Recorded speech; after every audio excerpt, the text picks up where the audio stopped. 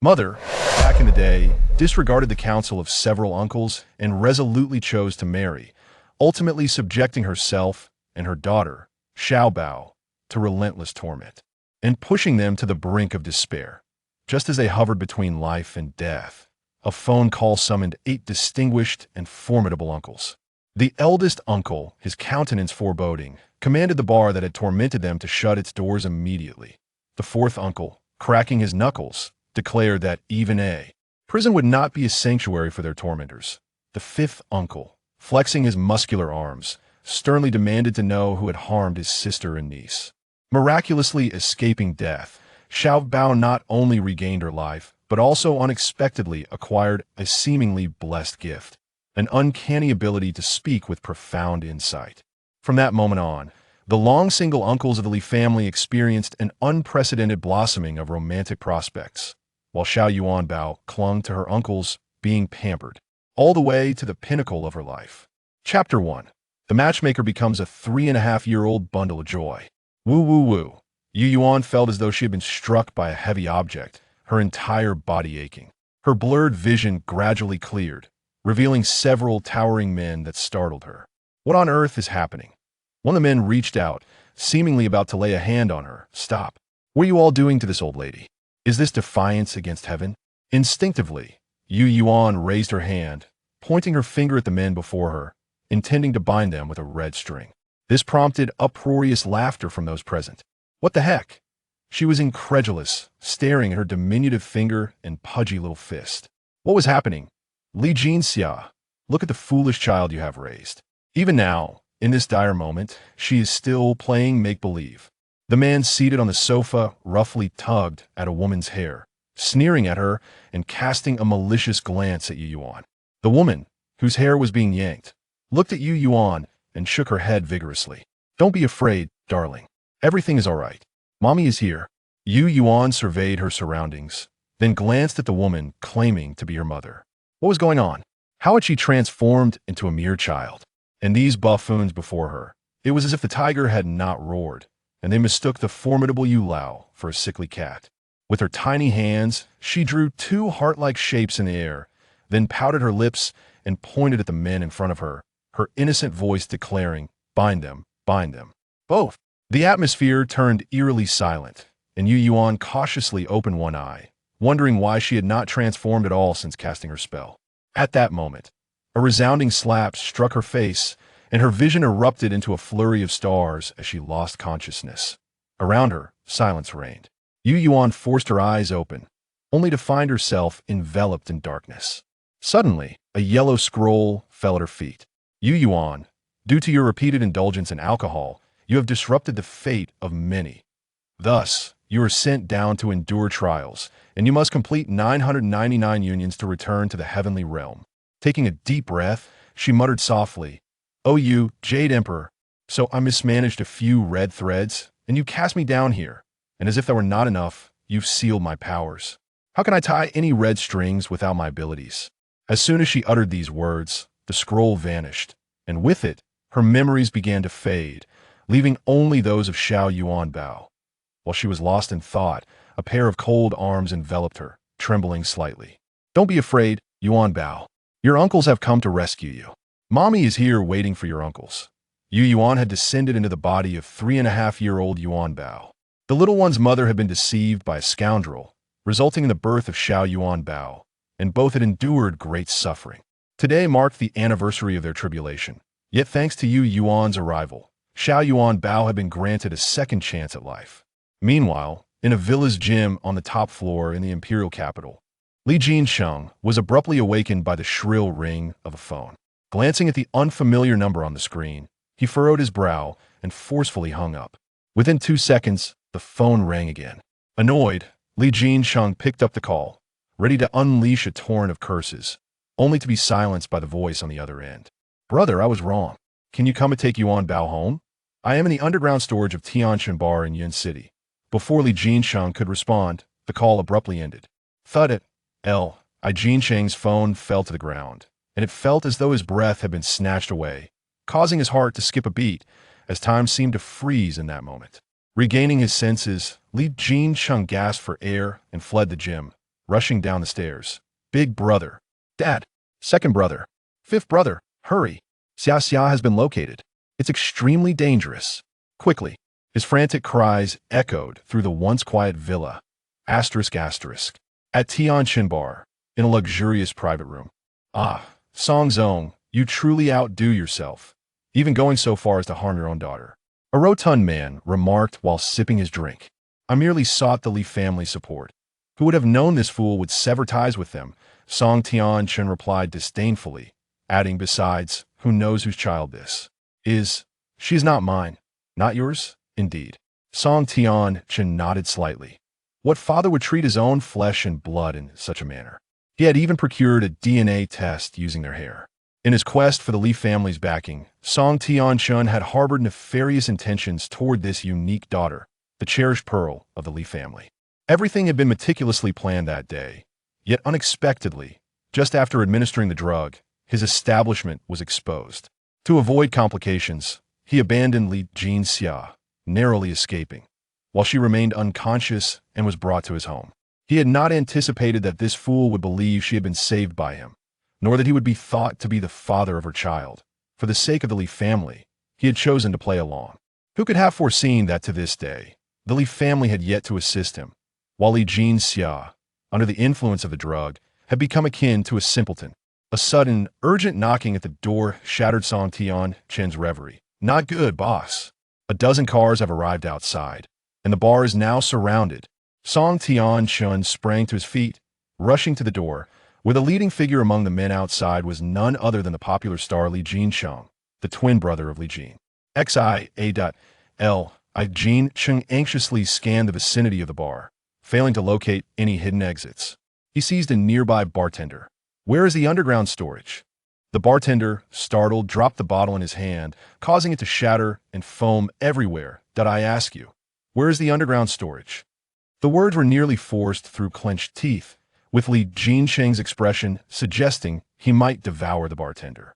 Seeing the bartender trembling, he pointed toward a cabinet door, and without a moment's hesitation, Li Jincheng kicked it open. A foul odor wafted from the underground storage, reminiscent of something long left unclean and moldy.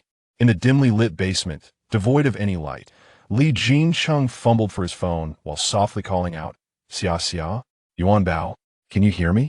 Your little uncle is here. Little uncle?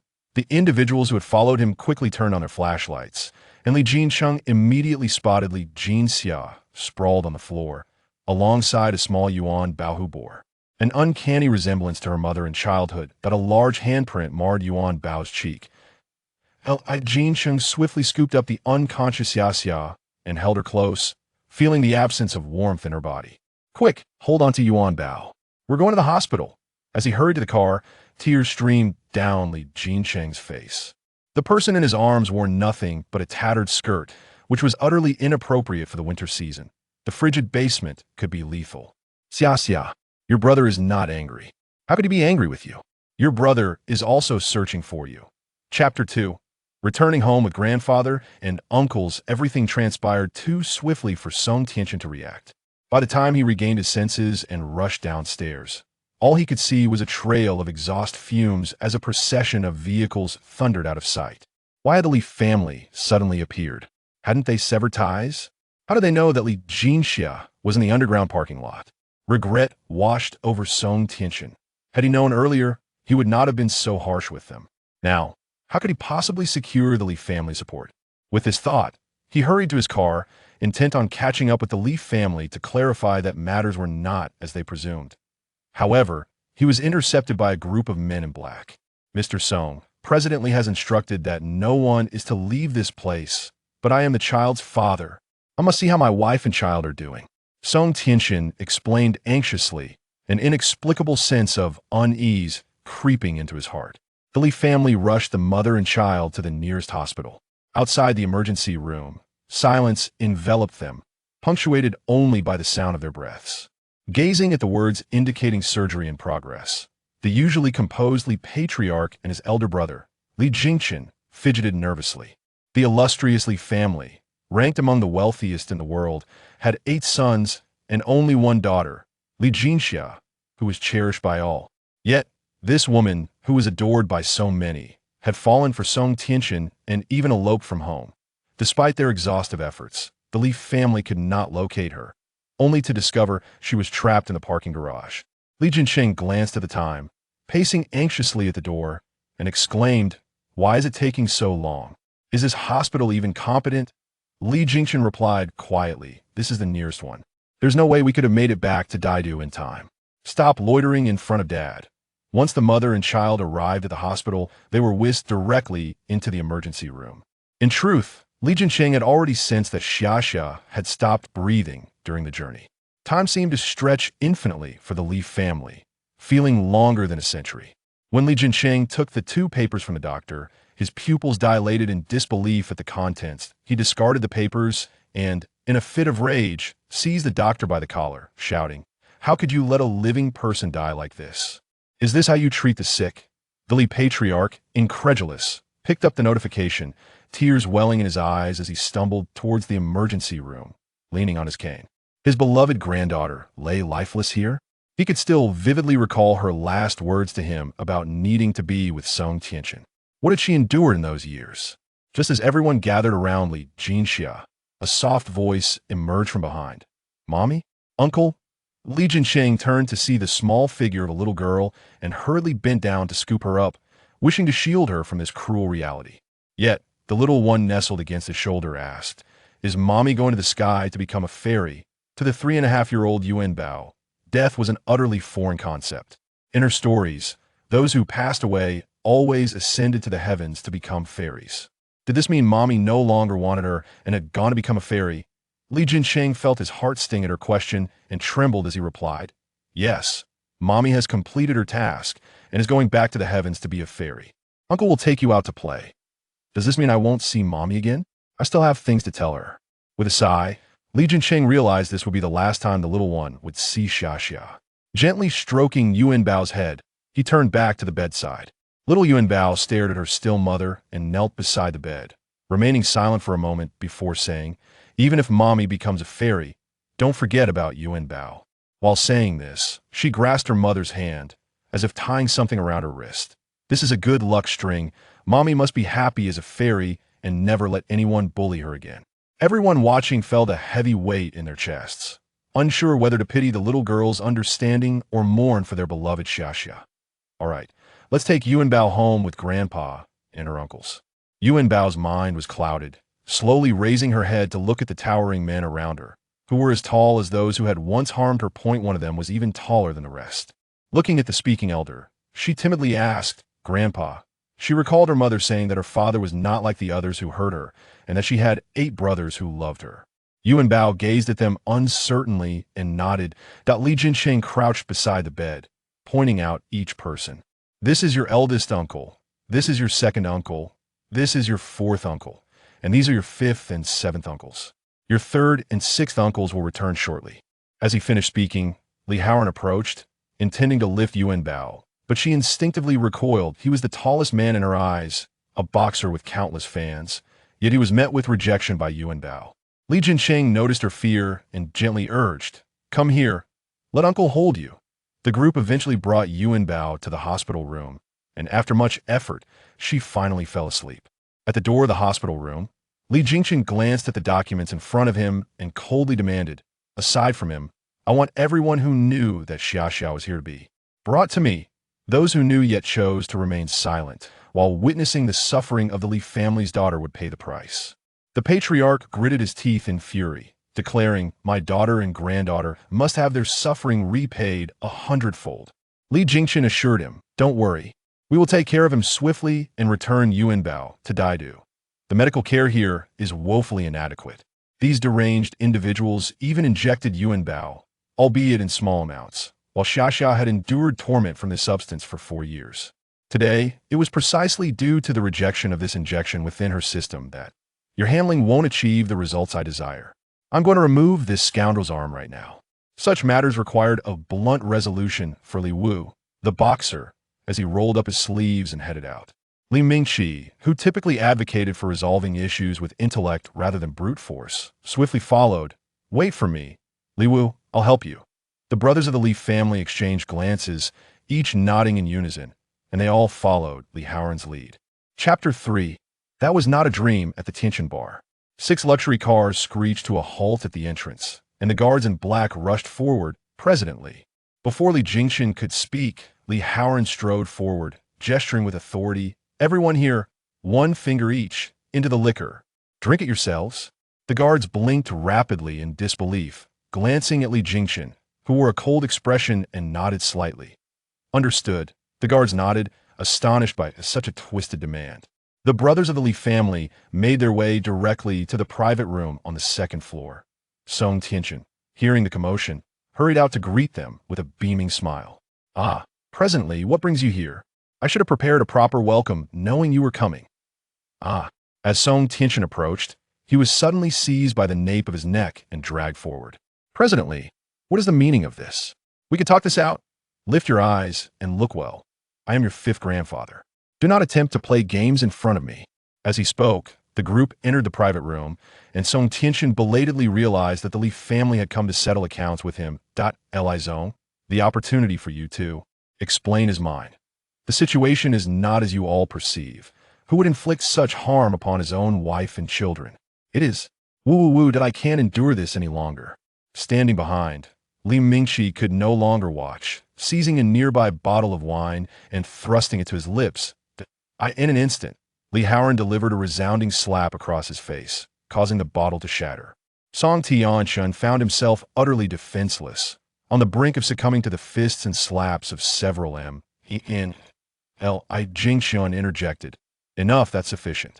The others, still seething with rage, regarded the kneeling Song Tianchen, seemingly unconvinced that this was an adequate outlet for their pent-up resentment, as Li Haoran raised his fist once more. Li Jingxin swiftly grasped his hand, saying no, with 1 punch, he would be dead. Let him recover first. We cannot afford to let him die so easily. The brothers concurred with their elder brother's reasoning, for he was well known in the business realm and referred to as the devourer. Indeed, he was as cunning as they come. Kneeling on the ground and wailing in agony, Song Tianchen slowly lifted his head and mumbled, "Do you realize this is illegal? After all, I am Yuanbao's biological father. If she learns that you treat me this way, do you think she would still cherish you as her uncles?" Li Haoran scoffed. I truly cannot bear this."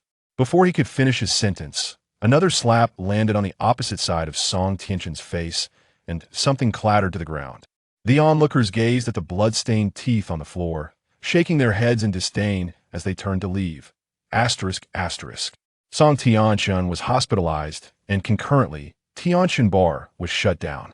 Rumors circulated online claiming that Song Tianchen had offended dark forces, having stolen the woman of a crime lord.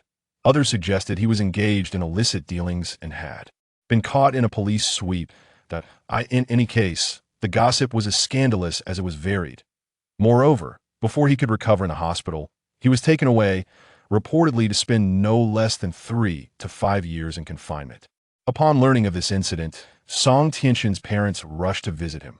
Seeing their son, whose head was swollen like that of a pig, they could hardly believe it was him and anxiously inquired about the situation.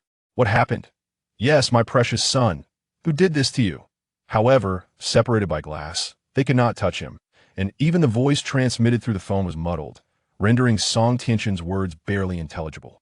The prison guard, unable to bear the scene any longer, tossed him a piece of paper and a pen. With trembling hands, Song Tianchen scribbled a few lines. "Didu Li family. Yuanbao is my daughter, your biological granddaughter. Save me." "What?" Mrs. Song gasped at the sight of the words biological granddaughter, completely taken aback.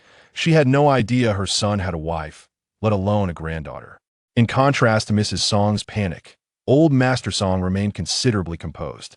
Though retired, he had heard of the Li family's prominence in Didu. This was no ordinary clan. How had Tianchen gotten entangled with them? And what a child! Old Master Song had made numerous arrangements to gain entry for the visit, as the family's assets were all seized. Without connections, his son would surely remain imprisoned. Contemplating this, old Master Song glanced at Song Tianchen within, nodded slightly, and said nothing further, turning to lead his wife out. "Hey, I still have things to say to my son. What are you doing? Our son is in such a state, and you still want me to hold back my concern. **. In the hospital room, When Yuanbao opened her eyes again, the room was empty, enveloped in silence. She stared at the pristine white ceiling, listening to her own breath. Indeed, all those previous events were merely a dream. How could she have so many who loved her? Now that her mother had ascended to the heavens, what was she to do? At this thought, the little Yuanbao felt a lump in her throat, yet she refrained from crying, pursing her lips in a bid to suppress her tears. Just then, the door was gently pushed open, causing the small figure beneath the blanket to shudder. She squinted at the large shadow approaching her, silently praying. Do not hurt Yuanbao. Do not cast Yuanbao away. The shadow placed something on the bedside and gently sat down, speaking softly. Little uncle saw Yuanbao, just blinked her eyes. Noting the little one beneath the covers did not respond, Li Jingchang continued. Little uncle also brought delicious food, including the water-fried buns that your mother used to. Love, and as he spoke, the little one slowly opened her eyes, revealing her true nature as a little foodie. Upon hearing this, Yuanbao's stomach grumbled in agreement. Li Jingchang rose, leaning half his body on the bed, gently stating, Little Yuanbao, do not be afraid. We are your mother's brothers, your uncles. Now that you have uncles, you need not fear anyone anymore. Pausing, he added, Do you understand? Yuanbao nodded, revealing a delicate smile. Her smile was enchanting, reminiscent of her childhood friend Xiaxia, with her round face adorned with deep dimples and sparkling, wide eyes that blinked playfully. Li Jingchang carefully propped Yuanbao up, letting her lean against him, lifting a water-fried bun to her lips. Little Yuanbao cannot eat too much greasy food right now. You may only have one water-fried bun, and then finish your congee. Once you are well, little uncle will bring you anything you desire. With a bun in her mouth, Yuanbao looked up at Li Jingchang, her nose tinged with a bittersweet sensation, and this time, she could no longer hold back her tears. How she longed to cry. What had just transpired was not a dream. Chapter 4. Returning to the Li family the following day, Xiao Yuanbao exhibited an even brighter spirit than the previous day. The venerable grandfatherly observed her quietly seated on the bed, cradling her stuffed toy, and spoke gently, Yuanbao, shall we return home? Yuanbao obediently nodded her head. After a moment of silence, she softly inquired, Will Mama be able to see Yuanbao from above? The old man felt a pang in his heart at the cautious demeanor of the 3.5-year-old child, whose understanding was both impressive and heart-wrenching. At this juncture, Li Jingcheng hastily interjected, Mama will come home with us. Uncle and Grandpa have prepared a heavenly banquet for her, so of course, Mama will see you, Yuanbao. The old man nodded, feeling a bittersweet ache, wishing to bestow all the good things and love upon little Yuanbao. On the airplane, Yuanbao placed her tiny hands neatly on her knees. It was her maiden flight, as well as her first encounter with an airplane. Grandpa had told her it was their own, and she could hardly believe it. Curiosity filled her mind. Why were Grandpa and her uncles so formidable, yet allowed Papa to bully Mama and her for so long? Why had they come to rescue little Yuanbao sooner? Unbeknownst to her, while her mother had been angry and left home, these men had been searching tirelessly, as if they could dig 3 feet into the ground. It was she who had deliberately evaded them. At the international airport in the imperial capital, a group of burly men emerged, carrying a small bundle of joy, creating quite a spectacle. The car awaiting them outside had been parked for quite some time. This scene inevitably drew the attention of onlookers. Was this a boy band? I've never heard of them. That car is so extravagant. They must not be ordinary wealthy people. Wow, doesn't the man in the middle holding the little bundle resemble my husband, Li Jingcheng? Some even took out their phones to capture the moment, as if it were a scene from a drama. Overwhelmed by the attention, Yuanbao shyly lowered her head, unable to look outside. Soon, the vehicle arrived at the Li family villa complex. Yuanbao's eyes widened in astonishment at the lavish surroundings, her small face reflecting pure shock. So, this was what Mama's stories were about. She had imagined the scenes countless times, yet never could she have envisioned this. At the entrance, a seemingly amiable uncle bent slightly to greet them. Grandfatherly walked ahead, announcing everyone, come to the main hall to meet our little miss.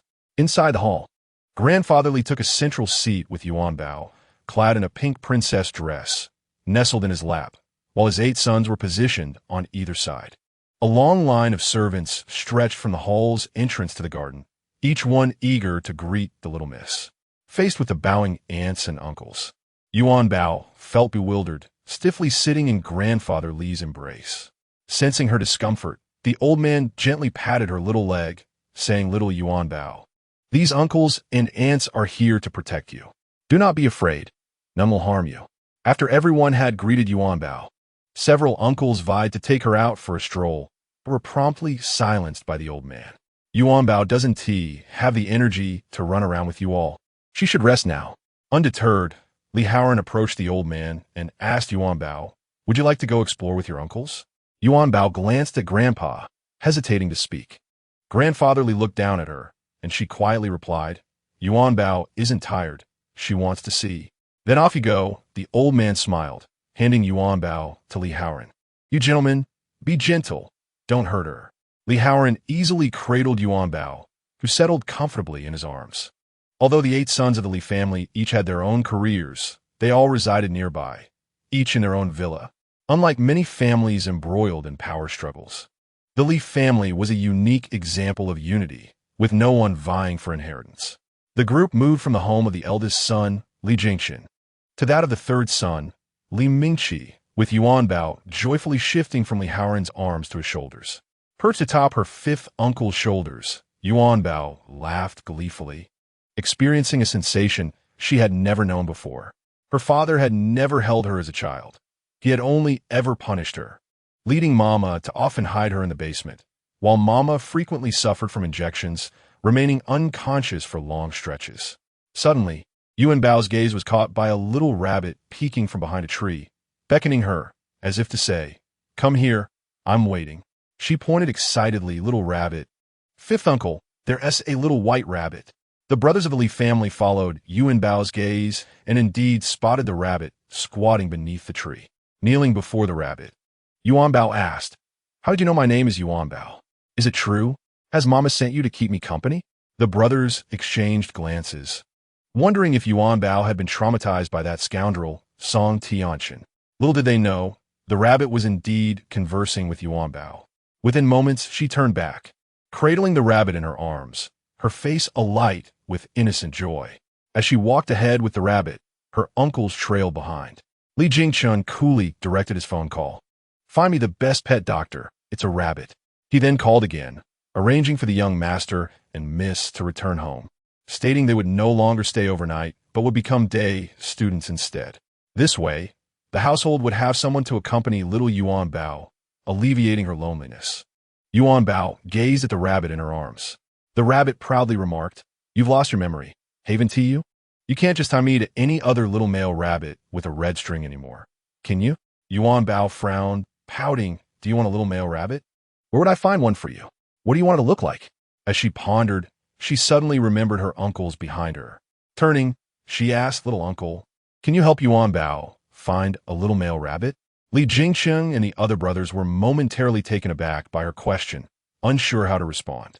Yuanbao noticed their bewilderment and, tilting her head, looked at the other uncles, but when they remained silent, she resigned herself, saying, "It's all right if I can't find one." She then turned to the rabbit, saying, "I'm sorry. Please wait while I think of a way." The rabbit replied, "I truly appreciate your concern, even without memories." Chapter 5. Yuanbao as superpowers. Li Jingcheng awkwardly asked, "Yuanbao, why do you want a little male rabbit?" He had not anticipated that such a young child could pose a question that left him momentarily speechless. The other brothers were equally taken aback, and once they regained composure, they awkwardly chuckled in agreement with Li Jingcheng. Yuanbao, observing her uncle's perplexed expressions, explained, "Because the little rabbit needs a friend, and since I'm a girl, I want to find a little male rabbit to tie them together." Li Jingxing responded, "Yuanbao, you can't keep a rabbit tied up." No, little uncle. I don't mean to keep it tied up. I mean to tie the 2 little rabbits together," Yuanbao insisted earnestly, shaking her head. Li Haoran stepped forward, saying, "All right, 5th uncle will find you a handsome little male rabbit. It must be 100% handsome." Li Jingchan frowned at Li Haoran's uncharacteristic demeanor and shot him a disapproving glance, thinking he was hardly behaving like an uncle. Before long, afternoon arrived. A vehicle came to a halt in front of the Li family's main villa, and a relatively young lady alighted, accompanied by a boy and a girl. These two children were the fraternal twins of Li Jingchen. Li Yang was the elder brother, while Li Yixue was the younger sister. Li Yang was clad in a sports outfit, appearing no different from any ordinary child, while Li Yixue donned a delicate light blue Lolita dress, adorned with a lovely bow on her head. Even the backpack held by the servant was a limited edition of Snow White. Upon exiting the vehicle, Li Yang made a beeline for the hall. Spotting a small chubby girl seated on the sofa, he hurried over and embraced Yuanbao. "Wow, you must be Yuanbao, right? I am Li Yang, your elder brother." He joyfully shook the little girl in his arms and continued, "If you ever have any problems, feel free to tell your brother. After all, you helped me escape from boarding school." Yuanbao, slightly dizzy from the embrace, coughed softly and said, "Brother, I can't breathe." Nearby, a little rabbit anxiously hopped about, exclaiming, "No, no, Yuanbao, remember there are differences between boys and girls. Don't let him hold you." Yuanbao shot a glare at the rabbit and whispered, "Don't speak nonsense. This is my brother. Uncle told me so." Li Yang looked at little Yuanbao in confusion, wondering who she was conversing with. Nevertheless, this puzzlement was soon forgotten, as he had not returned home for quite some time and was displeased with boarding school, though his father insisted he must reside there.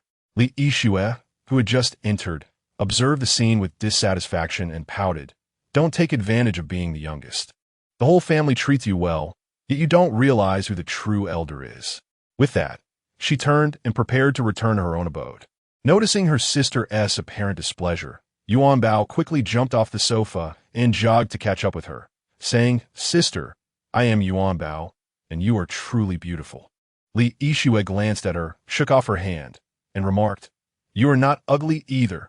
After a few steps, she seemed to recall something and turned back to add menacingly, "Remember, brother is mine. You must not call him brother."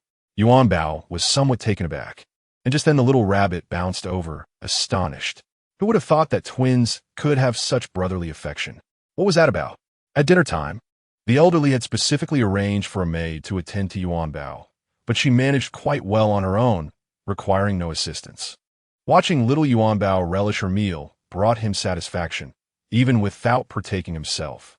He gently inquired, "Has mother given our little Yuanbao a name?"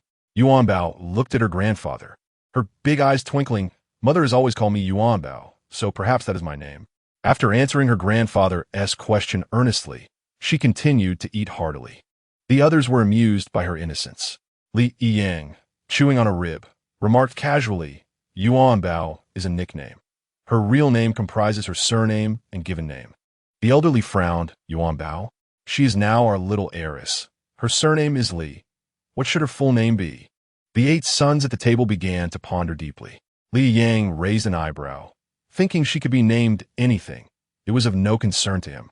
However, Li Yixue classmates had mentioned that once a little sister arrived, everyone would treat her kindly, leaving no affection for her. She had repeatedly told her father that she did not want to board, but he had never acquiesced. Now, because of her arrival, he had relented. Father is biased. Usually, everyone was preoccupied with their own affairs, but now, with the arrival of little Yuanbao, the home felt livelier and more like a family. Otherwise, in a household filled with men, it always seemed to lack something. 2 days later, in the Li family's garden, Yuanbao sat obediently with the little rabbit. Her uncles informed her that everything today was prepared for mother, and it was also a chance for Yuanbao to bid farewell properly. She observed the adults coming and going, all dressed in black, their expressions somber. Some bowed and then embraced her or gently touched her little face. Yuanbao was perplexed but remained silent. The lady standing before her looked peculiar, wearing a dress that revealed her shoulders and continuously smiled at Yuanbao. The little girl instinctively averted her gaze. To her surprise, the woman approached and picked her up, whispering in her ear, "Yuanbao, I am Aunt Xiao, a good friend of your little uncle. After this is over, I can play with you."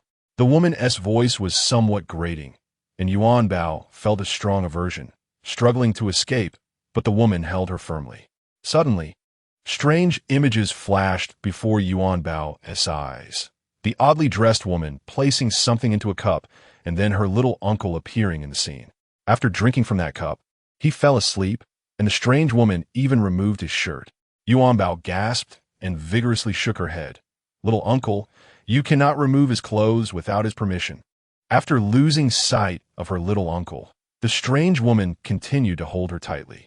Fortunately, Li Yang stood not far away. Yuanbao shouted toward Li Yang, "Brother, brother, save Yuanbao." Yin Yu noticed that Yuanbao's cries attracted the attention of those nearby, including her uncles and brother, who all rushed over, prompting her to quickly set Yuanbao down. She awkwardly explained, "No, I just thought Yuanbao looked a bit pitiful and wanted to give her a hug. I didn't mean to cause a misunderstanding." Li Yan, who was closest, swiftly pulled Yuanbao behind him, glaring at Yin Yu. Just then, Li Haoran arrived and scooped up little Yuanbao, shooting Yin Yu a disdainful look. Following closely, Li Jingchen cast a cold glance at Yin Yu, stating, "Who gave you the audacity to think that my Li family's little lady is pitiful?" With a wave of his hand, several individuals approached Yin Yu, gesturing for her to leave. Yuanbao was still pondering the strange scene she had just witnessed when the little rabbit eagerly inquired, "Yuanbao, did you discover something? Did the Jade Emperor grant you some superpower?" Yuanbao pouted, recalling how the strange lady had given her little uncle something odd to drink and that she had removed his shirt. Chapter 6. Where have the parents of the Song family gone? Li Jinqing swiftly stepped forward to cover little Yuanbao's mouth. "Little darling, such jokes should not be made lightly. My little uncle has a lifetime of reputation. He cannot be tarnished by that woman." Li Jinqing was currently the hottest idol, the center of his boy band. Although no one restricted his romantic pursuits, why propagate such unfounded rumors? Everyone was equally perplexed by Yuanbao's bizarre words. Her university professor uncle cleared his throat and said solemnly, "Yuanbao, children should not fabricate stories. Do you understand? That is wrong." Yuanbao hurriedly explained, "Woo. Yuanbao did not fabricate anything. I truly saw it. Little uncle was wearing a red garment that looked soft and fluffy. It's real." She paused and added, "Yuanbao is not making things up." Li Jinqing seized upon this statement, questioning, "A red garment, soft and fluffy? I indeed ordered a burgundy velvet suit. However, that suit has yet to arrive. It is meant for the grand gala." He looked at Yuanbao with a mix of skepticism and curiosity. Meanwhile, the little rabbit jumped up excitedly. "See, I told you the Jade Emperor treats you well. While sealing your powers, he also bestowed upon you other strengths." Yuanbao frowned. "Why do you keep mentioning the Jade Emperor? Who is he? Is he kind to me?" The little rabbit replied, "Of course. Didn't you just discover your own energy?" Yuanbao asked, "What energy? Does it mean superpower?" Yuanbao and the rabbit became increasingly animated in their conversation, while those around them appeared utterly bewildered. Was Yuanbao truly so starved for companionship that she found herself incessantly talking to a rabbit?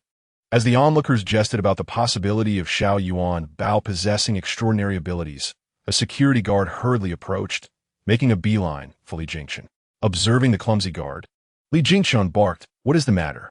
The guard replied, "Young master, two elderly individuals claim to be the young lady's grandparents and insist they will not leave unless they meet Yuanbao." Li Jingchen furrowed his brow slightly. It seemed they had indeed come, and it had likely taken considerable effort for them to locate this place. However, they had underestimated the formidable threshold of the Li family. The connections of the Li family were not so easily accessible to anyone. Nodding, Li Jingchen decided to allow them to enter to apologize on behalf of their son. Following the guard, Elder Song and his wife involuntarily adjusted their garments, beads of perspiration forming on their palms. "Isn't the Li family rather imposing? They allowed us in so effortlessly," Elder Song's wife whispered as she nudged her husband. "Just keep your mouth shut and listen to me," Elder Song murmured. In the garden, the couple was taken aback by the opulent decor, where a photograph of a young girl was surrounded by a throng of people encircling a little girl. It was evident that the Li family placed great importance on this child. Upon seeing Yuanbao, Elder Song's eyes brimmed with tears, and he rushed towards her, exclaiming, "Yuanbao, we have finally found you. I apologize for our tardiness." His wife echoed his sentiments. Yet, just a step away from Yuanbao, they were obstructed by two men in black suits. With a gentle kick, the two men were brought to their knees. "What are you doing?" "I am here to see my granddaughter." Elder Song feigned outrage. "Please maintain your distance from our young lady," the wife added, pushing against those who blocked her way. "Why must I keep my distance from my own granddaughter? What gives you the right to prevent me from seeing her?" Yuanbao looked at these peculiar elders and whispered to her fifth uncle, Wujio, "I have never met my grandparents." Li Haoran, holding Yuanbao, jostled her gently, saying, "Then we shall not meet again." Li Jingchun received the document from Uncle Yi and strolled leisurely towards the couple, tossing the papers at them. He then spoke coolly. "Since you have come seeking us, allow me to show you some matters you may not be aware of." Elder Song opened the file, revealing various pieces of evidence regarding Song Tianchen's arrest.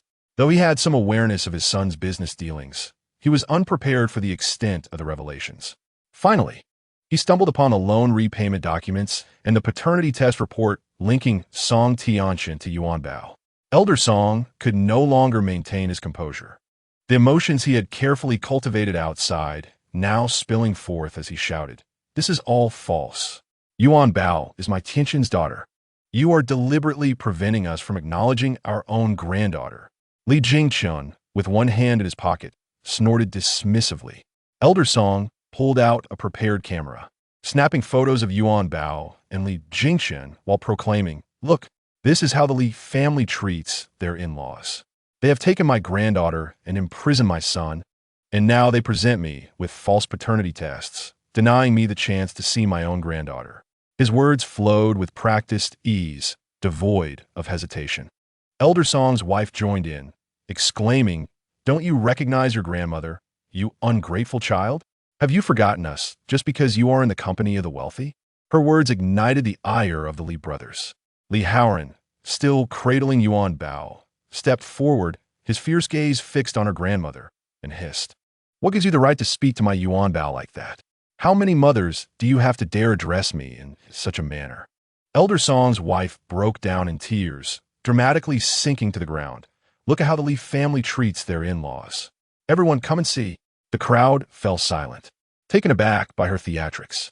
Although they were unaware of the specifics, they had heard whispers that Yuanbao had been timid and frail when first brought home. Furthermore, the Li family had no need to fabricate evidence. They had originally come to attend the funeral of the Li family's only daughter, yet this scene had unfolded instead. Li Jingchun turned to the couple, stating, "Your son will face the consequences of his actions towards our Yuanbao. As for the rest, I can only wish you luck." "No, Yuanbao is my granddaughter.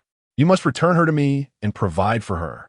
Gasps of disbelief rippled through the crowd as they pointed at the two elderly individuals, incredulous at their audacity. Such shamelessness was rare in this world.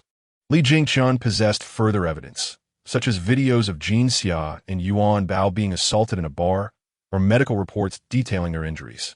However, he refrained from exposing these matters to outsiders, wishing to allow his sister to depart with dignity and hoping Yuanbao would forget the unpleasant memories associated with them. Elder Song was unyielding, struggling against the two men barring his way, unable to bear witness any longer. Li Haoran gently shielded Yuanbao's eyes with one hand before delivering a powerful kick that sent Elder Song sprawling. Several men in black suits swiftly approached, seizing the couple by their collars and dragging them away. Elder Song's wife writhed and thrashed, protesting vehemently, while Elder Song repeated his refrain, "We are Yuanbao's grandparents. How can you treat us like this? You will face divine retribution for this. Do you not fear the heaven's wrath? Yuanbao carries our Song family's blood." Li Jingchun shook his head, a cold smile playing on his lips. "You are truly ungrateful." The couple was unceremoniously tossed out of the Li family's grand entrance, refusing to relent as they continued to cling to the door. Soon, several black cars came to a halt outside, and a group of men in dark clothing swiftly emerged. They approached the couple and bound their hands, stuffing something into their mouths. One of the men nodded slightly and stated, "We appreciate the information provided by Mr. Li. We will not let him down." Back in the garden, the onlookers murmured in disbelief at the spectacle, commenting on the audacity of the couple's intrusion. Yuanbao, still young, perceived the events as a mere performance, finding it quite satisfying. Despite the unpleasantness, the funeral proceedings were set to continue. Li Xiang stood beside Yuanbao, glancing at a photograph of their aunt, and softly remarked, "I understand how you feel. When our grandmother passed away 2 years ago, I felt the same way. Grandmother? My grandmother, your maternal grandmother, Yuanbao replied, a glimmer of understanding in her eyes. Mom has gone to become a fairy. She is very happy. Li Yan shukalat sufli. Nodding in agreement. Yes, she is going to be a fairy. This scene did not escape the notice of Li Yixue, who felt a surge of jealousy at how easily this newcomer had captured her brother's attention. This girl was truly too cunning. In a fit of anger, Li Yixue turned and stormed away. As the funeral concluded, Yuanbao sat in a garden chair, cradling her little rabbit, pondering aloud. Little rabbit, you say, I have superpowers. What use are they? How do I wield them? The rabbit scratched its ear and replied, for what I understand, you might be classified as a seer. By touching someone's hand, you can glimpse events that may unfold in their future. A seer? Does that mean I can foresee what will happen to each uncle? If something bad is to happen, I can warn them not to do it? The rabbit clarified, that is one way to interpret it. But keep in mind that you may only see fragments, which are not necessarily good or bad. Listening to the words of the rabbit, Yuanbao fell into deep contemplation. Could this newfound superpower also assist her uncles? That would indeed be splendid. The following morning, Yuanbao donned a delicate yellow princess dress and skipped down the stairs. Just as the sleepy Li Yixue was emerging from her room, she immediately halted, beaming at Li Yixue and greeted, Good morning, sister. Li Yixue shot her a disdainful glance, emitting an aura of morning irritability. In truth, Li Yang had long departed for school, while Li Yixue indulged in slumber, and her caretaker was too lenient, allowing her to linger as long as she could manage to reach the classroom on time. The 8 children of the Li family each had their own commitments, leaving the household rather empty. Yuanbao obediently seated herself at the dining table, and as her aunt presented breakfast, she quietly savored her meal. The little rabbit sat beside her, behaving just as well. In public settings, the rabbit would always restrain itself from conversing with Yuanbao. It scanned the surroundings and, seeing no one, inched closer to her and asked, What shall we do today? While munching on her food, Yuanbao mumbled, I wonder if I should find a job like my uncles.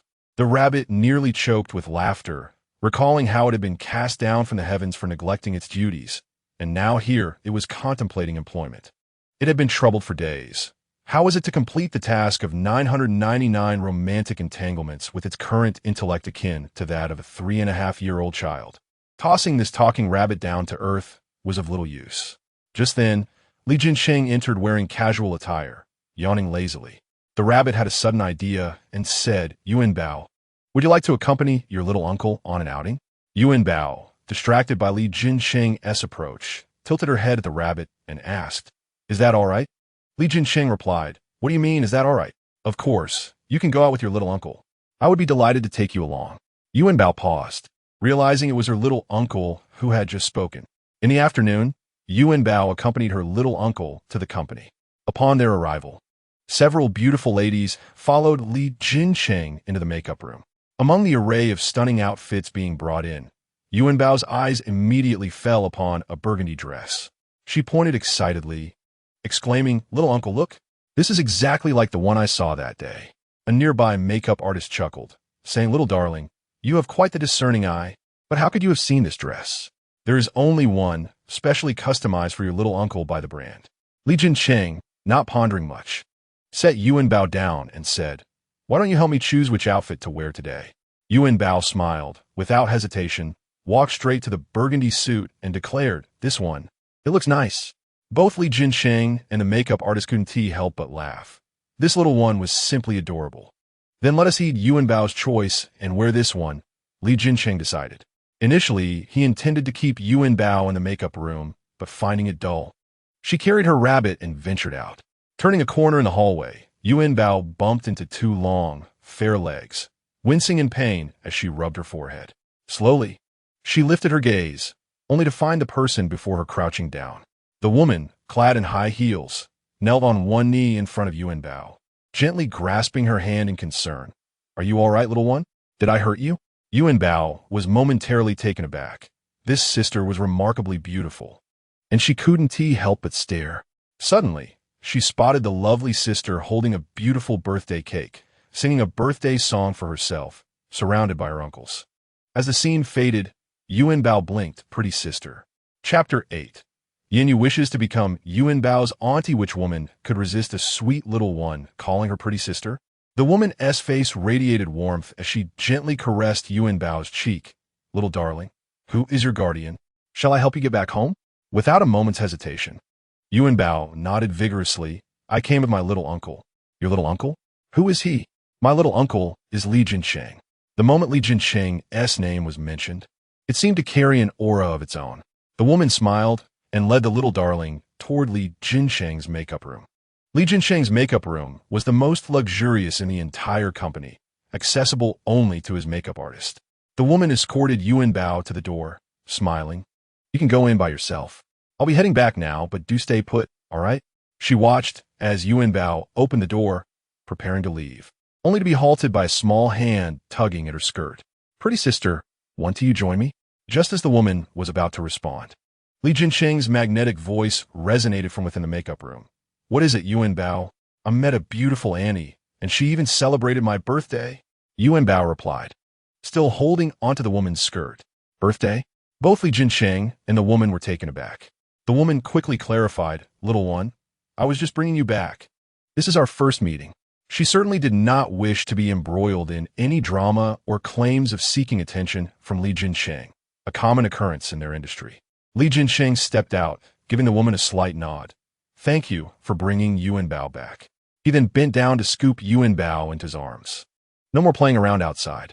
No sooner had he spoken than the makeup room door was shut. The woman smiled faintly, realizing she had been misunderstood. At the gala event, Li Jinsheng was the grand finale, standing at the back while little Yuanbao awaited him on the other side. Walking ahead of Li Jinsheng was Song Yuyan, a refreshing presence in the entertainment industry, distinguished by her beauty, yet devoid of the relentless pursuit of fame that characterized many of her peers. She quietly focused on her craft, free of scandals. Occasionally, those who wished to pair up with Song Yuyan found their intentions charmingly thwarted by her gentle smile. At that moment, Yuanbao spotted Song Yuyan waiting for Li Jinsheng at the end of the red carpet and waved enthusiastically. As she watched Song Yuyan approach step by step, she could hardly contain her excitement and rushed forward to grasp her hand. Pretty sister, you look even more beautiful now. Song Yuyan looked down, recognizing the sweet little one from earlier. Clad in a haute couture gown, her every movement exuded elegance, though it also rendered her somewhat less mobile. She placed one hand over her chest, slightly bent down, and gently brushed Yuanbao's cheek. Oh, it's you? Are you waiting for your little uncle? I must go backstage for an interview, so don't run off again, all right? This charming exchange was captured by a nearby camera. Just as Yuanbao was about to say something more, Song Yuyan moved away, leaving Yuanbao pouting and waiting for Li Jinsheng. Li Jinsheng took longer to photograph on the red carpet than anyone else, leaving Yuanbao a bit weary and her feet aching. After an indeterminate amount of time, Li Jinsheng finally descended and lifted her up, only to be intercepted by a sponsor. Li Jinsheng smiled lightly, stating, for endorsement inquiries, please contact my agent directly. There is no need for discussion with me. However, the sponsor showed no intention of letting Li Jinsheng pass, continuing to engage in conversation, while Yuanbao lazily rested her head on her little uncle's shoulder, yawning. Yinyu, adorned in 10-centimeter high heels, sashayed to the sponsor's side, her voice sweetly chiming. My style is distinctly different from Jinsheng's, so it will undoubtedly create a unique spark. With that, she offered the champagne in her hand towards the two of them. The sponsor raised a glass, extending it toward Li Jinsheng, nodding slightly. Li Jinsheng's gaze darkened the moment he caught sight of Yinyu. He cast her a disdainful glance before raising his wine glass to gently clink with the sponsor's, taking a small sip before turning to leave. As he lifted the glass, an unsettling thought from Yuanbao crossed his mind, prompting an involuntary wave of doubt. The matter concerning his attire might have been mere coincidence. Yet to validate Yuanbao's words, he swallowed the drink resolutely. In the backstage area, the makeup artist was retouching Li Jinsheng's makeup. He felt a sudden wave of heat coursing through his body, rendering his limbs weak and igniting an irritable restlessness within him. Staring into the makeup mirror, he furrowed his brow deeply. Yuanbao, who had been engrossed in a game nearby, noticed her uncle's displeased expression and promptly got to her feet. "Uncle, are you about to sleep?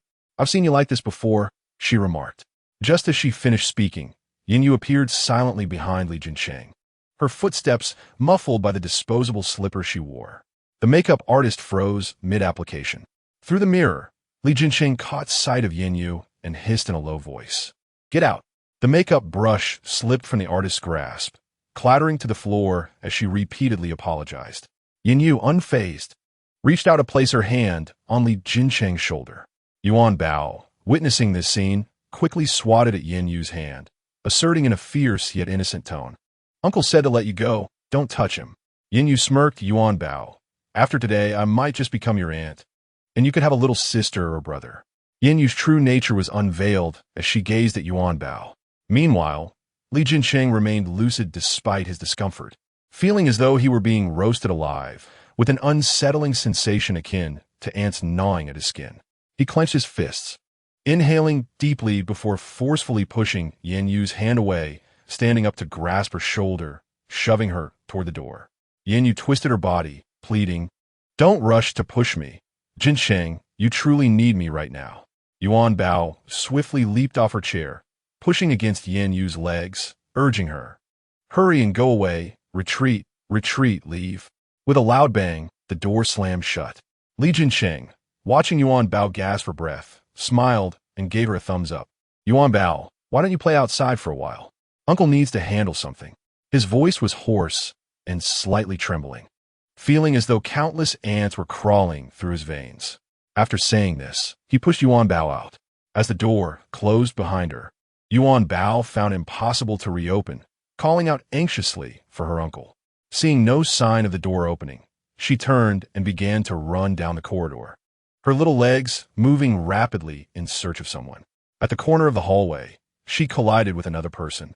Rubbing her head, she looked up and exclaimed, "Pretty Annie?" Without hesitation, she grabbed Song Yuyin's hand, pulling her forward.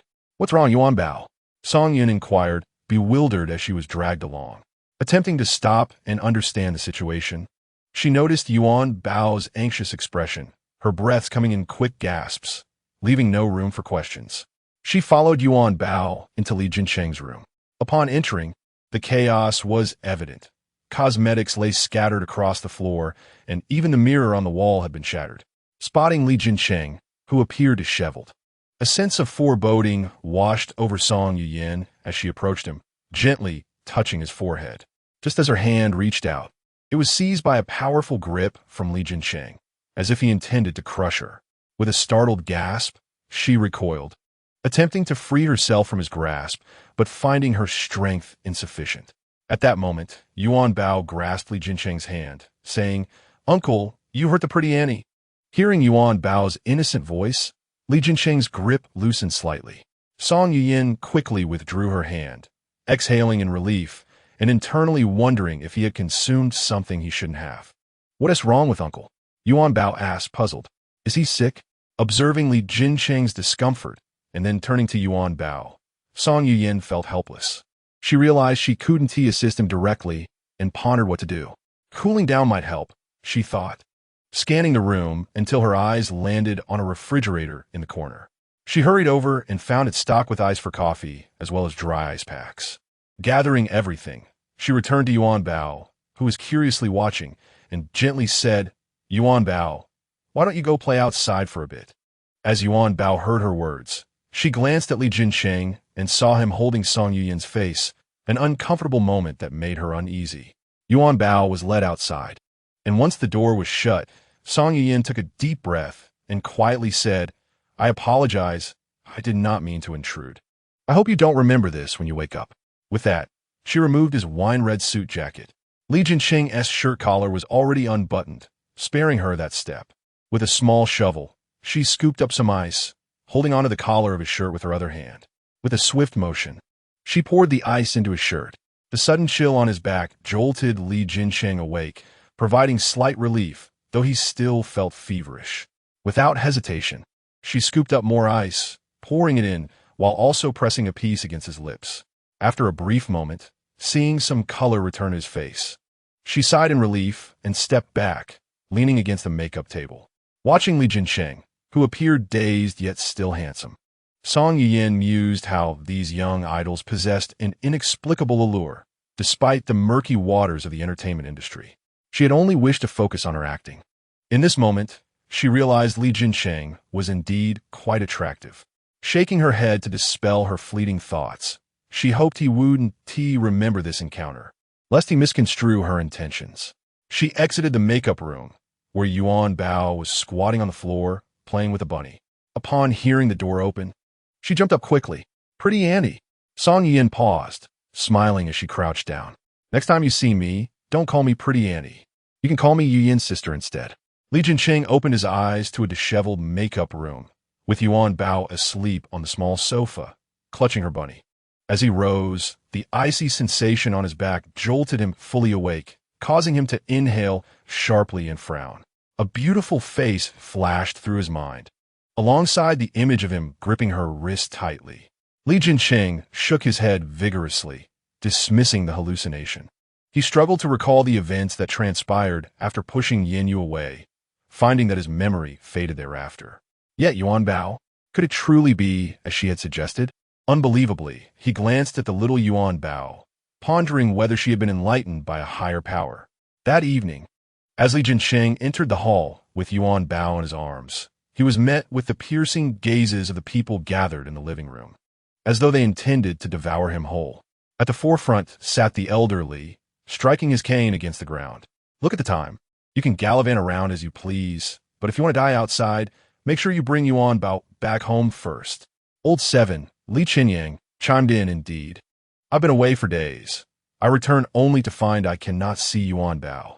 The members of the Li family scrutinized Li Jinsheng as if he were a criminal, leaving him feeling awkward and at a loss. If it were to be revealed that Yuanbao had already dozed off on the small sofa in the makeup room, would he be subjected to a collective beating? Fortunately, Yuanbao spoke up for him. "Grandfather, uncle, please don't scold my little uncle. If it weren't for the beautiful sister helping him wake up, who knows what would have happened?" Li Jinsheng smiled wryly. "Ah, Yuanbao, your explanation truly adds insult to injury." The brothers of the Li family and old Master Li beckoned. Come here to grandfather." The family cast suspicious glances at Li Jinsheng, wondering how he could be so careless, especially in front of little Yuanbao. He hurriedly clarified, "What are you all thinking? I was just a bit busy today," and Yuanbao was playing with her. Faced with their disbelieving stares, he genuinely didn't know how to explain, nor could he recall what had transpired. They turned their attention to Yuanbao, bombarding her with questions about whether she had eaten enough, if anyone had bullied her, and whether she was having fun, leaving Li Jinsheng in a state of deep contemplation about the recent events. Upon returning to his room, he continued to reflect on the day's happenings. He was surprised to discover that the event's sponsor was Yin Yu. He certainly hadn't anticipated such a connection. However, the tactics employed by the two were rather lowbrow. Since they had targeted him, he would not hold back. Furthermore, that woman, was she really the one with the ice cubes in her dress? As he opened his computer to search for information about her, he froze momentarily. He realized he didn't even know her name. Just then, a news alert popped up in the corner of his desktop. Rising star Li Jinsheng and up-and-coming actress Song Yin's relationship exposed, accompanied by their love child on the red carpet. What? Li Jinsheng stared at the photo of Yuanbao's round, cheerful face gazing at the woman. Upon closer inspection, the woman in the photo was none other than the one who had returned Yuanbao earlier in the day, the very face etched in his hazy memory. Just when he had been worried about finding her, there she was. However, the timing of the news was astonishing. The red carpet had barely concluded when it hit the trending topics. Yuanbao had been labeled as his illegitimate daughter. If the family found out, the career of the individual who penned this report would surely be jeopardized. Chapter 10. Yuanbao can no longer accompany her little uncle the following morning. As Li Jinsheng entered the hall, he was greeted by the same crowd from the previous night, their expressions mirroring those of the night before. Exasperated, he asked, "What do you all want now?" Li Jinsheng tossed a magazine onto the coffee table. From a distance, Li Jinsheng spotted the magazine's cover featuring himself holding Yuanbao, with Song Yiyin smiling gently beside him. The photo was remarkably realistic. He had never anticipated such a scandal to arise. The onlookers seemed to communicate silently, Look at this. What will you do now? On the staircase, Yuanbao bounded down in her bunny pajamas. Noticing the serious expressions around her, she approached her little uncle and softly asked, "Little uncle, have you upset grandfather and the uncles again?" Li Jincheng looked down at Yuanbao, his expression one of bitter amusement. He hadn't intended for any of this to happen. Li Jingchun spoke with indifference. "Will you attend the meeting yourself, or shall I?" Before Li Jincheng could respond, Li Jingchun continued, "I suppose I will handle it. You need to arrive punctually." There was no choice. Being the eldest brother came with responsibilities, and more importantly, the family business belonged to him. Yuanbao, uncertain about what the meeting entailed, assumed it was arranged for her little uncle and the beautiful sister. "Can I go with my little uncle today?" "Absolutely not," Li Haoran quickly interjected, lifting Yuanbao into his arms. "You cannot accompany your little uncle today. He has important matters to resolve. But I want to see the beautiful sister. The beautiful sister has important matters as well." As Li Haoran spoke, he grasped Yuanbao's small hand in his palm. Suddenly, a vividly colored, handsome sister appeared before Yuanbao, albeit injured, with blood running from her nose. Seeing Yuanbao pouting, Li Haoran quickly suggested, "Would you like to go out with your fifth uncle today?" "Sure," Yuanbao replied without hesitation, "but we must help the sister with the bleeding nose." Li Haoran was baffled by her whimsical thoughts, yet he deemed it imperative to keep his little darling safe from prying paparazzi. Anyone who dared to take unauthorized photos of his precious little one would find their camera shattered. At the meeting venue, Li Jincheng encountered Song Yuyan backstage. For reasons he could not articulate, upon seeing her, he felt an inexplicable urge to flee, yet his gaze was fixed upon her. Both were momentarily taken aback. Li Jincheng spoke first. "I apologize for any trouble I've caused. Nothing happened last night, and we need not dwell on it." Before he could finish, Song Yuyan smiled and interjected, "Nothing really happened. It was just a small favor." He found himself drawn to her. Typically, women would cling to him at such moments. Yet she acted as if nothing had occurred. Had his charm diminished over time? At the meeting, the agents from both sides presented their statements, followed by clarifications from the two involved parties. When the microphone was passed to Li Jincheng, he paused briefly, glancing at Song Yuyan beside him.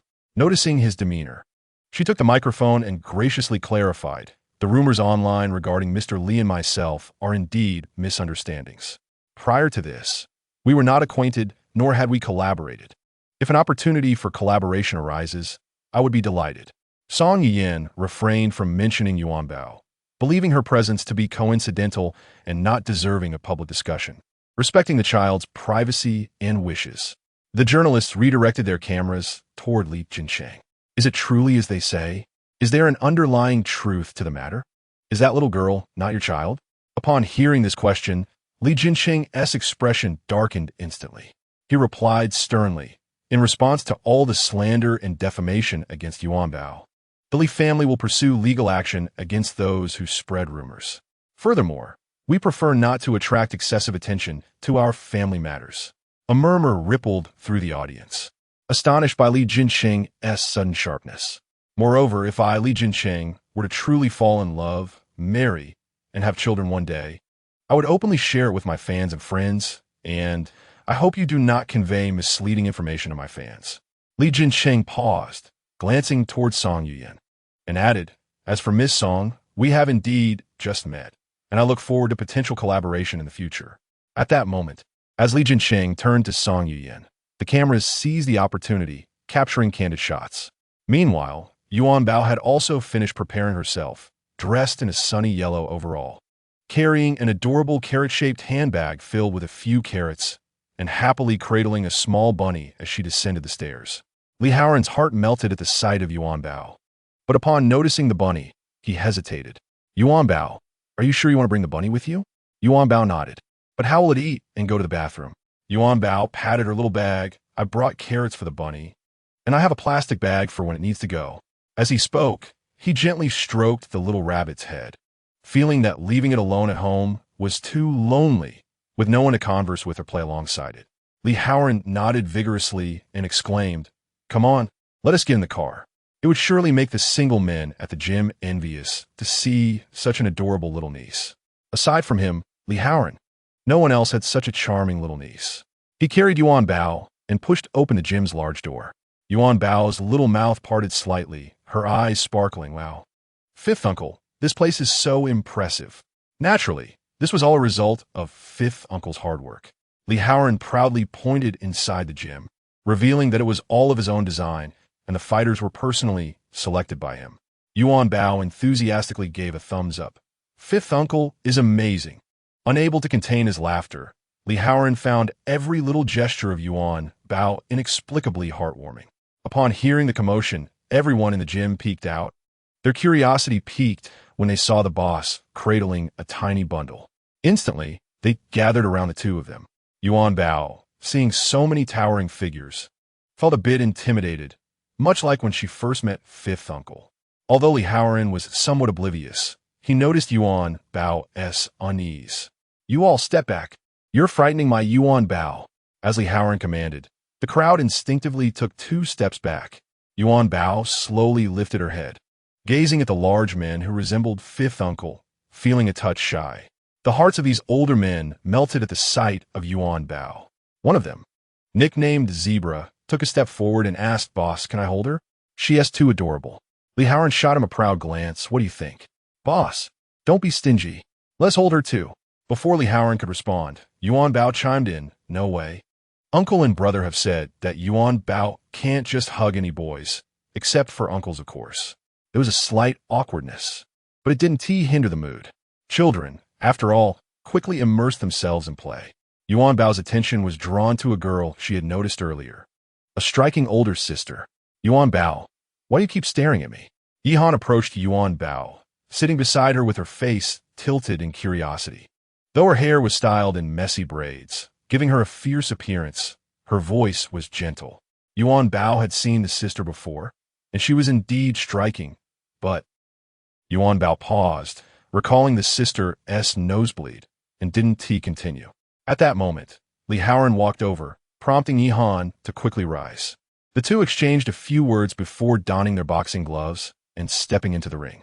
Yuanbao propped her chin in her hands, watching the two with utmost seriousness. She observed as the striking sister swung her fists, each blow deftly dodged by fifth uncle. Suddenly, fifth uncle raised his fist and aimed it at the striking sister's face. Yuanbao recognized the scene and quickly scrambled towards the ring, shouting, "Fifth uncle, no. Don't hit the striking sister. She will bleed." Unfortunately, Yuanbao's legs were too short and Li Haoran's fists too swift. He didn't catch what Yuanbao was yelling. Instantly, Yihan's nose began to bleed. Yuanbao looked up at the unfolding scene, bewildered, while fifth uncle, still oblivious, glanced at Yuanbao without noticing Yihan's injury. "Uncle, fifth uncle, the sister is bleeding," Yuanbao exclaimed excitedly. "Fifth uncle, you really hit hard." Only then did Li Haoran realize, turning his attention to Yihan. Feeling a bit embarrassed, Yihan quickly dabbed at her nose, looking up and saying, "I'm fine, really." However, her nose continued to bleed uncontrollably. Yuanbao was on the verge of tears. Li Haoran stepped closer to Yihan, taking her hand gently. "Don't move, let me see." But what could be discerned from a nosebleed? It wasn't an external injury. Li Haoran frowned slightly, leading Yihan off the ring. "Let us go to the hospital."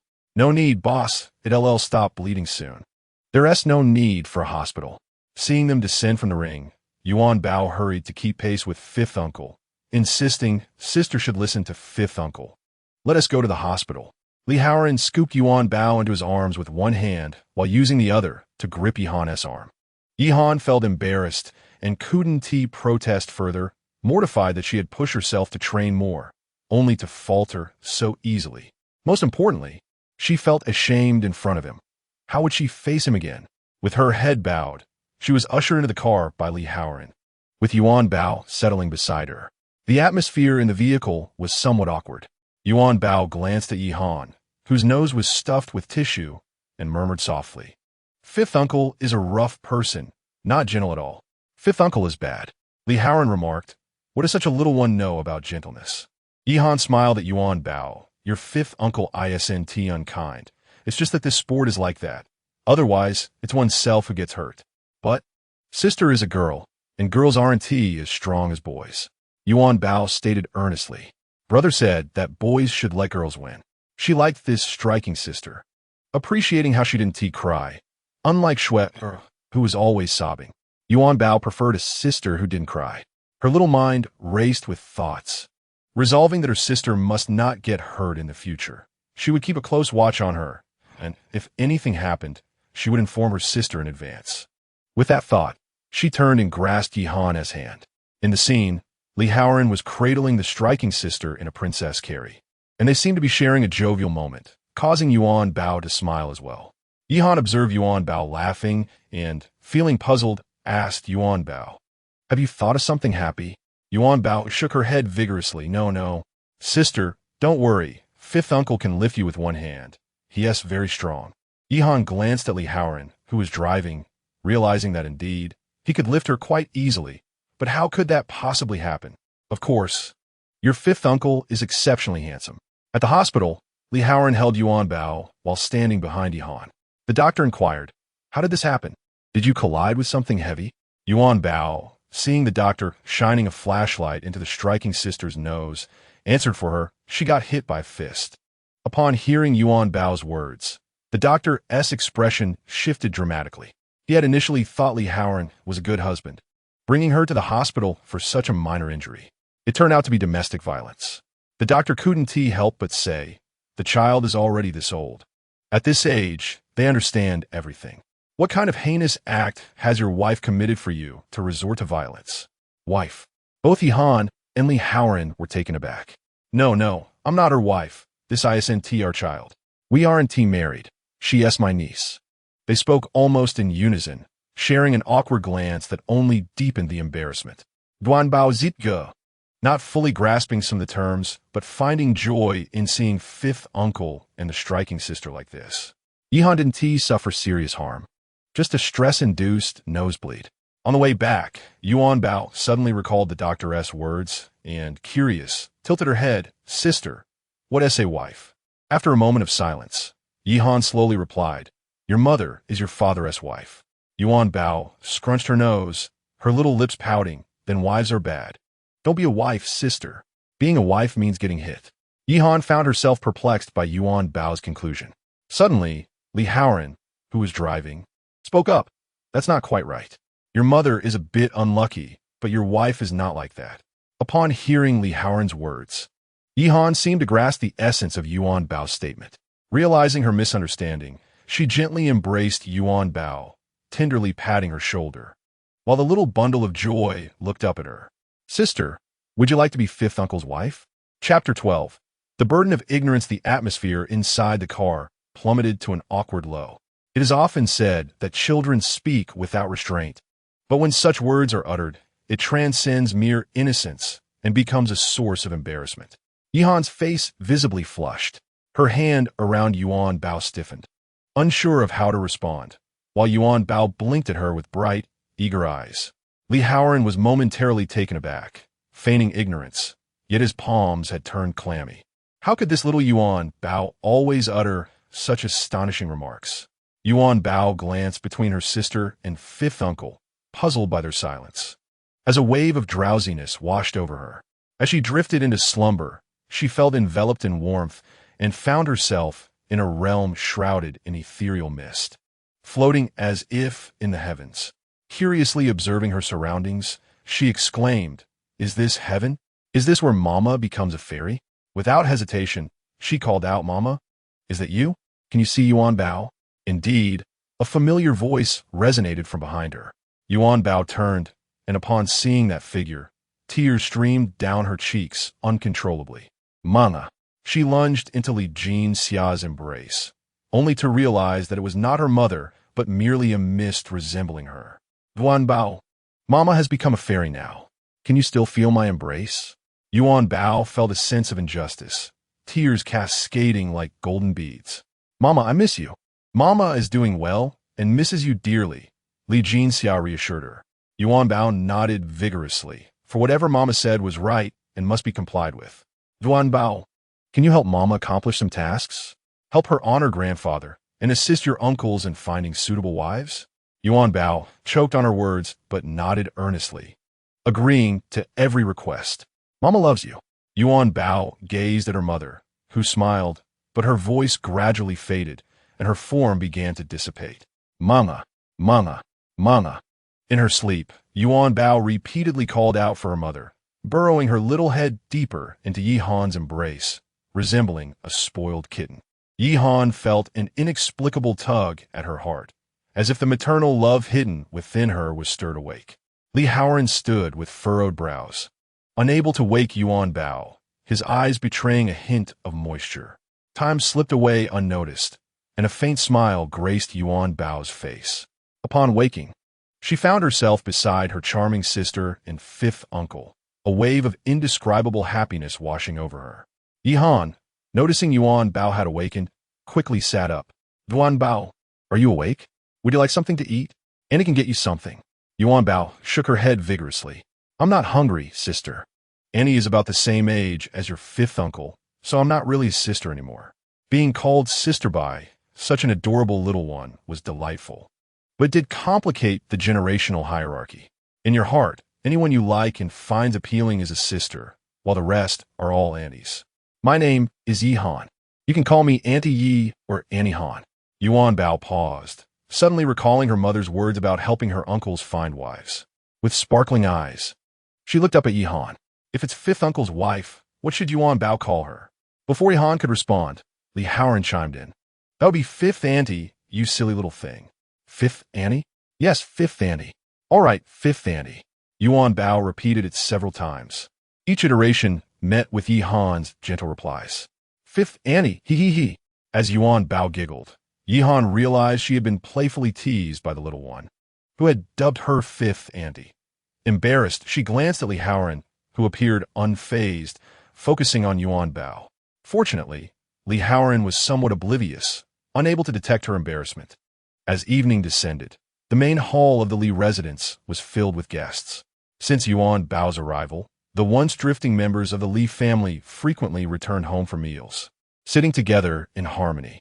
Some watched television, others were engrossed in their phones, while Li Yong diligently worked on his homework at a nearby table. Yuanbao occupied a central position, feeding a rabbit with a half-carrot. Li Jing-chun entered, carrying a cage, and approached Yuanbao, placing it down before her. Wow, a little bunny. Is it a boy bunny, uncle? Yuanbao exclaimed excitedly as she opened the cage and pulled out the rabbit. Li Jing-chun, slightly embarrassed, nodded, yes. The brothers around them burst into laughter, amused to see their usually stoic brother display such awkwardness. Yuanbao placed the male rabbit beside the female one. Wow, the boy bunny is here. Hey, Yuan, you actually came. At my age, you bring a male rabbit to me, and I can't even enjoy my old age? The little rabbit hopped anxiously, attempting to escape. Yuanbao swiftly grabbed its hind leg, pulling it back. Who is Yuan? I am Yuanbao. You have a good friend now. Why aren't you happy? Do you think I can be happy? To be toyed with in the heavens. And now to become a fool? Yuanbao chose to ignore the rabbit's words, retrieving a red string from her pocket that she had prepared in advance.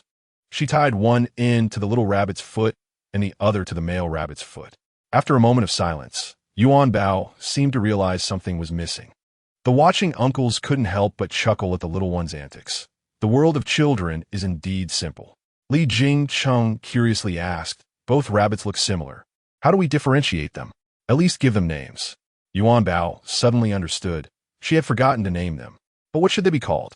Naming seemed a daunting task for a 3.5-year-old. After a long ponder, she still couldn't think of a pleasing name. She looked up at her uncles for help, only to find them turning away. They wished to assist, but with so many family members, they hadn't even settled on a name for her, let alone the rabbits. Yuanbao quietly approached Li Yong, who was working on his homework. Brother, can you help me name my 2 little rabbits? Li Yong set down his pen, slightly furrowing his brows. That's easy enough. Yuanbao's face lit up with joy, for her brother was indeed impressive. Lefty, right? How does that sound? Li Yong counted on his fingers. Lefty, righty. Sounds good, don't you think? Sure, lefty, right? She realized she had indeed suffered the consequences of ignorance. Chapter 13. Yuanbao's mission to find a wife for fifth uncle. The next day, Yuanbao descended the stairs early, sporting 2 prominent dark circles under her eyes.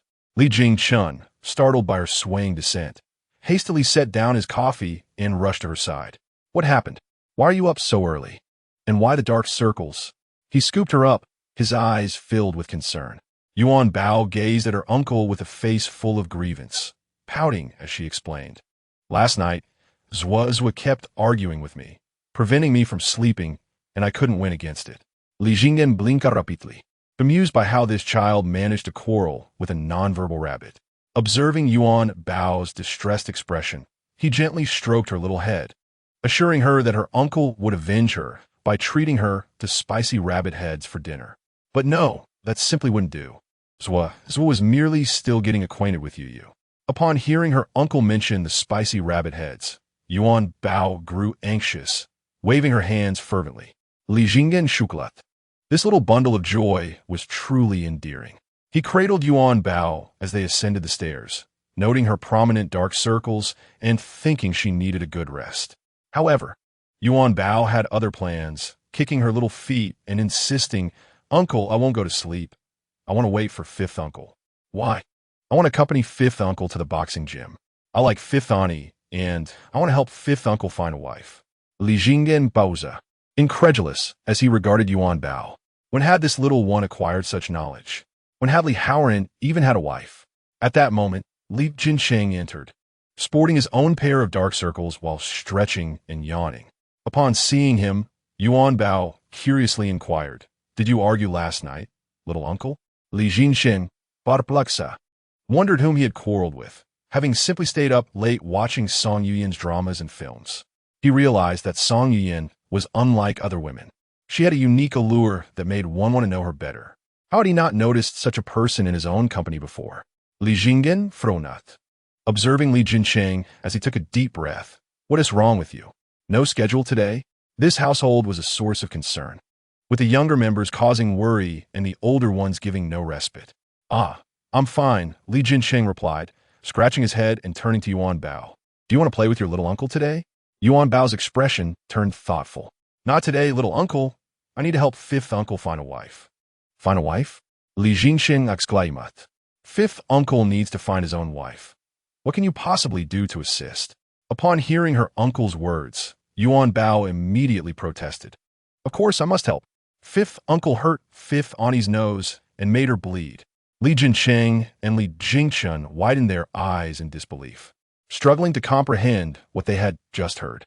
Had Li Haoran truly used his limited skills to pursue a woman? Was there really a method to such courtship? The atmosphere in the hall grew somewhat awkward. When Yuanbao arrived at the boxing gym, her first action was to seek out Aunt Han. Li Haoran followed closely behind Yuanbao, feeling at ease only when she had reached Yi Han's side and he could attend to his own matters. Yi Han gently set aside her tasks, asking, "Why did you come with fifth uncle today, Yuanbao?" "Yuanbao chefolin zipli," "Because I need to help fifth uncle find a wife." Her straightforwardness was both charming and disarming. Yi Han smiled awkwardly, uncertain how to continue the conversation. Yuanbao tugged at Yi Han's sleeve, asking Aunt Han, "Do you want to be fifth uncle's wife?" Yi Han hesitated. "Do I want to?" After a moment of silence, she knelt before Yuanbao and quietly explained, "Yuanbao, your fifth uncle is indeed a good man, but being a wife requires mutual affection. It's not solely a decision made by one person." Yi Han was unsure if Yuanbao would comprehend her explanation. Although she had harbored feelings for Li Haoran for quite some time, without his reciprocation, she could never become his wife. Yuanbao was still young. She would understand better when she grew older. Yuanbao quickly shook her head, insisting, No, I understand. It means fifth uncle must like Aunt Han, and then Auntie can become fifth uncle's wife." Her reasoning seemed somewhat right, yet also flawed. Their conversation was overheard by the zebra, who was practicing leg exercises nearby. Zebra clenched his fists, casting a gaze filled with an indescribable longing towards Yi Han. Did Yi Han truly harbor feelings for the boss? He had suspected it before, noting how she often sought private training sessions with him after group practices. DW Entertainment. Since the day she was thrown out by Li Jinsheng, Yin seemed to have completely vanished. Today, however, she suddenly appeared at the company's front desk. Wearing a baseball cap and oversized sunglasses that obscured most of her face, she brazenly pointed at the security guard, exclaiming, "Are you new? Don't you know who I am?" "Miss Yin, You are no longer an artist for the company. According to company regulations, you cannot step foot here. Am I not allowed to retrieve my belongings? And I want to see Li Jinsheng. The guard paid her no mind, while another security officer brought out a large box and dropped it at her feet. All your things are here. If you continue to cause a scene, don't blame us for being rude. Yin ground her teeth in frustration, her anger boiling over as she kicked the cardboard box apart. Passers-by turned to look, their attention drawn to the items spilling out, personal belongings, including intimate apparel and numerous cheap cosmetics. Some began pulling out their phones to take pictures, while Yin Yu remained unfazed. Li Jinsheng appeared at the front desk, clad in simple athletic wear, his peripheral vision catching sight of the ruckus. He walked straight into the company, ignoring Yin Yu's chaotic pleas. Seeing him approach, Yin Yu shouted frantically, "Li Jinsheng, how can you treat me this way? I only liked you. Did you have to ruin my career? Aren't you afraid of regretting this? Aren't you afraid of retribution?" Onlookers regarded her with amused expressions, neither stepping in to stop her nor offering comfort. Just days ago, she had been a moderately popular star. Now, she had lost all her work and endorsements, becoming the subject of ridicule online, with scandalous rumors circulating about her. Minutes later, a police car arrived at the company entrance. Who had reported her? Disturbing the peace. Chapter 14. Zhuo urges Yuanbao to meet the Jade Emperor Li Jinsheng, spend an entire day resolving matters with Yin Yu, and accomplish something quite satisfying. He secured the opportunity to sing the theme song for Song Yuyin's new drama. For some inexplicable reason, the mere thought of Song Yuyin's face brought him a sense of joy, and he found himself eager to create chances to see her. That evening, as Li Haoran entered the main hall with Yuanbao, he spotted Li Jinsheng grinning foolishly at his phone. Yuanbao climbed onto the sofa, leaning beside Li Jinsheng. Upon seeing the content on his phone, she exclaimed with delight, "Wow, it's the pretty sister." Li Jinsheng tilted his head, smiling at Yuanbao. "Why are you so happy to see the pretty sister?" "Because the pretty sister is little uncle's wife." After uttering this, Yuanbao looked expectantly at her uncle for praise. Li Jinsheng was momentarily taken aback. When had Yuanbao become so knowledgeable? Did she even comprehend what a wife was? Li Haoran, seated on the sofa, finally spoke up. "At last, I'm not the only one feeling awkward." Li Jinsheng, confused, glanced at Li Haoran, who shrugged. "Yuanbao has been pursuing Yihan all day, asking her if she wants to be my wife." "Ha. So do you want her to be your wife?" Li Jinsheng asked, realizing he had never considered that question. The notion of finding a wife was not part of his plans, and besides, what did Yuanbao truly understand? She was just a child, speaking whimsically. Yuanbao pouted, glancing between her fifth uncle and little uncle. Her arms crossed defiantly. She declared, "Fifth uncle wants a wife, and little uncle wants a wife too. All uncles want wives. I promised Mama I would help the uncles find wives." Humph. Wujio did not exhibit tenderness nor haste. Tomorrow, Aunt Henin would depart with another. Upon finishing her words, she turned away and stormed upstairs, leaving Li Haoran and Li Jinsheng in the hall, exchanging puzzled glances. How could such youthful Yuantao have acquired such vocabulary? The two of them watched her diminutive figure as they couldn't help but smile and shake their heads affectionately. Yuantao, fuming, returned to her room, carelessly tossing her small backpack aside. On the balcony, Zhuozhuo and Yu were nestled together in slumber. Upon hearing the door open, Zhuozhuo instantly perked up. "You old rascal, quickly release us, or I shall be forced to sever ties with you." Zhuozhuo had a distinct aversion to the red string, but when it came to Yu, it was a different matter altogether. After all, Yu was an ancient rabbit, several thousand years old, and pairing him with a mere child was nothing short of absurd. How could it possibly be feasible? Yuantao lay on her bed, propping her chin on her hands, gazing at Zhuozhuo and Yu. "Zhuozhuo, why do you not heed my words either? Wuzhou ignores advice while seeking a wife, and so does my uncle. What shall we do?" Reflecting on her mother's dreamlike visage, Yuantao recalled her mother's admonition to help the uncles find wives. Zhuozhuo suddenly had an epiphany. I have a solution. Yuantao swiftly sat up, her bright eyes sparkling with curiosity. "What is it?" Zhuozhuo glanced between Yuantao and Yu, gesturing for Yuantao to examine the red string once more. Did she not grasp the implication? "What is the solution, Zhuozhuo? Speak." Indeed, Yuantao had not comprehended. Zhuozhua silently cursed, bewildered whether Yuantao was genuinely oblivious or merely pretending. You wait until you return to the heavens. A gentleman's revenge is a dish best served cold. I shall not dwell on your past misdeeds. Taking a deep breath, Zhuozhua suggested, Yuantao, how about we pay a visit to the Jade Emperor? Is it the Jade Emperor you always speak of? Zhuozhua nodded. Yuantao exclaimed joyfully, that sounds wonderful. I truly wish to meet this Jade Emperor. Does he have a solution? When shall we go? I must inform my eldest uncle. I can only go with his permission. Zhuozhua shook his head. No need, no need. You need not inform your eldest uncle. Just quietly recite the name of the Jade Emperor 3 times before sleep, and you shall have the opportunity to meet him. With a firm nod, Zhuozhua expressed confidence. This chance to awaken the old memories was opportune, allowing Yuantao to realize her purpose. With daily indulgences and attention akin to that of a cherished star, she seemed to forget her true identity. Yuantao's expression reflected disdain as she pouted. Do you think me a mere 3-year-old? Such far-fetched claims. And how old do you believe you are? I am 3.5. 3.5 is merely a half-year difference from 3. There is no need to fuss over such trivialities. What does point 5 signify? You must articulate your meaning clearly. Zhuozhua found himself at a loss for words, realizing he was bickering with a mere 3.5-year-old. Let us refrain from quarreling. You may attempt to see if you can meet him tonight. With that, he turned and nestled beside Yu, choosing not to engage further with Yuantao. Still fuming, Yuantao vented her frustration. That insufferable rabbit.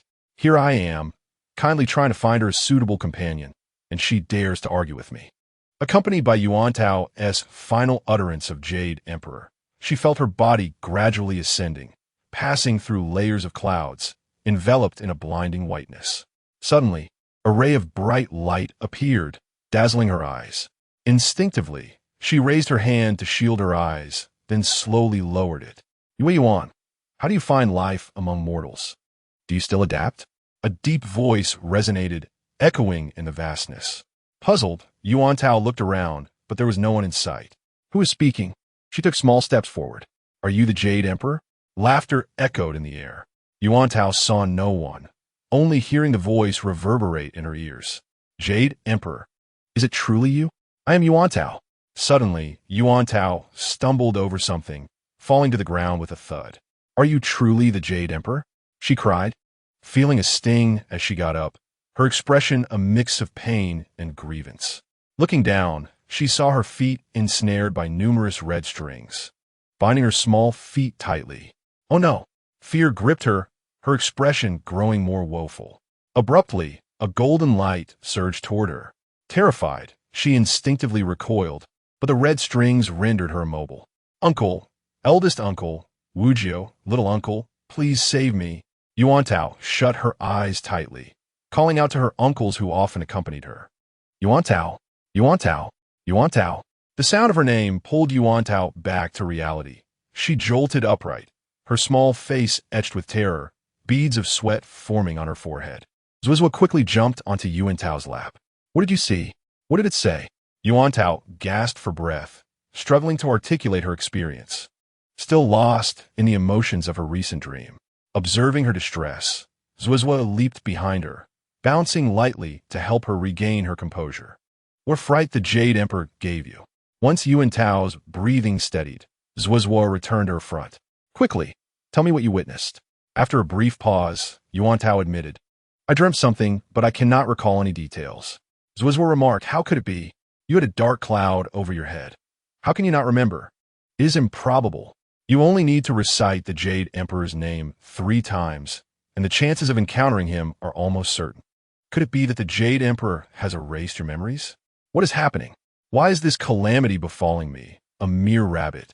Zhuozhua felt exasperated, questioning why he, who had done no wrong, should suffer alongside Yuantao. The next morning, Yuantao rose early, hastily dressing and heading straight for Li Yang's room. The door was firmly shut, and she hesitated at the threshold. Her brother typically departed at this hour. Why was there no sound today? After a moment of silence, she gathered her courage and gently opened the door. The room was dim, heavy curtains blocking any trace of sunlight. Yuantao poked her head inside, searching for her brother. Her gaze swept the room, ultimately drawn to the lump beneath the covers. Rushing to the bedside, she called out, "Brother! Brother!" Li Yiyang shot up, startling her mid-call.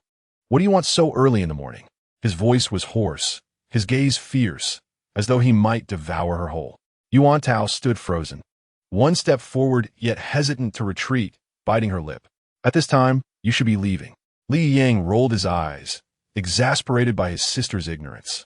"I have school every day. Today is the weekend, and I do not have to attend." He was truly baffled by his sister's naivety. Last night, he had argued on a chemistry forum, conducting experiments until dawn, and had only just fallen asleep. "If you have nothing to do, you should head out."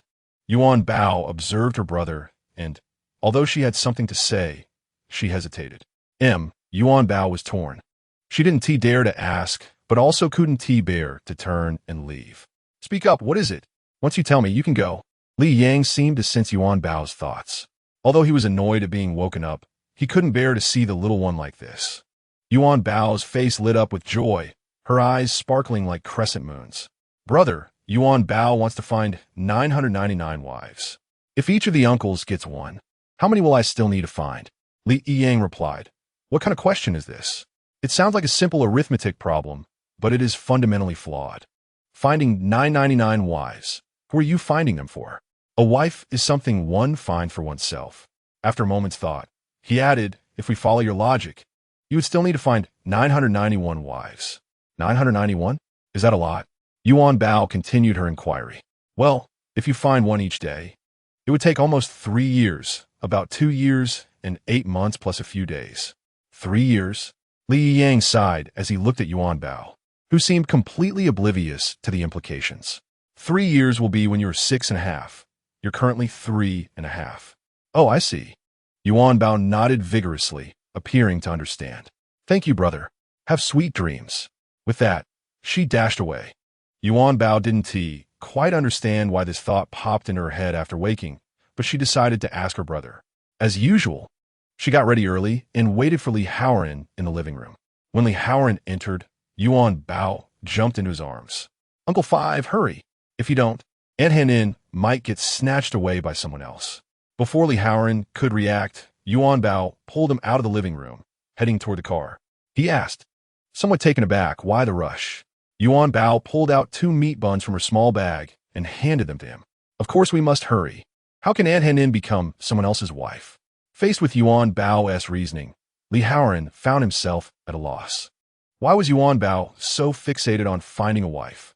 Moreover, finding a wife was something one had to do for oneself. Yet she was still so young. Even if he explained it to her, she wouldn't comprehend. He decided to let her be and would later explain things to Yihan. In the boxing gym, when Li Haoran entered with Yuanbao, everyone was already present, some having begun their training. Sitting in Li Haoran's embrace, Yuanbao spotted Aunt Henin not far away, with Zebra beside her, wiping her sweat. "Quick, Uncle Five, that wife is yours," Yuanbao exclaimed excitedly, her little hands patting Li Haoran's shoulders. Following her gaze, Li Haoran noticed it too. The moment Zebra's hand brushed against Yihan's forehead, he slightly furrowed his brows, though he was unaware of it himself. He quickly walked towards Yihan. "Hey, little Yuanbao is here with Uncle Five again," Yihan exclaimed upon seeing them, quickly rising. As her gaze met Li Haoran's, she immediately looked away, extending her arms to receive Yuanbao. Yuanbao eagerly opened her arms and ran toward Aunt Henin, then smiled contentedly at Uncle Five before turning to Zebra. "Uncle Zebra, can I touch your hand?" Zebra was taken aback by Yuanbao's request, but slowly extended his palm. Looking at her in confusion, Yuanbao placed her tiny hand on his palm, then closed her eyes as if sensing something. The three of them watched her actions with puzzlement. Has she watched too many dramas? Is she cosplaying a fortune teller? After a moment, Yuanbao opened her eyes, withdrew her hand from Zebra's palm, and clapped her hands in satisfaction. "Uncle Zebra, your wife is on her way. She has short hair and calls you Little Ma Ge." The three were left dumbfounded. This little one performed quite convincingly, even delivering her lines with flair. "But I prefer long-haired girls, Yuanbao." Chapter 16. Uncle Five also has fears, huh? Yuanbao's eyes widened in surprise as she stared at Zebra. She had clearly seen Aunt Henin with short hair and zebra's arms, who called him Little Ma Go. Did she make a mistake? Pouting, she pondered seriously over the matter. Yi Hung, noticing this, chuckled. Oh dear, children often say things they've seen on TV. There's no need to take it so seriously. Li Haoran was also irritated by Zebra's disheartening comment. His smile had become somewhat stiff. He turned and placed an arm on Zebra's shoulder. Is your training going well? Step into the ring. It was disheartening to see his little treasure's enthusiasm dampened. As the two walked away, Yuanbao cautiously leaned close to Aunt Henin and whispered, Aunt Henin, do you want to be Uncle Zebra's wife? Each of Yuanbao's questions was always a challenge, and this one was no exception. Yihan cleared her throat and smiled. Of course, Aunt Henin wouldn't want to be Uncle Zebra's wife. He, Yuanbao lauget doi fu li. Aunt Henin belongs to Uncle Five. How could she be someone else's wife? Aunt Henin, Uncle Five will like you, and then you can become his wife. In the boxing ring, Zebra was taken aback to find himself receiving a private lecture from Li Haoran, who usually refrained from interfering in others' training. Li Haoran's eyes were fixed on Zebra, a hint of amusement on his face. He waited for Zebra to make a move, but instead, Zebra kept bouncing around without attacking. Slowly, Li Haoran raised his hand and beckoned Zebra with his finger. Zebra felt provoked, but was cautious, knowing Li Haoran was not someone to take lightly. Li Haoran continued to beckon. Zebra suddenly charged at him, swinging his fist with all his might, but Li Haoran effortlessly sidestepped. After missing his punch, Zebra turned around to see Li Haoran still beckoning. In a moment of impulsiveness, he lunged at Li Haoran, throwing punch after punch. Yet all were skillfully dodged by Li Haoran. Many boxers gathered to watch their leader's technique, and Yihan brought Yuanbao along as well. Come on, Zebra. Give it your all. Some shouted jokingly, cheering for Zebra. However, after watching for a while, it became clear that Zebra hadn't landed a single punch, and Li Haoran hadn't even struck back. Yuanbao, witnessing this, placed her hands over her mouth and cheered, Uncle Five, go. One of the boxers bent down and said to Yuanbao, your Uncle Five doesn't need encouragement. We're all waiting for him to strike. Li Haoran's boxing skills were unparalleled, and no one could rival him. Thus, the crowd gathered not to see who would win or lose, but to admire Li Haoran's prowess. Eventually, Zebra was exhausted, gasping for breath without landing a single hit. Disappointed, the spectators began to disperse. Yuanbao looked at Zebra, sprawled on the ground, panting heavily, and thought that she wouldn't cheer for Uncle Five next time. Unable to climb into the ring, Yuanbao waved eagerly at Li Haoran. He effortlessly lifted the little one into his arms. Yuanbao picked up a bottle of water from the side of the ring and approached Zebra. Uncle Zebra, here has some water. You shouldn't compete with Uncle Five anymore. He isn't gentle. Li Haoran was amused by a remark from Yuanbao, and he didn't even throw a punch. If he had, he would have been labeled with an even greater stigma. Yihan looked at Li Haoran and smiled faintly, offering him a bottle of water. Are you all right? Li Haoran shrugged and smiled back. There was nothing that Li Haoran, feared, especially not in the boxing ring. Fifth uncle. Yes, what's the matter, Yuanbao? Upon hearing Yuanbao's voice, Li Haoran swiftly turned to respond.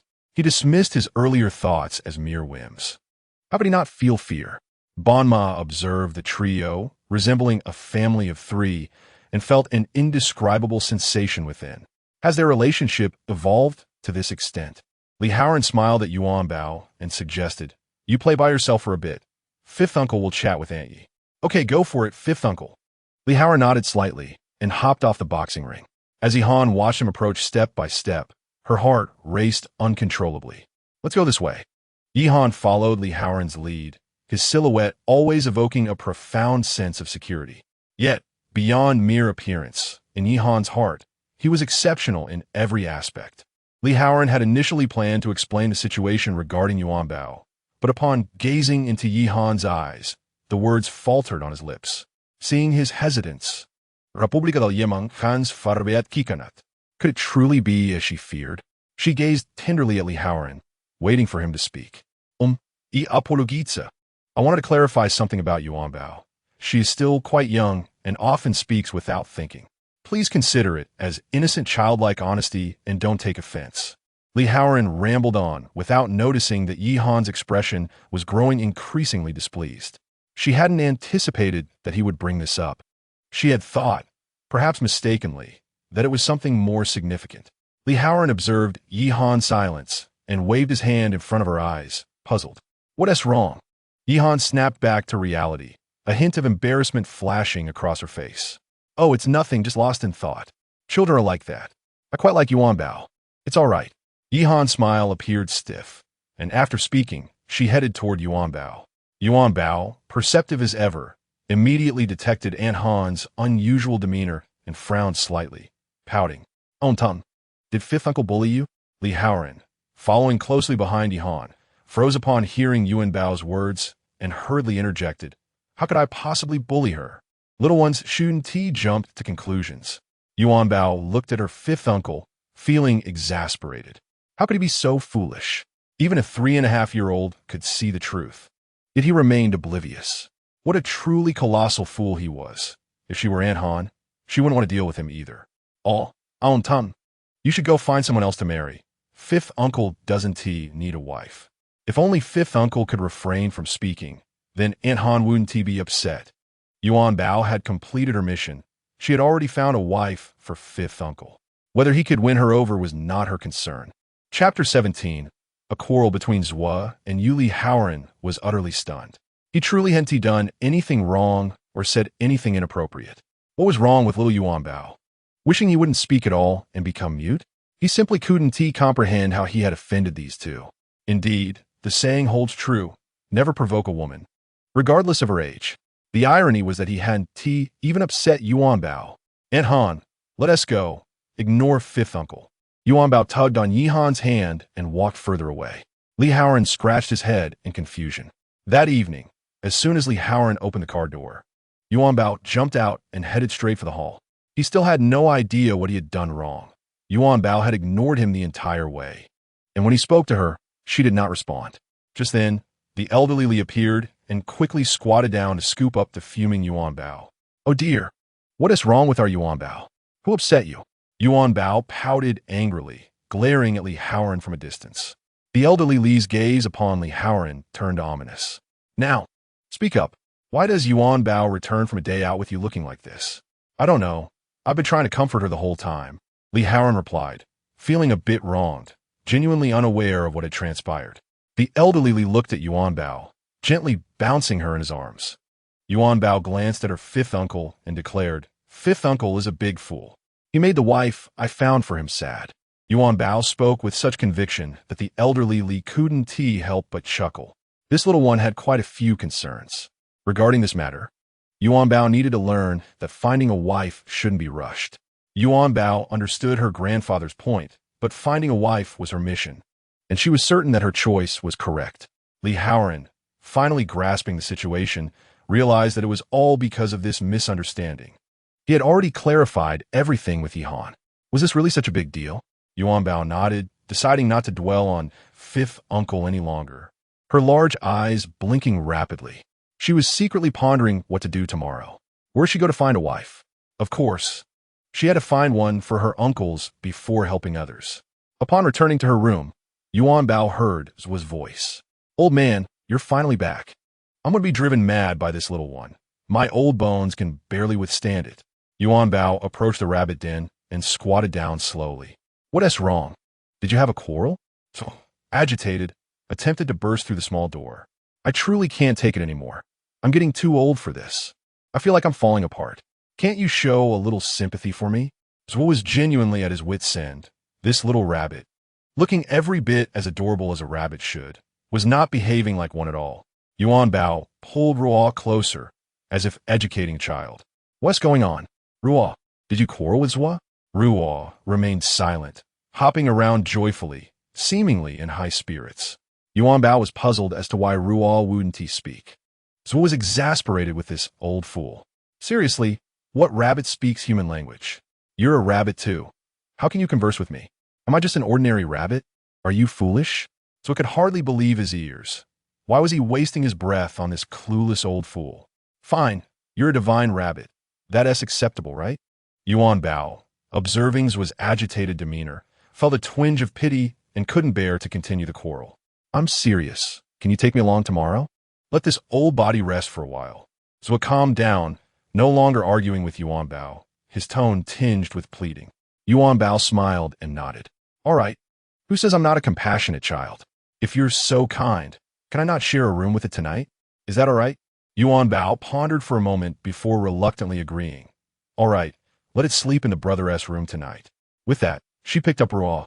Ruo squirmed in her arms, as if trying to say something, but Yuanbao couldn't understand rabbit language and carried him straight to Li Yang's room, where he was deeply engrossed in discussing a complex chemistry formula with various experts online.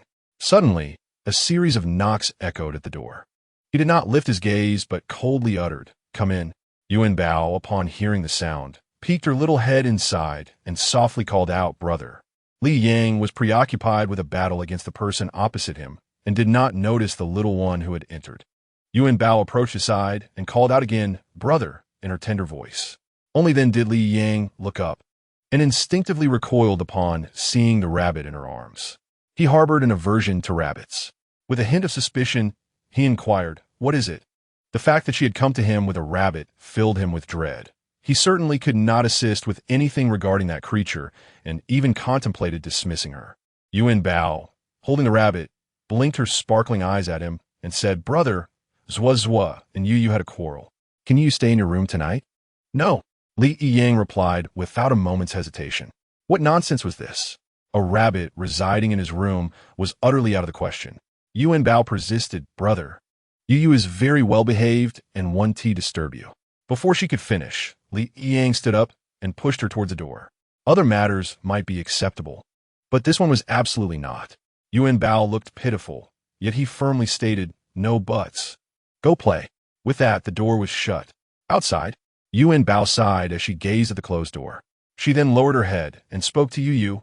"Why won't brother let you stay here?" "It must be because Yu misbehaved. Quickly tell me when you made brother angry." Clutching Yuanbao left in contemplation. Where should she send Yu? Fifth uncle? No, fifth uncle is a big fool. Elder uncle? Elder uncle would surely be just like brother and refuse. Then it must be little uncle. Little uncle would definitely agree to her request. Yuanbao exited the villa, heading towards Li Jinsheng's residence. At that moment, Li Jinsheng was jogging in the garden. Seeing a child approaching with a rabbit, he hurriedly went forward to embrace Yuanbao. "What's wrong? Why are you here?" "Little uncle, can you take care of Yu for one night?" Zwa and Yu quarreled, and Zwa said it can't withstand any more commotion. Chapter 18. Little uncle prevents Yuanbao from worrying. Commotion? How do they make a fuss? Li Jinking chuckled. What could rabbits possibly quarrel about? If there was an issue, they should just settle it with a fight. Yuanbao shook her head. "I don't know either, but Zwa begged me to separate from Yu for a few days." Li Jinsheng laughed heartily. The two rabbits sounded like a married couple arguing about divorce. "All right, you can leave the rabbit with little uncle." Upon hearing this, Yuanbao beamed with joy and planted a kiss on Li Jinsheng's cheek. "Thank you, little uncle." Indeed, every gesture of this little darling melted hearts. Yuanbao entrusted the rabbit to little uncle and turned to leave, only to be halted by a gentle call from him. "Little Yuanbao, how about sleeping with little uncle tonight?" "But I can't. Grandpa said I must sleep alone." "What if little uncle takes you to see pretty sisters?" Li Jinsheng gazed at Yuanbao's cherubic face, feeling an urge to pinch her cheeks. As he had anticipated, upon hearing pretty sisters, Yuanbao immediately nodded, obediently climbing aboard little uncle's ship. The next day, Li Haoran watched longingly as Li Jinsheng boarded the nanny van with Yuanbao. He sighed. His luck was unfortunate. He woke up with a hoarse voice, neither having caught a cold nor indulged in any spicy food. Now, he had to go to the gym alone, feeling unaccustomed to the absence of Yuanbao's company. With a heavy heart, he climbed into his rugged vehicle. Yuanbao sat sweetly in the child's seat, holding Zwa. Li Jinsheng glanced at her, his face displaying a hint of pride. Surely, riding in little uncle's vehicle was far more comfortable than in fifth uncle's. Yuanbao thought it was about the same, but wondered if fifth uncle would once again provoke Aunt Han today. Although merely 3.5 years old, Yuanbao was quite concerned about her uncles. With a sigh, she turned to Li Jinsheng. "Is little uncle looking for a wife?" "Of course. Would you like to help little uncle chase after a wife?" Yuanbao excitedly nodded, her two little pigtails bobbing in agreement. I would be more than happy to assist. Little uncle. Little uncle was indeed a low-maintenance uncle, causing Yuanbao no worries at all. On the set of Ignite My Heart, Song Yuan had just concluded a segment of filming and sat quietly, perusing the script. A crew member approached, laden with packages, and placed everything on the table beside Song Yuan. Her assistant hurriedly intervened. Did you deliver this to the wrong place? We haven't ordered anything. The individual arranged the items, glancing at Song Yuan. No mistake, this is indeed for Miss Song. The pink one is specifically for her. The rest are for you. The assistant turned to Song Yuan, who slightly shook her head. Who sent these? He said they were from a fan. A fan? Which fan? This is the umpteenth time in the past few days. The person had already moved away, and the assistant returned to Song Yuan, perplexed as to who could have sent such an abundance of gifts. At that moment, a small bundle of joy appeared at the entrance of the set. Yuanbao rushed in, immediately spotting Song Yuan and sprinting toward her, oblivious to the filming in progress. Hey, where did this child come from? She's in the frame. Upon hearing the director's call, Song Yuan looked up and saw Yuanbao running towards her, followed closely by a crew member. Song Yuan quickly stood and approached to catch Yuanbao. She clasped her hands in front of her, apologizing profusely. I'm so sorry. The child didn't realize she was on camera. Thank you for your understanding. Seeing Song Yuan holding Yuanbao's hand, the crew member said nothing further and turned away in annoyance. Pretty sister, look who I came with. Yuanbao exclaimed joyfully, tugging at Song Yuan's hand and gesturing for her to look toward the entrance. Li Jincheng appeared, impeccably dressed in a tailored suit, his all-black attire accentuating his tall, lean figure. His hair, still dyed a striking blonde from a performance, had yet to be changed, and the simple gold-rimmed glasses showcased his refined yet mischievous demeanor. A gentle smile adorned his face as he approached Song Yuan. Song Yuan was momentarily taken aback, but quickly regained her composure. Li Jincheng's arrival captured the attention of everyone on set, including the camera crew. Under the collective gaze of the crowd, he walked toward Song Yuan step by step. She surveyed the onlookers, all fixated on this man, marveling at his charisma. If someone with ulterior motives captured this moment, it could spell disaster for her. Song Yuan bent down to gently stroke Yuanbao's head. Yuanbao, sister is working and will be filming soon. Why don't you go play with little uncle? Yuanbao's expression turned slightly conflicted, yet she nodded. Pretty sister, you go ahead. Little uncle and I will sit here and wait for you. We won't disturb you. Song Yuan smiled awkwardly, waiting for herself. Was she here to find her? She had already clarified the previous incident with Li Jincheng. There was nothing more to discuss. Pondering this, she glanced at the assortment of coffee and pastries on the table, wondering if they were indeed Li Jincheng's handiwork. Long time no see. Song Yuan, uncle. The beautiful sister is going to work now. Let's wait for her over there. A wave of murmurs surrounded them. Li Jincheng is really handsome. It's my first time seeing him in person. Is Li Jincheng here for Song Yuan? Didn't they just hold a meeting to clarify things a few days ago? Could there really be something going on between them? Oh, I won't allow my husband to like someone as dull as Song Yuan. Song Yuan faintly heard their conversation, and indeed, this circle operates in such a manner. Without having seen someone's face, rumors spread like wildfire. With a smile, Song Yuan turned around, not uttering a word, and continued to review her script. Out of the corner of her eye, she caught sight of Li Jincheng seemingly gazing at her from a distance, cradling Yuanbao, his eyes fixed intently on Song Yuan. Was it about this woman that captivates him so? The next scene involved a rare, intimate moment between Song Yuan and the male lead. According to the script, the character portrayed by Song Yuan falsely claims to be a divorced mother with a child to prevent the male lead from falling in love with her. The male lead, sensing her hidden feelings, pulls her close and kisses her passionately. This encapsulates the essence of the scene. Song Yuan was prepared, yet the child actress originally cast to play her daughter had not yet arrived. The director, in a fit of frustration, shouted through the microphone for someone to find child. Even an extra would suffice. It's just one line. Chapter 19. Yuanbao aspires to be an actress. Upon hearing the director's call, everyone began to frantically reach out. Suddenly, the assistant director recalled the image of Yuanbao, who had just appeared on camera. He leaned in a whisper to the director. What about that little girl who just filmed? Without waiting for a response, he added, "But that girl seems to have been brought by Li Jinsheng." The director pondered for a moment, glancing at Li Jinsheng and the little girl in the corner. The child was indeed quite lovely, and even with just one line, she would surely attract the attention of mothers and sisters alike. But would Li Jinsheng agree? The director hesitated, deciding to give it a try. If it didn't work out, they could deal with it later. Yuanbao, like her uncle, was watching the beautiful sister. However, a man suddenly appeared before her. She leaned left and still couldn't see the beautiful aunt. She leaned right and still couldn't see. "Hello, Mr. Li. I am the assistant director of this production." Li Jinsheng looked expressionless at the person blocking his view, his gaze sharp. The assistant director, startled by his piercing eyes, took a deep breath and gathered his courage to say, "You see, Miss Song's character needs a young actress to play her daughter. We were wondering if we could ask the young lady for a little help." Li Jinsheng's eyes narrowed slightly. "Help? You want the young lady of the Li family to be an extra?" No, not an extra. She can be credited." With a dismissive wave of his hand, he replied, "Just give up before I lose my temper." The assistant director dared not say more. Who didn't he know Li Jinsheng's background? Who would dare provoke him? Yuanbao looked confused. Does he mean I would play the beautiful sister's daughter? Li Jinsheng nodded. Yuanbao thought for a moment, then looked over at the beautiful aunt. "Uncle, can I go?" Did Yuanbao really want to go? Her little head nodded vigorously like a bobblehead. Li Jinsheng was hesitant to agree directly. If the family found out he had allowed Yuanbao to act without consulting them, his head would be on the chopping block. Watching Yuanbao's eager expression, he fell into contemplation. "Is it okay, uncle?"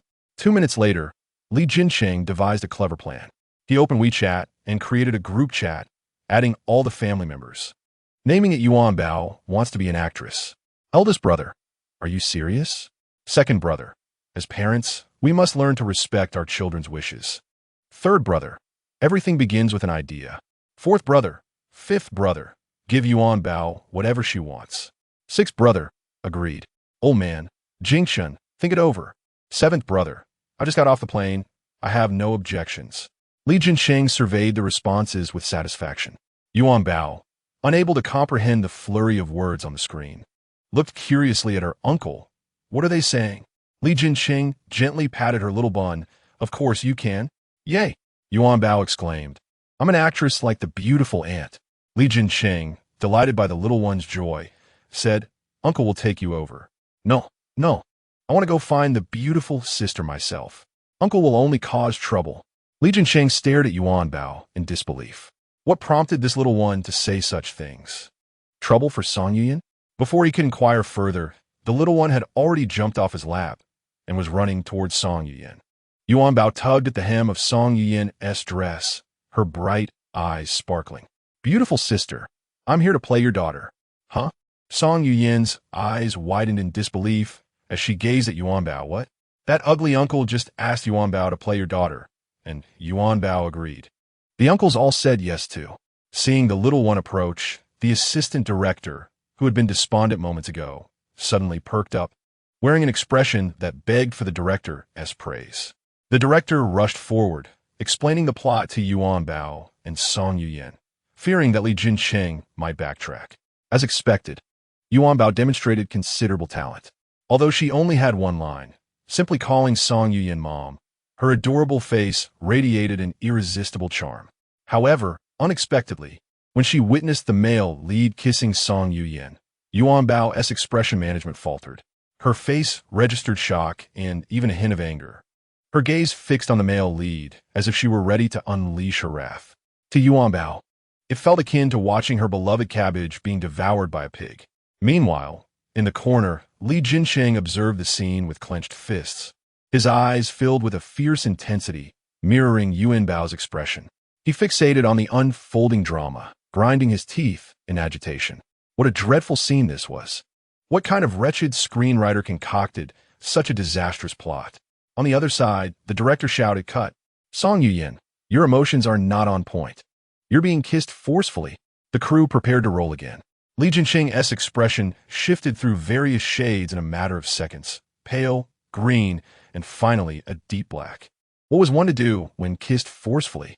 Should one even attempt to reciprocate? His gaze remained unblinking, veins popping on the back of his hands. Cut. Again. Good. Let us do it again. Not bad. Let us do it once more. Li Jinsheng watched as the director repeatedly called for cuts. Unable to bear it any longer, he abruptly stood up. Damn it, Li Jinsheng muttered, one hand thrust into his pocket as he stormed toward the director. Show me what the problem is. What's wrong? His eyes seemed to blaze with fire. Why the cuts? Let me see. The director, startled by Li Jinsheng's approach, blinked rapidly, unable to articulate a coherent response. Li Jinsheng's voice boomed again. Are you deaf? And no, it's just that the post-production team will select the best takes from different angles to edit, the director stammered. Different angles? What nonsense are you spouting? Li Jinsheng glared at him, unable to contain his frustration. But before he could continue, Song Yuan intervened just in time. What are you doing? What's wrong? Song Yuan was startled by his shout and hurried over, asking what was wrong. What do you mean, what's wrong?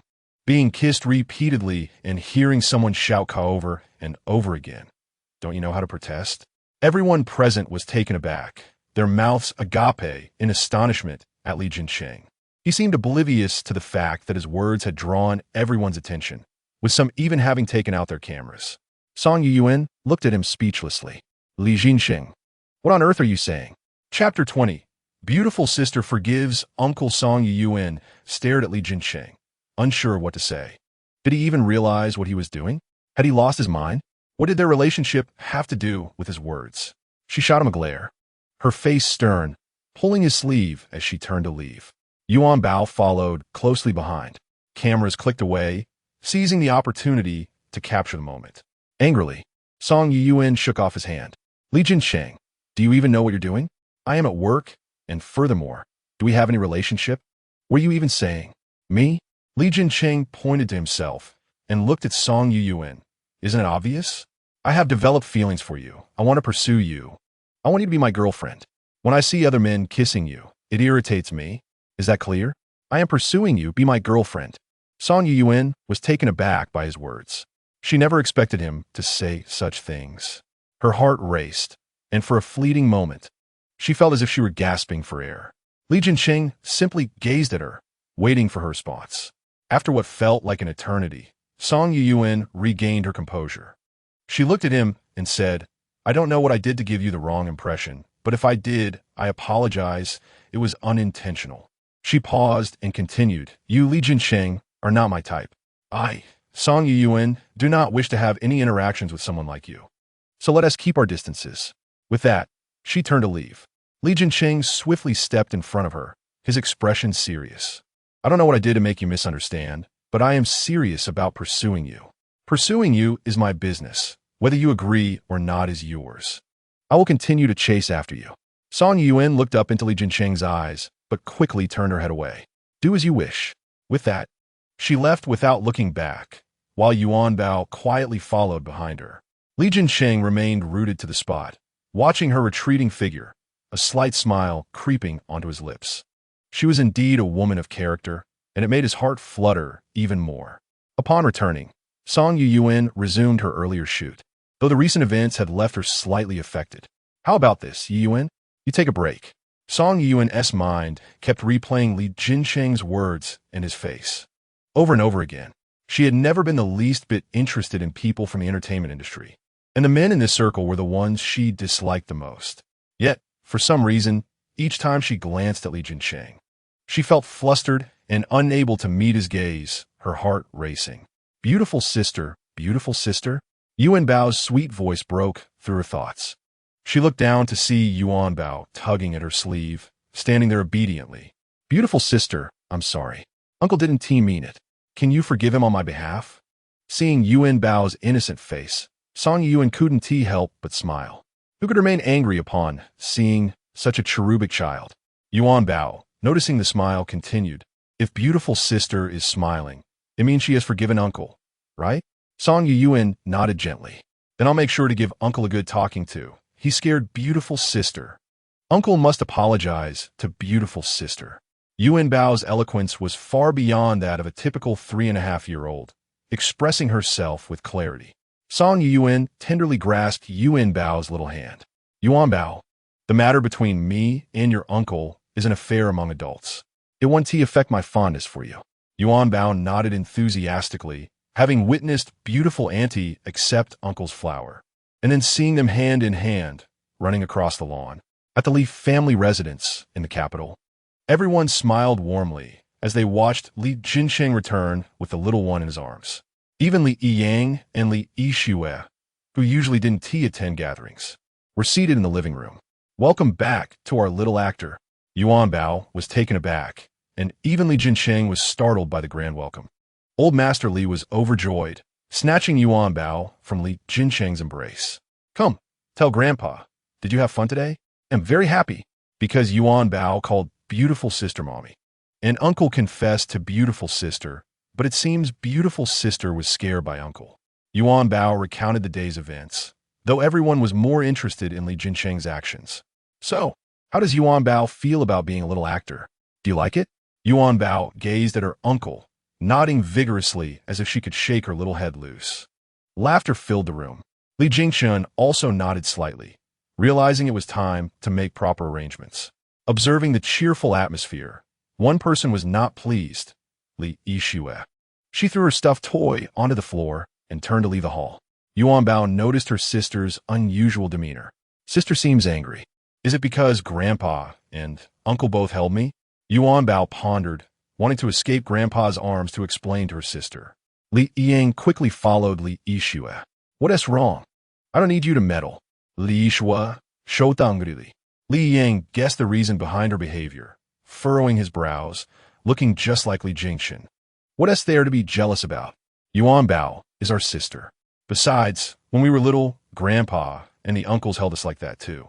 We're not children anymore." After a brief pause, he took a breath to continue, but Li Yixue interrupted him. "They are biased. Why should everyone cater to her just because she wants something?" Li Yang took a deep breath, thinking to himself, "You truly are my sister. If you were anyone else, I would not want to deal with you. Was it that Dad and Grandpa haven't given you? When has anyone not indulged you? You only see how everyone treats Yuanbao well. Don't you think they treat you poorly?" After Li Yixue heard his retort, she said nothing and turned to leave. Li Yang shook his head helplessly, unsure if his sister had absorbed any of his words. This was how she had always been, unchanged.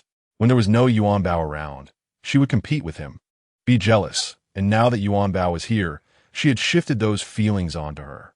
Chapter 21. Yuanbao listens to beautiful sister on the set of Ignite My Heart. The director received a message from the investors late last night, requesting adjustments to the script and modifications to the scenes featuring the young actress Li Ziyuan. Being the largest investor in the production, the director's team wasted no time, gathering the writers for an overnight revision of the script. The next day, when Yuanbao arrived, she headed straight for Song Yuyuan. Song Yuyuan had just received a new script and was puzzled. The show had been in production for some time, and now a major script overhaul was unexpected. However, after flipping through a few pages, she understood. It seemed that the adorable little treasure beside her had prompted the changes, as it was clear that the additional scenes were for her sake, such as the power of capital. Bountiful Yeye. The Jiujiu mentioned that if Yuanbao enjoys this place, she may visit every day, allowing her to see beautiful Jiejie daily. The mere thought of encountering her lovely Jiejie and meeting so many people, including the prospect of helping them find spouses, filled Yuanbao with immense joy. Song Yuyan, indifferent to the alterations in the script, felt unconcerned as long as it did not affect her directly. For Song Yuyan, acting was merely a profession she cherished deeply. Initially, Li Jingshun had arranged for many individuals to care for Yuanbao, but she declined, opting for just a driver, a bodyguard, an assistant, and 3 nannies. Since Yuanbao struggled to comprehend the script, Song Yuyan, after reviewing her own scenes, took the time to explain Yuanbao's portions. Fortunately, Yuanbao's comprehension skills far surpassed those of her peers. As the two joyfully discussed the script, a woman's entrance captured their attention. Yang Ru strode purposefully toward the director, holding the script. "Director, what is the meaning of this? Why has my scene been altered? Furthermore, why has this character, played by Li Ziyuan, who originally appeared only once, suddenly amassed numerous additional scenes?" Curious, Yuanbao glanced in that direction. recalling that Li Zai Yuan sounded familiar, as her grandfather had mentioned it before. The director replied, "Script revisions are quite common, and your scenes haven't changed significantly. Why are you so agitated?" The crew, fatigued, preferred to avoid further dialogue with the increasingly agitated Yang Ru. However, Yang Ru continued to dispute the director's words. Yuanbao looked to her, "Beautiful Jie, for guidance. Beautiful Jie, it seems they're talking about me. Should I go over?" That auntie appears quite upset. Observing Yuanbao's understanding demeanor, Song Yin gently shook her head. "Those matters do not concern you. We simply need to focus on our own responsibilities." Yuanbao, obedient to Song Yin, nodded in agreement. Soon, filming commenced. This scene was a dialogue between Song Yin and Yang Ru, devoid of significant action. Merely a conversation in a cafe. Yuanbao only needed to sit beside Song Yin and enjoy some cookies. With the director's cue, filming began, and everything proceeded in an orderly fashion. Suddenly, Yang Ru lifted her coffee cup, took a delicate sip, and her lips curled into a mischievous smile. Observing her unexpected actions, Song Yin noted a departure from the script, indicating improvisation. In the next moment, a cup of coffee was upended. Song Yin was taken aback, as were all present, including Yuanbao, who was startled. The director's team was equally shocked, yet filming continued without interruption. Song Yin, seeing Yang Ru's smug expression, felt a cold smirk forming within her. Yet the director had not called cut, so she was compelled to continue performing. Yuanbao, regaining her composure, couldn't tolerate seeing her beautiful Jie drenched in coffee. "That wasn't tea in the script. You wicked auntie. Apologize to beautiful Yeye. Has the director called cut? Do you even know how to act, little brat? Acting should adhere to the script, and it doesn't say anything about splashing coffee on beautiful Jie. You are intentionally bullying her." As Yuanbao spoke, she climbed onto a chair to meet Yang Ru's gaze. The more she observed the wicked auntie, the angrier she became for bullying the lovely Jie. "Cut! What is happening?"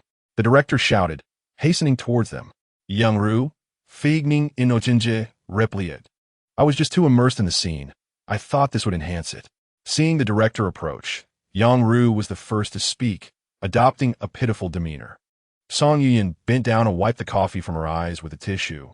Turning to Yang Ru, "Your character is supposed to be composed. This segment requires a calm conversation. How can you justify spilling coffee on me?" Song Yin had encountered many who sought to steal scenes or embellish their roles. Overly self-assured, Yuanbao, taking a tissue, helped clean the coffee from her beautiful Jie's hair. "How do you know my character's mindset? The director hasn't called cut yet." Yang Ru, leveraging her obscure connection with the director, became increasingly arrogant. Yuanbao, unable to remain silent, tossed the crumpled tissue at Yang Ru's feet, restrained by her upbringing from throwing it directly at the wicked aunt's face. "You're the one who bullied Jie. Not following the script. Enough. Let us take it from the top," the director said impatiently, taking a few steps back before turning to Yuanbao. "Yuanbao, if I don't call cut, just observe the performance of the ants. You don't need to recite any lines." Yuanbao blinked her big eyes at the director. "Does that mean we follow the script? What if the wicked ant splashes coffee on Jie again?" The director replied, "Yuanbao, focus on your part, as those matters do not concern you." Yang Ru, sensing an opportunity, smirked, taunting Song Yin and Yuanbao. Yuanbao pouted, feeling somewhat wronged. She disliked the chubby uncle, who seemed unreasonable. Clearly, beautiful Jie was the one being bullied, yet the chubby uncle failed to uphold justice. Song Yin noticed Yuanbao's distress and gently embraced her small frame, softly reassuring, "It's all right. Don't feel wronged. We will listen to the director." "All right. I'll listen to beautiful Jie." However, they were soon interrupted by another take. Yuanbao could no longer contain herself. Standing resolutely, she lifted the coffee cup from the table and splashed it onto Yang Ru's face. Then, angrily placing the cup down, she placed her hands on her hips. "You have gone too far. How could you do this? You are truly wicked. I saw everything." The commotion attracted everyone around. The first time Song Yin was splashed with coffee, no one paid attention. However, this time, as Yuanbao splashed coffee on Yang Ru, a crowd gathered. with many capturing photos and videos. Yang Ru, irate, exclaimed, "Do you have any manners? Is this how your family raises you? We are filming. Do you understand?" As she spoke, she raised her hand. Yuanbao was pulled back by the assistant and surrounded by the nannies. The driver and bodyguard stepped forward. Addressing the director and Yang Ru, "I dare anyone to harm the young lady of the Li family." The assistant director quickly intervened, grasping the bodyguard's arm, forcing a smile. "Oh dear, it's a misunderstanding. Who would want to harm a young lady?" The director echoed this sentiment, squatting down to Yuanbao's level. "Yuanbao, in this production, you must listen to the uncles. Just perform your part well." It was evident the director was in league with Yang Ru. However, he seemed to forget who Yuanbao was, how she had come to be involved, and why she had so many scenes. Clearly, it was the wicked Annie who had erred, even more so than the first incident. Yet no one criticized her. Rather, they admonished Yuanbao. With wide eyes, Yuanbao glared at the director, her silence indicating her discontent. Noticing her quietness, the director continued, "Yuanbao, shall we proceed? Let us not disrupt the flow."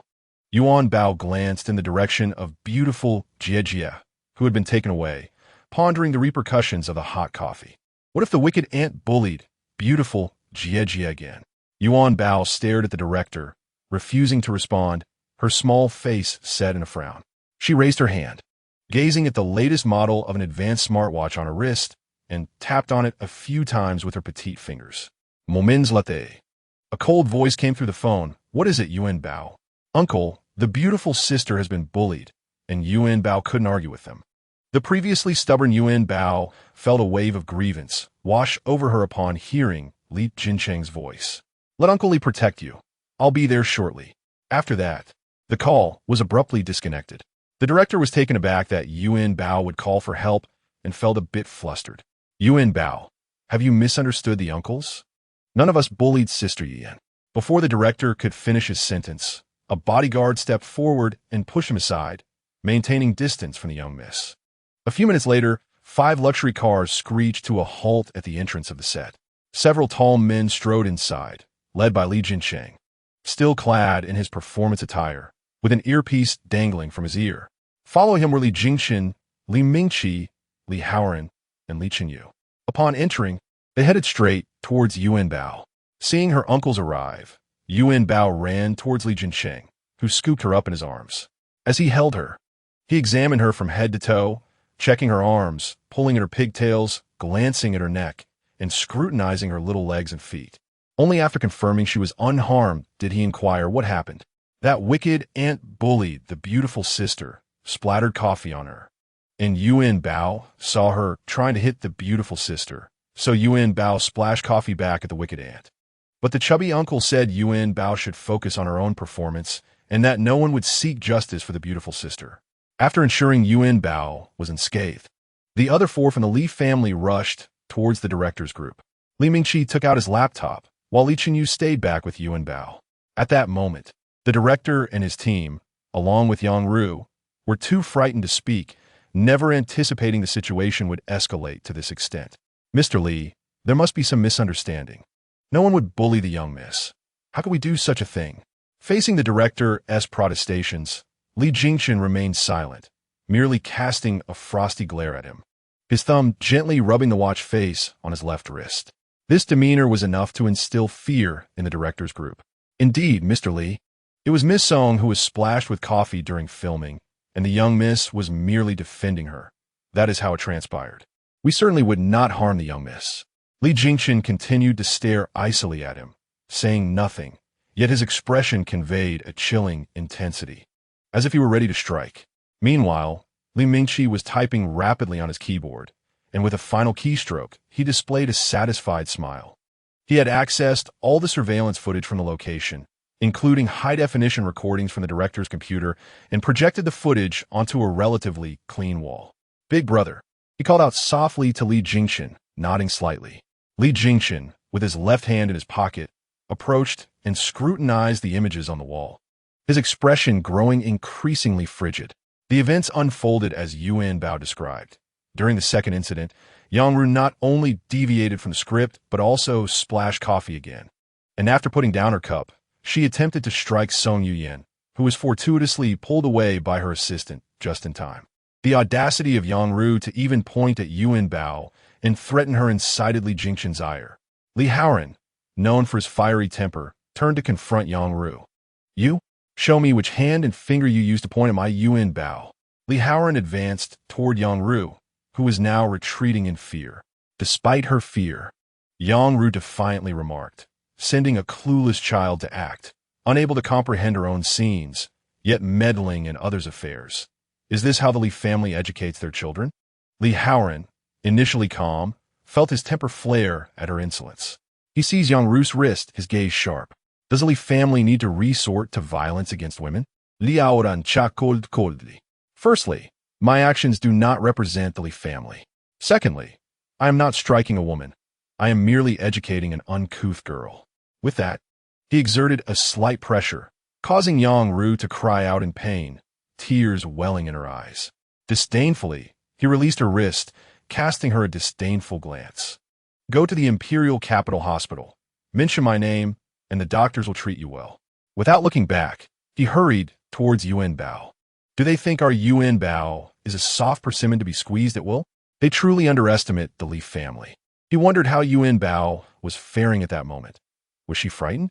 Thinking this, Li Haoran quickened his pace. Chapter 23. Li Jincheng was nearly frantic. Yuanbao recounted the earlier events in detail to her little uncle and sixth uncle.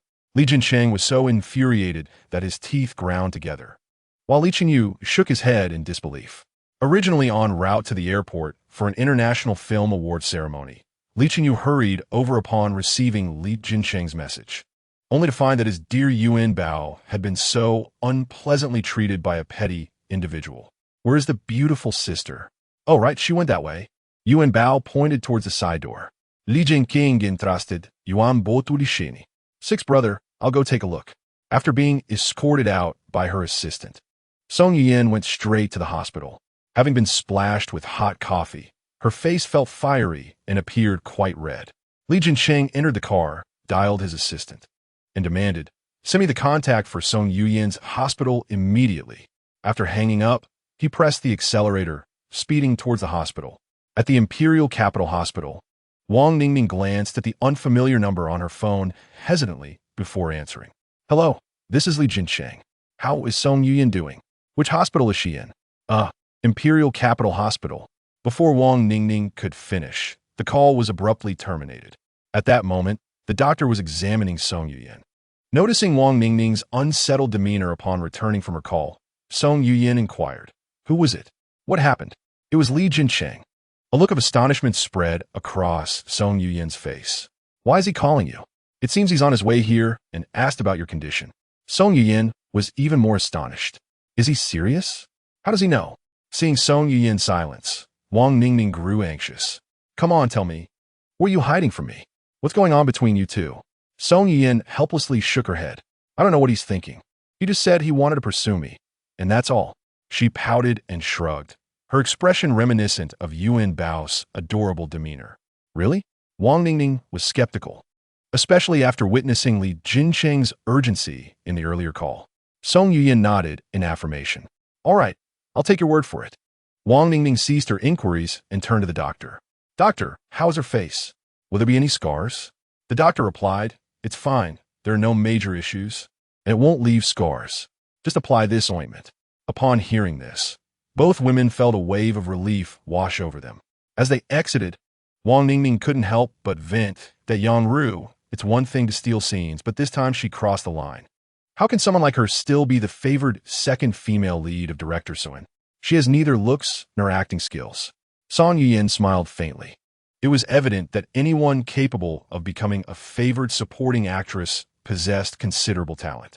After all, one does not simply receive free opportunities from the heavens. Yet, here she was, smiling, unaware that if her coffee had been even slightly hotter, her beauty could have been irrevocably marred. As for being the leading lady, she would struggle even to secure a role as a supporting character. What good was skill if it went unrecognized? Wang Ningning, Song Yuyan's devoted assistant and close friend, found it unbearable to witness her nonchalant demeanor, devoid of ambition. If only she would take the initiative, she could surely achieve a greater trajectory in her career. Ah, Ning. Isn't our current situation just splendid? We're engaged in work we adore. As for their petty rivalries, they are hardly worth our concern. One can fall painfully from great heights, Song Yuyan remarked indifferently.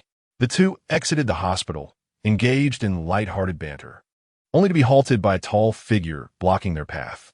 Wang Ningning looked up to see Li Jincheng's striking face adorned with dramatic smoky eye makeup. Li Jincheng inhaled deeply, grasping Song Yuyan's arm and steering her toward the quieter corner. "What are you doing, Li Jincheng? Let go of me," Song Yuyan exclaimed, startled, yet unable to extricate herself from his grip. "If you wish to avoid being photographed, refrain from speaking or shouting," he advised. Li Jincheng was well aware of her aversion to sensationalist headlines. While he was indifferent to being photographed, he respected her wishes and sought to prevent it. In the secluded corner, Song Yuyan freed herself from his hold. "What brings you here?" she inquired. Li Jincheng remained silent, gently adjusting her scarf, casting her a tentative glance. Hesitating momentarily, he ultimately withdrew his hand. "Yuanbao called me. How is your face? Are you injured? What do the doctors say? The burn must be quite painful, right?" Faced with Li Jincheng's barrage of questions, Song Yuyan felt overwhelmed, unsure of where to begin her responses, yet warmed by his concern. Noticing her silence, Li Jincheng bent slightly, peering into her eyes, his voice almost emerging from his nasal cavity. How are you?" Song Yuyan blinked rapidly, avoiding his gaze. "Fine. I'm not injured. Thank you for your concern." After a moment's hesitation, she added, "Yuanbao acted that way because of me. She is a good child and wouldn't cause trouble." "I understand. I shall take my leave now." "Farewell," he replied. "Yuanbao is with her elder brother. Everything will be handled. My only concern is you, Song Yuyan." He reflected silently, watching her turn to leave, unable to suppress his exclamation. "I'm quite worried about you." Song Yuyan paused, momentarily taken aback, before continuing towards Wang Ningning. Although Li Jincheng had not seen her face, he felt a measure of relief. He was willing to wait until Song Yuyan chose to open her heart to him. She valued her work so highly. If this incident delayed her filming, it would surely cause her distress. As he observed her retreating figure, a faint smile crept onto his face, reminiscent of an infatuated youth. Wang Ningning, witnessing their interaction, was captivated by Li Jincheng's commanding presence. He was undeniably handsome. Who would have thought that a genuine tycoon would be so close at hand, as if stepped right out of a novel? "Back so soon? What'd you two discuss?" she asked, unable to suppress her curiosity. Noticing Song Yuyan's silence and hurried pace, Wang Ningning became even more excited. "You must tell me. Your face is flushed." Instinctively, Song Yuyan touched her face. "Are you teasing me? I'm so well covered. How could you see my face turn red?" "I simply state the truth. Your excitement betrays you." "Come on, what happened?" Wang Ningning observed Song Yuyan's hesitant demeanor, shaking her head in exasperation. "Oh, you think I can't see through you just because you're silent?" Song Yuyan glanced back at Li Jincheng's direction, grasped Wang Ningning's hand, and quickened her steps towards the car. "Hurry, let us go." Chapter 24. Uncle must step up in the Li family's residence in the capital. The elderly patriarch, though somewhat out of touch with the world in recent years, was still aware of the day's events. "How do you plan to resolve Yuanbao's situation?" Li Jingchun lifted his teacup and took a measured sip, his dark eyes inscrutable. They had clearly overstepped by treating the Li family's young lady in such a manner, and they ought to have anticipated the consequences. "Rest assured, I will handle this without placing any pressure on my granddaughter," the elder reassured, confident in his eldest son's capabilities. His only concern lay with his youngest granddaughter, who had endured so much hardship over the years. She could not be subjected to further distress. If his daughter were to witness this, it would undoubtedly cause her great sorrow. After a moment of contemplation, the elder suddenly recalled something. "What is this about the beautiful sister that Yuanbao keeps mentioning?" Li Jingchun cleared his throat, setting down his teacup. "She is an actress, the one Yuanbao has chosen as her future aunt. It seems Jincheng holds her in high regard and is pursuing her." "Good.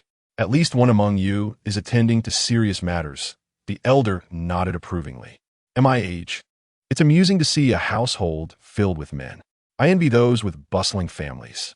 Yes, Yuanbao is quite proactive in finding wives for the fifth and Jiancheng. Often speaking of it, he chuckled. The following morning, major entertainment platforms erupted with sensational news.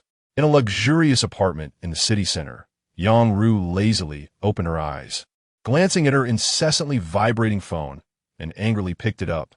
The rising star's questionable relationship with a renowned director, repeatedly securing the second female lead through improper means. The director of Ignite My Heart suffers a complete overhaul of the team. Brands associated with rising star Yang Ru sever ties, refusing to collaborate with artists with tarnished reputations. Yang Ru's grip on her phone tightened, her knuckles turning white. Why is this happening all of a sudden? She angrily kicked the man sleeping beside her, who awoke with a start. He was Sun Yu, the director of Ignite My Heart. What's the matter? Startling me awake so early. Sun Yu complained, irritated. Yang Ru forcefully threw her phone onto his belly, causing it to bounce back onto the bed. Sun Yu sighed, bewildered by her outburst. Picking up the phone, he quickly became alert, his eyes widening. Can you still sleep after seeing this? Didn't you say everything was resolved yesterday? How could it come to this? Stop yelling, Sun Yu shouted, trying to maintain his composure as he scrolled through the breaking news, each article more explosive than the last, each with different content. This Li Jingshun, did all my explanations yesterday fall on deaf ears? Sun Yu could no longer remain calm. How could someone who appeared so composed act so cruelly? Yang Ru observed his demeanor and finally grasped the gravity of the situation, beginning to panic. Suddenly, their phones vibrated simultaneously, startling them both. Sun Yu tossed his phone to Yang Ru and rolled out of bed. Seeing that the caller was her manager, she hurriedly answered. Hello, Xiao Jia. Yang Ru, this is the last call I'm making to you regarding your compensation issues with the company and various brands. You need to come to the office immediately to discuss, or we will pursue legal action against you. Before she could respond, the call ended, leaving Yang Ru utterly bewildered. How had things escalated so quickly, all because of that insignificant brat from yesterday? She quickly got up and rushed to the bathroom to find Sun Yu. What we do now, Lao Sun? Xiao Jia just called and doesn't even care about me anymore. Sun Yu remained silent, preoccupied with washing his face. Yang Ru, witnessing his demeanor, grew increasingly anxious. She approached him, tugging at his arm, and implored, what shall we do? You aren't truly planning to cast me aside, are you? Sun Yu, in a fit of frustration, hurled the facial cleanser onto the ground and glared at her. What do you expect me to do? Do you think I have the energy to deal with you right now? Indeed, women can be troublesome. He was at a loss regarding his own course of action. Sun Yu's mind was in disarray, fully aware that this turmoil was orchestrated by Li Jingshun, who was acting this way because of that little Yuanbao. Thus, ought one not to address the root of the issue? Perhaps pacifying that little brat Yuanbao would create some leeway in resolving the matter. The crew of Dianran with Xian had seen the news online, speculating that the show would be shelved. To their surprise, early in the morning, DU Entertainment issued a statement confirming that production would continue, enlisting a renowned domestic director. Song Yuyan had already prepared herself for her next project. Yet everything remained unchanged here, save for a new second female lead resuming filming. Beautiful sister. Song Yuyan heard a familiar voice and turned toward the entrance, where, predictably, stood little Yuanbao. Today, Yuanbao appeared no different from any other day, accompanied by a bodyguard, a nanny, and an assistant. Yuanbao ran to Song Yuyan, joyfully diving into her embrace. Beautiful sister, Yuanbao misses you so much. After a moment, she suddenly seemed to recall something, raising her head and gently placing her small hand on Song Yuyan's face. The delicate touch caused a slight tickle. Beautiful sister, does your face still hurt? Song Yuyan chuckled at the little one's antics, cupping her small face in her hands and gently shaking it. It doesn't hurt anymore. Thank you, little Yuanbao, for caring so much about your sister. Hee, Yuanbao giggled, then continued, beautiful sister, last night I told my little uncle about you. I want to call you little aunt, but my little uncle scolded me. The more she spoke, the more aggrieved she appeared. It was my little uncle who first said he wanted to pursue beautiful sister, and he also said he wanted beautiful sister to be his little aunt. But when I said I would start calling beautiful sister little aunt today, my little uncle got angry. Why did your little uncle scold you? Because my little uncle said I could only call you little aunt if you agreed. Without your permission, I cannot call you that. With a pitiful expression, Yuanbao implored. Then, beautiful sister, can I call you little aunt? Song Yuyin felt as if her mind had short-circuited. She had only caught the end of the conversation about her being scolded. Now, what was she to say? Naturally, she should say no, but if the little one wished to call her that, no one would stop her. If you want to wait for beautiful sister's agreement, you'll need to tell your little uncle to work harder. Wang Ningning, while tidying up her belongings, flashed a mischievous smile and said, Chapter 25, Annie, do you want a wife? Really? Upon hearing Ningning's words, Yuanbao's excitement soared. So, beautiful sister doesn't dislike my little uncle and perhaps even likes him a little, right? Song Yuyin found herself at a loss with this little one's question, one that she too wished to ponder. What exactly were her feelings for Li Jingxing? It seemed she did not harbor a strong aversion toward the man. Wang Ningning, observing Song Yuyin's distraction, smiled at Yuanbao. She doesn't dislike your little uncle. Yuanbao, hearing this, promptly picked up her phone watch. As soon as the call connected, she exclaimed excitedly, Little uncle, beautiful sister doesn't dislike you at all. You need to work hard, okay? Yuanbao wants a little aunt. With that, she beamed with glee. On the other end, Li Jingxiang, upon recognizing Yuanbao's call, initially feared something was amiss with his little princess. After the call ended, he stared blankly at his phone screen. Pondering what Yuanbao had just said, beautiful sister doesn't dislike me? This was indeed promising. A step closer, the little one proved to be quite useful. Li Jingqing's fingers tapped rhythmically, a smile blooming on his face. Meanwhile, Mu Zifeng, impeccably dressed and waiting to go on stage, could no longer contain himself and delivered a solid punch. Li Jingqiang inhaled sharply, his expression still radiating joy. Wow, your expression is quite the sight. Are you in love? Stop looking at me like that. It's rather awkward, Mu Zifeng teased, shoving him playfully. Hurry, you have to go on stage. Upshutting Li Jinggen, esa damiano. He shook his head, bemused. It was as if he had fallen deeply into the throes of love, acting like a lovesick fool. Speed it up, or I will have to beat you. In the crew, Yuanbao's entourage of nannies and bodyguards formed an impenetrable barrier around Song Yuyin, akin to a mobile fortress, both sturdy and agile. Song Yuyin found this overwhelming and somewhat suffocating, glancing over at Yuanbao, who was blissfully playing. Ah, indeed, this was the treasured gem of the Li family. At that moment, a man with braids entered the set, accompanied by a short-haired woman. Song Yuyin felt a sense of familiarity with the man, but struggled to place him. The assistant director, microphone in hand, announced, Everyone, our director has arrived. Let us welcome him. Unable to suppress a laugh, Song Yuyin realized that after all this time in the industry, she was witnessing a director being swapped mid-production for the first time. The bodyguards and nannies instinctively stepped back, keeping a watchful eye on Yuanbao's every move. Hello, everyone. Liu. The long-haired man smiled as applause erupted around him. Song Yuyin suddenly understood why he seemed so familiar. He was the acclaimed director, Liu. She hadn't anticipated that such a romantic film would enlist a director of his caliber. Once the applause subsided, Liu continued, This is Qi Shixue, and I believe her image aligns perfectly with the role of the second female lead. I hope we all enjoy a fruitful collaboration.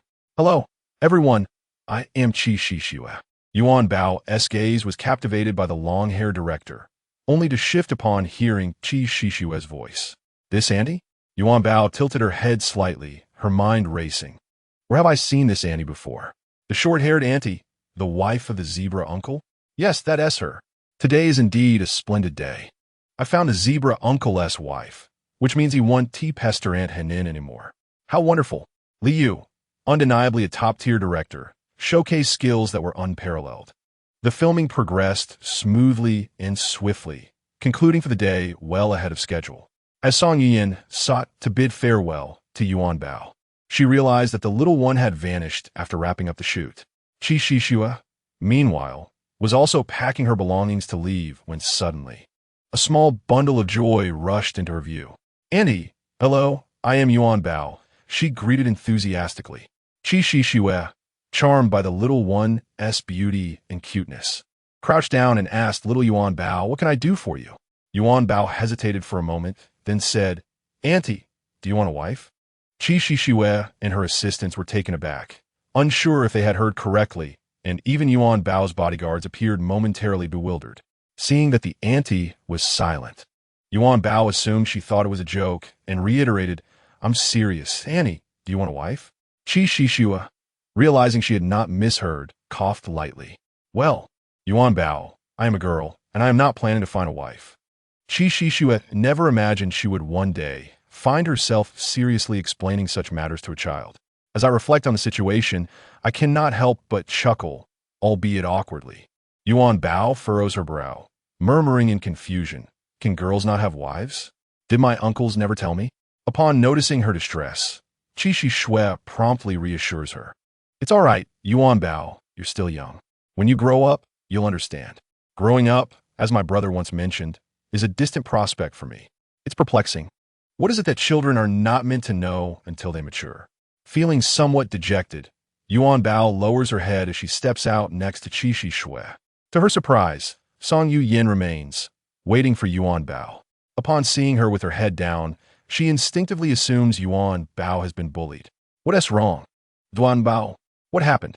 Hearing the voice of the beautiful sister, Yuanbao slowly lifts her head and asks, "Beautiful sister, why can't girls have wives? They say I will understand when I grow up. But when will I grow up?" Song Yuyin bursts into laughter, realizing that the little one was not bullied, but rather perplexed by this question. "Well, you see, typically it is boys who seek wives, while girls look for husbands," she patiently explains. After a moment's pause, she adds, "Of course, there's some girls who seek wives and some boys who seek husbands. It entirely depends on personal preference."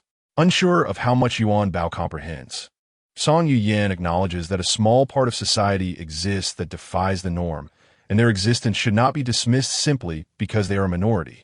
Yuanbao seems to grasp the concept, her sparkling eyes fixed on her. "So, if the beautiful sister seeks my little uncle, that means she is looking for a husband, right?" In Chapter 26, the fifth uncle must learn from the little uncle. Song Yuyin finds herself momentarily taken aback by Yuanbao's quick wit and ability to draw conclusions. Wang Ningning cannot help but laugh. "Who would have thought you, Song Yuyin, would find yourself in such a predicament? You've dug your own grave. Let us see how you get out of this one." "Did Yuanbao understand correctly, beautiful sister?" "Huh?"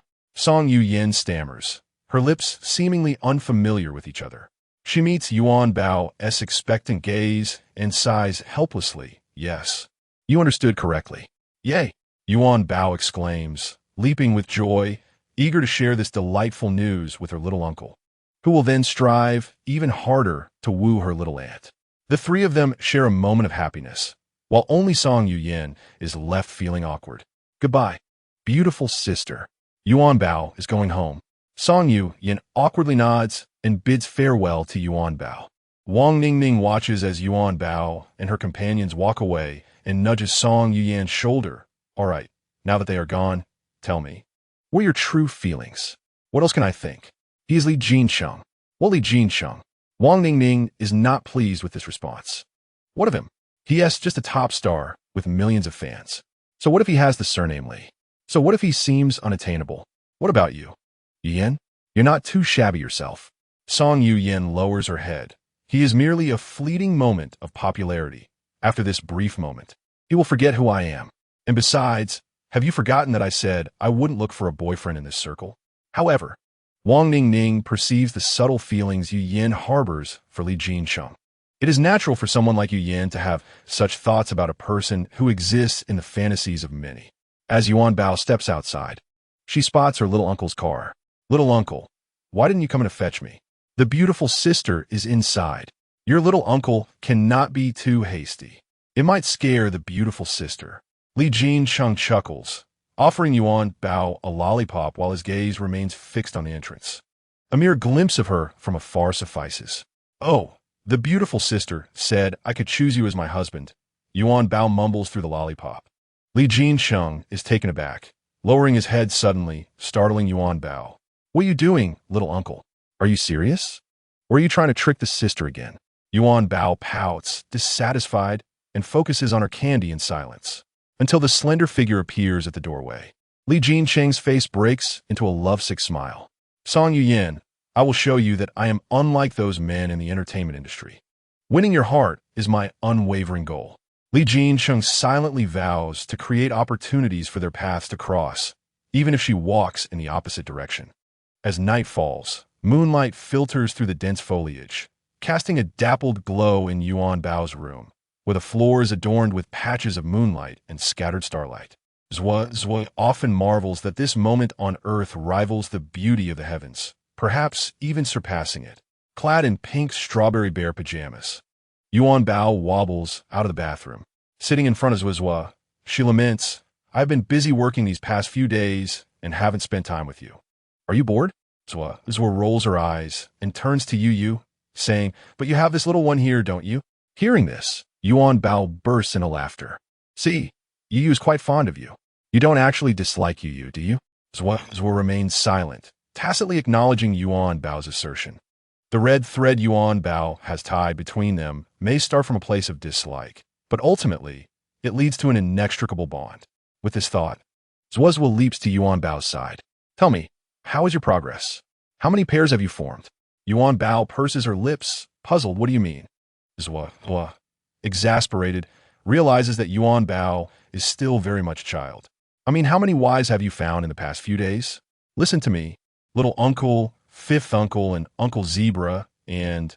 Oh, I think that's all, Yuanbao exclaims excitedly, though none of them have successfully courted a wife yet. You only need to find them. How to pursue them is not your concern. Zhua expresses her frustration. You've only completed 3 out of 999. When will this end? And you're still happy about it? Yuanbao is eager to share amusing stories from the past few days. But her thoughts are interrupted by a sharp knock on the door. Come in. Yuanbao's grandmother calls out toward the door. Li Haoran bursts through the door, full of energy, and plops down in front of Yuanbao, lifting her onto his lap. Fifth uncle, what's wrong? Did you encounter a ghost? He shakes his head vigorously. When have you ever seen fifth uncle afraid of ghosts? Yuanbao observes him. He is shirtless, wearing only shorts, and breathing heavily. Fifth uncle is acting very strangely today. Li Haoran suddenly grabs Yuanbao's hand, holding it tightly. Yuanbao, show me what fifth uncle's future wife looks like. Wife? You mean Aon Tanhan? Yuanbao is completely bewildered. Fifth uncle is indeed acting very oddly today. Li Haoran clearly does not believe her, tightening his grip on her hand. Look closely, is she really Han? Yuanbao nods, still confused, recalling the last time she saw fifth uncle carrying Han. No, that can't be. These days, Yihan has been very close to that Zebra and hasn't trained with me, always training with Zebra. Li Haoran mumbles to himself, realizing that Yuanbao is not a seer, and he has truly become muddled. He is uncertain why he feels so irritable upon seeing Yihan training with Zebra and why she hasn't sought him out for extra practice lately. Just moments ago, as I lay in bed, unable to sleep, I recalled the visage of Yuanbao resembling that of a fortune teller. I rushed over, genuinely perceiving her as one. Yuanbao, somewhat perplexed, gazed at Wujujio, pondering whether Wujujio was anxious about Yihan. She shuffled forward a couple of steps, and with the demeanor of a miniature adult, remarked, Wujujio, a wife must be pursued. One cannot expect a wife to simply fall from the heavens. Li Haoran regarded Yuanbao's serious expression. She took his hand and continued earnestly, look at Xiao Yuanbao. He understands the necessity of pursuing his wife. The words I just spoke were indeed from Xiao Yuanbao. Wujujio should learn from Xiao Yuanbao. After her pronouncement, she nodded at him in affirmation. Nonsense. When did Wujujio ever wish for Yihan to become my wife? Chapter 27. Song Yuyan is not in the right state of mind. Yuanbao frowned. Wujujio was lying and lacked sincerity. Then Wujujio, whom do you wish to take as your wife? Yihan is meant for someone else. That simply cannot be. Who does she wish to be a wife to? Li Haoran felt a surge of displeasure upon hearing that Yihan would be someone else's wife. Yet his lips remained obstinately sealed. Zhua, unable to bear it any longer, thought, foolish humans, a stubborn duck indeed. No wonder he finds himself in the fires of pursuing his wife. It is a truth even a rabbit could comprehend, yet a grown person fails to grasp it, wasting their tall stature. Yuanbao curiously inquired of Zhua. What does it mean to be in the fires of pursuing a wife? Zhua turned away in exasperation.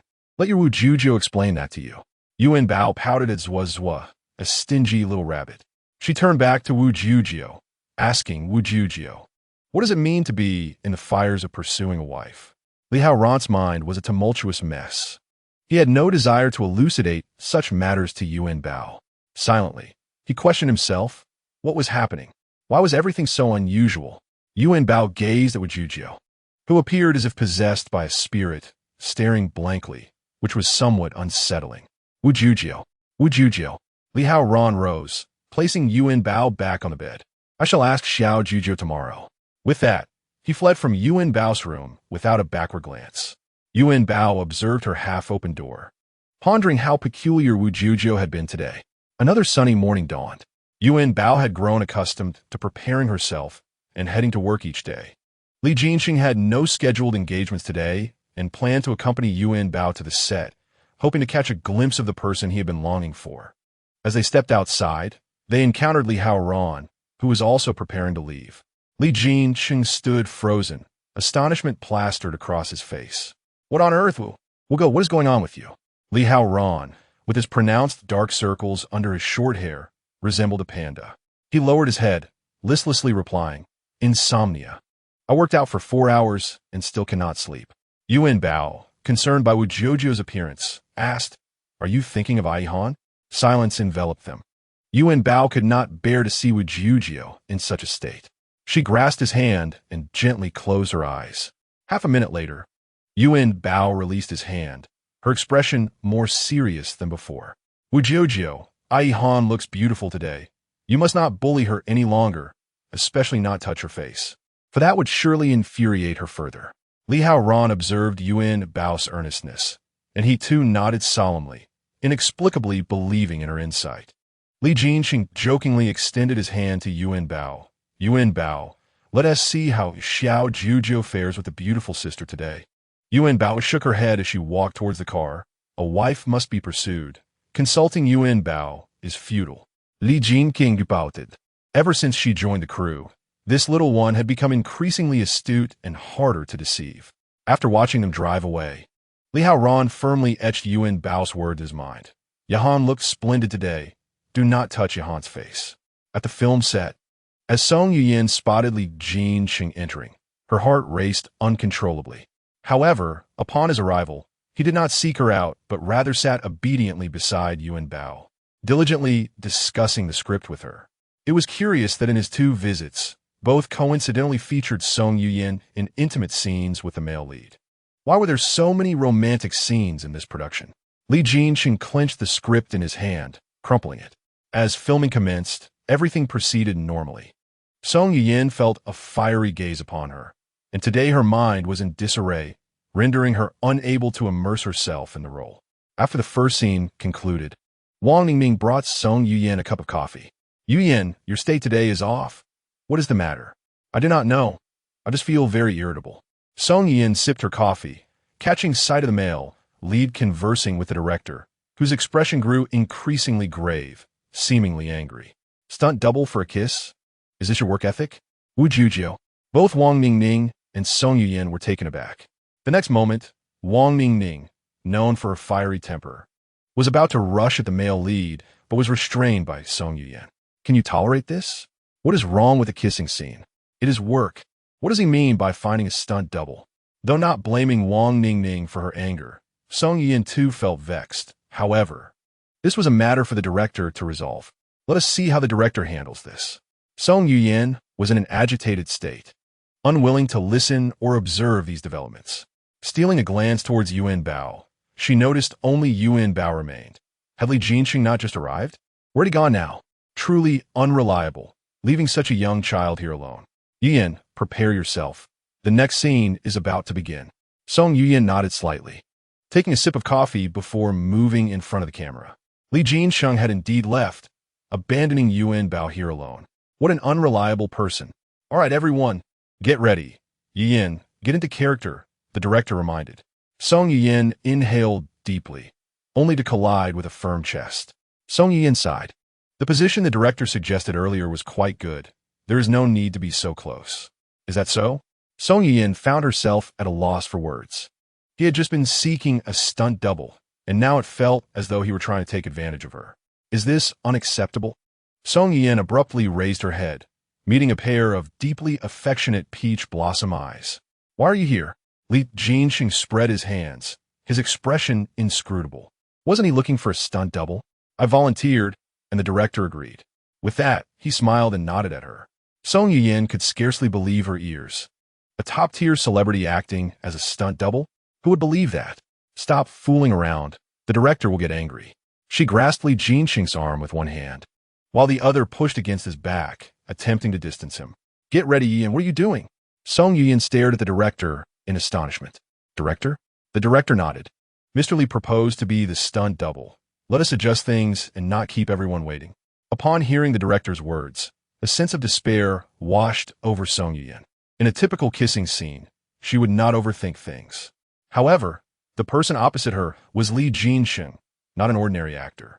This, Song Yin found exceptionally difficult to accept. She truly felt a strange sensation. Li Jinxing observed her hesitance, a mischievous smile gracing his lips. Mind your professionalism.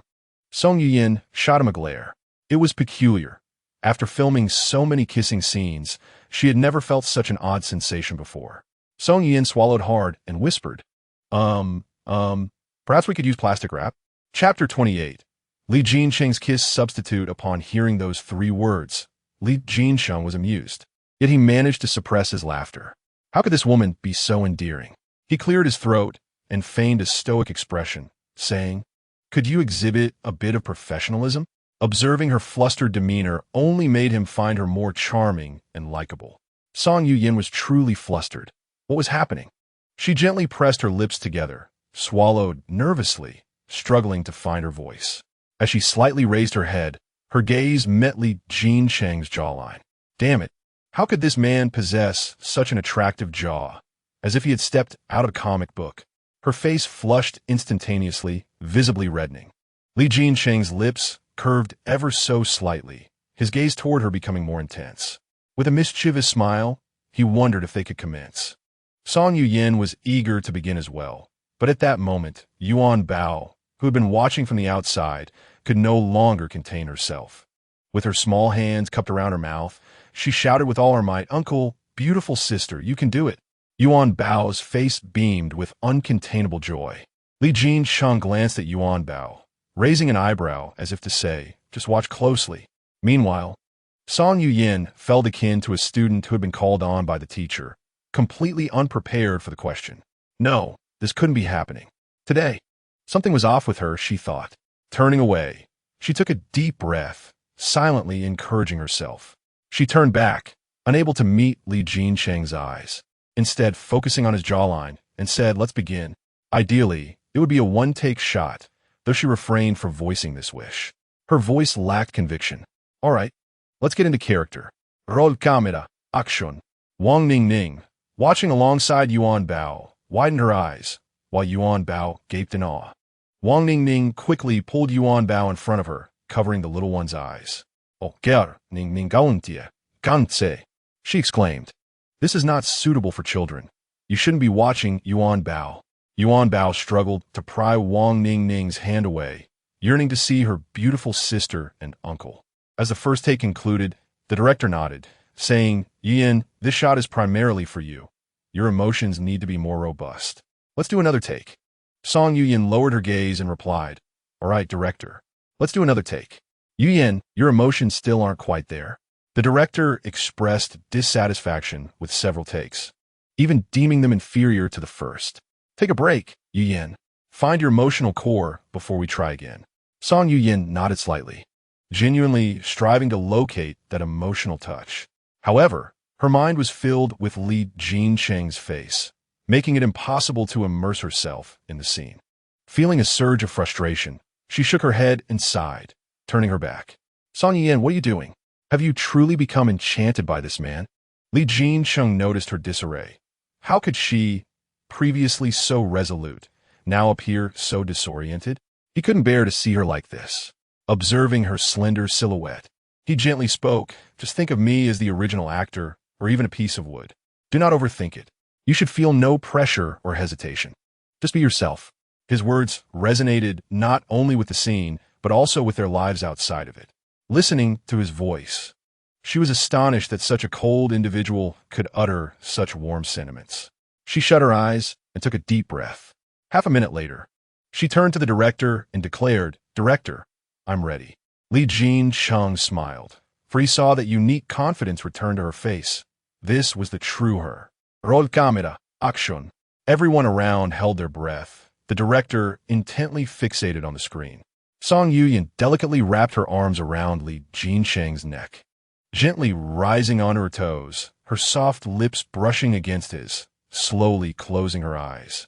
Li Jin-chung gradually lifted his hand to cradle her face, tenderly responding to her kiss. "Oh yes. Cut.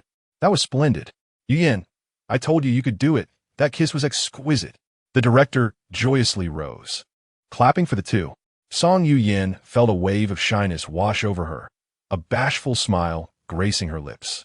For her, such rare moments of embarrassment stemmed from this experience. She turned, only to find the space behind her empty. Li Jin-chung had departed swiftly, and she wished to express her gratitude. Yuanbao joyfully approached her, saying, "Beautiful sister, uncle must be so happy. What about you?" Song Yuyan paused before responding. "I'm happy too. We finished shooting so smoothly." The little one's question felt like a ticking bomb, ready to explode at any moment. Yuanbao shook her head in exasperation, muttering softly, "TSK, TSK, TSK." The beautiful sister was well aware that Yuanbao's inquiry wasn't about that, intentionally avoiding the subject. Song Yuyan pretended not to hear and calmly walked ahead.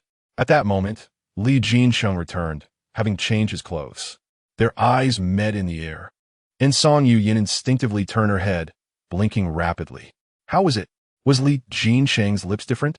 She looked at Wang Ning, feeling speechless, realizing she had never noticed how her friend seemed to possess an insatiable curiosity. "Don't be coy, just tell me. I will never experience this again, so share your thoughts." "There is nothing particularly different. They are quite thin, and that is all." "TSK, TSK, TSK. I underestimated you. You truly have a princess's fate. Who would have imagined you would encounter Li Jin-chung even as a kiss substitute?" Wang Ning couldn't help but marvel at the situation. Such a high and aloof star was willing to be a substitute for Yu Yan. If this news got out, it would be both a blessing and a curse. Glancing back at Li Jin-chung, who was radiating joy, one would think he had received a grand gift from a mere kiss. Song Yuyan continued to peruse her script, yet her mind was solely occupied with the memory of that kiss, the scent of Li Jin-chung lingering in her senses. Her eyes remained fixed on the script, yet not a single word registered. Could it be that she was genuinely developing feelings for that man? But nothing particularly special had transpired. Her encounters with him were merely due to Yuanbao. Song Yuyan fell into silence. Chapter 29. Li Hao Ran's peculiar state of mind. Meanwhile, at the boxing gym, as Li Hao Ran stepped through the door, he spotted Yihan and the zebra training together, laughing and chatting. His brows furrowed tightly, his gaze fixated on the two on the boxing ring. It felt as if a heavy stone was lodged in his chest, making it hard to breathe, accompanied by an inexplicable fury. He was tempted to stride over and kick them apart. Today, Yihan appeared different from her usual self. She looked truly beautiful. The fitted workout attire accentuated her figure flawlessly. Moreover, today she wore makeup, enhancing her beauty with a touch of softness compared to her everyday look. Li Hao Ran found himself lost in thought at the entrance, but the presence of the zebra beside her was utterly irksome. With determination, Li Hao Ran marched toward the boxing ring. The two were still discussing their punching techniques when he leaped onto the ring. "Do you have no issues with your own training?" he demanded. The zebra hesitated, responding, "It's all right." Li Hao Ran tilted his head, his piercing gaze fixed on him. "All right? I'll be testing you in a moment." Zebra. Upon seeing the zebra in silence, Li Hao Ran slightly raised an eyebrow, his gaze sharpening. Boss. I'll take my leave first," Zebra stated decisively before jumping off the boxing ring. After their previous match, Zebra felt like a mere jester standing before the boss, and truly wished to avoid a repeat of that experience. You drove Zebra away. How am I supposed to train? Yi Han complained, casting a reproachful look at Li Haoran.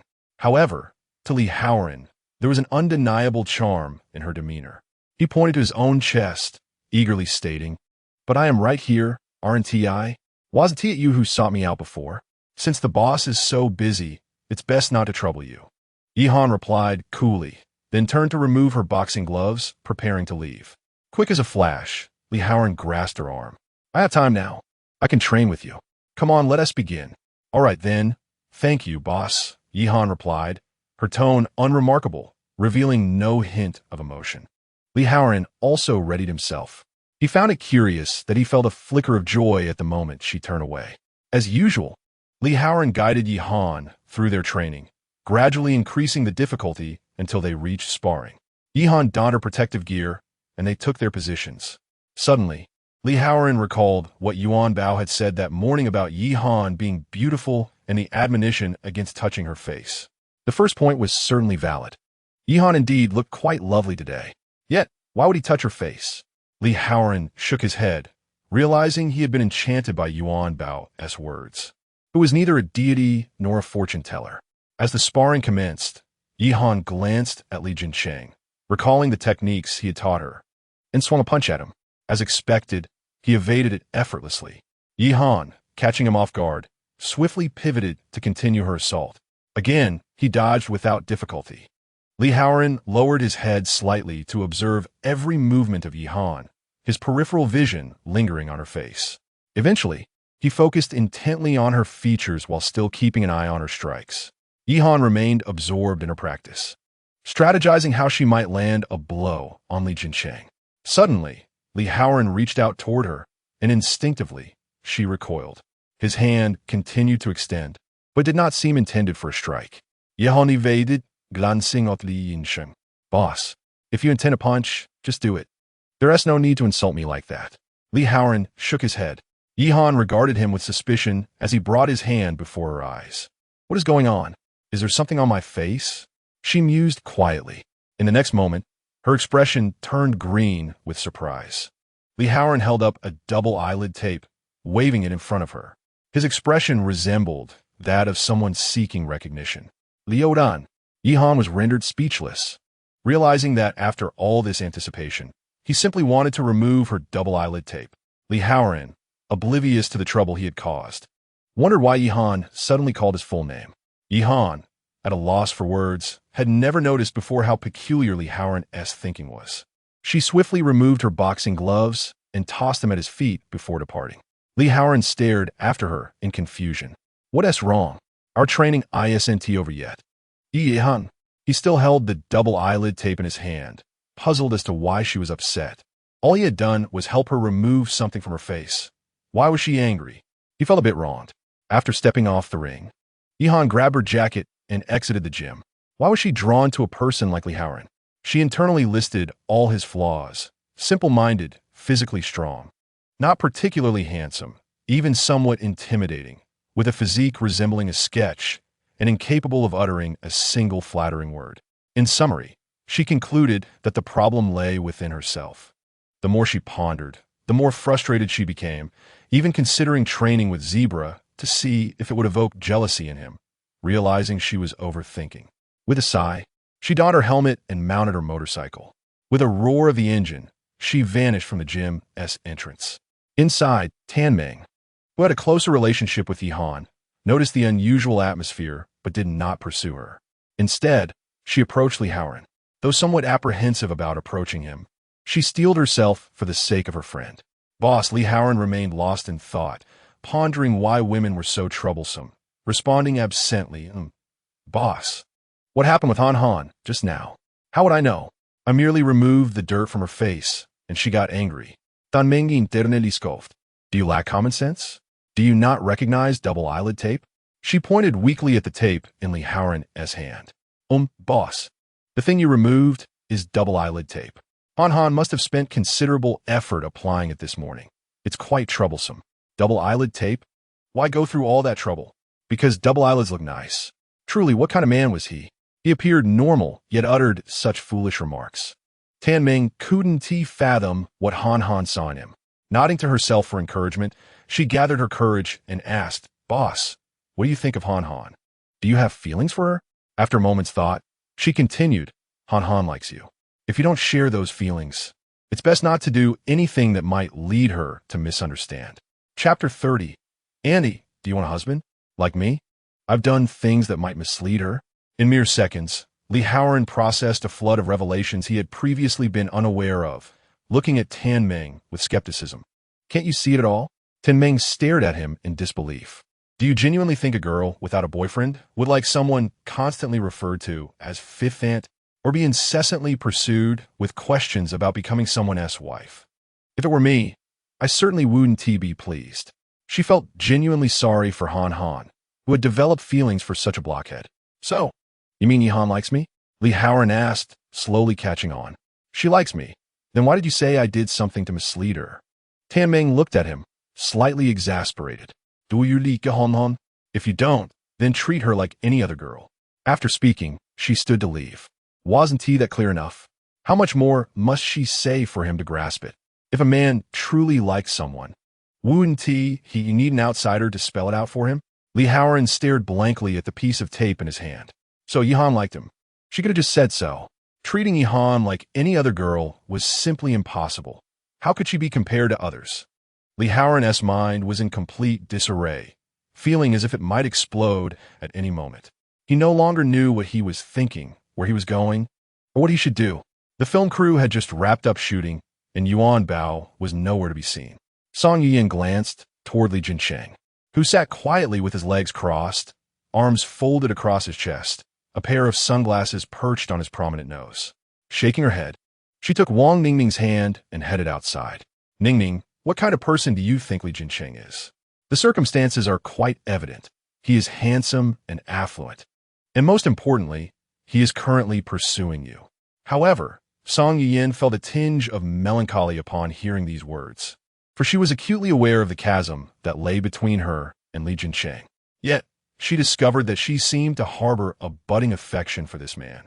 She was uncertain whether it was right or wrong to develop feelings for someone like him, and she dared not confront what might transpire next.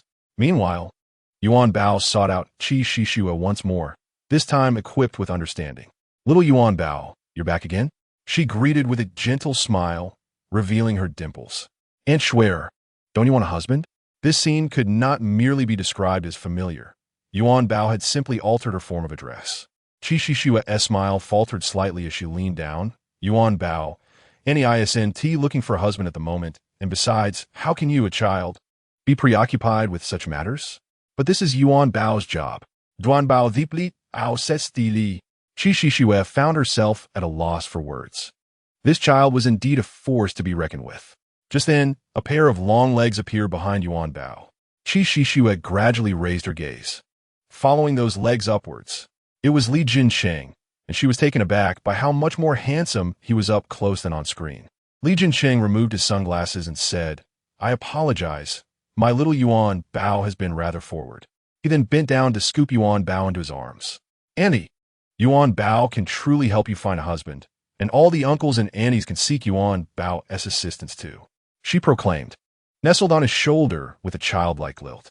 Qi Shishua gazed at Li Jincheng's upright figure, fantasizing about how splendid it would be if he were her boyfriend. She continued to dream until his silhouette disappeared from her sight. In the car, Li Jincheng playfully pinched Yuanbao's little nose. "You mischievous little one. Are you so eager to help others find a spouse?" Yuanbao, with candy still in her mouth, mumbled, "Yes, uncle, this is truly Yuanbao's job." Li Jincheng chuckled helplessly. This little rascal was indeed a handful.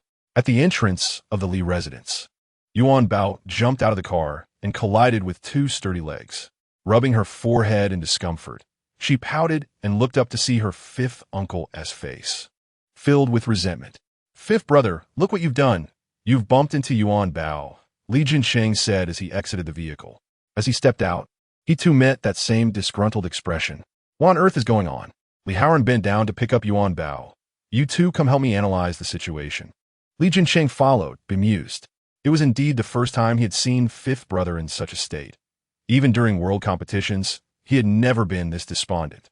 Yuanbao obediently sat on the sofa, peeling an orange, while Li Haoran recounted the day's events from beginning to end. Li Jincheng struggled to contain his laughter, realizing that his fifth brother was entangled in a romantic dilemma. Has fifth uncle finished? Yuanbao asked. Liuran. After tossing the orange peel into the trash, Yuanbao shook her head repeatedly. Fifth uncle doesn't he listen? You should ask little uncle. Li Haoran turned to Li Jincheng. Fifth brother, tell me, do you perhaps like Yi Han without even realizing it? Li Jincheng suggested with a knowing smile. Li Haoran sighed in resignation. In that case, let us have Yuanbao introduce a boyfriend to Yi Han. She might then ignore you entirely. That won't he do? Li Haoran exclaimed, panic rising in his voice. Yuanbao could no longer hold back. Fifth uncle, you're really too foolish. With your approach, you won't be able to win a wife. You should learn from little uncle. Li Jincheng, speechless, wondered if this was what it meant to be oblivious to one's affections. Was this the epitome of a so-called straight man, like his fifth brother? Li Haoran lowered his head, muttering, now that it's come to this, how can I win Yi Han back? Yuanbao suddenly jumped up, raising the orange in her hand joyously. Both Li Haoran and Li Jincheng stared wide-eyed. Little uncle kissed the beautiful sister today, so fifth uncle can kiss Annie Han in too. Duanbao et Gulim. Li Jincheng choked on his orange juice, hastily interjecting Yuanbao. You mustn't say such things. Little uncle's interaction with the beautiful sister is purely for work. But it's still a kiss. Yuanbao giggled, shaking her head. Li Jincheng turned to Li Haoran. Don't listen to Yuanbao. Think it over carefully. If you truly like her, go win her back before it's too late. Although Li Jincheng had yet to experience love himself, it was evident that he was far more adept in this arena than Li Haoran. Chapter 31. The unattractive uncle struggles to find a wife in the early morning. The Li family villa was shrouded in mist, resembling a realm of fantasy. Two furtive figures lingered at a nearby intersection. They had spent a considerable sum purchasing this address from a detective and had been lying in wait for 2 consecutive days. Old son, is this really a good idea? Yang Ru asked, her breath visible in the chilly air. That child is never without company.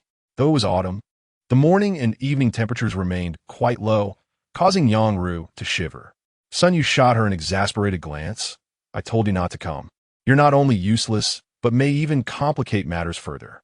I'm only trying to help you. Yang Ru pouted. She was well aware of Sun Yu's intentions.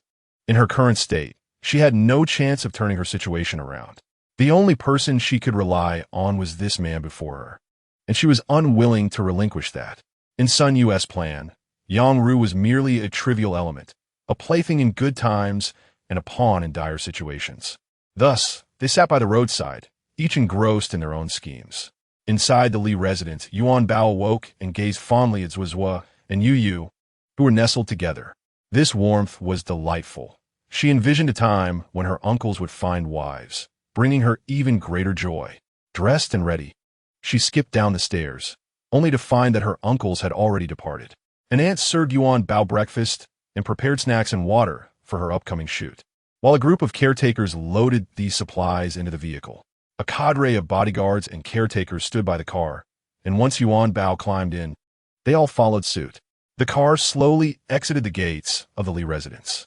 Sun Yu hastily donned her hat and adjusted her scarf before rising quickly. The bodyguard in the passenger seat immediately noticed the peculiar behavior of the 2 figures at the intersection. Be cautious of a staged accident. The driver nodded slightly. Yet, in the next moment, it seemed as though these 2 individuals had no regard for their own safety as they dashed directly towards the vehicle. The driver reacted swiftly, slamming on the brakes. The bodyguard in the passenger seat rolled his eyes and opened the door. Who are you? Sun Yu shifted her stance and stood in front of the car. I wish to see the young lady. I had no other choice but to resort to this tactic to stop the vehicle. The bodyguard scoffed. You'd best leave before I take action. The Li family's bodyguards adhered to an unspoken rule. Wherever the young lady was, violence should not be employed lightly, unless absolutely necessary. Please, just let me see the young lady. She has a misunderstanding about me, and I need to clarify. Sun Yu stood, resting her hand against the car hood. Meanwhile, Yang Ru adopted a different demeanor, pointing a finger at the bodyguard. "You're just a dog raised by the Li family. Why take this so seriously?" "Shut up, you wretched woman." Sun Yu was infuriated by this foolish girl. Was she deliberately complicating matters for her? "I apologize. Could you kindly allow me to meet Miss Xiao?" The bodyguard turned around, his sharp gaze fixed upon the two, a slight smirk gracing his lips. He raised his hand slowly and snapped his fingers towards the car behind him. From the vehicle emerged a group of tall men clad in black suits. The two were taken aback by the scene before them. Sun Yu forcefully pushed Yang Ru aside, who fell at the feet of the bodyguard. Yuanbao, hearing the commotion outside, curiously peered out, only to discover it was the ugly uncle and the wicked aunt. The nanny assisted Yuanbao in opening the car door. "Uncle Qiu Tian," Yuanbao recognizes the ugly uncle and the wicked aunt. Yuanbao approached Yang Ru, pouting as she asked, "Are you here to find Yuanbao to help you find a husband?" The wicked aunt bullied the beautiful sister, so Yuanbao does not wish to assist you. Having said that, she turned to Sun Yu, stating, "The ugly uncle is also bad, hence he cannot find a wife." Yuanbao, though a sensible child, harbored grudges. "Uncle Qiu Tian, let's depart." "Wait, do not pretend to be foolish and attempt to leave after spewing nonsense." "This is all you're doing?" Sun Yu shouted. "You merely need to tell your uncle to return my belongings." "Not at all. It is because you did something wrong that your uncle acted this way." Yuanbao halted her steps, hands on her hips, shouting back at Sun Yu, "Is your uncle some kind of good person?" "You." Before Sun Yu could retort, she was seized by Sun Yu and taken away. Two bodyguards lifted Yang Ru from the ground. "Release me. Men and women should maintain distance. Be wary of being cyberbullied." Yang Ru, still unable to comprehend the situation, continued to utter useless remarks. It is truly baffling how her mind has navigated the entertainment industry thus far. In the office of the CEO of LX Group, Li Jingchun was conducting a meeting with the company's executives. While speaking, his phone screen illuminated, and he casually glanced at its contents. It was from Qiu Tian. Instantly, Li Jingchun's demeanor shifted to one of tension as he hastily picked up the device. Upon reading the message, his expression turned cold and sharp, and he stood up, striding towards the exit. "Li Zong." Chun Tian observed the situation and quickly opened the meeting room door, following Li Jingchun closely. Li Jingchun cast a cold glance at the time, speaking in a low voice. "Investigate who leaked the Li family's address to Sun Yu." "Understood." "How audacious." Nowadays, even detectives dare to investigate the Li family? The last individual who sold the Li family's address to the Song family's elderly couple has already been imprisoned, yet someone still dares to act recklessly. Upon returning to his office, Li Jingchun accessed all surveillance footage around the Li residence. Indeed, these two individuals had been loitering in the vicinity for 2 days. He had truly let his guard down recently. How could he have missed such an obvious threat? A sense of unease washed over him. What if something unexpected occurs? Several minutes later, Chun Tian entered the office, presenting a tablet before Li Jingchun. As he gazed at the face displayed in the photo, a mocking smile curled at the corners of his mouth. Who would have thought that the last individual sent away was indeed part of a larger scheme? Li Jingchun gently rubbed the surface of the tablet. "Bring him to see me. Send Sun Yu and Yang Ru directly inside. Also, how is Yang Ru's debt being resolved?" "All her assets have been frozen. Not even a fraction remains." Li Jingchun raised his gaze, a knowing look cast towards Chun Tian. "Then what are we waiting for? If she cannot repay, she must find a way." This time, Li Jingchun resolved to deal sternly with this group of oblivious individuals. Do they think anyone is fair game for their schemes? Such a lack of memory warrants a thorough lesson within those walls. Chapter 32. Yuanbao wishes to see Ani Ningning's husband on set. Song Yuyan did not see Yuanbao's figure for an unusually long time. This was the first time the little one had arrived late. After the director arrived, he announced that they would proceed to the next scene and postpone this one. Song Yuyan couldn't help but worry, wondering if something had happened to the little one.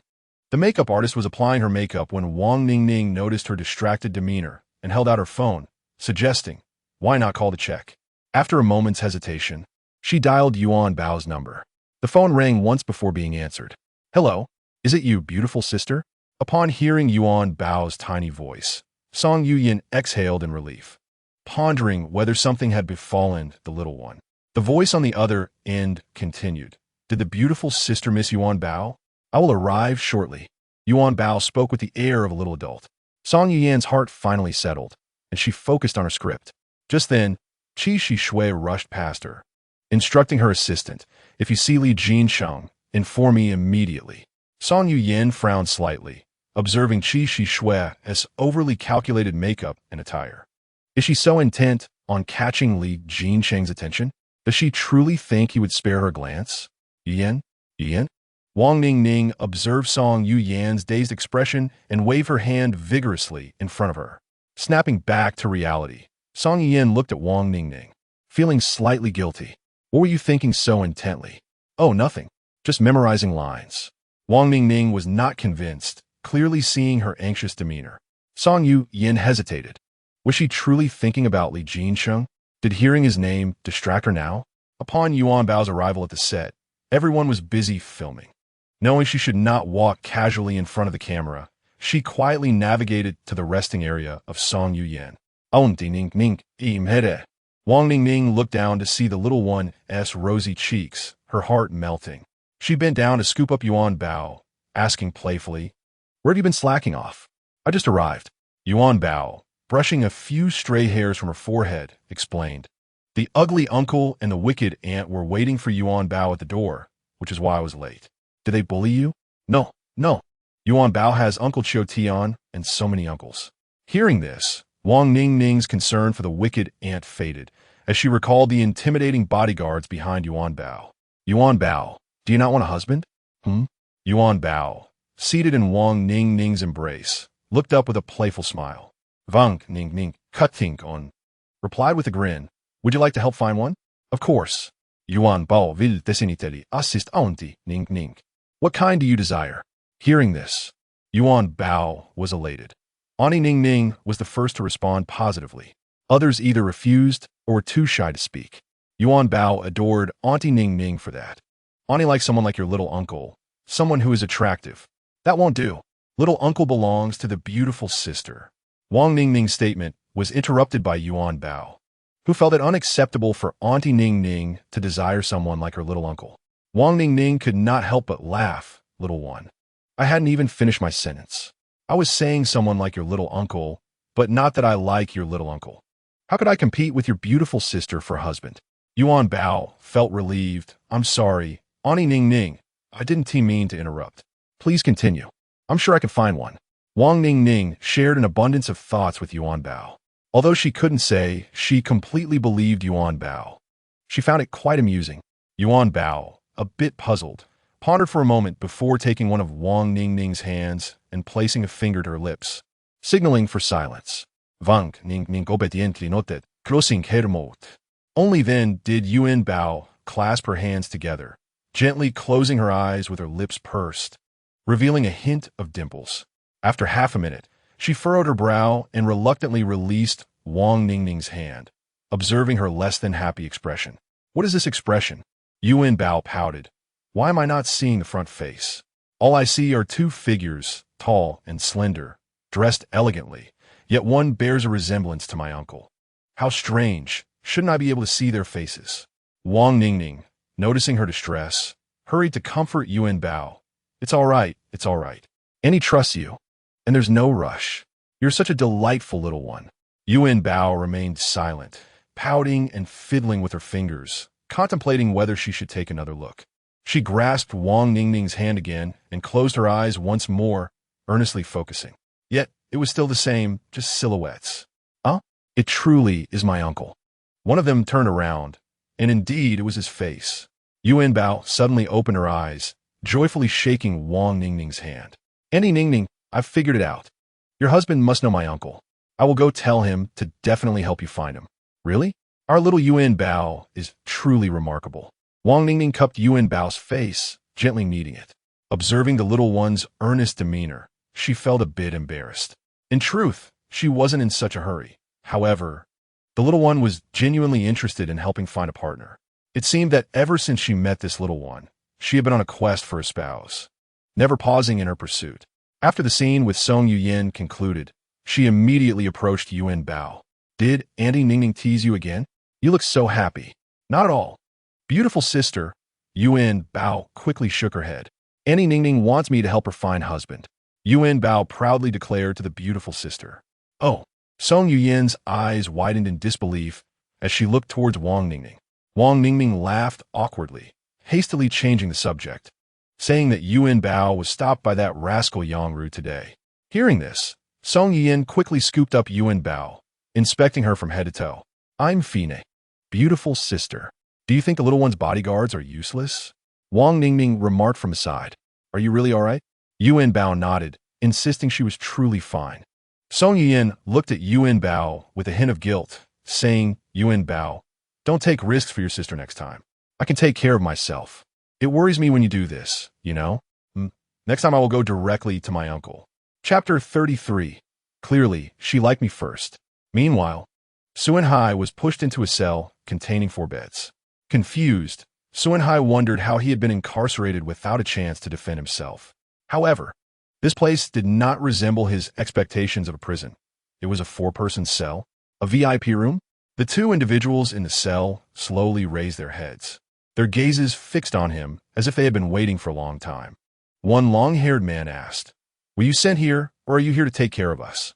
Suanhai, puzzled, thought it absurd to seek care while imprisoned. He remained silent. The other man with yellow hair said, seems like you were sent here. So, what did you do to offend the Li family? The Li family? Suanhai turned to the 2 disheveled men, realizing they too had offended the Li family. They nodded. Suanhai felt an instant kinship. How long have you been here? What for? The long-haired man shook his head. The yellow-haired man explained, I sold the Li family's address information, and he is the Li family's son-in-law who even caused the death of their daughter and mistreated their granddaughter. The long-haired man shot him a glare.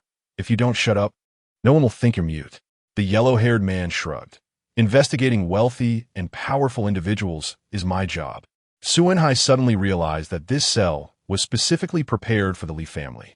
Congratulations, you'll probably never get out of here, the yellow-haired man sneered. Why? I haven't done anything wrong. If anything, it was an attempted scam. Attempted scam? Is it related to that young lady? Suanhai nodded. The yellow-haired man grinned. That's right. We are all connected to that young lady. Your life from here on will likely be a struggle for survival. Suanhai did not comprehend the yellow-haired man's insinuations. The yellow-haired man chose not to elaborate, knowing that even if he did, Suanhai would not believe him. He and the long-haired man had endured this existence for so long, treated like less than human. The Li family simply borrowed this cell to confine them. They could not escape, and periodically someone would come and check on them. It was indeed unbearable, far worse than the tortures depicted in ancient dramas. Observing the 2 men, Suanhai internally scoffed. I'm not as foolish as you. How could I not have a backup plan? Li Jingxin, just you wait. Don't you all want to protect that little brat? I want to see how you intend to do that. In the Li family in the capital, after dinner, Yuanbao strolled through the garden with her little rabbit. Upon returning in the afternoon, the beautiful sister informed Yuanbao that the crew would have a day off tomorrow, allowing her to do as she pleased. But what could Yuanbao do? Zhuozhua, what do you usually do when you have nothing on your schedule? Why not ask you? Zhuozhua truly had no idea what to do when left alone. Has she found a partner yet? Yuanbao glanced at Yu, who remained silent. She then turned back to Zhuozhua. Oh dear, when the 2 of us are together, there's certainly much we can do. You should focus on the matter of finding a wife first. Right? Finding a wife, helping Annie Ningning find a husband. With this thought, Yuanbao sprang up and headed straight for Li Jinsheng's villa. Zhuozhua watched Yuanbao's retreating figure with a sigh, grateful for the companion she had found. Otherwise, she would be quite bored. At that moment, Li Jinsheng was racking his brain to compose music for Song Yuyin's production. He did not notice when Yuanbao entered. Yuanbao immediately spotted a photo of the beautiful sister in front of her uncle. Cautiously, she tiptoed behind Li Jinsheng, peering over his shoulder as he scribbled a series of peculiar notes on paper. She did not recognize a single one. She quietly leaned closer to his ear, asking, Are you writing about the beautiful aunt? W.C. Li Jinsheng jumped in surprise, turning to see the little one with crescent-shaped eyes smiling gleefully, finding it amusing rather than frightening. Little Yuanbao dares to scare her uncle now. Does she? He scooped her into his arms, playfully tickling her. Oh dear. Uncle, Yuanbao is ticklish. Will you still dare to scare your uncle? Yuanbao was rendered speechless from laughter, fervently shaking her head. After being set down, she lay there panting. After a while, she asked, "Are there no wives among the people around my uncle?" Li Jingqing nodded, explaining that those around him were either idols or playboys, none of whom had wives. Upon hearing this, Yuanbao perked up, recalling that there was indeed someone around her uncle who was Auntie Ningning's husband. She had seen him the other day. Really? Who is it? Tell me quickly. Yuanbao didn't know. She hadn't seen his face, only his back. She scratched her little head. So, can I follow my uncle tomorrow? Li Jingqing chuckled, thinking this little one had learned to be indirect. He nodded, curious about which lad had captured Wang Ningning's heart. Meanwhile, Li Haoran was occupied elsewhere.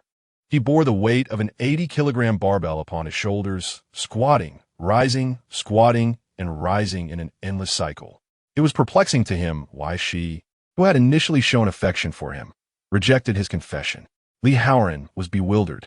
Upon arriving at the boxing gym today, he found himself devoid of any sight of Yihan. After waiting for an extended period without her arrival, he inquired with Tan Meng, only to learn that Yihan had been absent for several days, claiming she had gone away to seek solace. The entire morning, his mind wandered aimlessly, whatever he did. The visage of Yihan lingered before him, and he felt as though someone were whispering in his ear, calling him Big Brother in her voice. Unable to endure the longing any longer, Li Haoran sought out Tan Meng for Yihan's address. To his surprise, upon her seeing him, the first action she took was to introduce him to a male friend. This, Li Haoran found intolerable. He pulled Yihan aside and declared, "Yihan, I like you. Be with me." Yihan regarded him with an odd expression, momentarily taken aback, before slowly responding, "Big Brother, I believe you may not be in your right mind. Some matters are better discussed in a state of calm." Li Haoran stared at her in disbelief. "Are you rejecting me?" Yihan replied, "If that is how you feel, so be it." With that, she turned to leave but glanced back to say, "Big Brother, if you wish to clear your mind, you are welcome to join us." Li Haoran watched as she returned to her companions, laughing and chatting. Why do women behave so erratically, today in one manner and tomorrow in another? Chapter 34. Yuanbao, exposed. Online Yuanbao found herself being carried into a vehicle by Li Jinsheng, commencing a new day of seeking a husband. Li Jinsheng reclined in his seat, resting his eyes, for today marked a significant event for the boy band, necessitating his energy conservation. Yuanbao perused a picture book, flipping through its pages. Suddenly, the car came to a sudden halt, sending her book flying. Yuanbao exclaimed in fright. Li Jinsheng awoke with a start. Before them lay a throng of reporters, swarming the vehicle, with some attempting to pry open the doors. Yuanbao felt a twinge of fear and looked to her uncle for assistance. "What is happening?" "Bang, bang, bang. Mr. Li, may we take Yuanbao out of the car? We have some questions to confirm with her." "Miss Yuanbao, did you spill coffee on Yang Ru simply because you dislike her?" "Mr. Li, please open the door. Do not keep Miss Yuanbao inside like a turtle retreating into its shell. Would you kindly exit?" The reporters surrounded the car, rendering any advancement impossible. The guards of the Li family quickly assembled to disperse the reporters. "It's all right, Yuanbao. Your uncle is here." Li Jinsheng had witnessed such scenes numerous times. Reporters would swarm at any hint of news. However, he felt pity for little Yuanbao, who had just entered this circle and was already faced with such complications. He held her close, softly comforting her while retrieving his phone to send a message to Li Jingsheng. He then signaled the driver to turn back to the Li residence. Upon their return, Li Jinsheng noticed Yuanbao appeared frightened by the earlier scene. Just as the elderly master of the Li family returned from his morning exercise and witnessed the tableau. "What happened?" The elderly master inquired sharply as he took Yuanbao into his arms. It might relate to the incident with the film crew a few days ago. Li Jinsheng opened his phone, revealing a flood of trending news about Yuanbao. Videos depicted her standing on a chair, hands on her hips, splashing coffee onto Yang Ru's face. Other footage showed her accompanied by bodyguards on set, each exuding a fierce presence. Clearly, these videos have been artificially boosted for visibility. Instantly, The image of the young Miss Li transformed into that of a spoiled child taking advantage of her family's influence, igniting the ire of netizens. How outrageous! Is this how the Li family raises their children? Teaching them to lack basic manners, akin to a feudal-era young lady. Such a child will grow up to be just as insufferable. They say a 3-year-old sees as a 5-year-old sees. Is it possible that Yang Ru's predicament resulted from the Li family's machinations, simply because this child found her displeasing, thus ruining her life? I wouldn't be surprised if director Sun Yu was also ensnared by the Li family. How could such a prominent director act in such a manner? This is the unvarnished reality of the internet. Daily, such dramas unfold, yet no one anticipated that this time the protagonist would be the Li family. Li Jinsheng cast a glance at the elderly master, who wore a grim expression, extending his hand. The elderly master donned his reading glasses, his countenance growing increasingly solemn. Yuanbao, unable to comprehend the written words on the phone, recognized herself in the videos, and she explained, "Grandpa, are they talking about Yuanbao?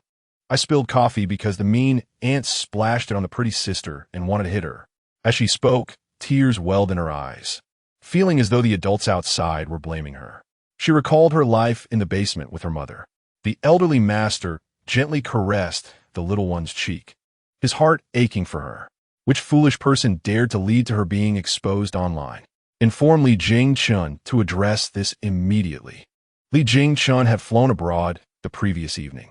Upon receiving Li Jincheng's text early that morning, he abandoned a meeting with crucial clients to return hastily. On the plane, Li Jingchun observed the situation's escalation online. Numerous influencers and opportunistic netizens flocked to capitalize on the scandal. Today's expose features the most infuriating character I have encountered in my career. A mere 3.5-year-old child, wielding her family's influence recklessly. I am utterly disillusioned with some child stars in the entertainment industry, especially with an uncle like the acclaimed actor Li Chunyu and the top tier, star Li Jinsheng. She is dragging her family down.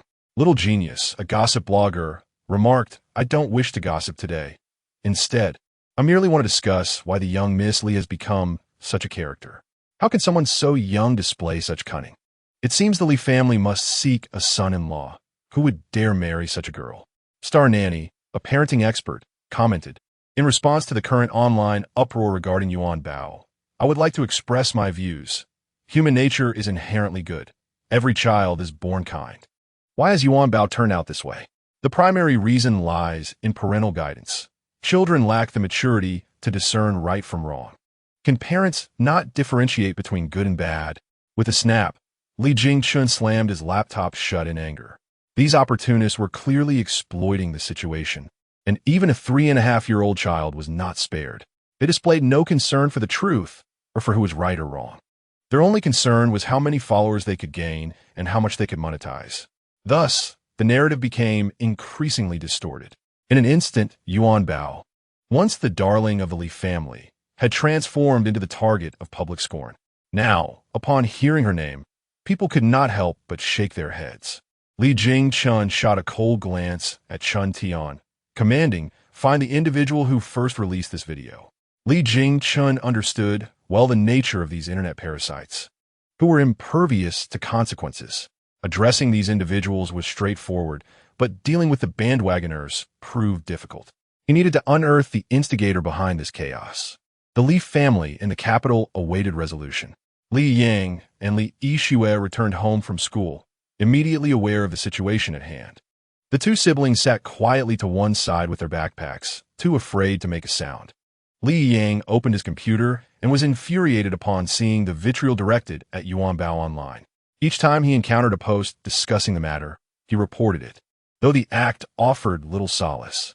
With fervent fingers, he struck the keyboard with determination. Anyone who dared to speak ill of Yuanbao found themselves subjected to a digital incursion, as he infiltrated their devices and left behind the words garbage on their screens. This method provided him with some relief, but being just a child, his technical prowess was still limited, making the hacking of a single phone a time-consuming endeavor.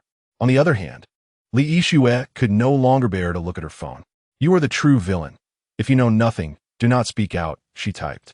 "Bah, your whole family is filled with scoundrels. Only a villain would insult others online." Rebound. Every word you utter reflects your own character. Chapter 35. I do not believe anyone would dare to openly provoke the Li family. Li Yixue was truly incensed.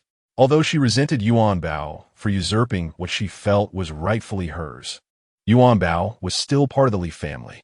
She could dislike her, but others could not. Li Yang, exhausted, stretched his neck and caught a glimpse of Li Yixue. Her face contorted with rage as she clutched her phone. Leaning closer, he encouraged her, "Keep going. I'm also dealing with these scoundrels." Li Yixue and the two children busily divided their tasks. Li Jingchen promptly organized a public relations team to clarify the situation and presented evidence regarding Sun Yu and Yang Ru. The legal team also initiated lawsuits against various influential figures and internet personalities who could be traced. However, the online trolls remained indifferent to these developments. They were unconcerned. As long as they could apologize when the heat came down upon them, they could simply create new accounts and continue their tirades, garnering sympathy from others to increase their followers. That evening, fourth brother, I need you to trace the origin of this video. Li Mingqi, typically residing abroad and somewhat out of the loop, had been summoned back by his elder brother's urgent call. Upon hearing that Yuanbao was being targeted online, he felt an overwhelming urge to traverse the internet and confront the perpetrators. These ignorant individuals had no idea of the unique system he had developed for that special prison cell. He settled into a corner with his computer, realizing that the individual behind this scheme had planned meticulously, as even his brother's subordinates had been unable to track him down. Meanwhile, Li Jincheng was upstairs playing with Yuanbao and Zhuozhua. Yuanbao understood that her uncle and grandfather were downstairs discussing important matters. Zhuozhua looked up at Yuanbao and whispered, "I just heard them talking. It's okay. It's just online exposure. You're not afraid of anyone, not even the Jade Emperor, right? It's nothing to worry about." Yuanbao was perplexed. "Uncle, is the online exposure because I did something wrong?" she asked. Li Jincheng reassured her, "Of course not. Yuanbao did nothing wrong." Yuanbao queried further, "Then why is she being exposed online? Doesn't that mean everyone thinks she did something wrong?" Li Jincheng, filled with concern, replied, "Yuanbao, you need not pay heed to their words. Your uncles and grandfather believe you did nothing wrong, and that is the truth." The Li family was worried, but their priority was to resolve the matter at hand. Song Yuyan also came across the situation online. She silently observed the malicious videos posted by the trolls and some self-righteous individuals who fancied themselves as champions of justice. In truth, they were no better than anyone else. Yet they criticized others with an air of superiority. Wang Ningning, holding her phone, angrily reported every offensive post or video she encountered. Song Yuyan set her phone up, preparing to record a clarifying video to explain the events of that day. Just as she pressed the record button, Wang Ningning's phone rang. She glanced at it. It was old Wang. Song Yuyan nodded. "Answer it." Old Wang was her manager, and without a doubt, she could predict what he wanted to discuss. After hanging up, Wang Ningning shrugged. "Old Wang says it's not his concern." Song Yuyan scoffed with a smile, "Just as I suspected. So what now? Are you still recording?" She began deleting her earlier video while asserting, "Of course I am recording. Why wouldn't I? Yuanbao is in trouble, and how could I possibly stand by idly? Especially since this matter arose because of me." Song Yuyan recorded a 5-minute video, thoroughly explaining the circumstances and asserting that Yuanbao was a good child, urging everyone not to misuse the convenience of the internet. To her astonishment, the video did not quell the outrage. Instead, it drew her into the fray as well. Indeed, the Li family is quite powerful. Even the typically reserved Song Yuyan has come forward to speak on behalf of that child. It seems the Li family has invested significantly to secure your support. She can no longer maintain her facade. Someone like Song Yuyan, who pretends to be above it all, is willing to do anything for money. In this day and age, as long as you have money, you can resolve any issue. Being wealthy is truly advantageous. Those of us who focus solely on the essence of matters will eventually be left behind. Song Yuyan stared at the comments beneath the video, utterly astonished. These online trolls were insufferable. Wang Ningning opened several new accounts, joining the fray to counter the trolls with her own retorts. She was undeterred, confident that she could take on 10 of them single-handedly. At the Li residence, Old Master Li observed the video of Song Yuyin voicing her support for Yuanbao. Amidst a chorus of insults in the comments, with a stern expression, he inquired, "Have we not yet traced the source?" Li Jingxin's face was cold as ice. "Give forth, brother, a little more time. I refuse to believe that anyone possesses the audacity to openly challenge the Li family." The other brothers of the Li family hastened home. The acclaimed actor Li Chenyu quickly posted on Weibo, asserting that Yuanbao had been wronged by malicious individuals and that the Li family would conduct a thorough investigation. Unsurprisingly, the actor attracted a wave of detractors as well. Li Chenyang had heard about the incident from the crew and, on a journey that typically took 3.5 hours, managed to land the plane in under 2. Li Haoran vented his frustration by smashing 4 sandbags at the gym. As they gathered in the lobby on the first floor, no one dared to utter a word. Their breaths held as they awaited Fourth Brother's findings. Approximately 10 minutes passed, which felt like an eternity to the Li family. "We have a lead," Li Mingqi announced as he approached with his computer, projecting the screen onto a nearby wall. He pointed, "The IP address has been obscured, but it originates from here." This method appears to be the handiwork of the Blackwater organization, which typically operates with bounty contracts on the dark web. Li Jingqin examined the location displayed, realizing it was indeed where the crew of Ignite Your Heart was filming. It seemed that individuals from the production team had resorted to such nefarious tactics, even seeking hackers from the dark web to target a mere 3.5-year-old child.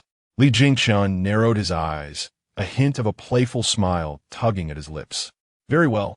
I shall personally pay a visit and dismantle his arms and sever his tongue. Let us see how he continues to spread rumors." Li Haoran abruptly stood up, striding towards the exit. Upstairs, Yuanbao and Li Jincheng had also seen the video that Song Yuyin posted. Yuanbao looked at the barrage of comments and turned to Li Jincheng, asking, "Uncle, has the pretty sister also been exposed online? Uncle, can you help me read these comments?" Li Jincheng felt a mix of anger and concern in his heart. Gently, he ruffled the little one's hair, assuring her, "Of course not. These remarks are all praises for the beautiful Jiejie in Yuanbao. However, the animated character is smashing eggs." Yuanbao pointed to an animated comment below. Chapter 36. Yuanbao explains herself. They say Yuanbao is a bad child, but the beautiful Jiejie asserts that Yuanbao is a good child, which has displeased them, correct? Li Jinxing truly felt at a loss on how to console this little one before him. Just a few hours ago, he had also posted on Weibo to clarify the matter, only to be met with a barrage of insults. He did not attend the boy band event today, and the other members who did were even booed off the stage by the audience.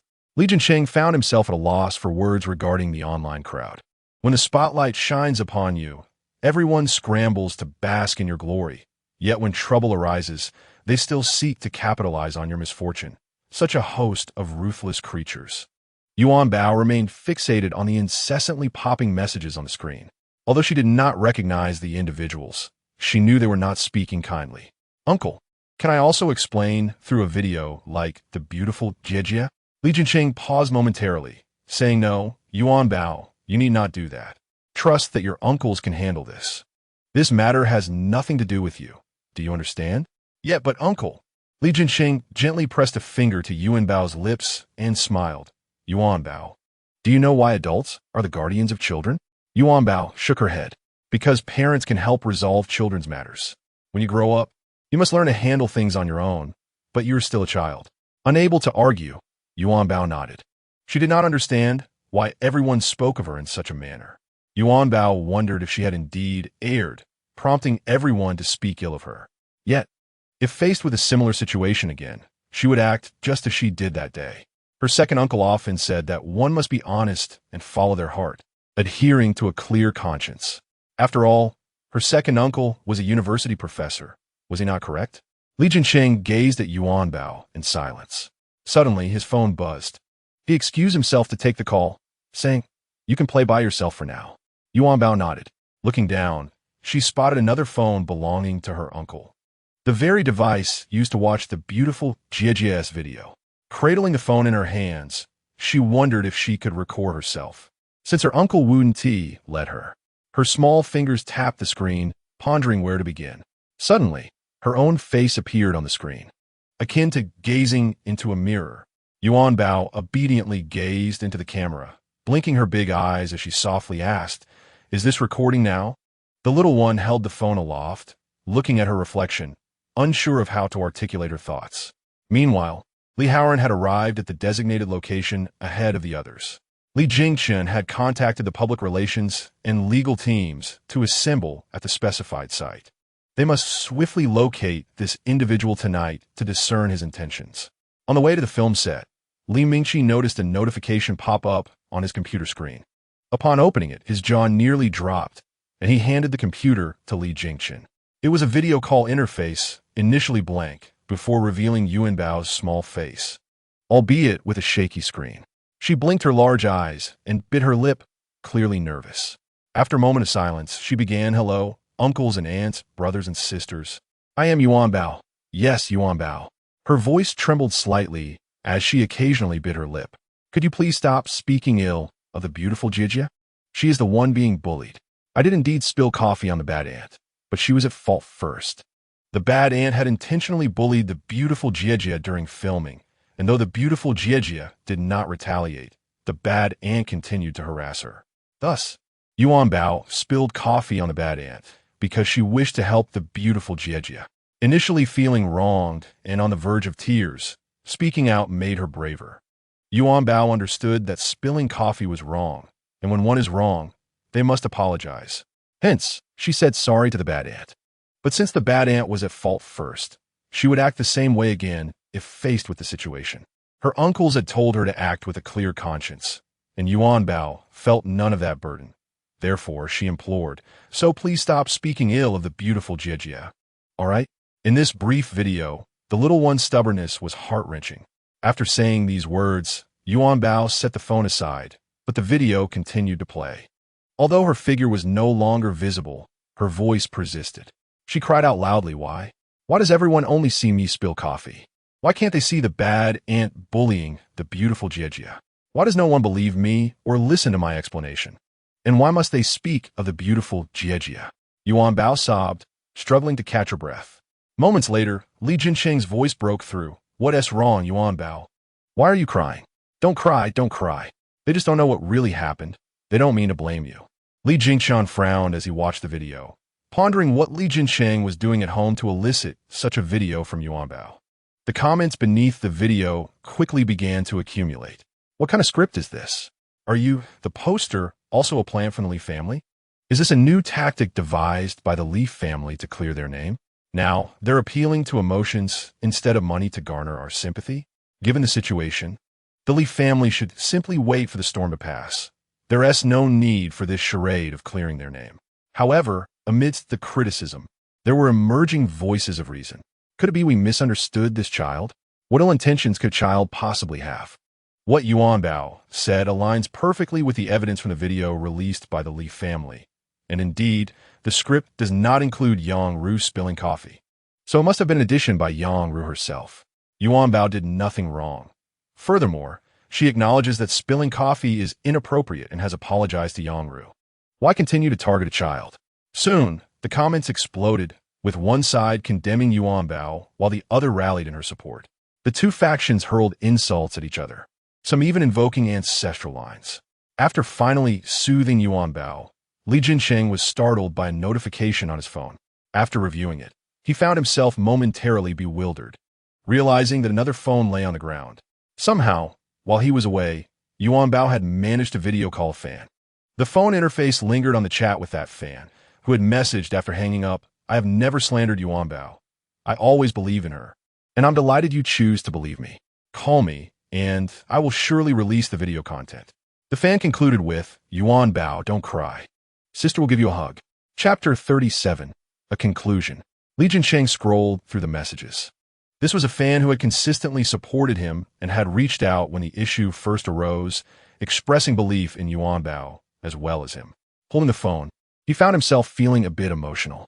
In Xinguang Building, room 2301, Yin Lily sat at the edge of her bed with her computer, watching the topic surrounding Yuanbao soar to the top of the trending list. A faint smile graced her lips. Nonetheless, she was not entirely pleased, as Sun Hai remained incarcerated. A few days ago, Sun Hai left himself a note stating that if he did not return, someone should contact a specific individual and send out all the videos related to Yuanbao. Though he feared the Li family, Sun Hai assured him that they would not easily track him down, as he was associated with a formidable organization abroad. Observing the current situation, it indeed appeared to be true. The Li family was issuing announcements and filing lawsuits, engaging in a feudal struggle. In such a predicament, one could only await Sun Hai's release. Once he was freed, he could craft an excellent narrative for himself and ascend to stardom. Yin Lily, clutching her computer, laughed foolishly as she daydreamed about the splendid life that lay ahead. Unbeknownst to her, at that moment, Li Haoran had already arrived downstairs. He slammed the car, door shut with a resounding thud, and headed straight for the 23rd floor. "Kid, you'd better be in good health waiting for your grandfather. Otherwise, he will not feel appeased." Ding! The elevator doors opened. A rapid series of knocks echoed through the air. Yin Lily, thinking it was Sun Hai returning, joyfully leaped out of bed, disregarding her shoes, and rushed to open the door. Upon opening it, a man with a buzz cut, clad in a sleeveless black shirt that revealed his muscular arms, stood before her. Yin Lily instinctively attempted to shut the door, but Li Haoran wedged his foot against it. With a wary tone, she asked, "Who are you?" Li Haoran's hands, stuffed in his pockets, cracked ominously as he responded with a sinister grin. "Your grandfather has come to collect your life." With that, he applied pressure with his foot, causing the door to crash against the wall. Yin Lily, frightened, stumbled backward, only to be seized by the hair, losing her balance and falling. "Who are you? There are cameras here. You're breaking the law." "Breaking the law?" Li Haoran intensified his grip, coldly retorting, "Did you consider legality when you subjected a 3.5-year-old child to online violence?" He tugged at her hair while sitting on a small sofa by the door, using one hand to open the shoe cabinet and wrapping her hair around the cabinet door several times. Yin Lily grimaced in pain, realizing she was bound to the shoe cabinet. Li Haoran pressed one foot down on her legs, crossing his arms over his chest. "Now, tell me what is going on. How many accomplices do you have?" Terrified, Yin Lily's lips quivered, but she stubbornly replied, "What are you talking about? Who are you?" "He. Li Haoran increased the pressure on her legs, the sound of her joints creaking audible. Clutching her own hair with one hand and supporting her trembling legs with the other, Yin Lily began to cry. However, Li Haoran remained unmoved, thinking that if she had known to cry, she should have done so earlier. He had no qualms about targeting anyone, regardless of gender. Soon, Li Jingqian arrived with others. They gazed at Yin Lily, who lay on the ground like a broken doll. One lawyer stepped forward, stating, "We will prosecute you according to the law. If you voluntarily disclose your accomplices, the Li family may show leniency." Yin Lily, dazed, looked at the individuals before her, wondering if one of them was the renowned actor Li Chenyu. "Really?"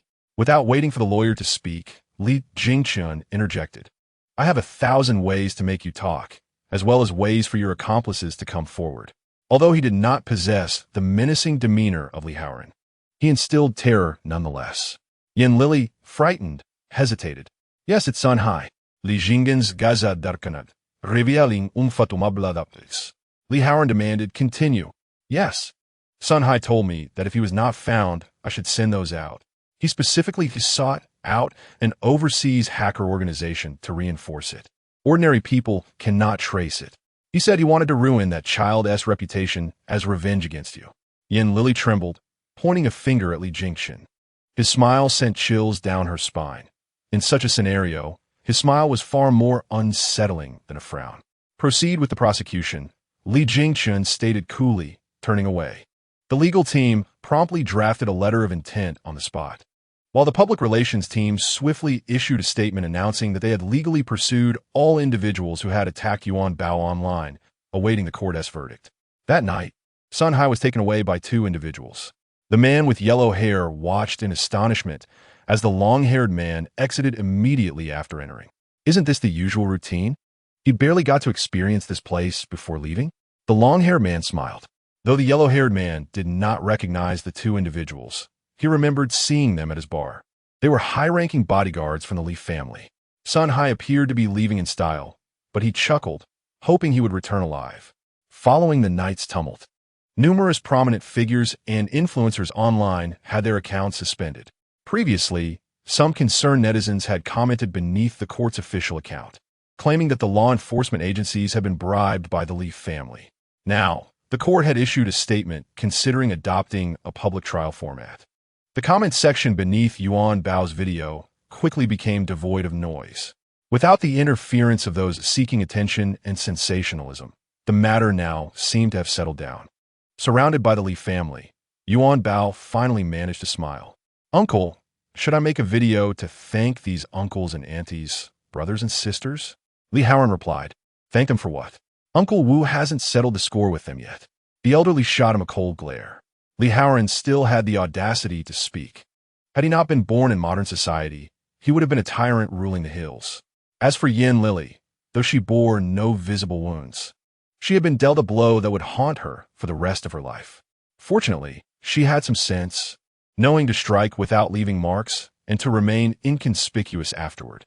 In the dimly lit office on the fourth floor of Tianchen, the man sat with his legs crossed, a glass of strong liquor in hand, his gaze fixated on the projection of a young girl in the video. The girl's eyes were resolute, brimming with defiance. Even as she uttered apologies, there was a steadfastness that was uncommon. He had returned to the country for over 3 years, and he had finally tracked her down. Chapter 38. Yuanbao's father. That evening, everyone had finally managed to lull Yuanbao to sleep. Li Jincheng returned to his villa, glancing at the messages on Weibo with a weary sigh and a shake of his head. "I'm sorry, husband, I misunderstood you without seeing the truth. Please don't be angry. I knew it. My husband could never have any dirt on him. How could Yuanbao, who is always by his side, be like that? Don't be afraid. We will always support you. Success or failure is but a reflection of the same." Since entering this industry, he was acutely aware that with supporters come detractors. And no matter how popular or accomplished one becomes, they were merely pursuing what they loved.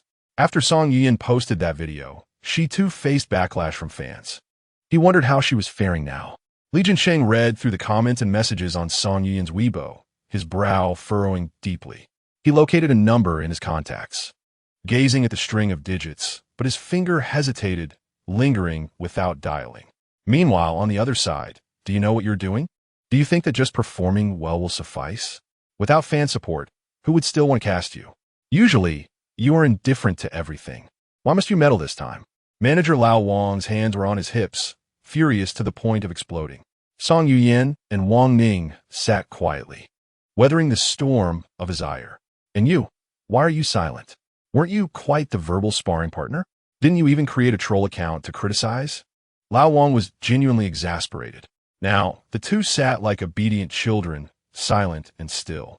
As Lao Wang fell silent, Song Yuyan lifted her gaze. "Lao Wang, this matter is not irrelevant. It concerns me directly, especially since it involves Yuanbao." Wang Ningming vigorously nodded in agreement.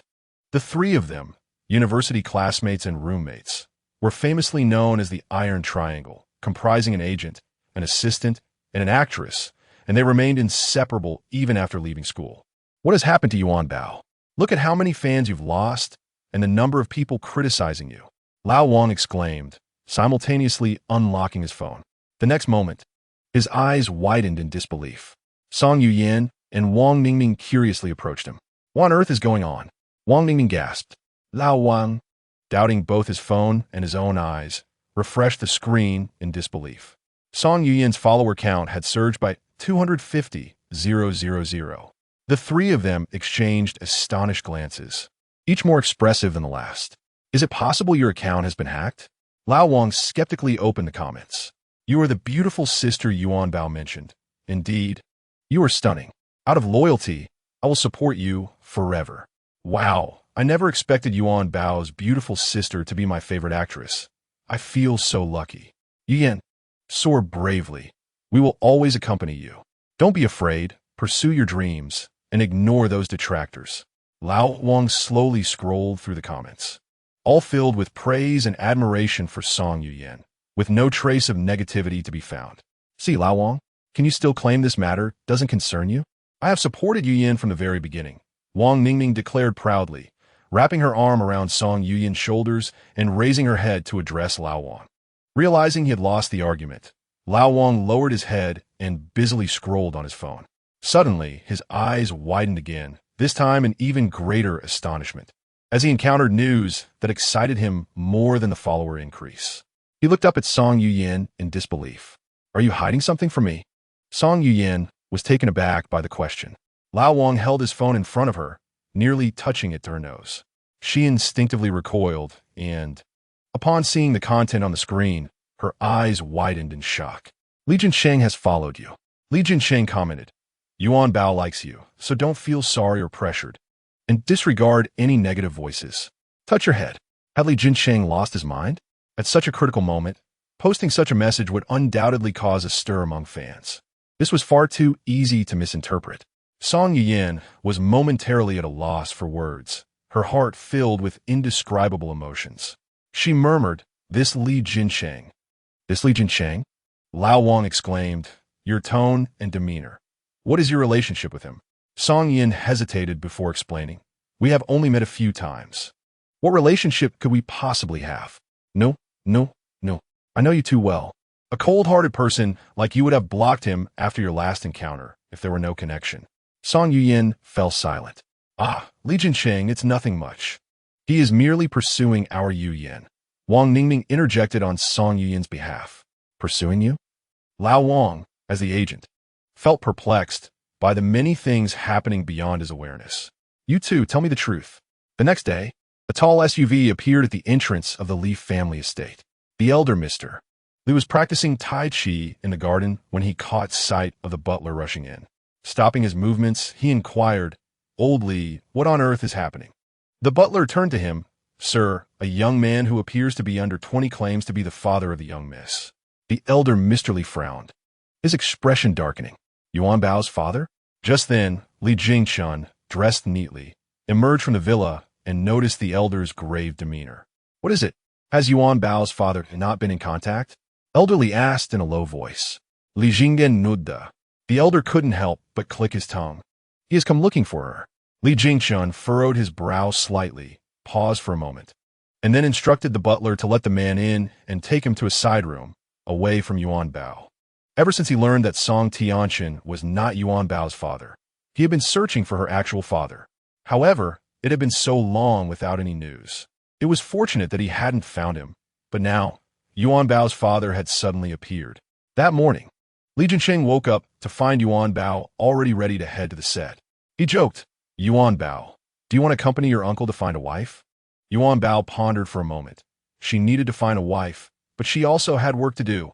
No one could have anticipated that after being cast down from the heavens for being mischievous and neglecting her duties, Yu Yuan had transformed into a diligent individual solely focused on work. Li Haoran appeared, sporting dark circles under his eyes, brandishing a car key. He beckoned. "No one is allowed to compete with me today. Yuanbao must come with me." "Why? Why, fifth uncle?" Li Haoran insisted urgently. "If you don't go with fifth uncle, fifth aunt will really run away and become someone else's wife." "Ha!" Li Jinsheng couldn't help but laugh. Yuanbao approached, looking up at fifth uncle. "You haven't pursued Aunt Henin. Of course, she would run away." "No way. I must pursue her, so Yuanbao will go with fifth uncle." Chapter 39. The zebra and Yihan have disappeared. Yuanbao felt somewhat torn. She blinked her big eyes, looking between fifth uncle and her little uncle. However, she had to go to work. Li Jingshan walked in from outside and saw Yuanbao in a state of indecision. The entire crew has a day off today. Yuanbao can follow whomever she wishes. Li Haoran's face lit up with joy as he promptly scooped up Yuanbao and hurried out. "Hey, fifth uncle." Yuanbao clung to Li Haoran's shoulder, remembering to wish her little uncle well. "Little uncle, don't forget to take care of the beautiful sister." Li Jinsheng gave her an okay gesture. In the side room, the man immediately focused on the small child in the main hall, his gaze unwavering. "Don't be too happy too soon. Whether Yuanbao is really your daughter is still uncertain," Elderly cautioned quietly. The man wore a black leather jacket and pants paired with combat boots, his short hair neatly styled, and he sported an earring in his left ear, giving him an overall cold demeanor. He appeared anything but friendly, more like a rogue. He slightly leaned forward, bowing elderly greetings. The elder's eyes were filled with suspicion. as if sensing that his granddaughter was about to be taken from him. How can you be so sure that Yuanbao is your daughter? The elder inquired coldly. You seem quite young. She is indeed my daughter. The man paused, meeting the elder's gaze. My name is Gu Qingchuan. I am 20 years old. When Yuanbao was born, I was not yet 16. Elder Li's expression grew increasingly grim. Just then, Li Jingchen entered. Gu Qingchuan glanced at him and nodded slightly. Li Jingchen gestured towards a nearby chair. Please, take a seat. Elder Li's eyes remained fixed on him, searching for any signs of deception. Hasn't Jingxia always liked Song Tianchen? How could she possibly be pregnant with this boy's child? How did you come to know my daughter? I apologize. I do not yet know your daughter. Elder Li's face turned green. Gu Qingchuan cleared his throat. During a mission, I saved a woman who had been drugged. She grasped my hand and begged for help, which led to Yuanbao's birth. I had to return to my unit immediately.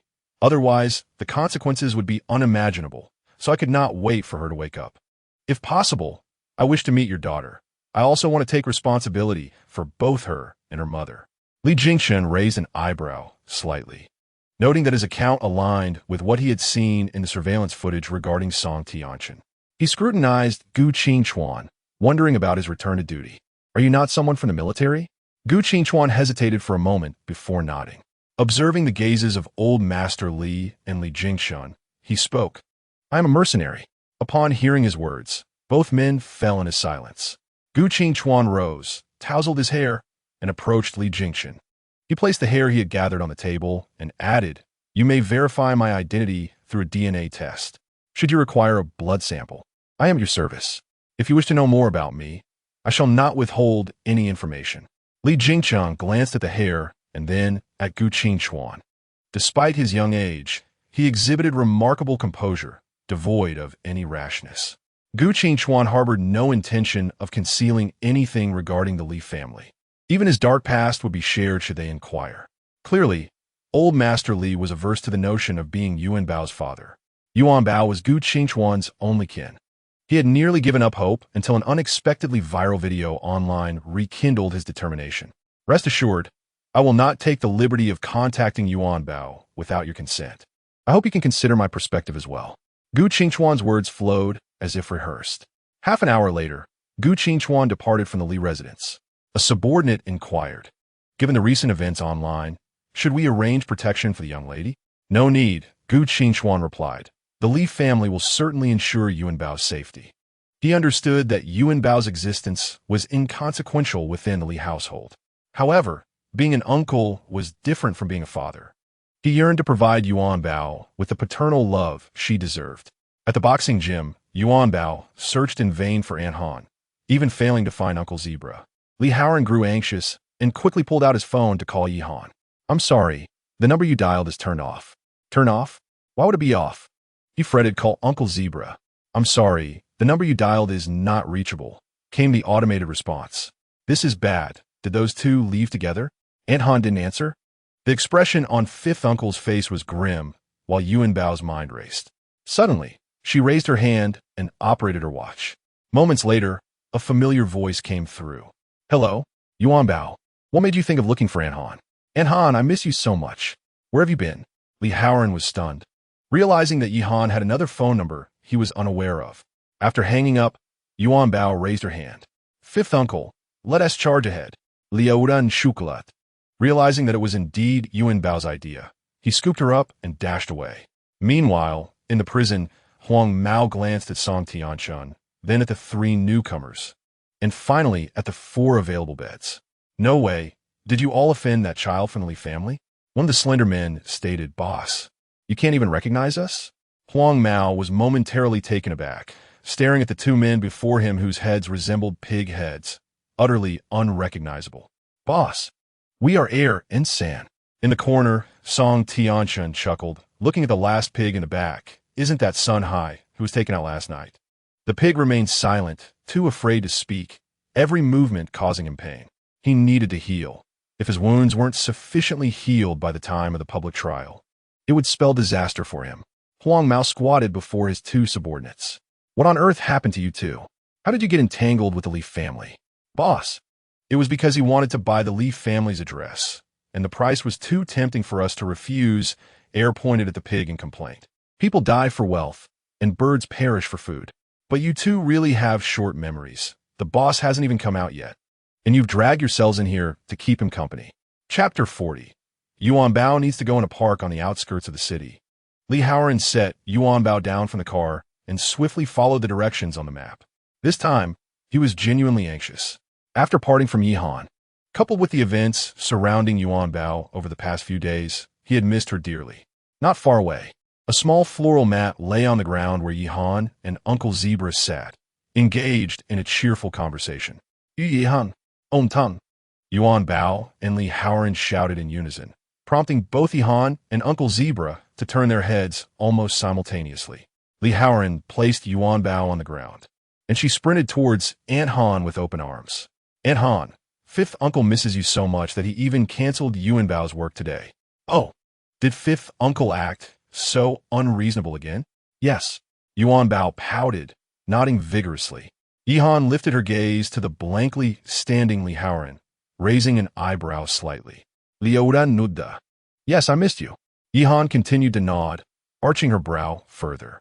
Li Haoran pressed his lips together, gazing at Yihan's face, and unexpectedly, his cheeks flushed. Fifth uncle, say something, Yuanbao urged, her anxious expression growing more animated. No one would have expected that the fearless Li Haoran would experience a moment of shyness. Uncle Zebra's jaw nearly dropped. He had only ever seen Li Haoran's stern expression, and witnessing him blush was certainly a tale to tell. Yuanbao, observing her foolish fifth uncle, looked up at Aunt Han. Aunt Han, please don't be angry. Let's wait for fifth uncle a bit longer. If he doesn't speak up, Yuanbao will find Aunt Han a husband. Yuanbao was now quite knowledgeable. She was employing a method to provoke fifth uncle. It seemed to have an effect. Stammering. Yuanbao clenched her tiny fist, her mouth moving fervently. Be my boyfriend, Yuanbao exclaimed.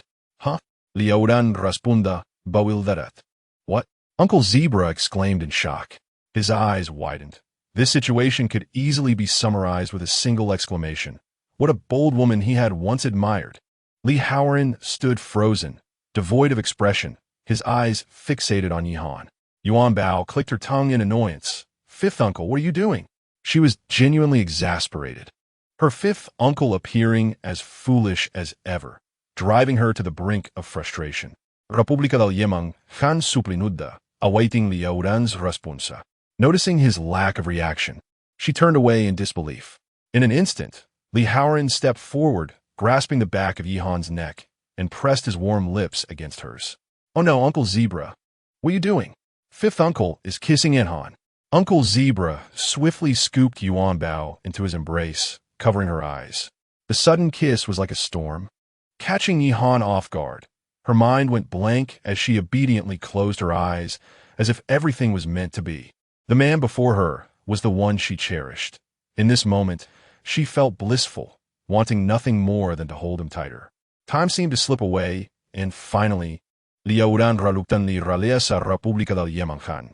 He gazed at her flushed cheeks, grinning foolishly. I like you. Come be Yuanbao's fifth aunt. At last, Li Haoran expressed his feelings, unveiling the depth of his emotions. Yihan nodded in agreement. Li Haoran abruptly lifted Yihan, then suddenly released one hand, spinning her around in place while still holding her. This was the scene Yuanbao had witnessed earlier. Yuanbao clapped her tiny hands in delight, her palms turning rosy from excitement. Excellent news. Uncle Wu has finally won over his beloved wife, and now it's time for Uncle Xiao to put in some effort. Li Haoran set down Yihan and embraced her, only to turn around and see Zebra holding his dear Yuanbao. Why are you still here? Zebra replied, Boss, you can't just discard me like an old tool. Without me, who knows how long it would take you to succeed. He picked his nose and added, At least let me have some barbecue before I leave. I brought all this stuff. He gestured toward the barbecue grill not far away. Li Haoran shot him a disdainful glance, while Zebra remained undeterred. Yuanbao gazed at the grill and suddenly had a bright idea. She looked sneakily at Zebra and asked, Uncle Zebra, do you want a wife? Zebra paused. Not so soon. After all, Uncle Zebra has just been through a breakup. That's exactly why you need to find a wife. Duanbao et kalim tefolin. She truly was a clever little girl. Since joining the crew, she had become much more perceptive. Raising her hand, she fiddled with her phone watch. Hey, Uncle Xiao, could you help Yuanbao find Aunt Chi Shishua's phone number? 2 minutes later, Yuanbao stared at the number on her phone, chuckling to herself. Uncle Zebra, don't worry. Yuanbao is about to find you a wife. With that, she dialed the number. After a few rings, it was answered. Hello, Auntie, this is Yuanbao. We're having a barbecue outside and would love for you to join us. There was a brief pause on the other end. Sure, Yuanbao. Is your uncle there too? Yes. All right, just wait a moment while I finish up some work. Yuanbao looked at Zebra, then at Uncle Wu and Aunt Han, practically beaming with pride. Yuanbao, you know Uncle is really not in a hurry, Zebra awkwardly remarked. Yuanbao retorted, look at Uncle Wu. I've already found him a wife, and he only just managed to chase her. Zebra could only nod helplessly. This little rascal seemed worried that he might steal away Uncle Wu's wife. Li Haoran and Zebra busied themselves with the barbecue grill, preparing the charcoal and awaiting the arrival of Zebra's future wife. Yihan held Yuanbao in her arms, quietly observing the two men at work. Tung, Uncle Wu is quite silly. Just now, Yuanbao nearly spilled everything. Yihan laughed. Your Uncle Wu is just that kind of person. Don't take it to heart. 40 minutes later, a black minivan pulled up at the park entrance. The assistant quickly opened an umbrella, and Chi Shishua approached, shielded by several people. Wow, Auntie, you arrived so quickly. Uncle Wu and Uncle Zebra just got the fire going. Chi Shishua, in high heels and a short skirt, was taken aback as she removed her sunglasses. Where's Li Jinsheng? She questioned, spotting two burly men who seemed rather foolish. Yes, Yuanbao, where's your uncle? Chi Shishua asked, slightly awkward. Yuanbao pointed to Li Haoran behind her. Annie, that's uncle. Why are you looking for Yuanbao's uncle? No, that's not it. Chi Shishua was utterly confused. Is that really Yuanbao's uncle? What about the one who picked you up from the set that day? Oh, Annie means my little uncle. He should be off looking for a pretty sister by now. Yuanbao walked over, taking her hand. Annie, Uncle Zebra is an excellent cook, so you must eat to your heart's content. Chi Shishua's lips twitched as she was pulled forward by Yuanbao. She realized she had been careless and should have clarified things, leading to this awkward situation. Had she known Li Jinsheng wouldn't be here, she wouldn't have come, especially not dressed like this. Is Li Jinsheng looking for a pretty sister, like Song Yuyan? She thought, finding it quite amusing. The assistants followed closely behind her with umbrellas. Li Haoran frowned as he observed Chi Shishua, feeling a wave of nausea. He nudged Zebra with his elbow. What do you think? Zebra also frowned slightly, recognizing Chi Shishua from television, but now she seemed entirely different, not at all what he had expected. Yuanbao's taste is rather unpredictable, he mused, having thought she would find someone more akin to Yihan. Auntie, this is Uncle Zebra, and this is Uncle Wu, Yuanbao introduced, pointing at the two men. They all exchanged awkward nods. Yuanbao giggled foolishly, leading Chi Shishua toward Aunt Han. Uncle Wu and Uncle Zebra, Yuanbao is hungry. With that command, the two men busied themselves around the barbecue grill. You know, this style is not something just anyone can pull off, Li Haoran remarked, enjoying the spectacle. Zebra wore a bitter expression, finding it quite unexpected. The woman had a sharp bob, but her makeup was excessively heavy, creating a rather awkward appearance. When Yihan saw Chi Shishua, she felt equally uncomfortable. She genuinely could not appreciate such a style. Either dress sharply or go for something more alluring. This just doesn't work. Despite her reluctance to engage, she greeted Chi Shishua since she was brought by Yuanbao. To her surprise, Chi Shishua's expression was somewhat disdainful. Yuanbao pointed at Yihan. Annie, this is my Uncle Wu's wife. Chi Shishua's face changed immediately, realizing that Yihan was Yuanbao's aunt. To potentially become Yuanbao's aunt-in-law, she forced a smile at Yihan. Hello there. Yihan nodded slightly, fully aware of Chi Shishua's ulterior motives. Chi Shishua thought about escaping, but knew that would disappoint Yuanbao. If Yuanbao informed Li Jinsheng, that would be quite the predicament. She awkwardly sat down, her smile somewhat stiff. Yuanbao urged her to look at Zebra. Annie, look at Uncle Zebra. He has the husband Yuanbao found for you. Chi Shishua was at a loss for words. What on earth was Yuanbao doing? Yihan hugged Yuanbao and remarked playfully, Don't take it too seriously. Qi Shishua awkwardly nodded, but after a moment, she said, Yuanbao. Annie actually has a potential husband already, so you don't need to introduce anyone else. She glanced at Zebra, thinking there was no way she would be attracted to someone like him. He seemed to belong to the brawny, simple-minded crowd, quite different from the suave and wealthy Li Jinsheng. The thought made her chuckle involuntarily. Before long, the barbecue was ready. Li Haoran served Yihan her favorite dishes and found some non-spicy options for Yuanbao. Help yourselves, everyone. They all enjoyed the food, laughing and chatting, except for Qi Shishue, who wore a troubled expression and seemed somewhat repulsed. She held a skewer of lamb, swallowing hard but hesitating to take a bite. This looks delicious, she thought, but couldn't T bring herself to eat. Li Haoran shot her a disapproving glance. If you're not going to eat meat, what is the point of barbecue? And there's garlic too. He nudged Zebra again. Right, give it a try. It's really good and one tea make you gain weight. We usually pay attention to our figures. Qi Shishue frowned but still didn't take a bite.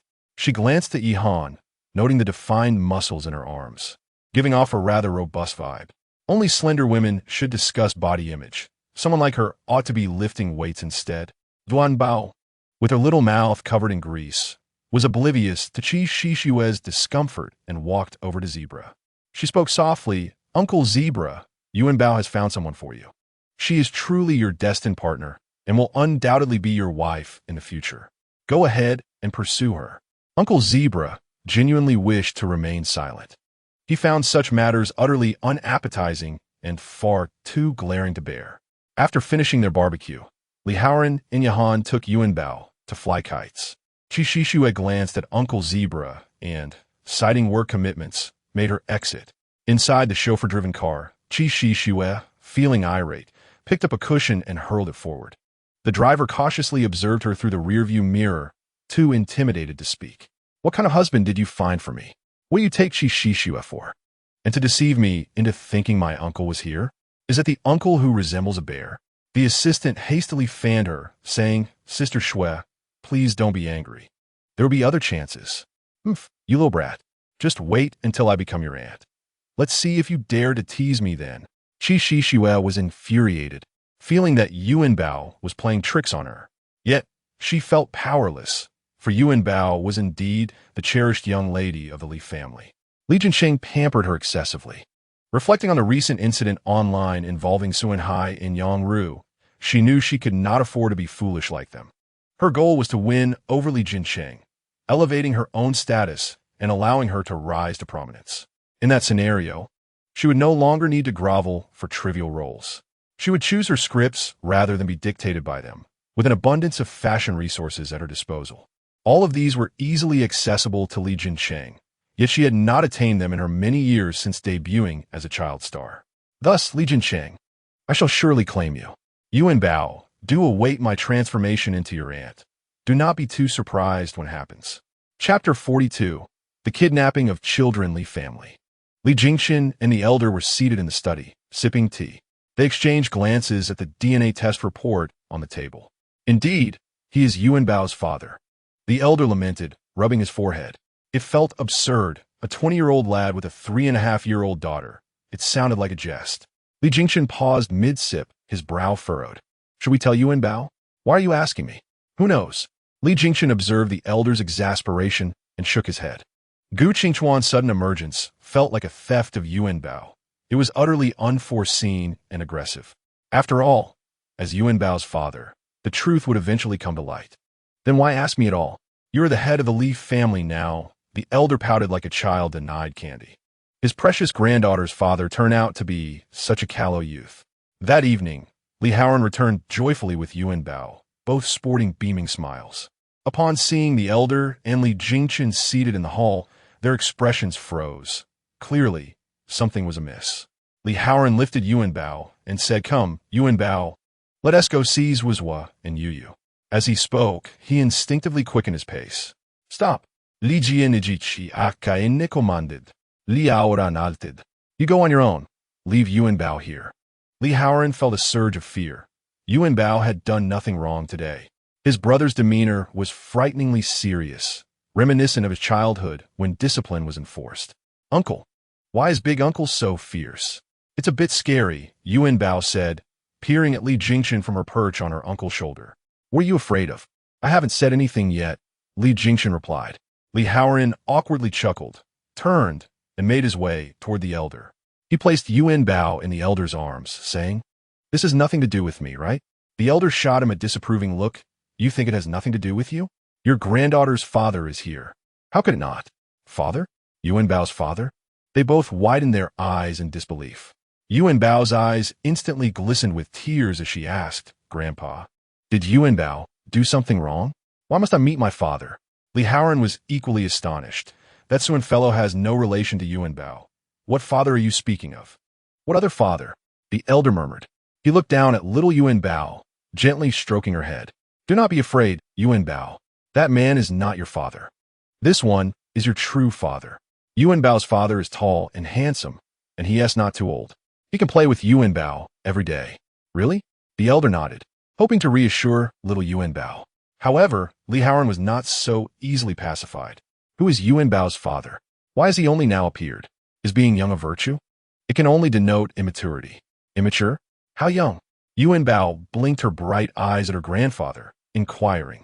"Younger than your little uncle, several years younger, actually.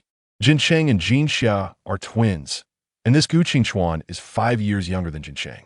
The elder felt a headache coming on. A 20-year-old man was merely a child. How could he assume the role of a father? Yuanbao scratched her head, thinking this new father did not resemble her previous one. From her grandfather's words, this father seemed rather nice. She felt a glimmer of hope. Yet, the expressions of the three men in the room were increasingly grim. Li Yang and Li Yixue returned from school. Noticing the tense atmosphere in the hall, they dared not utter a sound. They quietly crept along the walls, eager to escape the scene.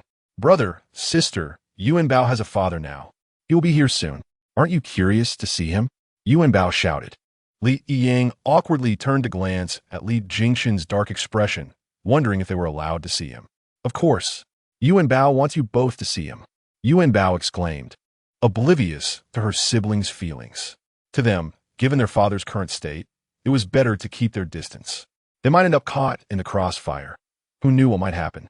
Li Yixue shot Yuanbao a disapproving look. "You can see your father yourself. We are not interested at all." Li Jingchen suddenly turned his gaze towards the two children by the wall. Li Yang quickly grabbed Li Yixue's hand, hurrying upstairs. "Let's not talk about this." Yuanbao, confused, asked her grandfather, "Why don't brother and sister want to see my father?" The elder pondered, "Because adults need to discuss matters, and your siblings are children. They must go upstairs to do their homework." Yuanbao nodded in understanding. 20 minutes later, an SUV pulled up in front of the Li residence, and the butler ushered Gu Qingchuan into the hall. "Elderly, everyone," Gu Qingchuan greeted while bowing slightly. He nodded at Li Jingxin and Li Haoran. "I did not expect you to accept me so swiftly." Gu Qingchuan had been training his students when he received the call. Hearing it was Li Jingxin left him astonished. He had assumed the Li family would attempt to hinder him, perhaps even prevent him from seeing Yuanbao. The elder scoffed, "Do not celebrate too soon." Yuanbao leaned forward and whispered, "Is that my father?" The elder affirmed with a nod. Yuanbao scrutinized her father, seeing that he was indeed tall, just as her grandfather had said. However, he appeared rather stern, not smiling, which felt somewhat intimidating. The way he looked at her seemed akin to the portrayal of child abductors on television. Old Master Li cast a cold glance at Gu Qingchuan and quietly inquired, "As far as I know, your previous line of work was exceedingly perilous, making it nearly impossible to extricate oneself easily. How did you manage to withdraw? Do you currently possess stable employment? What sort of work is it? Are you still in contact with your former associates? What are your plans for the future? Do you have a significant other? Is there any arrangement regarding Yuanbao?"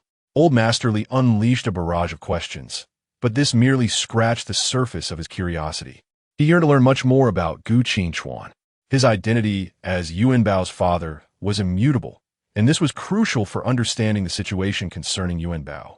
After hearing these inquiries, Gu Qingchuan merely offered a faint smile before settling onto a nearby chair. Yuanbao's keen eyes immediately caught that subtle smile, and she thought her father looked delightful when he smiled. He should smile more often.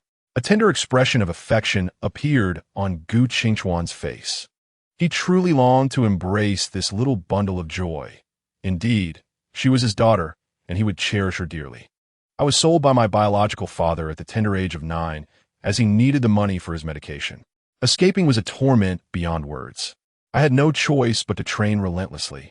Gradually, I adapted to that life, but during one mission, I encountered her daughter, and something transpired. I foresaw Yuanbao's arrival, so I did everything in my power to escape. At this point, Gu Qingchuan paused, and then Li Haoran could not suppress his curiosity. Then I rendered my own legs useless and returned. The room fell into a profound silence, so quiet that one could hear the sound of each other's breathing. Yuanbao nestled in old Master Li's embrace, her little mouth pouting as if she were on the verge of tears. Noticing her change, old Master Li sighed and set Yuanbao down. "Go and hug your father." Yuanbao dashed to Gu Qingchuan's side, extending her tiny hands in a gesture of embrace. Gu Qingchuan gazed at the little one reaching out to him, his heart swelling with emotion. She was his only kin. He lifted Yuanbao into his arms, albeit clumsily, fearful of causing her pain. Yuanbao wrapped her little arms around his neck, her warm breath brushing against his ear. "Daddy, it must hurt a lot, right? If I blow on it, it won't hurt anymore." Gu Qingchuan felt a mist in his eyes. He had never experienced such a feeling, even when he was sold away. Now, he felt a surge of emotion threatening to spill forth. "Daddy does not hurt, for I must protect little Yuanbao and ensure she grows up healthy and strong." "All right, let us continue," old Master Li observed Yuanbao, holding on to Gu Qingchuan, an indescribable mix of emotions swirling within him. Clearing his throat, Gu Qingchuan stated, "I currently run a bodyguard company, and things are going well. I have no significant other and do not intend to seek one. Yuanbao is my only family." Li Haoran scoffed, casually remarking, "Who wouldn't say that? You are merely 20 years old. How can you guarantee you want to find a stepmother for Yuanbao, or have other children?" Men's words can be deceiving. It is easy to say, but how many can truly accomplish it? Li Jingqian's gaze remained fixed on Gu Qingchuan, searching for flaws, yet he found none. Gu Qingchuan's assertions were too absolute for anyone to believe. He turned a glance at the small face nestled against his shoulder, his lips curving slightly. "When I make a promise, I will ensure it is fulfilled." Li Jingqian shot him a skeptical look, his lips parting slightly. "Yuanbao cannot leave the Li family." "I understand." Raising an eyebrow, Li Jingqian scrutinized Gu Qingchuan. "I do not intend to take Yuanbao away.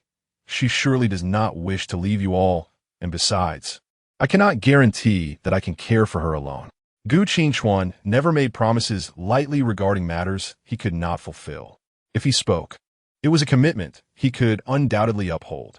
Yuanbao, perched on his shoulder, quietly asked, "Are you really my daddy?" Gu Qingchuan gently nodded yes. "Then why didn't you come to save Mommy and Yuanbao back then? Mommy and I were bullied every day, and now Mommy has gone to the heavens to become an angel." Gu Qingchuan's brow furrowed slightly. "That woman has passed away. He had seen her in good health that day. How could she be dead? Bullied? By whom? How could anyone harm them while they were in the Li family?" He directed a questioning gaze at Li Jingqian. Li Jingqian nodded slightly. "Let bygones be bygones. As for Yuanbao, we agree that you may frequently visit the Li family to spend time with her. However, taking her away is out of the question." Gu Qingchuan nodded, gently patting Yuanbao's back. "Daddy is back now. I can protect Yuanbao along with her uncles, and no one will bully her again." Old Master Li observed Gu Qingchuan's demeanor, feeling a complex emotion welling up within him.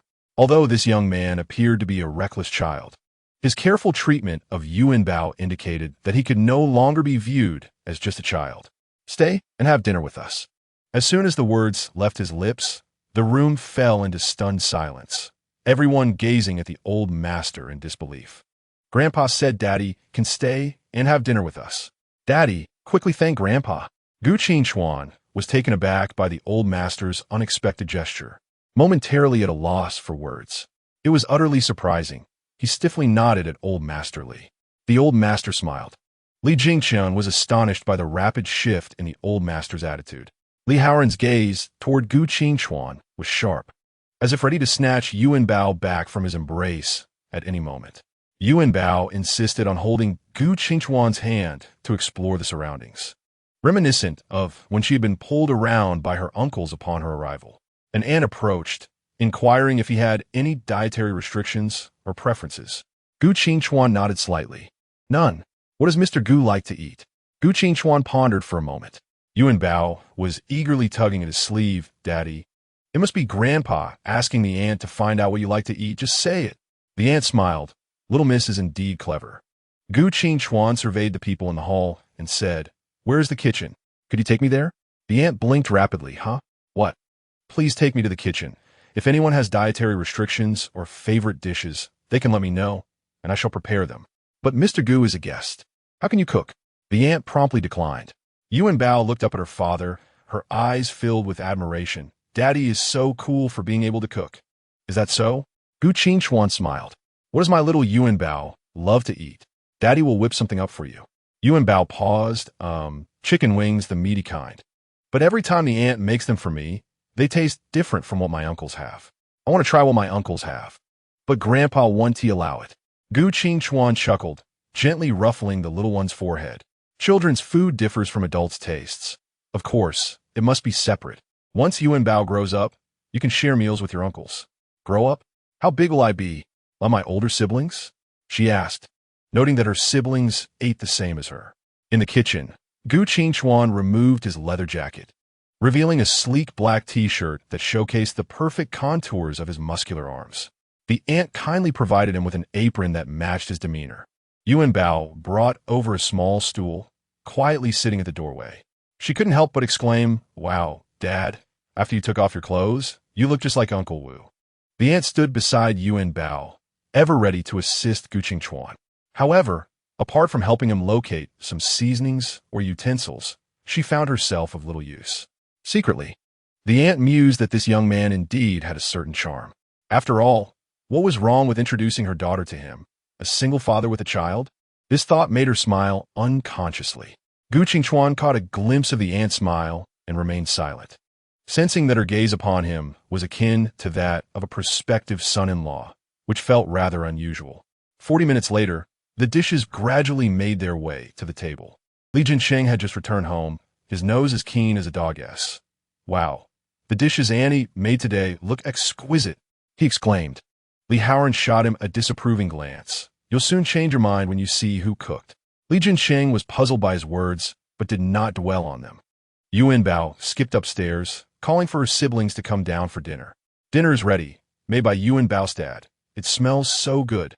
Li Yang set aside his tablet. Oh, you can use good smell now. You're making progress. Yuanbao giggled. Sister, let's go eat. Li Yixue lazily put down her pen. Just because I praise you doesn't mean you're exceptional, so don't be too smug. Li Yixue had a way of coming off as prickly, yet there seemed to be no malice behind it. Yuanbao had grown accustomed to her demeanor and never held grudges. At the dining table, Li Jinsheng and his brother Li Mingxuan observed the sullen faces of Li Jingchen and Li Haoran. Is something wrong with the company? Li Mingxuan couldn't help but ask. Li Jingchen remained silent. Li Jinsheng eyed the delicious dishes on the table, eager to dig in. Li Haoran snorted, You'll feel differently when you see the cook. Li Jinsheng was confused. Wasn't he at just a table full of food? Everyone should be happy to eat. What was there to be unhappy about? It wasn't until the last dish was served that Yuanbao's remark struck him. Dad, it's so hard. Li Jinsheng was taken aback. Li Haoran turned to Gu Qingchuan. Stop dawdling. Introduce yourself. Gu Qingchuan surveyed the table. Everyone, my name is Gu Qingchuan, Yuanbao's father. Li Jinsheng could hardly believe his ears and raised his voice. What are you joking about? Who would believe you're Yuanbao's father? You can't possibly be older than me. Gu Qingchuan nodded. I'm 5 years younger than you. Li Jinsheng regarded him with skepticism. How could someone 5 years younger claim to have a child of 3.5?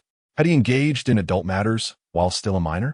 The elderly observed the standoff between the two and cleared his throat. All right, Qingchuan, please take a seat before the food gets cold.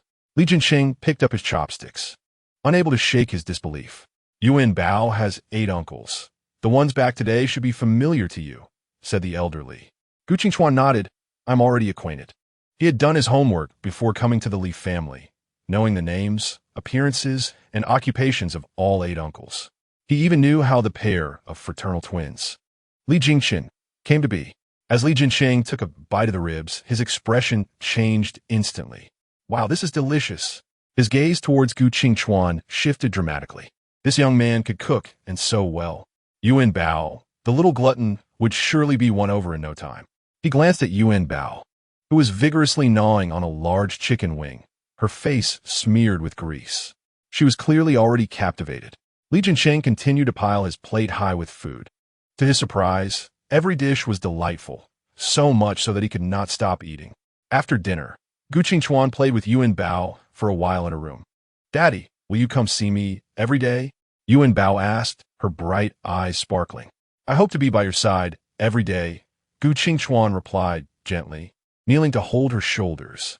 Hearing this, Yuanbao beamed even more. "Then can you come to pick me up tomorrow to go to work?" Gu Qingchuan smiled and nodded, feeling immense joy that his precious daughter had no reservations about him. As he was about to leave, Yuanbao tugged at his shirt. "Daddy, you must come tomorrow."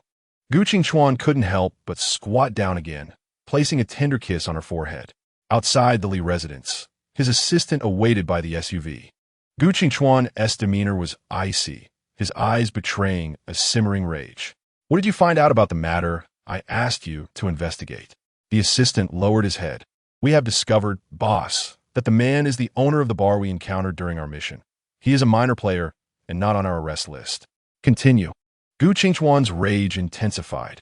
The Li family's young lady was also ensnared by him, suffering prolonged abuse and drug addiction, and she recently passed away.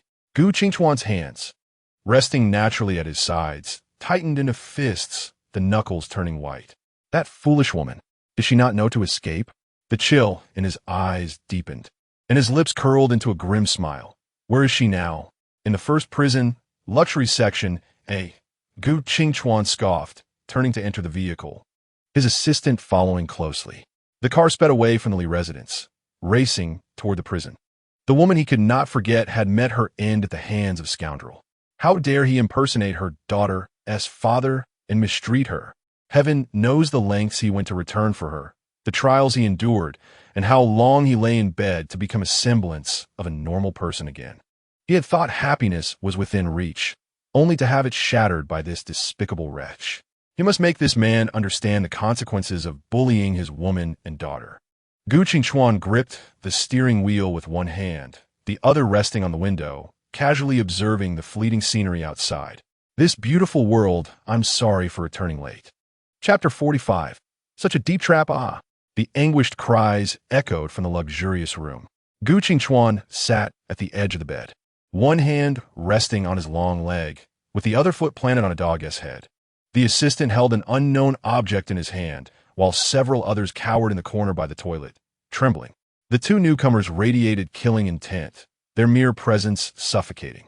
At Gu Qingchuan's signal, the assistant halted his actions. "Li Jingchen, what do you want from me?" Song Tianchen managed to utter with difficulty. Gu Qingchuan scoffed, his gaze lowered upon him. "I don't know what Li Jingchen desires. I'm merely here to entertain you until dawn."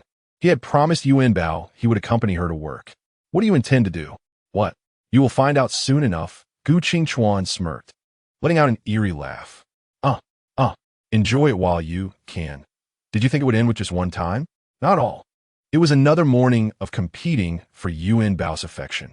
Li Haoran held Yuanbao tightly, stating Yuanbao had such a great time playing with Yahan yesterday. "She can't go with you."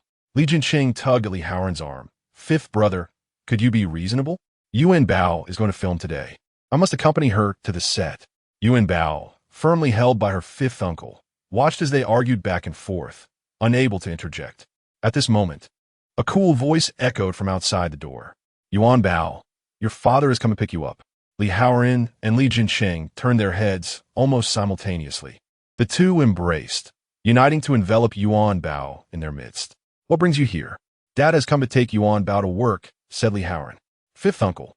"Little uncle," Yuanbao exclaimed, peeking out from between the two, her little head bobbing as she spoke. Li Jincheng stared incredulously at Yuanbao. So quickly won over? Does she no longer require little uncle's company to go to work? Gu Qingchuan stepped forward, crossing the threshold with his long legs. Both Li Haoran and Li Jincheng instinctively took half a step back. Li Haoran surveyed Gu Qingchuan's nearly 6-foot stature and mused internally. How did this brat grow so tall? Has he been taking hormones? Li Jinsheng turned to Yuanbao. Doesn't little uncle have a schedule today? Don't you want little uncle to accompany you? Yuanbao pondered for a moment. Little uncle is going to chase after beautiful sisters with dad. Dad will be accompanying me. Li Jinsheng blinka, contemplating the logic of her words. He then turned to Li Haoran. Let go. Yuanbao is coming with me and Gu Qingchuan. Gu Qingchuan stepped forward, a subtle smile gracing his lips as he returned Li Haoran's gaze. Li Haoran inhaled deeply. All right, so you begun to form teams, huh? I'll find myself a remarkable partner tomorrow. Hee. Fifth uncle, you should cultivate your relationship with Aunt Han well. Yuanbao giggled, covering her mouth. Gu Qingchuan took Yuanbao into his arms, and another question arose. Whose car will Yuanbao be sitting in? He inquired. At the entrance of the Li residence, Gu Qingchuan opened the rear door of his SUV. Li Jinsheng frowned. Yuanbao needs a child seat. Is yours installed? Gu Qingchuan met his gaze, his expression turning icy as he shook his head. If it's not installed, what are you waiting for? Bring Yuanbao to my car. Yours ISNT safe. Li Jinsheng raturta prudly. Gu Qingchuan glanced at Yuanbao seated in the back, then bent down to lift her, proceeding towards Li Jinsheng's vehicle. He placed Yuanbao in the seat, fastening her seatbelt before he himself climbed into the car. Standing at the entrance, Li Jinsheng widened his eyes, surprised by this maneuver. He observed the father-daughter duo in the car, with little Yuanbao beaming her cheerful smile back at him. To his astonishment, Gu Qingchuan, despite his young age, was quite adept at this game. He slid into the car, casting a glance at Gu Qingchuan. The interior was quiet. Li Jinsheng looked at Gu Qingchuan, who was focused on Yuanbao, while Yuanbao was engrossed in her picture book. Unable to contain himself, Li Jinsheng spoke. How is it that someone your age can cook so well? Gu Qingchuan replied, I learned. Li Jinsheng continued, is it true that you are generally this taciturn? Gu Qingchuan simply responded with him. Yuanbao gazed at the illustrations in her book and innocently asked, Dad, little uncle, the dad in this book is very tall. Do children grow tall like their dads? Will I be as tall as Dad when I grow up? Gu Qingchuan chuckled. Not necessarily. Children's heights are inherited from their parents, but they don't always resemble them completely. Just think if Yuanbao were as tall as Dad. Li Jinsheng stared at Gu Qingchuan, incredulous. Is this your idea of being taciturn? You said quite a bit already. He shook his head, wondering why he was engaging with this ice-cold figure. Gu Qingchuan and Li Jinsheng walked with Yuanbao into the venue, drawing the attention of numerous admirers nearby. Wow, who is this person who came with Li Jinsheng? He is not in the least inferior to him, one whispered. So eye-catching. This handsome guy is even taller than Li Jinsheng. Although his face isn't as refined, he is still quite handsome, remarked another. Do you think he might be easier to pursue than Li Jinsheng? As the trio entered, they encountered Song Yuyan, who had changed into her costume. Pretty sister, let me introduce you. This is Yuanbao's father, Yuanbao joyfully announced, eager to introduce her father to everyone. Song Yuyan nodded. So you're Yuanbao's father. No wonder you resemble her so much.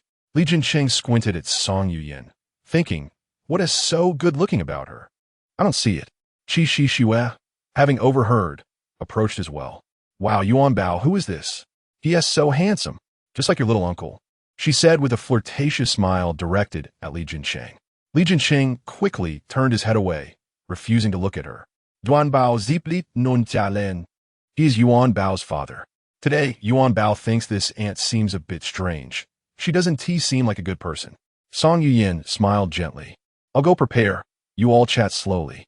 With that, she turned to leave, feeling uncomfortable around such a person.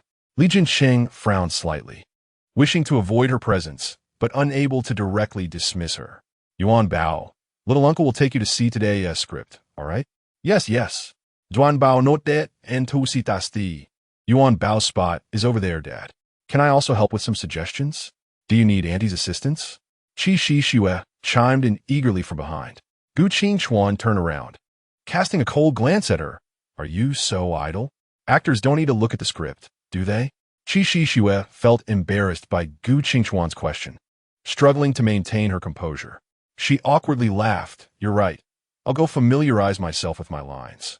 Gu Qingchuan turned away, and Li Jinsheng silently applauded him in his heart, impressed by his handling of the situation. Chapter 46. Do not disturb little uncle and the beautiful sister. Yuanbao pouted at Li Jincheng. Little uncle, that aunt was quite odd the other day. She even sought you out. Sought me? Li Jincheng raised an eyebrow, unaware of such an incident.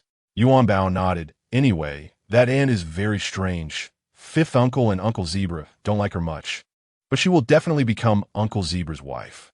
Despite sounding casual, Yuanbao's words held a kernel of truth. Therefore, no matter how arrogant Shi Shue appeared now, she would eventually be won over by Uncle Zebra, perhaps even pursuing him herself. Gu Qingchuan remarked coolly, "It's perfectly normal not to like her." His words succeeded in eliciting a laugh from Li Jincheng, who appreciated his bluntness. However, he muttered softly, "Can we keep this energy to ourselves in front of Yuanbao?"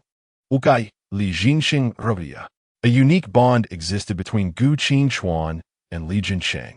Perhaps due to Li Jincheng being the youngest in the Li family and relatively close in age to Gu Qingchuan. Hence, they managed to converse amiably. After Li Jincheng finished explaining the script to Yuanbao, she leaned in curiously. "Little uncle, have you won over the beautiful sister yet?" Gu Qingchuan was taken aback, wondering how his daughter, at merely 3.5, was already so inquisitive and gossipy. Li Jincheng shook his head. "Transforming the beautiful sister into your little aunt will take some time." Yuanbao patted his shoulder reassuringly. "It's all right, little uncle. Yuanbao believes in you. You're definitely better than fifth uncle." Li Jincheng rolled his eyes. Should I interpret that as a compliment or an insult? Gu Qingchuan's large hand grasped Yuanbao's little leg. "Yuanbao." Before he could finish, Yuanbao interrupted, "Dad, do you want a wife?" Both Gu Qingchuan and Li Jincheng were taken aback, their faces paling. Yuanbao quickly realized her blunder, exclaiming, "Daddy's wife is mommy. Daddy doesn't need to find a wife." "Yes, Daddy's wife is mommy," she repeated, her small mouth babbling. Both men sighed in relief, startled. Li Jincheng remarca. "What is this? You just found your dad and are already looking for a stepmother? Your mom would be heartbroken." Gu Qingchuan added, "What kind of talk is that? Duanbao, who seeks out a stepmother for themselves?" Gu Qingchuan gently caressed the little head of Yuanbao, declaring, "My life is complete with you, Yuanbao. I no longer require a wife." The woman he envisioned as a spouse was solely the one who had sought his assistance that fateful night. No one else could ever take her place. Yuanbao, with a cheerful grin, replied, "Sorry, Daddy, my head has gone wada." "Wada? Wada?" Gu Qingchuan and Li Jincheng exchanged puzzled glances at Yuanbao, perplexed by this unfamiliar language. Yuanbao, equally bewildered, picked up the script. "That's what my little uncle just told me. My head has gone wada indeed." Upon hearing this, the two finally understood. She meant her head was what was confused. As filming commenced, Yuanbao was whisked away by Song Yuyan, leaving Gu Qingchuan and Li Jincheng exchanging glances in silence. Gu Qingchuan observed the little one before the camera, his heart melting at her adorableness, noticing traces of that woman in her every gesture. Although their encounter had been brief, it had left an indelible mark on his youth, a memory he would cherish for a lifetime. He caught sight of Li Jincheng staring intently and couldn't help but chuckle. "Do you fancy her?" Gu Qingchuan asked playfully. "I thought you were a man of few words." Li Jincheng shot him a glare, but offered no response. Gu Qingchuan continued, "I trust Yuanbao's judgment." "What do you mean? Yuanbao belongs to you. She is not solely yours." Despite their playful banter, Li Jincheng's gaze remained fixated on Song Yuyan. Gu Qingchuan laughed heartily. For him, the straightforward approach was the best. If one likes someone, pursue them. If not, simply move on. During the break, Li Jincheng slowly rose and made his way towards Song Yuyan. Wang Ningning, noticing his approach, quickly nudged Song Yuyan, exclaiming, "Look, your leading man is coming." When Song Yuyan met Li Jincheng's intense gaze, she quickly lowered her head. "Don't say that," she playfully admonished. "Are you well?" Li Jincheng's voice resonated from above, causing Song Yuyan's heart to race. She looked up and nodded slightly. "I'm fine." Wang Ningning stood up to make room for him, saying, "It's great, especially since someone's words have caused a surge of followers." Li Jingen no Guarli Smilat. He had hesitated for some time before deciding to leave a message on Weibo rather than calling her. Feeling a flush on her cheeks, Song Yuyan hastily shifted the topic. "Yuanbao seems to be in good spirits today. It's quite unfortunate for someone so young to endure such hardships. We should spend more time with her. Indeed. Li Jingqing nodded. Such incidents must not repeat. And what about you? As far as I know, this is your first experience since debuting. Song Yuyan smiled. Yuanbao sat in Gu Qingchuan's embrace, suckling on a lollipop, her attention fixated on her little uncle. Gu Qingchuan sensed someone approaching from behind, but he felt no threat. Yuanbao, where's your little uncle? Qi Shishua bent slightly, one hand clasped protectively over her chest. Yuanbao remained oblivious to her presence. Gu Qingchuan raised an eyebrow, squinting at her, as if to say, aren't you leaving yet? Qi Shishua took a breath and raised her voice again. Yuanbao? This time, Yuanbao heard her. Huh, Auntie? Where's my little uncle? Qi Shishua asked with a smile. Yuanbao proudly gestured toward the direction of her little uncle. He's over there with the pretty sister, also chasing after my little Annie. Qi Shishua followed Yuanbao's gaze. The illustrious Li Jingqiang, whom she had always admired, was seated across from Song Yuyan, displaying no airs of a top-tier celebrity, laughing joyfully. Why did he not spare her a glance, even when she stood right in front of him? Hadn't Song Yuyan always been eager to dismantle couples? Why was she so engrossed in conversation with Li Jingqiang now? Yuanbao observed Qi Shishua's expression. Auntie, how curious you are. Haven't you already found a husband for yourself? Why are you staring at my little uncle? Qi Shishua could not tolerate Li Jingqiang's demeanor towards Song Yuyan any longer and prepared to approach them. Hey, Auntie? Yuanbao quickly grasped her hand, saying, we mustn't disturb my little uncle and the pretty sister. He might get upset. In that moment, Yuanbao caught sight of Uncle Zebra. She furrowed her brow slightly, looking at Qi Shishua. Annie, you should treat Uncle Zebra kindly. He might have gotten hurt saving you. You child. Chapter 47.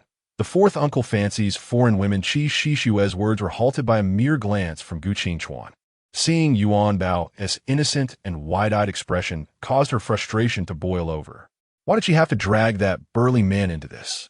Qi Shishua, gazing at Yuanbao's seemingly harmless demeanor, felt an urge to snatch her away from Gu Qingchuan's arms and teach her a lesson, yet fear of Gu Qingchuan held her back. In a huff, she turned and walked away.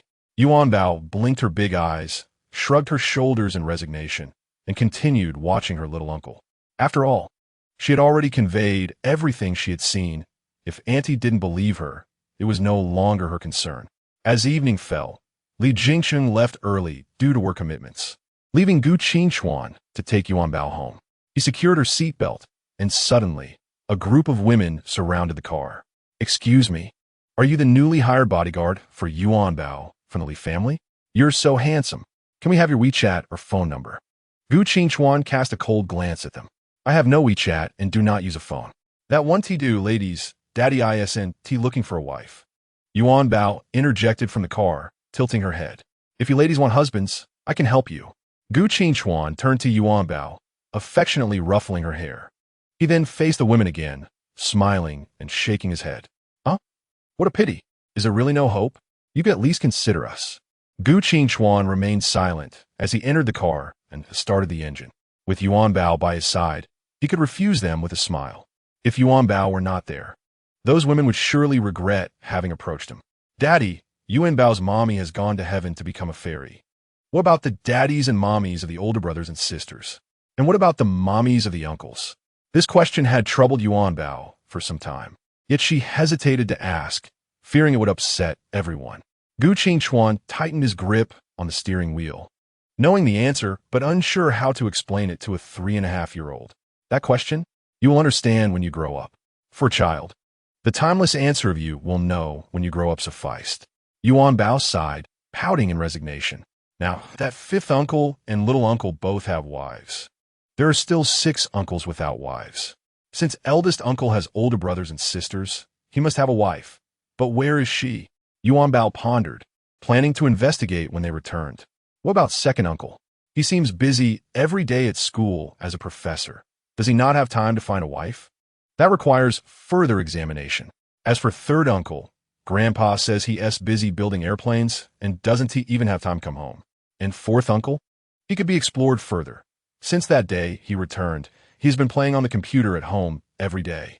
As for sixth uncle, P.S. Easy to figure out. What about seventh uncle? When he has time, I'll take a flight in the Planey pilots. When I count it all up, that seems all right. Yuanbao began counting on her fingers, her spirits lifting with each thought. After bidding farewell to Gu Qingchuan, Yuanbao hurriedly sought out Li Mingqi. Fourth uncle, are you home? The door to the upstairs bedroom opened with a creak. I am here. Li Mingqi's hair resembled a chaotic nest, disheveled and untamed. Yuanbao stood below, gazing upwards. Fourth uncle, your hair is a mess. Why aren't you joining us for dinner? Li Mingqi sighed helplessly. He too wished to partake in a meal, provided he could stomach it. Yuanbao energetically bounced up the stairs, eager to check if her fourth uncle had a fever by feeling his forehead. However, her petite stature hindered her reach, and despite her vigorous jumps, she couldn't quite manage it. Li Mingqi lowered his head and retreated back into the bedroom, burrowing into his blankets. Yuanbao, with her short legs, scrambled onto the bed, following closely behind. Fourth uncle, have you encountered a problem? Li Mingqi was reluctant to speak. He was at a loss for words. He had met an extraordinary girl, the very one who had reinforced the IP for Sun Hai and Yen Lily's posts. After discovering her online, they had engaged in delightful conversations, sharing a mutual interest in computer science. He found himself quite enamored with her. Yet, that very morning, she had sent him a perplexing question. Upon solving it, he felt foolish, as it turned out to be a collection of various photos of herself and her boyfriend, leaving him feeling insulted. Observing her fourth uncle's demeanor, Yuanbao was reminded of how fifth uncle had acted when pursuing Aunt Henin. She took his hand, gesturing for silence, and gently closed her eyes. Li Mingqi allowed the little one to hold his hand as she pleased. His mood was too jumbled to muster any enthusiasm. After half a minute, Yuanbao opened her eyes and scrutinized Li Mingqi. Fourth uncle, do you like pretty girls? The kind in uniforms? Li Mingqi was momentarily taken aback. In uniforms? Like foreign models? Do you like them, fourth uncle? His eyes widened, and his ears perked up. How did Yuanbao know he had a preference for that kind of Western beauty? This little one was truly astute. He had always believed in realism. Yet here he was, outmatched by the mysticism of Yuanbao's insights. Oh, fourth uncle, your expression reveals everything. You must like them, Yuanbao exclaimed with pride. Just wait. I'll help you find this sister. With that, she leapt off the bed.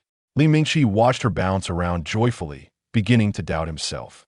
He quickly opened his computer. Could it be that there are indeed people who can predict the future?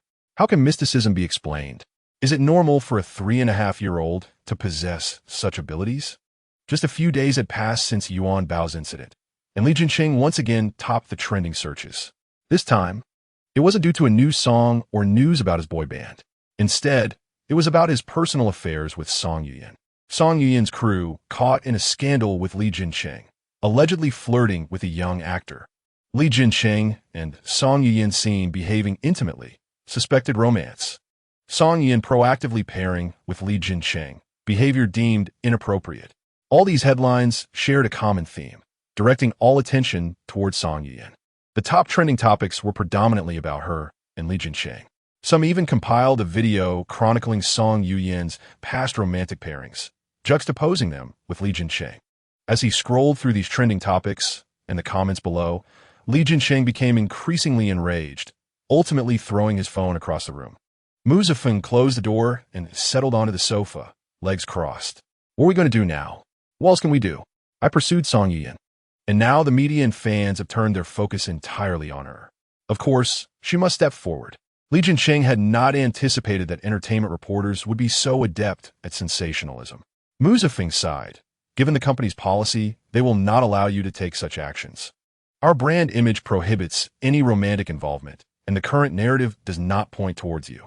Li Jinqing glared at him, coldly demanding, if you can speak sensibly, then do so. If not, get out. Stop your pointless chatter. Can't I finish my sentence? Mu Zifeng shot him an exasperated look.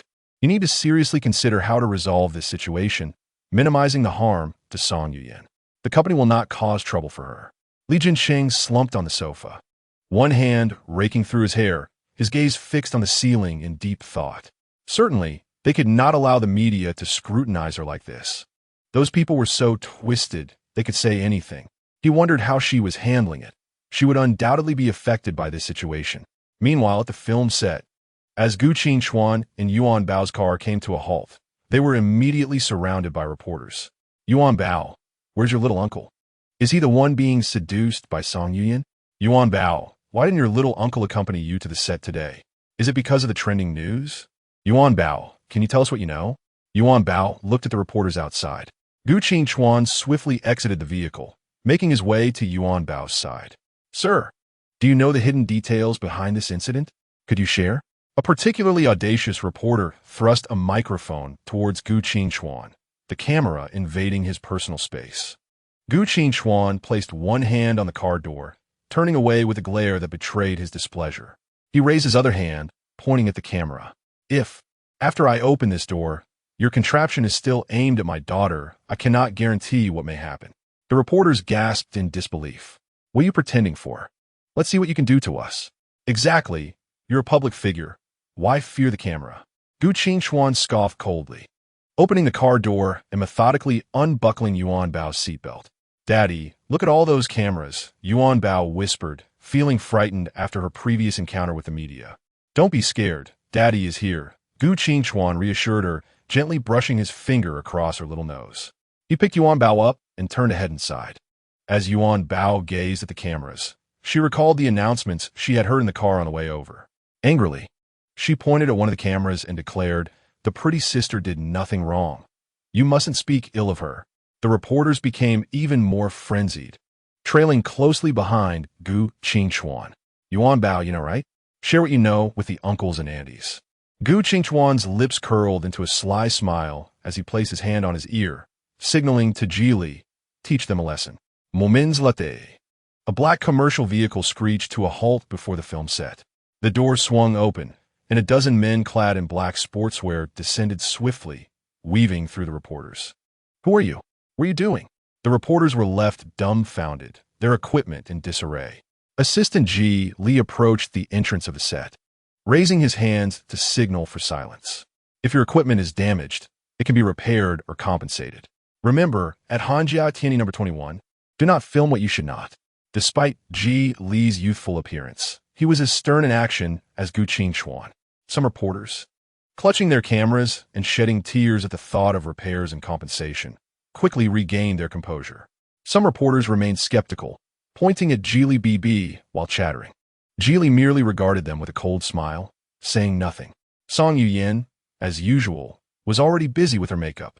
Yuanbao hurried over, panting, "Beautiful sister? Yuanbao is here." Song Yuyan responded to Yuanbao with a smile, appearing unperturbed. Seeing her like this, Yuanbao forgot what she intended to say. Gazing at her in a daze, Wang Ningning approached, laughing as she picked up Yuanbao. "Are you referring to the reporters outside? Your beautiful sister has weathered far greater storms. It's nothing to worry about." Yuanbao giggled at Aunt Ningning's words. Then she looked at her beautiful sister. "Beautiful sister. Uncle Xiao definitely can handle this, and uncle.The would never stand by idly." Stand by idly. Ha ha. Everyone was amused by little Yuanbao's words. It was unclear where the little one had learned such idioms, as they were all jumbled and incomplete. Buzz, buzz, buzz. Yuanbao's smartwatch chimed with a message from Li Jinshin. "Aunt Ningning, can you help read it for me? I can't read." "Sure." Wang Ningning's lips involuntarily curled upward upon seeing the message displayed. Clearing her throat, she coughed lightly, trying to suppress her laughter. "Yuanbao, Uncle Xiao is handling some matters, so please help take care of your beautiful sister." Wang Ningning read loudly, her laughter barely contained as she secretly observed Song Yuyan's reaction. Yuanbao began to chuckle along. In the mirror, Song Yuyan slightly curved her lips. She understood that these were the trials one must endure when fond of Li Jinshin, even if their relationship had yet to become substantial. Gu Qingchuan stood behind Yuanbao like a bodyguard, his gaze fixated on someone. In the diagonal corner, Qi Shixue held her phone, laughing joyfully and occasionally glancing in their direction. From the moment she entered, Gu Qingchuan had taken notice of her. Recalling Qi Shixue's demeanor that day, he now suspected that this incident was orchestrated by her, causing his precious Yuanbao to be besieged by reporters.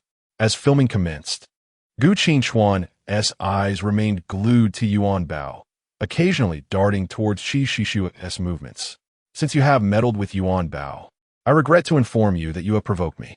Provoking me, Gu Qingchuan, will not bode well for you. Prepare to witness the consequences. The corners of Gu Qingchuan's lips lifted slightly. Chapter 49, and is a bit annoying. Regarding the current rumors online about Song Yuyan and me, I must first express my apologies for occupying everyone's public resources. Secondly, there has been a misunderstanding regarding Song Yuyan. There is no truth to the accusation of her seducing me. Our relationship is quite amicable and private.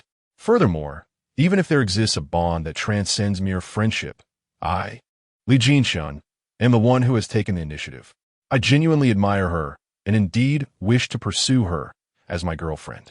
Therefore, I kindly ask everyone to cease their current actions. The media erupted. Fans went into an uproar. The management team was also thrown into chaos. Li Jingqian observed Li Jinshun's Weibo post, leaning back in a leather armchair. Mr. Li, Chun Tian has entered. The young master's management team wishes to meet with you. Meet me? Li Jingshun raised an eyebrow. Chun Tian nodded. The young master's situation has escalated absurdly online, and he has taken it upon himself to post on Weibo. Li Jingen Shuklat. These people are truly amusing. Li Jinshun is an adult. He knows what he is doing and what is important to him. Chun Tian appeared puzzled. If this continues to escalate, the young master will surely be affected. Yet, Li Jingshun remained unfazed. Mr. Li, will you meet them? No, this is Li Jingshun's affair. He will resolve it himself. If it were other artists in the company, their managers would have intervened directly. Of course, no other artist would act as Li Jinshun has. Given the current developments, it will depend on how Li Jinshun chooses to navigate this situation. Will he choose to retain those fervent fans who adore him, or pursue the girlfriend he has yet to attain? Li Jinshun's manager and the team were nearly frantic. Upon seeing Chun Tian return, they rushed to surround him. What did Mr. Li say? Can he help persuade Jinshun not to let his temperament take over? Chun Tian looked at them, slowly shaking his head. He too wanted to assist these well-meaning individuals. But Mr. Li had refused, leaving him powerless. The crowd sighed. Jinshun's comment section had erupted, filled with fans turning against him. One manager opened their phone and presented it to Chun Tian. How could I have ever called you husband? Do you even deserve that? Look at what you're doing. You're ruining your future. What kind of spell has Song Yuyan cast on you? Why do you like her so much? Abandoning all of us in your harem? I am truly disappointed in you. How dare you date? I'm unfollowing. So be it. Chun Tian frowned slightly at the comments. The fans are terrifying. The young master is human too. Why can't he date? Must he remain single forever, watching others marry and have children while he lives in solitude? However, these were merely thoughts he dared not voice. Let us head back. I trust the young master will handle this well. Old Wang was also distressed by the situation concerning Song Yuyan. Yet, the person involved appeared utterly unfazed, as if this matter had no bearing on her. She continued with her filming, unperturbed by the reporter's presence. Meanwhile, Old Wang was running to the brand representatives and then to the director. The brand was highly concerned about the image of their collaborating artist, so they contacted Song Yuyan immediately upon the emergence of this issue. Now that Li Jinshun had posted such a Weibo, it was akin to tossing both him and Song Yuyan into a frying pan, subjecting them to relentless scrutiny. After filming, Yuanbao remained by Wang Ningning's side, waiting for her beautiful sister's scenes to conclude. Wang Ningning inquired, Yuanbao, why aren't you going home?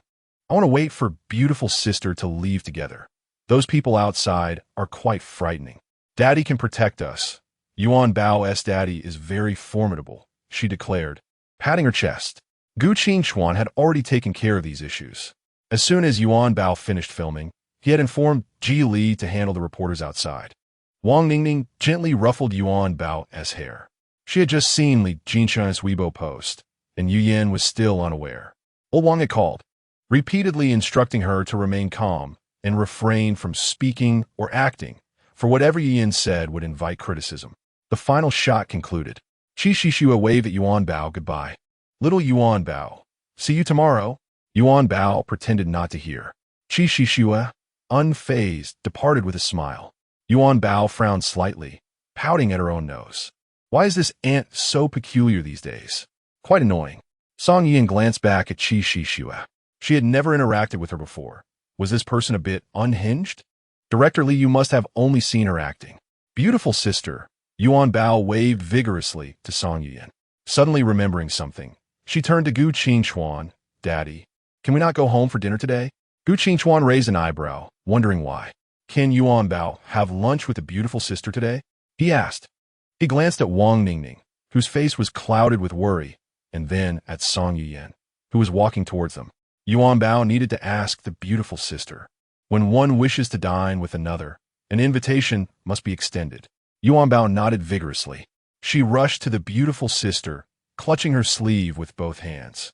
Beautiful sister, can you have lunch with Yuanbao? My dad is bringing us. Song Yian had not yet grasped the situation when she was pulled forward by Yuanbao. Aunt Ningning is coming too. Wang Ningning inquired, perplexed. Yuanbao wishes to share a meal with the beautiful sister. Dad said he must invite you first. Yuanbao now invites the beautiful sister and Aunt Ningning. Let us go to Qi Fan together. Gu Qingchuan could not suppress his laughter from behind. His precious daughter was impressively articulate, expressing herself with such clarity. Wang Ningning and Song Yuyan exchanged glances. Song Yuyan nodded slightly. Go ahead. However, Wang Ningning was still concerned about the entourage of followers outside the film set. Given the circumstances, would such a conspicuous outing not attract those pesky followers? Seeing the beautiful sister nod, Yuanbao cheerfully exclaimed, with Dad here, the beautiful sister will be very safe, right? Isn't that so, Dad? Gu Qingchuan indulgently nodded, saying nothing further. Then let us set off, beautiful sister. Dad, clear the way for Yuanbao and the beautiful sister. Go, go, go. Chapter 50. Li Jinsheng is too formidable. Gu Qingchuan lifted Yuanbao into his arms. Song Yuyan and Wang Ningning followed behind. As they stepped outside, Wang Ningning could hardly believe her eyes. When they arrived in the morning, the place was swarming with reporters, yet now it was utterly deserted. The trending topics had exploded today. How could it be so tranquil now? Where are those followers? Yuanbao hugged Gu Qingchuan's neck, grinning as she asked, Dad, did you do this? Those uncles and aunts are tired and have gone to rest. Gu Qingchuan replied nonchalantly. Inside the restaurant, Wang Ningning watched Gu Qingchuan's silhouette with growing curiosity. Yian, what do you think Yuanbao's dad does? He looks like a character from a gangster film. She tugged at Song Yian's arm. I think so too. He probably can't be. Song Yian whispered. Gu Qingchuan exuded an aura reminiscent of a soldier, yet his demeanor was decidedly intimidating, making him seem unapproachable. Gu Qingchuan handed the menu to Song Yian and Wang Ningning with a slight nod, while he directly ordered Yuanbao's favorite dishes. Yuanbao turned to the beautiful sister. Can we invite Uncle to join us? After a moment's thought, Song Yuyan nodded. Yuanbao joyfully tapped her smartwatch. After a while, the call connected. Hey, Uncle. Yuanbao is having lunch with a beautiful sister. You should come. Yuanbao will ask Dad to send you the location. Yuanbao is keeping the beautiful sister company. Uncle has something to attend to, came the voice on the other end, muddled and unclear. Yuanbao furrowed her brow. What is Uncle saying? Your uncle mentioned he has urgent matters, and you should have lunch with the beautiful sister, Gu Qingchuan replied nonchalantly. Wang Ningning suppressed a laugh, biting her lip. She remained silent, her gaze fixed on the menu, her cheeks flushed in an area hidden from view. At that moment, she was oblivious to Li Jinsheng's earlier antics. Hello. Sorry to bother you, but are you Yuanbao? A nearby waitress had been watching Yuanbao intently and finally couldn't contain her curiosity. Yuanbao looked up upon hearing her name. You really are Yuanbao? The waitress exclaimed excitedly, her joy evident as she seemed momentarily flustered. Miss, do you know Yuanbao? Yuanbao asked sweetly. The waitress nodded vigorously. Your video call that day was to me. Meeting you in person is just overwhelming. I adore your uncle, and now I adore you too. You are absolutely adorable. Seeing the waitress's enthusiasm, Song Yian instinctively lowered her head, recalling today's trending topics. Did Yuanbao video call the miss? Yuanbao asked, puzzled. The waitress nodded fervently. Yuanbao was still unaware that her recorded video was, in fact, a video call to someone else. Observing the waitress's delight made her happy too. Thank you for liking Yuanbao. Suddenly, an idea struck her. With wide eyes, she looked at the waitress and asked, Miss, do you want a husband? Huh? The waitress was taken aback. Did Yuanbao just ask if she wanted a husband? Is this the first thing children say when they meet? Seeing the waitress's silence, Yuanbao continued, if you want one. Yuanbao can help you find one. The waitress felt a bit awkward. I'm not planning to look for a boyfriend right now. Yuanbao nodded. The waitress then took the menu from Wang Ningning's hands and noticed the elegant figure seated across from her. After a moment's hesitation, she asked, "You are Song Yuyan, right? The one from the trending topics?" Song Yuyan was unsure how to respond, recognizing that the waitress was likely a fan of Li Jinsheng. The waitress leaned closer, eager to catch a glimpse of Song Yuyan's face. "This is Yuanbao's beautiful sister," Yuanbao interjected. The waitress smiled. As a true fan of Li Jinsheng, how could she resent him for dating? "You are truly stunning, even more so than on television." Song Yuyan slowly lifted her head and smiled at the waitress. "We are not yet a couple, so there is a possibility you might be." The waitress laughed, seizing the moment. Wang Ningming joined in the laughter, knowing that was just typical of Yuyan. The term beautiful fool perfectly described her friend. The waitress approached Song Yuyan, patting her shoulder. "If Li Jinsheng truly ends up with someone like you, we fans will wholeheartedly support it." Wang Ningming chuckled at the waitress's words, which sounded like those of a concerned family member. Once the waitress departed, Wang Ningming leaned closer to Song Yuyan. "Come on, tell me, after what that little girl said, what are your thoughts?" "What thoughts could I have?" Song Yuyan replied. "Oh, just be honest. I saw you blush. But in this situation..."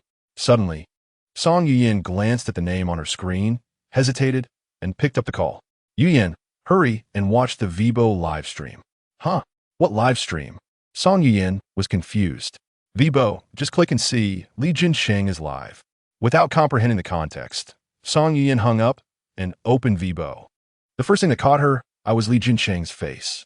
Regarding today's events, I have reflected on it. A Weibo post like the one this morning was irresponsible. Hence, I am conducting this live stream. I not only owe responsibility to the woman I admire, but also to my fans who support me.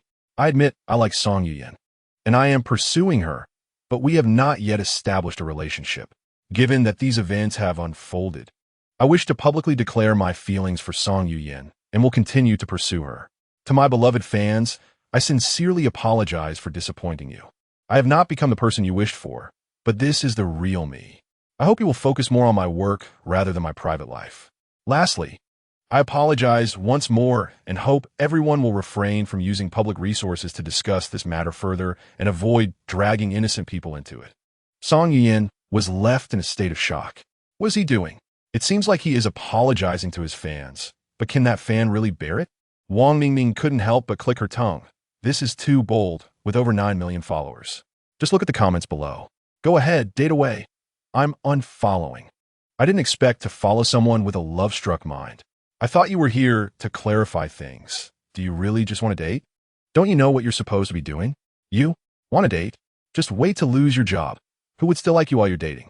Chapter 51. Song Yuyan was intoxicated. Yuanbao also heard her uncle's voice during the live stream.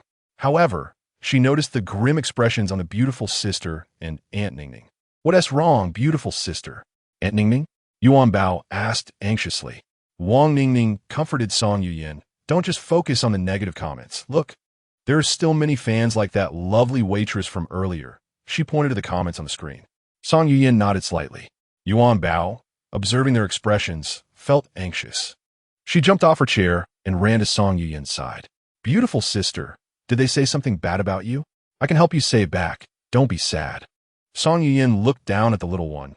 "No, they didn't say anything about you." "Then why are you sad?" Yuanbao asked. After a brief pause, she continued. "Is it because of Uncle being talked about, so you're unhappy?" Song Yuyan lifted Yuanbao into her arms, managing a forced smile, and nodded slightly. "It's all right. Uncle knows that you care about him, and he will be very happy." Yuanbao imitated the adults, gently stroking Song Yuyan's hair. Gu Qingchuan watched the scene before him, smiling with satisfaction. His little treasure truly is a sweetheart, warming everyone around her. In the Han Jia Tianchen, Gu Qingchuan held a glass of high-proof liquor, gazing at the fleeting images on the big screen. "Boss, how should we handle this?" Yili inquired. Gu Qingchuan snorted with disdain, taking a sip from his glass. "An eye for an eye. He was curious to see what enjoyment one could derive from such attention-seeking behavior. Li, holding the remote, played a series of photos and clips. Should we do something about it? He asked again. Gu Qingchuan shrugged. No need. I want this hazy feeling. I want the audience to imagine wildly, even when nothing has actually happened. Don't some people enjoy this sensation? Then let them play with it. Gu Qingchuan finished the remaining liquor in his glass, a strange smile playing on his lips. Meanwhile, Song Yuyan returned home, her weary body collapsing onto the sofa. Her high heels tossed carelessly at the entrance. Her mind replayed Li Jincheng's words over and over, feeling as if his face was right before her. She sighed, rising to approach the wine cabinet. Grabbing a random bottle of red wine, she poured herself a generous glass. The untouched wine tasted somewhat sour upon entering her mouth. At that moment, Song Yuyan couldn't care less.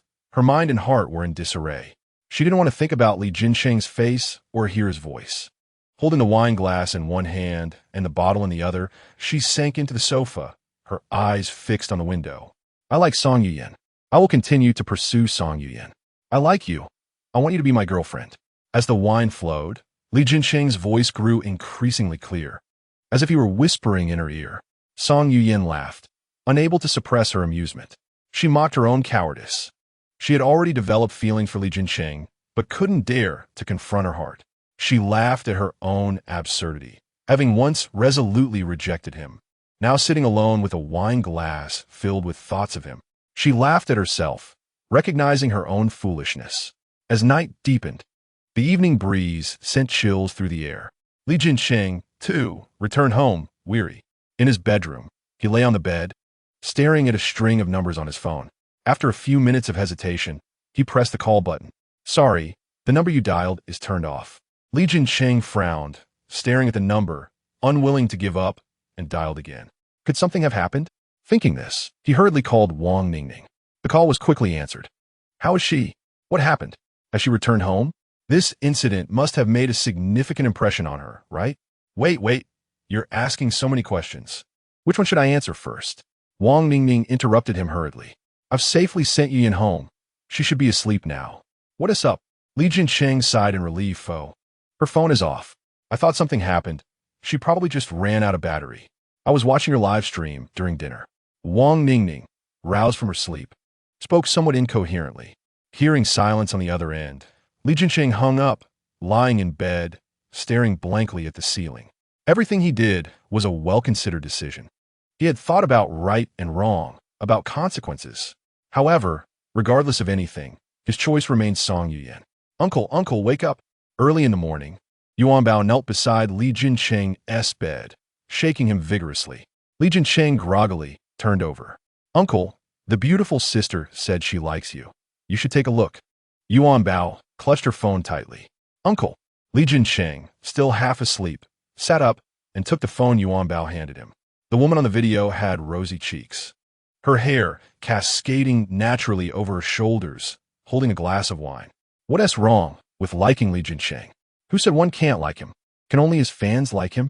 Is it wrong to like Li Jincheng? Love idols. Idols are also human, aren't they?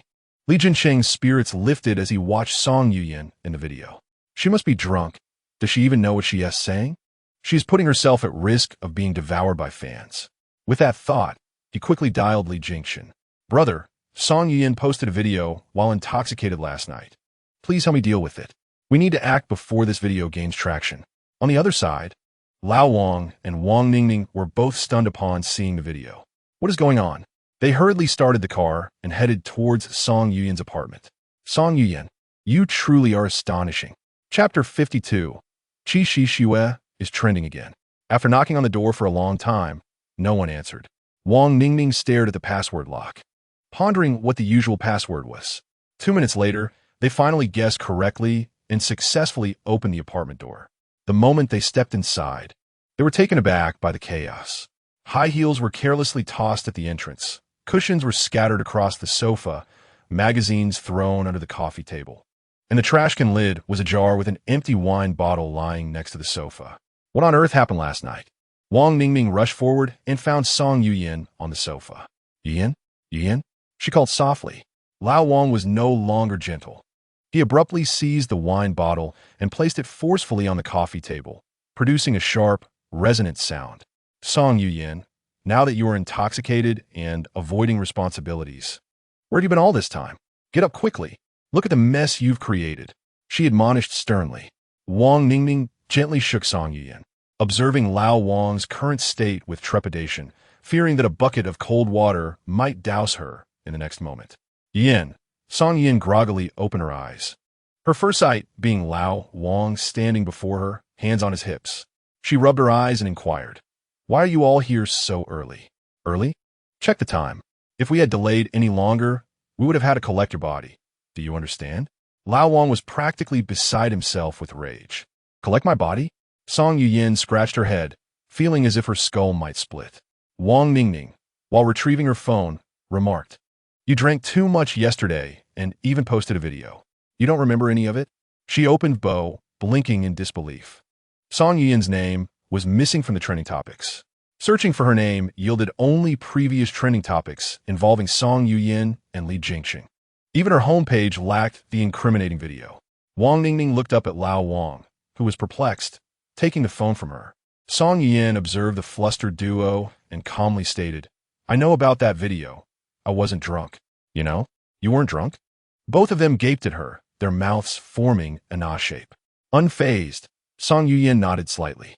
The video, she mused, was merely a manifestation of the invisible courage bestowed upon her by alcohol, and it had been sent without hesitation. She had contemplated the potential consequences, but was willing to accept them. She harbored affection for Li Jingqing and did not wish for him to face challenges alone. Lao Wang could scarcely believe his ears and eyes. Could this truly be something Song Yuyin would do? He had even issued a statement early that morning, only for it to vanish along with the video. Some rejoiced, while others lamented. Qi Shixue was also roused early by her manager's phone call. The moment the call connected, her manager unleashed a tirade. "Qi Shixue, do you even realize what you are doing? This drama could elevate your popularity significantly. Are you not satisfied? What exactly do you want?" Qi Shixue was bewildered, still basking in the good mood from the previous day when Song Yuyin was besieged. The manager's scolding left her disoriented. "Sister Guo, what happened?" she inquired cautiously. "What happened? Look at the trending topics on Bo. Open your eyes and see." Manager Guo was furious, slamming the phone down. Despite her anger, she needed to contact the public relations team to devise a solution. The situation could not be allowed to escalate unchecked. Curious, Qi Shixue opened Bo, and her eyes were met with a photo of herself and Director Zhang, their poses intimate and suggesting a close relationship. Director Zhang was a film director of short stature, with thinning hair and a noticeable belly, typically flaunting his wealth with furs and gold chains. His films were not widely recognized, resulting in few people knowing him. However, the uproar erupted beneath this particular set of photos. "My goodness, is this a wealthy man? They look far too happy. I never expected Qi Shixue to be such a person. She seems so self-disciplined. This guy looks like a nouveau riche. Just look at his attire. With a gold chain and flashy watch. He can't be anything but a nouveau riche." Qi Shixue's brows knitted tightly, and she hurled her phone away in frustration. Who is responsible for this? She had no such relationship with Director Zhang. They merely knew each other well from long ago and had met to discuss business. Why were they portrayed in such a manner? Realizing this, she quickly retrieved her phone, trembling as she powered it on. Thankfully, it was unharmed. She found Manager Guo's number. "Sister Guo, this is not how it happened. I merely had a drink with Director Zhang that day, and he escorted me back to the hotel before leaving." Qi Shixue earnestly explained. "We can check the surveillance footage. It will clearly prove my innocence." As realization dawned upon her, her voice quivered slightly. On the other end, Manager Guo seemed to have the same thought. "A car will arrive at your building shortly. Let's go together." "All right, Sister Guo."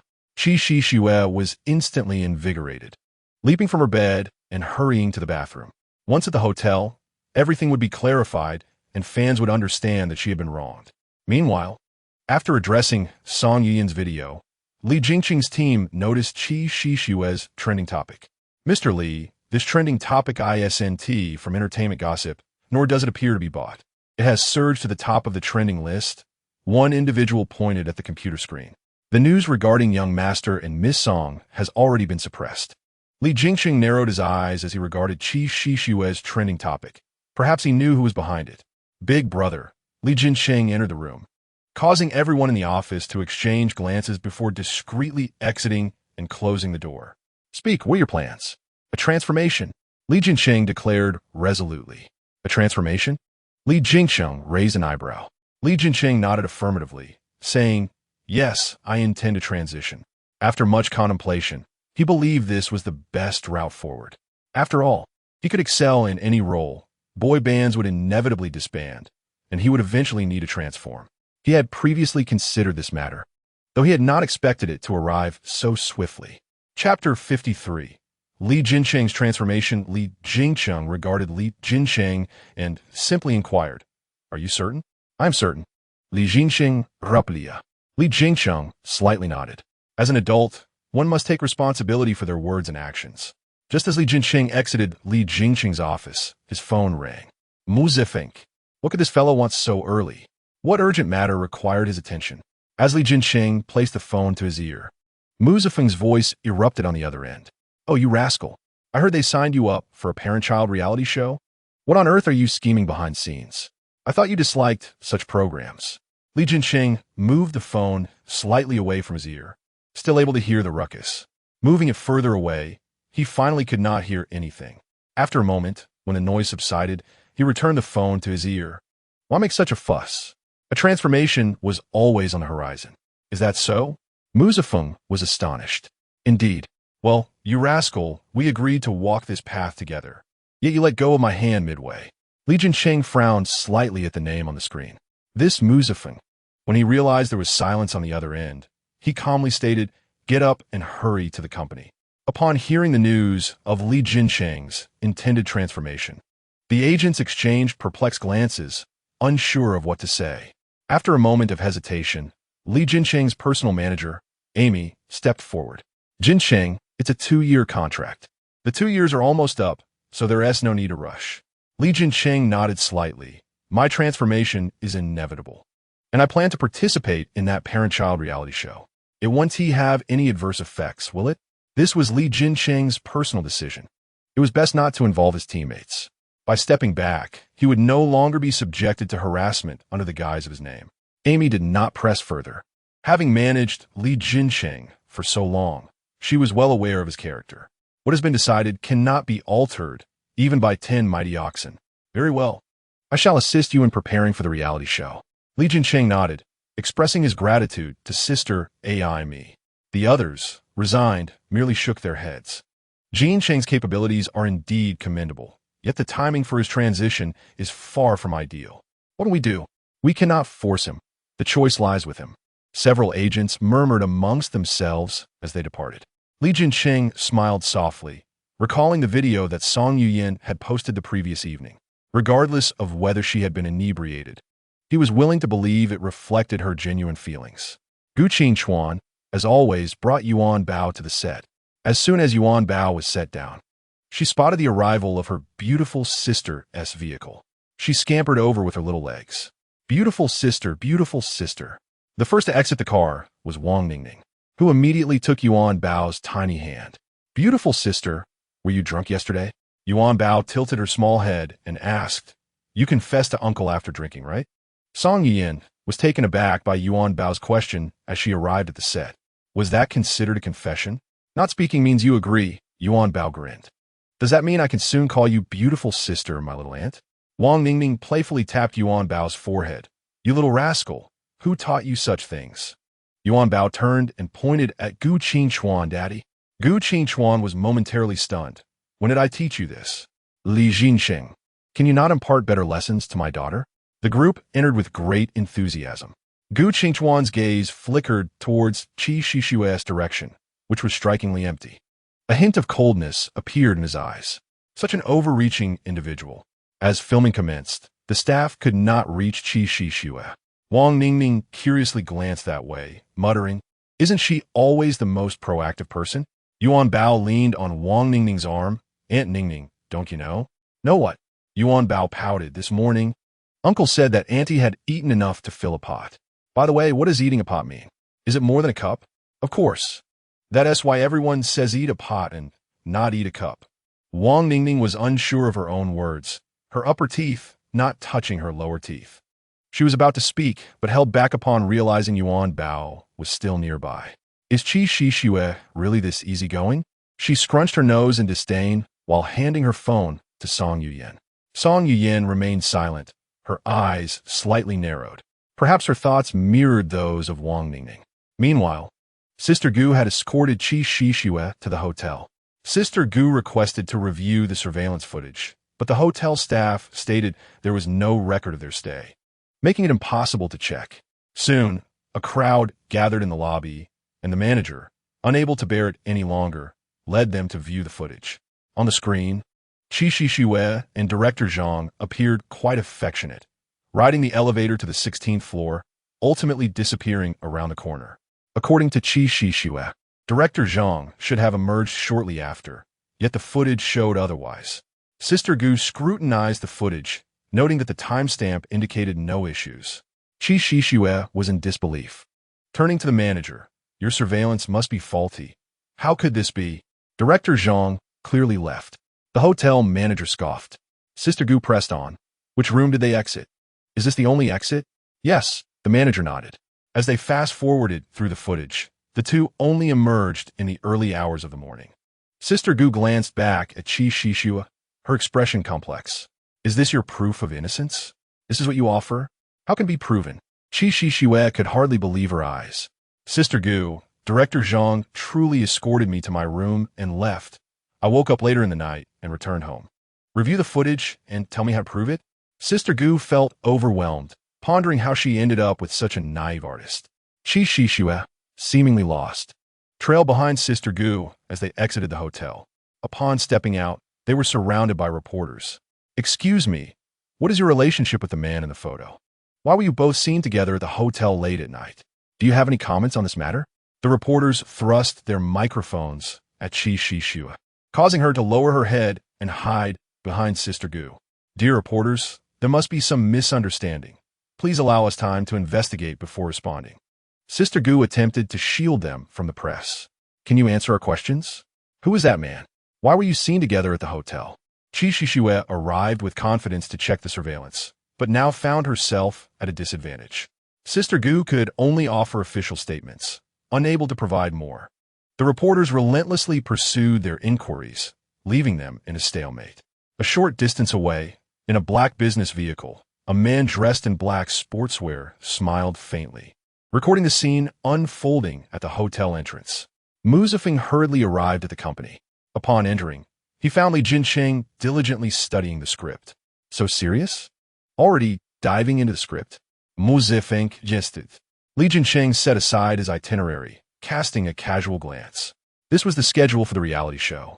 A brief examination revealed it to be a family-oriented reality program featuring several slightly faded celebrity families, combined with the production team. He himself was a member of the Freeform family. The other family members and whether a mother figure would be included had yet to be determined by the production team. While flipping through the materials, Mu Zifeng had a thought. Isn't your little Yuanbao a perfect fit? Li Jincheng raised an eyebrow, then shook his head in resignation. This time, that one T work. According to the production team's requirements, Yuanbao can't just call me daddy, can she? Mu Zifeng had not considered that point and nodded in agreement. Such an arrangement would indeed complicate familial roles. However, having Li Jincheng play the father figure? What a joke. Who would believe that? I certainly don't. Mu Zifeng looked Li Jincheng up and down, silently thinking.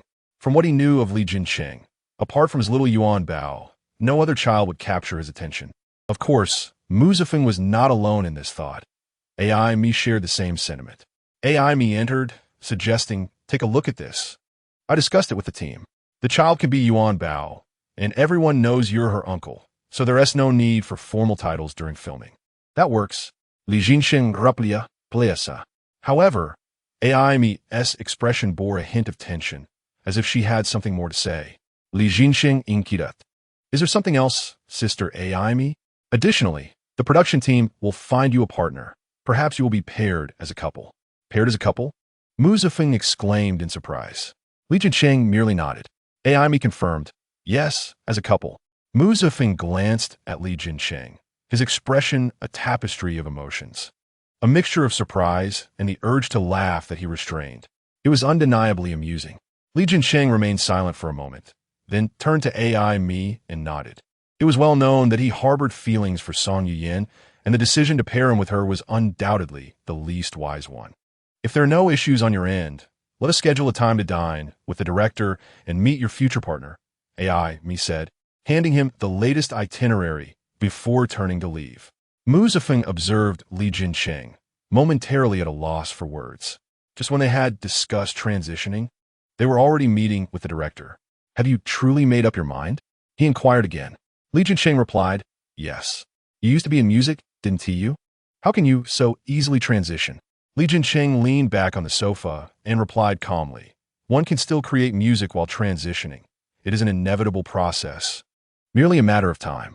Mu Zifeng had been Li Jincheng's steadfast friend since childhood, sharing similar interests. They attended school together, studied abroad, participated in talent shows, and debuted as artists together. Unexpectedly, Li Jincheng was the first to undergo a transition. Days later, the production team began preparations for the show, organizing a meet and greet for Li Jincheng and Yuanbao with future family members to avoid any awkwardness when filming commenced. Li Jincheng and Yuanbao arrived punctually at the designated restaurant.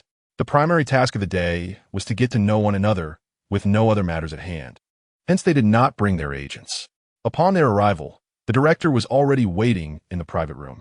After exchanging pleasantries, Li Jincheng set down his teacup and glanced lightly at the seat across from him. I wonder if I have met my future partner before? He mused. Well, you will find out once you meet them, Director Wei said, feigning mystery. Li Jincheng chuckled, eager to discover who this elusive person might be. At that moment, outside the restaurant, a white minivan came to a halt. A woman clad in a light yellow dress stepped out, her hair cascading loosely over her shoulders, with one side casually tucked behind her ear, and she wore a pair of slender-heeled sandals. Those inside the vehicle observed her silhouette with concern. Are you sure you don't want me to accompany you? I'm a bit uneasy, one of them said.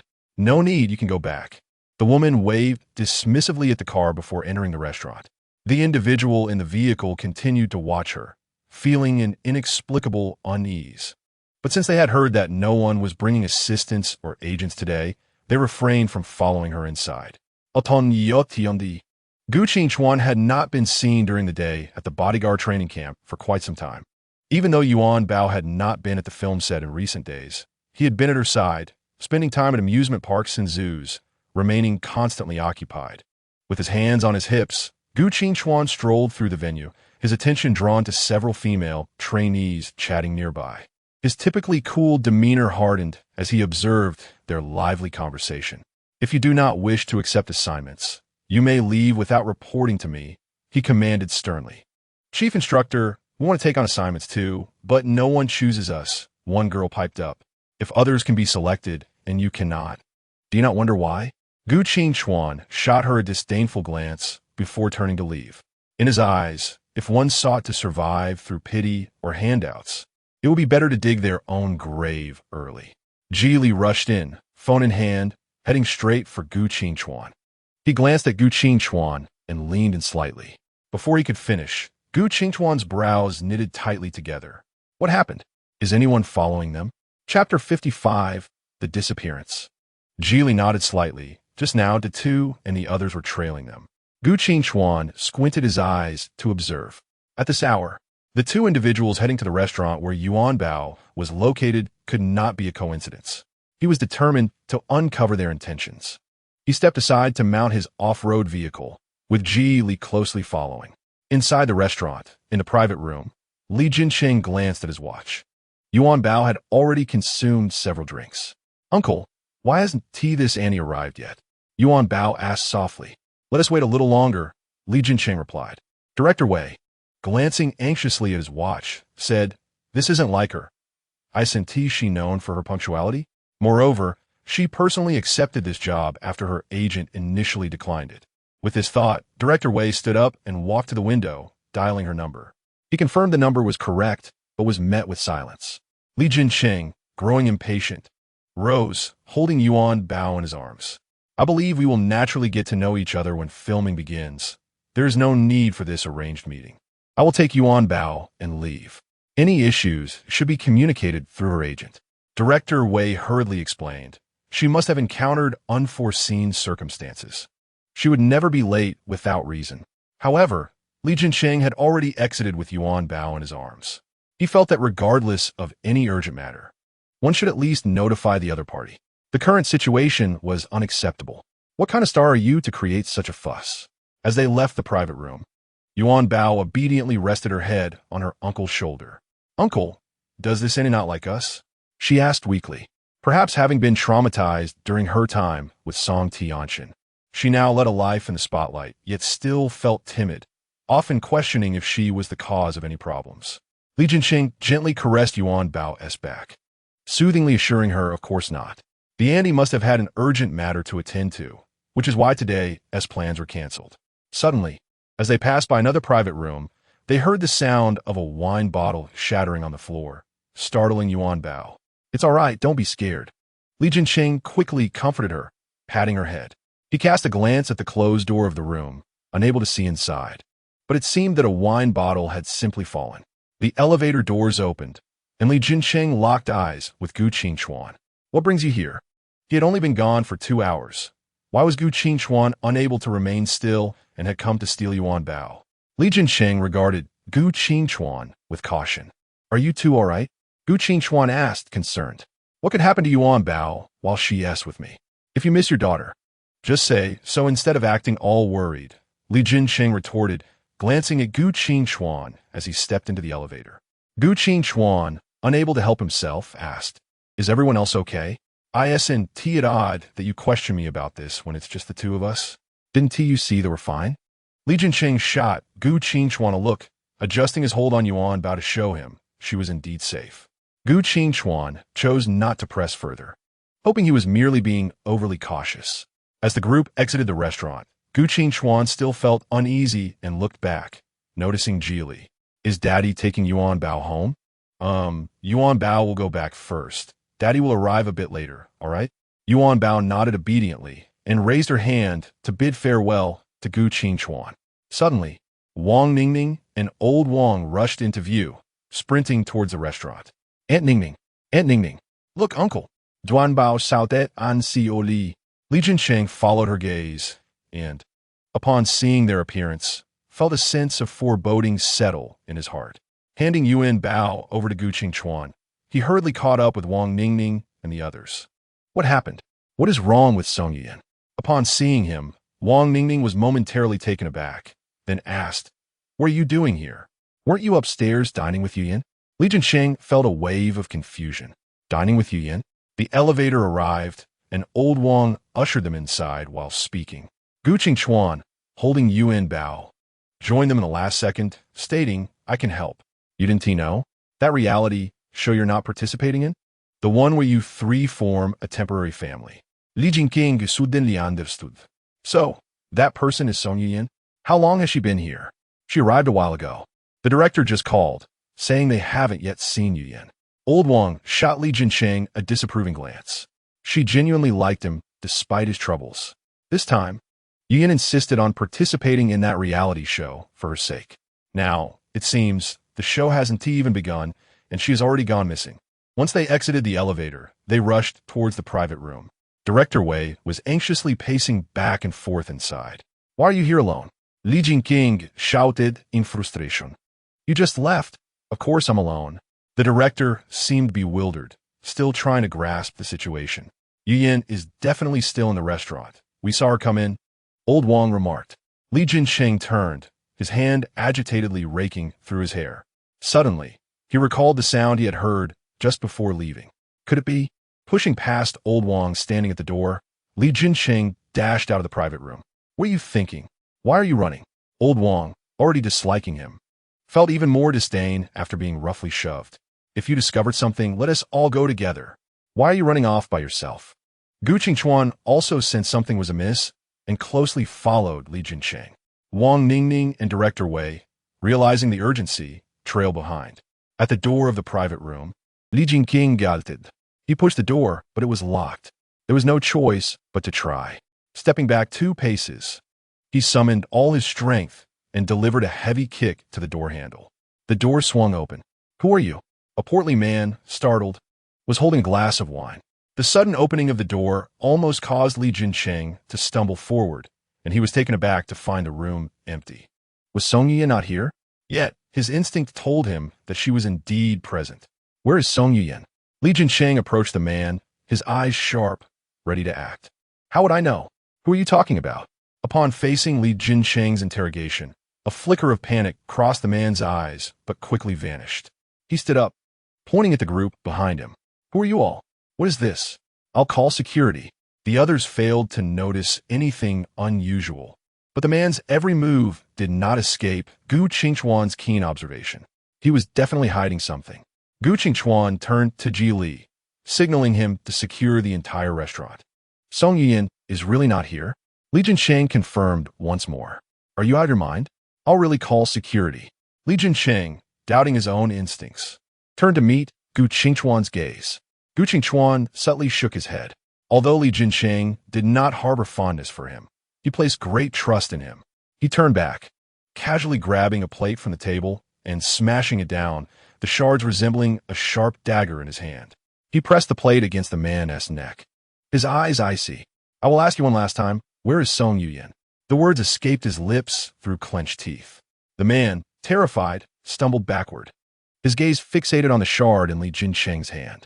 Li Jincheng stepped closer. Clack! A shoe fell to the floor. "That shoe belongs to Yuyan," Wang Ningning exclaimed. The man was cornered by Li Jincheng, colliding with a chair behind him, causing a high-heeled shoe to drop. Li Jincheng's eyes turned crimson, his grip tightening around the man's throat. The plate carved a line of blood across the man's neck. In a state of panic, he stammered, "I don't know." He shakily raised a hand, pointing towards the restroom. Furious, Li Jincheng hurled the plate aside and dashed towards the restroom. The plate landed on the man's polished shoes, jabbing at his foot. Li Jincheng forcefully swung open the restroom door, and the sight before him ignited his fury. Song Yuyan was bound to a chair, a cloth stuffed in her mouth, while another person held her from behind. "Song Yuyan." He strode forward, kicking the person behind her, swiftly removing the cloth and untying her ropes. "I'm sorry, I'm late." As he worked on her restraints, he apologized profusely. "Li Jincheng, why didn't you even look at me?" The woman he had kicked down whined, taking off her scarf and gazing at him with watery eyes. This woman was Qi Shixue, who had been under the scrutiny of reporters these past few days. Li Jincheng seemed to disregard her words, focused solely on Song Yuyan. "Are you injured anywhere?" he gently inquired, supporting her. Song Yuyan's eyes were slightly red, yet they sparkled with a smile as she shook her head gently. "Did they do anything to you? Are you truly all right?" Li Jincheng, unconvinced, turned her around for a thorough inspection. "I'm really fine." Song Yuyan, though shaken, had not sustained any injuries. Relieved, Li Jincheng guided her out slowly. The man had been subdued by Gu Qingchuan's team, and upon seeing Li Jincheng emerge, he quickly pleaded for mercy. "I didn't know anything. It was Qi Shixue who said she would send me a beauty for free. I swear, I didn't know." Li Jincheng shot him a disdainful glance, remaining silent.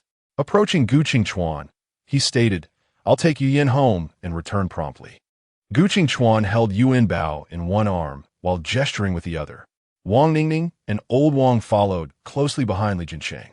Song Yuyan, still recovering from her earlier fright, swayed slightly as she walked, her legs feeling weak. Old Wang quickly supported her. She glanced at Li Jincheng and said, "Leave her to us. Thank you for today." Li Jincheng remained silent, halting in his tracks. He removed his suit jacket and draped it over Song Yuyan's shoulders. Bending down, he scooped her up, supporting her as she limped. Song Yuyan gasped, wrapping her arms around his neck in surprise. She gazed at his profile, momentarily forgetting the ordeal she had just faced, captivated by his handsome features. Old Wang observed their interaction, casting a disapproving look at Wang Ningning. What a beautiful sight it was. Wang Ningning, starry-eyed, thought to herself how idyllic this moment felt, akin to a scene from a romantic drama. "What's so good about it? That man is with our Yuyan, just like that?" Old Wang complained. "I know, that's Li Jincheng. They make quite the pair," Wang Ningning reassured. Since Yuyan likes him, Let us not meddle too much, all right? Wang Ningning understood old Wang's intentions and recognized he meant well for Yu Yin. However, nothing could outweigh Yu Yin's own feelings. Watching Yu Yin being taken away in Li Jincheng's car as it vanished from view, old Wang stood there despondently, unable to shake off his emotions.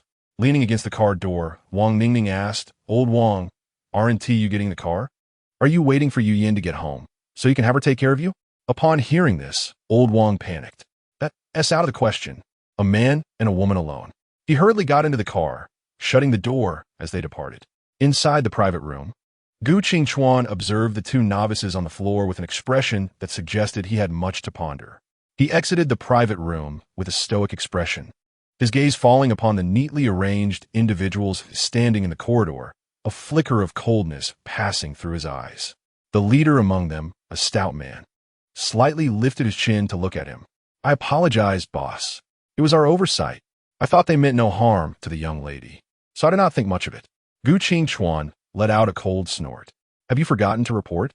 When he discovered that these two fools had captured Song Yuyan, he felt utterly humiliated.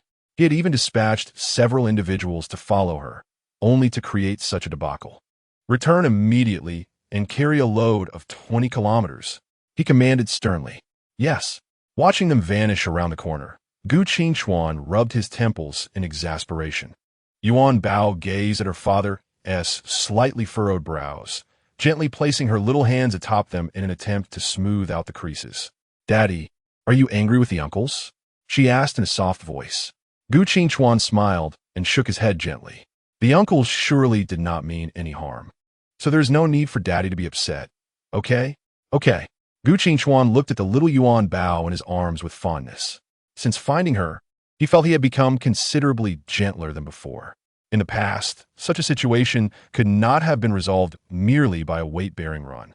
Yet now, Gu Qingchuan felt compelled to set a good example for Yuanbao, lest she suffer as a consequence of his actions. Li Jincheng's car sped down the road. He tilted his head slightly, observing Song Yuyin leaning against his shoulder, seemingly hesitant to speak. "I know it is rather inappropriate to mention this now," he began softly. "However, I feel it necessary to say that you should refrain from preparing such surprises for me in the future. It causes me great worry. Leave matters to me, please." When he discovered she was missing, his anxiety was indescribable. Compared to the joy of her participating in this reality show, because of him, his concern for her eclipsed everything else. Song Yiyan rose, gazing at him tenderly. "I merely do not want to see you exerting effort alone. This is not solely your burden." Li Jincheng Boja. Was Song Yuyin confessing her feelings to him? Had she already accepted her affection for him? "This is what I wish to do, and what I ought to do." He hesitated before continuing. "Does that mean you are accepting my affections?" His voice was barely above a whisper, laced with anticipation and uncertainty. Song Yuyin looked at him, silent. They exchanged glances, lost in each other's eyes. Suddenly, she smiled and nodded slightly. In the next moment, a strong hand grasped her head, pulling her into a warm embrace. The man's cool lips met her soft ones. Song Yuyin was momentarily taken aback, the unexpected kiss catching her off guard. Li Jincheng's breath was near, their bodies pressed together, their heartbeats resonating distinctly. She felt his warm breath against her skin. Gently closing her eyes, she extended her arms to wrap around his waist, awkwardly responding to him. Encouraged by her response, Li Jincheng kissed her more passionately, intensely, as if wishing to absorb her entirely. After a long while, he reluctantly released her. Observing the woman who had melted into his embrace, her cheeks slightly flushed, he smiled in satisfaction, pulling her even closer. In that moment, time seemed to stretch infinitely. She was his entire world. When Wang Ningning and old Wang arrived downstairs, Li Jincheng was just stepping out of the elevator. He had hurried out once he saw that Song Yuyin was asleep. "Don't think that just because Yuyin likes you, you can behave recklessly," old Wang warned. Before Li Jincheng could respond, Wang Ningning nudged old Wang. "Oh, let us not meddle. You go ahead and take care of your business. We'll look after Yuyin. Don't let those two off lightly." Yuyin and Li Jincheng were Wang Ningning's true pairing. No one should dare to interfere. Li Jincheng nodded and hurried away. Upon returning to the dining area, he found no sign of Gu Qingchuan. The private room also lacked the presence of Qi Shixue and that man. Li Jinxin Fronat. What was Gu Qingxuan up to? He pulled out his phone, and a voice came from behind him. Mr. Li. My boss said the young lady was tired and took her back to rest. She has also been brought to Hanjia, Geely informed. Li Jinsheng put his phone away and led the way. Before long, the group of reporters received the information they sought. Qi Shixue, once a promising contender, had quickly become a target for public disdain. The unfortunate consequences primarily fell upon the Dianran with the Xin production team. Online chatter suggested that this drama was toxic. Anyone involved with the second female lead would inevitably meet misfortune. Now, the project was completely stalled. Thankfully, Song Yin and Yuanbao seamlessly transitioned to participate in the reality show, while Qi Shixue, without work, faced numerous obstacles. Out of desperation, she sought to return to her original profession as a model.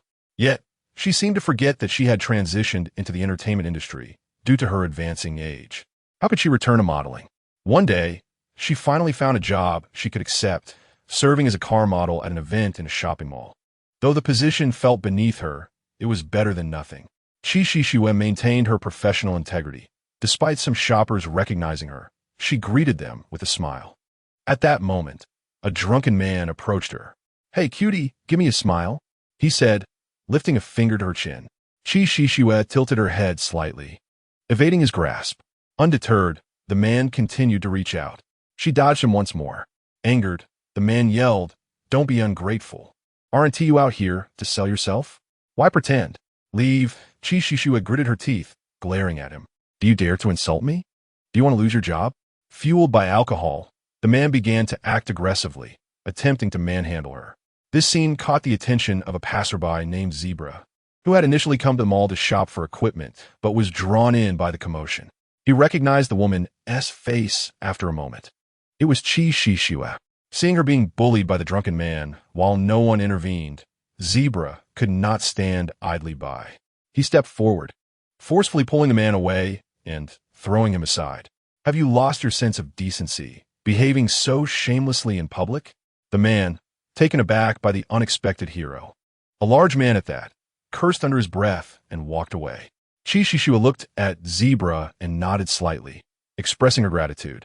After that, she resumed her smiling demeanor, focusing on the crowd ahead. Zebra, observing her, was momentarily taken aback, realizing she seemed different from the Qi Shixue he had encountered previously. He could not pinpoint the change, but she appeared more enchanting and genuine. Standing quietly at the edge of the event, he lost track of why he had come to the mall in the first place. Even after the event concluded, Zebra remained at the sidelines, watching her. Thank you for earlier. Qi Shixue approached him, smiling. Zebra shook his head. It was nothing. Just a small act. He paused before continuing. That man was clearly trouble. Why didn't you confront him directly? Qi Shixue chuckled. This is my job. Some situations are unavoidable. If the brand representatives saw, they might become angry, and I could lose my position. Her job was indeed hard-earned. How could one simply dismiss it? Bama frowned slightly. He had initially criticized her too harshly. It turned out he had misjudged her. How could he speak of such a girl in that manner? What word do you have next? Would you like me to give you a ride? Bama inquired. No need. I am heading home now, she replied. I could accompany you. The person we saw earlier might still be nearby, and it would be safer if we went together. Banma was completely unaware of the trending topics and scandals surrounding Qi Shixue from a few days prior. His focus was solely on training, showing no interest in such matters. All right, Qi Shixue nodded. Without an assistant or manager, and lacking a vehicle of her own, any offer of a ride was indeed welcome. Chapter 58. A reservation for the wife. In advance, the two exited the shopping mall together. Banma kindly opened the car door for Qi Shixue. Unbeknownst to him, a few mysterious individuals were stealthily approaching outside the mall entrance. After ensuring Qi Shixue was comfortably seated, Banma gently closed the door and made his way to the driver's seat. Suddenly, one of the men charged at Banma, raising a blunt object resembling an iron rod, and struck him forcefully on the back of the head. Banma had been entirely focused on Qi Shixue, oblivious to the assailant's approach. The iron rod landed squarely on his skull, and he felt a sharp pain before collapsing. The group, witnessing this, immediately fled without hesitation. Initially, Qi was unaware of the scene outside the vehicle. When Banma took too long to join her, her curiosity drove her to look out and see him lying on the ground. She quickly opened the car door and rushed to his side. What happened? She gently shook him. Oh my God, you're bleeding. Qi gasped. Blood trickled from Banma's head, and she was startled. How could she have been tidying her clothes while he lay outside? Injured? Can you hear me?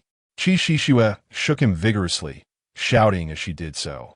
Regardless of her urgency, Banma showed no signs of response. Bystanders halted in their tracks upon witnessing the scene. Eventually, with the assistance of a passerby, Banma was lifted into the vehicle. Qi had initially hoped to hitch a ride, but now found herself as the driver, taking him to the hospital. Baobei, where have you gone? The reality show resumed filming after a few days of rest. Yuanbao, upon learning that her uncle and the beautiful lady would portray her parents, asked daily when the show would commence, fearing that the lovely lady might change her mind, leaving her and her uncle alone. On the day of the opening ceremony, all the other families comprised parents accompanied by their children, most of whom were either past their prime or had one parent who was a non-celebrity. Consequently, all the attention and buzz surrounding the show centered on Yuanbao's family. Upon meeting, an awkward silence ensued. Li Jinsheng had little to say after the introductions. Yuanbao was brought out separately to mingle with other young participants, including the 5-year-old Ren Shi, who had been sent by his mother to act and appear on variety shows. The 6-year-old Song Xianwan, whose father was a boxer, and Nanbao, who boasted 4 million followers on short video platforms. Among the group, Yuanbao was the youngest. Except for Ren Shi, the other 2 children were also first-timers on such a show. Yuanbao hesitated as she observed the older children beside her. She rummaged through her little bunny backpack, producing some candy she had prepared in advance and offering them to each of them. Hello, I'm Yuanbao, and my uncle is Li Jinsheng. Please have some candy. Ren Shi looked down at the little girl, accepted the candy, and revealed his 2 tiny fangs. You're so adorable. Yuanbao, you can call me Gidge. Song Xianwan, the eldest among them, exuded a big sister's aura. My dad says I'm older than you all, so if you have any problems, you can come to me for help. In contrast, Nanbao raised her chin, looking down at Yuanbao, and scoffed, I wouldn't eat such candy. It's too cheap. Yuanbao's hand hovered awkwardly in the air, unsure of what to do. Meanwhile, Song Xianwan and Ren Shi instinctively pulled Yuanbao back between them, casting a simultaneous eye roll at Nanbao. Ren Shi bent down to gently pat Yuanbao's head, reassuring her, let us not bother with such people. You can keep your candy for yourself. Hearing this, Yuanbao smiled, her earlier embarrassment forgotten. The innocent camaraderie among children blossomed quickly, and before the adults arrived, the little ones had already become quite familiar with each other. Director Wei strolled over leisurely, his gaze soft as he cleared his throat, warmly asking, Are you all having fun, little friends? They all nodded enthusiastically, except for Nanbao, who stood rigidly with her hands behind her back, declaring, I won't play with them. They have no fans while I have so many. Nanbao's comment left the director momentarily speechless. At such a young age, should one label her as lacking emotional intelligence or merely speaking candidly? The director chuckled awkwardly, realizing that all the children had their own followers, while he was alone. Alone? Yuanbao perked up her ears. Uncle Director, are you all by yourself? Are you looking for a wife? She asked with keen interest. Truly, the innocent words of a child. The director had not anticipated that on the first day of filming, he would be outwitted twice by children. Thankfully, the live broadcast had not yet started. Otherwise, how could he explain to the audience that the children's comments were not taught by adults? He looked at Yuanbao's eager eyes and smiled. What I meant is that I do not have fans, but that is not quite what you implied. All right then, Yuanbao's expression dimmed. Ren Shi, observing her, curiously asked Yuanbao, Can you really help the director find a wife? Yuanbao's enthusiasm reignited as she nodded vigorously. Yes. Doesn't Gidge want a wife too?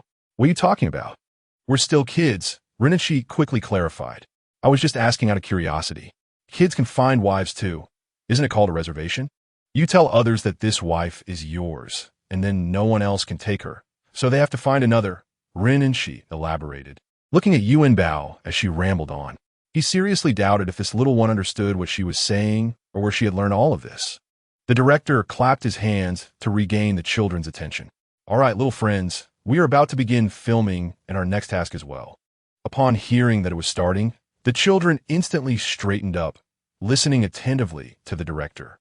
Now, our first task is to find your parents, though there is an exception. Our Yuanbao will be looking for her uncle and aunt. Chapter 59. Yuanbao wants ice cream. Why isn't Yuanbao looking for her parents with us? Song Xiaowan asked in confusion. Because accompanying Yuanbao for the show are her uncle and aunt, the director explained with a smile. The task was rather simple. To accommodate the young Yuanbao, the director had not assigned overly difficult challenges. After drawing the attention of several little ones, Director Wei announced the next task. They were to locate their parents on this pedestrian street. Their parents might be chatting with others, disguised as shop assistants, or taking on other roles to observe them. They could walk in pairs or venture out on their own. Ren and Shi and Song Xiaowan simultaneously gazed longingly at Yuanbao, both wishing to team up with her. Nanbao looked eagerly at Ren and Shi, pursed her lips, and stepped forward. And Shi Gij, let us be a team. She certainly did not want to team up with another girl, and Ren and Shi was the only boy among them. What? Ren and Shi stepped back, avoiding Nanbao's hand. I wanted to team up with Yuanbao. Nanbao glanced at Yuanbao and scoffed. I can certainly do better than her. She can't do anything, just looks silly. Ren and Shi replied, finding our parents doesn't require doing anything. Exactly, how is Yuanbao silly? My uncle says children should speak politely, and Yuanbao thinks you are insulting her. Yuanbao pouted. Anyway, you can't team up with her. You have to stick with me. As Nanbao spoke, she grasped Ren and Shi's hand, intent on moving forward. However, as she pulled him, he shook her off. I already said I want to team up with Yuanbao. Nanbao stomped her foot, pointing her finger at Ren and Shi and then at Yuanbao. You all. Song Xiaowan looked at Yuanbao and Ren and Shi and whispered, I also want to team up with Yuanbao. Then let us go together. Yuanbao, not wanting to overthink, took Ren and Shi's hand with her left and Song Xiaowan's hand with her right, resembling a little adult leading two taller children forward. Nanbao stood still, watching their retreating figures, stomping her feet in frustration. Why does everyone like Yuanbao? Don't they realize how many fans I have? If they knew how amazing I am, they would be begging to team up with me. Treating me like this now, they will regret it later. Little did she know, the moment the director announced the task, the live broadcast had already begun. The comments were filled with anticipation for the performance of Yuanbao and Ren and Shi, yet they were drawn to Nanbao. Who is this child? She seems so uncouth. Is this the little internet celebrity? She looks different from her videos. The gap between internet celebrities and stars is glaring. Looks like no one wants to play with you now. Let us see how you flaunt yourself. The online community was not shy in their commentary. Even the smallest of actions could be scrutinized. Nanbao's pouting and stamping drew the ire of online critics. Meanwhile, Yuanbao and the others had entered the pedestrian street. Yuanbao, what do your uncle and aunt look like? We can help you find them, Song Xiaowan asked. My uncle is so handsome, and my aunt is so pretty. Song Xiaowan and Ren and Shi were momentarily at a loss for words. So handsome, so pretty was rather vague. After all, who would think their parents looked ugly? Yuanbao was blissfully unaware of any issue with her statement. Her uncle was indeed handsome, and her beautiful aunt was lovely. The three children meandered aimlessly down the street. The crew members observed the trio, seemingly forgetting their task. One staff member approached to remind them and guided them into a shop. Song Xiaowan's father, disguised, was hiding inside, curious to see if the little ones would recognize him. Yuanbao, take a good look. See if your uncle is here, Song Xiaowan said, still unaware of her father's presence. This was an ice cream shop. As soon as Yuanbao entered, she was captivated by the large, colorful sign at the counter, showcasing delectable ice cream. However, she failed to notice the handsome man holding the ice cream, who was none other than Li Jinsheng, the spokesperson for the brand. Yuanbao's eyes were glued to the ice cream. Ren and Shi noticed Yuanbao's longing gaze. Do you really want some? He inquired. Yuanbao nodded eagerly. Yet they had no money. Ren and Shi glanced at himself, remembering that the crew had instructed them not to bring any money before the show. How could he buy ice cream for Yuanbao? He looked at her hopeful expression and approached the clerk. Clearing his throat, he said, Miss, can I work for a bit to earn ice cream? Work? The clerk, busy with her tasks, had not quite caught what he said. Renchi nodded. Yes, because I don't have any money right now, but I can work. Yuanbao wanted to eat, so he certainly had to get her some. Song Xiaowan chimed in. I can help too, and then we can finish our task. The clerk smiled, amused by the little gluttons. Song Xiaowan's father, observing from the back, couldn't help but laugh at his daughter's complete disregard for their task. Being wholly focused on ice cream, the clerk pretended to deliberate. All right, go help the ladies in the back, and I'll give you an ice cream. Really? Really? Yuanbao and Song Xiaowan exclaimed in unison, their eyes wide with delight. In truth, even if they hadn't asked to work, the clerk would have sought their help since Song Xiaowan's father was just behind them. The three little ones were led to the back, where Song Xiaowan's father brought over a basin of grapes. You can wash these grapes for me. Can you do that? The clerk asked with a smile. Renchi and Song Xiaowan nodded. Yuanbao watched her older siblings and followed suit, nodding absent-mindedly. It's okay, Yuanbao. I'll teach you. It's very simple. Renchi said gently as he crouched down. Yuanbao also squatted down, her hands reaching into the water. Renchi noticed her sleeve getting wet and kindly pulled her little hand, slowly rolling up her sleeve while advising if your sleeve gets wet, it will be cold outside. Renchi truly embodied the caring older brother persona, looking out for Yuanbao. See, like this, it's all clean now. Yuanbao mimicked his actions, carefully washing a grape. After washing it, she promptly popped it in her mouth. Chapter 60. A reward of a wife. Yuanbao's actions left Song Xiaowan utterly bewildered. Yuanbao, how can you eat it already? She couldn't help but laugh, glancing furtively towards the clerk to ensure no one was watching, before quietly advising Yuanbao. Yuanbao stuck out her tongue. Sorry, Xiaowan Jia, I couldn't help it. Her antics amused the viewers, garnering her a wave of adoring comments. Wow, my Yuanbao is just too adorable. No need to worry, my little one can eat as she pleases. Your uncle has money. Ha ha, little Yuanbao is so genuine. Is this a natural performance? What to do? It feels like I want to take Yuanbao home. When can we implement a household for each Yuanbao? At that moment, Song Xiaowan's father stood behind the three children, watching them wash grapes. In the midst, he even approached to give them a small basin. Song Xiaowan was completely oblivious to the fact that this was her father. The audience in the bullet screen section could not help but chuckle. Ha. Wan didn't even notice her father. Father, should I leave and give space for the grape? Don't mention little Wan. Even Yuanbao's handsome uncle didn't notice. Only the ice cream caught their attention. After the three little ones finished washing the grapes, the staff handed an ice cream to Yuanbao. Here, this is your payment. Payment? Yuanbao looked a bit confused, blinking her bright, sparkling eyes at the staff. It means the reward I give you after your work. Yuanbao suddenly understood, yet she hesitated to eat the ice cream. Renchi looked at Yuanbao in puzzlement and gently reminded her, Yuanbao, why aren't you eating? The ice cream will melt, and it won't taste good then. Yuanbao furrowed her little brows at the ice cream. Why don't my brother and sister have any? Sister doesn't want to eat? Hurry and eat, Yuanbao, said Song Xiaowan. Renchi nodded in agreement. Yuanbao gazed longingly at the ice cream, a glistening droplet trailing down her chin.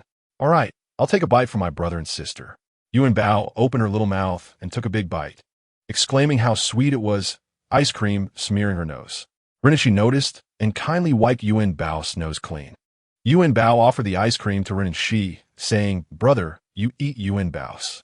Renchi pushed her hand back, insisting, Yuanbao, eat it yourself.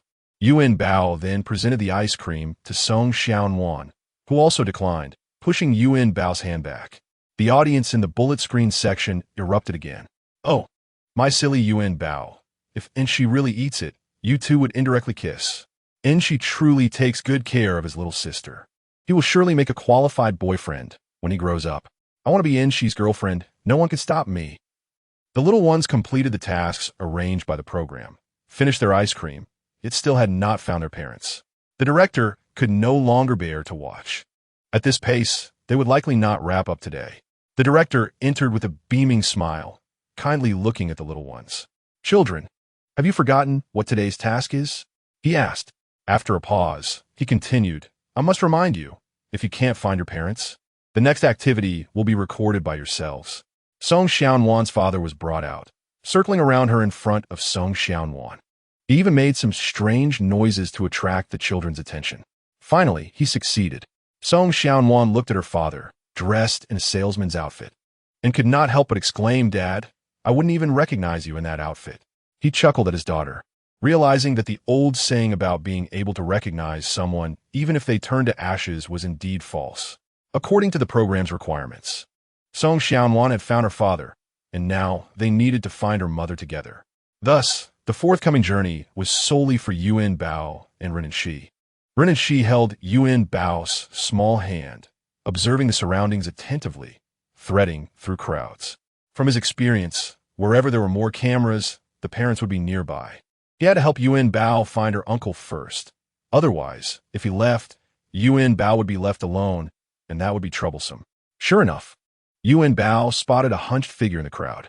"Uncle, and she, that's Yuanbao's uncle," Yuanbao shouted, tugging Renanxi as they hurried forward. Li Jincheng thought he had disguised himself well enough that Yuanbao wouldn't easily recognize him. "Uncle, how have you aged so much?" Li Jincheng couldn't help but laugh, realizing he had waited too long for Yuanbao and thus had aged. "Sorry, Uncle, Yuanbao ate an ice cream on the way, so I was late." Li Jincheng continued to chuckle, knowing exactly what they had been up to on the way. His precious Yuanbao had seen that little ice cream, but failed to notice the one holding it. Renanxi also laughed, pointing at Li Jincheng. "Ah, Yuanbao, isn't that the spokesperson for the ice cream you just ate? So this is your uncle?" Yuanbao proudly held Li Jincheng's hand, wearing an expression of triumph. "And Nikki's, we can find your parents together. Then you can meet Yuanbao's beautiful sister. She is the one who invited Yuanbao." She held Li Jincheng with one hand and Renanxi with the other. "Beautiful sister?" Renanxi questioned. "Yes, that's Yuanbao's aunt. She's so pretty." Yuanbao was accustomed to calling her beautiful sister, and it felt a bit awkward to suddenly refer to her as aunt. "Oh, you mean your aunt?" Yuanbao nodded vigorously. However, per the program's requirements, Yuanbao had to part ways with Renanxi. She could only go with her uncle to find the beautiful sister. Yuanbao looked at Renanxi, reluctantly advising, "Renanxi, don't be afraid. Once you find your parents, Yuanbao will reward you with a wife." "Huh?" Li Jincheng widened his eyes in disbelief, quickly crouching down to cover Yuanbao's mouth. "You can't say that during the recording, and she is still a child." This little one, perhaps using the opportunity of the reality show to pursue her main ambitions. Who is she preparing to find a wife for? How many wives is she looking for?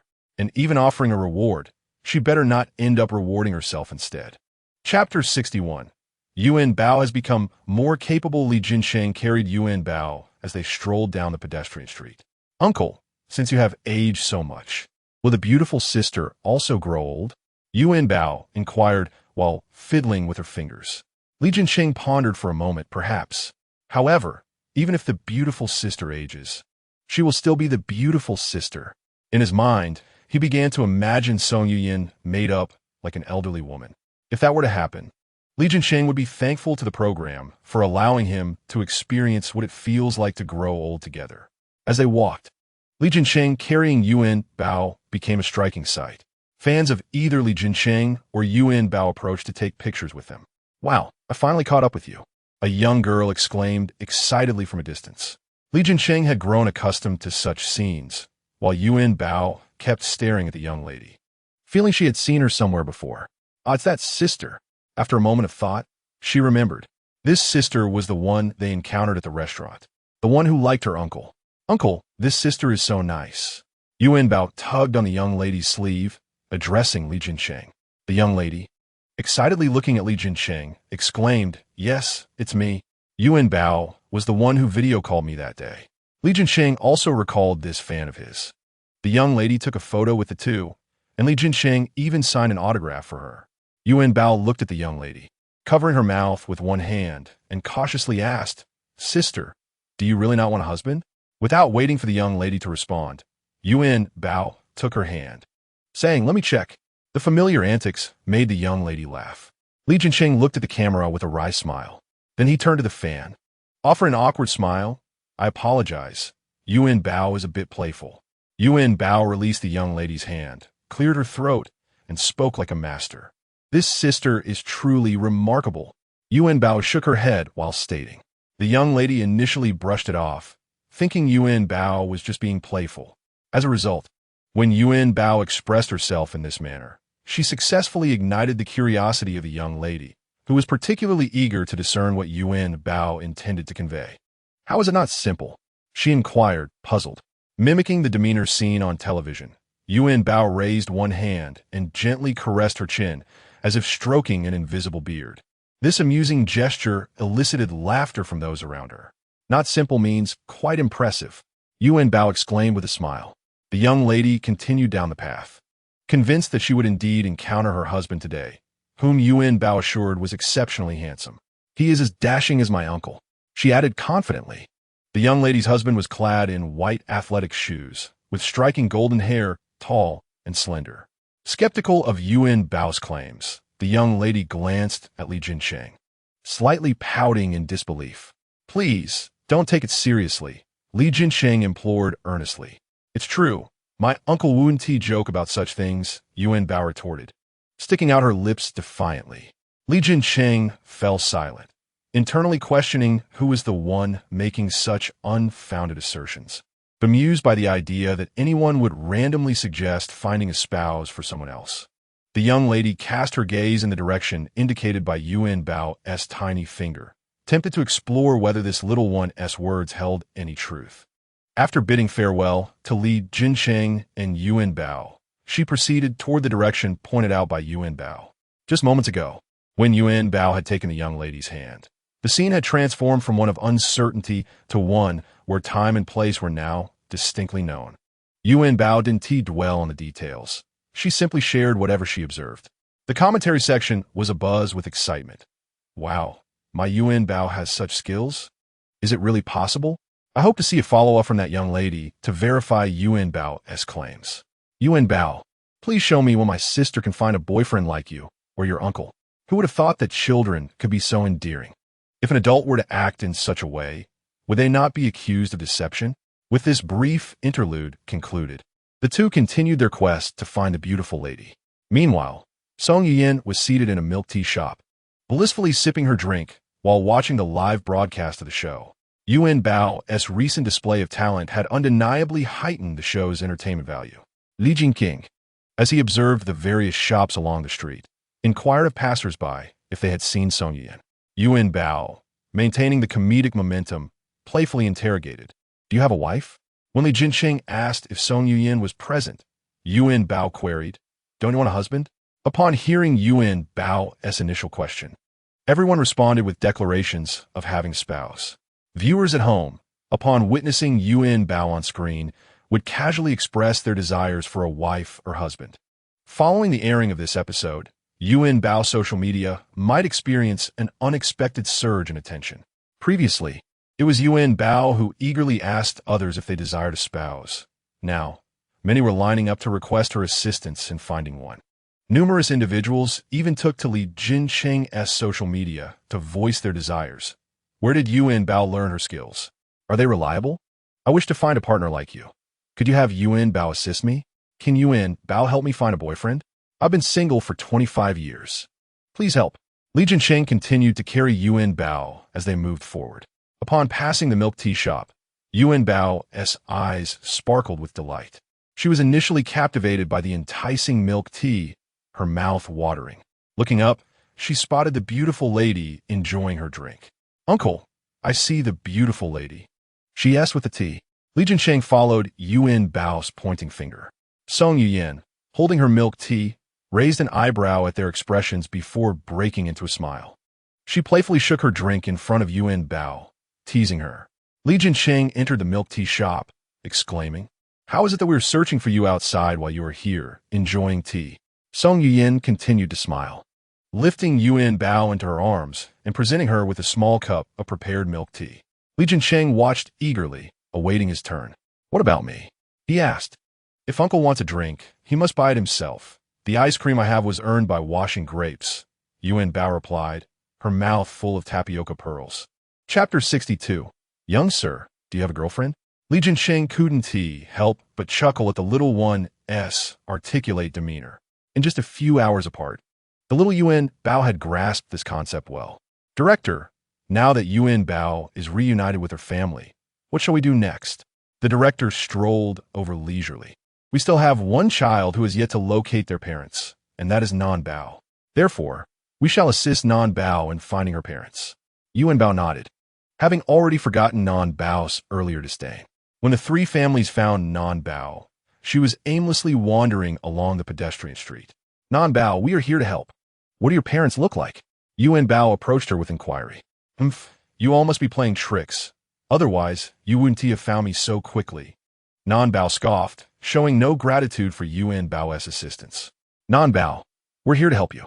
Why do you speak to Yuanbao like that? She asked. With that attitude, we can choose not to help you. You can find them yourself, she retorted. Who asked you to help me? You came here on your own. The parents and staff on site were left dumbfounded, exchanging glances, astonished that children communicated in such a manner nowadays. At that moment, the director stepped in. All right, let us all work together to help Yuanbao, or her parents will be quite anxious waiting. The families dispersed to search. Li Jinsheng held Yuanbao in one arm, while clasping Song Yuyan's hand with the other. I heard we will play games to select houses soon. Yes. I've heard some houses are quite nice, while others are rather shabby, Song Yuyan responded. What kind of house does the beautiful lady wish to live in? Uncle will ensure she gets it. Whatever house you win, the beautiful lady will live in. No picky choices, Yuanbao declared. After stating this, she glanced up at Li Jinsheng.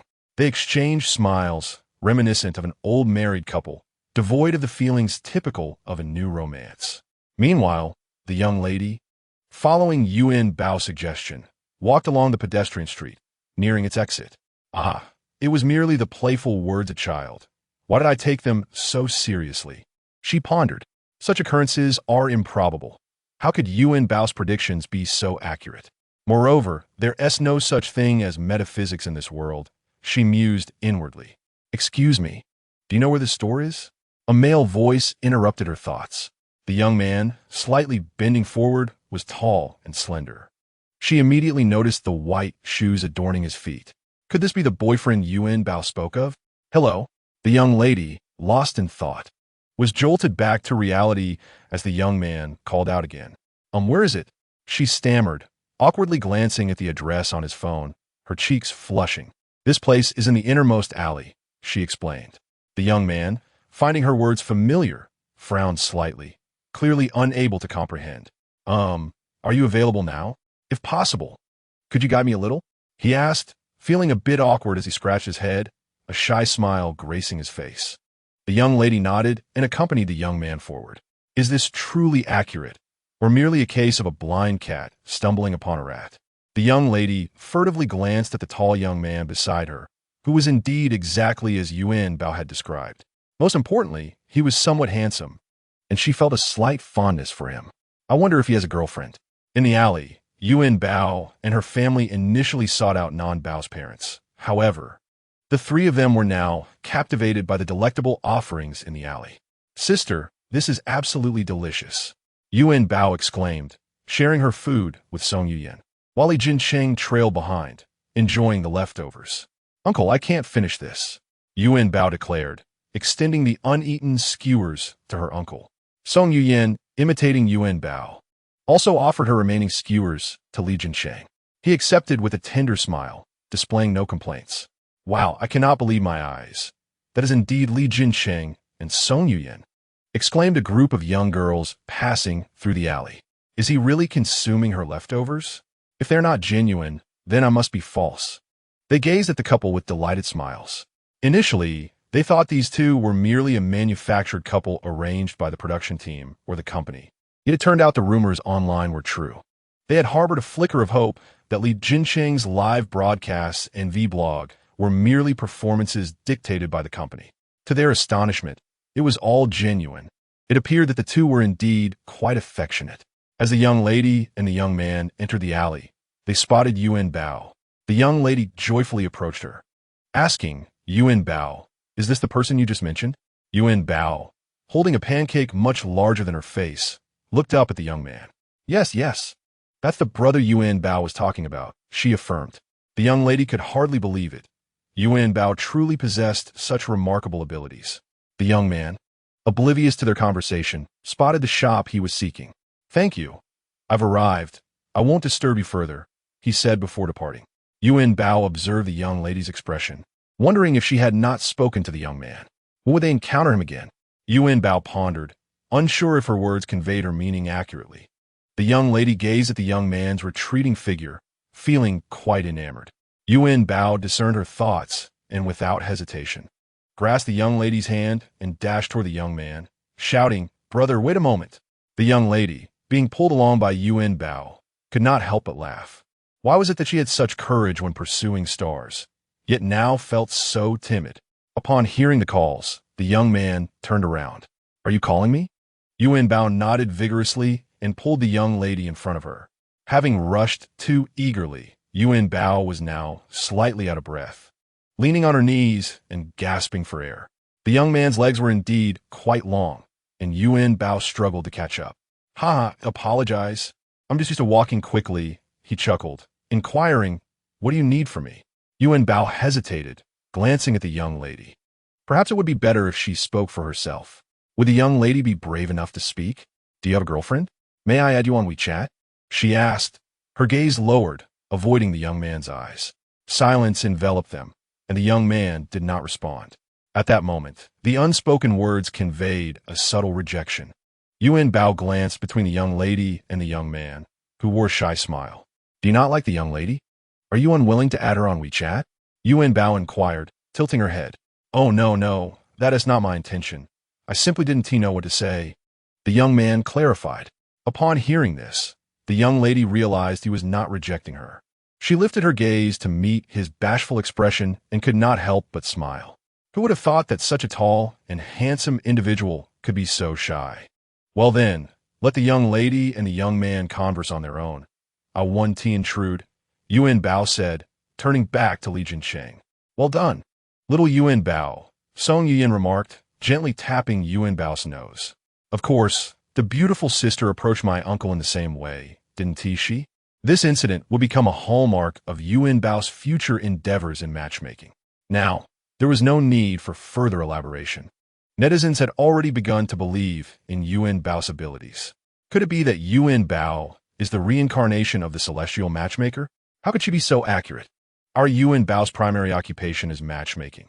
Filming and participating in variety shows are merely her hobbies. This is too uncanny. I also desire a boyfriend like that. Can Yuanbao help me figure out where I might encounter one? I still do not have a boyfriend. It must be because I have not crossed paths with Yuanbao. Now, the focus of the audience shifted entirely to the notion of Yuanbao as a celestial matchmaker, fulfilling the production team's expectations without requiring any assistance from others. Subsequently, Non-Bao's parents emerged, and it was unclear who had located these individuals. But everyone was gathered together now. The production team presented photos of various houses, introducing the families to their potential residences. "I want to live in that villa. You mustn't steal it from me," Non-Bao declared, pointing to the most opulent house. Ren and Shi and Song Xiaowan exchanged exasperated glances. But Non-Bao remained undeterred as she boldly approached to seize the photograph. The director interposed himself in front of Non-Bao, kindly explaining, "Our houses are selected through games. Those wishing to live in better accommodations must perform well in the upcoming activities." The production team had set up different houses for the sake of entertainment. It was unrealistic to simply grant the best house to those who desired it. Non-Bao scoffed, "The best house will undoubtedly be mine." Yuanbao pouted, seemingly unfazed. She looked up at Song Yuyan, asking, "Beautiful sister, do you wish to live in a good house?" Song Yuyan pretended to ponder. "Well, we will take whatever we can get. Even if we do not get what we want, we should not be discouraged, all right?"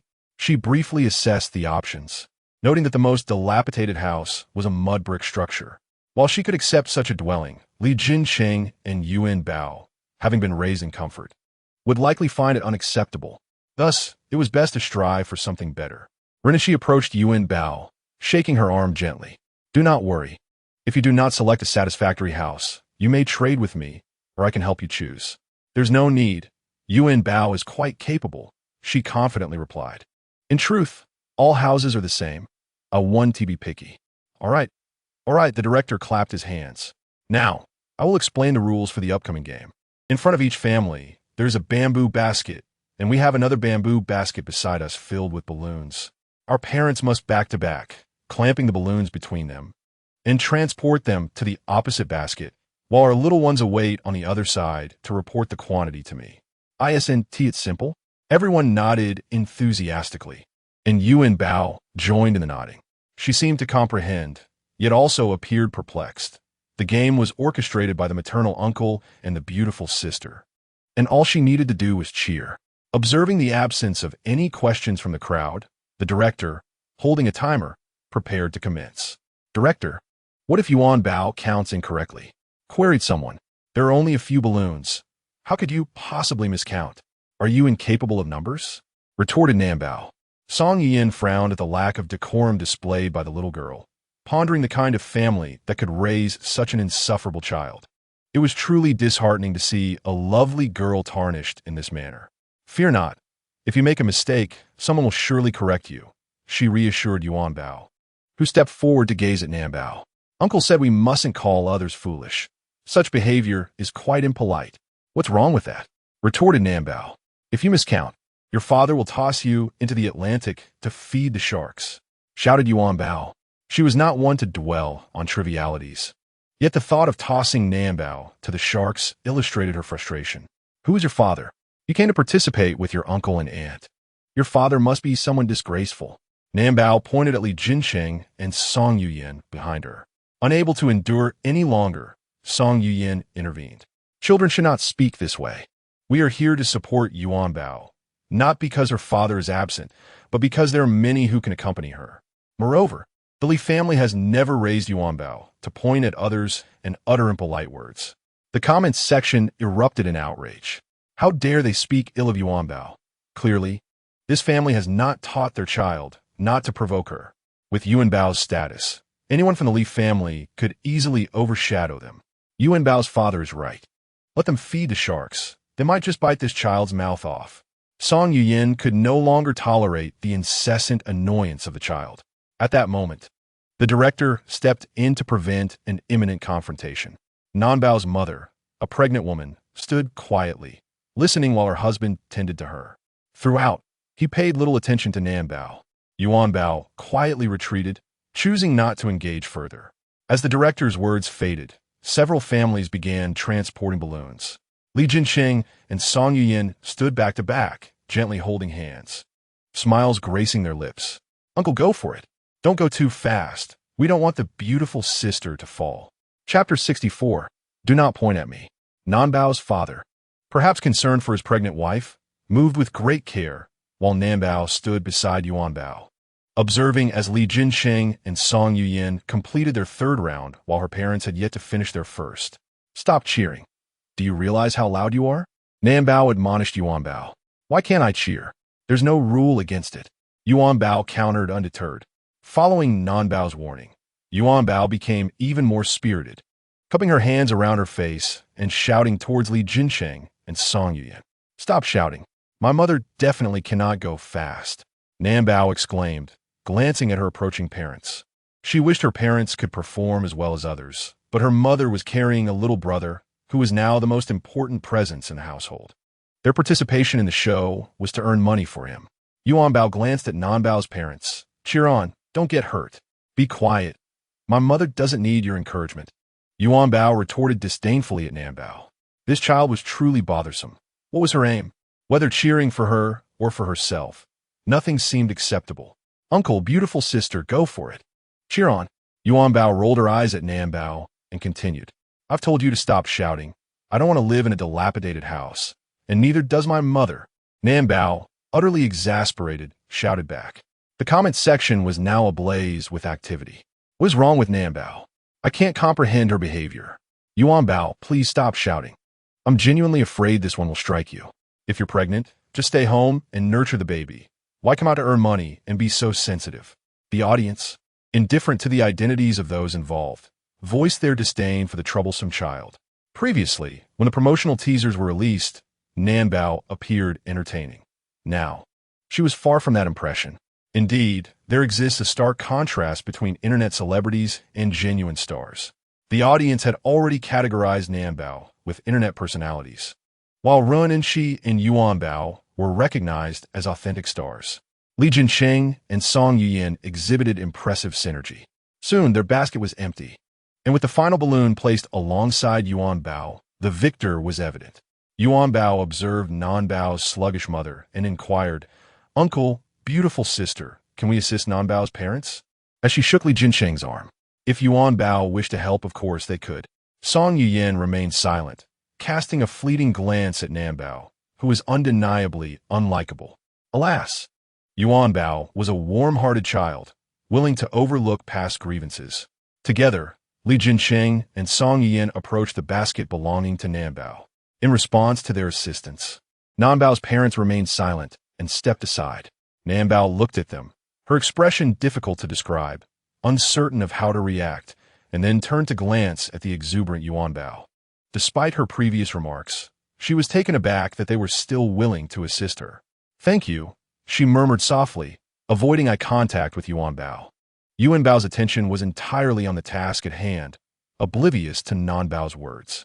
Once Ren and she finished and joined Yuanbao, she asked, "Is your uncle still busy?" "It's all right.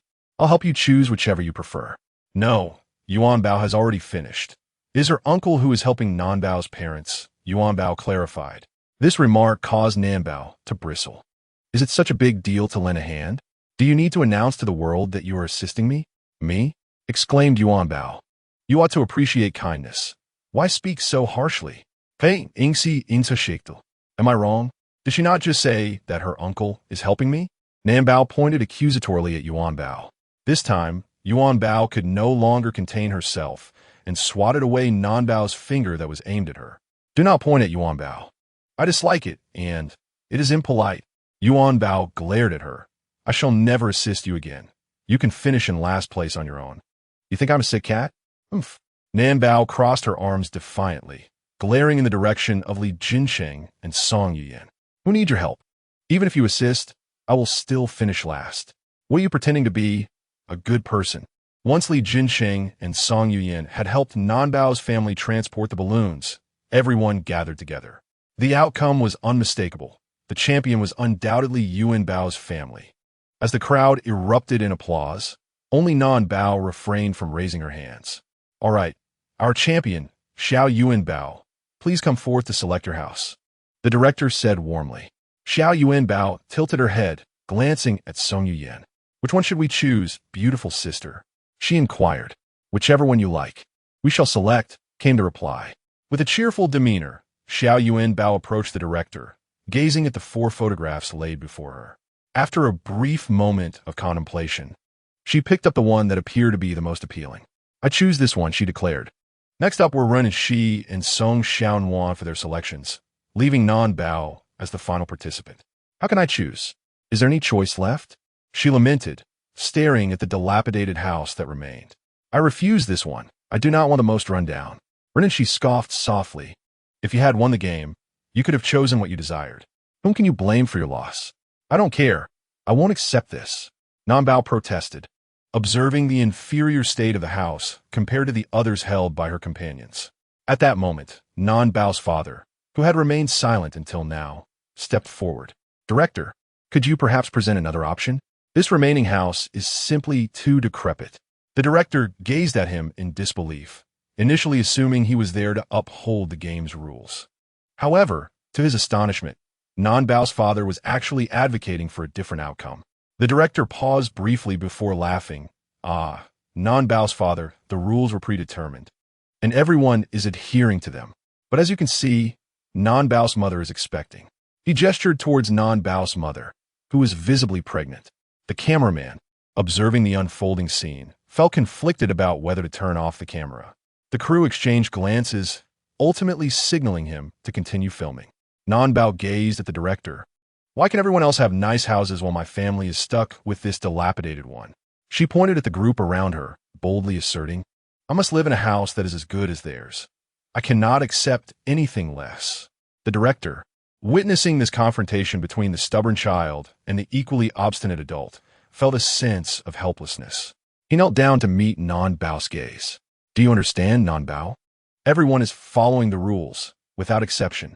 If you wish for a better house, perhaps you should strive harder in the next game." But the game isn't solely my responsibility. They are supposed to assist me. If they don't help, I might win. Nanbao pointed accusingly at Xiao Yuanbao, leaving everyone bewildered by her logic. What is this behavior? Is she truly blaming Xiao Yuanbao? Song Yuyin and Li Jinxing exchanged incredulous looks. How can you blame Xiao Yuanbao? She was trying to help you. Song Xiaowan interjected. Yes, how can you fault her for your loss?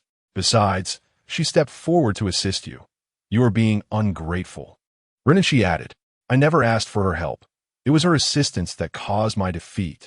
Nanbao continued to point at Xiao Yuanbao. The viewers outside the screen were equally appalled. What kind of person is this? Is this a real-life version of the farmer and the snake? Don't anyone stop me. I am now a fan of Nanbao's detractors. I can't stand this. As the saying goes, bad bamboo does not produce good shoots. It truly reflects the nature of both parents and children. Meanwhile, in the audience at Hanjia Tiandi, a viewer clenched their fists in frustration. Gu Qingchuan had been glued to the screen since the show's inception, and he now wished to cast Nanbao into the ocean to feed the sharks. How could such a young child engage in such infuriating behavior? Boss, our team is waiting near the pedestrian street, Ji Li remarked, watching the live broadcast alongside Gu Qingchuan. He wished he could leap through the screen and give that family a piece of his mind. Wait, do not trouble Xiao Yuanbao, Gu Qingchuan warned coldly. She is now a public figure. Every action she takes could be scrutinized, and any blame may fall upon her. Thus, Gu Qingchuan was compelled to tread carefully, considering the implications for Xiao Yuanbao. Meanwhile, the director patiently attempted to console Nanbao. However, she seemed impervious to his reassurances, insisting she would not relent until she had a decent house. We only have these 4 houses today. How about this? You can ask the other 3 little friends if anyone is willing to exchange with you. Upon hearing this, Nanbao turned to Xiao Yuanbao and Song Xiaowan. I certainly won't trade with you. You might as well abandon that hope, Song Xiaowan replied. Nanbao gazed longingly at the appealing house in Xiao Yuanbao's hands, pleading, let's trade. Li Jinsheng and Song Yuyin exchanged incredulous glances, stunned by her unexpected shift in attitude. They silently urged Xiao Yuanbao not to be foolish, recalling how Nanbao had just attempted to turn the tables. Xiao Yuanbao turned to Song Yuyin, handing her the photograph. Pretty sister, please hold this. Facing Nanbao, she continued, I do not wish to trade with you. Your previous words have upset me. The audience's tension eased as they relaxed. Oh, my Xiao Yuanbao, you scared me. Yes, Xiao Yuanbao is right. She should stand her ground and not trade. Stay strong, my dear Xiao Yuanbao. Do not give in. Why won't you trade with me? Nanbao demanded. Because this is what Xiao Yuanbao earned. If she wishes to trade, she may do so, and if not, it is none of your concern. Furthermore, Xiao Yuanbao has no desire to assist you at this moment, she articulated unequivocally. Nanbao, taken aback by Xiao Yuanbao's resolute stance, turned to Renanshi. Do you think I would ever trade with you? Give up on that idea, Renanshi replied coldly. You are not in a position to demand trades, especially after you have behaved this way. Why won't any of you trade with me? You are all bad children, forcing my mother and me to live in such a shabby house. Nanbao exclaimed. The real bad one here is you continue this way, and you will find yourself without dinner, Xiao Yuanbao retorted quietly, fingers clenched. The director observed Nanbao's obstinacy. All right, you have asked around, and no one is willing to trade with you. You must reside here. Any grievances can be noted in your little notebook. Disheartened, Nanbao's father returned to Nanbao's mother, gently caressing her belly. It's all right, dear. The sister is just a bit foolish. We shall manage. The others present paid little attention to the family's plight, engrossed in their own affairs, as the remaining 3 families set off to find their respective houses. Leaning on Li Jinsheng's shoulder, Xiao Yuanbao pondered, Uncle, why is it that we are helping Nanbao, yet she blames us? Her question was profound, leaving Li Jinsheng at a loss for words to explain it simply. Perhaps Nanbao merely desires a better house and speaks without thinking. We should not take her words to heart, Song Yuyin suggested as she walked beside him. Why is Nanbao's father also like that? Why does Nanbao's mother say nothing? Song Yuyin was at a loss for words. Look at that family. Is there even a normal person among them? Chapter 66. The first step to cooking oil. In a dilapidated earthen house, the tiny figure of Nanbao scurried about in the kitchen. The house was indeed as described in the pictures, extremely rudimentary, even decrepit. In the kitchen, a simple stove was set up with a basic assortment of pots and pans, and the floor was merely dirt. Nan Bao, barely tall enough to reach the stove, alternated between washing vegetables in a basin and stepping outside to dispose of dirty water. Let us endure for now. Next time, sister will surely find us a better house. So don't cause a fuss, Nan Bao's father said, leaning beside Nan Bao's mother's belly. Oh dear, how do we end up in this situation while participating in the show? How can we live here? Nan Bao's mother complained. She had been silent until then, but her disdain for the shabby house was evident. The production team had prepared dinner ingredients for each house in advance, including tomatoes, eggs, potatoes, and some simple chicken and beef. Nan Bao cleaned the potatoes and, seeing the tools the crew had provided, quickly shredded them. She continued washing the tomatoes, chopping them into pieces, and whisking the eggs. Satisfied with her preparations, she clapped her hands. "Dad, the dishes are ready," Nan Bao whispered as she entered the room. She glanced at her parents lying on the bed, speaking softly so as not to disturb them. "All right, I'll cook now. Nan Bao, you're not a child anymore. You can learn to cook so you can take care of your mother and brother later." Nan Bao nodded, remaining silent. She seemed accustomed to this life. Since she could remember, her parents had always wanted a brother, leaving no one to care for her. It was a serendipitous moment when Nan Bao's mother posted a short video on a social media platform, which garnered a significant following. Recognizing the opportunity, she decided to share videos of Nan Bao. As expected, Nan Bao became popular, bringing considerable income to the family. Consequently, Nan Bao's mother resigned from her job, devoting her days to filming videos, striving for Nan Bao and her unborn brother. Since the doctor announced the pregnancy, the family's life revolved around the mother and the unborn brother.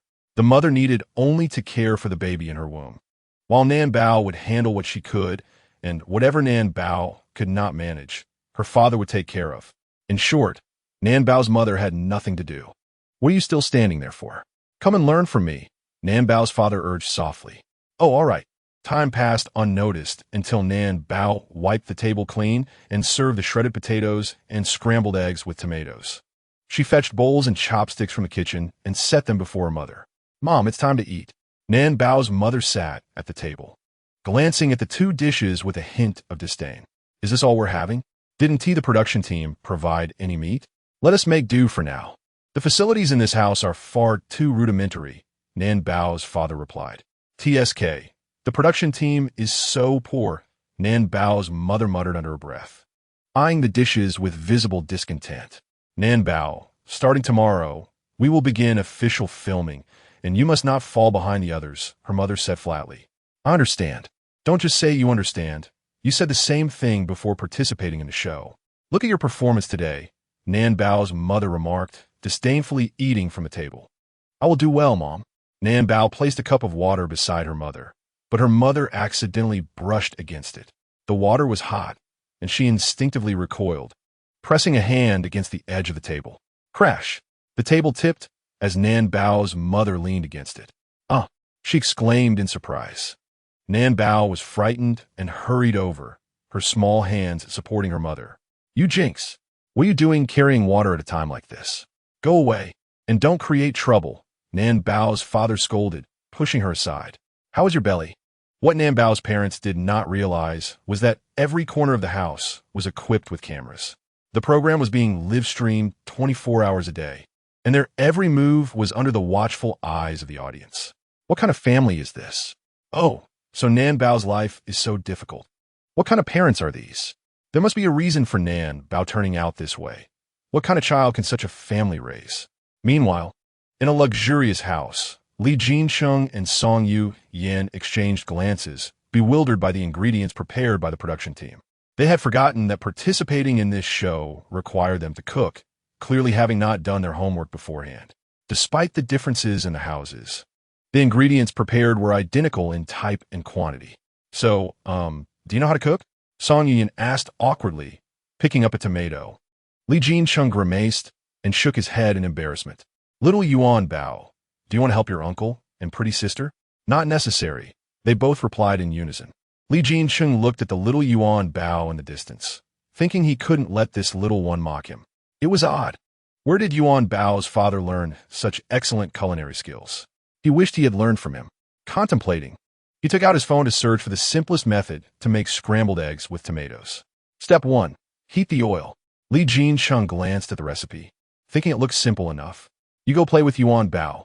I'll handle this. Li Jincheng pushed Song Yuyan aside. Let us do it together. Since we both don't know how, we can figure out together, and I'll assist you, Song Yuyan joked. All right then. I just saw that recipe. It seems quite simple. The first step is to wash and cut the tomatoes, and then beat the eggs, right? Song Yuyan suggested weakly. Li Jincheng felt a bit awkward. Yes, we need to prepare the ingredients before heating the oil. Thank goodness you're here. Chapter 67. Does the young lady like uncle? Li Jincheng laughed awkwardly as he picked up the tomato.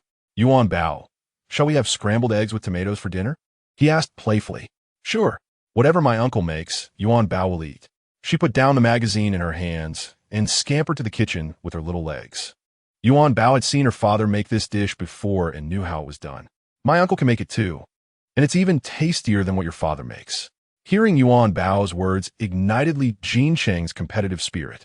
Song Yuyan couldn't help but laugh at Li Jincheng, who looked like a child. Indeed, a man remains a boy at heart. Yuanbao, why don't you go play outside for a bit? Be careful. If the pretty sister accidentally sets the kitchen on fire, you might get hurt. Song Yuyan squatted down with a smile. Okay, can Yuanbao go find and Shigagu and Xiao Yuanbao to play for a while? Song Yuyan nodded in agreement. Yuanbao happily ran outside, allowing her uncle and the pretty sister some private time. It is essential not to disturb the little uncle and the beautiful sister. The more Yuanbao thought about it, the more delighted she became, unconsciously quickening her pace. Li Jincheng observed Yuanbao's retreating figure before turning his attention to the dishes, sighing. Y&T the production team mentioned the need to cook sooner. Had he known, he would have learned a couple of simple recipes. This situation was indeed quite awkward. Song Yuyan's voice diminished as she continued speaking. Oh dear, you've taken my lines. What else can I say? Li Jincheng desa. Song Yuyan chuckled at his jest. Such a trivial matter could easily be tackled by the combined intellect of the two of them. Yuanbao, relying on her memory, gradually made her way towards Run and She's house. Along the way, she was recognized by an audience member. Yuanbao, is that you? A young lady asked, somewhat excited. Do you know me, miss? Yuanbao responded. The young lady nodded vigorously upon receiving her reply. I was just watching your live show. I can't believe I'm seeing you in person. This is so thrilling. Hey, miss, do you want a husband? Yuanbao inquired cheerfully as she approached. Yes. I saw the boyfriend you found for that other lady. It was spot on. I want one too. The young lady exclaimed, her excitement making her somewhat incoherent, yet she managed to convey her desire. Could you help me find a handsome, tall, and slender boyfriend, preferably someone a bit older than me? Yuanbao listened intently to the young lady's description. However, the details were too many for her to retain. Never mind, I'll just take a look myself. She grasped the young lady's hand with one hand while placing her index finger to her lips in a shushing gesture, then closed her eyes. The young lady gazed at Yuanbao's series of actions in wonder, utterly fascinated. Having witnessed Yuanbao's ability to find a boyfriend for another, she now held great faith in Yuanbao's skills. After a while, Yuanbao released the young lady's hand. How is it? Where is he? Is he handsome? Yuanbao slightly furrowed her brows. The young lady panicked at the sight of her frown, fearing she was unworthy of having a boyfriend. Yuanbao hesitated on how to describe the young lady's future husband, as he appeared somewhat older, looking significantly aged compared to her. Just say it directly, don't frown. Just speak, the young lady urged, completely bewildered. Yuanbao saw that the young lady's future partner was tall and had a full beard, seemingly much older than her big uncle. Yet reassured the young lady, but don't worry, he treats you very well. Yuanbao observed the young lady's expression, concerned that her words might cause disappointment. Really? The young lady asked, crouching down to take Yuanbao's small hands, excitement radiating from her. Yuanbao weakly nodded. The young lady joyfully lifted Yuanbao into a hug, exclaiming, "This is wonderful. I'm so satisfied." She hadn't anticipated that Yuanbao would be so accurate. Her recent description was precisely her ideal type. Huh? Now it was Yuanbao, who felt a bit dazed. The young lady was not only pleased, but also exceedingly thrilled. Did she prefer someone older, perhaps an uncle? The disparity between the young lady and her future husband was striking. He looked more like her father. Of course, that is the type I like. I've been single for so long, just to find someone like that. Yuanbao's mouth gaped in astonishment. Can you help me see where I can meet him? The young lady continued. This left Yuanbao momentarily speechless. The vision she had seen seemed different from what she had shown the young lady. She pondered for a moment and took the young lady's hand again. Yudi Lao, could you please tell Yuanbao where the young lady can meet that older uncle? Yuanbao closed her eyes, straining to feel the answer. No one responded to her inquiry. Yudi Lao, can you hear me? This time, it seemed there was a reaction. A vision appeared before Yuanbao. Wow, it's really that older uncle, she exclaimed. But where was this place? Yuanbao was unsure. Slowly, she opened her eyes and frowned once more. The young lady, observing Yuanbao's expression, felt a renewed sense of fear. What did this new expression signify? Yuanbao was unsure where the young lady had encountered that older uncle. Older uncle? Ha ha ha. Can you tell me? Perhaps I know, she urged. There are mountains, snow, very high mountains, lots and lots of snow, and many people. Everyone is kneeling. Kneeling? The young lady pondered this place intensely. She had recently made plans with friends to travel, but they hadn't finalized the destination. However, one location did seem to resemble what Yuanbao described. Yuanbao, do you know where this is? The young lady asked, dazedly nodding her head. She trusted Yuanbao and was willing to take a chance. Chapter 68. Then I'll reserve you first. The audience watching the live stream could hardly believe their eyes. Could Yuanbao truly predict this? Wasn't this a bit mystical? Would this program not be banned? Can someone tell me how I might encounter Yuanbao and have her read my fortune too? Yuanbao, are you truly a reincarnated deity, or perhaps a heavenly matchmaker come to meddle? Am I the only one who doesn't believe this? The production team is surely trying to attract viewers with such a persona for Yuanbao. What will happen if it collapses?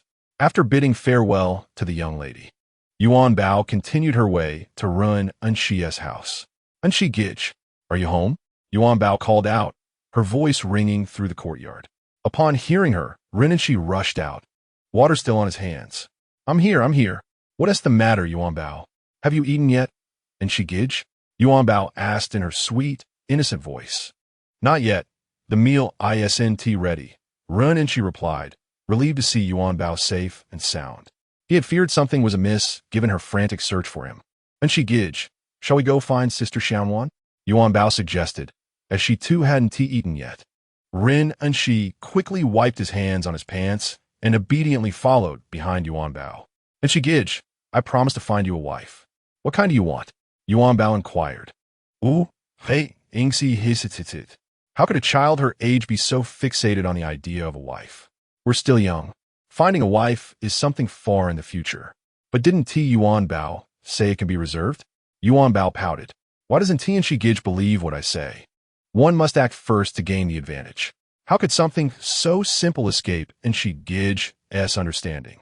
Well, Yuanbao, Ren-Enchi began, speaking with the seriousness of an adult. My dear Yuanbao, your Enchi Gij is still just a child. Yuanbao, please do not involve yourself too deeply. Enchi, heed her words and make a reservation. I believe Yuanbao would be a splendid choice. The audience before the screen erupted in laughter, particularly at Yuanbao's antics.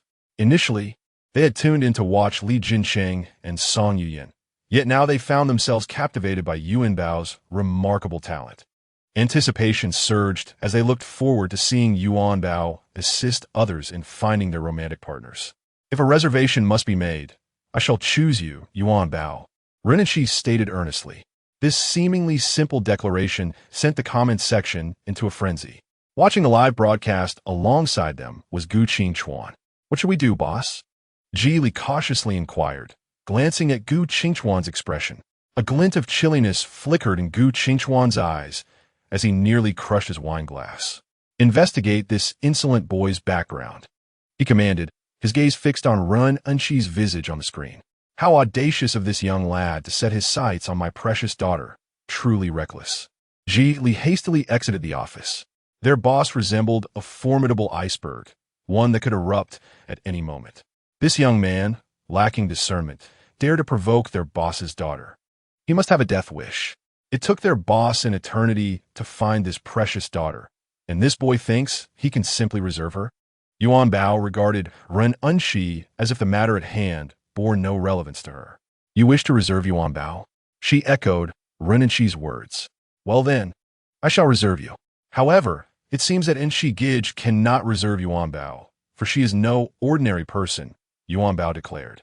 Ren Unshi observed Yuanbao's endearing naivety. Why not? What makes you so special? Yuanbao scratched her head, smiling shyly. Well, I just am not an ordinary person, and my father would certainly not approve. Yuanbao spoke lightly, unaware of why she had blurted out such a statement. Nevertheless, one truth remained. Her father would undoubtedly disapprove. Very well then, I shall not make a reservation. Fei Yingxi replied nonchalantly.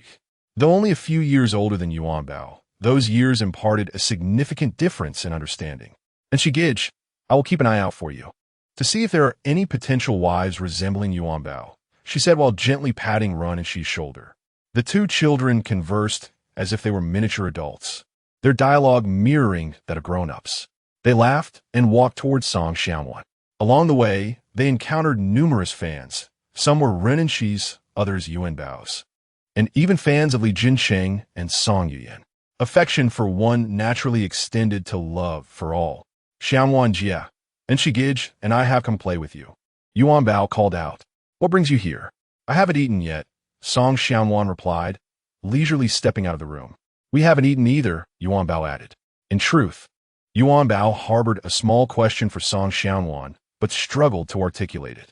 Besides Yuanbao participating in the program alongside Li Jinsheng, there was another family situation that seemed peculiar, that of Song Xiaowan. Only her father accompanied her, whereas the program's requirements stipulated both parents should be present. Yuanbao approached Song Xiaowan, slowly making her way to her side. She glanced up, noticing Ren Unshi preoccupied with something. Gently nudging Song Xiaowan, she whispered, Xiaowan Jia, where is your mother? Taken aback by Yuanbao's question, Song Xiaowan hesitated. After a moment, she softly replied, I do not have a mother. Yuanbao, lacking a mother herself, offered comforting words. It is all right. Our mothers have simply gone to the heavens to become fairies, and they must be very happy. However, Song Xiaowan clarified, no, I genuinely do not have one. She did not ascend to the heavens. Her voice was barely audible, yet Yuanbao understood clearly. Where did she go? I do not know. She left when I was very small. Song Xiaowan lowered her head, awkwardly fidgeting with her fingers. Chapter 69. Do you still want a mother? Yuanbao, still too young to comprehend Song Xiaowan's meaning, gazed at her with curiosity, asking further, You do not know where your mother went? Did she not tell you? Song Xiaowan remained silent, her gaze fixed downward. She appeared reluctant to answer, as this topic was difficult to discuss.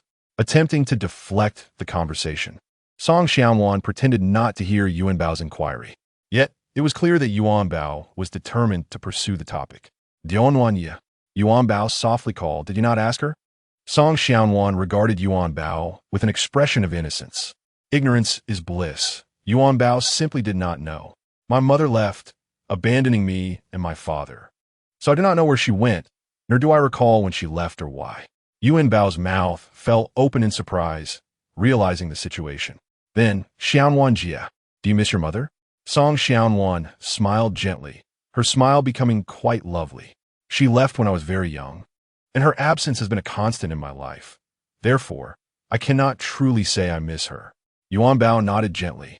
The same applied to her. Initially, Yuanbao had longed for her mother, but her uncles treated her with great kindness, and gradually, that longing faded, surfacing only occasionally in her dreams.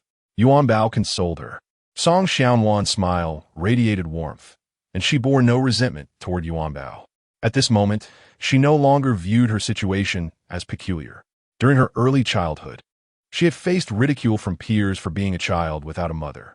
Back then, if anyone had dared to utter such words, Song Xiaowan would have fiercely argued with them and returned home in anger, questioning her father why others had mothers while she did not.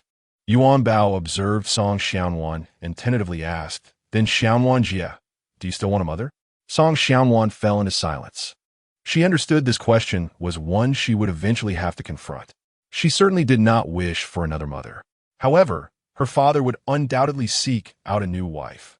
He could not remain by her side indefinitely. After a moment of contemplation, Song Xiaowan spoke slowly. I am fine with it. I support my father. She could not selfishly claim her father as her own. He deserved to have his own life because he was still young. These were words her grandmother had imparted to her, words she found reasonable. Observing Song Xiaowan's demeanor, Yuanbao sensed her sadness. Xiaowan Jia, do not be disheartened. This is a good thing. Yuanbao hurriedly grasped Song Xiaowan's hand. If you truly had a mother, wouldn't that mean one more person caring for you? More love to share. Yuanbao blinked her large, shimmering eyes, just as I once had neither mother nor father, and then suddenly my father appeared. Yuanbao intended to comfort Song Xiaowan, yet her analogy fell short of providing solace. Song Xiaowan felt a lump in her throat, her eyes glistening with unshed tears. Do not be upset, Xiaowan Jia. I did not mean to bring it up. Witnessing Song Xiaowan's distress, Yuanbao felt at a loss. Raising her hand as if to wipe Song Xiaowan's eyes, Ren and she, noticing the commotion, hurried over. What is wrong? Xiaowan, what is the matter? He asked anxiously. Yuanbao grew anxious, realizing she had inadvertently caused trouble and spoken words that should not have been uttered. I am sorry, she confessed, acknowledging that her words had saddened Sister Xiaowan, thus prompting her to vow, I shall refrain from discussing this topic with you henceforth. In truth, Song Xiaowan had no intention of crying. She merely felt a twinge of discomfort from Yuanbao's remarks, which affected her eyes. What had Yuanbao said? Ren and she, too, appeared somewhat at a loss. Sister Xiaowan, do not be upset. Yuanbao did not mean it. She is apologizing. Let us pretend that Yuanbao had said nothing at all and occupy ourselves with other matters. Yes, Sister Xiaowan. Just think of it as Yuanbao having released a rather unpleasant odor, which should not bring you down.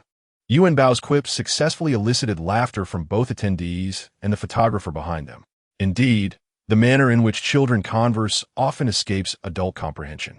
The previously clouded demeanor of Song Xiaowan had now transformed as she engaged amicably with the two little ones, completely forgetting her earlier discontent. The three children frolicked joyfully in the courtyard when an unexpected figure disrupted their tranquility. Why is she here? Hey, entered.The. Yuanbao and Song Xiaowan followed Ren and Shi's gaze, discovering Nanbao approaching them. Isn't she the one who refused to play with us? Song Xiaowan questioned in bewilderment. The trio halted their activities, standing in place to observe Nanbao. She ambled into the yard, her gaze slightly evasive under the scrutiny of the three. Why are you all together? She inquired. Why shouldn't we be together?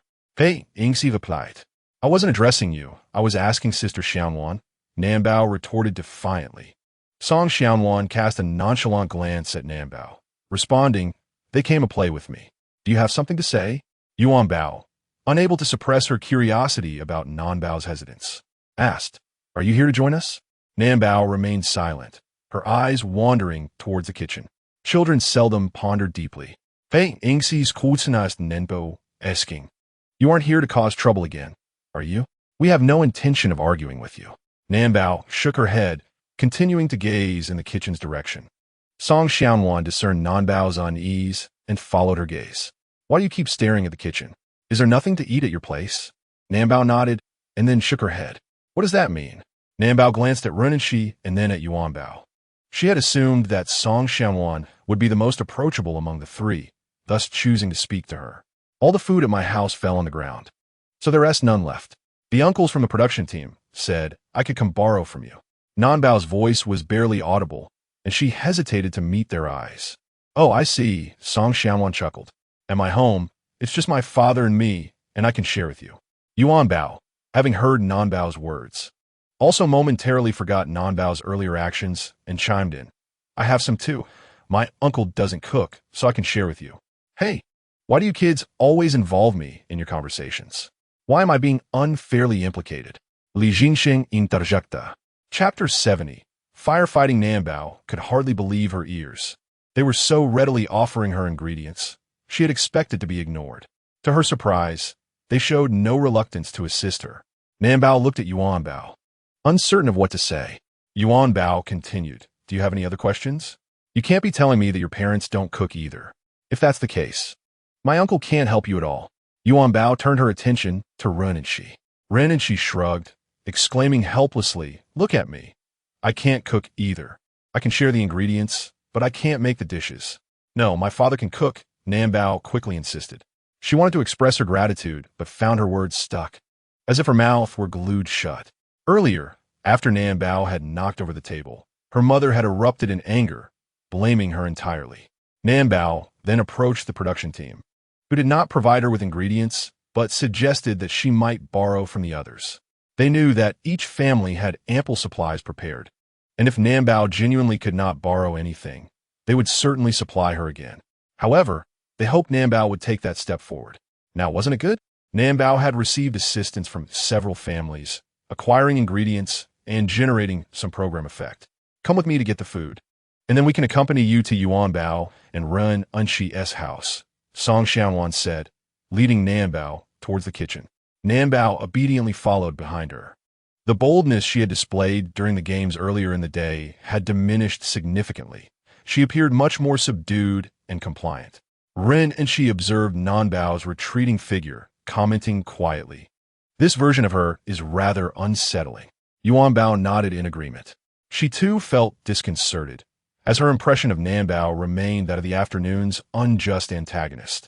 How had she transformed into such a compliant child? Their gazes remained fixed on Nanbao as she entered the kitchen, emerging shortly thereafter with ingredients in hand. "Well, let us head to my house next," Yuanbao announced. Ren and she and Song Xianwan flanked Yuanbao, walking on either side of her. Initially, Nanbao walked beside Ren and she, but found it somewhat awkward, gradually inching her way over to Song Xianwan's side. Still, it felt a bit strange. Nanbao observed the trio laughing and conversing, feeling left out. Especially Yuanbao. Why were Ren and she and Song Xianwan so attentive to her? Why were they not treating her the same way?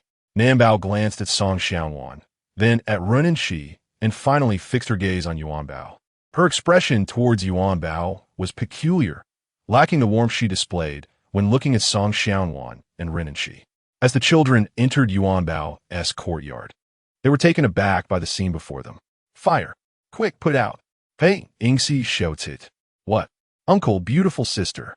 The doors and windows of the house stood wide open, with thick smoke billowing from the kitchen. Yuanbao, startled by Ren and Shi's shout, hurriedly followed him into the house. Nanbao was equally frightened, dropping the tomato in her hand, which rolled away. The three little ones dashed toward the house. Ren and Shi remained somewhat composed, noticing a bucket of water nearby and attempting to lift it. Unfortunately, he lacked the strength to do so. Song Xianwan joined him, and together they struggled to carry the bucket towards the kitchen. However, Yuanbao was far less composed. She charged directly into the kitchen, her small frame vanishing into the thick smoke. "Yuanbao, she has gone inside." Song Xianwan cried out in fear. Ren and Shi also took note of this, straining to carry the bucket while glancing towards the production team staff. He shouted at them, "There's a fire! Help us! Yuanbao has gone in." Yet the production team remained unmoved, with two cameras even inching closer to film behind Ren and Shi and Song Xianwan. "Why are you still filming?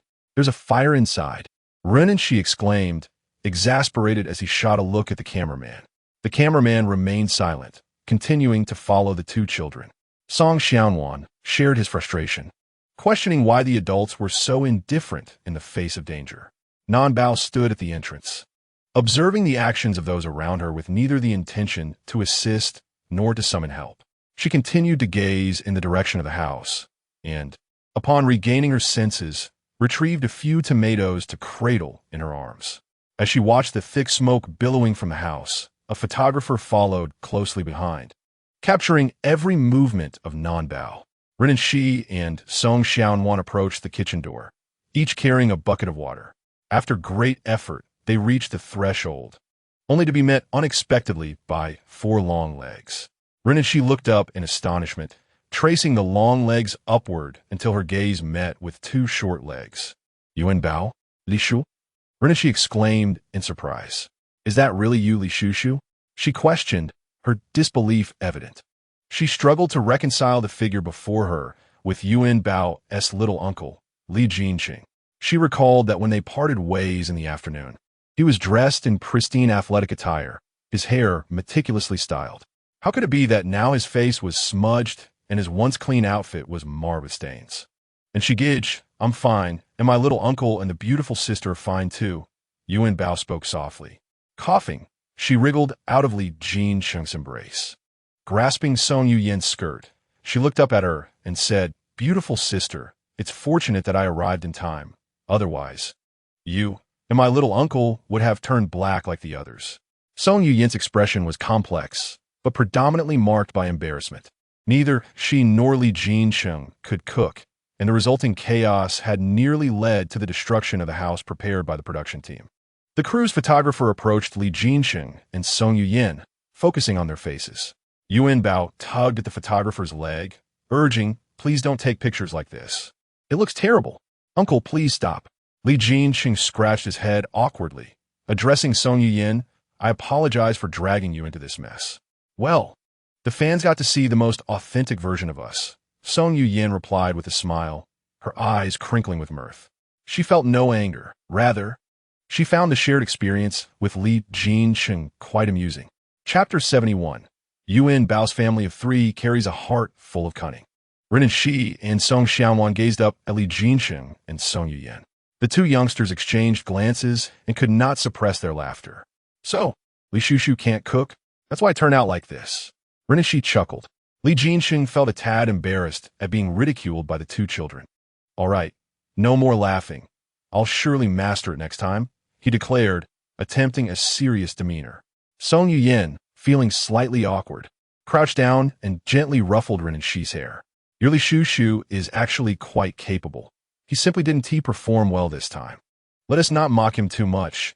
It makes me feel awkward too," she whispered, her voice gradually fading. Yuanbao chimed in, "Yes," and she giggled. "Let us not tease my little uncle for now. I'm still hungry." Her comment only made Ren and Shi and Yuanbao want to laugh more. It was their first encounter with an adult who couldn't cook, and not only that, but who had almost blown up the kitchen. The absurdity was irresistible. In fact, when the unusual occurrences in the kitchen began, the production crew had already checked on them. Li Jinqing and Song Yuyan insisted they didn't need assistance. So the crew reluctantly withdrew. Watching the two chaotic figures in the kitchen, the crew felt relieved as long as they didn't destroy the rented house. Thus, while the children hurried to extinguish the metaphorical flames, the production team remained passive, treating it all as part of the show's effect. Now, everything had turned into a comical blunder. Yuanbao suddenly recalled her original purpose for returning, to fetch ingredients for Nanbao. She looked up at Li Jinqing and asked, "Little uncle, do we still have food?" "There is nothing to eat at Nanbao's house, and I promised to share some with her." Li Jinqing nodded. "Yes, we have plenty." He glanced at Nanbao, shaking his head in exasperation. "This little fool, you haven't secured your own food yet, and you're already thinking of sharing with others." Had Yuanbao not mentioned it, Ren and Shi and Song Xiaowan would have forgotten that Nanbao had come along too.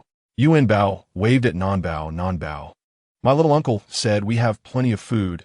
Come over and take some." Seeing this, Nanbao tightened her grip on the tomatoes and approached Yuanbao. "The house seems a bit smoky. Let us wait a while before going in," Yuanbao suggested awkwardly, glancing at the kitchen. Nanbao peered into the kitchen. "You can tell me where it is, and I can go in and grab it myself." Nanbao had already wasted some time and could not afford to delay further. If too much time passed, her mother would become upset. Her father had warned her that her mother must not be allowed to go hungry. "Huh?" Ren Shi and Song Xiaowan widened their eyes in surprise. Was Nanbao really in such a hurry? It seemed impossible to enter the kitchen now. Just as they were astonished by Nanbao's urgency, she had already entered the kitchen. Li Jinqing felt helpless. Was this little one truly that naive? Though he thought this, he said nothing and silently followed her into the kitchen. Moments later, Nanbao emerged, arms full of ingredients. While Li Jinqing carried some as well. Nanbao looked at the food Li Jinqing held, and then at her own arms, realizing she could not carry any more. "Can you help me? I can't hold all of this." She scanned the area for assistance. Song Yuyan couldn't help but widen her eyes in disbelief at Nanbao. How could this child, always managed to pull off such unappealing antics. At this moment, the audience's comments about Bao grew sharper. Song Yuyan, I've never seen such a shameless little brat in my life. She has shocked me for 100 years. This Bao is really too cunning for her age. While everyone else was dealing with the chaos, she was far away. And now that it's all settled, she's the first to think about food. Yuanbao, you three combined have 800 hearts. But Bao has 801. You're all a heart short, haha. The audience's perception was astute, striking at the core of the matter. Song Xiaowan looked at the still-smoking kitchen and suggested, Yuanbao, why don't you all come to my house for dinner? My dad cooks delicious food. We could go to my house too. My parents can cook, Renashi added. Sure. And she gidge, Songwan Jiejia. Can we eat together? Of course. Where should we go? Renashi nodded. It would be delightful to share a meal with everyone, especially with Yuanbao. Bao observed their cheerful banter. Can we discuss where to eat later? Can we first take our things home? You can go home by yourself. You don't need to carry so much food. What you have is enough for your family. Why do you need to take so much? Renashi replied coldly. Bao was rather greedy. Renashi voiced what the others were thinking. For just one dinner, why take so much food? I'm definitely taking enough for my mom, dad, and me. Bao mumbled. Then let us walk you home, and afterward we can decide where to eat, Yuanbao said, feeling somewhat sympathetic towards Bao. Though Renashi and Song Xiaowan were reluctant to assist Bao, they had no choice but to follow Yuanbao's lead. The group of little ones set off once again towards Bao's home. The atmosphere was hushed as no one spoke, and the soft growl of Yuanbao's stomach broke the silence. Song Xiaowan jested, Yuanbao, your little tummy is protesting, isn't it? Yuanbao chuckled awkwardly. She was indeed hungry. So, whose home shall we visit for a meal? And she gidges or Xiaowan jiejies. My dad cooks exceptionally well, she asserted. My dad is also quite the chef. Renashi chimed in. Both she and Song Xiaowan were vying for Yuanbao to come to their respective homes. Yuanbao found herself in a quandary, especially since both she gidge and Xiaowan jijia claimed that their meals were delectable. How about this? We bring some ingredients to Song Xiaowan's house and eat together. Hey, Ning, ich suggested spontaneously. Yes, that's a splendid idea, Yuanbao exclaimed joyfully. This way, she would get to savor dishes from both she gidges and Xiaowan jijia's homes. Let us hurry, my stomach is growling. As they returned Yuanbao home, three little companions were met by her father, who quietly accepted the ingredients from their hands before retreating into the house.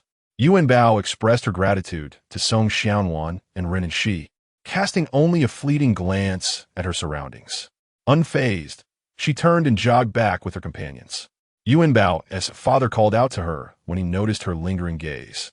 What are you still looking at? Come help me wash the vegetables. You've been gone for ages. Your mother is starving, he complained while cracking eggs, never once glancing at Yuanbao. Meanwhile, her mother lay on the bed in the inner room, absorbed in her phone, oblivious to the commotion in the kitchen. Yuanbao said nothing as she expertly rolled up her sleeves and entered the kitchen, methodically washing the vegetables without needing her father's direction. Elsewhere, Li Jincheng and Song Yuyan strolled along the roadside. Song Yuyan glanced around, ensuring no photographers were tailing them, before finally voicing her frustration. I can't take it anymore. This Yuanbao has completely reshaped my perception of children. Li Jincheng smirked at her exasperation. It's quite a feat to rattle someone as composed as you. I'm serious, she insisted. Li Jincheng chuckled affectionately. He was well aware of Song Yuyan's usual demeanor. Yet this little one truly impressed him. Fortunately, his own Yuanbao was not like that. In the Li household, the fourth son, Li Mingqi, had been cooped up for days, feeling as though his limbs were on the verge of atrophy. Groggily, he got out of bed and wandered around the expansive villa complex. In such a large home, the only inhabitants were servants. Oh, and an elderly Li patriarch. Li Mingqi had intended to chat or find something to do, but alas, he encountered no one. He certainly couldn't engage in idle chatter with the old man. The mere sight of his father intimidated him. It wasn't a casual conversation, but rather a one-sided lecture. After returning to the country for so long, while his elder brother insisted he stay longer, he felt it was unbecoming to remain idle at home, especially when even the youngest, Yuanbao, had begun working. With that thought, Li Mingqi began to groom himself and prepare to venture out. Truth be told, he left the house quite early, and the current atmosphere in the country felt somewhat foreign to him. During his time abroad, he hadn't experienced much. His days were a monotonous cycle of staring at a computer screen or drinking in bars. With still some time before the nightlife began, he pondered where to go. Oh well, I'll just head out and figure it out on the way. He called Li Jingchen, casually selected a car from the garage, and drove aimlessly through the streets. After such a long absence, he noticed significant changes, starkly different from his childhood memories. The variety of people on the streets captivated him. Yet, as Yuanbao had noted, despite the beauty of the women he saw, he still preferred the European and American style. Reflecting on Yuanbao's words, he found himself puzzled by her uncanny accuracy. Did she see something he hadn't seen? He had no pictures with women, especially since he had barely even dated anyone back home. Such possibilities seemed far-fetched. Perhaps Yuanbao truly possessed an uncanny intuition. Lost in thought, he failed to notice a woman on the phone by the roadside. Suddenly, he snapped back to reality, slamming on the brakes just in time.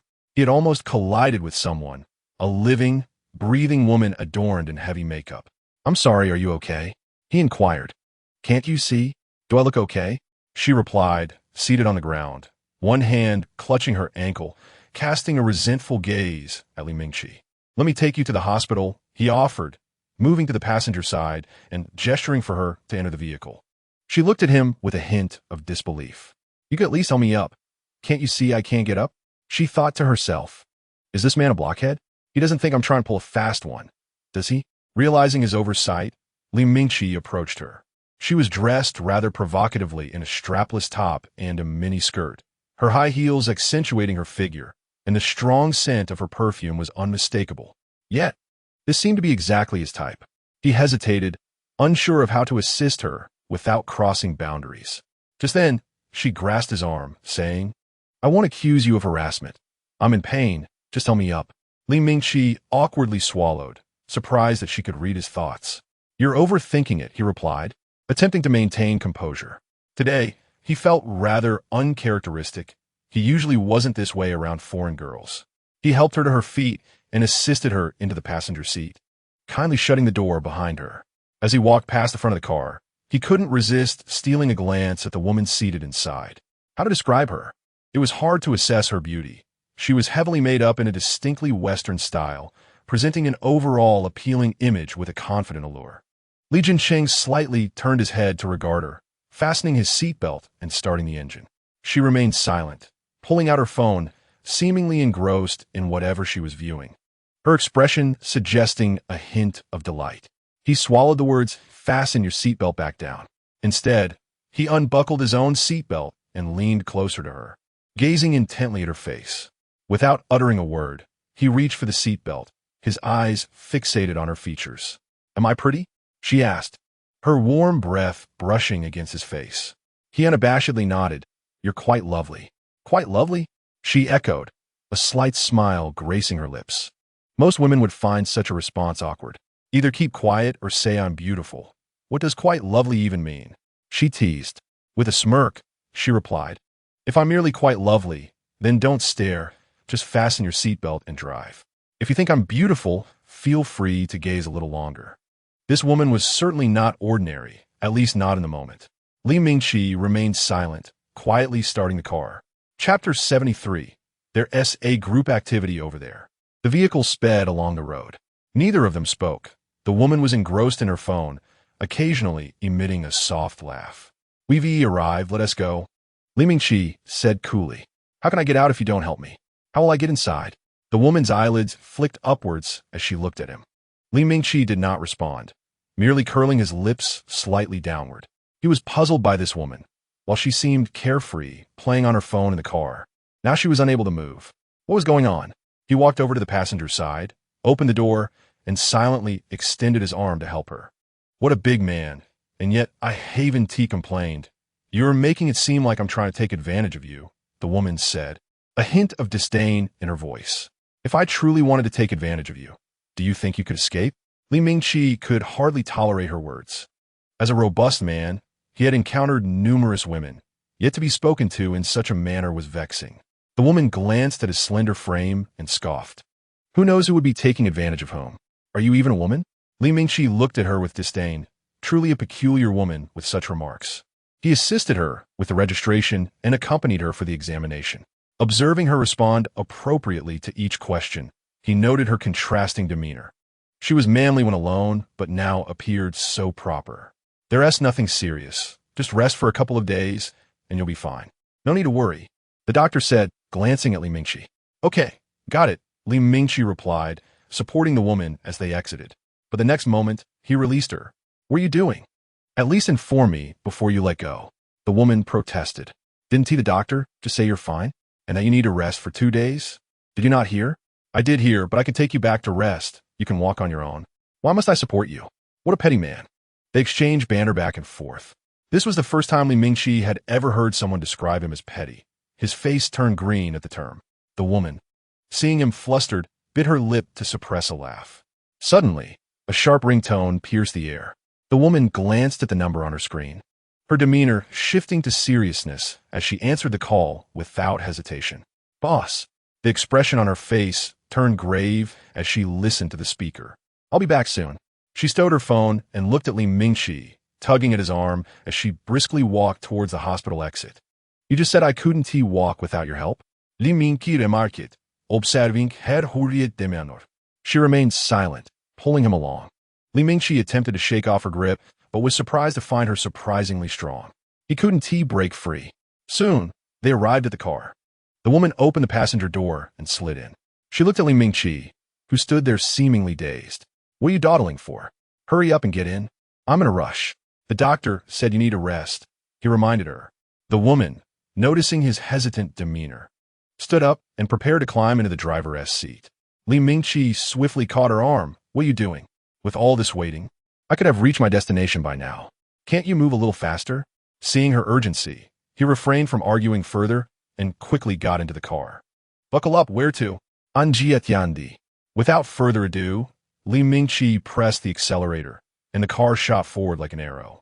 A journey that typically took half an hour was completed in mere minutes. As the vehicle came to a halt, the woman flung open the door and stepped out. After taking a few strides, she seemed to remember something and turned back.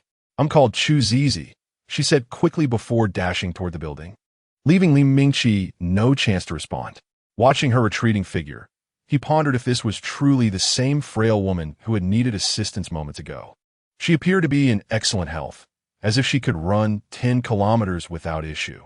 He shook his head helplessly and started the car again.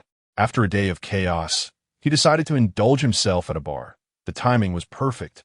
Meanwhile, at the program group, Yuanbao, Renenshi, and Song Xianwan had also finished dinner. Staff members from the program approached to inform them of a group activity happening that evening, inviting everyone to join the fun. Yuanbao's interest peaked immediately. Uncle, what's the activity? Are there many people? Is it fun? Li Jincheng shrugged and spread his hands. I don't know. I just found out myself. Let's go see then, Song Yuyan suggested. Yuanbao eagerly nodded and ran over to pull along Renenshi and Song Xianwan. My uncle and the pretty sisters say we can go check out the activity, and Enshigij and Xianwan Jiejia can come too. Without needing Yuanbao to say more, the two were also eager to join. After all, they were still children who loved excitement. A lively group headed towards the entrance, followed closely by several cameras capturing the moment. Upon arrival, they were surprised to find that the event was far more lively than they had anticipated. It was said to occur once a month, and they had coincidentally arrived on the day of this month's event. Li Jincheng, along with Yuanbao and Song Yuyan, found a relatively less crowded spot to sit down. Yuanbao was a child who couldn't stay still, her curiosity piqued by everything around her. With Renenshi and Song Xianwan trailing behind, worried she might wander off, Yuanbao was drawn to a group of people in the distance who seemed to be fighting. Xianwan Jiejia, there are people fighting over there. Let's go take a look. Upon getting closer, they realized it was not a fight, but rather an impromptu wrestling match organized by the attendees. The three children stood at the outer circle watching, and Yuanbao couldn't help but exclaim, if fifth uncle were here with me for the program, he would definitely have a great time. Renenshi looked at her in confusion. Why? Your fifth uncle? How many uncles do you have? Because they wouldn't be able to match my fifth uncle. Yuanbao said, blinking. I have 8 uncles, so I have plenty. 8? Ren and Shi and Song Xiaowan gasped. You have 8 uncles? How many children does your grandmother have? Yuanbao raised her little hand. Counting on her fingers, 8 plus 1, that should be 9. Chapter 74. My father is also a champion. Oh my, that's a lot. Ren and Shi and Song Xiaowan exclaimed. While their parents weren't only children, they certainly didn't have as many siblings. Yuanbao watched the two wrestling and cheered go-go. Aren't you scared? Ren and Shi asked. What's there to be afraid of? My fifth uncle is way tougher than this, much stronger, Yuanbao replied proudly. If Li Haoran knew how his little Yuanbao was promoting him outside, he would surely be overjoyed. A local child nearby looked at Yuanbao and scoffed. Who are you? The one up there is my dad. Yuanbao. Yuanbao? Who is Yuanbao? Yuanbao is just Yuanbao. My dad is super strong. Stop boasting. The little boy declared with pride. My fifth uncle is also amazing. He is a world champion. World champion? The boy was skeptical of Yuanbao's claim. If you're so capable, let that world champion come here and prove it. Yuanbao scratched her head, currently participating in a program and unable to contact her fifth uncle. Yet, Yuanbao's fifth uncle is indeed formidable. Is he afraid to show up? A boastful king. Yuanbao would never engage in such empty bravado. Everything she states is the absolute truth. She proclaimed, visibly irked. Upon witnessing this, Song Xiaowan hurriedly intervened to separate the two quarreling youngsters, saying, all right, Yuanbao's fifth uncle is impressive. And your father is impressive too. The boy retorted, my father is the most impressive. Unfazed, he continued, who knows who's boasting? Yuanbao's fifth uncle is indeed impressive. Yuanbao never claimed he was the best. Ren and Shi couldn't help but chuckle, amused by the child's penchant for pedantry. Truly delightful. Song Xiaowan awkwardly laughed. Everyone is impressive. Can we agree on that and stop the bickering? No way. She started boasting first, the boy declared, hands on his hips. Song Xiaowan found herself at a loss for words, slightly exasperated by the boy's stubbornness. She acknowledged that his father was indeed impressive, but felt it unnecessary to boast about it so extravagantly. My dad is also a champion. Did I say anything? She thought to herself. No one here can surpass my father. He is the greatest, the boy insisted relentlessly. Unable to tolerate his arrogance any longer, Yuanbao warned. If you keep boasting, I will really call my fifth uncle to deal with you. Come on in. My dad is right here. Where's your fifth uncle? The boy countered defiantly. Although Ren and Shi and Song Xiaowan were unaware of who Yuanbao's fifth uncle was, some viewers watching the screen were in the know. Does anyone know? Is Yuanbao's fifth uncle really a world champion? I heard that Yuanbao actually has 8 uncles, and her fifth uncle, Li Haoran, is indeed a world champion. Whether that's true or not, I believe Yuanbao wouldn't lie or boast. Observing the boy's demeanor, Song Xiaowan could no longer stand idly by. Forget about Yuanbao's fifth uncle. My dad could easily shut you up. She shot a glance at the boy. You all really know how to brag. This isn't the place for it. Daring to boast here. The boy, perplexed by the unfamiliar faces, wondered where they had come from, astonished by their audacity. The group of children continued to argue back and forth, causing the photographer behind them to nearly stifle a laugh. Watching these little ones quarrel was immensely entertaining, reminiscent of his own childhood. Just wait, I'm going to call my dad over, one of the kids declared as the argument escalated. Then go ahead, the boy scoffed, unconvinced that anyone could defeat his father. Yuanbao took Song Xiaowan's hand and walked back in the direction they had come from, fuming as she said, Sister Xiaowan, I believe your father must be incredibly impressive. You must educate him well and see if he still dares to boast. Yuanbao was genuinely furious. She had rarely encountered such an irritating opponent. It seemed she would need to hone her skills in argumentation to avoid defeat in the future. The children found Song Xiaowan's father. Dad, come with me. We need to educate that boy. Song Xiaowan's father had just been chatting with Ren and Shi's father about children's education when suddenly pulled away by Song Xiaowan. He contemplated how all the other children had mothers, while his little Xiaowan did not, realizing the importance of maternal love, but was reluctant to find her a stepmother. Bewildered by the abruptness, he asked, What's the rush? Xiaowan? Uncle, we just saw a boy boasting over there, and Xiaowan wants you to educate him, Rinenshi explained. Boasting? Educate him? Song Xiaowan's father was confused. He was a boxer, not a wrestler, and it seemed utterly absurd for a man in his 30s to correct a child. He bent down, gently stroking Song Xiaowan's hair. Xiaowan, your father is an adult. How could I use force to teach a child? No, I mean his father, Yuanbao quickly interjected. Oh, his father? Song Xiaowan nodded, regretting her previous words. Her father had been injured in an accident, and while he was indeed impressive, he had sustained serious injuries and had to lay in a hospital for quite a while, which forced him to stop competing and pursue his current job. Dad, Xiaowan changed her mind. I don't want you to educate him anymore, she whispered. Song Xiaowan's father gazed at her with a tenderness that spoke volumes, laced with an unspoken understanding. How about I accompany you all to take a look? He proposed. Song Xiaowan nodded, one hand held by her father and the other by Yuanbao. After a moment's thought, she turned to Yuanbao and said, I'm sorry, Yuanbao. My dad can't confront his father. He was injured and can't fight anymore. Injured? Then let us not go. That boy is truly annoying, Yuanbao said, glancing worriedly at Song Xiaowan's father. She feared that upon seeing Song Xiaowan's father approach, the boy would insist on a confrontation, and if something happened, what if Xiaowan's father were to get hurt again? Chapter 75. Could it be an old flame? Rinenshi had been quietly following Yuanbao, now curious about Song Xiaowan's mention of her father's injury. She softly inquired, Did your father get injured while competing? Song Xiaowan nodded, Yes, he did. Then it's best not to involve him in this. Let us reason with that boy ourselves. Yes. Or we could wait until Yuanbao brings her fifth uncle to educate him. Yuanbao agreed. Song Xiaowan's father chuckled. Why are you all so keen on teaching others? Our first thought in a disagreement shouldn't be to resort to force. Then what should we use? Yuanbao asked, puzzled. Song Xiaowan's father looked down at her and raised a hand to lightly tap his head. Of course, we use our brains. As a boxer, it was surprising to hear him suggest using intellect to resolve disputes. If Li Haoran were present, he would surely roll up his sleeves and take action. Why bother thinking? Solving problems directly is the way to go. The group of children led Song Xiaowan's father back to the wrestling area. Upon seeing that they had indeed brought an adult with them, the boy's bravado faltered as he noticed the man's tall stature, wondering if he was indeed a fighter. The boy's earlier arrogance dissipated as he tried to avoid eye contact with Yuanbao and the others. He had merely been boasting. He didn't genuinely want his father to engage in a fight, especially after the match. His father would surely be exhausted. If he had to face this man, it would be quite the task, given how strong he appeared. This is my dad.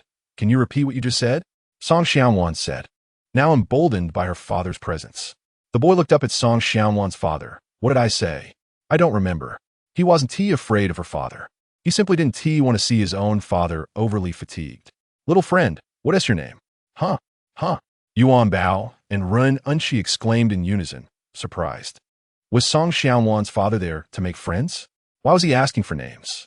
The boy remained silent, and Song Xiaowan's father continued, Little friend, I am well aware of the events that just transpired. At this moment, Song Xiaowan's father bore a striking resemblance to the character Tongsing from a television drama.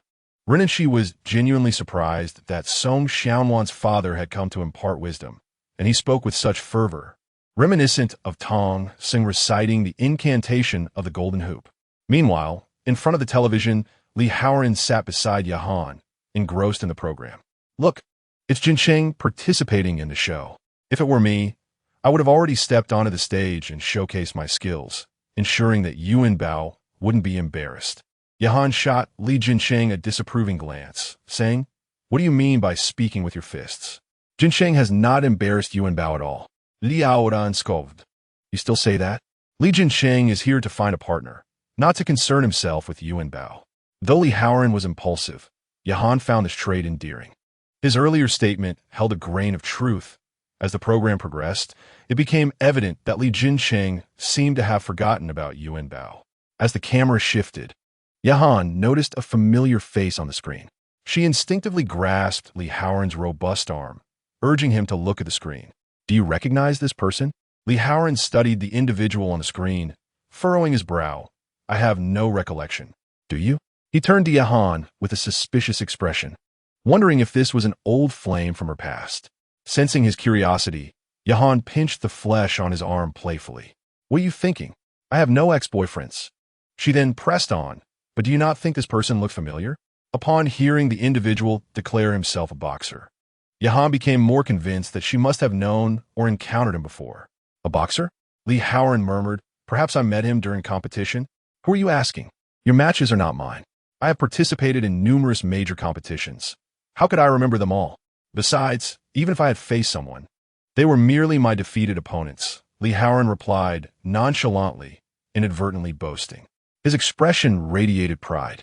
Yahan had grown accustomed to this version of Li Haoran. Ever since they had confirmed their relationship, he was no longer the same. She stared at the man on the screen, convinced that he must have had some prior connection or incident, for she would not remember someone insignificant. "Oh!" Yahan suddenly exclaimed, striking Li Haoran's shoulder with enough force to catch him off guard. "I remember something." "What is it? What did you recall?"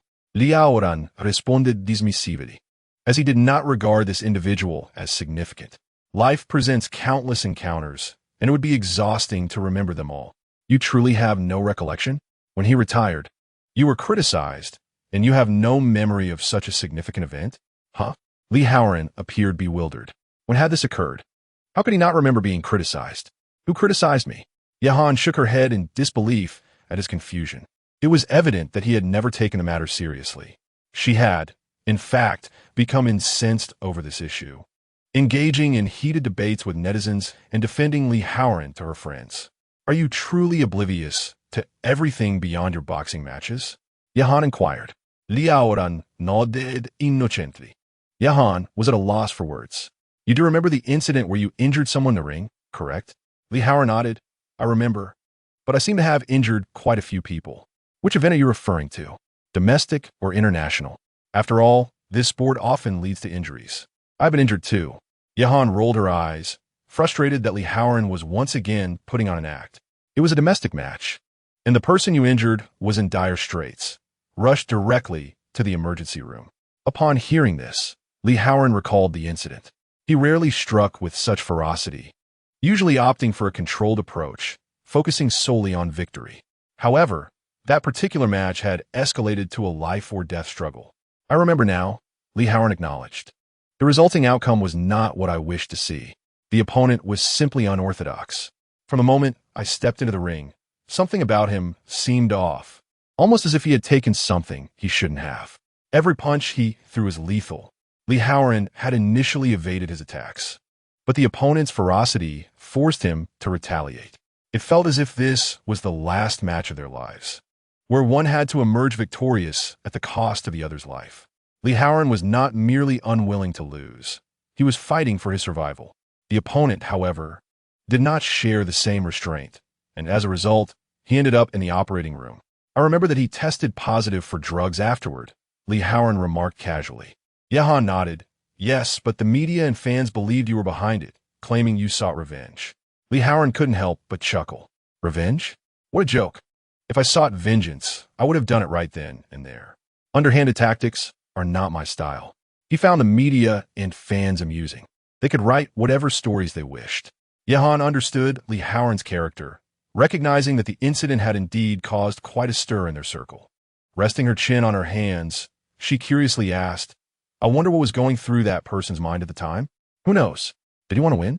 "Perhaps he lacked a better explanation," Li Haoran replied, shrugging. "These are trivial matters. After all, they were merely my defeated opponents."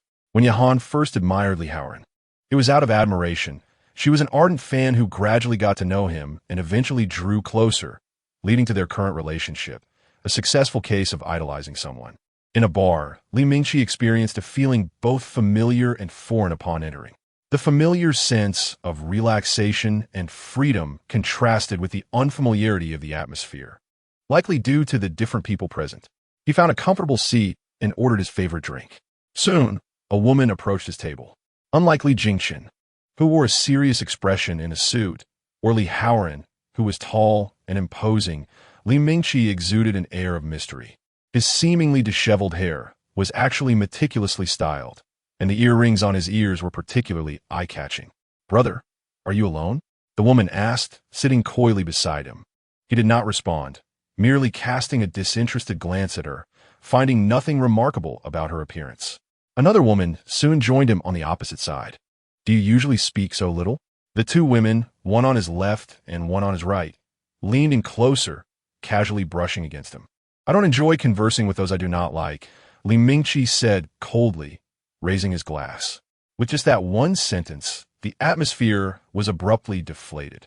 The two women exchanged glances, realizing that the man before them was indeed as unremarkable as his appearance suggested. Brother, you haven't even taken a proper look at me. So how can you not like me? Li Mingqi turned his head, scrutinizing the woman before him from head to toe, and replied nonchalantly, I have looked, and I still do not like you. What species was this man? The women, recognizing the futility of their advances, took their leave. As they walked away, they glanced back at Li Mingqi, whispering to one another. Li Mingqi leaned back on the sofa, leisurely sipping his drink, his gaze wandering to the stage ahead. Indeed, none of the women, despite their heavy makeup, appealed to him. Lost in thought, the face of the woman from the afternoon suddenly flashed before his mind. Damn! Why was he suddenly thinking of that peculiar woman? She was truly a rare find, quite extraordinary in her own right. Unlike the others, she exuded a distinct charm that was far from the ordinary. Li Mingqi continued to sip his drink, observing the diverse array of men and women on the dance floor. Song Xianwan's father had been lecturing the young boy for a solid half-hour. Yuanbao and Ren Unshi exchanged weary glances, wondering how such a person could exist. How could Song Xianwan's father be so loquacious? Wasn't he thirsty? Yuanbao mused silently. Unshi Gij, can we go over there and take a look? Yuanbao leaned against Ren Unshi's arm and whispered. We did call Uncle over. Let's listen, she added, pouting her lips and yawning, her small hands patting her mouth. Song Xianwan's father bore a resemblance to Yuanbao's second uncle, a man who also loved to preach, though his speeches were considerably more concise. Perhaps due to his background as a university professor, he had a knack for summarizing complex ideas succinctly.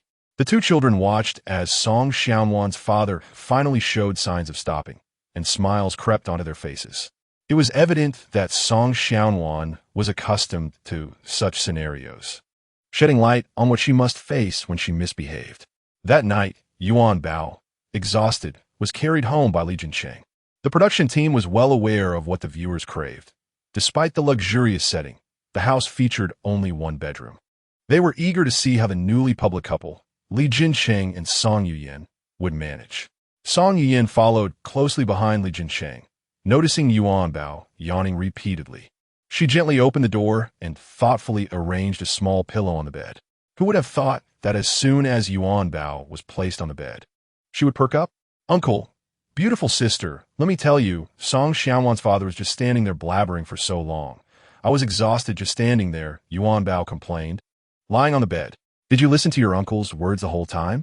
Yes, I wanted to play, but Inshi Gij wouldn't let me, she replied. Li Jincheng found Yuanbao's small towel in the luggage, dampened it, and sat on the edge of the bed to wipe her face. Are you thinking of your second uncle? He teased her with a smile. How does uncle know? Chapter 77. Yuanbao, keep an eye on your uncle. Li Jincheng Shukulat, finding her speech reminiscent of her earlier comments about her second brother. He leaned in close to Yuanbao's ear and whispered, because your uncle has also said the same about your second uncle. Yuanbao erupted in giggles, unsure if it was the words or the ticklish sensation of his breath that amused her. How strange, both are boxers. Yet Song Xianwan's father is so different from fifth uncle. He seems more like second uncle, she mused. Li Jincheng did not rush to respond. Perhaps it was because Song Xianwan's father had to play both parental roles that he was different, possibly once carefree like fifth brother. Just then, Song Yuyan returned with something in hand and was greeted by this heartwarming scene. I must admit, you do have a certain charm, she joked. Well, I must be a qualified uncle now, and in the future, a father, he replied, playfully. You're out of breath from being called fat, she retorted playfully, rolling her eyes before turning back to her luggage. After taking a quick survey of their surroundings, she realized the house, while opulent, had only one bedroom, complicating how she and Li Jincheng would manage, especially with little Yuanbao in the mix. Lost in thought, her hands faltered in packing. Li Jincheng, having finished wiping Yuanbao's face, turned to find Song Yuyan in a daze. The corners of his lips curled upwards as he guessed her thoughts. He approached her silently, without uttering a word, and simply picked up a pair of socks from the side. Startled, Song Yuyan asked, "What are you doing?" Li Jincheng remained silent as he began to unwrap the new pair of socks. In the next moment, the live stream went dark, leaving the audience in suspense. "What are you up to, Li Jincheng? Don't leave us in the dark." "Oh my, didn't they just announce their relationship? Now, they're sharing a room? Sleeping in the same bed? My dear Yuyan, don't let this guy take advantage of you. Yuanbao, keep a close watch on your uncle." "I completely forgot about the cameras," Song Yuyan admitted awkwardly. "Now that no one can see us, let us put Yuanbao to sleep first. And then we can be discreet," Li Jincheng said with a mischievous grin as he leaned closer to her. Song Yuyan initially wanted to discuss how they would share the bed, but her heart raced at his proximity. As he drew nearer, she instinctively stepped back. "Uncle, what are you planning to do with the beautiful sister?" They both turned to see Yuanbao propped up on the bed, resting her chin on her hands. "Hey, didn't I just tell you to lie down? Why are you sitting up?" Li Jincheng exclaimed in frustration. Yuanbao had heard her uncle's voice and, intrigued, asked, "What are you two going to do once I fall asleep?" She regarded Li Jincheng with a knowing look. Though she had been tired, her curiosity was piqued by her uncle's voice. Song Yuyan felt a bit embarrassed by Yuanbao's question, her cheeks flushing involuntarily. Li Jincheng, too, was taken aback. Yuanbao might not fully grasp the meaning, but his words were certainly open to interpretation.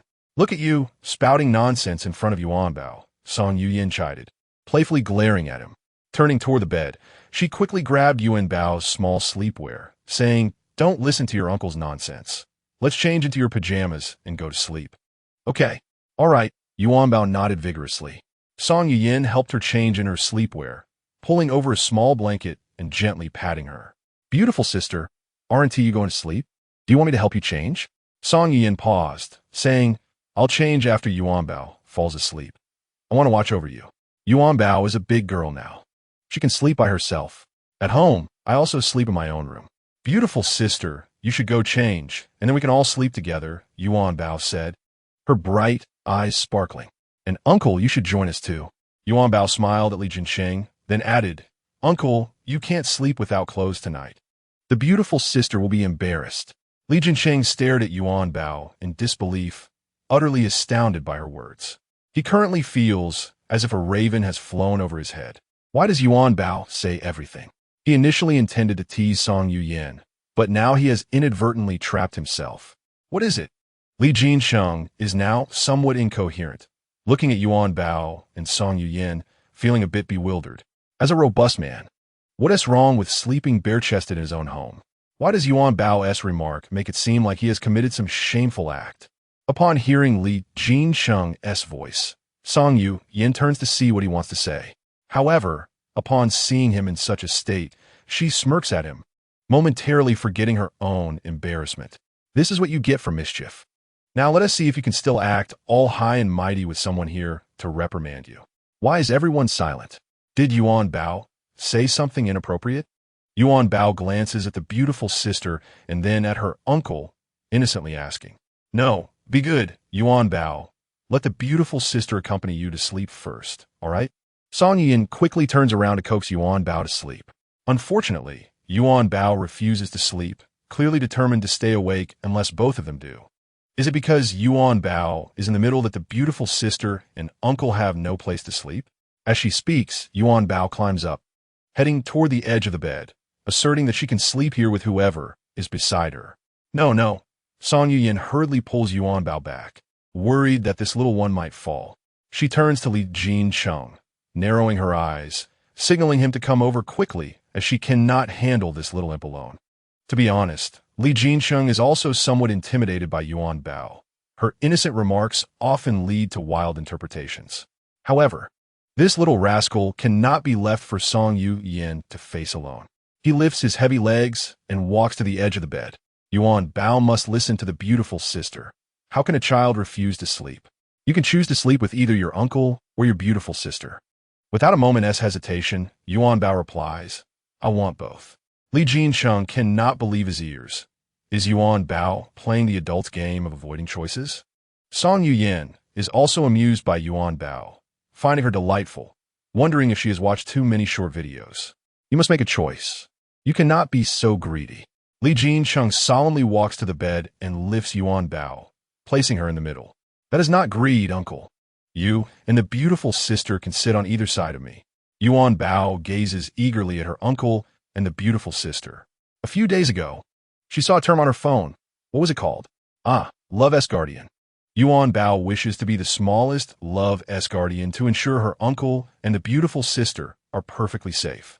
Li Jincheng glances at Song Yuyan.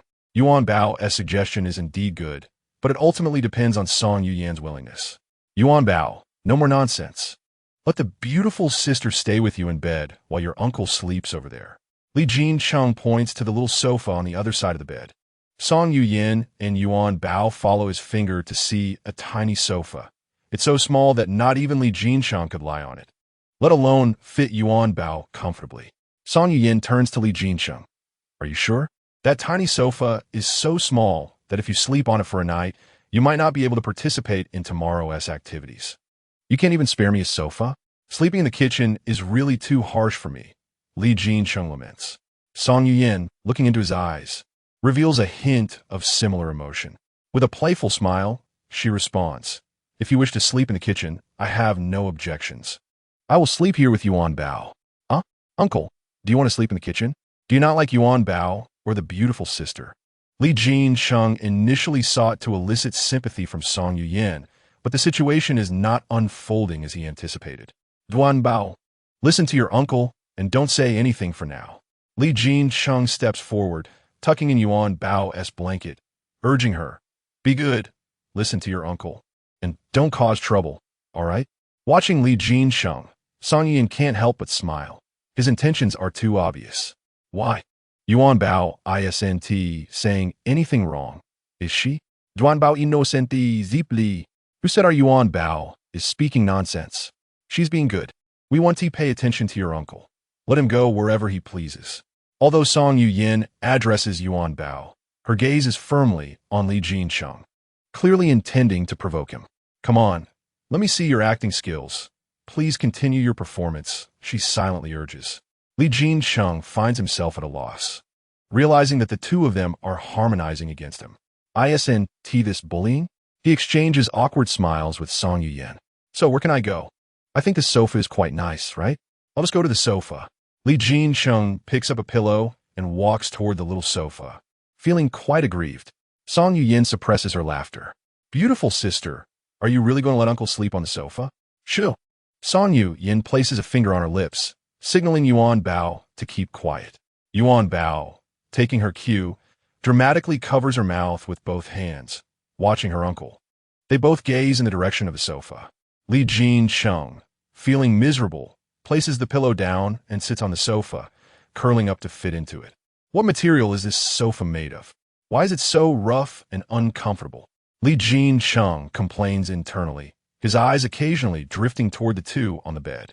Song Yuyan helps tuck Yuanbao's blanket and then heads out to change into her sleepwear. As Yuanbao watches the beautiful sister leave, she quietly turns to her uncle. She softly asks, Uncle, are you really going to sleep over there? Sure, Yuanbao, go to sleep first. Li Jincheng mimics the shushing gesture. Yuanbao is puzzled. Her uncle seems reluctant to sleep on the sofa, so why does he insist on doing so? Adults truly are unfathomable. Yuanbao shakes her head in resignation, feeling exhausted, and soon drifts into slumber. When Song Yuyan returns, both Yuanbao and Li Jincheng are asleep. She first gazes at the peacefully slumbering Yuanbao, and then looks at Li Jincheng, who is curled up on the sofa. Grabbing a blanket from the bedside, she quietly approaches him. At this hour, the live stream has already ended.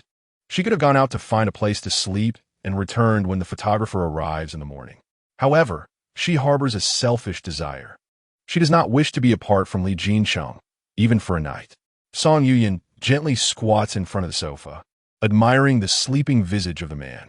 The usually arrogant Li Jincheng looks like a child in slumber, his eyelashes surprisingly long, his skin delicate like Yuanbao's, and his thin lips appear quite kissable. Realizing this, she vigorously shakes her head, questioning her own thoughts. Yet, She cannot resist leaning closer to his face, her proximity almost overwhelming, slowly raising her hand to gently brush his eyelashes. Does he look even more enchanting from this angle? You're not asleep? Startled, Song Yuyan sees Li Jinsheng with his eyes closed, a smile playing on his lips. She wants to give him a light slap for pretending to be asleep. Did he witness her every movement? Her face flushes with embarrassment. She tosses the blanket onto Li Jinsheng and softly scolds. Go sleep beside Yuanbao. If you want to snuggle on the sofa, no one is stopping you. As she finished speaking and rose to her feet, she was unexpectedly caught by a firm hand. Suddenly, her balance faltered and she began to fall backward. Song Yuyan could not help but gasp, but remembering that Yuanbao was already asleep, she quickly shut her mouth. She turned her head, ready to scold Li Jinsheng, but his thin lips silenced her instead. Reluctantly, he released her, gazing at her with lingering affection, his tongue casually licking his lips. Song Yuyan's face flushed instantly as she raised her hand to gently tap Li Jinsheng's chest. Without looking back, she turned and returned to the bed, lying next to Yuanbao, pulling up the blanket and lifting her hand to touch her own face. What was happening? It was their first kiss, so why was she blushing? Just moments ago, she had admired his lips, which appeared so inviting, yet upon actually kissing, she had felt shy. How disappointing. Chapter 79. Do you have a partner now? The Li family patriarch sat at the dining table, staring at the food laid out before him. Although there was nothing wrong with the meal, he found himself lacking any appetite. Holding his chopsticks, he felt no desire to eat as he observed his second son, Li Ziyu, relishing his meal. Look at you, while others are busy with work or romance. All you do is eat. Li Ziyu, caught off guard by his father's remark, replied, Dad, Yuanbao's variety show lasts 2 days and 1 night each episode, and she will be back tomorrow evening. He understood why his father was acting this way, so he added, besides, I'm not idle. As a professor, my work schedule is quite regular. His father had only been away from Yuanbao for a day, and he could only imagine how he would react when she grew up, started dating, or even got married. At the large dining table, only Li Ziyu and the patriarch, along with Li Jingchen's 2 children, were present. When Yuanbao was home, the table was lively. Now, with her absence, the house had returned to its previous desolation. The patriarch looked at the food and truly felt no desire to eat. A tall, slender figure appeared at the entrance of the dining room. The patriarch looked up and said flatly, Yuanbao is not home today. What are you doing here? Gu Qingchuan said nothing and walked straight toward the patriarch, placing a small food container before him. What is this? Open it and you will see. Gu Qingchuan replied as he headed to the kitchen to wash his hands and grab a pair of chopsticks for himself. Li Ziyu rolled his eyes at Gu Qingchuan's familiarity, thinking, you really make yourself at home here. Wherever Yuanbao is, that is my home, Gu Qingchuan retorted. Li Ziyu was left speechless, just as he mentioned the patriarch. Now another intimidating presence had arrived. If Yuanbao were to marry, would Gu Qingchuan follow them into the bridal chamber? The thought made Li Ziyu frown. He would need to closely observe the boy she would date to properly test him. As the patriarch opened the outer packaging, he discovered the box inside. Gu Qingchuan remained silent, engrossed in his meal. Li Ziyu eyed Gu Qingchuan suspiciously, wondering how he knew the patriarch loved Chen's stinky tofu, especially since Chen's was in the south while the Li family was in the north. How do you know my dad likes this? You all mentioned it, Gu Qingchuan replied, not lifting his gaze. At that moment, the patriarch was as joyful as Yuanbao would be upon discovering a delicious treat, completely ignoring the conversation between the two. He eagerly opened the packaging, picked up his chopsticks, and began to eat, no longer the disinterested figure he had been earlier. Li Yang and Li Yixue were astonished to witness this side of their grandfather for the first time. Even Li Yang dropped the rib he was holding in shock. Their grandfather had such a side. Previously, whenever they saw him, they instinctively wanted to avoid him, as he was as intimidating as their father. Gu Qingchuan caught a glimpse of the patriarch out of the corner of his eye, a slight smile playing on his lips. He had no family of his own, so Yuanbao's family was his, and he silently cherished all those who treated her well. In no time, the patriarch had finished an entire portion of stinky tofu. Gu Qingchuan spoke, in a few days, it will be Yuanbao's birthday. Are there any plans? The patriarch, caught off guard while drinking water, hastily set his cup down, nearly choking. Of course, there are plans. You better not think of taking Yuanbao away. Wiping his mouth, the patriarch added, going out for a while is acceptable. This birthday was Yuanbao's first since returning to the Li family, and they certainly intended to celebrate it properly. I spoke to my brother a few days ago. It seems he has already begun preparations, Li Ziyu commented casually. Yes, Jingchun has made arrangements. What about you? I have no plans, I was just asking. I will come over when the time comes, Gu Qingchuan replied, knowing the Li family would not forget and would not treat it lightly. Perhaps he would take Yuanbao out for a while, enjoying a few hours of their own world together. He thought about it. This would be the first birthday he celebrated with her, and he felt an undeniable excitement. After finishing his meal, the patriarch went out for a walk. Gu Qingchuan and Li Ziyu seemed to share little common ground and silently focused on their food. After quietly finishing their meal, Gu Qingchuan assisted the aunt in cleaning the table. As he washed his hands and prepared to leave, the aunt called out to him. What is it? The aunt looked toward the hall to ensure no one was around, then pulled Gu Qingchuan into the kitchen. Qingchuan, do you have a partner now? She asked quietly, as if she were a thief. Gu Qingchuan glanced at her with mild disdain, recalling how he had noticed her sneaking photos of him while he ate. He coldly replied, I am Yuanbao's father. Of course, I know you are Yuanbao's father, the aunt said, but I was asking if you have a partner. If not, I can introduce someone to you. You will surely like her. Gu Qingchuan looked at the aunt, a hint of impatience growing in his eyes. Given that he was in Li household, he refrained from pushing her away. I have no intention of pursuing anything, regardless of who it may be. It's best to extinguish any such hopes, he said icily. I have matters to attend to. I will take my leave. With that, he turned and exited the kitchen, encountering Li Yixue, who had come looking for something to drink. The aunt watched his departing figure, and despite his words, she couldn't help but find him likable, resolutely believing he would make a fine son-in-law. If her daughter could find such a partner, her own aspirations for the latter part of her life would be fulfilled, making her long tenure in the Li household worthwhile. She took out her phone and sent the photos she had secretly taken of Gu Qingchuan eating to her daughter. Look at this young man. Isn't he quite handsome? Zhao Minmin replied. Is this the one you mentioned who has a child? Yes, but the child is not an issue. He can't take the child away. The Li family treats her like a treasure and would never let him take her away. So you can rest assured to enjoy your own world together. Zhao Minmin replied, Mom, you're right. He is incredibly handsome, and I can't help but like him. The aunt's smile widened at her daughter's response. She had always believed that despite her age, her eye for young men remained sharp, and her daughter would undoubtedly be fond of him. Chapter 80. Unreasonably, Yixue observed the back of Yuanbao's father. She had just overheard the aunt asking him if he had a partner. The cook was quite curious. Gu Qingchuan emerged from the Li residence, shaking off his hand in disdain. He had sensed something peculiar in the gaze of the aunt from the Li family towards him. Sliding into the driver's seat of his all-terrain vehicle, he retrieved his phone and messaged Ji Li. There was no need for further investigation. During dinner, he had observed the aunt surreptitiously taking photos of him with her phone. Initially, he believed there was something amiss with her, prompting him to message Ji Li for an inquiry about her motives.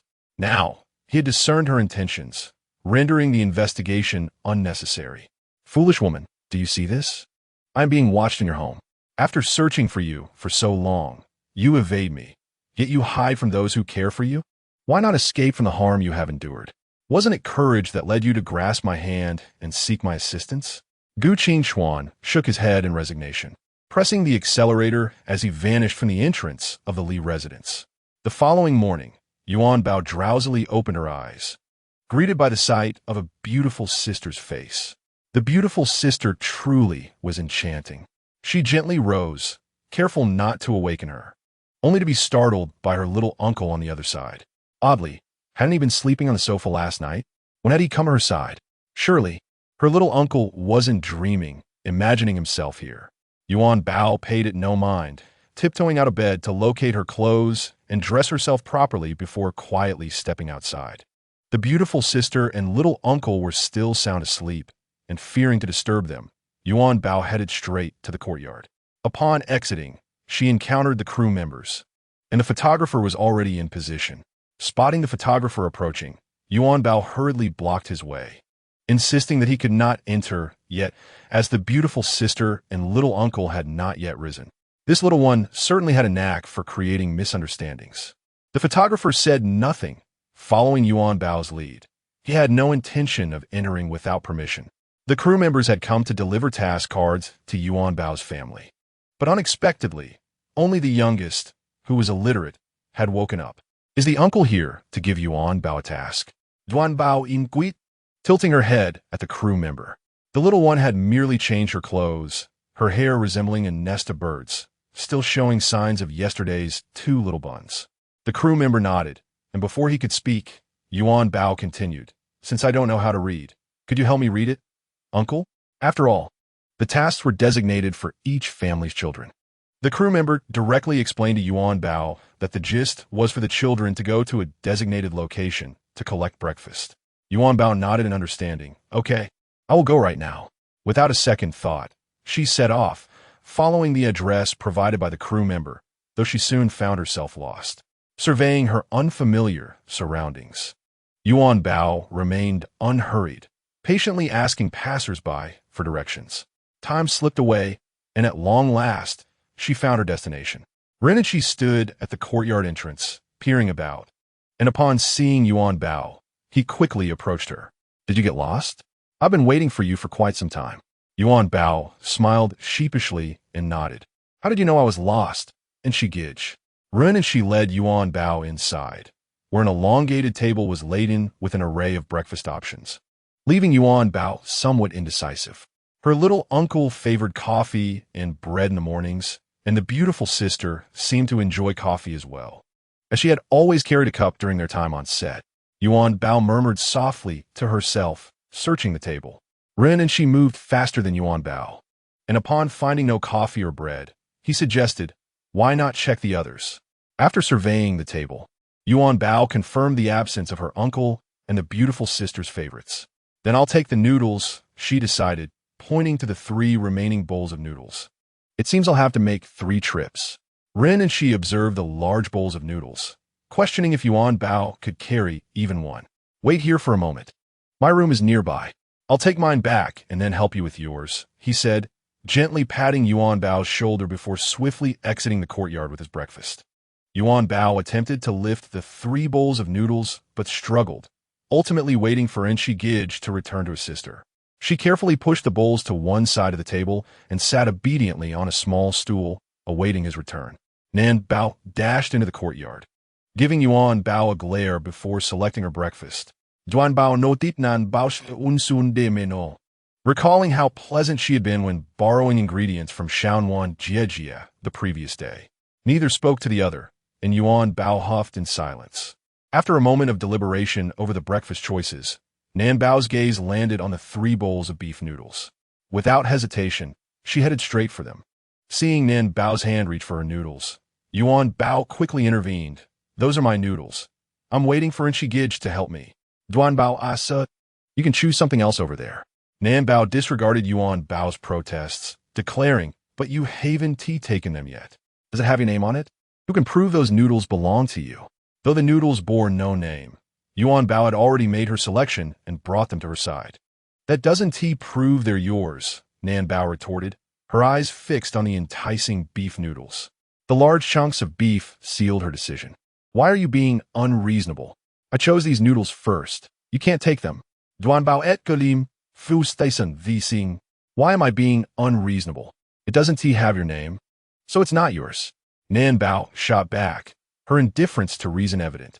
Feeling exasperated, Yuanbao nestled protectively over her noodles, asserting, "You cannot take what I have chosen. It's mine now." Suddenly recalling the uncle's words from that morning about first come, first served, she added, "If you come late, you can only choose from what's left." Chapter 81. She struck Yuanbao first. Yuanbao clutched her noodles tightly.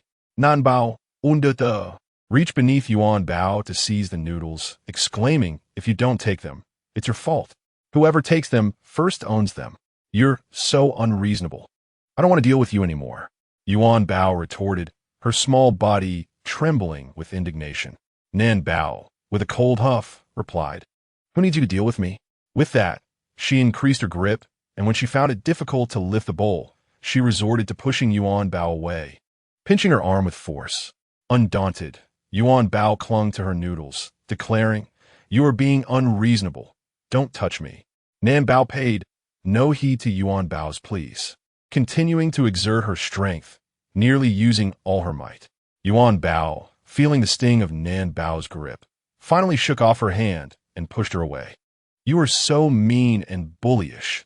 You want to have any friends behaving like this?" Yuanbao retorted, her voice rising in frustration. Nanbao, taken aback by Yuanbao's push, swiftly retaliated, striking her hand against Yuanbao's neck. Yuanbao's neck flushed red, the fair skin marred by marks, and even visible scratches from Nanbao's nails. Yuanbao, considerably shorter and younger than her counterpart, was caught off guard and struck before she could react. By the time she regained her composure, Nanbao's hand was already advancing towards her once more. This time, however, Yuanbao managed to evade the blow. The photographer, witnessing the altercation, promptly shut off the camera and approached the two young ones. Staff members from the production team hurried over as well. "You actually hit me," Yuanbao exclaimed, unable to contain her frustration any longer. Despite her diminutive stature compared to Nanbao, she stood her ground, her small fists clenched tightly as she swung at Nanbao. Yet, just as her hand was about to connect, she was pulled back by the staff. "Why are you holding Yuanbao?" She struck Yuanbao first. Yuanbao protested, struggling against the embrace of the staff member who was restraining her. The workers separated the two children, with one firmly grasping Nanbao's hand. Who would have imagined that a momentary lapse in attention would result in Yuanbao being struck? Ren and she returned with breakfast, only to witness this scene unfold. Initially intending to assist Yuanbao in the scuffle, he realized that the staff had already intervened. He quickly decided to inform Uncle.The. Uncle.The. By the time Ren and she reached Yuanbao's house, he was out of breath, leaning heavily on his knees as he gasped for air.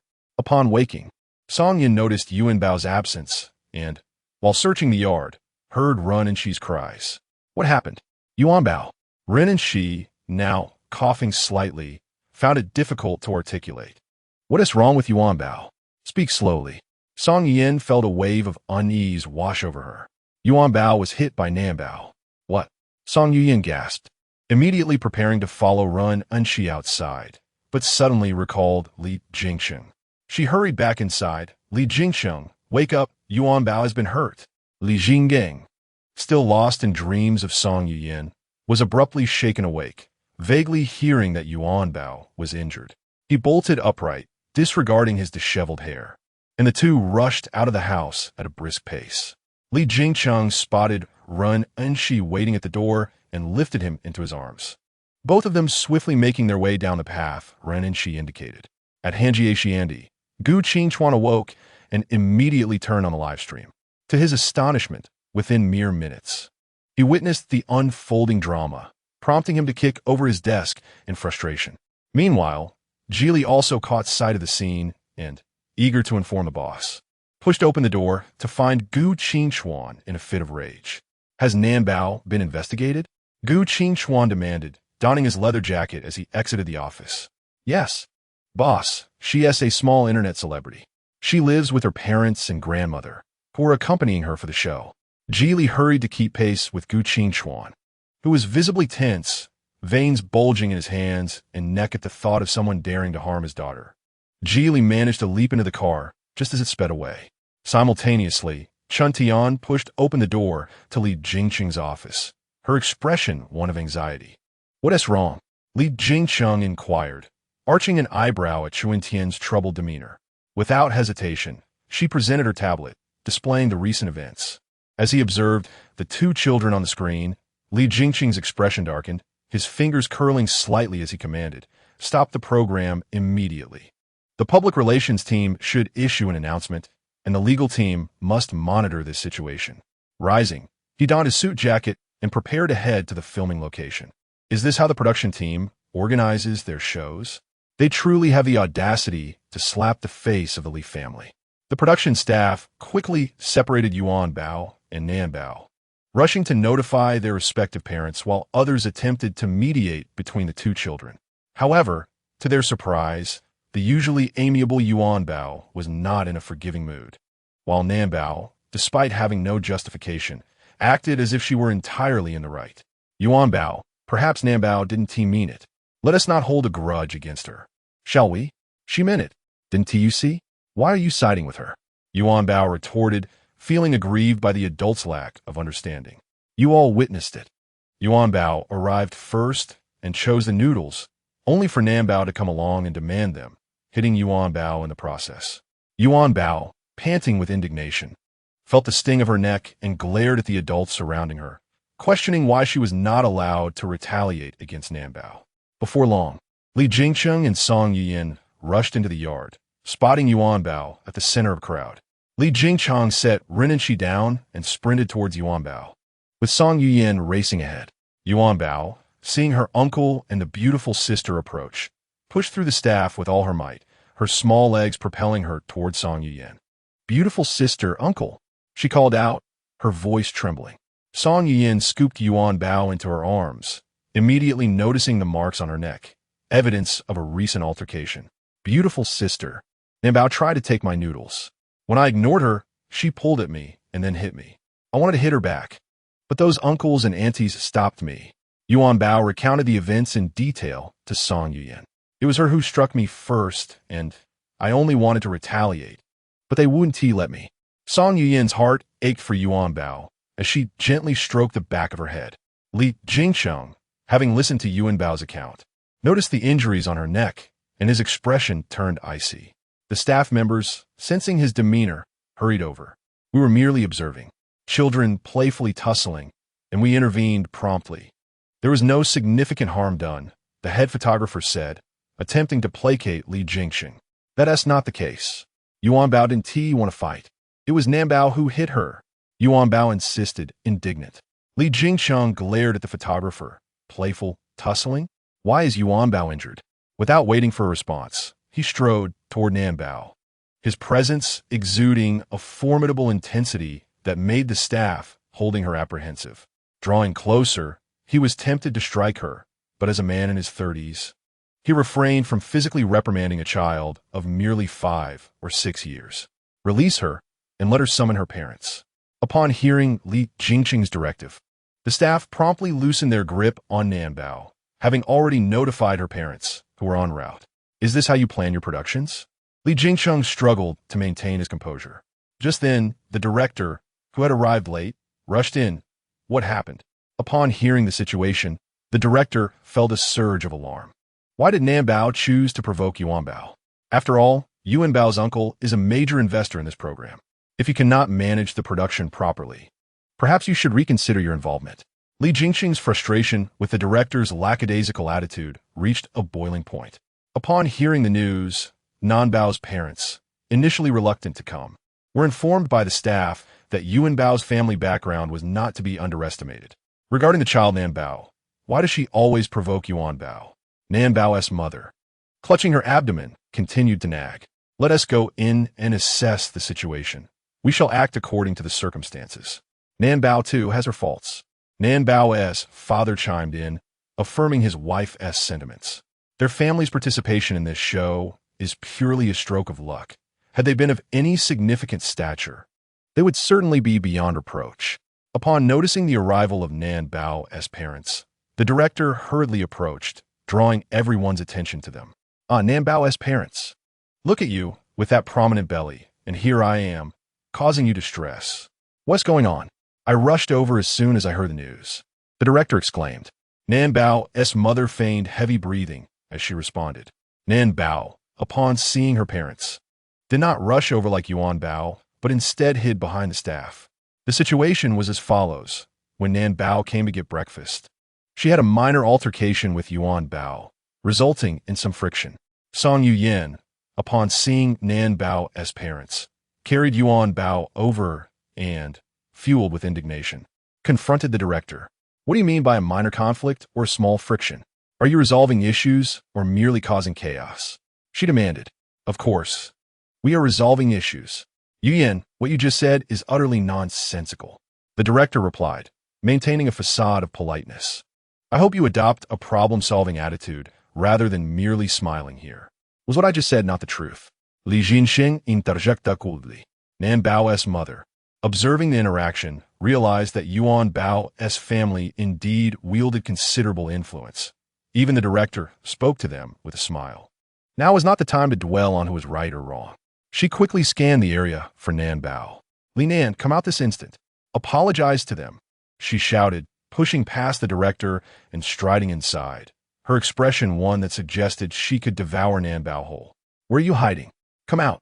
Nan Bao was well aware of her mother's temperament, which was precisely why she sought refuge. However, there was no escaping now. Slowly, she emerged from behind the staff, unable to meet her mother's gaze. Yuanbao, observing Nan Bao's demeanor, remarked, "She knows she did something wrong, doesn't she?" "Let's hope so," Song Yin retorted. Nearby, some fans had gathered early, anticipating the recording of the variety show. Nan Bao's mother, with her loud and aggressive shouts, attracted the attention of passers-by who had previously shown little interest. They now crowded at the entrance, blocking the way. The director, noticing the commotion, quickly approached Nan Bao's mother. "Let's discuss this calmly, shall we? Please don't get agitated. How about we take Nan Bao inside to talk? If she has the audacity to fight, she shouldn't be hiding." Her voice grew louder the more the director tried to restrain her. Song Yuyin instantly recognized the woman's ulterior motives. What is she performing for? Your child is right there. Who are you shouting for? She scoffed. She realized that the woman aimed to leverage Yuan Bao's presence to garner attention for herself. By chastising Nin Bao first, she would portray the Li family as overly meticulous, thus evoking sympathy. Having seen too many such individuals in the entertainment industry, Song Yuyin noted that Nan Bao's mother's acting skills were woefully inadequate. Nan Bao genuinely feared her mother and cautiously edged closer. Li Jincheng observed the scene with cold detachment, pondering what kind of spectacle this family was creating. The director gently grasped Nan Bao's mother's arm, signaling the staff to usher Li Jincheng and the others into the room. "Let's go inside and talk this out. Children have their pride too." This time, Nan Bao's mother refrained from shouting, casting a fierce look at Nan Bao instead. With her head lowered, Nan Bao had likely seen this expression countless times throughout her life. The director felt a chill run down his spine at the sight of Nan Bao's mother, as if she were not her child but rather a stray picked up from the street. As Chapter 83 unfolds, Nan Bao's mother glanced at Li Jincheng and Song Yuyin, then turned back to Nan Bao. "What are you staring at? Hurry up and apologize." "Mom, I just wanted to get you beef noodles," Nan Bao murmured, feeling aggrieved. "Get what? If Yuan Bao wants it, you should just give it to her. You didn't even allow anyone else to speak. Do you know who Yuan Bao is? Even if Yuan Bao was wrong, you were wrong too, so apologize quickly." "But why?" "Nan Bao potet guieli." "Why? Just do it." Before Nan Bao's mother could finish, a resounding slap echoed through the room, leaving her face stinging.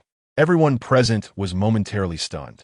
Song Yuyin glared at Nan Bao's mother, realizing she had hit too hard, neglecting her own pain. "Is this how you educate your child? I was curious about why Nan Bao behaved this way at such a young age. Now it's clear she takes after you." "You." Nan Bao's mother was taken aback by Song Yuyin's audacity. "What's wrong with me?" Song Yuyin retorted. "How dare you hit me?" As she spoke, Nan Bao's mother raised her hand to strike Song Yuyin again. "Living chink sees it headist." "What? Are you unhappy about being hit? That slap was for your child, and if I strike you, it will be a personal grievance." With that, he disdainfully released her hand, casting a cold glare at the director and the production team, as if to say, if no satisfactory resolution is presented today, the continuation of this show is unwarranted. The director quickly intervened. "What is going on here? We are all here for the children. These matters should be resolved among them with a simple apology and handshake, right?" "No." Before anyone else could respond, Yuan Bao was the first to object. The director's prepared words were interrupted as Yuan Bao took a deep breath. "Yuan Bao. Nan Bao didn't mean to. If she apologizes, can we forgive her?" "No, she did it on purpose. Everyone saw it." "Yuan Bao in seat." confused as to why the director continued to assert that Nan Bao did not act with intent. As the director attempted to speak again, Li Jinsheng stepped forward, placing himself between Song Yuyan and Yuanbao. This matter is no longer about the children. Yuanbao has expressed her stance. So whatever you wish to say to her, keep it to yourself. Indeed, the director, smiling nervously, turned away, realizing he had invited a formidable presence. He then faced Nan Bao. This incident was indeed Nan Bao's fault. Yuanbao is still young, and the bowl of noodles was too heavy. But once Yuanbao selected it, it became hers. Therefore, an apology is necessary, don't you think? Nan Bao glared at the director, cautiously glancing at her mother, remaining silent. You see, Nan Bao, hitting others is wrong. Should you apologize for hitting Yuanbao? The director continued with a smile. Enough. Li Jinsheng interjecta impatiently.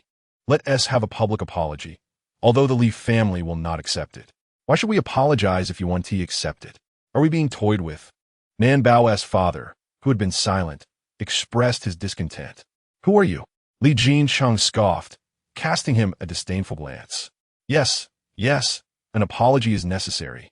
The earlier incident was indeed broadcast live, so an apology must be made, the director concurred. Aren't you bullying us? Apologies have already rendered me somewhat lenient.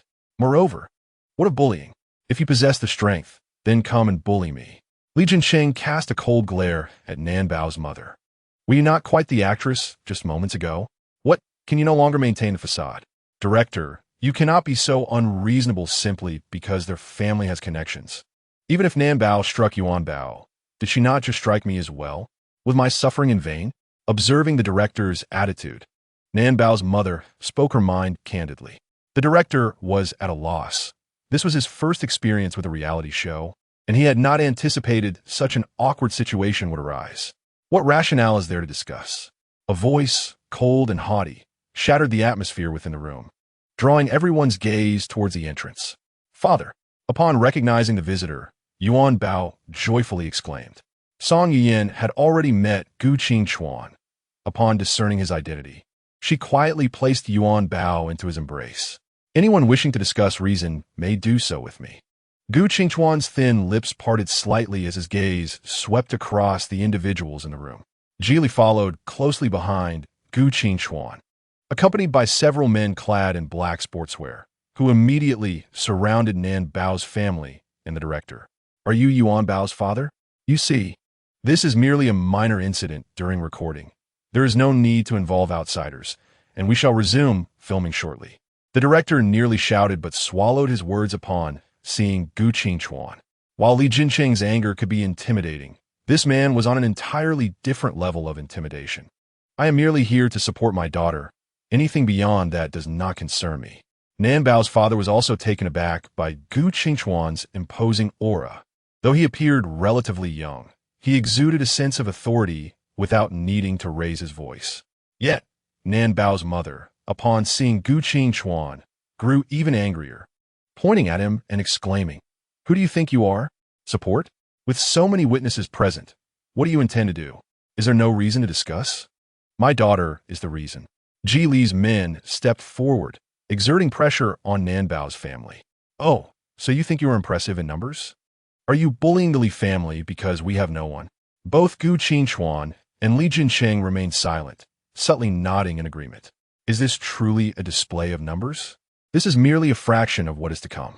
Their reactions genuinely infuriated Nan Bao's mother, and seeing that she could not argue her case, nor could the director support her, she had no choice but to clutch her abdomen with one hand while the other searched for something to grasp.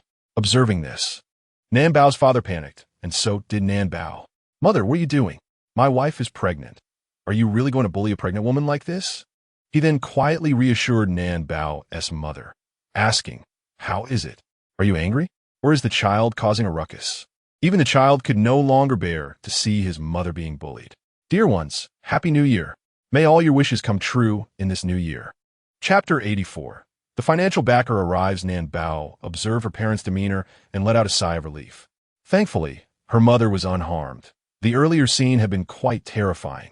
Li Jinsheng crossed his arms, watching the family perform. The director, now entirely preoccupied, steeled himself to approach Li Jincheng. Jincheng, I will speak with them. They will surely apologize publicly to Yuanbao, and I will remind them to be more cautious during the upcoming filming. Before Li Jincheng could respond, Gu Qingchuan scoffed. If your words held any weight, I would not be here now.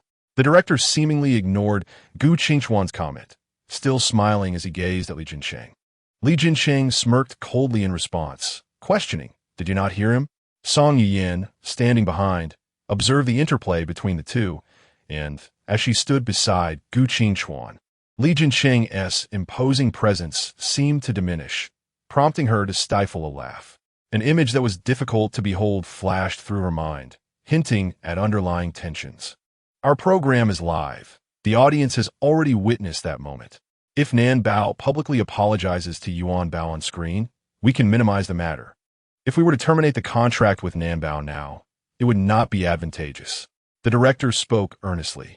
However, the Li family was not concerned with such trivialities. Their only focus was on Yuanbao. Gu Qingchuan, not sparing the director another glance, coldly surveyed Nan Bao's family, demanding, have you finished your performance? Hurry up and apologize to my daughter. At this moment, Gu Qingchuan had yet to notice the bruise on Yuanbao's neck. Had he seen her injured neck, his tone would have been far less composed. I initially intended for Nan Bao to apologize, but Song Yuyan also struck me. If Nan Bao is to apologize, then Song Yuyan must also apologize to me. Nan Bao's mother insisted stubbornly. Gu Qingchuan's patience was thoroughly exhausted. Jili, handle it as you see fit. With that, he turned and embraced Yuanbao, while Li Jincheng and Song Yuyan said nothing further, following Gu Qingchuan as they departed. As Gu Qingchuan pushed open the door, he collided with Li Jingchun, who had just arrived. Elder brother? Uncle? The three simultaneously recognized the figures outside the door. As the door swung open, light flooded in, illuminating Li Jingchun standing tall in the glow. Li Jincheng could not help but chuckle. Elder brother, you look like you've stepped out of a television drama. Yuanbao, having been bullied while participating in the program, and yet you can still smile? Li Jingchun shot him a sidelong glance, reproaching him. Well, you all have arrived? We need both brains and brawn here, Li Jincheng remarked, raising his hands in a gesture of surrender. He had hoped to perform admirably, yet opportunity had eluded him. First, Gu Qingchuan had barged in like a bull, and now this wealthy benefactor had arrived, leaving him no chance to shine. Song Yuyan, encountering Li Jingchun for the first time, noted that his aura differed distinctly from anyone else present, giving off an air of cunning. Li Jingchun strode directly into the room, followed only by Chun Tian. Yuanbao glanced at her uncle and curiously inquired, how did you and father know? You arrived so quickly. Song Yuyan suppressed a smile, thinking it was obvious. Given the situation, they were clearly monitoring the screen. This time, Li Jincheng had certainly landed himself in serious trouble, she mused. Observing Yuanbao's chubby little face, her gaze fell to her neck, where the bruise was now apparent. We should take Yuanbao outside, disinfect the area, and see if she needs any ointment to avoid scarring. Following Song Yuyan's gaze, Gu Qingchuan noticed Yuanbao's injury. He shot a sharp glance towards Nan Bao's family before swiftly exiting the room with Yuanbao in his arms. Typically, such reality show productions would have emergency medical personnel on standby. Gu Qingchuan joined Song Yuyan in locating a doctor. His heart ached at the sight of Yuanbao. How could she remain silent despite her injury? Father, Yuanbao is not in pain. Look, you are about to cry. Yuanbao gently touched Gu Qingchuan's face with her small hand. Father, you are an adult. Why act like a child? I am merely affected by the medication. Gu Qingchuan pointed to the iodine in the doctor's hand. Then Yuanbao will not have it. It does not hurt anyway. That will not do. Yuanbao must listen. Gu Qingchuan held onto Yuanbao's small hand, securing the little one in his embrace. Inside the room, upon seeing Li Jingchun's arrival, the director was rendered speechless. He truly had not anticipated that a mere child scuffle would attract such an audience. First the fierce Yuanbao's father, and now the financial backer. Director Wei, do you have nothing to say to me? Li Jingchun settled into a chair, his legs casually crossed, as his right thumb lightly rubbed the watch's face. Oh, Mr. Li, I truly did not anticipate that such a trivial matter would rouse your attention. A trivial matter? Li Jingshun raised an eyebrow. No, Mr. Li. You have misunderstood my intention. The director felt a wave of anxiety wash over him. Who are you? Are you the so-called support behind Yuanbao? Nanbao's mother inquired, casting a probing glance at Li Jingshun. Li Jingshun let out a cold scoff, his frosty gaze fixed on her in silence. Nanbao's mother, please refrain from speaking for the moment. The director gestured helplessly for her to quiet down. Mr. Li, I have just spoken with Jin Sheng and Yuanbao's father. Nanbao will certainly issue a public apology to Yuanbao. I will closely oversee the planning of the program to ensure such incidents do not recur. Indeed, we will handle this appropriately. In fact, for matters like this, a mere phone call would suffice. There is no need for you to come in person. The director, feeling relieved at Li Jingshun's nod, remained unaware that his proposed solution was utterly unsatisfactory to Li Jingshun. Chun Tian produced a document from seemingly nowhere and approached Nanbao's father with a stoic expression, handing it over to him. What is this? Nanbao's father opened it with curiosity, while Nanbao's mother leaned in to see. Termination of contract? Nanbao's parents exclaimed in shock. What does this mean? On what grounds do you terminate the contract? This is a breach of agreement, and our contract was not signed with you. Nanbao's father looked at Li Jingshun in disbelief, never expecting that a mere child's scuffle would lead to a contract termination. Chun Tian replied coolly, Nanbao is not suited for this program. Review the contract. There is no termination. Nanbao's mother snatched the document and skimmed it rapidly, declaring, we do not accept this, and furthermore, terminating the contract requires compensation for breach. Chapter 85. 6. 8 million. Take a good look at the compensation amount. Chun Tian stated nonchalantly, returning to Li Jingshun's side. Compensation? Nanbao's mother was momentarily at a loss to grasp Chun Tian's words, but when she heard the term compensation, a satisfied smile crept across her face. With compensation available, she wouldn't have to endure the rigors of recording. How delightful. Nanbao's mother nudged Nanbao's father, quickly flipping to the last page of the contract. Li Nan has breached the terms of the contract and shall compensate LY Entertainment with a sum of 8 million yuan. Nanbao's mother could hardly believe her eyes, repeatedly verifying the figure. It was indeed they who owed 8 million to the entertainment company. On what grounds must we pay you? This is extortion. Even if we participated in the recording, how much could we possibly earn? Nanbao's father echoed his disbelief, his finger repeatedly tapping on the 8 million, trembling slightly from the force of his agitation. You can choose to compensate swiftly, or I will pursue legal action against you, Li Jingshun stated without lifting his gaze, his eyes fixed on his wristwatch. Why should we pay? This is merely a child's quarrel. The contract does not state that children cannot engage in such disputes. You are taking advantage of your position. Li Jingshun raised an eyebrow slightly, looking at Nanbao's mother. You have power, and you may bully me. What nonsense is this? Why should we? Is it merely because you possess some wealth? I shall not pay a single cent, and I will only negotiate with the individual who signed the contract with me. I do not recognize you. Whoever arrives must heed my words. You. Nanbao's mother pointed at Li Jingshun, gazing at his arrogant demeanor, yet found herself speechless. Nanbao's father, concerned that her agitation might harm the baby, urged, do not be too emotional. Let me speak. You could easily disturb our child. With that, he approached the director, saying, Director, do you not think there may be some misunderstanding? Even if we are not allowed to participate in the recording, we can simply leave. Why must there be such substantial compensation? Your contract was not signed with me. I'm unclear about the details, the director responded, increasingly anxious about the potential cancellation of his program, too preoccupied to concern himself further. Nanbao's mother, contemplating the 8 million and the current predicament, fainted. Nanbao's father swiftly grasped her arm. Nanbao was startled, Mom. Her father panicked. Do not frighten me. I have waited so long for this child.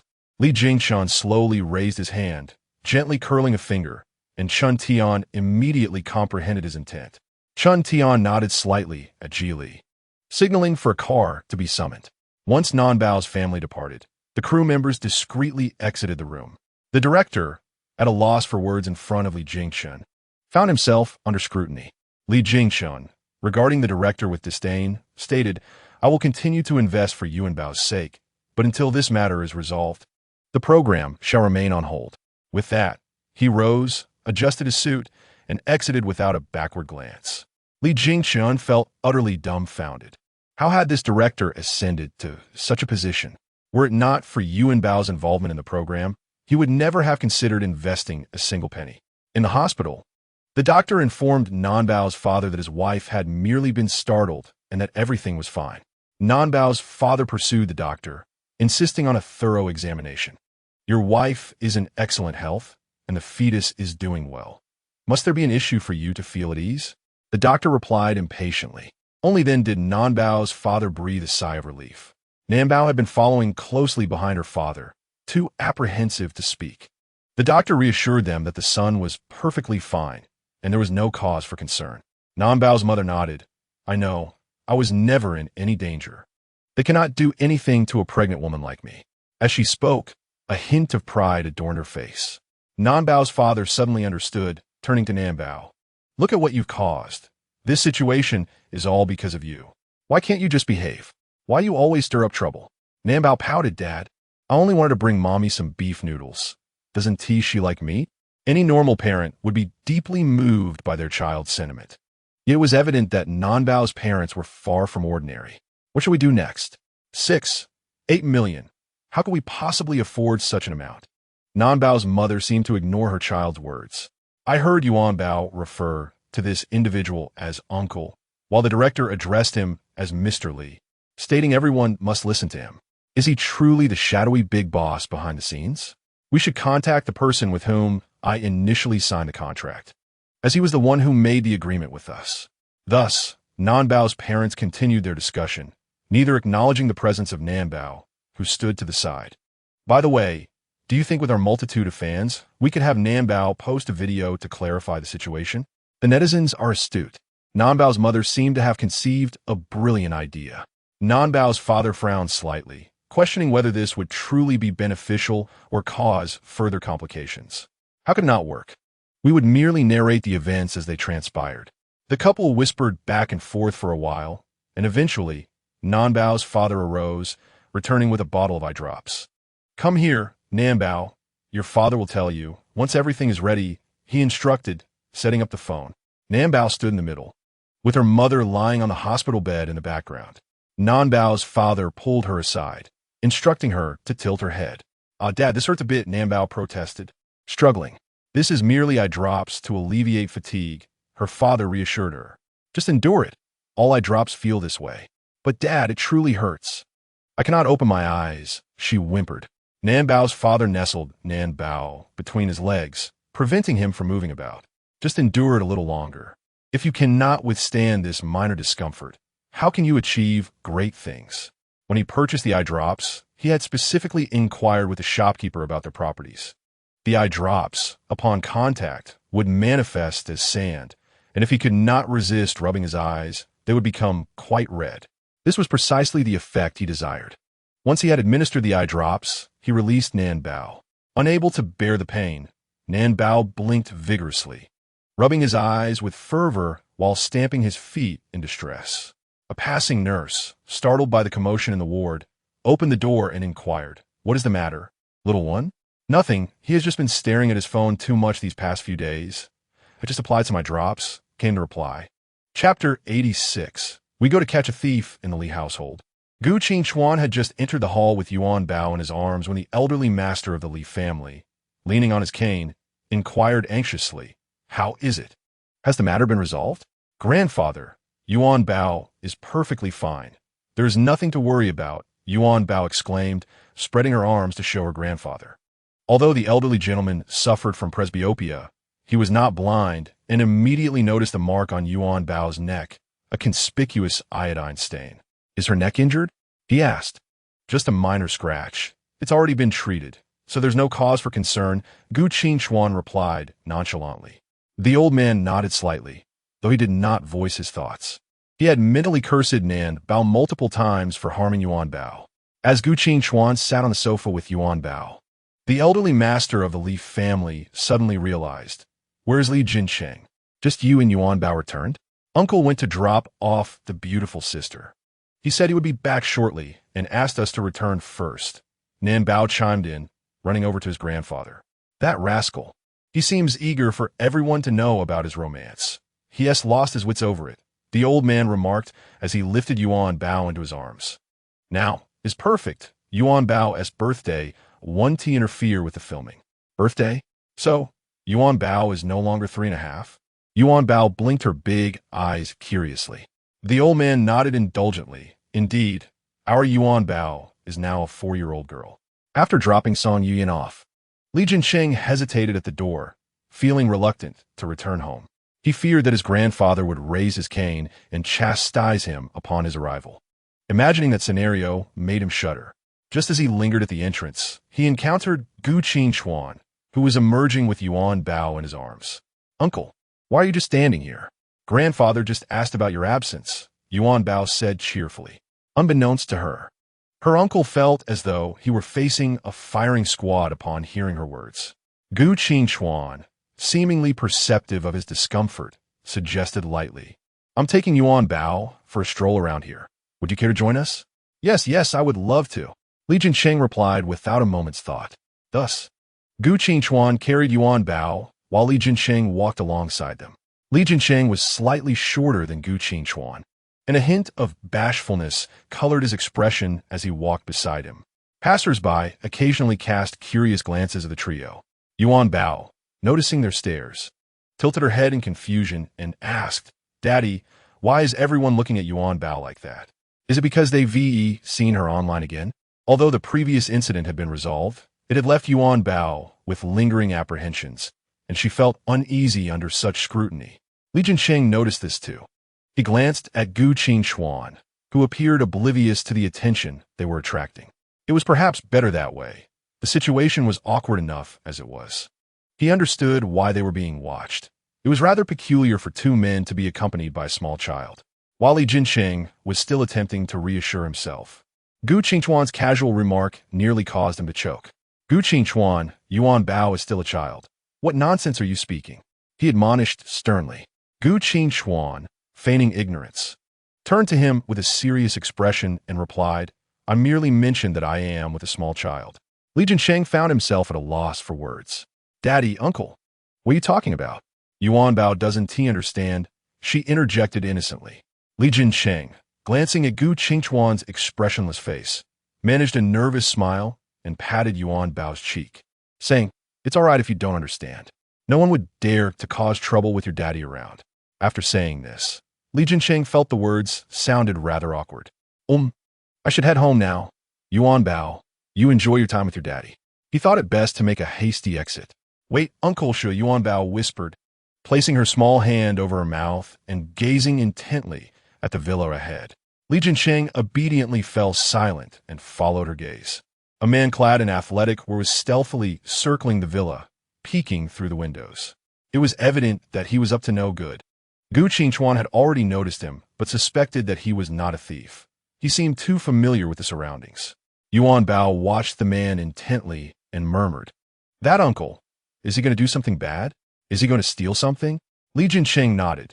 This was clearly a thief, and it was astonishing that he dared to steal in such a place. "Daddy, let us catch the thief," Yuanbao whispered into Gu Qingchuan's ear. Though Gu Qingchuan remained skeptical of the man's intentions, Yuanbao's insistence compelled him to consider action. "What are you all watching?" A gentle female voice startled Yuanbao, causing Li Jincheng to hide behind Gu Qingchuan. The woman stifled a laugh at the sight before her and then asked earnestly, "What are you sneaking around my house for?" "Annie, it's not us being sneaky. It's that thief," Yuanbao pointed toward the villa. At that moment, the man appeared to realize that no one was home and somehow managed to open the villa's sliding door, stealthily bending down to enter. "Oh, he really is a thief," Li Jincheng muttered under his breath. Observing the man's cautious demeanor, the woman turned to the trio and asked, "Can you help me?" Gu Qingchuan cast a sideways glance at her. Was she truly so composed in the face of a thief entering her home? Shouldn't a normal person's first reaction be to call the property management or the police? We're not the police. Shouldn't you call the authorities? He asked coldly. The woman shook her head lightly. No need. There's nothing valuable in my home. Just help me catch him. Gu Qingchuan eyed her suspiciously. Something fell off. Were these two in cahoots? He glanced at Yuanbao in his arms, wondering if this was somehow related to her. Daddy, uncle, let us help the auntie. The bad man is already inside, as she surely can't handle it alone, Yuanbao urged. Gu Qingchuan scrutinized the woman once more, then glanced toward the villa. Could there be others inside? Chapter 87. The thief catching turns into a display of affection. Gu Qingchuan's instincts told him that this situation was suspicious. Yuanbao was blissfully unaware of the implications, and Li Jinsheng saw no issues either. Gu Qingchuan, noting the hopeful look in Yuanbao's eyes, turned to the woman and said, I think you should call the police first. We might complicate matters with the child in tow. The woman, glancing toward the villa, shrugged nonchalantly and stated, To be honest, this man isn't a thief. He is my ex-husband. Understanding that he harbored no intention of theft, I merely requested your assistance in apprehending him. I did not wish to hand him over to authorities or enact any further measures. Yuanbao furrowed her brow in confusion. However, the aunt clarified that the nefarious individual was not a thief. Gu Qingchuan remained skeptical of the woman's assertion. Li Jinsheng gazed toward the villa, feeling that the woman's words bore some truth. Shall we venture inside? He urged Gu Qingchuan. After a moment's hesitation, witnessing the eagerness of the duo, he resigned himself and agreed to proceed. The woman guided them to the entrance of the villa, cautiously opening the door. The group held their breaths, striving to make not a whisper. Yuanbao's heart raced. As this marked her inaugural experience in apprehending a thief, she was determined not to hinder her father and uncle. What should she do when confronting the villain? Gu Qingchuan remained vigilant, scrutinizing every corner of the villa, fearing any threat to Yuanbao's safety. Meow. The group halted abruptly. Li Jinsheng turned to the woman and whispered, Do you have a cat? Gu Qingchuan raised a hand to stop them, nodding toward the entrance and a window. We shall remain here. This vantage point allows us to observe both the door and the window.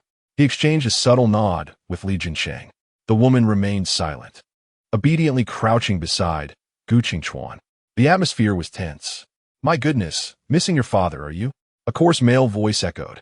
Look at your wicked mother, leaving you all alone at home. Are you not bored? Father has come to fetch you. The group remained silent, intently gazing in the direction of the voice. They beheld the suspicious man, a cat carrier slung across his chest, playfully engaging with a small tabby cat in his arms. Is the bad uncle here to steal the kitten? Yuanbao whispered in disbelief. Gu Qingchuan placed a finger gently on his lips, subtly shaking his head to signal Yuanbao to remain silent. Complying, she closed her mouth. We shall not have a wicked mother. Let us return home with father. We shall not have a wicked mother. The man continued his monologue to the cat. Suddenly, the woman sprang to her feet, pointing at the man and exclaiming, Liangji, how dare you come to steal a cat while I am away? Gu Qingchuan and Li Jinsheng were taken aback as the woman charged toward the man. Tianning, what are you doing at home? When did you return? The man appeared startled, his voice trembling. Before the woman could respond, he seized the opportunity to flee. Observing this, Gu Qingchuan sprang into action, swiftly pursuing and apprehending the man. Who are you? The man gaped in disbelief at Gu Qingchuan, who held Yuanbao in his arms. You, Xianing, we have been divorced for but a few days, and you have already brought a pretty boy home. At this moment, Li Jinsheng caught up behind Gu Qingchuan, admonishing, mind your words. What do you mean by pretty boy? As a thief, you have no right to speak. What? There are two of you? The man's blood pressure surged as he exclaimed, Xianing, how many have you entangled yourself with? Gu Qingchuan disdainfully released the man's grip, advising him to clean up his language. The woman snatched the cat from the man's hands, nonchalantly declaring, It matters not how many, it is none of your concern. We are already divorced. Li Jinsheng looked on in disbelief at the unfolding drama, pondering whether the woman considered him and Gu Qingchuan mere shields in their quarrel. Why are you dragging us into your argument? Who is fighting with him? The woman shot a glare at the man, commenting on his pettiness for sneaking back merely to steal a cat. Gu Qingchuan coughed lightly, stating, "This is your domestic affair. We shall take our leave." He promptly seized Li Jinsheng's arm and departed. As the trio exited the villa, the voices within still echoed. What sort of people are these? Li Jinqing mattered in irritation.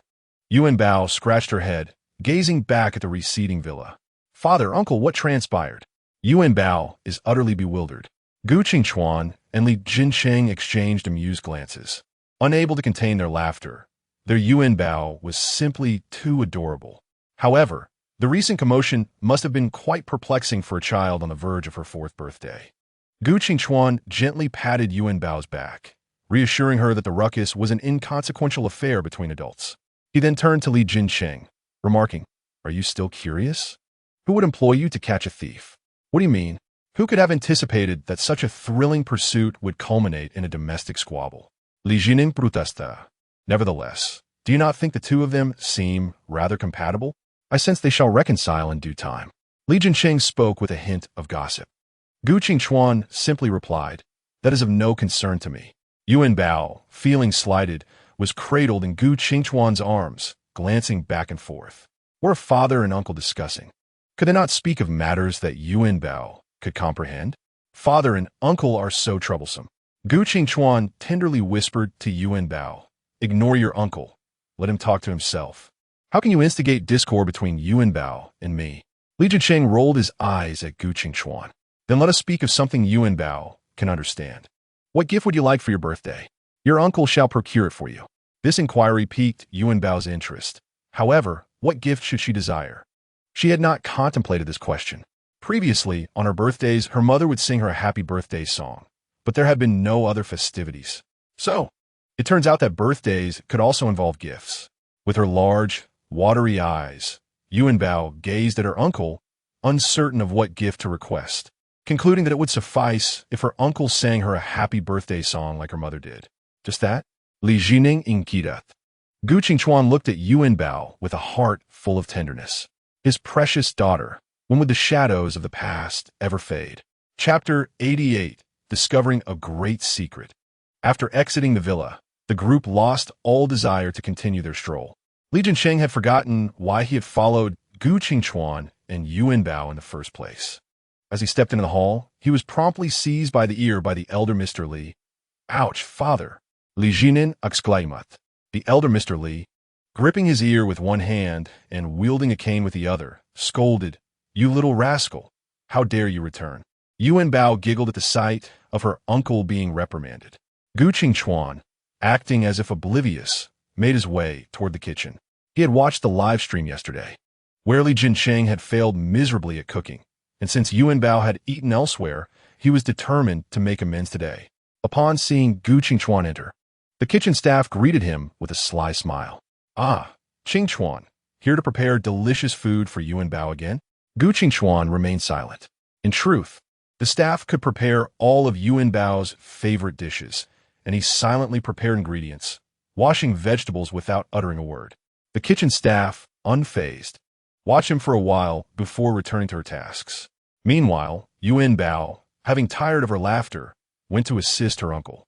"Grandfather, do not blame uncle. It was that non-Bao who instigated trouble. Uncle knew nothing about it." Yuanbao tugged at the elder Mr. Li's sleeve with her tiny hand. "I will not blame him. After all, he was the one accompanying Yuanbao for the show." Li Jinsheng felt disheartened, pondering why Yuanbao was regarded as the little darling of the family. Before long, Li Yang and Li Yixue returned from school. Li Yixue, upon hearing that Yuanbao's father had arrived and was in the kitchen, stealthily placed her backpack into Li Yang's hands and tiptoed towards the kitchen. "What are you up to, sneaking around like a thief?" Li Yang remarca desde enfuri. "Don't say anything. I might have uncovered a great secret," Li Yixue whispered back. Ignoring whatever else Li Yang might have said, she cautiously approached the kitchen, her steps light. "Miss Xiaoxue, what are you doing?" Suddenly, the kitchen aunt appeared, startling Li Yixue and making her jump. Taking a deep breath to compose herself, she feigned nonchalance and said, "I just wanted to grab a bottle of cola. I'm afraid of being seen. They won't let us sneak drinks." One must admit, Li Yixue's composure and acting skills at her age were commendable, successfully deceiving the kitchen aunt. Once the aunt returned to her tasks, Li Yixue resumed her mission, carefully crouching behind the small refrigerator at the kitchen door. Strange, why could she only hear the kitchen aunt's voice? Was Yuanbao's father not in the kitchen? Who was the aunt conversing with, if not herself? Having crouched there for quite some time without hearing anything, her legs began to ache. She took a sharp breath, slowly rising to check her surroundings, and, confirming no one was present, limped back upstairs to the small study. Seeing her condition, Li Yiyang couldn't help but chuckle. What happened to you? Why do you look like you've become a cripple? Li Yixue shot him a glare. I'll keep a close watch. They must have secrets. When I uncover them, don't be curious and ask me. Although she had sensed something earlier, why did she have nothing to report today? Distracted, she stared blankly at her homework, her gaze unfocused. I've finished mine. Hurry up and write yours. You wouldn't want the teacher to call your parents, would you? Li Yang tapped her arm with his pen, reminding her that the real fear lay not in being scolded by the teacher, but in being found out by their father. He had once faced dire consequences for not completing even a single character of his homework after the teacher had called his father directly. Ever since that day, despite his disdain for trivial assignments, he diligently completed and submitted them. At dinner, aside from Li Mingxian, who was covertly working, and Li Qinyang, who was lost in thought, everyone else was summoned back by the message from the old master. The brothers observed the marks on Yuanbao's neck, their jaws tightening in response. The second brother, Li Ziyu, shook his head in resignation, lamenting how parents could raise their children to be like this. Were they truly the unfortunate exceptions of compulsory education? These aren't exceptions. They have never even encountered the net. If I were there, they would all have to give me an account. Li Haoran exclaimed, pounding the table in frustration. Li Jinggen, just returned, was surrounded by his brothers, all aware of how the matter had been resolved. With a stoic expression, Li Jingchun slowly spoke. Of course, we will proceed according to the contract, compensating 8 million to exit the show. Is that all? Li Haoran retorted, feeling unsatisfied. If it were him, a compensation of 8 million would be trivial. He would have to personally teach that family a lesson, as mere financial loss meant little. Li Jincheng glanced at Li Haoran, saying, Brother, you may not understand what 8 million means for a family like theirs. Indeed, they could not afford it. That was a different matter altogether. After Li Jincheng's remark, Li Haoran finally comprehended, nodding in realization. Truly, in this regard, the eldest brother held the most wisdom. At the dining table, the old master raised his wine glass and cleared his throat. Since the family is gathered today, I would like to say a few words. Yuanbao set down her small chopsticks, attentively gazing at the old master. In a few days, it will be Yuanbao's birthday. You all must ensure to return on time without excuses, especially those with significant others. Hurry and bring them along. And for Yiyang and Yixue, you are welcome to invite any close classmates. Hearing the old master's words, Li Jincheng and Li Haoran exchanged glances in surprise.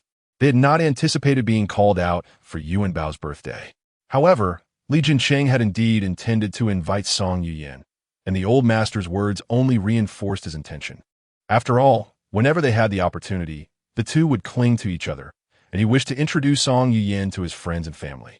Yuanbao's birthday would serve as the perfect occasion. Grandfather, but who will Yuanbao invite? It seems she has no close friends, someone remarked.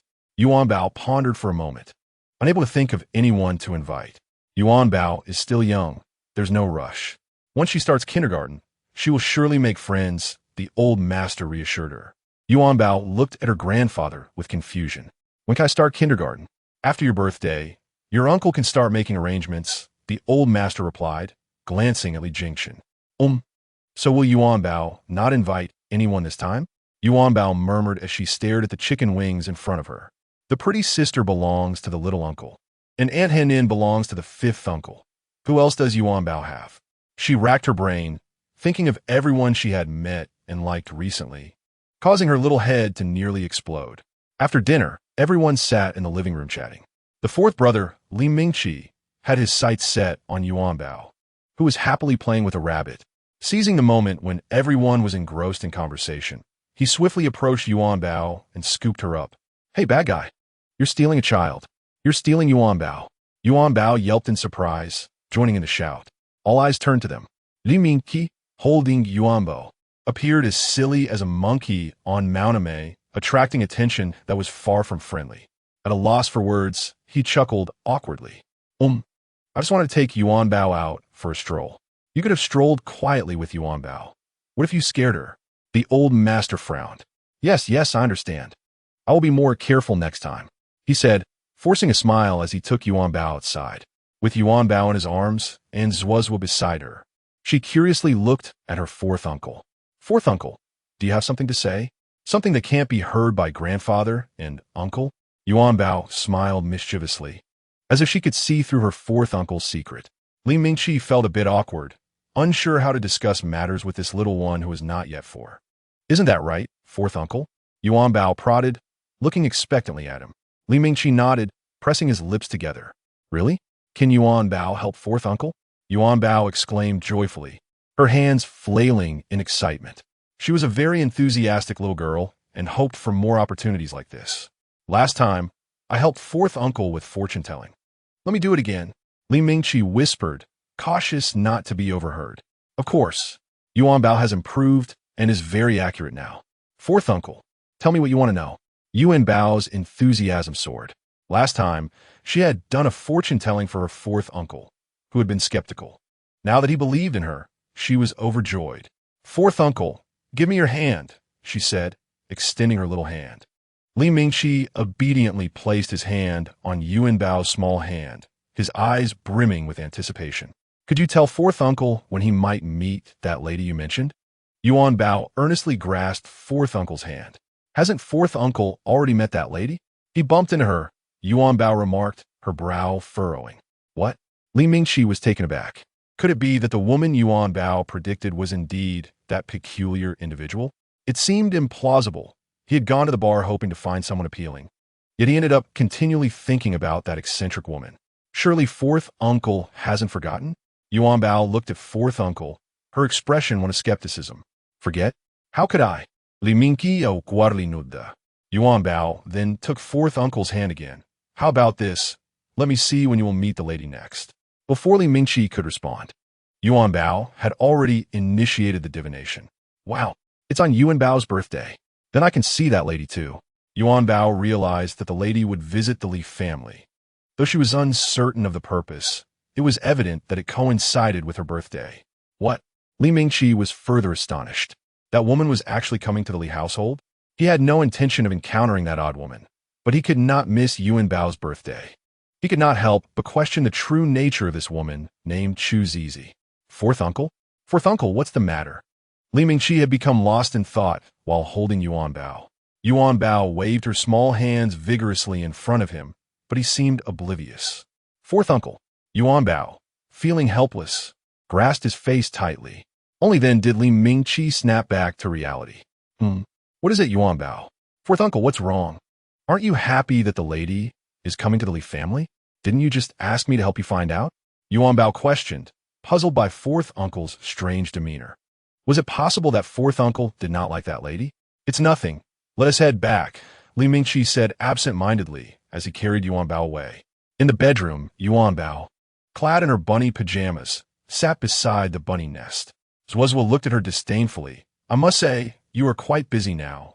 We barely exchange a few words in a day. Hee, I've become quite capable, having found several husbands. Yuanbao proudly declared to Zhuozhua. Really? Zhuozhua was pleasantly surprised, never having expected that the old fellow would suddenly have an epiphany after only 2 days. Yuanbao nodded vigorously. But Zhuozhua, after I read for fourth uncle today, he seemed unhappy. Yuanbao pouted. Zhuozhua instantly thought of herself, and Yu, scoffing, it's simple, just like me and Yu. You and Yu? You two always argue. You're not fighting anymore now.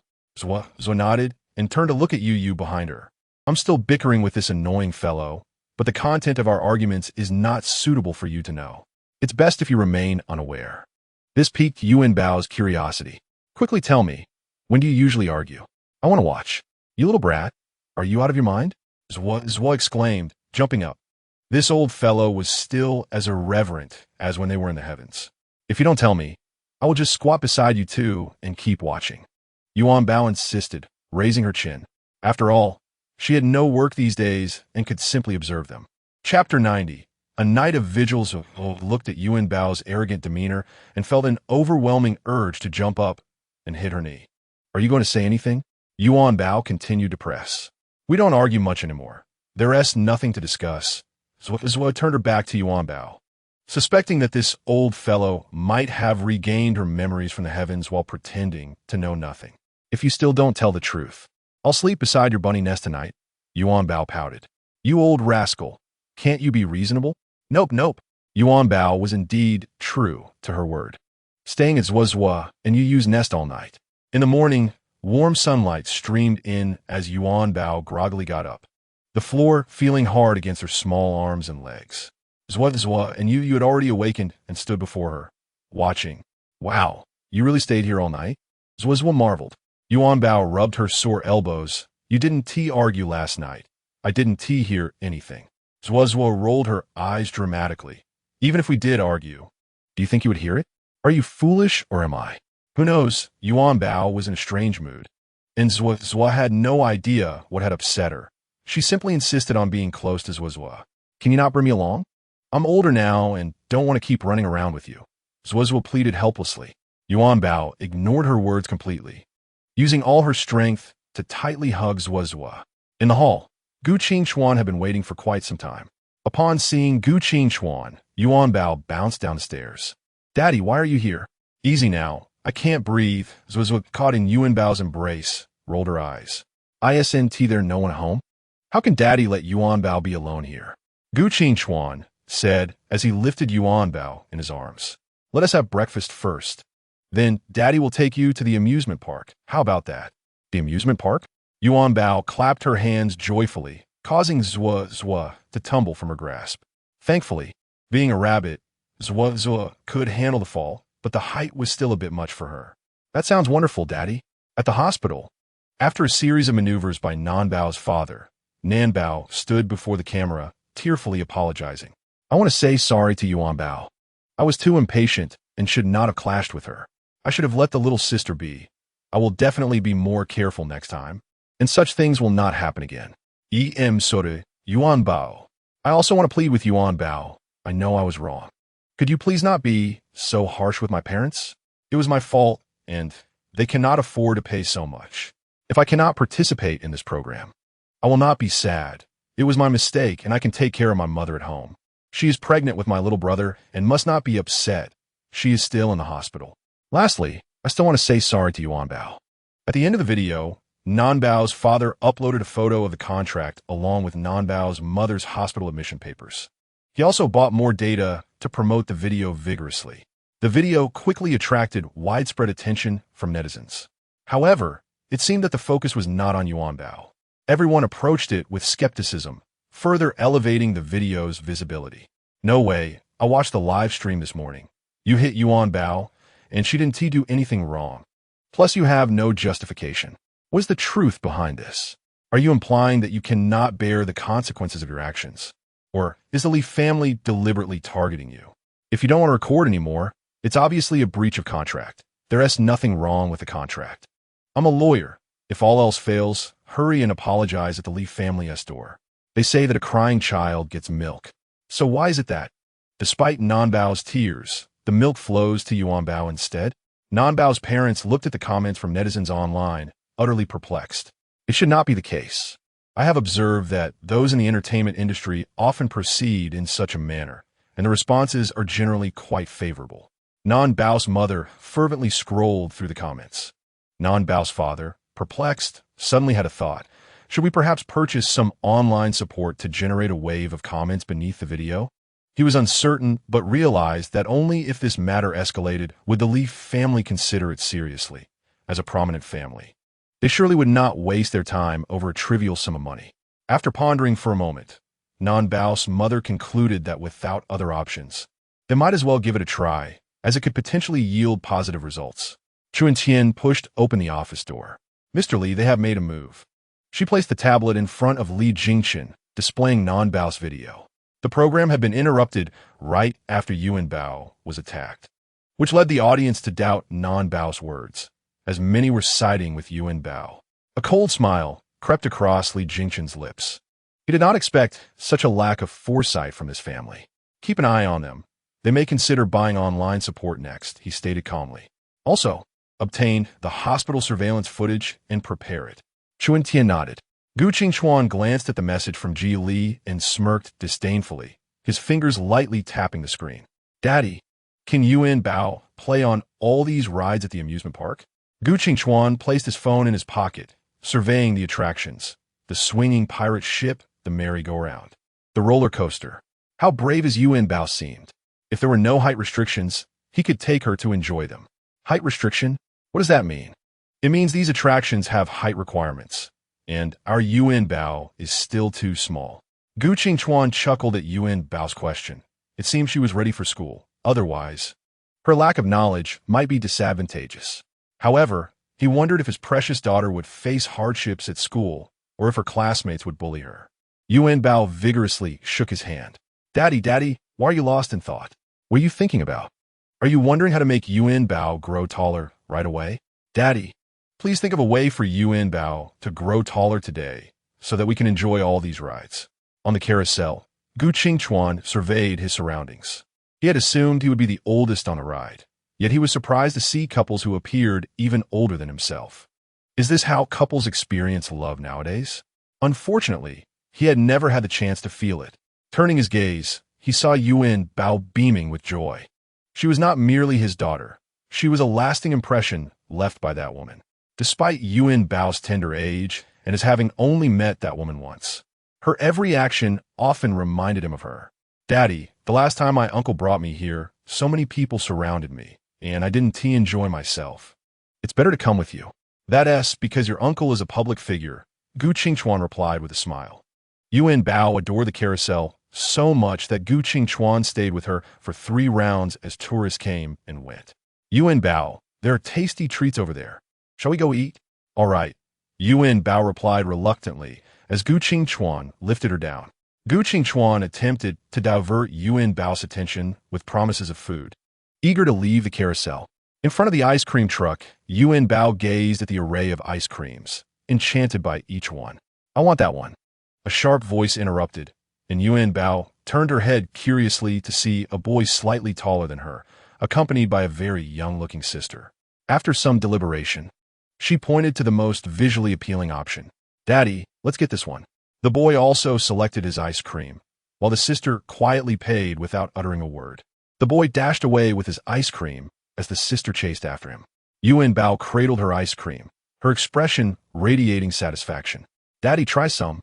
Gu Qingchuan shook his head, gently wiping her mouth clean. Before the pirate ship, Gu Qingchuan set Yuanbao down to stand by the height measurement sign, and indeed, she did not meet the requirement. Is Yuanbao really not tall enough? Yuanbao pouted, gazing longingly at the riders on the pirate ship. Do you really want to try it? MHM. She nodded vigorously, recalling how her uncle had deemed it too dangerous during their last visit. Now, with her father by her side, she found herself still lacking in height. After a moment's thought, Gu Qingchuan swiftly picked up Yuanbao and turned to leave. Daddy, are we not playing anymore?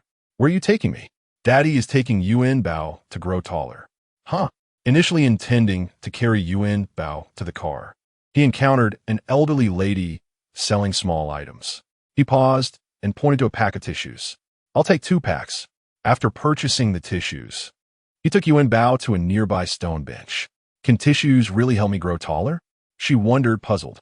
Gu Qingchuan opened the package, pulled out a sheet, tore it, folded it, and then removed his small boots to place the tissue inside before putting the shoes back on. Will this make Yuanbao taller? She asked, her eyes wide with anticipation. Of course, you will be quite a bit taller now, he replied nonchalantly. Delighted, Yuanbao successfully boarded the pirate ship. However, while selecting seats, they encountered the boy from earlier. Gu Qingchuan intended to sit in the middle, where the ups and downs were gentler, considering it was Yuanbao's first time and she might be frightened. Yet, the boy cut in front, declaring, I want to sit here. Then we'll sit here. Yuanbao nonchalantly pointed to the seats behind. Gu Qingchuan shot a piercing glance at the boy, his eyes resembling daggers. Were it not for Yuanbao, he would have given the child a piece of his mind. Who taught you such bad manners? Just then, the boy's sister stepped forward. a hint of embarrassment on her face. I'm sorry. My little brother took your seats. I apologize on his behalf. It's all right, miss. Yuanbao smiled at her, noticing her beauty tinged with fatigue. With the sound of a whistle, the pirate ship began to move.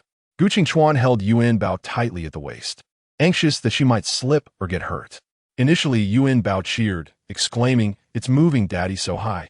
Before long, the ship reached its peak, and her cheers faded into a chorus of screams. Time seemed to stretch indefinitely, and Yuanbao transformed into a different child. No longer the exuberant girl she had been moments ago. Gu Qingchuan carried her off the ride, while the boy's sister leaned against the railing, looking quite unwell. Without a word, Gu Qingchuan seated Yuanbao on a nearby bench. "Will you ride again?" he asked, observing her dazed expression, unable to suppress a smile. "No," Yuanbao replied in a soft voice. He gently stroked her head and opened a bottle of water for her. After some time, having sipped water and taken a moment to recover, Yuanbao murmured, "Daddy, I don't want to ride that again. It was too scary." At that moment, the boy's voice rang out again. "Are you even capable? If I could get on myself, I wouldn't want to ride with you. My mom would have to pay for another person. Please refrain from nonsensical remarks. I purchased the tickets myself, and I even bought yours," the girl retorted, visibly upset. As she spoke, Yuanbao observed the two individuals before her, curiosity urging her to inch closer. By the time Gu Qingchuan turned around, Yuanbao had already settled beside the girl. The girl turned to Yuanbao and gently inquired, "Is there something you need, little sister?" Yuanbao waved her hand dismissively. "It's nothing, big sister. Just..." She hesitated, unsure of how to articulate her thoughts, then pointed towards the boy who was purchasing food nearby. The girl chuckled softly. "Oh, that's my brother from my mother's side. We don't resemble each other, do we? Is he your brother?" "Not at all. You don't look alike. Your brother isn't good," Yuanbao whispered as she leaned closer to the girl. Suddenly, an idea struck her, and she asked, "Big sister, do you want a husband? We don't want your brother anymore." The girl, startled, instinctively glanced at Gu Qingchuan behind Yuanbao, who had heard the little sister refer to him as father. "I'm not ready for that. I'm preparing for my graduate exams, and I don't have the time or energy," she explained. "Graduate exams? Will that have an impact?" Yuanbao was perplexed by the term. "What is your name, big sister?" Yuanbao continued. "What do you usually enjoy doing? I really like you, you know. In a few days, it's my birthday, and I'd like to invite you to join me for some fun." Yuanbao chatted with the girl for quite some time. Gu Qingchuan, sitting behind them, began to feel drowsy. He couldn't help but wonder who Yuanbao had inherited her sociability from, as he didn't recall being this friendly himself. "Big sister, we can add each other's friends. When you decide you want a husband, make sure to tell me, as I can help you find the perfect match," Yuanbao declared, raising her hand to tap on her smartwatch. The girl noticed the sincerity in Yuanbao's eyes and glanced back at Gu Qingchuan, who stood up and nodded apologetically. "I'm sorry. My daughter could be a bit too familiar. I hope she hasn't caused you any trouble." The girl shook her head. "It's perfectly fine." After exchanging contact information, Yuanbao bid farewell to the girl and left the amusement park, feeling uninterested in any further attractions. Her father had mentioned that the other rides were similar to the pirate ship they had just experienced. Thus, her reluctance stemmed not from fear, but from a desire to move on. At the hospital, Xiao led a group directly to the monitoring room. "I apologize, sir, but we cannot provide you direct access to this footage," Xiao said little more, opening her phone to show the security personnel something. "All right, please hold on. I will retrieve that for you immediately." In a corner of the first-floor lobby, a man dressed in black athletic was intently typing on his laptop. Watching the surveillance footage, Xiao couldn't help but laugh. She hadn't expected their adversary to be so inept. Did they not realize that wrongdoing required discretion? Did they not know that the hospital had surveillance? With the copied footage in hand, Xiao exited the monitoring room, thinking that this task hardly required her involvement. With Mr. Lee's directive, anyone could accomplish this mission. The online video continued to gain traction moment by moment. Nanbao's father had hired online commentators who effectively defended Nanbao amidst the chaos. Li Jingqin observed the online developments with great satisfaction. The larger the uproar became, the more justifiable his forthcoming actions would appear, ensuring that it would not be seen as the Li family exploiting their status. Of course, the notion of exploiting status was unfounded. He was merely curious to see how far Nanbao's family could go. Relaxed in a genuine leather chair, Li Jingchen pressed his fingers to his temples. Preparations for Yuanbao's birthday were proceeding smoothly. Next on his mind was which kindergarten Yuanbao should attend. The kindergarten that Yang and Yishue had attended was exceedingly strict, though elite kindergartens tended to be quite similar. However, would it be too harsh for Yuanbao? Given her timid nature, would she be bullied in an unfamiliar environment? As Li Jingchen pondered these concerns, he grew increasingly apprehensive, realizing he could not be as exacting with Yuanbao as he was with the Yang and Yishue. 6 hours later, the elderly Li finally became aware of the situation. Watching the video depicting Nanbao's pitiful demeanor, he felt at a loss for words. How could such a young child have learned to engage in such deplorable behavior? Yet, this child had no claim to pity, as her actions were directed against their beloved Yuanbao. The more he watched the video, the angrier he became. What was Li Jingchen doing? Why had he not addressed the uproar caused by the video? Meanwhile, Li Jingchen was dining with a European client, his phone vibrating incessantly on the table. Noticing it was his grandfather calling, he immediately hung up. Mere seconds later, the phone buzzed again. With a sigh, Li Jingchen picked it up. Apologies. I need to take this call. Li Jingchen, what are you doing? Don't you see that my granddaughter is being plastered all over the internet?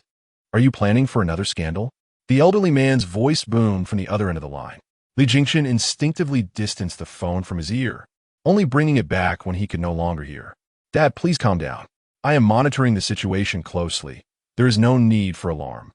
I'm currently with a European client and will update you once I return, he said, shaking his head in resignation. The Li family's public relations team issued a statement regarding the rampant rumors surrounding their young lady. As seen in the video, Yuanbao experienced a minor mishap during the recording. The Li family has no intention of pursuing the matter further. However, we reserve the right to pursue legal action against the Li Nan family. The footage was sourced from hospital surveillance, documenting the entire timeline from Nanbao's hospitalization to the video's virality, exposing the true nature of Nanbao's family to the online audience. I told you so. Now that the truth has come to light, it seems his family was attempting to exploit our Yuanbao for profit, only to find themselves ensnared. I knew there was something off about Nanbao. What kind of parents treat their daughter like that? I can't believe the situation online. Nanbao's videos depict a loving family atmosphere, yet her parents behave in such a manner. It's utterly shocking, and I will never trust online portrayals again. Nanbao's father quickly saw the Li family's clarification statement and could hardly believe that they had obtained hospital surveillance footage. What now? We're completely finished, he exclaimed, handing his phone to Nanbao's mother. Nanbao stood to the side, cautiously observing her parents' worried expressions, hesitant to approach. How could this be? How is there surveillance in the hospital? How did they acquire it? Isn't access to that footage restricted to law enforcement? This isn't the time for such questions. We need to focus on how to proceed. There's no escaping the 8 million we owe, and we certainly don't have that kind of money, Nanbao's father lamented, raking his hands through his hair in frustration. You're the sole breadwinner now, and we used to rely on her to earn a little online. What are we going to do? Nanbao's mother added, growing increasingly anxious. Chapter 93. Jealousy. Nanbao's father incessantly refreshed his phone screen, and with each refresh, Nanbao's follower count plummeted. The decline was alarmingly swift, rendering him utterly helpless. You must think of a solution. We cannot bear the burden of debt while welcoming our child into this world, Nanbao's mother exclaimed with fervor. Nanbao's father, in a state of utter confusion, was at a loss for what to do. Initially, they were merely employees at a small company, earning a modest income. It was only after Nanbao's videos unexpectedly gained popularity that Nanbao's mother resigned to dedicate herself fully to this venture. After finally securing an opportunity to appear on a variety show, they found themselves facing not only the absence of financial gain, but also the prospect of substantial compensation. How could a family like theirs possibly afford such a sum? Should we consult a lawyer? How could they demand so much? This must be intentional, she suggested. Just then, a series of urgent phone rings escalated the tension in the atmosphere. Nanbao's father jumped in surprise, causing his phone to slip from his grasp and tumble to the ground. Who is it? He asked, eyeing the unfamiliar number flashing on the screen with a mix of anxiety and suspicion. Hello.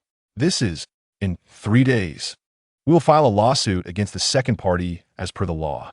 Nan Bao's mother, observing the beads of sweat forming on his forehead, immediately deduced the identity of the caller. It was undoubtedly from the Yuanbao camp. Before Nan Bao's father could respond, the call was abruptly terminated. His gaze became vacant, and the phone slipped from his fingers as he sank weakly onto the edge of the bed. Nan Bao, cowering in the corner, held her breath, fearful of making even the slightest sound. 2 days later, in the garden of the Li family, Yuanbao donned a splendid pink princess dress, adorned with a sparkling crown atop her head. In her left arm, she cradled Zhuozhuo, while her right arm was occupied with holding Yu. Trailing behind her were the 2 little bodyguards, Li Yiyang and Li Yishui. Although Li Yishui had initially been reluctant to celebrate Yuanbao's birthday, she had received a princess dress identical to Yuanbao's from her father the previous day. Li Yiyang, casting a glance at the dresses, remarked, "You can no longer claim favoritism in our family. Your dress is the same as Yuanbao's, and yours is even larger, adorned with more diamonds." Meanwhile, Li Yiyang was left empty-handed. At that moment, the garden was bustling with guests, all drawn by the news of the Li family's young lady's birthday celebration. All eyes were fixed on the 3 little ones illuminated by the lights, a sight to behold. The girl was beautiful, and the boys were handsome. Yet, Li Yishui gazed at Yuanbao in her princess dress, holding 2 rabbits, and found it unbearable to witness. She stepped in front of Yuanbao and said, "You should put down those shabby rabbits. Look at you, dressed like a princess." Unable to hold back, she intervened. Yuanbao glanced at Zhuozhuo and Yu perplexed. "Why, sister?" Just as Li Yishui was about to elaborate, Li Yiyang interrupted, "I also think Yuanbao should stop holding the rabbits. You will be cutting the cake soon, and it will be inconvenient." Li Yiyang understood that despite Li Yishui's good intentions, her words would likely come off as harsh. "We are not just ordinary rabbits. Who would be interested in your shabby cake?" Zhuozhuo glared at Li Yishui, retorting, "Who are you calling shabby?" "Zhuozhuo, you shouldn't speak like that," Yuanbao gently admonished, tightening her grip around Zhuozhuo. "All right, I will heed my brother and sister's advice." Zhuozhuo was taken aback by Yuanbao's swift acquiescence, feeling betrayed. In a garden filled with guests, she seemed to disregard the safety of the 2 rabbits. Yuanbao settled at a small table, preparing to cut the cake. "Why aren't you cutting it?" Li Zhuozhuo get puzzled. Yuanbao replied that she was waiting for In Shigugu and Xiao, having informed them of her birthday the night before, yet they had yet to arrive. "You have other brothers? You have other sisters?" Li Yiyang and Li Yishui stood up simultaneously, their eyes wide with disbelief, a rare moment of unity between them. "Ah, because they are older than Yuanbao," she explained, perplexed by their reaction. "Your only siblings are us. Do not refer to others as brothers or sisters," Li Yishui said sternly. Yuanbao became even more confused, questioning what she should call them, if not brothers and sisters. "Can I not call them uncle and aunt?" "Well, what should Yuanbao call them?" "Call them whatever you like, but brother and sister are off limits." Who would have imagined that the Li family's twin siblings would become envious and upset over Yuanbao referring to others as siblings? Just as Yuanbao contemplated delving deeper into this conundrum, Ren, Shi, and Song Xiaowan arrived, accompanied by their parents. "En Shi, Xiao Nuran Yi. You have come." Yuanbao paused, recalling her siblings' earlier reactions. Yet unsure of what to call them, she decided to stick with her initial titles. "Yuanbao, we brought you a gift." "Ren," she said, cheerfully displaying a small box. Li Yiyang and Li Yishui shot them daggers with their eyes. Li Yiyang, observing Ren, she holding the gift, scoffed disdainfully. "All right, can we cut the cake now?" Li Yishui urged, pulling Yuanbao towards the cake. Yuanbao took the knife, and the sweet aroma of the cake made the children's mouths water. Unable to resist, she swallowed hard. The first slice she cut was offered to Li Yiyang. "Here you go, brother." Just as Li Yiyang raised his hand to accept, Yuanbao changed her mind and handed it to Li Yishui instead. "Brother, wait a moment. Dad says ladies first." Li Yiyang turned away in exasperation, muttering, "I want to eat it." He had been elated at the prospect of receiving the first piece, only to have his joy snatched away in an instant. Yuanbao, unfa, turned back to continue cutting the cake, offering the second slice to Song Xiaowan. Finally, the third slice came around to Li Yong. I won't eat. Noticing his displeasure, Yuanbao leaned closer and smiled. Brother, are you feeling jealous? The term jealous was one Yuanbao had just learned, and she was delighted to apply it so soon. Who is jealous? I simply don't want to eat anymore. Well, if you don't want it, then you can give it to me, Yuanbao. In, she stepped forward, but before Yuanbao could respond, Li Yong snatched the cake from her hands, practically wresting it away. Now I want to eat, he declared, shoving the cake into his mouth while looking at Ren and Shi. Chapter 94. Curves. Yuanbao couldn't help but laugh at her brother's antics. It was the first time she had seen him act this way. Previously, he had resembled an overbearing uncle, but she much preferred this version of him. Li Jincheng strolled toward Yuanbao with Song Yuyan, observing the circle of children joyfully sharing cake, unbothered by any interruptions. Look at our Yong. He can still see me while you little gluttons have fallen into the cake. Li Jincheng chuckled. Beautiful sister, you've arrived. Come eat some cake. Yuanbao, spotting Song Yuyan, eagerly extended the cake in her hand toward her. The little one's face was smeared with cream, resembling a little kitten. Sister can just watch Yuanbao eat. Can you guess what birthday gift I prepared for you? What is it? Yuanbao asked, unable to guess. Song Yuyan mysteriously produced a small box from behind her and slowly opened it in front of Yuanbao. Wow, it's a little horse, Yuanbao exclaimed in delight. It was a decorative piece resembling a music box, embellished with a carousel. Knowing that Yuanbao likely possessed many valuable items, Song Yuyan chose to gift her a charming little trinket instead. She gently pressed on the horse's ear. Wishing you a happy birthday. Wishing you a happy birthday. The carousel began to sing, and Song Yuyan softly joined in, her voice gentle and melodious. Yuanbao happily took over the carousel and began to sing along. Li Jincheng, resembling a doting father, stood behind, watching this heartwarming scene. If Xiao were present, she would surely be delighted to see such a joyful Yuanbao. Not far away, Gu Qingchuan casually tucked his phone into his pants pocket. A couple of days ago, Nanbao's video had stirred up quite a sensation online, and he and Li Jingchun had simultaneously shared surveillance footage from the hospital. In recent days, the Nanbao family had been rather quiet, while Li kept a close watch on the situation there. Today, the Li family was celebrating Yuanbao's birthday, an event not only known to the prominent families allied with the Li family, but also to nearly all fans online. Thus, amidst the bustling exchanges, he remained on high alert. Li Jincheng and Song Yuyan took Yuanbao for a stroll in the garden. Yuanbao realized she had not seen her fourth uncle. Where could he be? Little uncle, where's fourth uncle? She asked, looking around. She had consulted about fourth uncle that day, and her aunt was returning today. Where had fourth uncle gone? Indeed, why haven't we seen fourth brother today? Yuanbao's question reminded Li Jincheng of fourth brother's absence. Fourth brother was not exactly a busy man. Meanwhile, Li Mingqi stealthily slipped out of the Li residence. He dismissed any concerns, thinking he could face a scolding from the old man if necessary. After hearing Yuanbao's forecast, he had been feeling uneasy and, for reasons unknown, had decided to escape today. Currently, he chose to believe in Yuanbao's words, opting for discretion. At the bar, Li Mingqi seemed to have found his safe haven, settling into a corner and ordering his favorite drink. However, his phone began to vibrate urgently in his pocket. Li Jincheng, he muttered, puzzled about why he was receiving a call at this moment, wondering if they had discovered his absence. Hello, fourth uncle, where are you? Anne will be arriving soon. How can you run into her if you're not home? Yuanbao's anxious voice came through. Yuanbao, fourth uncle has a bit of an urgent matter to attend to. You enjoy your birthday, and I'll return with a gift for you, all right? Yuanbao was not seeking a gift, but rather concerned about her aunt's situation. Fourth uncle, you're making me worry, she exclaimed, though she couldn't deny that a gift would be delightful. Little rascal, fourth uncle will be back soon. Li Mingqi held his drink in one hand and the phone in the other, responding nonchalantly. He assured Yuanbao he would return shortly, whether in 5 minutes or 5 hours. He decided to wait until the birthday celebration concluded before heading back.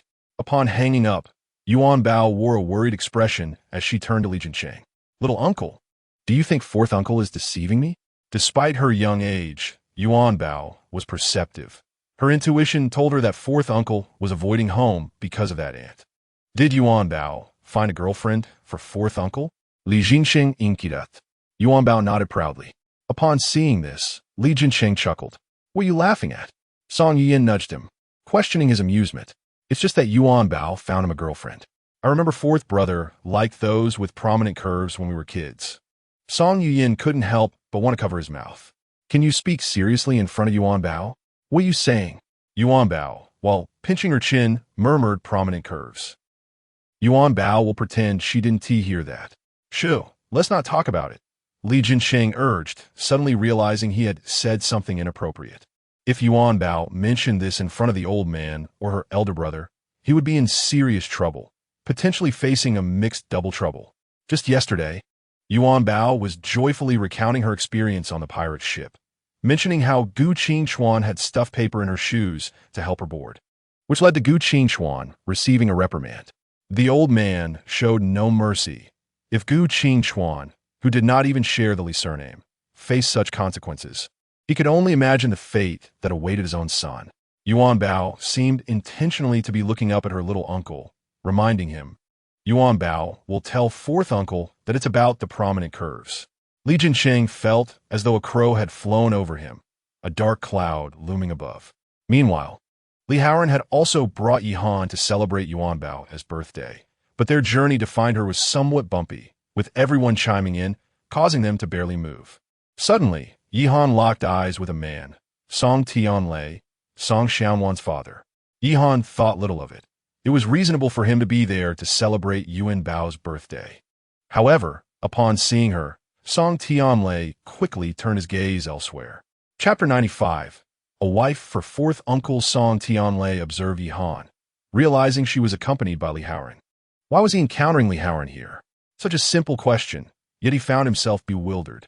He wondered if Li Haoran still remembered the past, and how he would react upon seeing him. No, such an encounter must not occur. He could not allow Xianwan to know about this. With that, Song Tianlei swiftly turned and walked towards Song Xianwan. What is wrong, Dad? What is happening? Song Xianwan, happily indulging in cake and playing with friends, stumbled slightly as her father pulled her along. Dad has something urgent. We need to go home. Song Tianlei fabricated a reason. However, Song Xianwan wanted to say something, but seeing her father's anxious demeanor, she held back. Just as Yuanbao turned around, she spotted Song Xianwan being hurried away by her father. Sister Xianwan, Uncle Song, are you leaving? Yuanbao called out. Yes, Uncle has something urgent. So we're taking Sister Xianwan home, Song Tianlei replied, his gaze evasive. This small gesture did not escape Gu Qingchuan's keen observation. Uncle has matters to attend to. Yuanbao's big uncle will take Sister Xianwan home, Yuanbao innocently remarked. No need, Song Tianlei retorted, continuing to pull Song Xianwan away. His mind was solely focused on leaving the area as quickly as possible. Yet, the world rarely bends to one's will. Li Haoran executed a graceful turn, spotting Yuanbao trying to keep her friends around, and curiously approached. Just then, he bumped into Song Tianlei. Song Tianlei instinctively lowered his head, avoiding eye contact, intent on leaving with Song Xianwan. Since the children are enjoying themselves, let them play. We will safely escort the little ones home, Li Haoran said with a smile. There's no need for that. I'll take her home, Song Tianlei insisted, still avoiding eye contact. Observing his odd behavior, Li Haoran couldn't help but glance at him a couple more times. Yihan, noticing, nudged his arm. Stop staring. You'll make him drop his head to the ground. Her tone carried a hint of mockery. Hearing this, Song Xianwan instantly grew displeased, glaring at Yihan. You don't need to speak about my dad that way. Yihan raised an eyebrow. Without waiting for her to speak, Song Tianlei swiftly pulled Song Xianwan away, his pace even more hurried than before. Adult matters do not concern you. Children should remain silent. However, Song Xianwan was indignant. How could that woman speak about her father so disparagingly when they were strangers? Even if they were acquainted, such disrespect was unwarranted. Li Haoran observed their retreating figures, finding the man unsavory and vaguely familiar. Why did you speak so sarcastically? Even the girl couldn't bear to watch. Li Haoran, lost in thought, turned to Yihan and inquired. Yihan, astonished, gazed at him. Surely, you did not mean to say you failed to recognize that person? She could scarcely believe Li Haoran's lack of awareness. Was he merely blind? With her words, Li Haoran appeared bewildered. Was this person of great significance? I should remember. It was Song Tianlei, as we discussed during the live broadcast. Yi Han retorted, her teeth clenched. She was truly exasperated by Li Haoran's poor memory, fearing he might one day forget even her face. She now questioned what occupied his mind daily. Suddenly, Liu Ran recollet, glancing towards their departure direction, shaking his head in resignation. Were they leaving in haste, fearful that past events might resurface? Who would concern themselves with such matters? Dwelling on bygone events holds no value. Yuanbao, watching Aunt Han, curiously inquired, does Aunt Han dislike Uncle Song? Not at all. Isn't Aunt Han always like this? Though she said so, upon seeing Song Tianlei, she felt an urge to confront him. After all, he had caused Li Haoran to be scorned by fans in the past. It was his actions that warranted such disdain, and had he not fled quickly, she would have had the chance to confront him directly. Outside the Li residence, Song Xiaowan noticed her father's pace slow, puzzled by the sudden change. Just moments ago, he had seemed so anxious. Wan, we must maintain our distance from Yuanbao in the future. We are not of the same ilk, Song Tianlei said earnestly. Why, father? Is it simply because Yuanbao's family is wealthy while ours is ordinary? This was part of the reason, yet Song Tianlei hesitated. Although this aspect weighed heavily, he could accept it. More importantly, he wished to keep those old memories buried, especially from his daughter. He could not let her know the truth about his past. In any case, we should keep a reasonable distance from Yuanbao, understood? Song Xiaowan hesitated, but eventually nodded. Despite her fondness for Yuanbao and her family, she resolved to heed her father's wishes to avoid displeasing him. A black SUV sped past them, halting at the entrance of the Li residence. A woman clad in black athletic wear exited the vehicle. After a brief conversation with the security guard, she hurried towards the garden. In the garden, Yuanbao, fatigued from play, returned to Gu Qingchuan's embrace. A woman approached them, causing Gu Qingchuan's eyes to narrow upon seeing her. Yuanbao's face lit up with joy upon recognizing the woman, instantly revitalized. Daddy, that lady is the wife Yuanbao found for fourth uncle. Yuanbao exclaimed, pointing excitedly. Let's go find her. Gu Qingchuan regardait que Zizi, internalise coffin. Could fourth uncle truly win her over? Describing her as a tigress might be an exaggeration, yet it wasn't far from the truth. His security firm, with all its capable personnel, had failed to secure her. How could fourth uncle, a mere computer scientist, succeed? Gu Qingchuan struggled to envision the scene of fourth uncle standing beside Chu Zizi. The disparity in their energies was palpable. Chapter 96, I Must Find the Child. Gu Qingchuan's thoughts were not born from prejudice against Li Mingqi, nor did he look down upon him. It was simply that their energies seemed mismatched. The notion of opposites attracting did not apply here. Nevertheless, it seemed they had veered off topic. Chu Zizi's arrival must indicate something significant. Dismissing irrelevant thoughts, Gu Qingchuan strode towards her. What happened? Wow, Annie, you look even more beautiful up close. No wonder fourth uncle likes you. Yuanbao clapped her hands in delight. Chu Zizi glanced at Gu Qingchuan, who nodded slightly. You are quite adorable as well, she replied coldly. A hint of awkwardness tugged at her lips, as if she wished to smile, yet it seemed out of character. After speaking, she turned to Gu Qingchuan and nodded. Boss, there's been a development. Boss, Yuanbao asked curiously. Does Annie call Daddy boss? Gu Qingchuan gave a gentle, indulgent glance at the little one in his arms. Yuanbao, why don't you go play with your little uncle? Daddy has to step out for a moment. Though Yuanbao initially intended to protest, her obedient nature prevailed. Selling my daughter? Gu Qingchuan could hardly believe his ears. Regarding Chu Zizi with suspicion, she nodded, equally incredulous, yet the truth was undeniable. Indeed, he intended to sell Li Nan. With reports of a wealthy buyer who had dedicated his life to charity but was unable to bear children. He had seen Li Nan's video online and was quite taken with her, even offering a generous price. Chu Zizi, infuriated by the situation while tailing Ji Li, pondered what sort of parents could commit such an act. Gu Qingchuan scoffed. Evidently, Such parents were not a rarity in this world, akin to his own father. Reflecting on it now, had it not been for him, he might not have found the happiness he possessed today. His hands rested on his thighs, slightly bent. Does anyone else know about this? He inquired coldly. No, I believe not, Chu Zizi replied, and Gu Qingchuan nodded slightly. Although it would be cruel for Nanbao, if this situation materialized, it would not bode well for Yuanbao and the Li family. If it truly came to pass, it would ignite the outrage of netizens, painting the Li family as the villains in this scenario. Such a thing must not occur. Anything that could harm Yuanbao was utterly unacceptable. Has the buyer been informed? Chu Zizi handed him her phone, revealing Li Jigua, chairman of Jigua Construction, 41 years old, who had also attended the young lady's birthday party. Since he was already at the Li residence, why not settle this matter directly? Gu Qingchuan exited the vehicle, contemplating that perhaps Li Jingchen's involvement would yield better results than his own. As the car door closed, he recalled Yuanbao's earlier words, swiftly reopening the door. You should join us. Yuanbao likes you. Chu Zizi was taken aback. The seemingly cold and stoic boss was, in fact, a doting father. Thinking back to the scene she had just witnessed, it was indeed worth bragging about. However, given that Yuanbao favored her, what good would it do for her to join? She had no fondness for children. Her first instinct upon seeing one was to flee. Wasn't this just exploiting employees? Reluctantly, Gu Zizi followed Gu Qingchuan, unsure yet too intimidated to refuse. In the garden, Gu Qingchuan searched for Li Jingchen's figure, while Chu Zizi cautiously found a corner to quietly wait until the banquet concluded. Gu Qingchuan noticed Li Jingchen engaged in conversation with someone and refrained from interrupting, casually picking up a drink. Upon turning, Li Jingchen caught sight of his gaze. Is there something you need?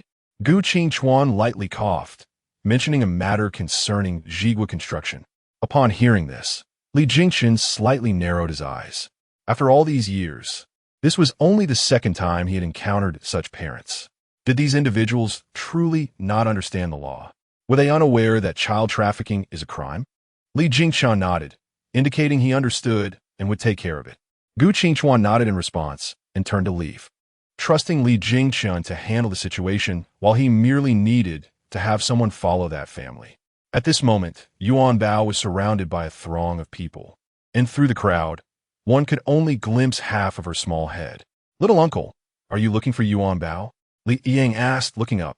Gu Qingchuan, taken aback by being addressed as little uncle, awkwardly nodded. Yuanbao is giving them fortune-telling, helping everyone find husbands and wives, Li Yang added with a gesture of resignation. His sister was indeed a peculiar child. Her interests were rather unconventional, and he couldn't fathom how these adults could genuinely believe in her abilities. He suspected they were merely trying to curry favor with Yuanbao. Observing Li Yang's demeanor, Gu Qingchuan noted a resemblance to Li Jingchen. It seemed that one learns from those around them. I don't want a husband. I already have one. What I want is a child. So could you also predict for Annie? Yuanbao declared. After waiting for a long time, it was finally her turn, but when Yuanbao suggested finding a husband for the woman, she promptly refused. Yuanbao looked at the auntie with a troubled expression, stating that she seemed unable to find a child, only husbands and wives. You should give it a try. What difference does it make? If you can find a husband, you can surely find a child, the woman insisted, her demeanor becoming increasingly frantic, as if Yuanbao's words struck a nerve. She frantically grasped Yuanbao's hand. Gu Qingchuan, noticing the commotion, pushed through the crowd. Excuse me. Please step aside. Yuanbao, feeling frightened, struggled to free herself from the woman's grip. Spotting her father, she called out for help. Gu Qingchuan firmly grasped the woman's wrist, applying slight pressure. Madam, I believe you're mistaken. Yuanbao is still a child and simply enjoys playing. His expression remained impassive, his gaze sharp as a blade. The woman, feeling the pain, regained some composure and apologized, explaining that she had been hopeful after hearing Yuanbao's predictions for others. Even if Yuanbao is just speaking nonsense, I still want to believe. I'm just so happy, she said, looking somewhat pitiful. Gu Qingchuan gently lifted Yuanbao and seated her on a rattan chair, tenderly enveloping her small hand within his own. Since you feel this way, I certainly cannot allow Yuanbao to predict for you any longer. Such obsessions are too profound. seeking solace in all the wrong places. Yuanbao observed the auntie's pitiful demeanor and leaned in to whisper to her father, Daddy. The auntie keeps saying she wants to find a child.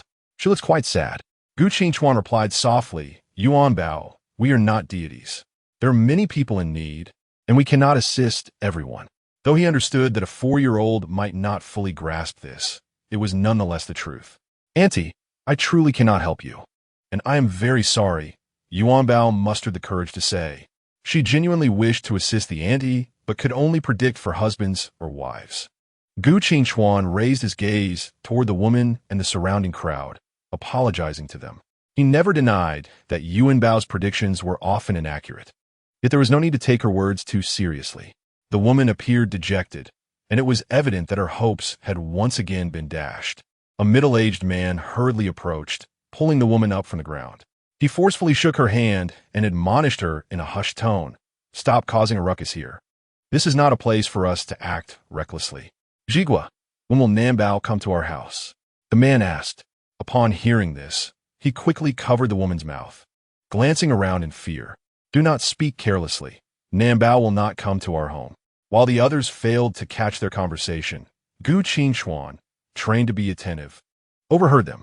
If he was not mistaken, this man was likely Li Jigua. Based on his previous comments, it seemed that Li Jingchun had already approached him. The woman was led away by Li Jigua, glancing back at Yuanbao as she left, pleading, Yuanbao, if you can predict anything, please help me. Her voice was heart-wrenching. The surrounding crowd regarded her with a hint of disdain, yet none spoke out, for those who entered the Li family garden were not merely common folk. Yuanbao watched as they distanced themselves, then turned to her father with bright, sparkling eyes, asking, Daddy, where did that Annie go? Gu Qingchuan realized she was referring to Chu Zizi. Scanning the area, he noted her absence. Where had that rebellious child hidden herself? Daddy, you didn't let the Annie leave, did you? Yuanbao questioned, her gaze scrutinizing him. No, Daddy invited the Annie to find Yuanbao. Then where did the Annie go? Yuanbao peered around, her curiosity piqued. Gu Qingchuan, with a gentle grip, lifted Yuanbao, holding her securely under her arms and placing her on the back of his neck, supporting her head. Wow, Daddy is so strong. So high. Daddy, I can see so far.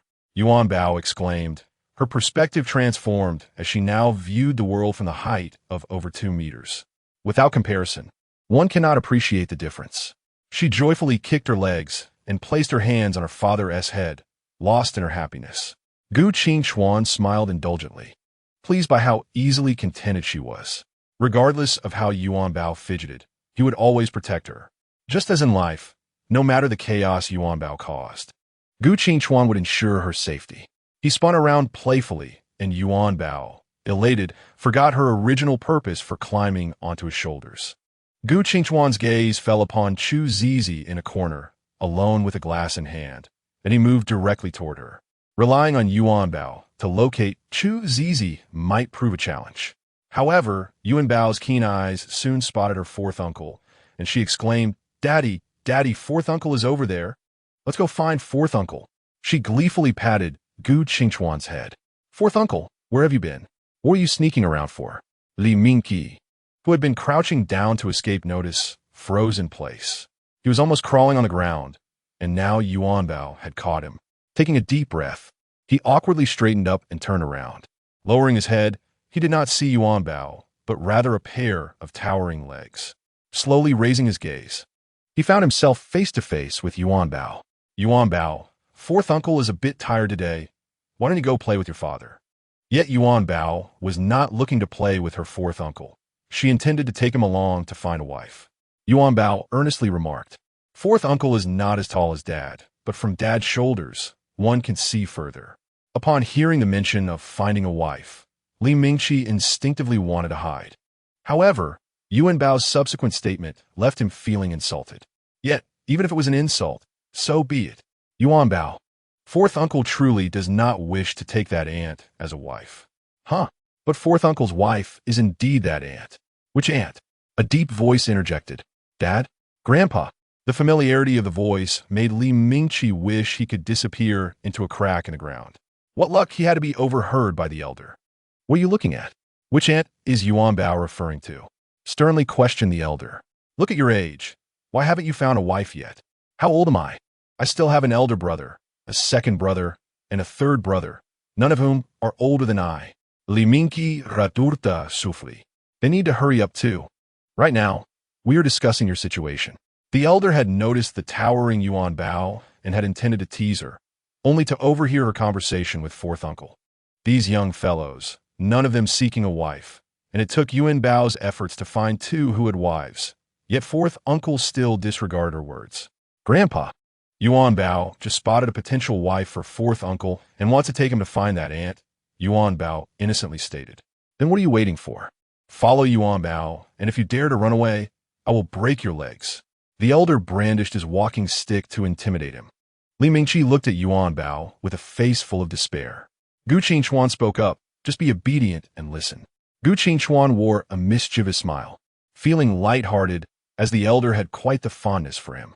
Not to mention, a few boxes of Qingji stinky tofu had won over the elder. However, it was likely that even a few boxes of Qingji stinky tofu would not sway Li Mingqi. Fourth uncle, Yuanbao seems a bit afraid of heights, and her eyesight isn't very good, so you need to pay close attention. Chapter 98, Waiting for a Rabbit to Appear. Yuanbao's silence was a blessing. Once she spoke, Li Mingqi nearly spat out a mouthful of blood. This little rascal was quite mischievous. How could she dare to say her eyesight was poor when she had just seen him so clearly? Li Mingqi remained silent. Gu Qingchuan slightly turned his head to glance at Li Mingqi, standing at about 180 centimeters, somewhat slender, lacking muscular definition, with an average physique and decent looks. He feared that Chu Zizi might knock this man down with a single punch. Li Mingqi had no desire to seek out that peculiar woman, while Gu Qingchuan was merely there to enjoy the spectacle. Only Yuanbao was diligently searching. Soon, Yuanbao spotted Chu Zizi drinking in a corner. The aunt is over there. Chu Zizi, with her keen hearing, quickly turned around upon hearing Yuanbao's voice and widened her eyes at the sight of the man beside the eldest. What are you doing here? She pointed at Li Mingqi and asked, Apologies, iam Li Mingqi, taking a deep breath to regain his composure. He smiled and adopted his usual charming demeanor. Chu Zizi understood, as his simple introduction clarified both his identity and his presence.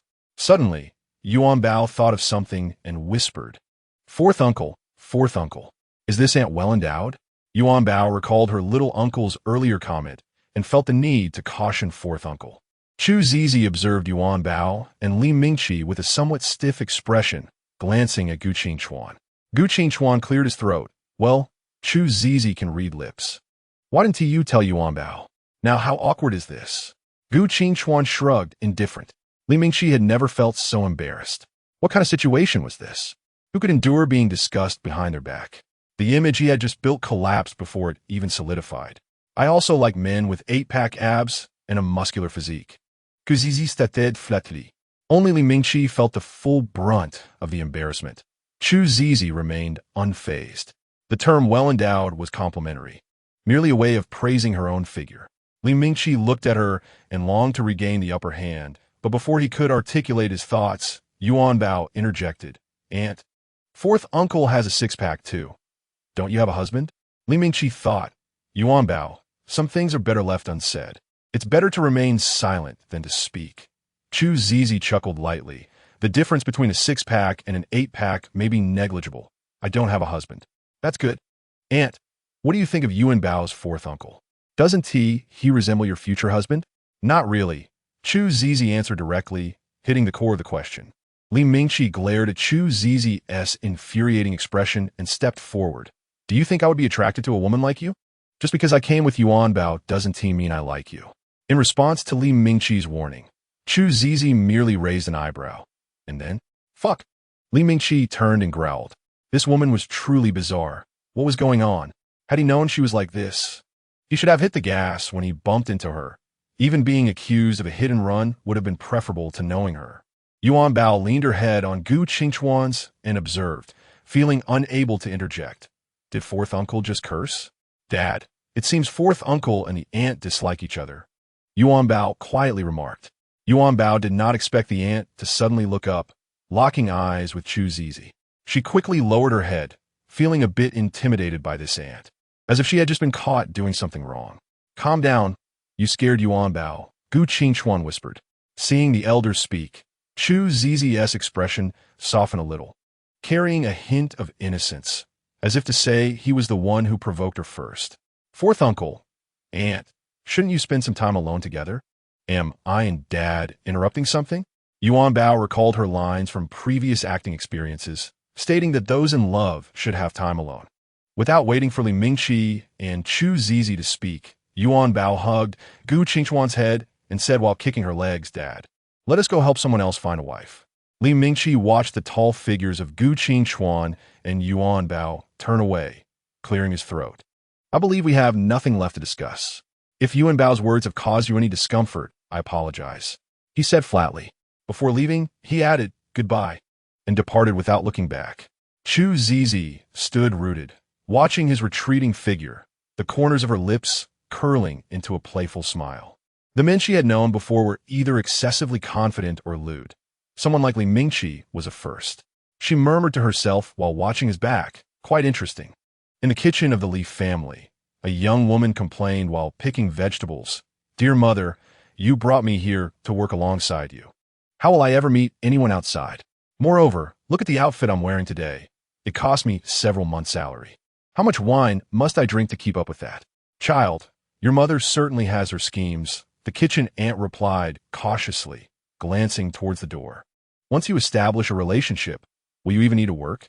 Today marks the birthday of Yuanbao, and the attendees of the banquet are all prominent figures, each one more illustrious than the last.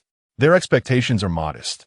Someone like Gu Qingchuan suffices, while others may seem unattainable. However, could it be that a bachelor like Gu Qingchuan, who is accompanied by a child, is also out of reach? Min, do not fret. That young man has a habit of preparing a midnight snack for the child shortly. We shall wait patiently here for the opportunity to present itself. The two whispered amongst themselves, completely oblivious to the small figure lurking behind the little refrigerator outside the kitchen, who had been crouching there for quite some time. Li Yixue found herself bored in the garden and decided to return to the villa. Upon entering, she unexpectedly caught sight of the kitchen staff sneaking in with someone. She had previously spent hours eavesdropping and was determined to uncover the truth this time, to avoid being mocked by Li Yang. However, what were these two discussing? What did waiting for a hare by the stump mean? Was it about people or actual rabbits? Li Yixue was perplexed. The hushed tones of their conversation were almost too quiet, as if they feared being overheard. Yet, it was unlikely they were referring to Yuanbao's rabbits.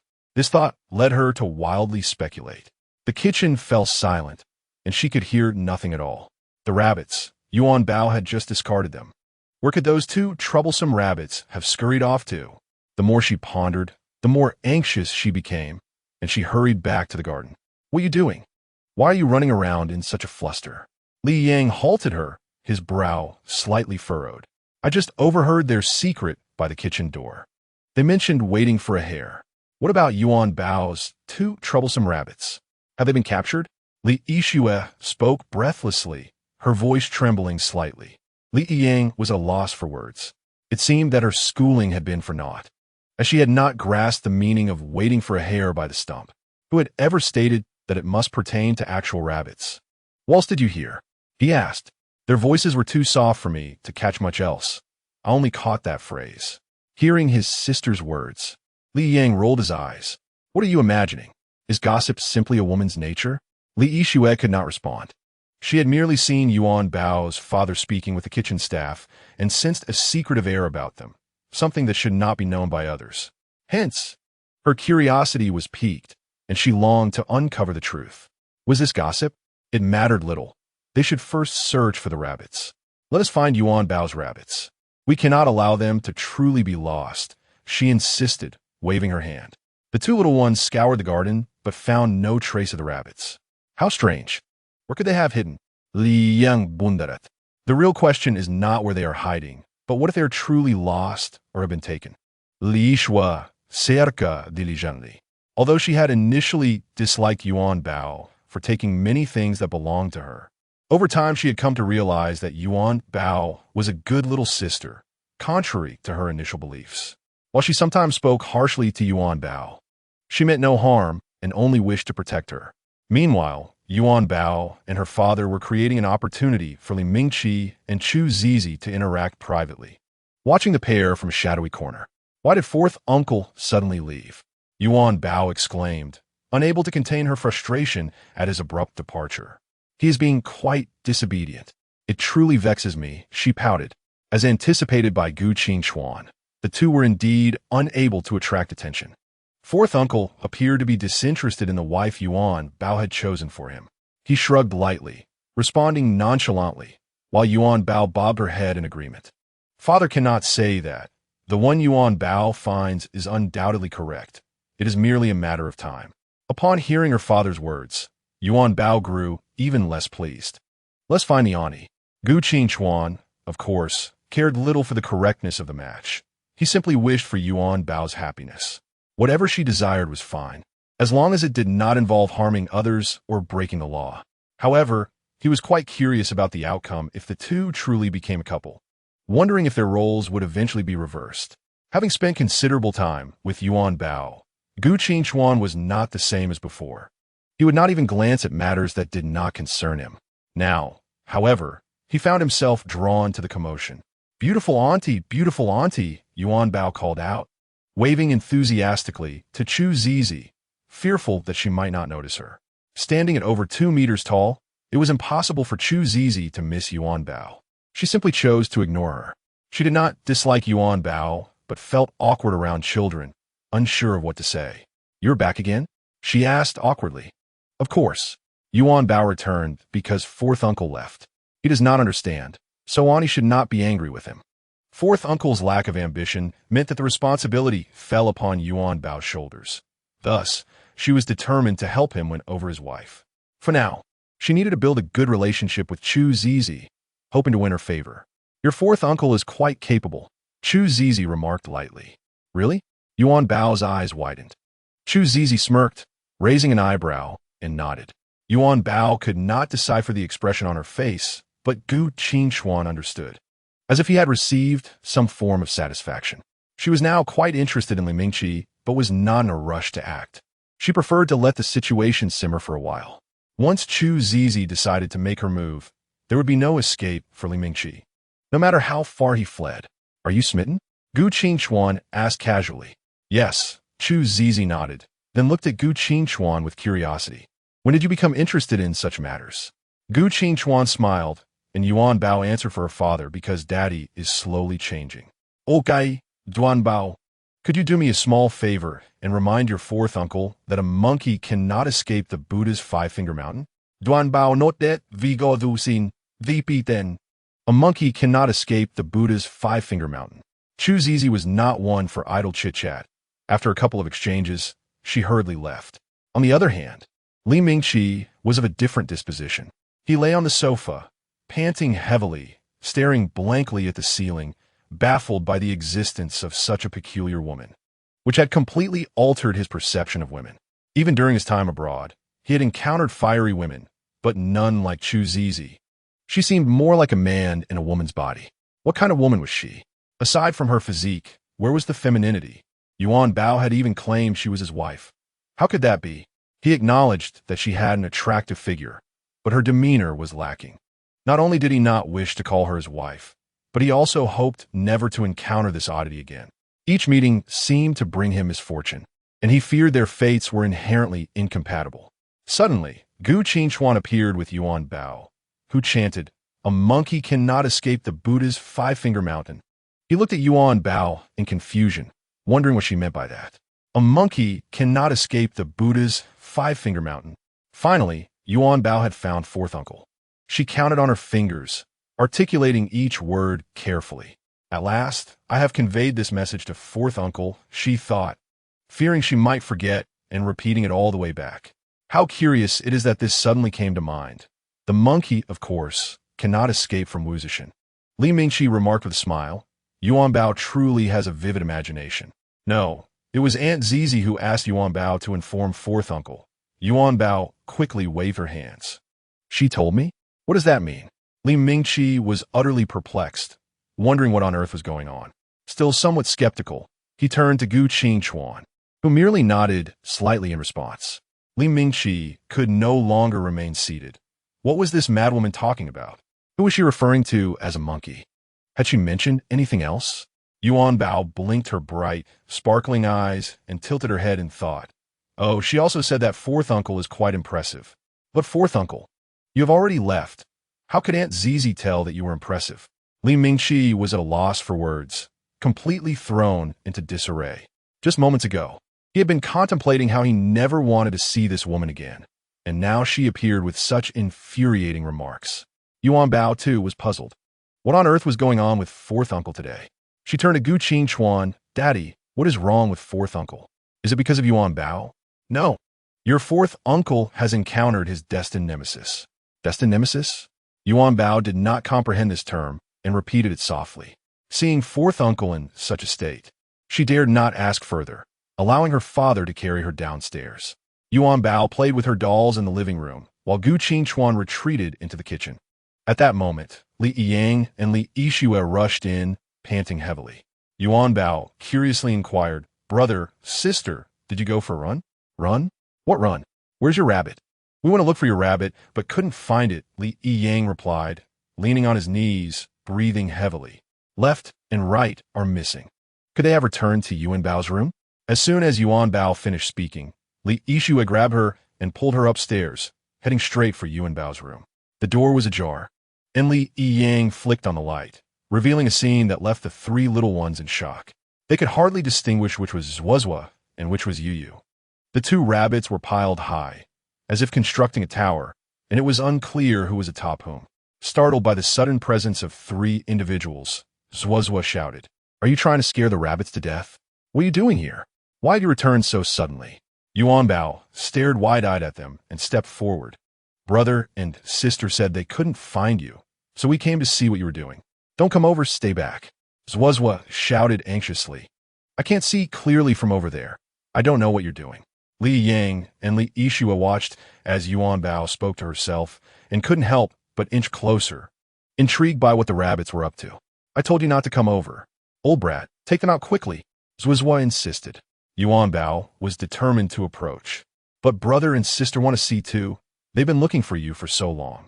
If you come over, I will really be angry. Hurry and get lost. Zhuozhua exclaimed in exasperation.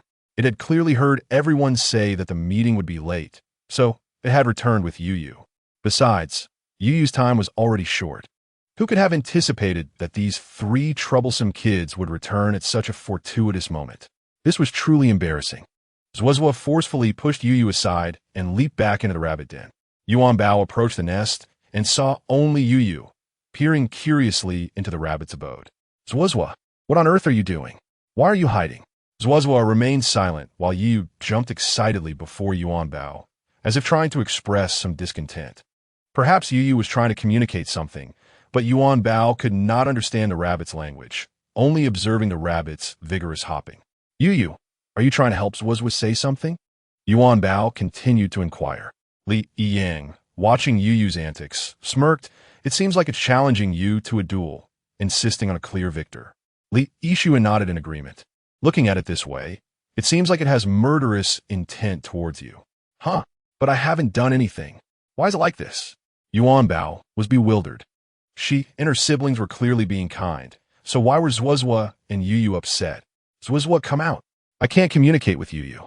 Maybe you can help me translate what Yuyu is saying. Hearing Yuanbao's plea, Zhuozhua felt an urge to leap out and give her a good beatdown, but it currently lacked the magical power to do so. Cursed be this rabbit den for having no door. It did not wish to hear that old brat's voice any longer. Yuyu, get back in here. She doesn't understand a thing. Don't talk to her. Zhuozhua whispered from the nest. Yuyu shot the three a glare before obediently returning to the den. Huh, Yuyu, you're so obedient. Yuanbao exclaimed in surprise. Li Yang and Li Yixue exchanged glances and laughed in unison, noting that Yuanbao's acting was quite impressive. No wonder she became a little actress, as her dialogue with the rabbits seemed remarkably authentic. Do you think they did something shameful? Li Yang nuja Li Yixue. Who knows? What could two silly rabbits possibly do? Yuanbao lay on the ground, watching the two rabbits in their den, persistently calling out, So you just wait? Next time I will definitely see clearly. If you don't tell me, I will find out for myself. Umph. Now you refuse to tell me anything. Do you really think I, Yuanbao, am without temper? Even if you tell me now, I don't want to hear it anymore. I must see for myself. With that thought, Yuanbao fell silent, took Li Yishue's hand, and headed for the door. Just as they reached the entrance, Yuanbao paused, placing her little hand to her lips. Sure, let's listen to what they're doing. The two complied with Yuanbao's request, dutifully leaning against the wall. The three little ones resembled agents of a mysterious organization, pressing their ears against the wall, silent and still. Yet they both forgot that even if the rabbits were speaking, they would not understand a word. Only Yuanbao could comprehend the rabbit's discourse. Why were they accompanying her? Do not ask. The answer is simply the spoiling of a younger sister. Chapter 101. I really want to give her a slap. The three little ones listened intently at the wall for quite a while, without uttering a single word or even hearing a sound. Li Yang straightened up. You too. Stop listening. You can't hear anything. However, this seemed to ignite the women's competitive spirit and curiosity. They were determined to uncover what Zhuozhua and Yu were doing and to learn the full story. Li Yang observed their retreating figures, feeling speechless. Was this how all girls were? Just moments ago, Li Yishue had insisted on claiming she had heard a secret, leading to the frantic search for the rabbits. And now this. Did they not have any memory at all? Li Yang took a deep breath, gathering his strength, and grabbed one of each to take downstairs. Hey, what are you doing? Brother, Yuanbao hasn't heard anything yet. Li Yang ignored them and continued his descent. Stop listening. It would be better to pretend to sleep at night and eavesdrop. That would be quicker. What did it matter how they listened? Just stop listening for now.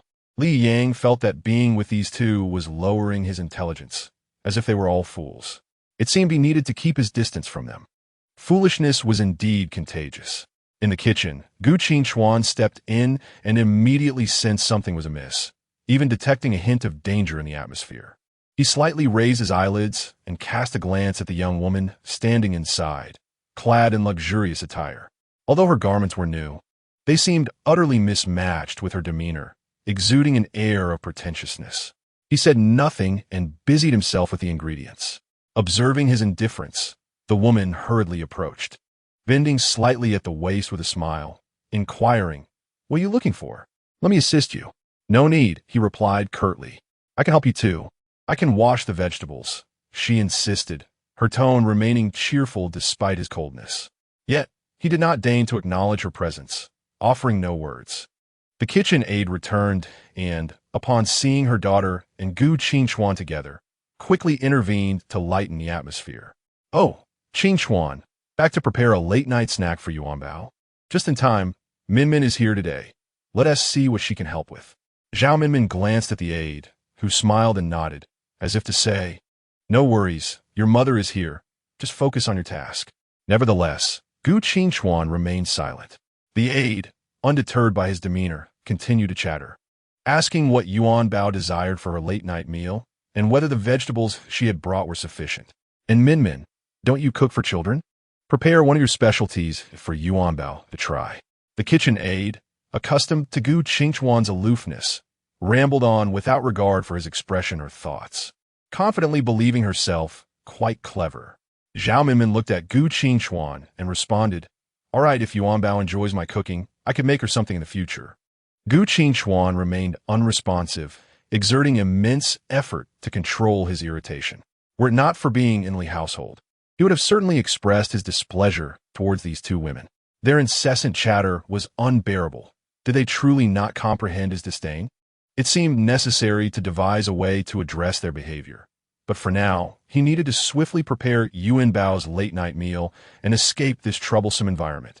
It was truly disheartening to witness such a lack of professionalism from the aide in the esteemed Li residence. "Qingchuan, what flavors does Yuanbao prefer? How about something sweet?" Zhao Minmin gently inquired, stepping closer to him. This time, he reacted, slowly turning to face her with a frigid gaze, his lips parting to utter, "Not necessary." Although he spoke, his response was brief, revealing his vexation towards her in those mere 3 words.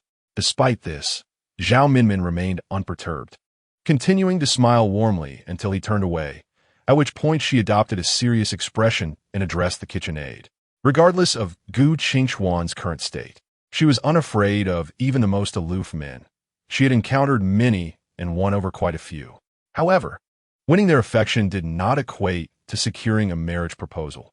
So a man like Gu Qingchuan was not someone she would easily let slip away. Since he would not divulge Yuanbao's preferences, she resolved to prepare a variety of dishes. Surely, there was no way a child as small as Yuanbao would not be tempted by something delicious. And when she found that Yuanbao favored her cooking, Gu Qingchuan would have no choice but to acknowledge her. If she could not win him over, she would at least win his daughter. In the kitchen, the sounds of clanging pots and pans filled the air, everyone tacitly aware of the unspoken understanding to remain silent.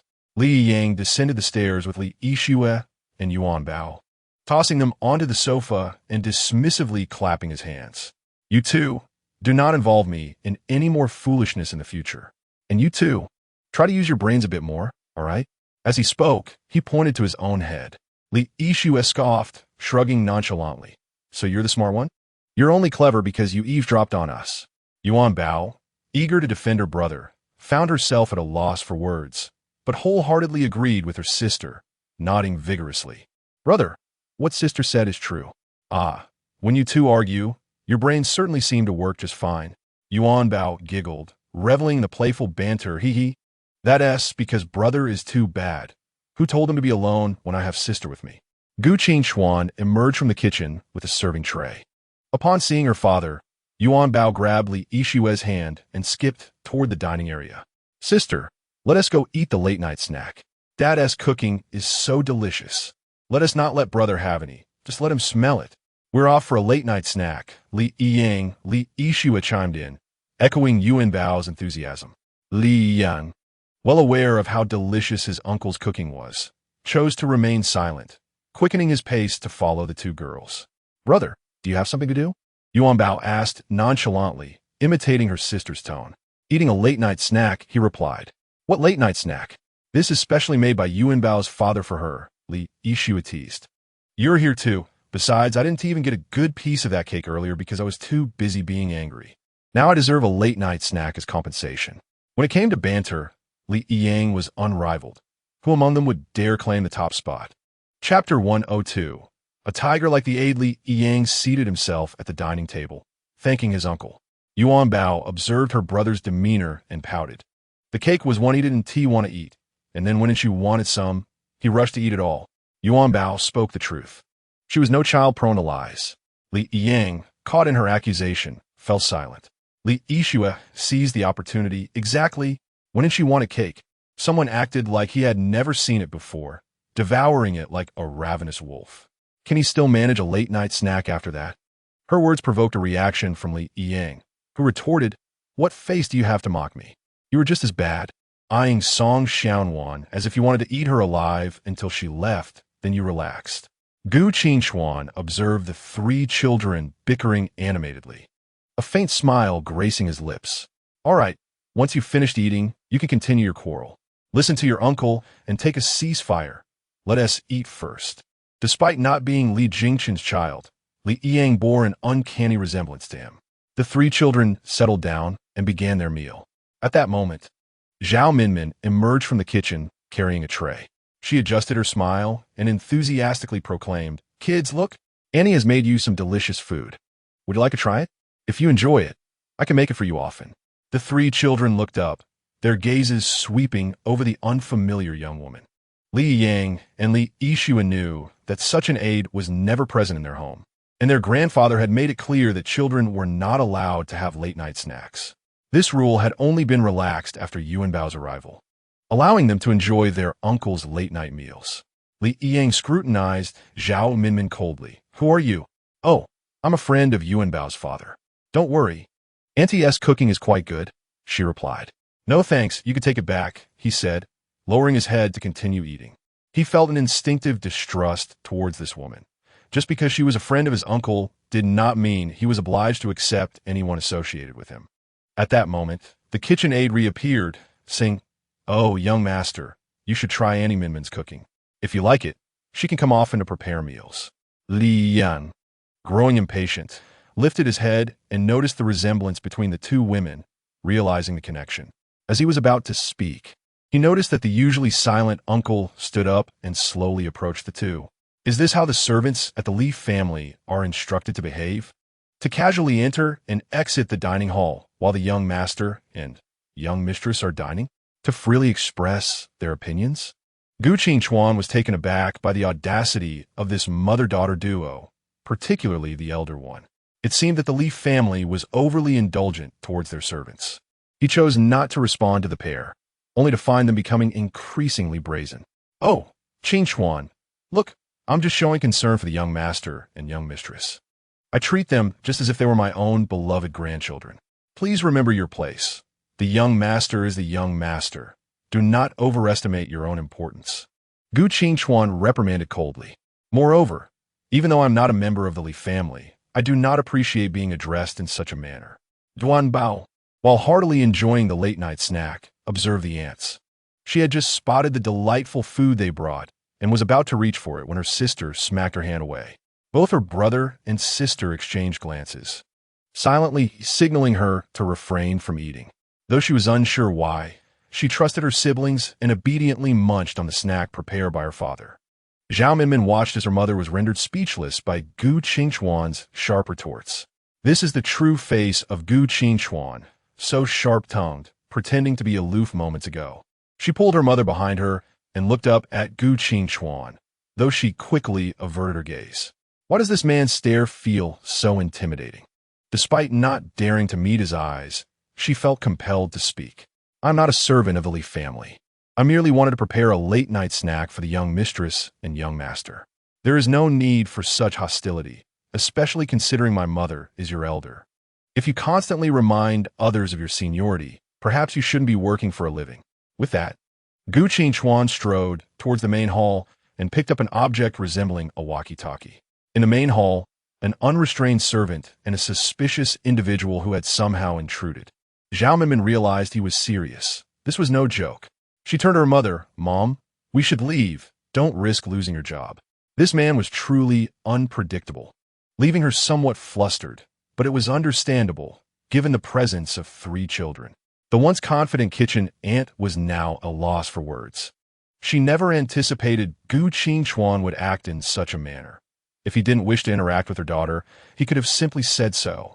It is important to note that the salary for working as an aunt in the Li family is quite considerable, and if she were to be expelled, she would never find work in this line again, forced instead to seek employment as a nanny in ordinary households. Gu Qingchuan observed the retreating figures of the pair and snorted coldly before returning to the dining hall.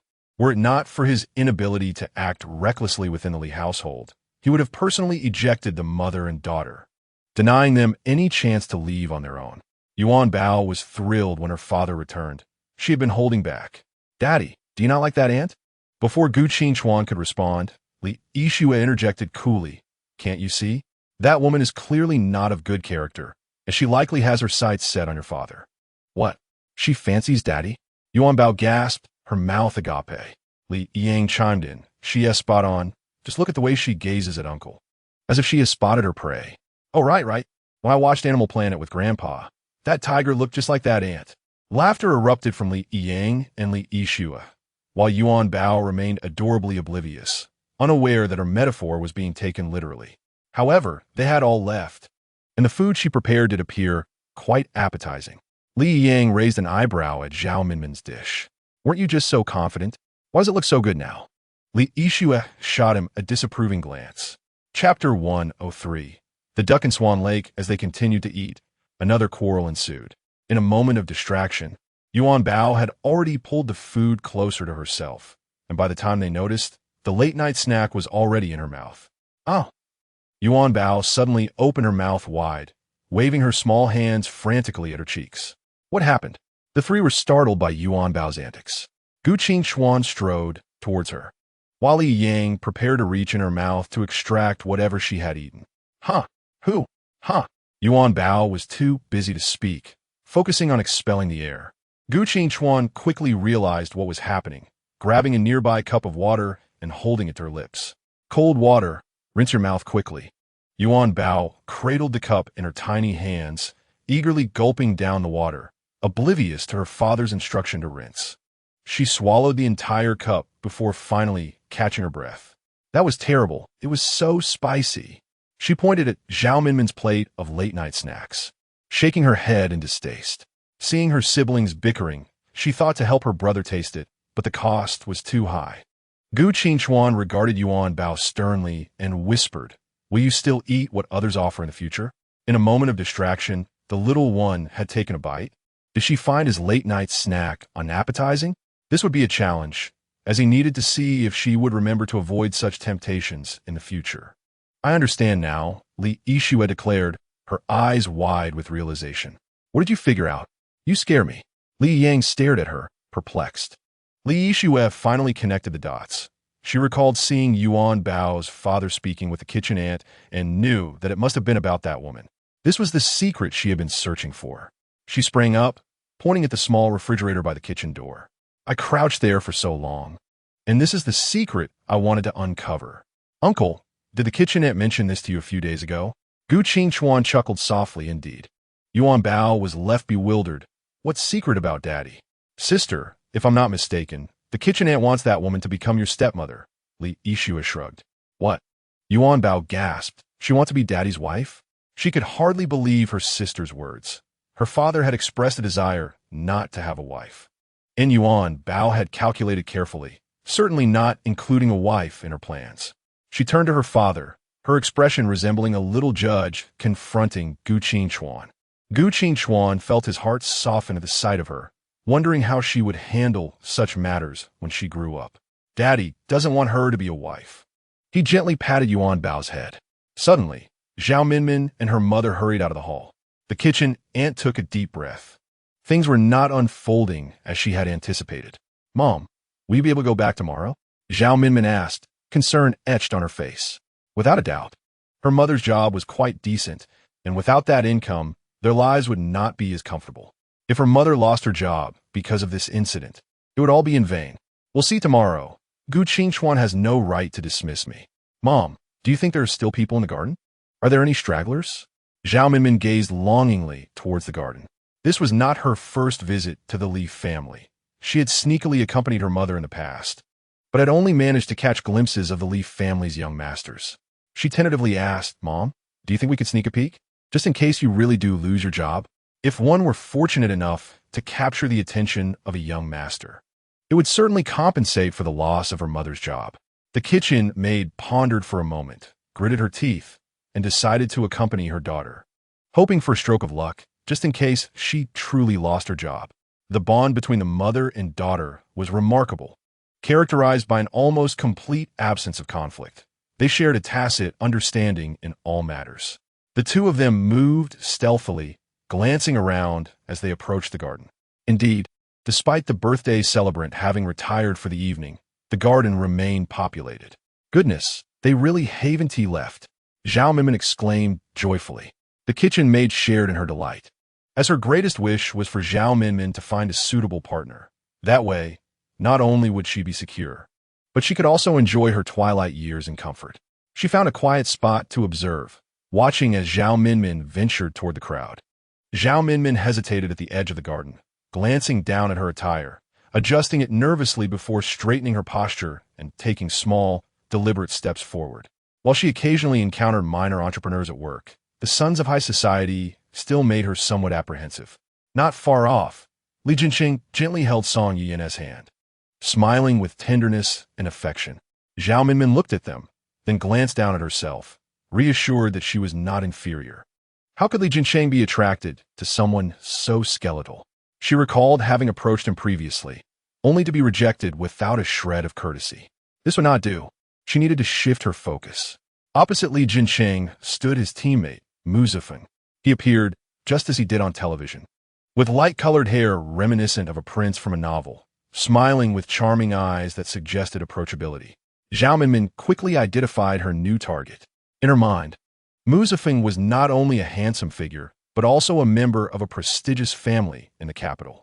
She observed him closely, noting that once Li Jinqing and Song Yin departed, Mu Zifeng was left alone. She checked her appearance once more, using her phone as a mirror to tidy her hair. Satisfied that she was presentable, She moved slowly toward Mu Zifeng, her steps light and tentative, as if she were about to accept an award. "Excuse me, are you alone?" Zhao Minmin asked, attempting to sound alluring. Mu Zifeng was startled by her sudden voice and turned to scan the area, realizing he was indeed alone. Upon looking at the speaker, he thought she resembled a chicken that had stolen peacock feathers or a duck from Swan Lake. "Are you speaking to me?" he inquired. Mu Zifeng's gaze held no interest, for he deemed this woman unworthy of scrutiny. Her intentions were painfully obvious. Zhao Minmin smiled at him, nodding gently, affirming that indeed there were no other handsome men around. "What does that mean? Am I mistaken?" she feigned while glancing around. "This is not your place of work. Perhaps you could consider seeking someone else." Mu Zifeng replied coolly, nodding slightly before turning away without a hint of hesitation. In comparison, those in the entertainment industry seemed to possess far superior skills. At least their appearance was more refined. What a bold move to engage in such behavior at this event. It was audacious beyond measure. Mu Zifeng approached Li Jincheng and Song Yuyan. Upon seeing him, Li Jincheng remarked disdainfully, "You're here for Yuanbao's birthday party. Why do you keep following me? Come now, sister-in-law, don't be annoyed with me. It's a bit perilous to be alone." Mu Zifeng chuckled at Song Yuyan. She smiled lightly. "It's all right." Mu Zifeng realized that the once fearless Li Jincheng now listened to Song Yuyan's words. He cast a proud glance at Li Jincheng, raising his chin as if to boast about something. Li Jincheng rolled his eyes, muttering, "It seems I should find you a girlfriend. Your constant presence is quite bothersome." It was rather inconvenient to have a third while tagging along wherever they went. Mu Zifeng was shameless enough to compare himself to Yuanbao. There was no basis for comparison, after all. Yuanbao was still a child, whereas he was utterly shameless. Meanwhile, Zhao Minmin had yet to make her move when Mu Zifeng turned away without a backward glance. She glanced down at herself, wondering if she truly lacked allure. She considered herself quite appealing. Why had that man not even spared her a second glance? Watching Mu Zifeng seek out Li Jincheng, she sighed, realizing she had no choice but to concede. She feared that Li Jincheng would recognize her and have her expelled. Unfazed, she leaned against a nearby table, her eyes scanning the garden's occupants. A portly man appeared beside her. Zhao Minmin had been so engrossed that she hadn't noticed his approach. He regarded her profile with a lecherous smile, as if he could see straight through her. "Ahem. Excuse me, beautiful. Are you here alone?" Turning at the sound of his voice, Zhao Minmin encountered a man of similar height, his face round and blemished, clearly the result of excessive indulgence. His shirt strained against his bulging stomach, barely containing the layers of fat beneath. She averted her gaze, as she had standards when it came to suitors. Wealth was one thing, but looks also mattered. "What a sight!" She scoffed lightly. "I'm waiting for someone." "Oh, are you waiting for Mu Zifeng? It seems he has no intention of returning for you," he retorted. Zhao Minmin, wishing to dismiss the unwelcome attention, offered an excuse, but was taken aback when the man had evidently been observing her closely. Embarrassed, she chuckled awkwardly. "Who said I was waiting for Mu Zifeng? I'm waiting for someone of greater significance. Perhaps you and I are fated to meet." Upon hearing this, Zhao Minmin dropped the pretense and openly mocked. "Perhaps I'm waiting for someone far more worthy than you." Despite her words, the man's smile remained unperturbed. He fell silent, merely watching her. His gaze shifted toward the housekeeper and security personnel who were evidently searching for this very woman. Sure enough, upon spotting her, they made their way over. "Take her away," the housekeeper ordered coldly, pointing at Zhao Minmin. She was still processing the situation when two security guards seized her shoulders, firmly restraining her. "What are you doing?" she exclaimed. "The birthday celebrations of a young lady of the Li family require an invitation for entry. Without one, you are trespassing," the housekeeper stated with indifference, waving his hand dismissively. The guards remained silent as they escorted Zhao Minmin toward the garden exit. It was only then that she realized the housekeeper was the one called by Gu Qingchuan earlier. "What now?" She couldn't simply be thrown out like this. "I didn't trespass. I entered with him," Zhao Minmin implored, pointing in the direction of the portly man. Urgency evident in her voice. The housekeeper glanced at the man, Zhao Zong. Fei Juanan, in a show of respect for Zhao Minmin, smiled gently as he approached the butler. "He came with me." If any offense has occurred, I shall take her away now. The butler glanced at Zhao Minmin and then at Fei Zhunan. Since he had already stated his intention to leave with her, there was little more to be said. Very well, Mr. Zhao, the butler conceded, signaling the security personnel to release Zhao Minmin. Zhao Minmin shot a furious glare at the butler and the security guards, her hands busily smoothing out her wrinkled attire, which had been marred by their rough handling. Is this how the Li family treats its guests? She complained bitterly. The butler remained silent, observing Zhao Minmin's haughty demeanor. Fei Zhunan couldn't help but smirk slightly. Then let us depart, he declared, casually wrapping an arm around her waist and giving a playful squeeze. His smile suggested, if you do not accompany me willingly, you might end up being taken away by someone else. Zhao Minmin, recognizing the situation, opted for silence. Once outside the Li family's grand entrance, she forcefully removed Fei Zhunan's hand. Remove your filthy hand. Why do we even leave? I came with you. And the banquet is not over yet. I did not wish to be thrown out. He shrugged nonchalantly, hands buried in his pockets. What do you mean? Could they possibly throw me out? The Li family does not care who they expel. Chapter 105. The futility of efforts. As Zhao Minmin stepped out of the Li family's gates, she quickly forgot the indignity of being seized moments before. This was a classic case of ungratefulness. Are you not going to express your gratitude? Fei Zhunan inquired lightly. Gratitude? Why should I thank you? I did not ask for your help, Zhao Minmin retorted with a scoff. Fei Zhunan, still wearing a smile, found her intriguing. She desired wealth yet had numerous demands. At that moment, the kitchen ant spotted Zhao Minmin and hurried over. What happened, Minmin? Is that? Mom, where have you been? I was nearly thrown out by the security. Zhao Minmin rushed to her mother's side, pouring out her grievances. And who might this be? The aunt asked, ignoring her daughter's complaints and turning to the man beside her. Greetings, Zhao Shizhuan Zhao Huawang. Oh, Mr. Zhao, thank you for escorting Minmin out. The kitchen aunt expressed her gratitude promptly. Zhao Minmin, however, wore a discontented expression. You child, Mr. Zhao brought you out? Otherwise, you would have been dragged away. Have you thanked him? The kitchen aunt turned away, scolding Zhao Minmin while subtly gesturing with her eyes. Reluctantly, Zhao Minmin faced Zhao Huaguang. Thank you, Mr. Zhao. Ha ha. It was a mere formality. How about I arrange a car to take you home? Oh, no need. We can just take a taxi, Zhao Minmin replied awkwardly. Zhao Huaguang nodded slightly, turning to enter his vehicle. Observing this, Zhao Minmin noted a stark contrast in his demeanor compared to earlier. As they watched Zhao Huaguang's car fade into the distance, the kitchen aunt curiously asked, Is this the one you found? No, Mom. I didn't even have time to look. The security came, and he just happened to flirt with me, Zhao Minmin clarified. The kitchen aunt nodded slightly, having assumed her daughter had genuinely found someone, though she thought his taste questionable. By the way, how did you end up here? Zhao Minmin suddenly remembered her mother. I was dismissed. I no longer need to come. The kitchen aunt lowered her head, having quietly waited in a corner until the butler informed her of her termination. Zhao Minmin sighed, realizing their plans had come to naught. Their efforts over the past few days had culminated in failure before they even had a chance to unfold. All of this was thanks to Gu Qingchuan. Why did he treat them so poorly? If he did not wish to marry her, he could have simply said so, instead of making it so distasteful. In the hospital, Nan Bao's father examined the bill presented by the nurse. How can a mere 2 days' stay cost so much?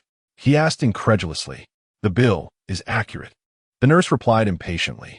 The staff recognized Nan Bao's father, as Nan Bao's mother insisted on hospitalization despite being in good health, occupying a bed unnecessarily and now complaining about the expenses. A few days prior, they had witnessed him losing his temper with Nan Bao. He sighed, contemplating the diminishing balance in his bank account. Tomorrow marked the final day given by the Li family, alongside the compensation of 8 million. What would he do? After settling the bill, he returned to the ward. Nan Bao was gently cleaning her mother's face and hands, her eyes glistening. With no other options, they had resorted to this desperate measure. Yet, having assessed the family that would take Nan Bao in, they believed she would not be mistreated and would lead a good life. It seemed to be a win-win situation. Nan Bao would have a better life. They would receive the money, repay the compensation, and still have enough to care for their younger sibling. Upon seeing her father return, Nan Bao continued her task. Dad, you're back. Have you eaten? I have, he replied, taking a seat and watching her busy hands, feeling a pang of sorrow for his own flesh and blood. Once you're done, I'll take you to the mall to buy a beautiful outfit, he said softly. Really, Dad? Nan Bao could hardly believe her ears. He nodded slightly. As Nan Bao exited the ward with the basin, her mother anxiously rose. Are you out of your mind? Given our situation, you want to buy her clothes? Do you have money to waste? Buying a new outfit won't cost much, Nan Bao's father replied evasively. Anyway, she's going to Li Ji's family. Will the Li family miss out on her clothes? They'll be dressed in designer wear anyway. Nan Bao's father looked at her skeptically. Regardless, she is our child. We cannot send her off without giving her anything. Now you express such sentiments? Wasn't it you who suggested selling her? Now you dare to blame me? All right, calm down. You're still pregnant. Seeing her agitation, he quickly stood up, gently supporting her shoulder against the bed. Dad, Mom, are you going to sell Yuanbao? A familiar voice interrupted, startling Nan Bao's parents. They turned to see Nan Bao standing at the door with the basin. She had just overheard her mother's words, and, feeling a mix of excitement and dread, looked up at her parents with tear-filled eyes. Nan Bao, close the door and come in, her father beckoned. Gazing at her mother, she noticed there was no trace of sorrow when her mother spoke of selling her. She moved forward with tiny steps, fearful that if she approached her parents, they would scoop her up and cast her away. Her eyes, seemingly blinded by the swirling sands of despair, could no longer contain the stream of tears flowing forth. Daddy, is it true? She murmured tentatively. Her father, Nan Bao, gently stroked the back of her head, the pressure of his touch gradually intensifying. Nan Bao, you're already a big child. Our family is facing difficulties, and this situation arose because of you, so your mother and I have no choice. Chapter 106. It is voluntary with a pitiful gaze. Nan Bao looked up at her father. If she were sold, would she no longer be able to see her parents? Would she have to call someone else Mom and Dad? Would she no longer be able to call Li Nan? Her father nodded softly. If her new parents allowed her to return and visit, she could come back any time. Her parents would still be her parents. The dam of her tears broke completely, and she could no longer hold back. Why, Daddy? Why do you and Mommy want to sell me? Am I not your child? Nan Bao was bewildered, unable to comprehend why her parents would sell her. Daddy, can I not be sold? Can I not go to that family? She pleaded, clutching her father's hand. Seeing her father fall silent, she turned her gaze toward her mother, yet hesitated to grasp her hand. Mommy, please, don't sell me, okay? Mommy. Her tears fell like pearls from a broken string. I can help with chores. I won't cost you anything. I don't need new clothes. Just a little food is enough. I can find ways to earn money. I won't burden you. I can even take care of my little brother when I grow up. She poured out everything she could think of, crying so hard she could barely catch her breath.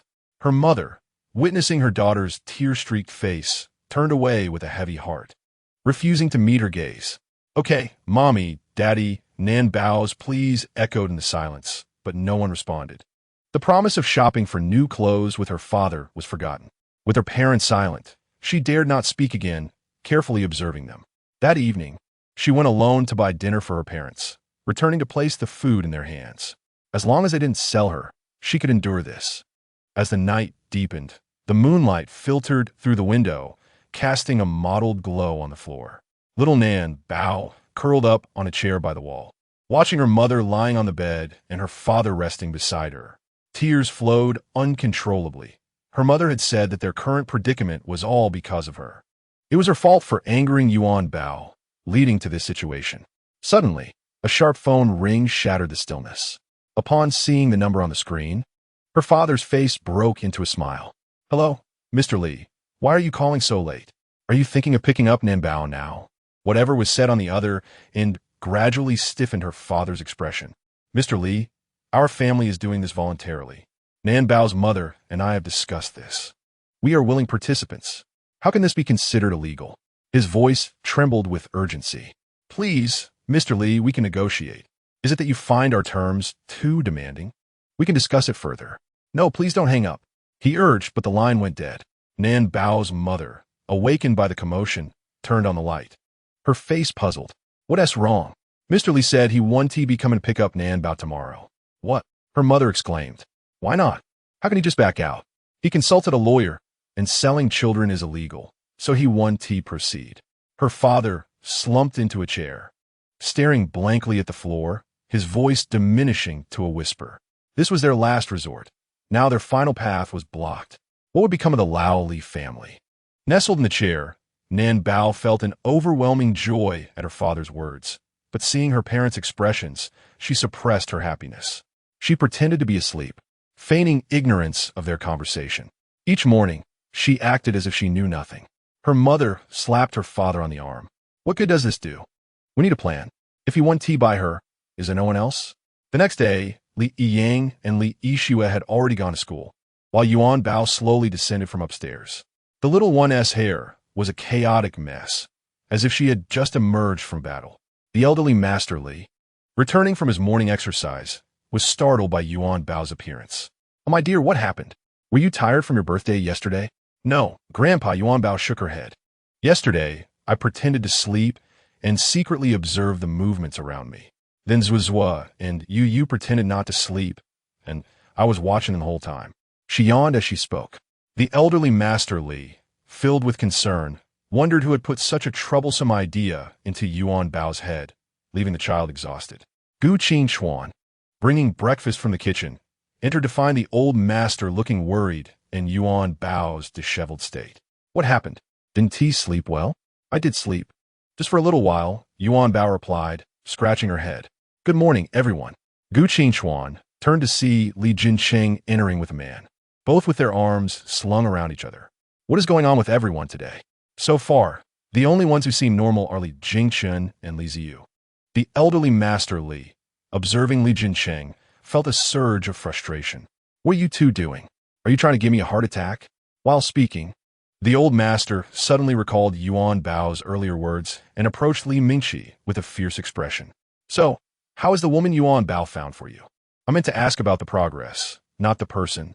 I trust Yuanbao's judgment. Chapter 107. Take it easy. Li Mingqi, initially drowsy, perked up at the mention of that woman. Just thinking of her made him feel uneasy. All is well, he replied dismissively, turning to leave quickly. Come back here and talk properly. Where do you think you're going?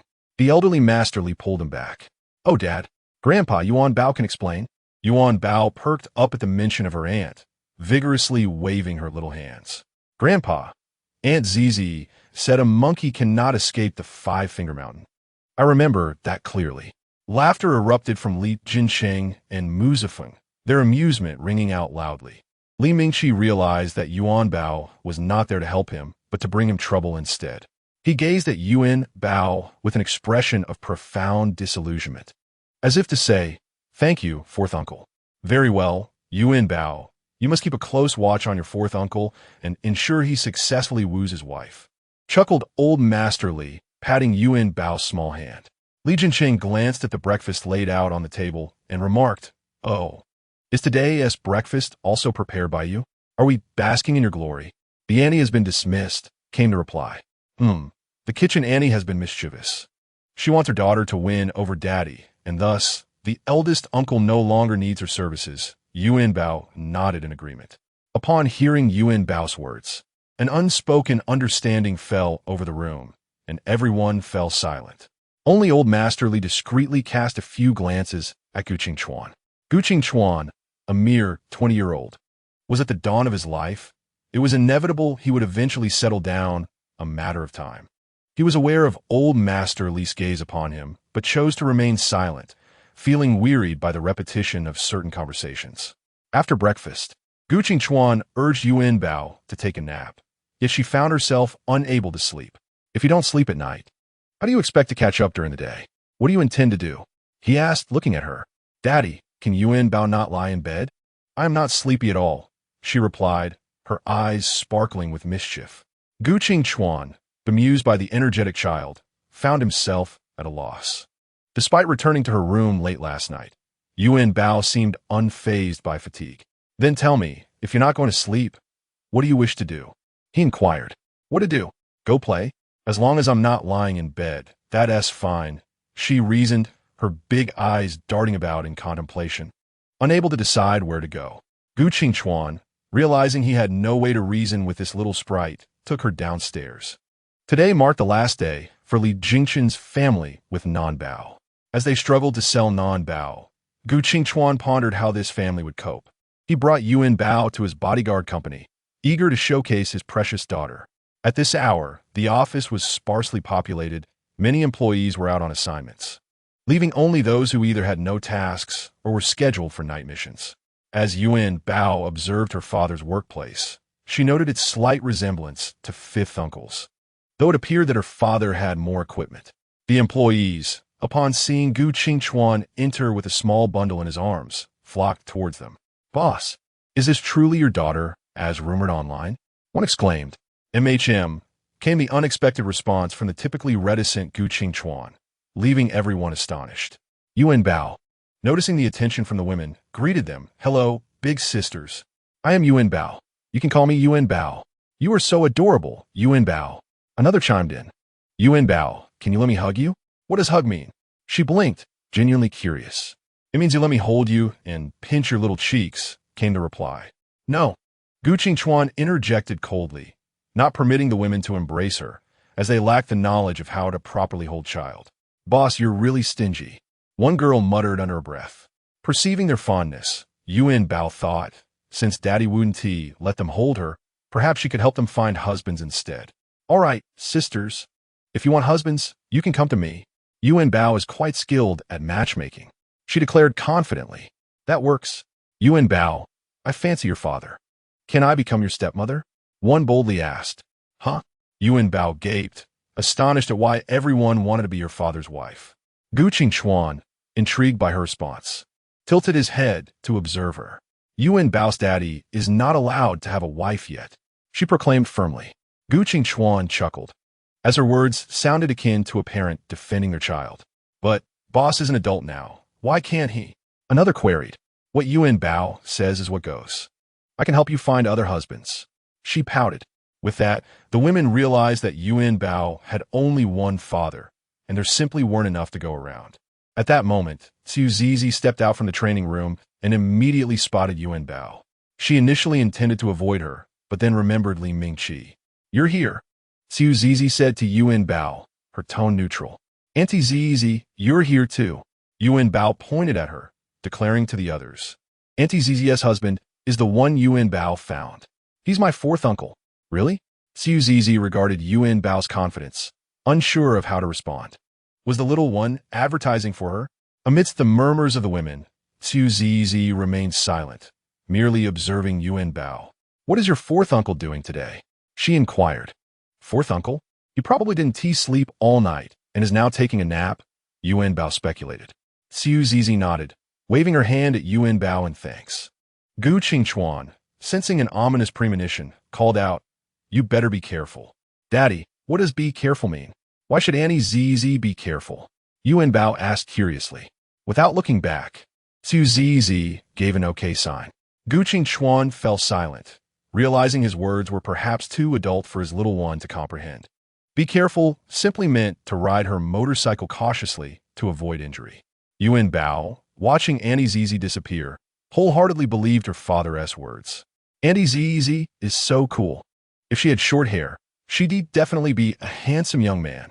Gu Qingchuan observed his daughter's musings, amused by her innocent perspective. The employees, recognizing the affection Gu Qingchuan had for his daughter, discreetly returned to their training, marveling at the fact that their boss, at just 20, had a daughter of such stature. Whispers circulated among them, speculating whether the child was indeed Gu Qingchuan's biological daughter, careful not to let him overhear, lest they face dire consequences. As Gu Qingchuan and Yuanbao traversed from the first to the fourth floor, he proudly introduced her to everyone they encountered. Even the cleaning lady at the bodyguard training camp was aware that the boss had brought his daughter to work today. "Daddy, why does everyone call you boss here?" "It sounded a bit scary," Yuanbao quietly inquired. "Because Daddy is the owner here and also their instructor." "The owner and the teacher?" Yuanbao's interest peaked at the mention of teaching. "Then why doesn't everyone call you teacher?" "Well, because they're all grown-ups and prefer not to," Gu Qingchuan explained after a moment's thought. "All right, what does Daddy teach them? Can you teach Yuanbao too?" Gu Qingchuan, seeing her eager eyes, hesitated to lie, but felt it inappropriate to admit he taught them combat. Thus, he chose to sidestep the question, deciding that when Yuanbao was older and wished to learn, he would teach her then. In the office, Yuanbao, small and sprightly, stood with her hands clasped behind her back, resembling a school leader inspecting the premises. She pointed to a glass object resembling a water dispenser next to the desk. "Daddy, what is this? Is it water?" "No, it's alcohol." Yuanbao gently pressed the switch, and a sharp, acrid scent filled the air. The little one immediately covered her nose and retreated. "Daddy, alcohol is not a good thing. It stings. You shouldn't drink anymore," she said with disdain. For an ordinary person, such potent liquor would indeed be hard to accept. However, for Gu Qingchuan, it was the only thing that affirmed his existence as a genuinely living being. During a mission abroad, he had inadvertently consumed something that led to his loss of taste, a condition that remained untreated. Consequently, no matter what he ate, he could not discern any flavor. Only when drinking did that fiery sensation continually stimulate his nerves. "All right, since you say not to drink, I shall not," he replied softly. In the top-floor office, Chun Tian slowly pushed the door open. "Mr. Li, Li Nan's father has arrived." Li Jingqiang glanced at the contract in hand, swiftly signed his name, then raised his head. "Is he here to bring money?" "He requests a few more days. He will find a way to gather the funds," the assistant replied. "Huh, Li Jinggen skufakuldli. Are we to seek another buyer?" He had no desire to interfere in their decision to sell their child, as long as their actions did not affect Yuanbao. "Tell them that if it's money from selling a child, the Li family will not accept it." In a lobby on the first floor, Nanbao's father stood despondently to one side. In just one night, he appeared to have aged a decade, with strands of his hair turning gray. After receiving a call from Mr. Li yesterday, he had not slept a wink, and later, Mr. Li had blocked him, making it impossible to reach him. This morning, he had gone to Jigua Construction, but the security guards had barred his entry, preventing him from seeing Mr. Li. With no other options, he sought Li Jingqian's help, knowing his family would not be spared, hoping for a few extra days. Yet, they had never considered that a simple apology from their family might have turned the situation around. As Nanbao's father watched Chun Tian approach, he trembled and inquired, "What's going on?" "I will find a way to gather the money." Chun Tian regarded the man with cold indifference and replied, "If it's money from selling a child, the Li family will not accept it." "What?" Nanbao's father was stunned upon hearing the words selling a child. How did they know he intended to sell his child? The thought caused his emotions to unravel, and he grasped Chun Tian's collar, demanding, "Is this your doing? If not, I would have had the money by now." He could no longer care about the consequences. They were pursuing him for money while blocking his financial resources. Was this not pushing him to the brink? Chun Tian disdainfully shook off his hand and adjusted her collar. Security. 2 security guards seized Nanbao's father and ejected him from the Li building. He glared at Chun Tian's departing figure, the fury in his eyes unmistakable. How could the esteemed Li family treat them this way? As he stood outside, barred from entry, he angrily returned to the hospital, where he saw Nanbao standing outside the ward. He grabbed her shoulder and forcefully shoved her away. "Get out, you worthless child. You can't earn a dime and still expect me to lose money." With that, he slammed the ward door shut. Nanbao's mother, hearing the commotion, sat up gently. "What's wrong? Is Mr. Li really not going to help?" "Yes, how didn't he even see Mr. Li? His sudden change must be the Li family's doing, preventing him from buying." Nanbao's father was trembling with rage. Is this not a rhythm that could drive one to despair? How could they know we were selling a child? Who were they? The hospital surveillance could be easily accessed, indicating that their every move was being monitored. Nanbao stood outside, cautiously listening to her parents' conversation. A passing nurse noticed her and approached with concern. "What's wrong? Why aren't you going in?" Nanbao quickly gestured for silence, signaling the nurse not to speak, fearing her parents would hear her. Last night, when she learned that the family no longer wanted her, she had felt elated. However, since morning, she had not dared to face her parents. Now, because that family no longer wanted her, her parents seemed exceedingly upset. What was she to do? How could she help her parents earn money? Nanbao sat down in a nearby rest area, staring blankly at the people passing by. Chapter 109. Forgiveness. Nanbao did not want to be sold, nor did she wish for her parents to be angry. Thus, the best solution was to earn money. However, the concept of earning money was utterly foreign to a 5-year-old. Previously, her mother had mentioned that recording videos could attract the attention of uncles, aunts, brothers, and sisters online, which could lead to earning money. Could she possibly do the same? With that thought, Yuanbao felt the urge to act immediately. Yet, there was another hurdle. She did not have a phone, and her parents were currently upset, making her hesitant to ask them for one. She looked around and noticed an aunt nearby watching short videos. Gathering her courage, she approached the woman and hesitantly asked, "Auntie, may I borrow your phone?" The aunt hesitated for a couple of seconds before nodding and handing her the phone. However, Yuanbao did not take it. "Auntie, could you help me record a video and post it online?" The woman agreed with a nod. "Hello everyone, I am Yuanbao. I want to apologize to Yuanbao. I realize my mistakes. I took Yuanbao's belongings and even hit her first. It was wrong of me, and I hope Yuanbao can forgive me. Also, I do not want my parents to be angry because of me, but I also do not want to be sold. Therefore, I am trying to find a way to earn money. So please, uncles, aunts, brothers, and sisters, do not dislike me." The woman watched as the little one appeared pitiful and sincere on screen.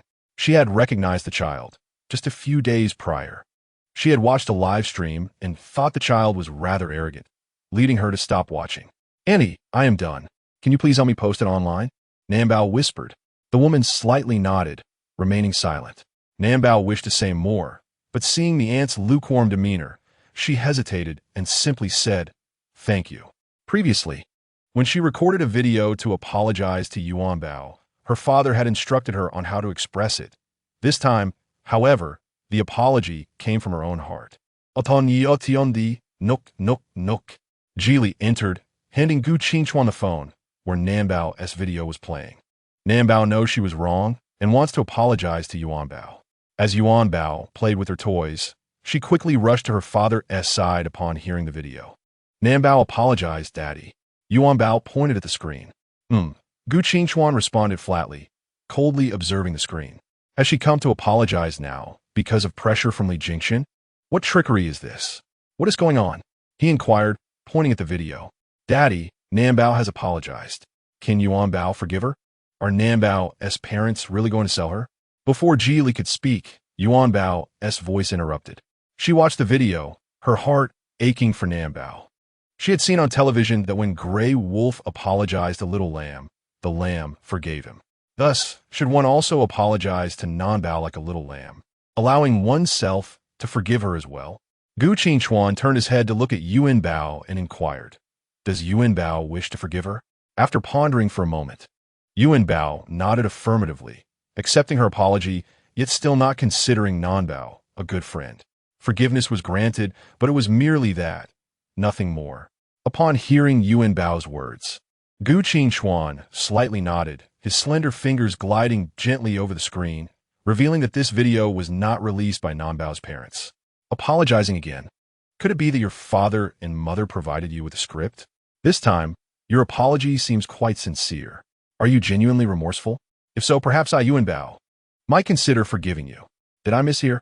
Did Yuanbao express that she doesn't wish to be sold? Do her parents intend to sell her? Why not use her own account to post the video? Is it a newly created account, following a script? The author responded, "It is not a script.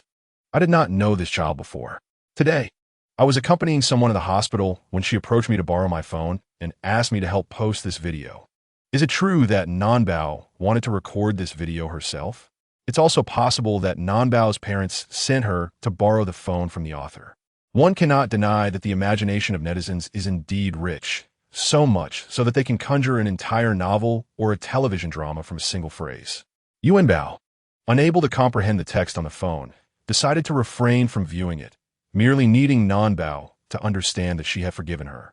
He first went to Zhigua Jinsha, where Li Zhigua did not meet him, then proceeded to the Li family, where he was quite unpleasantly ejected by security.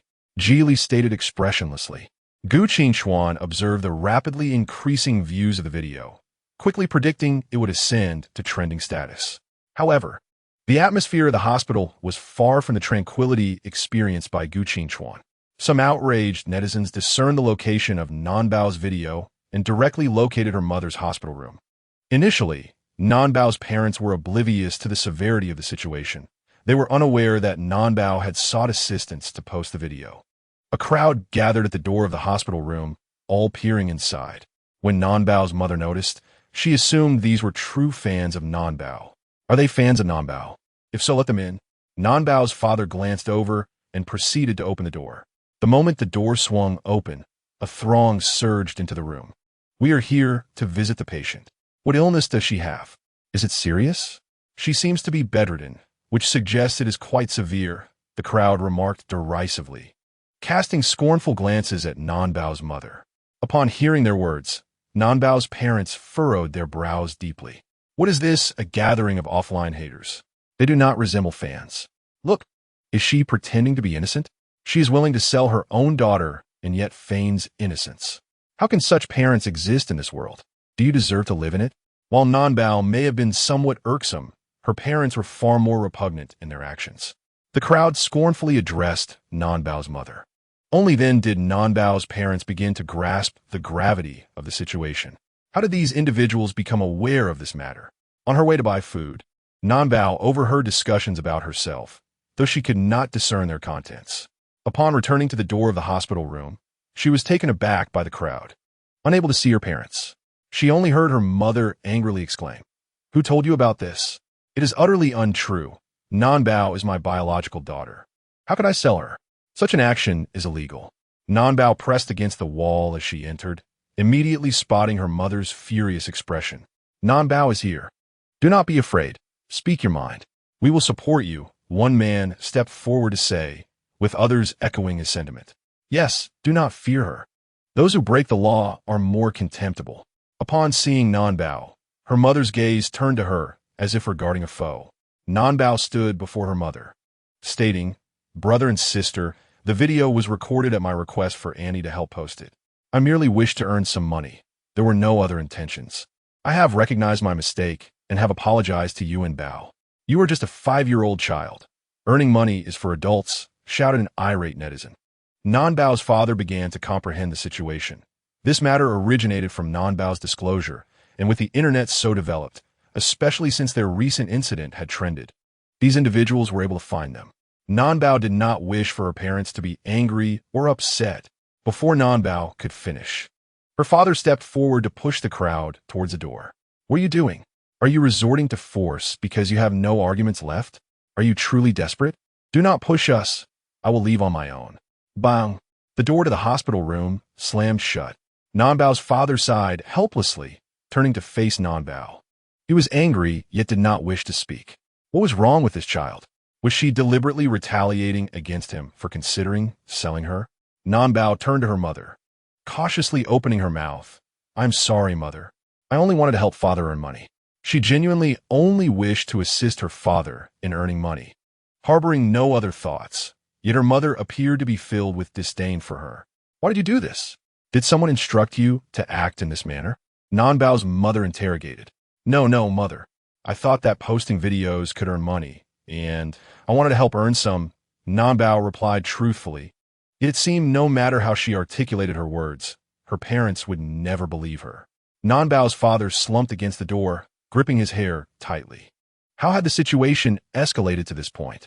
With debts to bear and the vitriol of netizens, such events were bound to cost him his job, not to mention his pregnant wife. In just a few days, he felt utterly suffocated. How had participating in a reality show led to this? What now? What should we do? We are on the verge of being condemned. How do you plan to earn money? I am sorry, mother. It is my fault. I recognize my mistake and will not do it again. Please do not be angry. I promise I will never dare again. Nanbao's mother grasped her arm tightly. Shaking her vigorously, Nanbao felt as if her head were about to spin from a force. She blamed all her misfortunes of these past days on Nanbao, believing that had Nanbao not provoked Yuanbao, none of this would have transpired. Regardless of the circumstances, Nanbao was the root cause. Before long, the Li family released a video. In it, Yuanbao sat in Gu Qingchuan's embrace, the little one adorned in a pink pair of overalls and pink canvas shoes. "Hello, everyone, I am Yuanbao. I have seen Nanbao's apology, and I want to say to Nanbao that I have forgiven you. Though we are not good friends, I will not hold any anger towards you. Gu Qingchuan had no desire to assist Yuanbao in recording this video, yet the little one was quite persistent, delivering a lengthy lecture about the importance of forgiveness and other matters. When he sent the video to Li Jingchen, the latter was equally astonished. Although their Yuanbao was merely a 4-year-old child, she possessed a maturity beyond her years. The video has been completed, and Gu Qingchuan looked at Yuanbao with a sense of helplessness. The video is done. What more do you wish to do? His intention was not to convey a literal meaning, but rather to express his feelings. To his surprise, Yuanbao took him seriously. I want to see Aunt Zizi and Uncle C, Yuanbao cheerfully replied. What do you want to see them for? Yuanbao felt certain that Aunt Zizi and Uncle C would have something entertaining happening. Don't you think so, Dad? Gu Qingchuan hesitated for a moment. He was unsure whether there would be anything amusing with Chu Zizi and Uncle C. Based on Gu Qingchuan's understanding of Chu Zizi, a conflict devoid of smoke was inevitable. Dad, shall we go take a look? Don't you have anything else you wish to do? Gu Qingchuan continued to inquire. No, I just want to see Aunt Zizi. Yuanbao promptly shook her head. She had invested considerable effort in helping her uncles find wives, so she felt it was essential to keep a close watch. It was not in vain that her grandfather trusted her. Gu Qingchuan feared that something inappropriate might occur between Chu Zizi and Uncle C. And what if Yuanbao were to witness it? However, Yuanbao had spoken, and he found it hard to refuse. With a resigned sigh, he carried Yuanbao out, following her directives. On the way, Yuanbao sat in her baby seat in the back, once again fiddling with her fingers. After securing Uncle C's wife, which uncle should they find next? It seemed she had previously mentioned finding a husband for Aunt Ningning as well, which had yet to be accomplished. It felt like ages since she last saw Aunt Ningning. Aunt Ningning had not come to celebrate Yuanbao's birthday, so she decided to ask her little uncle about it later that night. Last time, Yuanbao had not seen Aunt Ningning's husband's face. Now, with her newfound skills, perhaps she could finally catch a glimpse of him. She was determined to find Aunt Ningning a superb husband, as handsome as her little uncle, because the pretty elder sister had said that Aunt Ningning was a bit of a flirt. With this thought, Yuanbao broke into a joyful smile. As Gu Qingchuan drove, he glanced at Yuanbao in her baby's seat, wondering what delightful thoughts had crossed her mind. Thankfully, this little one added a splash of color to his otherwise bleak world. Chapter 111. A direct home run outside the Li family's residence. A mysterious figure had been lurking nearby for a while, observing the security guard station at the entrance before swiftly moving to the other side. At that moment, Li Mingqi was soundly asleep in bed. He had pondered too much the previous night and consumed quite a bit of alcohol, so now he was catching up on sleep, preparing for a night of revelry. The mysterious figure effortlessly scaled the fence, deftly avoiding the Li family surveillance. Based on her analysis and observations, she pinpointed the villa belonging to Li Mingqi, leaping over the flower bed at the entrance and stealthily entering the villa. The villa was eerily silent, devoid of any presence, not even a maid. She cautiously made her way upstairs, her steps light and her breathing almost inaudible. Before a tightly shut door, she paused, standing outside and listening intently, but could hear nothing. After a brief examination of the door lock, she figured out how to open it with minimal sound. The door creaked open, revealing a dimly lit room where nothing was visible. This had to be the bedroom. She quietly entered, her hands outstretched before her, and as she approached the bed, she discerned the figure lying. There was none other than Li Mingqi. A sly smile crept across her lips. She turned towards the window, her hand gently resting on the heavy curtain. In the next moment, the room was flooded with light. Li Mingqi, irritated, rolled over, tugging at the blanket to bury his head deeper, attempting to continue sleeping. "Are you a pig?" the intruder whispered. She moved closer to the bed, this time with less caution.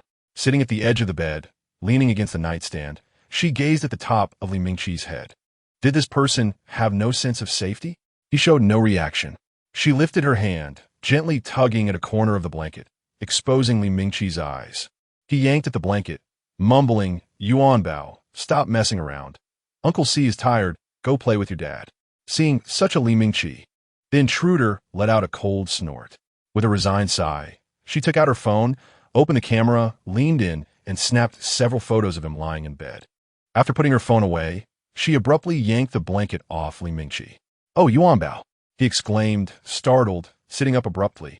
"Didn't Uncle.The say to go play with your dad? Why don't you just sleep a bit longer with Uncle.The?" Upon realizing it was Xiao sitting on the bed, Li Mingqi was taken aback, as if 1,000 small animals were galloping across the grasslands. "How did you get in? What the hell are you doing in my house?" he shouted, instinctively glancing down at himself. Thankfully, he was still covered. "Didn't I ask Yuanbao to tell you? Que Zizi replied, arms crossed, casually shrugging. I just came in like this." Li Mingqi hastily covered himself with the blanket draped over his shoulders. "Does it even matter? Are you out of your mind? Don't you see yourself as a woman?" He could never have imagined waking up to find this nemesis in his own home. Did this woman truly have a misunderstanding of her gender? Or was she suffering from a gender identity crisis? Li Mingqi was utterly speechless. What kind of creature was she? Xiao found Li Mingqi's reaction amusing rather than angering. She cast him a dismissive glance. "Aren't you going to put on some clothes? I haven't done anything to you, so stop acting as if I assaulted you. Get the hell out of here. Don't just stand there. I came to find you for a reason. What's wrong with you? I don't mind you. Yet you're making such a fuss." Xiao spoke in a tone devoid of emotion, yet it was sufficiently irritating. Li Mingqi could hardly bear her presence. He had no way to argue with her, and even wearing just half a pair of pants wouldn't allow him to physically confront her. He frantically grabbed the blanket and threw it over his head. This felt like a dream. What was wrong with this woman? Why couldn't he shake her off? Time passed without him noticing, and when he finally threw off the blanket, his gaze met Xiao's. "Why are you still here? I'm waiting for you." Xiao replied innocently. "I came to find you." Li Mingqi fell silent, rising from the bed and heading to the bathroom. Before closing the bathroom door, he called out to Xiao sitting on the bed. "How did you get in? Get out of here. I don't want to see you when I come out." With a bang, the bathroom door slammed shut. He was too naive. Did he really think Xiao would follow his orders? Of course not. If she would, she wouldn't have climbed over the wall to sneak into his bedroom. Another long wait ensued, and the water finally ceased. Li Mingqi deliberately took his time in the bathroom, dreading the moment he would face her again. He cautiously pushed open the bathroom door. The figure standing by the window looked so familiar. Why hadn't this woman left? "Didn't I tell you to go? Why are you still here?" he shouted, wrapped in a towel. Xiao slowly turned around, eyeing Li Mingqi's slender frame. Just then, the bedroom door swung open. Both Li Mingqi and Xiao turned to face the door. "Wow, shit." Yuanbao and Gu Qingchuan stood frozen at the scene before them. Gu Qingchuan's steps halted, as if his feet had been glued to the floor. Hadn't he said to take it easy? Had Xiao just hit a home run? Gu Qingchuan could hardly believe his eyes, casting a doubtful glance at Li Mingqi, who was wrapped in nothing but a bath towel. Yuanbao covered her small mouth with her tiny hand, exclaiming, "I told you Aunt Zizi and fourth uncle are bound to have something amusing happen. See, Dad?" Her father had indeed witnessed the scene. Gu Qingchuan, with a faint expression, instinctively covered Yuanbao's eyes. "Dad, you're blocking Yuanbao's view. She can't see anything now." Li Mingqi was startled by the sudden appearance of Yuanbao and her father, momentarily at a loss for words. After a brief hesitation, he queried, "Why are you both here? Why didn't you knock?" He glanced at Xiao, who showed no intention of offering an explanation. Observing the chaos strewn across the bed, Gu Qingchuan's gaze toward Li Mingqi carried an indescribable sentiment. As Yuanbao tugged at her father's hand, she chirped because Yuanbao wants to watch fourth uncle and Aunt Zizi. "I want to help fourth uncle win his wife." Chapter 112. "I will take responsibility for your fourth uncle." Xiao cast a casual glance at Li Mingqi, reminding him, "Aren't you going to put on some clothes? This room is not occupied by just me. Mind your own business. I have nothing to hide." Li Mingqi raturta angrily. Are these people out of their minds? Do they not understand they are trespassing? Yuanbao, being oblivious to the law, could comprehend this. But did these two know the difference between right and wrong? Have you seen enough? Are you not going to leave? Gu Qingchuan turned to Yuanbao, shrugging helplessly, indicating that he had to heed her wishes. This time, Xiao chose to remain silent, nodding in concession as she got up to leave. Li Mingqi regarded the father-daughter duo still standing in place, his expression shifting. Yuanbao, watching the door that Aunt Zizi had just closed, grinned at her fourth uncle. Fourth uncle is still lying, claiming he doesn't like the wife I picked for him. It's clear you really like Aunt Zizi. Yuanbao, stop talking nonsense. How is that nonsense? Both Yuanbao and Dad saw it. Even now, fourth uncle still isn't dressed. Yuanbao pointed at Li Mingqi's upper body, although she did not fully understand. She had seen it on television. When a man wakes up without clothes, he is responsible for the woman. Thus, fourth uncle must take responsibility for Aunt Zizi. Yuanbao, you are still young. It's not as you think, Li Mingqi hastily explained. He felt overwhelmed, wondering how to clarify to a 4-year-old that he had no relationship with Chu Zizi. He even felt like the one at a disadvantage, as he was the one exposed. Yuanbao, why don't you go play with Dad outside? Fourth uncle will come find you soon, he said with an exasperated expression. Yuanbao nodded obediently. Okay, fourth uncle, hurry up. Outside the bedroom, Chu Zizi stood with her arms crossed, leaning gently against the railing. Gu Qingchuan, carrying Yuanbao, was taken aback by Chu Zizi's striking appearance, with Yuanbao present. He felt it inappropriate to comment. Yuanbao, however, seized the opportunity to engage. Aunt Zizi, don't worry. Yuanbao will ensure fourth uncle takes responsibility for you. After pondering for a moment, she added, if fourth uncle doesn't listen to Yuanbao, I will tell Grandpa. Upon hearing Yuanbao's words, both Chu Zizi and Gu Qingchuan erupted in laughter, leaving Yuanbao bewildered. Why are you both laughing? Don't worry. Aunt Zizi will take responsibility for your fourth uncle. Chu Zizi replied with a smile. She spoke the truth. She would indeed take responsibility for her actions that day, as she was not one to shirk accountability. Gu Qingchuan stifled his laughter, realizing he was witnessing the very scenario he had previously doubted. Yuanbao waved her hand, correcting, it's not like that, Aunt Zizi. You have to make fourth uncle responsible for you, not the other way around. Yuanbao nearly got it right, having seen it portrayed on television. Yet, observing Aunt Zizi's expression, it was clear she still did not believe her and preferred to take responsibility for fourth uncle. Aunt Zizi, don't worry. When fourth uncle comes out, we'll discuss this matter. Yuanbao's demeanor now resembled that of an ancient matchmaker, a sight both amusing and endearing. Chu Zizi had initially intended to argue about her responsibility toward Li Mingqi, but caught the significant gaze from her superior, opting for silence. As for Li Mingqi, she was certain she would take responsibility for him. Let us wait downstairs for fourth uncle. In the bedroom, Li Mingqi sat on the edge of the bed, staring at the closed door, deeply questioning whether he had just experienced a vividly realistic dream. With that thought, he pinched his arm hard. Ouch, that hurts. It's real, not a dream. Li Mingqi could not fathom how he had ended up in such a situation with Chu Zizi, wondering if he was inescapably tied to her. Moreover, how could Gu Qingchuan allow Yuanbao to create such a ruckus? After sitting on the bed for a while, he finally stood to get dressed. Once ready, he cautiously opened the door, peeking out to find the coast clear. He carefully crouched down, stealthily making his way toward the railing, peering down into the living room. As expected, they had not left.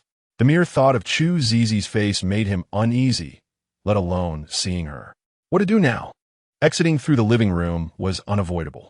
Li Mingqi crawled back into the bedroom, pacing anxiously by the window. How could he shake her off? Why was she so entangled in his life? Frustrated, he raised his fist, nearly striking the floor-to-ceiling window before stopping just in time.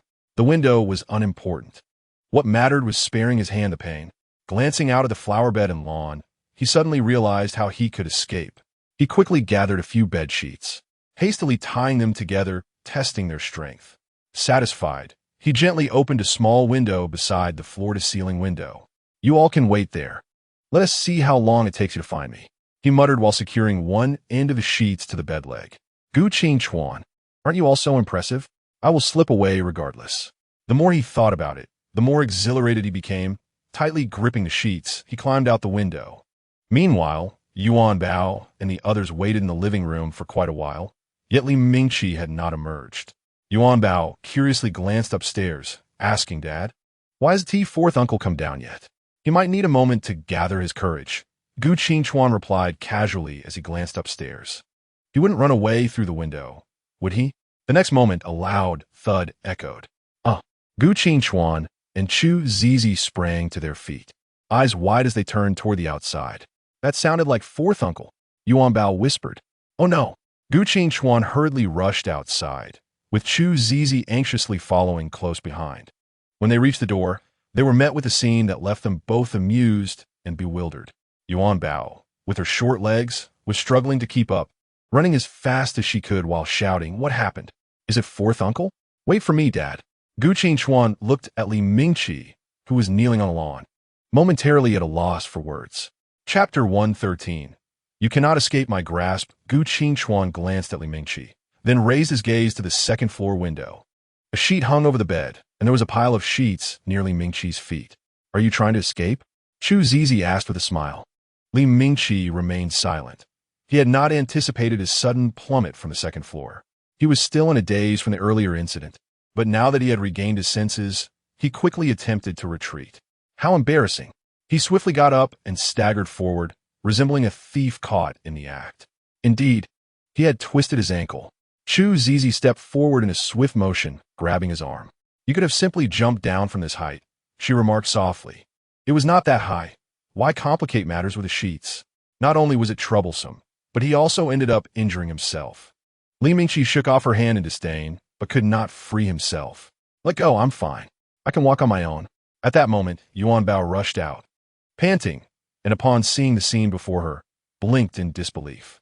Isn't your fourth uncle upstairs? How do you end up down here? Your fourth uncle did not come down on his own, Gu Qingchuan replied nonchalantly. Then how did he get down? He fell down. Gu Qingchuan spoke the most infuriating words in the most indifferent tone. Chu Zizi turned to him. Boss, how can you say that to him? What about his dignity? Her words, though meant to be light-hearted, made Li Mingqi wish for a hole to hide in. He needed to leave this place promptly. Why was he so unfortunate? Chu Zizi tugged at him, leading him forward, but his pace was slow and limping. Chu Zizi, slightly annoyed, suggested, What if I carry you? You're moving too slowly. If you're worried about how it looks to carry me, I can ride on your back instead, she added softly. Are you serious? Li Mingqi growled. Can't you see that I don't want to talk to you at all? I can see that. Li Mingqi turned in disbelief to look at her face. What is wrong with you? Can't you take a hint? It's you who can't take a hint. With stairs available, why did you choose to jump out the window? If you had any skills, that would be one thing, but you ended up injuring yourself just by jumping from the second floor. Why do you think I jumped out the window? Don't you know? Chu Zizi initially intended to ignore him, but Li Mingqi's incessant remarks provoked her. I'm taking you to the hospital. Can you even ride a motorcycle like this? She asked directly, ignoring his previous comments. No need. Just take me to the main hall and leave quickly. Chu Zizi acted as if she hadn't heard him, pulling him toward the entrance of the Li residence. I told you to take me to the main hall. Where are you going? To the hospital. Li Mingqi stopped shouting, realizing that no matter what he said, this woman seemed oblivious to his words and would do as she pleased. At the security station, the guard noticed the fourth young master being supported by a strange woman and hurried out. Fourth young master, do you need assistance? I'm taking him to the hospital. The guard ignored Chu Zizi's words and looked at Li Mingqi for confirmation. Li Mingqi sighed and nodded slightly, accepting the situation. The guard then returned to his post, scrutinizing the woman. Having worked at the Li residence for so long, he had never seen her before. Not far away, Chu Zizi's motorcycle waited. Li Mingqi glanced at its position before looking back at the Li residence. You jumping from there? He asked disdainfully. Zizi nodded slightly. I was just curious. What exactly are you trying to accomplish? I already took you to the hospital after I hit you that day. What more do you want? She tilted her chin, signaling him to get on the motorcycle, and placed a helmet on his head. I'm talking to you. Why are you suddenly silent? After fastening his helmet, she began to put on her own. Haven't I already said what I wanted? I intend to pursue you. You cannot escape my grasp. Do you remember now? Li Mingqi paused, realizing that this statement was relayed to him through Yuanbao. Yet, he could not shake the feeling that Chu Zizi was mocking him. As a man, it was humiliating to have such words spoken by a woman. With a look of disdain, he turned away, refusing to meet her gaze. Don't you feel embarrassed saying such things as a woman? Gu Zizi, now seated in front of him, replied, I couldn't wait for you to say it, so I took the liberty of saying it first. With that, she turned the key, and the motorcycle roared to life. Hold on to me. Chu Zizi's lips curled slightly as she revved the engine, propelling the motorcycle forward. Li Mingqi instinctively wrapped his arms around her waist. Yuanbao stood in a daze, watching the figures of her fourth uncle and Auntie Zizi fade into the distance. Realizing she could no longer see them, she looked up at her father. "Daddy, it seems fourth uncle and Auntie Zizi don't need me." Gu Qingchuan smirked and nodded, bending down to pick up Yuanbao. "This Chu Zizi is more formidable than I imagined. I was afraid she might lift Li Mingqi in a princess carry. Thankfully, she didn't, or the Li family would have seen quite the spectacle." Gu Qingchuan carried Yuanbao back to the main hall. Feeling a bit bored and disappointed, Yuanbao slumped on the sofa. Hearing the commotion, old Master Li descended the stairs. Noticing Yuanbao's drooping head, his gaze shifted directly to Gu Qingchuan. Gu Qingchuan relaxed against the sofa. Li Mingqi jumped from his second floor and twisted his ankle. Chu Zizi took him to the hospital. Yuanbao has nothing to do now. Old Master Li approached Yuanbao, initially expecting something serious. "Yuanbao, tell Grandpa, what is the relationship between that Annie your daddy mentioned and your fourth uncle?" "She is the wife I found for fourth uncle." "Then since fourth uncle was taken away by the wife Yuanbao found for him, shouldn't you be happy?" Gu Qingchuan observed old Master Li, suppressing a laugh. Hearing that his son had fallen from the second floor, old Master Li did not even inquire why. It seemed nothing mattered more than his granddaughter. He likely felt pleased to hear that his son was taken away by a future wife, though he kept his joy concealed. Chapter 114. Who says I can't? I can do it well. At the hospital entrance, Li Mingqi attempted to get out of the car, but Chu Zizi blocked his way. "What are you doing? If I don't get out, how can I check my leg?" Li Mingqi shot a bewildered glance at Chu Zizi. "I'll carry you down. How about that? Get lost." Li Mingqi was utterly speechless. This woman was truly a piece of work. What was going through her mind? A bizarre situation indeed. He glared at Chu Zizi and growled, "I can get out by myself. Don't touch me." Chu Zizi shrugged and fell silent. At the hospital entrance, she realized that if she provoked Li Mingqi too much, it would not end well. Strangely enough, she found him quite captivating. Inside the clinic, the nurse recognized the pair at a glance. "You two are really something. Just a few days ago your wife was injured, and now your husband is hurt. You really need to be more careful," the nurse joked. "What are you talking about? We are not a couple." Li Mingqi glared at the nurse, incredulous at the level of gossip in today's world. The nurse was taken aback by his tone, realizing she had stepped into a minefield. Chu Zizi gently patted the nurse's shoulder, shaking her head with a smile, embodying the spirit of a big sister. She gazed at Li Mingqi's expression, unable to suppress a smile, yet she could not vent her frustrations on the nurse. Affection aside, she still had to speak her mind. She remarked coolly, with such a skilled mouth, "The medicine is right here. You can apply it yourself." Chu Zizi took the medicine from the nurse's hand and thrust it firmly into Li Mingqi's grasp, tilting her chin slightly. "You do it." Li Mingqi stared at her in confusion for a moment. He could manage it himself. After all, it was merely applying some antiseptic, nothing too monumental. He awkwardly poured the liquid into his palm, only for it to drip through his fingers and onto his trousers. Chu Zizi crossed her arms, a faint smile gracing her face as she observed him. The nurse, witnessing his clumsy technique, felt compelled to intervene but was halted by Chu Zizi.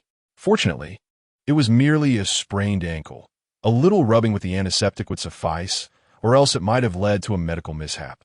Li Mingqi understood that the remedy merely needed to be applied and massaged in, yet the process felt so awkward. Despite his discomfort, he refused to admit defeat. A man must not appear incapable. He stubbornly pressed the antiseptic onto his ankle. Though the pain was excruciating, he would not let it show. Gu Zizi, unable to bear the sight any longer, stepped forward and seized the medicine from his hand. "If you can't do it, just admit it. Wipe it on a brave face." As she spoke, she poured the liquid in her own palm. "Who said I couldn't manage? I can." Chu Zizi's response was a mere nonchalant acknowledgement. Li Mingqi felt insulted. This humiliation surpassed even the embarrassment of his recent fall from the second floor. His pride as a man was at stake. How could he let a woman proclaim his inadequacy? Chu Zizi's hands were cold, and when they touched his leg, he shivered involuntarily. She merely pursed her lips, maintaining her silence. "Your hands are cold. If you want to laugh, just laugh. And by the way, I can manage, so don't spread falsehoods. The nurse, who had remained silent, could no longer contain herself. What should I go home and discuss this? Li Mingqi suddenly realized he might have misspoken and blinked rapidly in embarrassment. What home? I can go back by myself soon. I'm not that heartless, Chu Zizi jested. It wasn't he that Gu Qingchuan intended to slander Chu Zizi. Her actions were simply those of a normal man. Conversely, Li Mingqi, a robust young man, appeared as bashful as a coy maiden under her teasing. He had never felt so humiliated in his life. Chu Zizi had to be taught a lesson. Daring to suggest a man was incapable required a demonstration of his true abilities. However, he was surprised to find her hands were not as cold as before, but rather soft and slightly plump. The pressure she applied was just right. He had braced himself for a vengeful retaliation. Chu Zizi was earnest in her massage, her demeanor devoid of the earlier playful banter as she meticulously kneaded his swollen ankle. In that moment, he perceived a different side of Chu Zizi. If this was her true self, how delightful it would be. He wished she wouldn't act so tomboyish. A sharp slap against her own calf jolted him back to reality. Chu Zizi had struck herself, sending a tingling sensation through her nerves, and upon glancing down, she noticed her calf reddening. Li Mingqi stared at her in astonishment. Are you out of your mind? He had just been internally praising her, and now she had proven herself incorrigible. Chu Zizi turned to the sink to wash her hands. If I didn't wake you up, would you have continued to indulge in fantasies? She said coldly. Li Mingqi felt as though he had been caught in a secret, his face flushing with embarrassment. He had been thinking too much about her touch. Unbeknownst to him, Chu Zizi was one of Gu Qingchuan's closest aides, excelling in every aspect of their training camp. She could perceive his subtle movements without needing to observe closely. With his head lowered, Li Mingqi busied himself with putting on his shoes, saying nothing. If he wasn't embarrassed, then others could be. From a moment, they left the nurse's office until they reached the hospital exit. Li Mingqi remained silent. Gu Zizi, in turn, matched his quietness. Upon exiting, he headed straight for a taxi, only to be caught by Chu Zizi. I don't need you to drive me. I could take a cab myself. I brought you here, so I will take you back, she insisted. Li Mingqi felt as if an irritating bug had crawled into his ear. Had she consumed some domineering CEO persona? He cast a disdainful glance at her, his expression reflecting his distaste. He chose silence and entered the vehicle, fearing she might utter something intolerable. As soon as he settled in, Chu Zizi's phone rang. Hello. The expression on her face turned serious as she listened. All right, I understand. I'll be there shortly. Chapter 115, Daddy's Little Bear. After hanging up, Chu Zizi turned to Li Mingqi. I'm sorry, but I can't drive you anymore. I'll help you get taxi.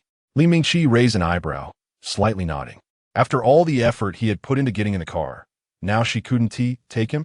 Was she playing with him? But perhaps it was for the best. This was what he had been wishing for. Chu Zizi helped Li Mingqi into the car, then hurried back to grab her helmet, swiftly mounting her motorcycle and vanishing from the hospital entrance. Li Mingqi, balancing on one foot, hobbled into the lobby, limping awkwardly. In the lobby, he spotted an elderly gentleman, a child, and Gu Qingchuan. The moment he saw them, Li Mingqi instinctively turned to flee. Where do you think you're going? Come in and sit for a while. Li Mingqi turned back to face old Master Li, awkwardly forcing a smile. Whatever you want to know, Yuanbao already knows. Just look at me. I want to be reporting to you. Did I ask you to report? Old Master Li retorted, clearly annoyed. Fourth uncle, why are you back alone? Where's Aunt Zizi? Yuanbao craned her neck, searching for Chu Zizi, who was nowhere in sight. Well, you should ask her boss, your father, Li Mingqi replied, tilting his head toward Gu Qingchuan, his words dripping with sarcasm.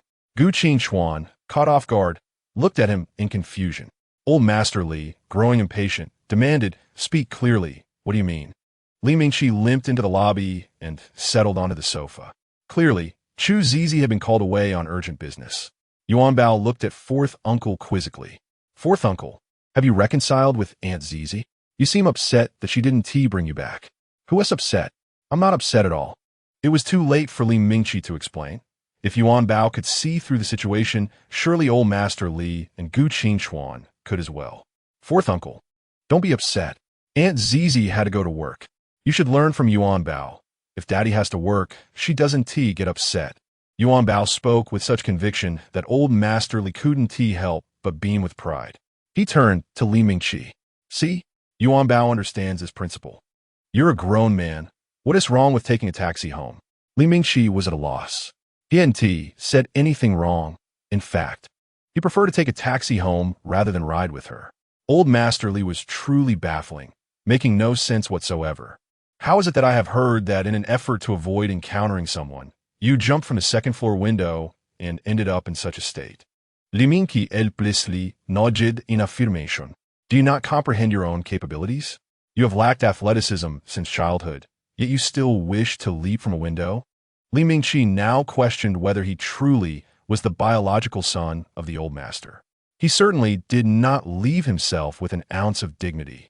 Bringing up childhood incidents to belittle himself, was that not a touch excessive? Gu Qingchuan sat quietly nearby, observing, when suddenly Yuanbao broke into laughter.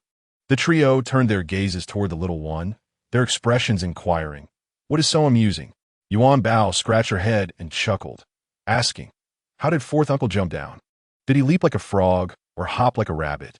It's quite funny." Li Mingqi felt a tangled mess in his mind. It was fortunate that it was Yuanbao who uttered such words. Had it been another child, he would have certainly lost his temper.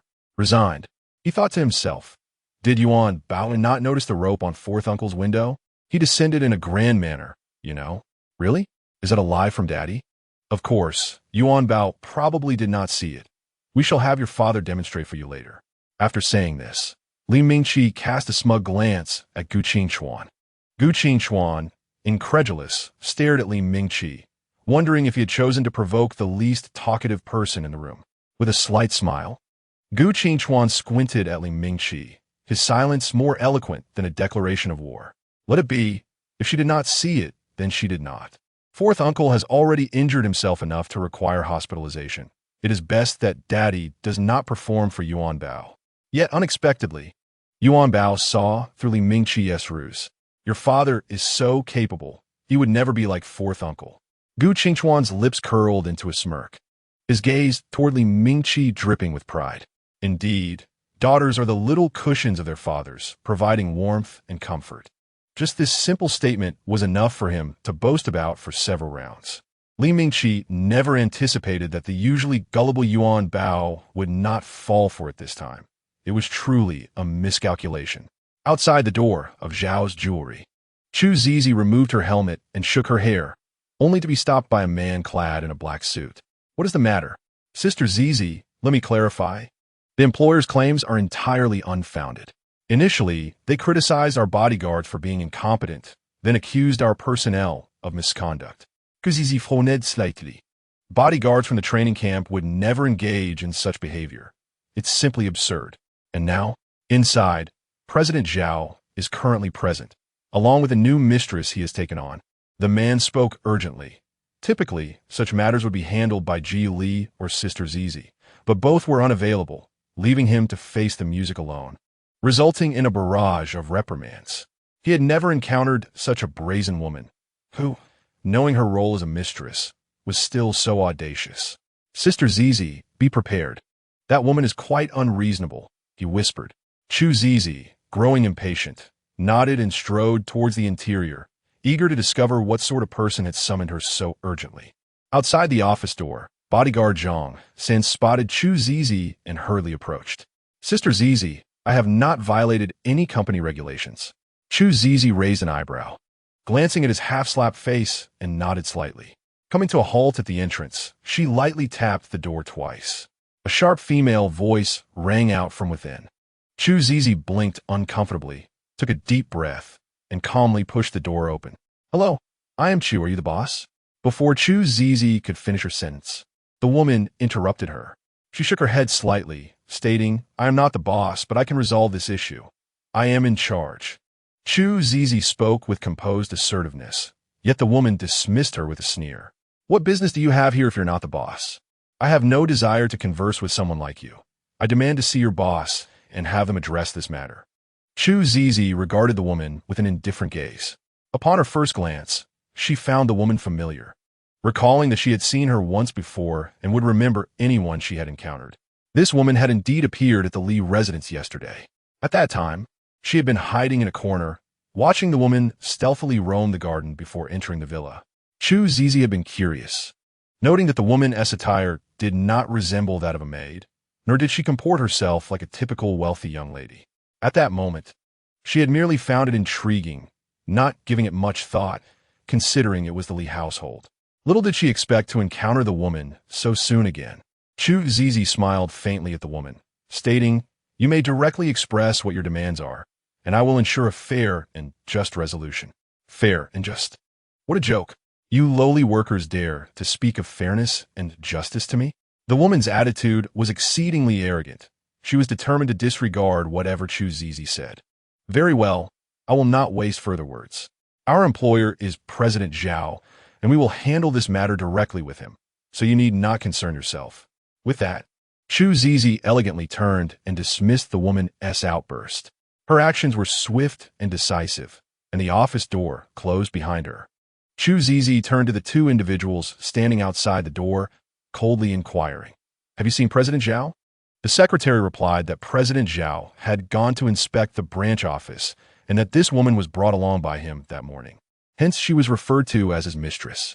Do you not know who your employer is? If your employer is absent, why are you still at the company? Chu Zizi looked at bodyguard Zhang San with a hint of exasperation. This was a fundamental error. Upon entering and not finding President Xiao, she had already surmised the situation. Zhang San lowered his head, acknowledging that he had violated company regulations. However, it was too late for regrets. You are to refrain from taking any new assignments for the next 2 weeks and reflect on your actions, Chu Zizi said calmly as she moved toward the exit. Zhang San did not respond. Although President Xiao had instructed him to remain, the protection contract stipulated that his responsibility was solely towards President Xiao, and anything else fell outside his duties. As they exited Zhao's jewelry, Chu Zizi mounted her motorcycle and glanced back at the two men. Return to your training. Take a good look at the company regulations and assignment guidelines. 20 minutes later, her motorcycle stopped outside the gates of the Lee residence. The same guard from earlier approached. Wait, who are you looking for? Li Mingqi, Gu Qingchuan, or Yuanbao. Any of them will do. The guard, noting Chu Zizi's assertive demeanor, said nothing further and picked up the intercom. The woman who had just accompanied the fourth young master has returned and is now at the gate. Just as the guard finished speaking, a youthful voice emanated from the intercom. Uncle Guard, please let Aunt Zizi in. She has worked hard. Li Mingqi had intended to deny her entry, but Yuanbao's swift action and the old master's penetrating gaze compelled him otherwise.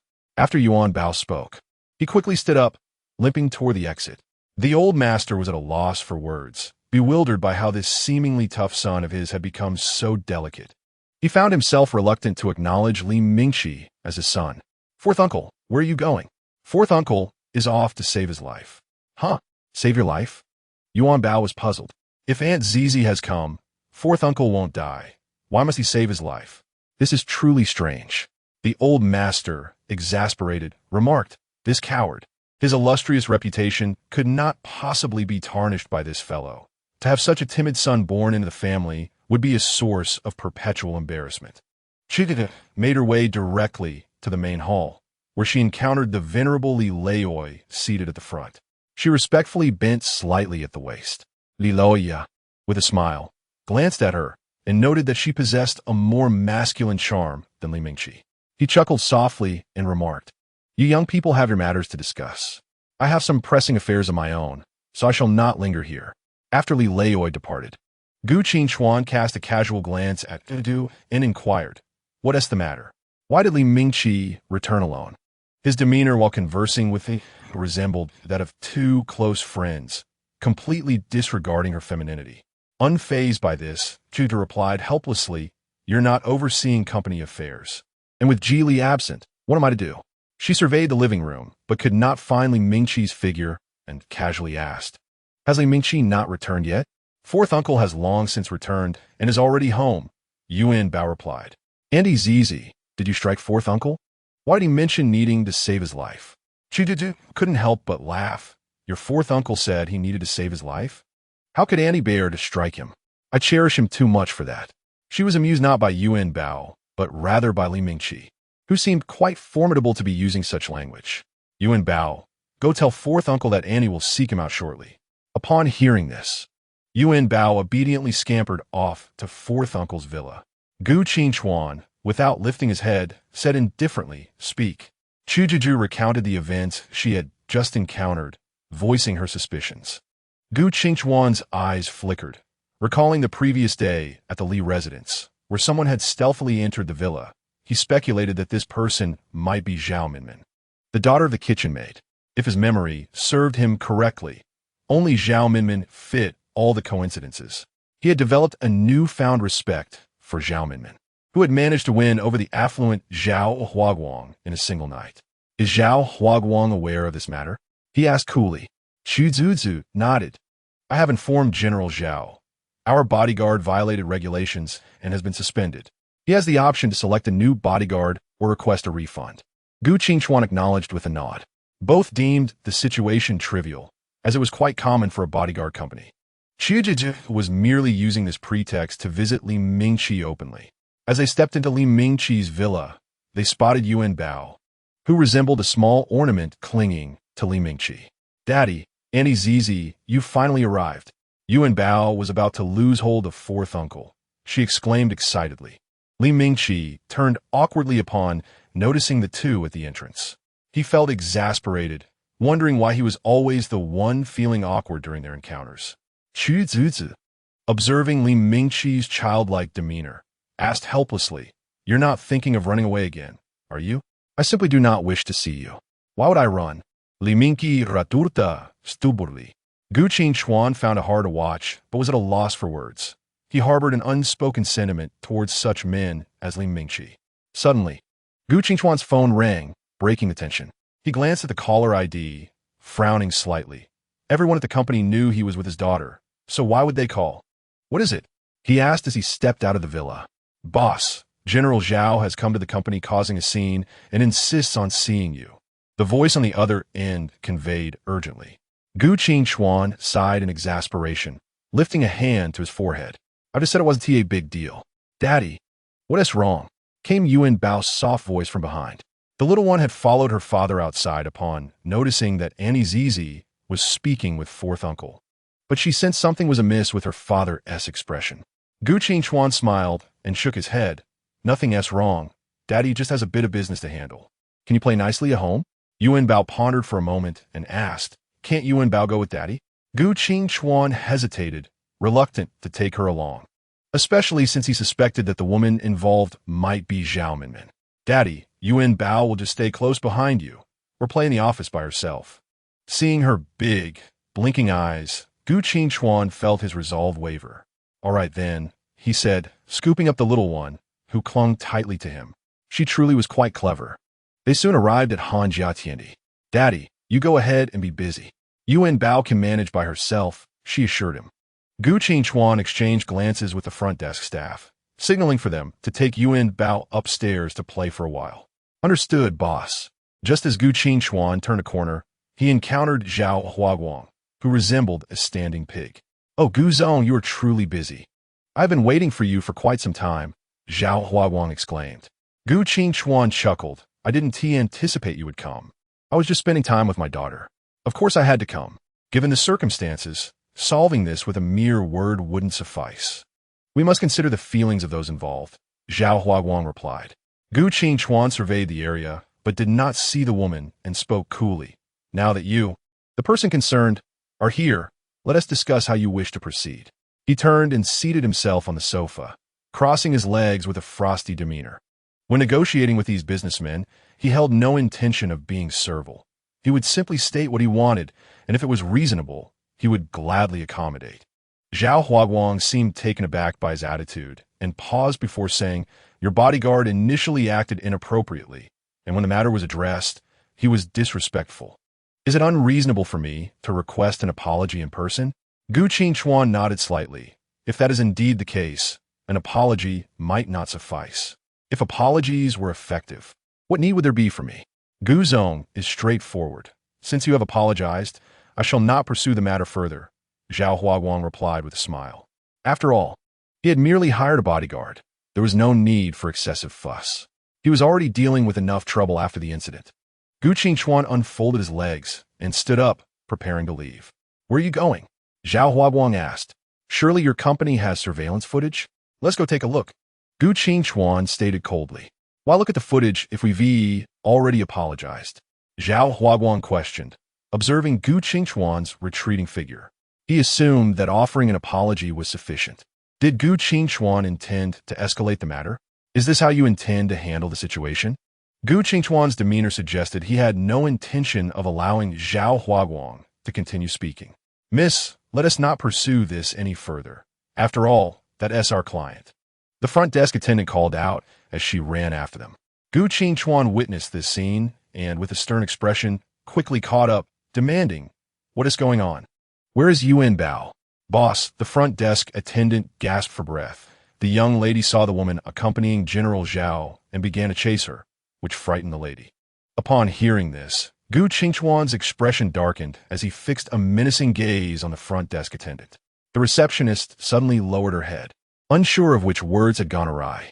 Gu Qingchuan hastened in the direction of Yuanbao, now certain that the woman beside Xiao Huaguang must be Zhao Minmin. Otherwise, Yuanbao would not have pursued her so fervently. Upon hearing her father's call, Yuanbao turned around. "Daddy, I just saw the lady who is about to become your wife. When she saw me, she started running, and I couldn't catch up with her." Her tiny hands rested on her hips as she gasped for breath. Gu Qingchuan, observing Yuanbao's demeanor, could not suppress a smile and picked her up. "We shall not chase after that lady. She will come out on her own soon enough," he said gently. Yuanbao, in her confusion, could not fathom why the lady was running or why she would eventually return. However, she trusted her father would not deceive her. So she settled comfortably in his embrace. Outside, Xiao Huaguang noticed Gu Qingchuan lingering without getting into the car and felt perplexed. He turned around, glanced about, and made a phone call. Shortly thereafter, Zhao Minmin emerged slowly, bewildered upon seeing Gu Qingchuan and Yuanbao by the car. "What is this situation? How did I encounter Gu Qingchuan and that troublesome child here? Such bad luck. Come on, Minmin, let us head back," Xiao Huaguang said with a smile, appearing like a couple that had been together for ages. "What are you dawdling for? What's going on?" Zhao Minmin snapped back to reality and quickly approached the car. "It's nothing at all. Let us return.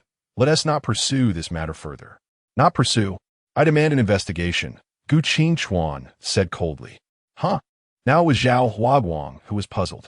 Zhao Minmin had suddenly insisted on not pursuing the matter, yet Gu Qingchuan, as the second party, was demanding an investigation. "Mr. Gu, did I hear you correctly? You want to pursue this after we agreed not to?" Chapter 118, It Must Be Investigated. Gu Qingchuan did not even glance at Xiao Huaguang, nodding slightly as he gently placed Yuanbao in her car seat and opened the driver's side door. Some matters do not unfold as you wish. Furthermore, being the first party does not grant you the liberty to act arbitrarily. Xiao Huaguang watched as Gu Qingchuan's car started. Turning to Zhao Minmin. "Why the sudden change of heart? Do you know Gu Qingchuan? How could I possibly know him?" Zhao Minmin's smile was somewhat stiff. Despite Xiao Huaguang's unfavorable impression of her, she preferred to keep her acquaintance with him hidden until she found someone better. Last night, she had encountered Xiao Huaguang again, and unexpectedly, he had treated her kindly upon waking up that morning. On their way back to the company, she cautiously inquired, "What was he doing at your company? I demanded them to apologize to you and to check the surveillance footage for confirmation." "What? Check the surveillance?" Zhao Minmin's voice rose in panic. If they checked the footage, her actions would surely be exposed. What was Gu Qingchuan trying to accomplish? She suspected he was deliberately targeting her. But what if they checked the footage? Was there even any surveillance in that office? In such a large company, surely there would be cameras. What to do? The car sped along, leaving Zhao Minmin with dwindling time to devise a strategy to prevent Gu Qingchuan from seeing the footage or to keep him from discovering the truth. She did not want Gu Qingchuan to learn the reality, nor did she wish for Xiao Huaguang to uncover it. At Zhao's jewelry, Xiao Huaguang led Gu Qingchuan to view the surveillance footage. Zhao Minmin was reluctant to follow, but Gu Qingchuan insisted that as the protagonist of the matter, she could not be absent. Reluctantly, she trailed behind, ready to confront whatever came her way. Yuanbao remained vigilant, eyeing Xiao Minmin with suspicion. The lady did not seem like a good person, appearing rather odd, especially with the way she looked at her father and that rotund uncle, as if she intended to devour them. "Mr. Gu, would you care to join me for a fine cup of tea in my office? We have only the best," Zhao Huaguang said with a smile.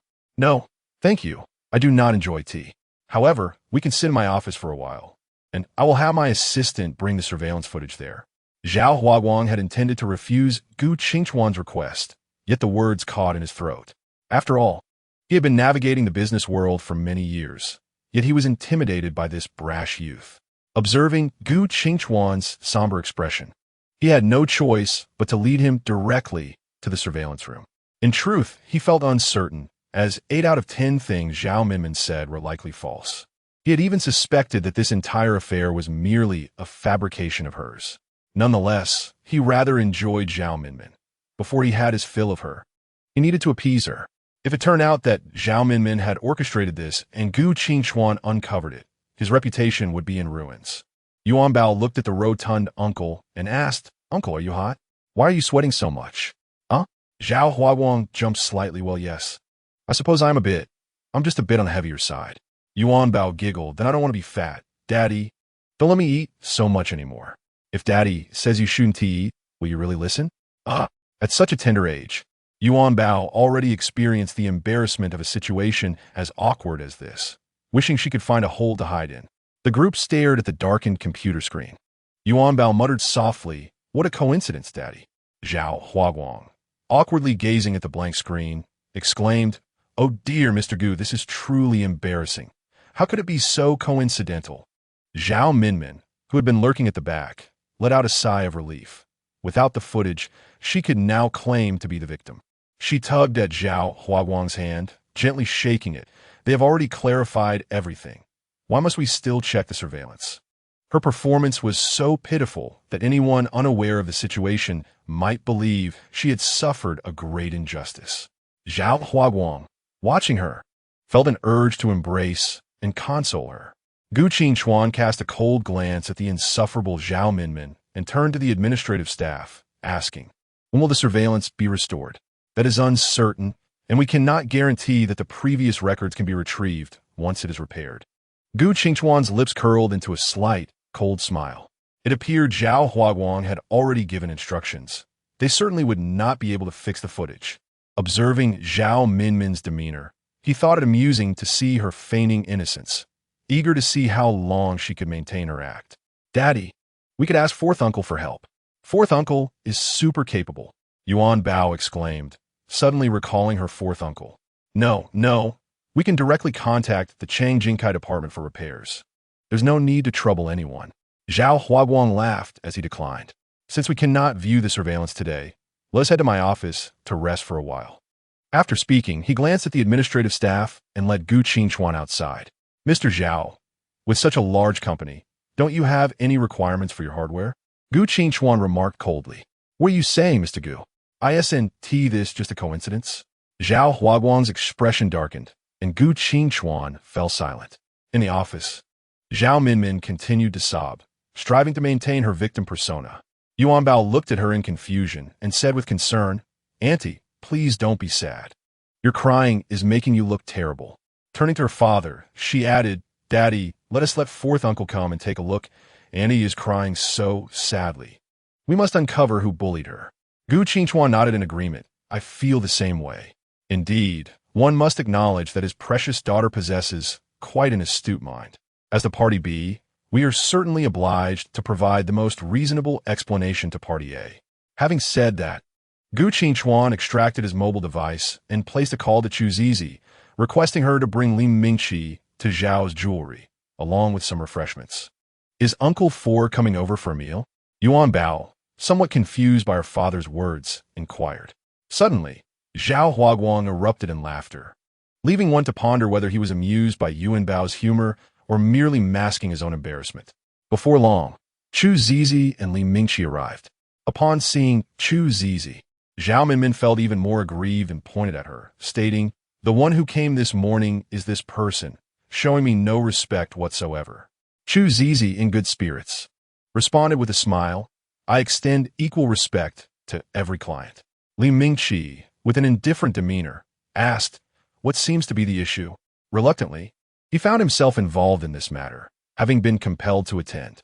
Chu Zizi had assured him that once this issue was resolved, she would comply with his wishes. This prospect piqued Li Mingqi's interest. Uncle 4, why is your face so flushed? Did you and Aunt Zizi run here?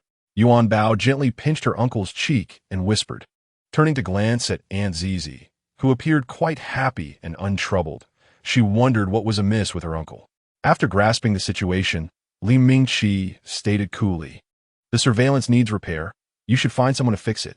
My responsibility is merely to recover the missing footage.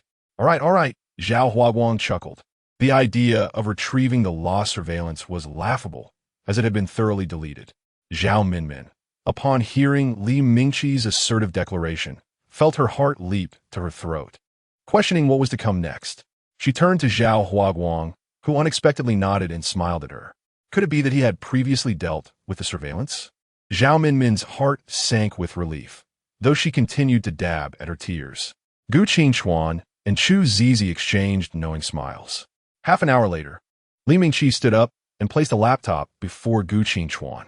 The video revealed Zhao Minmin deliberately approaching a bodyguard while holding a teacup, her hand brushing against his chest, only to be evaded by him. Unfazed, Zhao Minmin pressed on, but the bodyguard maintained his distance. Zhao Yuanbao's face turned a ghastly shade of green upon witnessing this. He had anticipated that Zhao Minmin might fabricate tales, yet he was taken aback by the extent of her audacity, particularly on his turf. He turned and glared menacingly at Zhao Minmin, who was already terrified, unable to comprehend the extent of Li Mingqi's capabilities, leaving her speechless. Gu Qingchuan, cradling Yuanbao, announced, Mr. Zhao, I hope after you resolve your family matters, you will bring her to apologize to my bodyguard. Yuanbao glanced at Zhao Minmin and asked, can we do it without Annie? What if she still wants to be daddy's wife? Yuanbao was wary, contemplating the possibility of her not being present beside her father while Zhao Minmin harbored such intentions. She was determined to prevent such a scenario from unfolding. She wouldn't dare, Chu Zizi laughed. Yet, Yuanbao remained uneasy, recalling the last instance when Zhao Minmin had expressed a desire to be her father's wife. Zhao Minmin, at this moment, was not even contemplating becoming Gu Qingchuan's spouse. Her thoughts were solely focused on passing this hurdle with Xiao Yuanbao. After all, until she found another option, Xiao Yuanbao was a feasible choice. For many years in business, he had never experienced such disgrace. Once Gu Qingchuan and the others departed, he whirled around and seized Zhao Minmin by her hair. The sounds of scolding and shrieks pierced through the air, resonating in the corridor. At the dining table, Li Jingchen remarked coolly, Jinsheng, your reality show with Yuanbao begins filming tomorrow. Be more mindful. Li Jinsheng inwardly mused that he had indeed become more aware, but some matters were unavoidable. Yuanbao, her mouth smeared with oil, inquired, Uncle, will Nanbao still come? Not anymore, he replied. After that day, it was rumored that a small entertainment company had approached Nanbao, wishing for Yuanbao to continue filming short videos. However, Yuanbao was a minor, and such matters required discussions with Nanbao's parents. Without hesitation, Nanbao's parents signed a contract with the entertainment company, consenting to their arrangements for her promotion and filming. Following the signing, they received a sum of money, which they decided to use to sell their original house and relocate. Unexpectedly, just as the entertainment company's payment entered their account, it was promptly frozen by the court. Now, they ventured out with great caution, especially Nanbao's mother, who hardly dared to leave the house, while her father preferred to go out at night, as many had recognized this ill-suited couple. It is said that a tiger does not consume its young, yet Nanbao's parents had not directly harmed her, but were instead exploiting her in a different manner. Well, then it's left to Yuanbao, and Shigij, and Shanwan Jia. Yuanbao pondered aloud. Meanwhile, on the other side, Li raised his head abruptly from his meal and looked at Yuanbao. Be cautious during the show. Keep your distance from that Ren and Shi, that little rascal. He held a strong disdain for Run and Shi, having seen enough of him during the recent birthday celebration to discern that he was no good. Yuanbao looked at her brother in confusion. Why? And she Gage is very kind to me. Kind? You're so young, and he already wants you to be his wife. Are you foolish? Li Yang's demeanor was a miniature version of Li Jingchun, prompting laughter from the Li brothers. Yuanbao firmly declared that she would not become Enshi Gage's wife. All right, you two together don't even reach adulthood. What else with this wife business? The old masterly interjected. His perspective was clear. While he could support Yuanbao finding a wife for others, he would not allow her to become involved herself. That evening, Yuanbao prepared for a deeper conversation with Zhuozhuo and Yu Yu. She felt that Zhuozhuo was becoming distant, preoccupied with Yu Yu, and even seeming slightly annoyed with her. Zhuozhuo, she called out. What are you shouting for? I'm not old yet. I can still hear. Zhuozhuo, impatient, emerged from the rabbit burrow, asking, what do you want? Come, call Yu Yu. We need to hold a small meeting, Yuanbao stated, patting her chest. A meeting? Zhuozhuo looked at Yuanbao's serious expression, incredulous. It seemed absurd to hold a meeting with two rabbits, one of whom couldn't even speak. What meeting? Just say what you need to say. I'll relay it to Yu Yu. No, you must participate. Zhuozhuo, increasingly perplexed by Yuanbao's antics, turned and shouted at the rabbit burrow. Yu Yu, come out. We're having a meeting. Yu Yu emerged promptly, obedient to Zhuozhuo's words. Chapter 120. Only men can understand. One person and two rabbits sat obediently in a circle. All right, everyone is here. Please speak. What is the matter? Yuanbao glanced at Zhuozhuo and then at Yu Yu, cleared her throat, and declared, thus begins the first meeting presided over by Yuanbao for Zhuozhuo and Yu Yu. First and foremost, let us summarize the predicament we currently face. Zhuozhuo no longer enjoys playing with me. Instead, he prefers Yu Yu, which has incited feelings of jealousy within me, leaving me rather discontented. Initially, Zhuozhuo listened with great attentiveness, but as the conversation progressed, it became increasingly absurd. Now, this old rascal has turned the tables, for it is he who ventures out for merriment without including me. Yet he insists on concocting tales of a public rabbit, leading to this situation. Indeed, although this old rascal has transformed into a youthful figure, he remains the same mischievous spirit from above. Secondly, Yuanbao suspects that there exists a secret between Zhuozhuo and Yu Yu, and being in the dark, she insists that they must dutifully disclose everything to her. Zhuozhuo is left speechless. They are tethered together by an unbreakable red string, and aside from a few blush-inducing matters that Yuanbao is oblivious to, there is nothing she does not know. Is there anything else? Noticing Yuanbao's senso, Zhuozhuo dit daifun in gui. Hold on, Yuanbao contemplates. There seems to be something I've forgotten. She scratches her head. Well, think it over. For now, it is my time to provide answers. Zhuozhuo reiterates his earlier musings to Yuanbao. Clearly, she has absorbed none of it. I have just recalled one last detail. Yuanbao is to commence work tomorrow, and Zhuozhuo should accompany her. Why on earth would I follow you? What kind of jest is this? Startled, nearly choked on the carrot he was consuming, pondering what mischief this old rascal is up to now. Yuanbao wants him to meet her friends, and then he could appear on television, transforming into a brilliant rabbit like her. Who aspires to be a brilliant rabbit? I merely wish to live peacefully. Yu Yu, bewildered, glances back and forth, unable to comprehend a single word these two are saying. Sigh. Yuanbao simply wishes to bring you along. Why must you reject her? How annoying. After saying this, she looks at Zhuozhuo and Yu Yu. Why has everyone fallen silent? Zhuozhuo, did you not hear Yuanbao speaking? Why are you not responding? You have the audacity to speak. It is utterly revolting. Just look at the way you express yourself. It is truly nauseating, Zhuozhuo retorts with disdain. Who taught this old rascal such manners? Is it not better to communicate properly? Yuanbao feels a bit embarrassed by Zhuozhuo's remarks, laughing sheepishly. Yuanbao is addressing serious matters. Do not digress. I refuse to go. Why not? I cannot bear to leave you alone at home. Zhuozhuo fabricates an excuse. Yuanbao ponders this, and, seeing Yu Yu's silly demeanor, thinks that Enshi Gage and Xiao would likely appreciate it. She nods, albeit reluctantly. Very well. We shall bring Yu Yu along. What? Zhuozhuo is utterly perplexed. Why must this old rascal insist on bringing him onto the program? Yu Yu, Witnessing Zhua's excitement, bounces energetically by his side.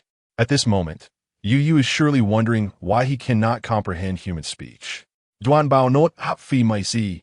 Gazing at Zhuazhua and Yu. All right, it is settled. You both shall go together. The meeting concludes here. Disperse. With that, she promptly enters the bathroom. Zhuazhua and Yu exchange glances, bemused by Yuanbao's spontaneous whims. Let us return to sleep. You are to appear on the program tomorrow. Soon to become a brilliant rabbit, Zhuazhua kicks Yu lightly, expressing his dissatisfaction. To this day, he remains oblivious as to why he has come down, muddling through so many tedious occurrences. Now, to top it off, he must accompany this old rascal in pursuit of wealth. What does a mere rabbit need with money? A few carrots are sufficient. It is truly arduous. The following day, Yuanbao rises early, one Zhuazhua in her left hand and one Yu in her right, bustling about energetically. When Li Jincheng sees Yuanbao in this state, he is utterly bewildered. Yuanbao, why are you bringing rabbits down with you? Yuanbao insists on bringing Zhuazhua and Yu along, confident that Enshigij and Xiaoyuanbao will surely adore them. Li Jincheng's expression turns blank. What kind of game is Yuanbao playing? They're going to work. Bringing rabbits along seems rather inappropriate. Just as he contemplates what to say, Li Haoran approaches, grinning. Just let her bring them. With rabbits for company, aren't you relieved? He raises an eyebrow, a glance that only men can decipher, a unique form of artistry not meant for others to understand. Li Jincheng comprehends instantly, turning away. Fine. If Yuanbao wishes to bring them, let her be. With rabbits accompanying her, Yuanbao has more time to spend with his wife. The clang of his well-laid plans resonates, and thankfully, Yuanbao cannot hear otherwise. At the filming location, the director, noticing Li Jincheng escorting Yuanbao from the car, hastens to greet them. Yuanbao has arrived. How is your mood today? Yuanbao, going forward, looks at the director and curiously asks, is there something you need, director uncle? Oh, nothing at all. I simply haven't seen you in a while and missed you. Li Jincheng silently mocks the director's eagerness. Upon seeing the rabbits that Yuanbao carries, the director's eyes widen. Quick, two people. Take Yuanbao's rabbits outside and buy some carrots or something. Director uncle, may I bring the rabbits with me? Bring them? Yuanbao, do you intend to hold the rabbits while filming? The director is taken aback. Yes, I want to show them to Enshigij and Xiaoyuanbao. Yuanbao's intention for bringing Zhuazhua and Yu is twofold, to show them to her brother and sister, and also because Zhuazhua can assist her in finding a partner for others. The director hesitates, pondering whether carrying rabbits might hinder the process. Uncle, if it's not permissible, I will show them to Enshigij and Xiaoyuanbao first, and then take the rabbits away. Yuanbao, noticing the director's dilemma, decides not to press her point. All right, they have arrived. They are over there, the director chuckles, pointing in the indicated direction. Yuanbao. Upon hearing a familiar voice, Yuanbao is enveloped in a powerful embrace. Oh dear, the rabbit is dying. Be gentle, I can't breathe. Zhuazhua cries out desperately. Oh, Ning. I knew it was you. Please stop. Yuanbao's rabbit is about to explode. Yuanbao, flustered, stutters as she tries to explain to Wang Ning, who is laughing uncontrollably. Do not tease Yuanbao. After all this time apart, haven't you missed her? Song Yuyan Nukes Vang Ning Soputer. I was not referring to this little rascal, she retorts. Aunt Ning, if you missed Yuanbao, why did you not come her birthday? Oh dear, you little one, you have indeed grown a year older. Wang Ning chuckles, pinching Yuanbao's cheek. Of course I wanted to attend, but I was entangled in other matters. A few days ago, her mother visited, intent on urging her to marry, to ease her mother's worries. Wang Ning had previously lied, claiming she had a boyfriend, but this time her mother would not leave without seeing him. Come now, let Aunt Ning see your little rabbits. Wang Ning takes the rabbits from Yuanbao's hands. Song Yin nudges Li Jincheng's shoulder, whispering, didn't you say you would find a friend to help Ning act in a scene? Who has the time for that? Though she speaks softly, Yuanbao overhears. Beautiful sister, what kind of scene? Can I participate? Yuanbao ingui easily. Song Yuyin smiles, charmed by the enthusiastic little one. Although this particular scene requires a boy akin to your little uncle. Then, let your little uncle take part. Well, I have no objections. Wang Ningning chuckled, cradling her rabbit. Don't tease Yuan Yuan. Song Yin gently interjected. Your uncle won't do either. If Li Jinsheng were to play Wang Ningning's boyfriend, and then they broke up, it would create chaos when Ningning's mother finds out that Li Jinsheng is with her. Yuan Yuan observed the mysterious expressions of the others and was about to inquire further when she noticed her uncle signaling her to be quiet. She promptly fell silent, realizing that this matter should remain confidential until they could find a private space to discuss it. Upon noticing Yuan Yuan's arrival, Ren and Shi hurried over. Yuan Yuan, brother and Shi? Yuan Yuan waved enthusiastically. I brought my pet rabbit. Ren and Shi glanced at the rabbit trailing behind her, feeling a tad apprehensive. It's as cute as you, he remarked. Swiftly changing the topic, the shoot is about to begin.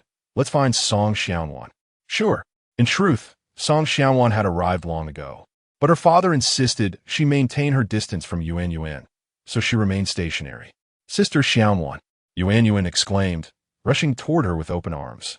Yet, when she reached her, Song Xiaowan did not reciprocate the gesture, merely offering a faint smile.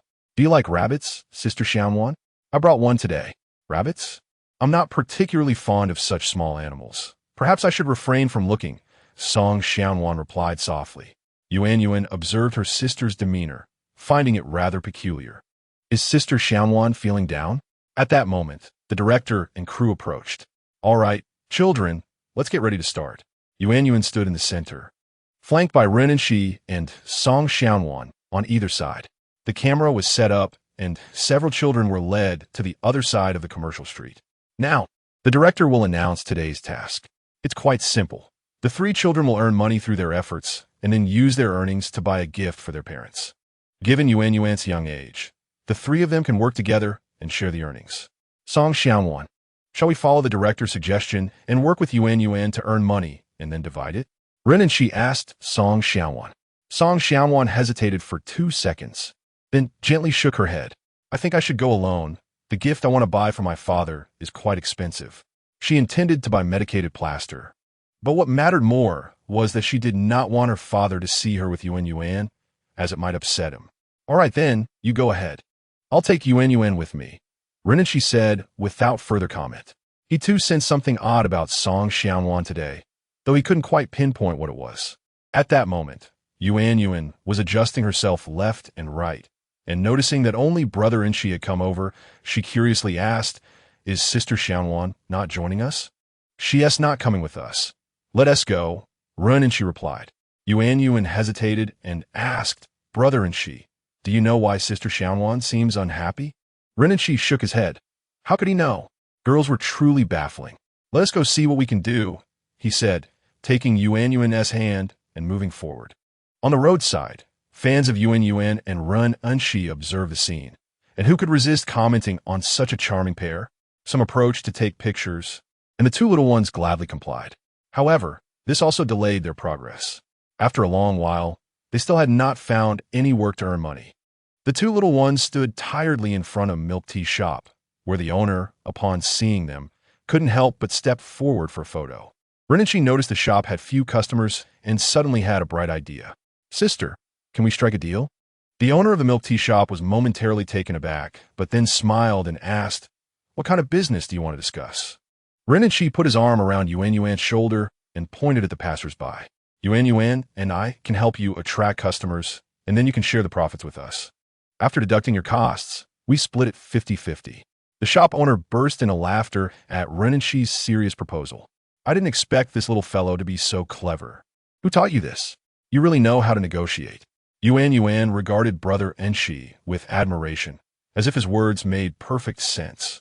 She nodded in agreement, saying, Annie, we will definitely bring in customers. We are quite capable. The shop owner glanced at the fans behind the two children and realized there were quite a few. Plus, being on a show could serve as a promotional opportunity for her milk tea shop. All right, but we need to adjust the profit share, considering I have so many employees. How about a 70-30 split, with you getting 30?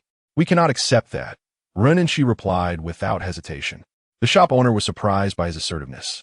For such a young child, you have quite an entrepreneurial mind. You should consider my position too. I need to earn money as well. By my terms, you would already be making a profit.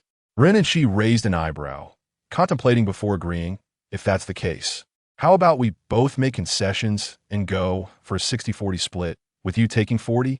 But you must also provide each of us with a cup of milk tea. The surrounding fans chuckled at Run and She's cleverness. He had managed to earn money and get 2 free cups of milk tea. The shop owner shook her head helplessly. Fine. You two can choose what you want to drink. Yuan initially wanted to assist brother and she in the conversation, but found it difficult to interject. So she quietly stood beside him, her eyes lighting up at the prospect of milk tea. I want strawberry flavor, she declared joyfully. The 2 little ones exited the shop, each holding a cup of milk tea. Rinnichi looked at the crowd of onlookers and fans, calling out, "Dear friends, if you're thirsty or want some milk tea, you can come here to buy. After purchasing, you can take a photo with Yuan and me."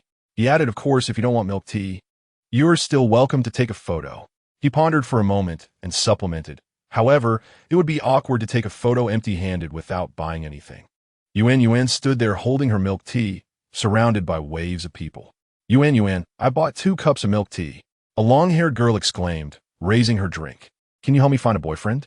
Yuan quickly set down her milk tea, momentarily forgetting the task at hand in her excitement. After swallowing a sip, she cheerfully asked, "Are you looking for a husband?" The girl shyly nodded, admitting that husband felt a bit too soon. She just wanted to find a boyfriend for now. Yuan handed her milk tea to Runenshi and took the girl's hand. "Sister, you must be very quiet." Gently, Yuan closed her eyes and silently asked the girl. 2 minutes later, she slowly opened her eyes and gravely said, "Sister, you already have a boyfriend, right? But he isn't your husband. After you break up with him, you will soon meet your true husband." The girl looked at Yuan in disbelief, clearly startled by her words. At that moment, a man approached from behind and walked up to the young lady's side. "Come on, darling. Have you finished buying the milk tea?" Yuanbao looked up at the man before her, pondering if he was indeed the young lady's boyfriend. The man smiled and nodded. "Don't we look like a couple?" Yuanbao observed the two and gently shook her head, asserting that they bore no resemblance to a couple whatsoever. The man's reaction to her response was less than favorable. "What do you mean we don't look like a couple?" He turned and took the young lady's hand, leading her outside. Let us go. You believe everything." Yuanbao then turned to Ren and Shi and remarked, "Elder brother and Shi, that man, just now, is a bad uncle. He only likes the young lady's money." Her perception had broadened significantly, as if guided by an enlightened being.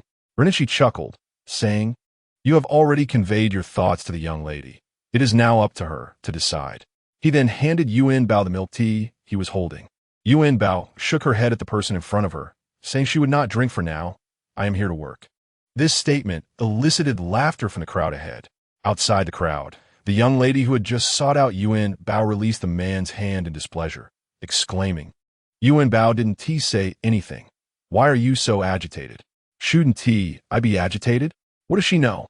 She just said we don't look like a couple." The young lady scoffed. "Are you upset because of this, or is it your own guilt?" The man blinked rapidly, his expression momentarily flustered, but he quickly regained his composure. "What are you saying? Are you doubting me?" He gazed at her with disappointment. The young lady remained silent, though her expression conveyed disappointment even more vividly than his. She had never expected much from Yuanbao's prediction, for she was acutely aware of what the man had done behind her back. Yet, she refrained from confronting him directly, hoping he would recognize his own faults. To her dismay, what followed was only his increased indiscretion. If that is the case, there is no need to cling to certain things any longer. Li Jinxing sat in front of the broadcasting machine with all the parents, watching the antics of the little ones, and everyone found joy in the whimsical Yuanbao. Song Yin observed Yuanbao at the entrance of the milk tea shop, performing fortune-telling, and suddenly recalled that Yuanbao had previously done the same for Wang Ningning. She turned to Wang Ningning, exclaiming, "We forgot the most important person." "Who?" Song Yin gestured for Wang Ningning to look at Yuanbao on the screen. "Oh, stop it. I was just trying to cheer Yuanbao up." "It's not the time for games," Wang Ningning said dejectedly. She was utterly distressed, as her mother incessantly urged her to introduce her boyfriend, always preparing for an arranged marriage. "TSK. Song Yin clicked her tongue. "Haven't you been watching our live broadcast these past few days? Yuanbao's predictions have been spot on." She confidently patted her chest. "Look at me. I'm the best example." Wang Ningning gazed at the broadcast segment featuring Yuanbao, realizing she had forgotten all about it, as Yuanbao had been akin to a matchmaker by her side. I remember after Yuanbao predicted for me, she said that person knows your family Li Jinxing, meaning he is someone close to Li Jinxing. Both of them turned their questioning gazes toward Li Jinxing. He was taken aback. I haven't done anything. What is this about? Let us discuss matters properly. Without making it so alarming, he said weakly. Song Yuyin whispered a warning. Are you sure you haven't found a suitable match for Ningning? The boyfriend Yuanbao predicted for Ningning is standing right next to you. When did this happen? How was I unaware? Li Jian King remarked. Overwhelmed by the many people surrounding him daily, he couldn't possibly inquire about each one. Chapter 123. All come for Yuanbao. Wang Ningning shot a disdainful glance at Li Jinxing. At that time, he was solely focused on how to win over Song Yuyin, oblivious to other matters. Observing the two, Li Jinxing quickly added, Don't worry. We can have Yuanbao take another look later. Just see how adept she is now. Yuanbao and Ren and Shi were bustling with activity. Initially, everyone had come for photos, but gradually they were captivated by Yuanbao. Some genuinely believed in mysticism, trusting the outcomes Yuanbao predicted, while others simply joined in for the fun. Yuanbao was thoroughly enjoying herself, engaged in her work. Occasionally, Ren and Shi would turn to observe Yuanbao, encouraging the waiting fans, believe in your fate, and don't take Yuanbao's words too seriously. Each time Yuanbao heard and Shi Ji speak like this, she felt discontented. Her predictions were indeed accurate, so why did he always tell others not to take them to heart? She regretted not bringing Zhuozhuo along. That way, Zhuozhuo could also assist her in attracting business. Moreover, Zhuozhuo could offer advice, helping more people find their spouses, unlike in Shi Ji, who suggested that her predictions were unreliable. Meanwhile, Song Xiaowan was busy promoting a clothing store. After parting from Ren and Shi, she had spent quite some time searching for work, but had yet to find a suitable position. She genuinely wanted to earn more. She had made an agreement with the store's owner that for every customer she brought in who made a purchase, she would receive 10 yuan. After working diligently, she felt as if her lips were about to wear out. Are you the Xiaowan? A girl pointed at Song Xiaowan and inquired. Song Xiaowan smiled faintly and nodded. Why aren't you with those two at the milk tea shop? It's not tiring at all. You just stand there and take photos. The girl had just finished taking pictures and approached Song Xiaowan, recognizing her only when she saw the camera crew behind her. The director didn't say we had to go together, so I came out first, Song Xiaowan replied with a smile. The customer Song Xiaowan had just brought in overheard the girl and immediately became interested. Are you and Bao and Ren and Shi at the milk tea shop? Which one? We didn't see them on our way here. Yeah, we just bought milk tea. How come we didn't see you and Bao? One girl raised her milk tea cup. Disappointed. You and Bao, isn't at the shop you bought from. She's just ahead, not far from here, the girl said cheerfully. All right, we can go ask you and Bao for a fortune. Really? The two girls were thrilled at this prospect, exclaiming their thanks before dashing out of the clothing store at lightning speed. Song Xiaowan watched as her recently brought-in customers ran out without even glancing at a single piece of clothing. She felt a pang of disappointment, wondering why everyone became so excited at the mention of Yuanbao. Why did they all adore her? Had her father not advised her to keep her distance from Yuanbao, she might have been trailing closely behind her. With that thought, Song Xiaowan took a deep breath, resolved not to dwell on it any longer, and turned to continue attracting customers. However, it seemed that the pedestrians on the walking street were all heading in one direction. No one paid attention to Song Xiaowan as she attempted to finish her sentences. Everyone was hurrying along. In an instant, Song Xiaowan understood the reason. Everyone had heard about Yuanbao and Ren and Shi being over there, so they were all rushing towards them. Song Xiaowan's emotions were in disarray. She is currently unaware of her own thoughts. Is she perhaps envious of Yuanbao? She must triumph over Yuanbao at least once, so that on that day everyone will bypass Yuanbao and come toward her instead. Surely, that would bring great joy to father. After a bustling day, Ren and Shi observed Yuanbao's exuberant demeanor, feeling a tinge of envy. He felt as though he had been standing there taking photographs for an eternity, laughter almost exhausting him, while Yuanbao eagerly calculated relationships for others. Brother and Shi, how much did we earn today? Yuanbao asked with enthusiasm. Ren and Shi was uncertain and suggested they consult the boss. The two little ones entered to find the boss, only to discover he was nowhere to be found. "Excuse me, where's your boss?" Renenshi inquired of the staff. "The boss just stepped out. Is there something you need?" The staff member appeared oblivious, despite having been present during Renenshi's conversation with the boss. "Our work for today is complete. It's time to settle our wages," he stated coldly. "I'm sorry. That matter must be discussed with the boss," the staff member replied with a smile. Yuanbao felt a sense of foreboding and cautiously asked, "Brother and she, do you think they might not want to pay us?" Renenshi shook his head with a smile and turned toward the camera. He grinned at the photographer and then looked into the lens. "Boss, where are you hiding while watching the live broadcast?" "Our work is done." The owner, watching from behind the scenes, was momentarily taken aback.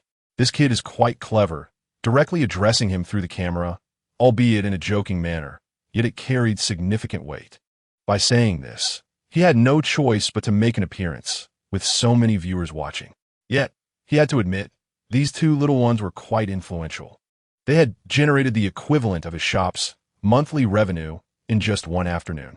The thought of having to pay them so much money indeed caused him some distress. But now he had to face them. "Boss, you certainly have impeccable timing," Renenshi remarked expressionlessly. The boss forced a smile. "Well, I just received a call and had to rush out. Let's calculate your wages now." Upon mentioning wages, she felt a pang of discomfort. Yuanbao's eyes sparkled as she gazed at the thick stack of cash in Renenshi's hand. The boss leaned against the wall, disheartened. They had taken all the cash from the shop, and she had even withdrawn more from the ATM. "Brother and she, can we buy so many gifts?" Yuanbao exclaimed. "One for everyone at home. That should be enough." Chapter 124, Taking the Beautiful Sister Away. Happy New Year! Renenshi and Yuanbao headed directly to the mall, entering a mode of extravagant shopping. Due to the substantial cash they had, Renenshi remained cautious. With few family members at home, not much money was needed, leaving the rest for Yuanbao. Uncle, so wealthy; second uncle, a professor; third uncle, fourth uncle. Yuanbao pondered, her mind spinning in confusion, unsure of what to buy for her uncles.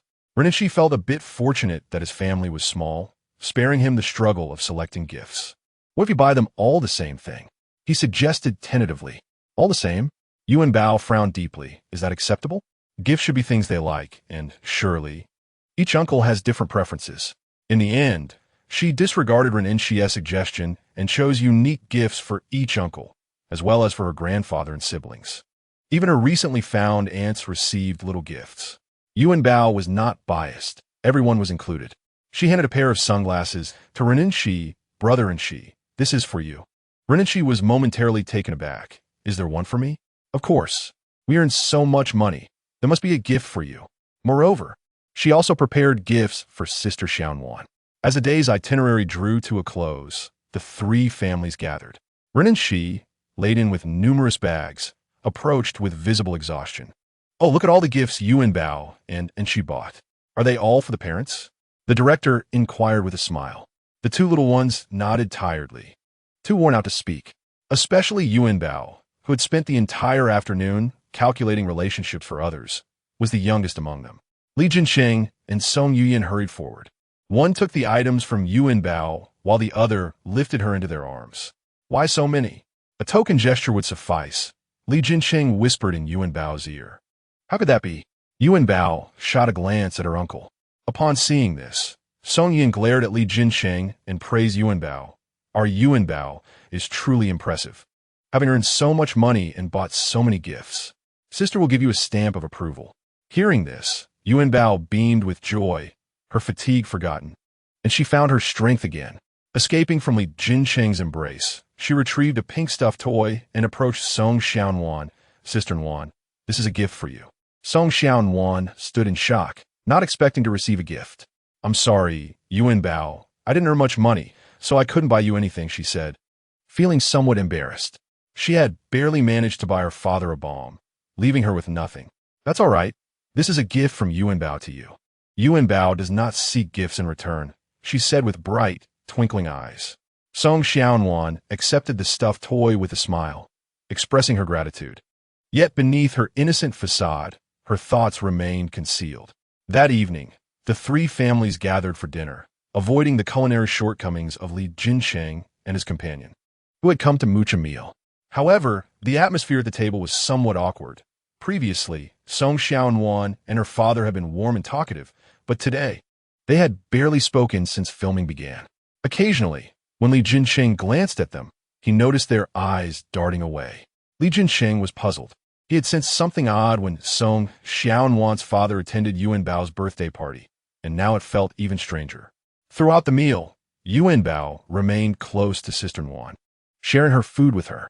After dinner, everyone stayed in the same house, and Yuanbao was taken away by Song Yuyin and Wang Ningning.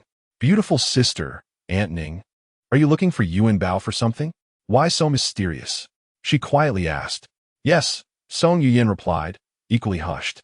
You two actors, there's no camera in here. So stop the performance. Wang Ningning interrupted, separating the two. Can you think of a solution for yourself first? Aunt Ning, are you troubled about something? Wang Ningning nodded vigorously, saying, I'm quite troubled. You must help me. Are you calculating for your husband? Yuanbao inquired playfully, her tone teasing. Wang Ningning nodded. Aunt Ning, Yuanbao is quite exhausted today and seems unable to calculate. Wang Ningning gazed at the little one, who wore a mischievous grin. Indeed, after a few days apart, the child had grown a year older. How about this? Once Yuanbao has fully recovered, we shall settle the matter, and for now, I shall take the beautiful sister with me. You can focus on earning well with your little uncle, she declared, rising and feigning to grasp Song Yuyin's hand. Out of the corner of her eye, she observed the child's reaction, noting that the little one seemed unfooled, prompting her to grip Song Yuyin's hand with more force. Let us depart, Yuyin. I am taking you away from your little uncle. He is no longer necessary. Song Yuyin stifled her laughter, playing along with Wang Ningning's charade. The dynamic between the two, one large and one small, was quite entertaining, as it appeared that the beautiful sister was about to be whisked away by Aunt Ningning. Yuanbao began to panic, quickly standing up and exclaiming, all right, Aunt Ningning, I will help you settle this. You must first let the beautiful sister stay with her little uncle. Only then did Wang Ningning release Song Yuyin's hand, chuckling as she seated herself beside Yuanbao.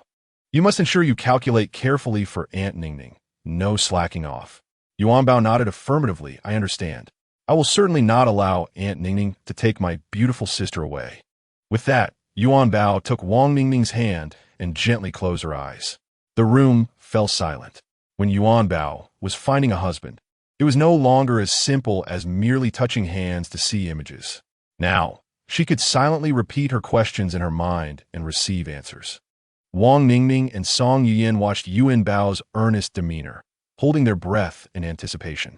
The answer lies with your little uncle, Yuanbao said softly, her eyes still closed. Ah, so it is him. Yuanbao suddenly opened her eyes, joyfully exclaiming. Who is it? Wang Ningning and Song Yuyin asked in unison. Chapter 125. Yuanbao is also a rascal. Yuanbao looked at the two with a mysterious air. This person is known to both the beautiful sister and Aunt Ningning, and the beautiful sister is quite familiar with him. Known and familiar? Song Yuyin murmured softly. Yes. Yuanbao nodded vigorously. Wang Ningning and Song Yuyin exchanged glances, each pondering the individuals in their circle. Yet none fit that description. Are you teasing me on purpose, Yuanbao? Wang Ningning questioned skeptically. Not all. It is true. Yuanbao explained. On my birthday, the beautiful sister even saw him. Upon hearing this, Song Yuyin grew more perplexed. On the day of the birthday banquet, she encountered many people, all introduced by Li Jinsheng. Who could it possibly be? Yuanbao, unable to hold back, clapped her hands on her thighs. That person is Uncle Muzifeng, a good friend of your little uncle. Muzifeng. Wang Ningning and Song Yuyin exclaimed in astonishment, especially Wang Ningning, whose mouth fell agape, struggling to believe Yuanbao's assertion. How could it possibly be Muzifeng? Wang Ningning, a hopeless romantic who had once been infatuated with Muzifeng, found it hard to accept that Yuanbao claimed him as her boyfriend. It felt surreal, like a pie falling from the sky, landing squarely on her head. She genuinely could not believe it. Song Yuyin chuckled at Wang Ningning. To be fair, Muzifeng matches all your criteria for a partner. It truly could work. And he indeed lacks friends, right? It is Uncle Muzifeng. Yuanbao and Song Yuyin continued to contemplate this, while only Wang Ningning felt a sense of discontent. After all, Musafeng was someone she had previously adored. Dating her idol felt too far-fetched. Moreover, like Li Jincheng, Musafeng seemed utterly unattainable. She was not Song Yiyan. Song Yiyan noticed Wang Ningning's concern and nudged her shoulder. Do not overthink it. Didn't you want someone to help you put on a show for your mother? Whatever the future holds, it does not matter now. Regardless of the outcome, Song Yiyan firmly believed in her little Yuanbao. She would soon have a thorough discussion with Li Jincheng regarding this matter. Wang Ningning bit her lip and stomped her foot. Very well, I shall give it a try. While she spoke of trying, her thoughts were filled with doubt. How could Musafeng possibly know who she was, let alone agree to partake in such a ludicrous act? Yet, she felt a deep sense of gratitude to Yuanbao for orchestrating such a fortuitous connection.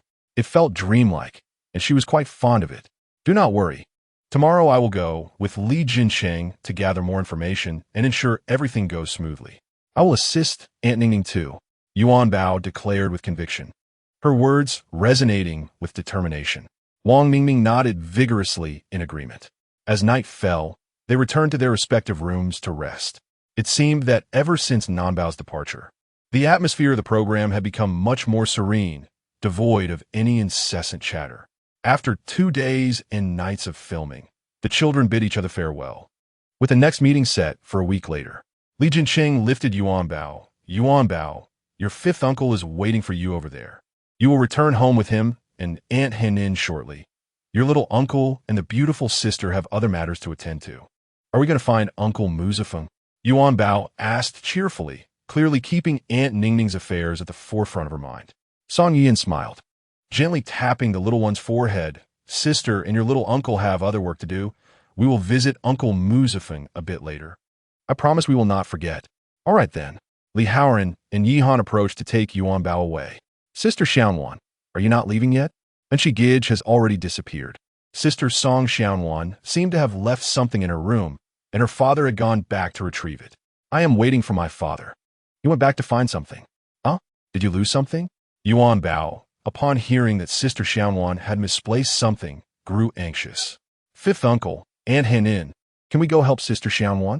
Of course, Li Haoran replied casually, striding towards the interior. Sister Song Xiaowan hurriedly followed. It's nothing serious. I just left something in my room, not lost. You all should head back. However, Li Haoran was only listening to Yuanbao, focused on entering the building, nearly colliding with someone coming out. Yuanbao jumped in surprise. Uncle Song, did you find what you lost? When Song Tianlei saw Li Haoran, he was momentarily stunned. His gaze fixated on him. He had not anticipated encountering Li Haoran here. It truly felt like an ironic twist of fate. Uncle Song? Your Uncle Song's belongings should have already been found.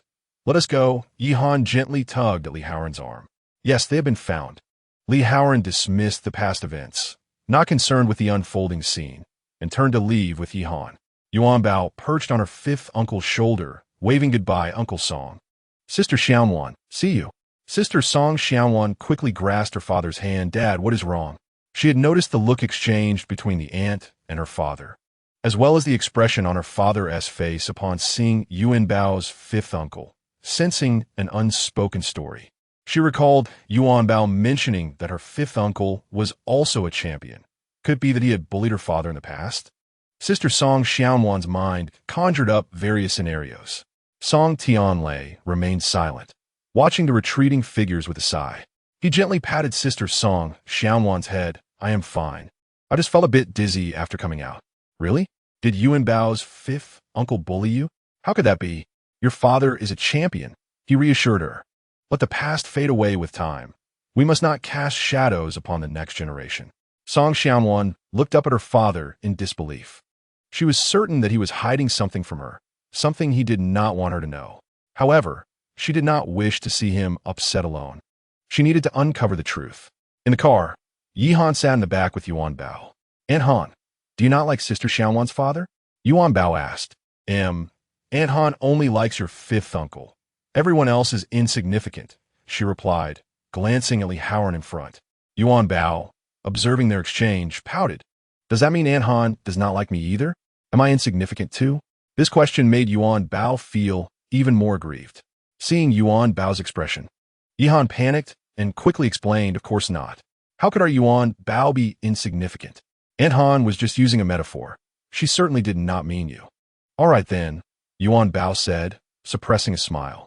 Upon noticing Yuan Bao's reaction, Yi Han realized she had been outwitted by this little one, who had certainly grown clever in their brief separation. Ah, so Yuan Bao has learned to deceive now, she remarked, playfully tickling Yuan Bao, causing her to laugh uncontrollably. Oh dear, Aunt Han, I won't do it again. Upon returning to the Li residence, Yuan Bao instructed her fifth uncle to unload the gifts from the car and place them in the hall. When old Master Li saw the enormous pile of various toys, he was momentarily bewildered. Wow, did fifth uncle buy so many toys for Yuan Bao? He exclaimed. What do you mean I bought them? Clearly, you haven't watched the live broadcast these past few days, Li Haoran quickly explained. Old Master Li was even more confused. He had indeed not watched the broadcasts. Had the little one caused a commotion and bought out the toy store? Yuan Bao squatted in front of the large pile, rummaging through it until she found a sheep-shaped toy. She then dashed over to her grandfather, exclaiming, Grandpa, this is a gift for you from Yuan Bao. Oh! Old Master Li took the very aged-looking sheep from Yuan Bao, chuckling. Why does the sheep you bought for me look so old? Yuan Bao pointed at the toy. Because it is an old sheep, Grandpa. Those nearby burst into laughter at Yuan Bao's words. This little ancestor certainly had a bold tongue. Yuan Bao frowned slightly at everyone, asserting it has a name. This is Slow Sheep, a very powerful village chief. Haven't you all watched Pleasant Goat and Big Wolf? They indeed had not, as they were all decades old, who still watch cartoons. All right, I see why you chose Slow Sheep for your grandpa, Old Master Li replied with a smile. It's not because Grandpa is old, but because at home, Grandpa is like a village chief, right? Yuan Bao nodded vigorously. Yes, that's exactly what I meant. They're all silly. She shot a disdainful glance at her fifth uncle, who had failed to grasp such a simple meaning. Clearly, choosing a village chief for Grandpa was the right decision. Someone as foolish as fifth uncle could never aspire to that role. Li Haoran looked at Yuan Bao expectantly. Don't we all deserve gifts? Fifth uncle, are you anxious? Duan Bao Chuka. Guess which one here is for you? Among the toys, Ultraman, pilots, and Sailor Moon. Li Haoran's gaze ultimately settled on the figure of the Hulk, thinking, surely she didn't choose this based on appearance?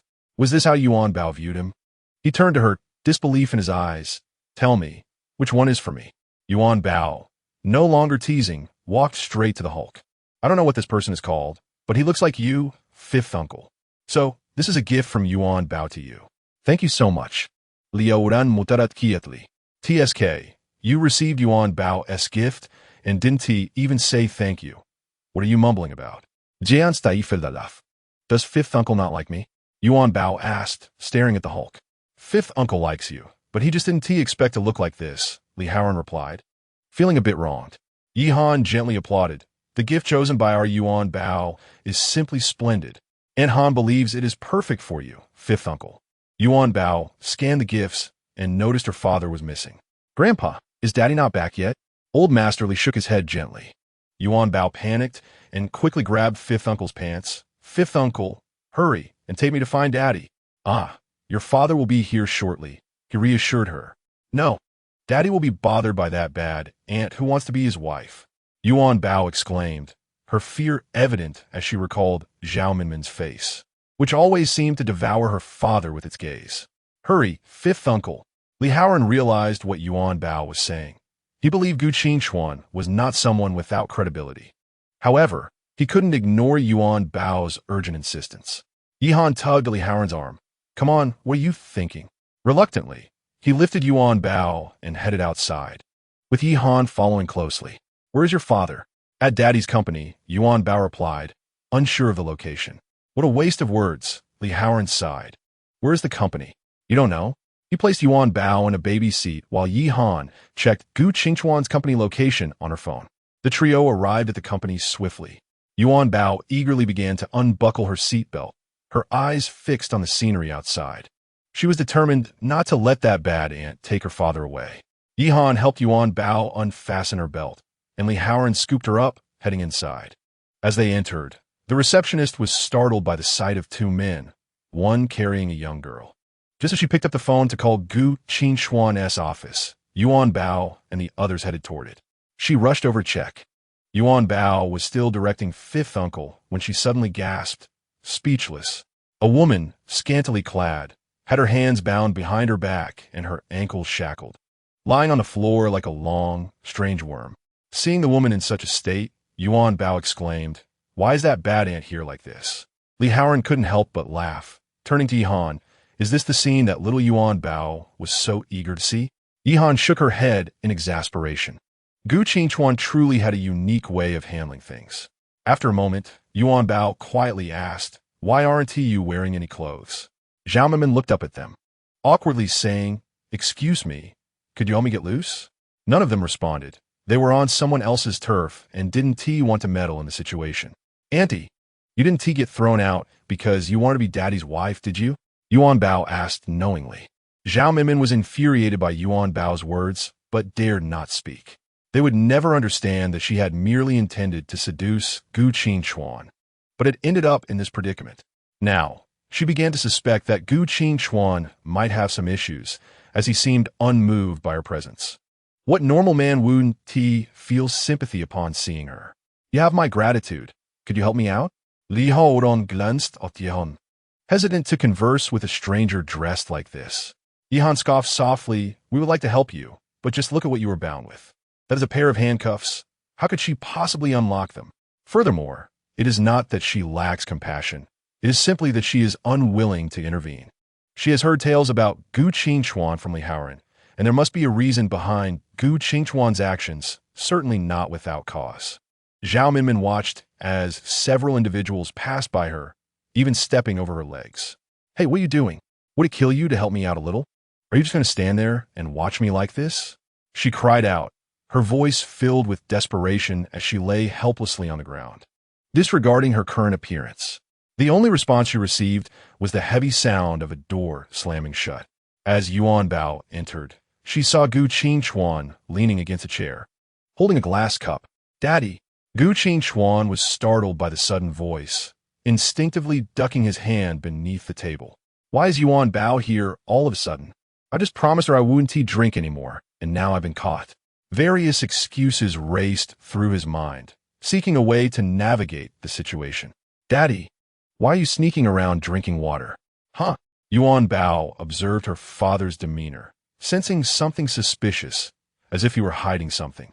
"Drinking water is not a wrongdoing. Why hide it?" "Daddy is really strange," she remarked. Gu Qingchuan let out a quiet sigh of relief, realizing that children are easily deceived. "Liaoran shukla junli. Nonchalantly kumanting. With such a strong scent of alcohol in this room, have you disinfected with alcohol?" He assumed Gu Qingchuan had sanitized the entire office due to the person lurking outside. Using alcohol. Alcohol? Duanbao sai intenti. The scent seemed oddly familiar, prompting her to think back. It appeared she had tasted this aroma before. Her eyes fixated on Gu Qingchuan's hand hidden beneath the table, continuing to sniff curiously. "Daddy, have you been drinking?" Yuanbao's realization dawned upon her suddenly. She had advised her father against drinking just the other day, so is he sneaking it out of fear of being seen by her? No. Gu Qingchuan's valovid nervosely. The cleaning lady just disinfected this room with alcohol-based sanitizer. How could Li Haoran be so oblivious, not realizing he was hiding? Yet, Li Haoran's comment did provide a decent excuse. After speaking, he feigned calmness while looking at Yuanbao, hoping she wouldn't catch on. Yet, as her father, how had he turned into someone afraid of this little one? He, a grown man, had faced numerous challenges, yet now found himself at the mercy of a 4-year-old. "No, Daddy, you are lying," Yuanbao pouted. "If it were disinfecting, why would you hide the cup?" Because Daddy is afraid of contaminating the water in the cup." He stammered. "Ha ha ha." Li Haoran and Yihan burst into laughter at Gu Qingchuan's response, finding it utterly amusing. They understood that laughing in the current situation was inappropriate. It was too funny to contain. "Daddy is not a good boy. Even my uncle said good boys don't lie." Gu Qingchuan felt helpless. His daughter was growing up, becoming more discerning and difficult to deceive. He set the blanket aside and walked over to Li Haoran, his expression filled with reproach as he reached for Yuanbao, only for her to cleverly evade him, snuggling tightly against her fifth uncle. Yuanbao, doesn't T want daddy to hug? Daddy smells bad.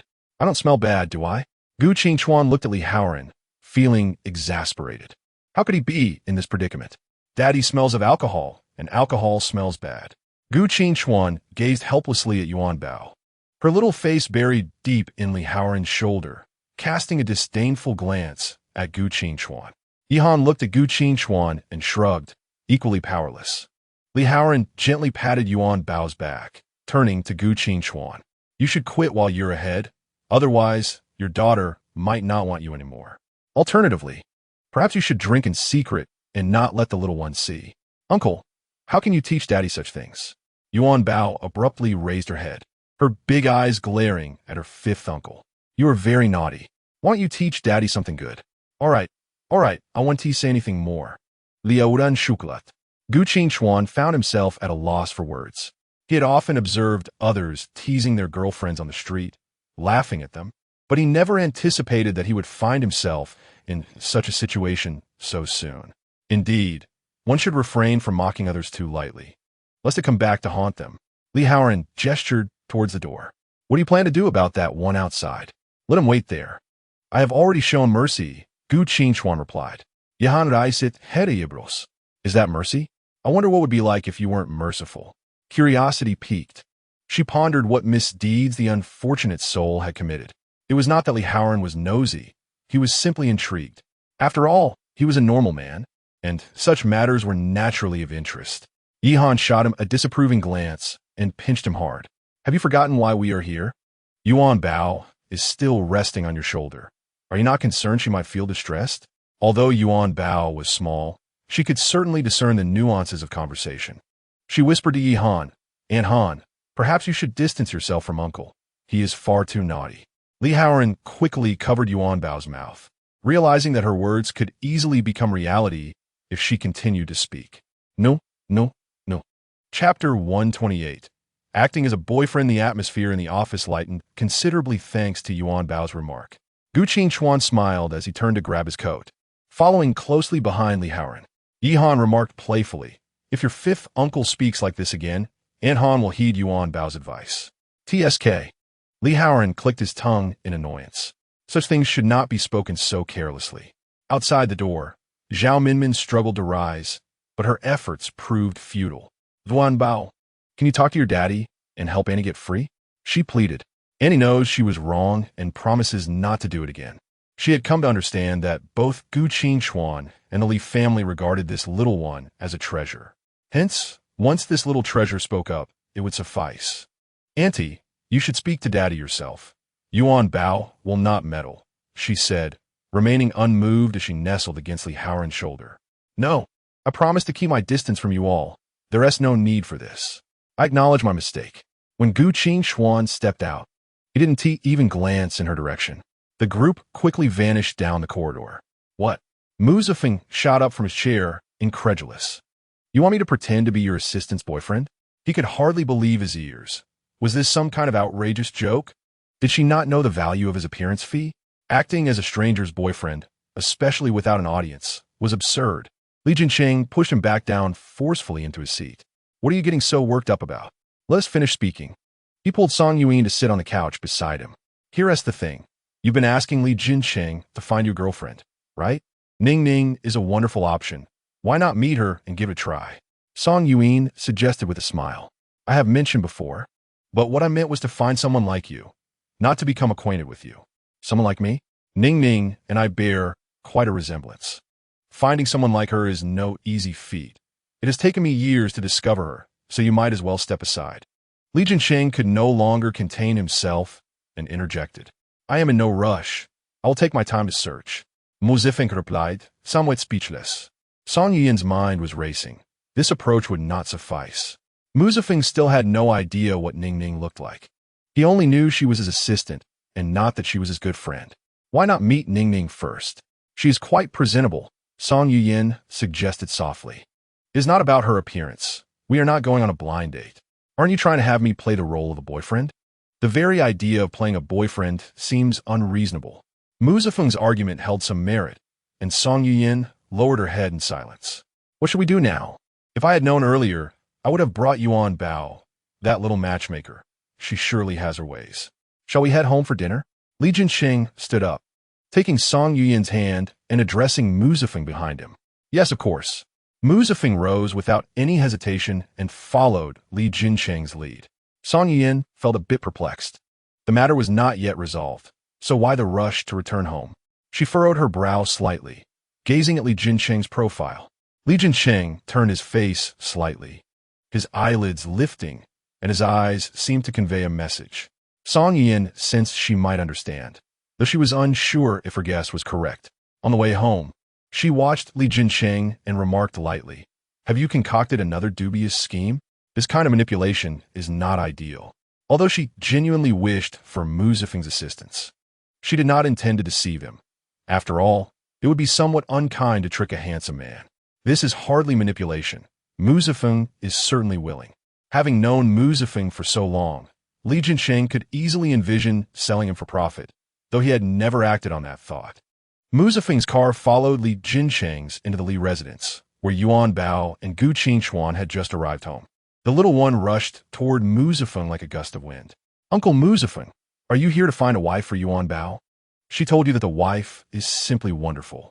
Muzafeng had intended to pick the little one up, but was momentarily taken aback by Yuanbao's words.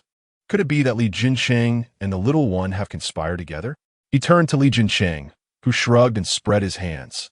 "Let's go inside. If the old man finds out you came and haven't entered yet, tis TSK. Indeed, I have fallen into their trap."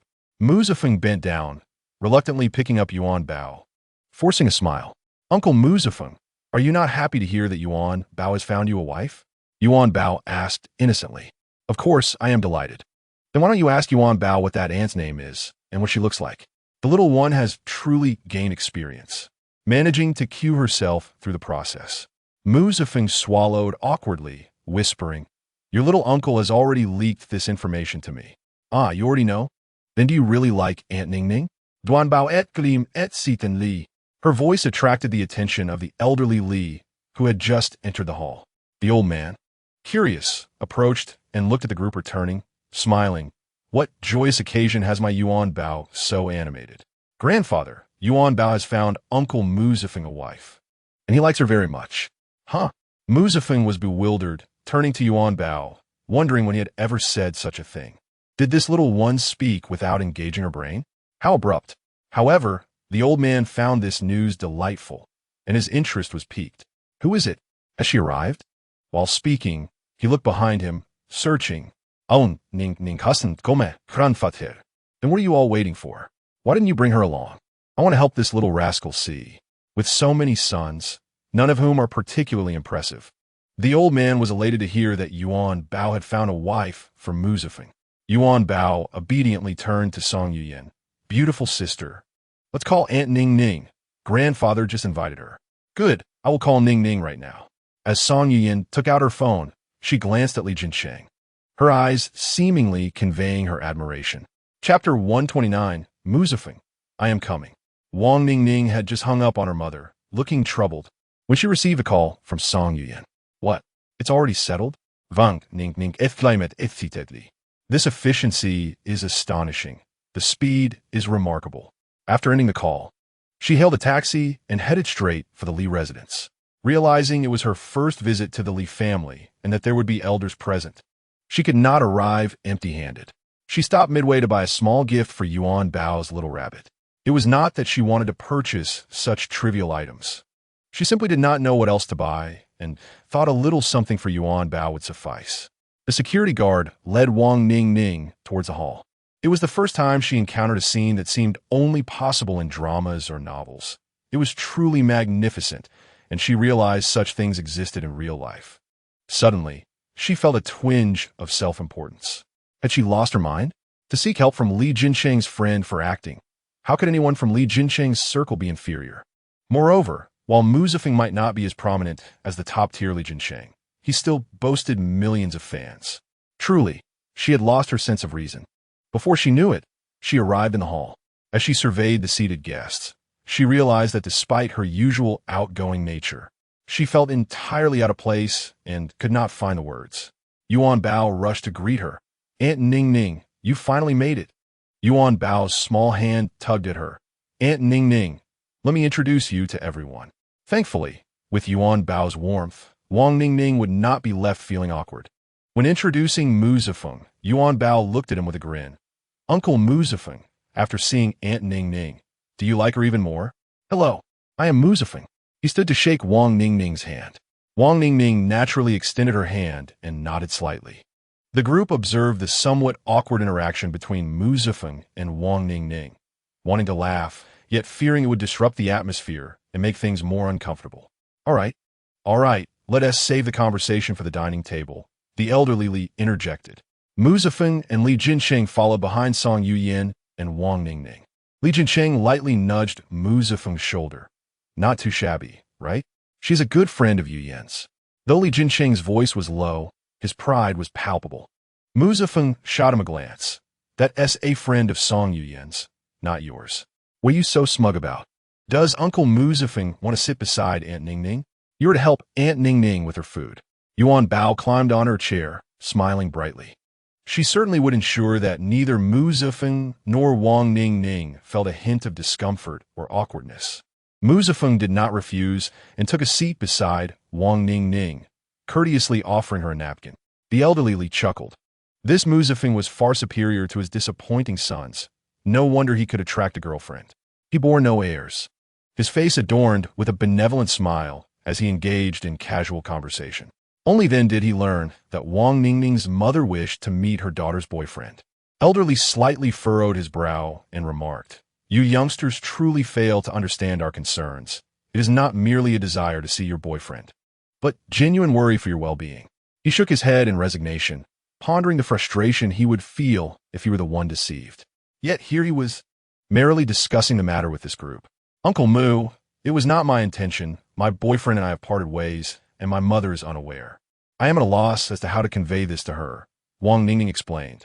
Although Mu Zifeng had remained silent, he attentively absorbed every word of their discourse. It dawned on him that he could not pretend to be her boyfriend. Wang Ningning glanced sideways at Mu Zifeng, at a loss for words. As a fan, sitting so closely to her idol was undeniably overwhelming. Yuanbao, munching on chicken wings, caught sight of Aunt Ningning looking at Uncle Mu Zifeng and asked Uncle Mu Zifeng, "You'll help Aunt Ningning, won't you?" The little one set down her chicken wing, insisting, "You must help Aunt Ningning. Otherwise, she will lose her partner." Wang Ningning chuckled, encouraged by Yuanbao's enthusiastic support. Surely, nothing could go awry with such backing. However, it seemed as though they were pressuring him, which felt inappropriate. If Uncle Mu Zifeng were too busy, there was little that could be done. After all, he was a person of considerable commitments. "Isn't Uncle Mu Zifeng working with your little uncle?" "Surely, he has time," Yuanbao chirped. Ahem. Li Jinsheng cleared his throat. "Your little uncle has transitioned careers. Haven't you forgotten?" Upon saying this, Li Jinsheng regretted his words, realizing he should have allowed Yuanbao to express herself freely. What a slip of the tongue. "Very well. I shall portray the role," Mu Zifeng declared, leaving the restaurant in stunned silence. Wang Ningning, observing the astonished expressions, confirmed she had not misheard. "Are you serious?" she inquired softly. Mu Zifeng nodded slightly. "You aren't going to demand an exorbitant appearance fee, are you?" "I cannot afford that," Wang Ningning replied, still uncertain of his acquiescence. "I am merely assisting a friend. This is not a professional engagement. If it were, would you be able to afford my fee?" Mu Zifeng replied with a neutral expression, resulting in an awkward silence, the atmosphere growing heavy. Wang Ningning felt a twinge of embarrassment but brushed it aside. "Of course, I could never afford you. So my status has shifted. I am now a friend rather than just a fan," she remarked with a smile, emphasizing the truth in her words. Moreover, he had already consented to portray her boyfriend. Raising her glass, she looked at Mu Zifeng and said, "I toast to you. Thank you for your willingness to help me. I am truly grateful." Mu Zifeng nodded in acknowledgement as he lifted his glass. Yuanbao and Song Yuyan exchanged relieved smiles, thankful that this was just the beginning. There were no rules against blurring the lines between fiction and reality. Countless skilled actors had turned their roles into genuine relationships.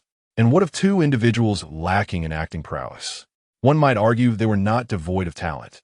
Rather, their performances were steeped in genuine emotion. Uncle Mu Zifeng, Now that you have agreed to help Aunt Ningning, you must give it your all. Do not mess it up.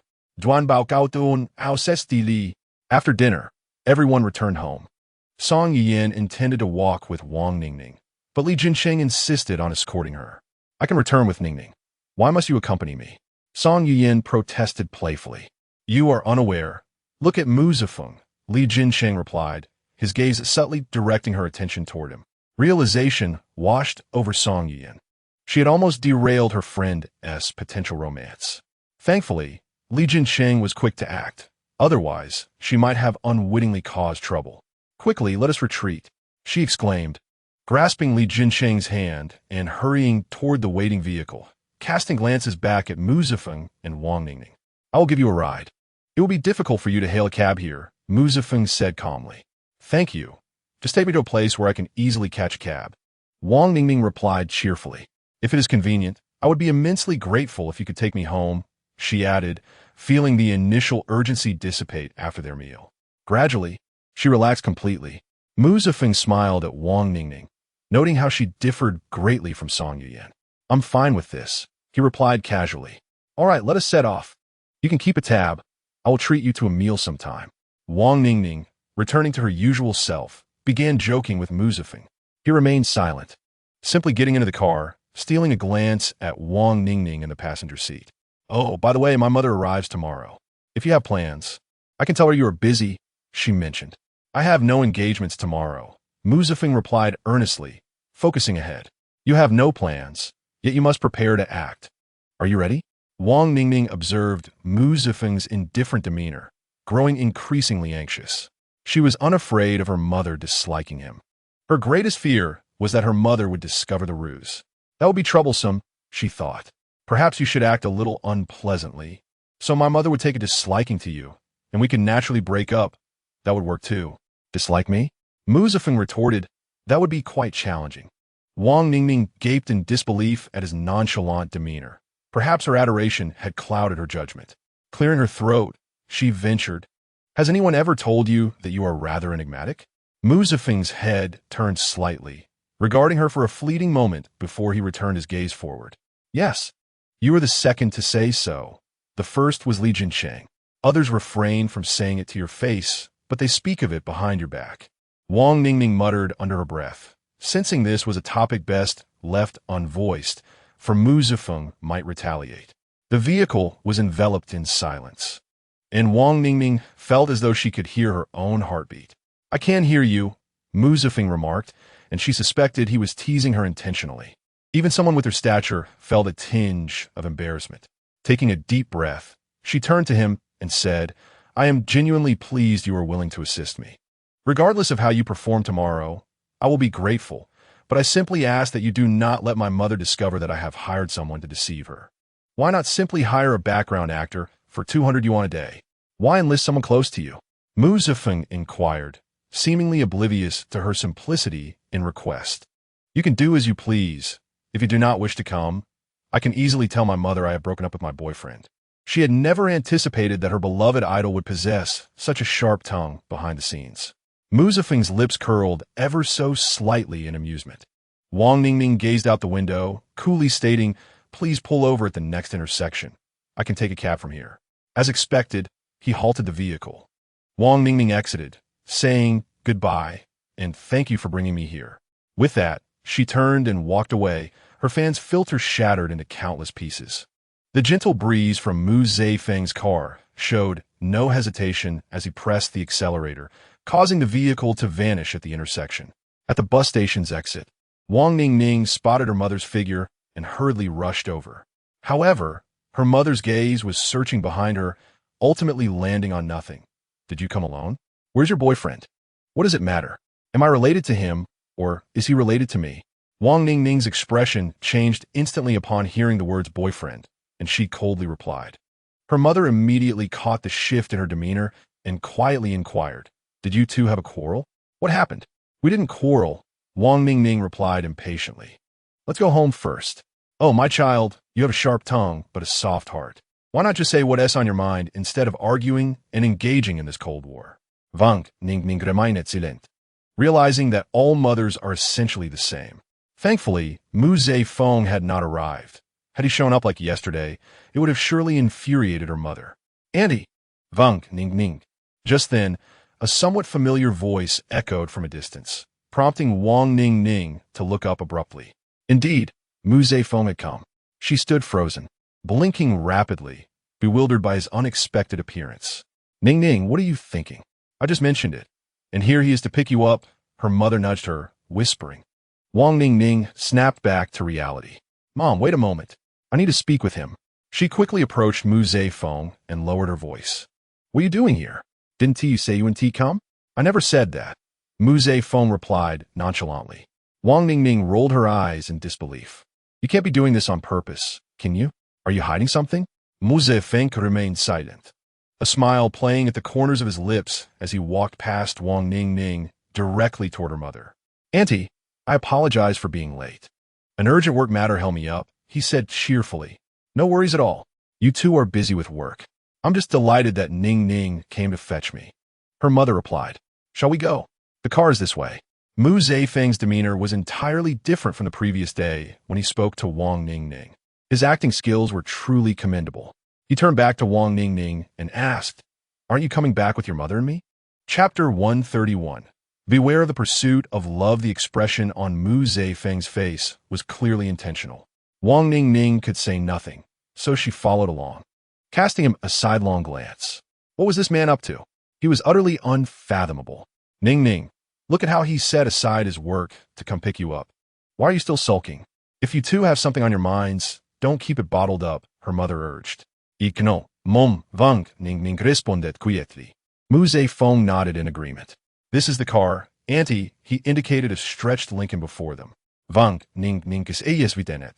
He had driven a red sports car yesterday, and now this elongated vehicle stood before her.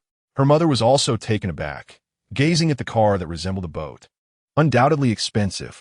Is this your car? Yes, Auntie. This vehicle is more comfortable and stable, so it won't cause any discomfort, Mu Feng replied. Wang Ning Ning muttered under her breath. Can you stop flaunting your wealth? What elderly person would not be fond of such a young man? If her mother truly liked him, how could she ever claim she had broken up with him? Mu Feng was certainly digging his own grave. Ning Ning. She had just scolded him when she was met with a warning glance. Mu Feng kindly opened the car door, assisting Wang Ning Ning and her mother inside before taking a seat beside her. He then handed her mother a bottle of water from a small table. Auntie, here has some water. Thank you, thank you. Wang Ning Ning's mother looked around, admiring the car's decor. Vang Ning Ning's hot afierte klare atmosfeng. Her lips pressed into a thin line, her eyes warning him. Please cease showcasing your charm. There's no need for such theatrics. She was genuinely frightened, fearing that if she could not find a boyfriend like Mu Feng in the future, her mother would surely disapprove. The car soon arrived at the entrance of a hotel. Auntie, let us just grab a light meal. Later, I'll take you and Wang Ning Ning out for a grand dinner. Wang Ning Ning stared at the five-star hotel before her, incredulous. You call this a light meal? If this is casual dining, what on earth does a grand feast look like? Mu Feng guided them into a private room, only to be called out by Wang Ning Ning. Mu Feng, I can't afford this. You know my financial situation, and my mother and I are just ordinary people. We don't need such extravagant meals. I never said you had to pay me back. Mu Feng replied in a calm tone, clearly unfazed by the amount of money involved, contrasting sharply with Wang Ning Ning's anxiety. Is there anything else to discuss? Your mother is likely waiting impatiently inside. Yes, why are you doing this? There is no reason. I simply wanted to. After saying this, Mu Feng opened the door to the private room, cheerfully engaging in conversation with Wang Ning Ning's mother. Vang Ning Ning was utterly. There must be a reason behind such behavior. In a short span of one evening, such drastic changes occurred, and anyone observing would surely be suspicious. She was not overthinking it. Slowly, she entered the private room, watching Mu Feng chat happily with her mother, unsure of what to do. It felt surreal, yet she recognized that this was all a performance by Mu Feng. At the dining table, Mu Feng epitomized the ideal son, and Wang Ning Ning's mother was lavish in her praise. After the meal, Mu Feng mentioned an urgent matter at work and left first. thoughtfully arranging transportation for Wang Ning and her mother. Ning, is this Mu Feng truly your boyfriend? Wang Ning hesitated, about to respond when her mother continued. He seems quite affluent. The disparity between our families is vast. Does he treat you well? Have you met his parents? Do they have any objections? After a brief pause, her mother added, if they do, we should end things early. Otherwise, you won't find happiness later. I'm not seeking for you to marry into wealth. I just want you to be happy. Her mother grasped Wang Ning's hand sincerely, causing tears to well up in Wang Ning's eyes. She regretted everything. Why pretend her mother? Did her mother not want what was best for her? But with the situation having escalated to this point, how could she explain to her mother that Mu Feng was merely an actor she had hired? The car ride was silent after her mother's remarks, as Wang Ning pondered her thoughts. After dropping Wang Ning and her mother off, Muzefo dialed Li Cheng. How is it going? Very well. It's pretty much as I anticipated, Li Jingcheng replied with a light chuckle. Let me tell you, don't get too carried away. You might end up regretting it later. Beware of the pursuit of love. Li Jingcheng had seen many such situations. A moment of thrill could lead to suffering during the chase, and if it escalated, it could become troublesome. Don't worry. I know what I'm doing, Mu Feng assured. If you really knew what you were doing, you wouldn't be in this situation, Li Jingcheng retorted.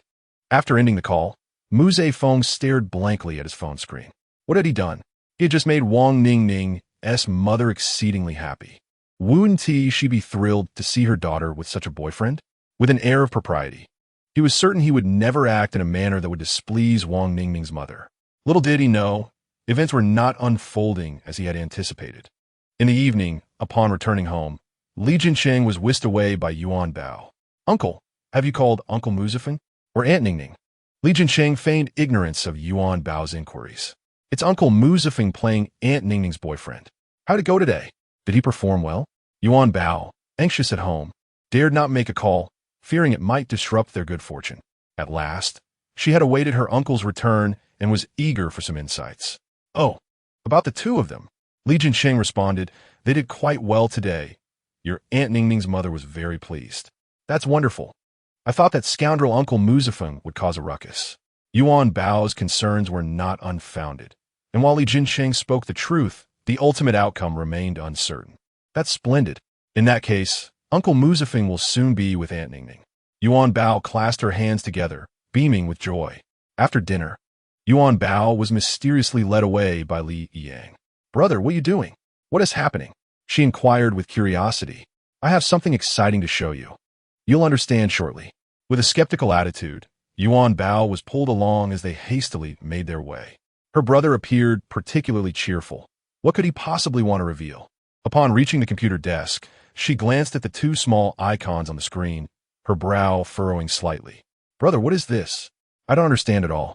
It seemed Li Yang had overlooked the fact that his sister was completely uneducated, unable to recognize a single character. Presenting these two applications to her seemed utterly futile. Perhaps he needed to activate the voice function. These are two applications. One is a rabbit language translator, and the other is a matchmaker connection tool. Matchmaker connection tool? Yuanbao scratched her head. But I can already talk to Zhuozhua and Yu. However, I don't understand rabbit language. Li Yang remained skeptical about Yuanbao's claim of comprehending rabbit speech and sought to verify its authenticity. As for the matchmaker aspect, he had noticed his sister's keen interest, which seemed to hold some accuracy, thus he created it for her. But since you can't read yet, I'll enable the voice function first before giving it to you. Can you at least let me try it out? Yuanbao polit. Li Yang nodded, moving the mouse slightly, causing the screen to change. He then stood up and headed towards the door. Let's go find those two rabbits and test it out. In Yuanbao's room, Zhuozhua observed the two entering with the computer and became curious as well. Li Yang seated himself on the side. Try talking to them. I'll watch. Yuanbao obediently nodded and explained to Zhuozhua, brother created a rabbit language translator so everyone at home can understand what Zhuozhua and Yu were saying. Zhuozhua scoffed. What a joke. Can he really translate my words? I'm speaking human language, not rabbit language. You speak human language, but apart from Yuanbao, no one else can understand you. Li Yang observed the subtitles appearing on the screen, his expression darkening as he narrowed his eyes slightly. Yuanbao turned to him, brother, Did translate? Zhuozhua just spoke. Li Yang shot a glare at Zhuozhua and remarked, "Is this rabbit's quality so poor?" That was quite an unpleasant insult. Insult? Zhuozhua didn't say anything rude. Yuanbao gazed at her brother in confusion. That wasn't an insult. It was quite harsh. I almost want to strangle him. Yuanbao, unable to comprehend the text on the screen, and with her brother refusing to disclose what Zhuozhua had said, turned back to Zhuozhua, who wore an innocent expression while secretly reveling in his cleverness, thinking, foolish humans. Li Yang set down the computer and approached. Repeat what you just said. I assure you I won't harm you. Brother, what did you translate Zhuozhua's words into? Zhuozhua really didn't insult anyone. Yuanbao was now quite anxious. Her brother's demeanor was intimidating, as if he were about to devour Zhuozhua. She quickly stepped forward, clutching her brother's hand, ready to intervene should he act rashly. As that would be a crime. Didn't you hear what I said? I didn't insult you. Your lousy device is ineffective. Don't blame me. Zhuozhua retorted nonchalantly. Zhuozhua, don't provoke your brother. He is already angry. Li Yang returned to the computer, and upon seeing the subtitles, his expression turned completely black. His eyes glinted with malice as he glowered at Zhuozhua. Yuanbao, frightened, picked up Zhuozhua and stood at a distance. Brother, what did the translation say? Zhuozhua really didn't say anything bad, not a single curse word. Is that what you call no curse words? Li Yang's jaw clenched as he thought about how, in all his life, he had never been insulted so harshly by a rabbit. It was infuriating. Yuanbao cautiously observed her brother and quietly asked, Brother, is it possible that your translator made a mistake? I can assure you Zhuozhua didn't mean it. Really? Could it be that the computer actually made an error? Yuanbao became increasingly anxious. Computers don't lie. How could they? But she couldn't articulate her thoughts. Feeling perplexed, her brother's argument seemed somewhat valid. Lowering her head, she whispered to Zhuozhua, Why don't you say something apologetic to brother and see how he translates it? Apologize? Zhuozhua was indignant. Why should he apologize when he did nothing wrong? If not, just say I love you or I like you, Yuanbao suggested quietly. She was eager to see how well her brother's translator functioned. Reluctantly, Zhuozhua mumbled, I like you. Brother, Zhuozhua said I like you. Is that what it says? Li Yang bent down to look at the subtitles, his expression still grim. No way. Did it translate that into an insult too? Yuanbao gasped, her eyes widening in shock. Indeed, it appeared that her brother's rabbit language translator had issues. He had misunderstood Zhuozhua. Brother, Zhuozhua truly didn't insult you. Yuanbao's mind raced. Uncle.The is at home. Should we ask him to help check this translator? She breathed a sigh of relief, glad her quick thinking had saved Zhuozhua from potential danger. Uncles.The, you must help Zhuozhua. My translator has issues. It's highly improbable. That rabbit must have been teasing you. This was Li Yang's first attempt at coding and creating software. He was reluctant to admit that his creation was flawed. Despite learning on his own without a reliable teacher, he had confidence in his skills.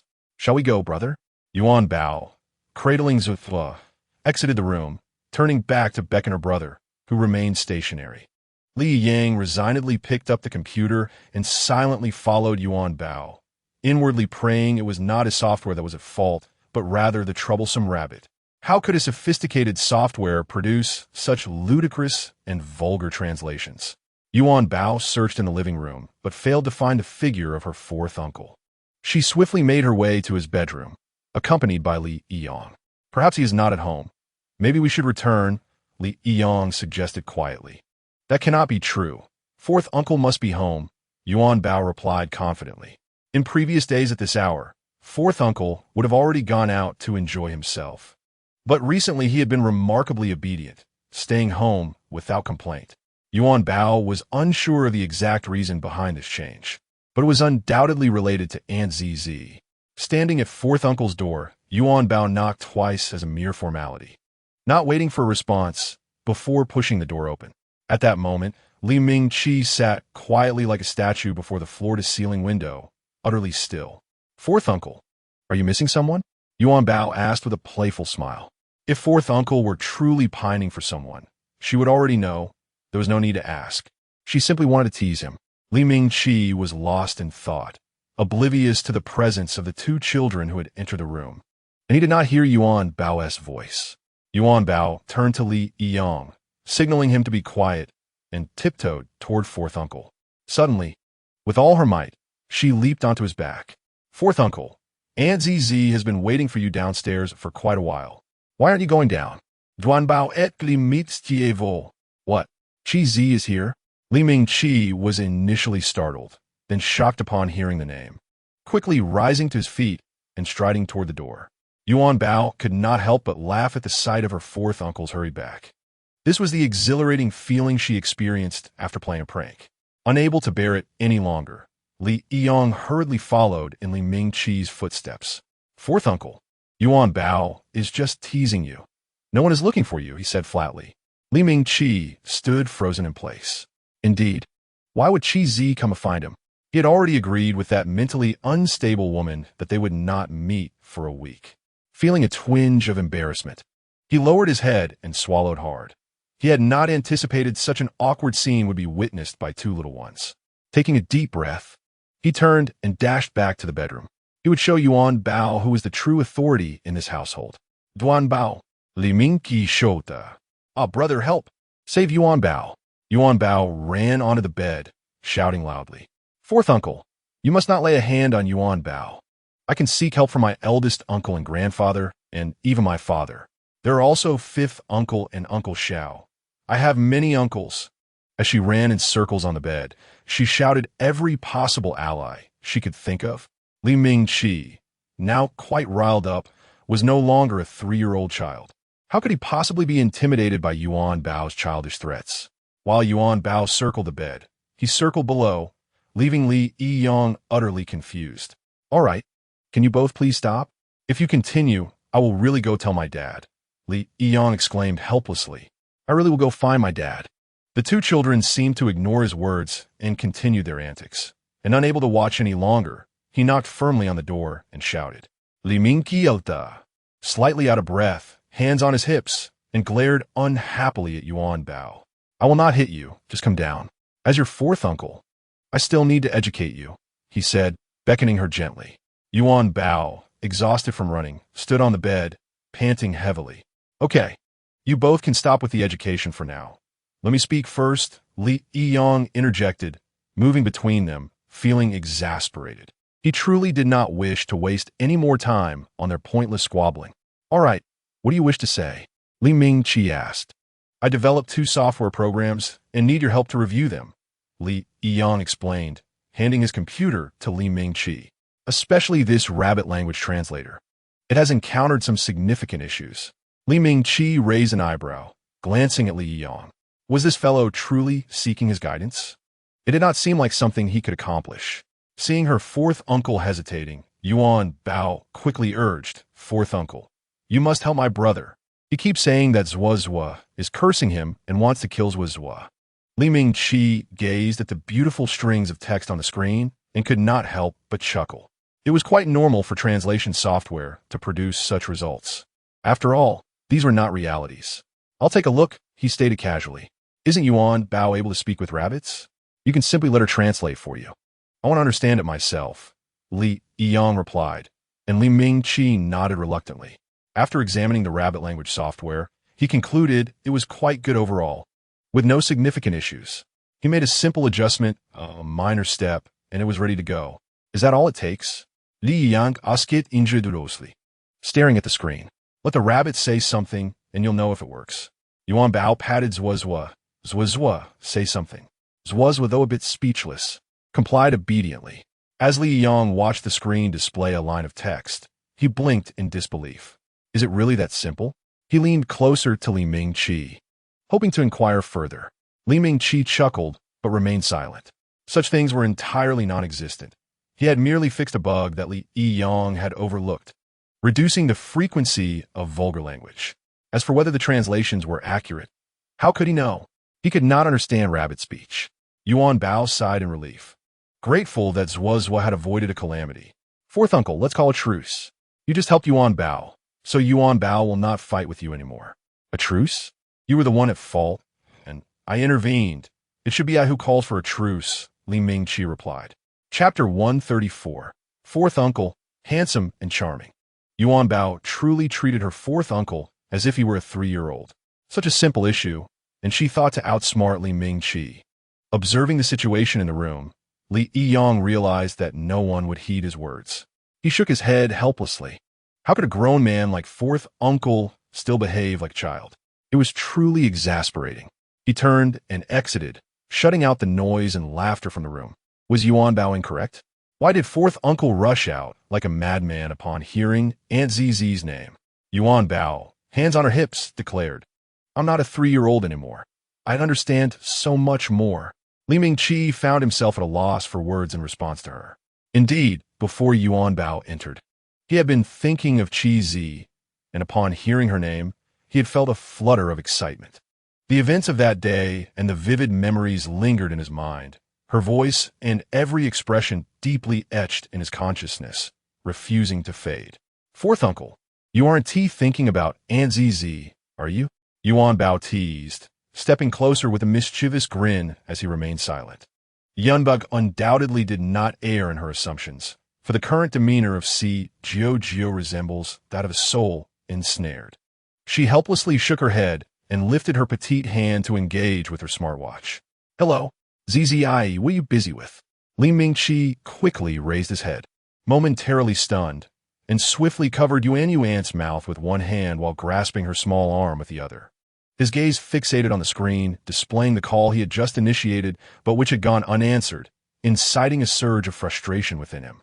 How infuriating it was to have been outsmarted by this little rascal once more. He hastily ended the call and plopped down in front of Yuan. Come now, little one. Let us settle both old and new scores, he declared with an exaggeratedly stern expression. Yuan tactically swallowed hard, refraining from uttering a sound. S.E. Jiao appeared to be genuinely upset.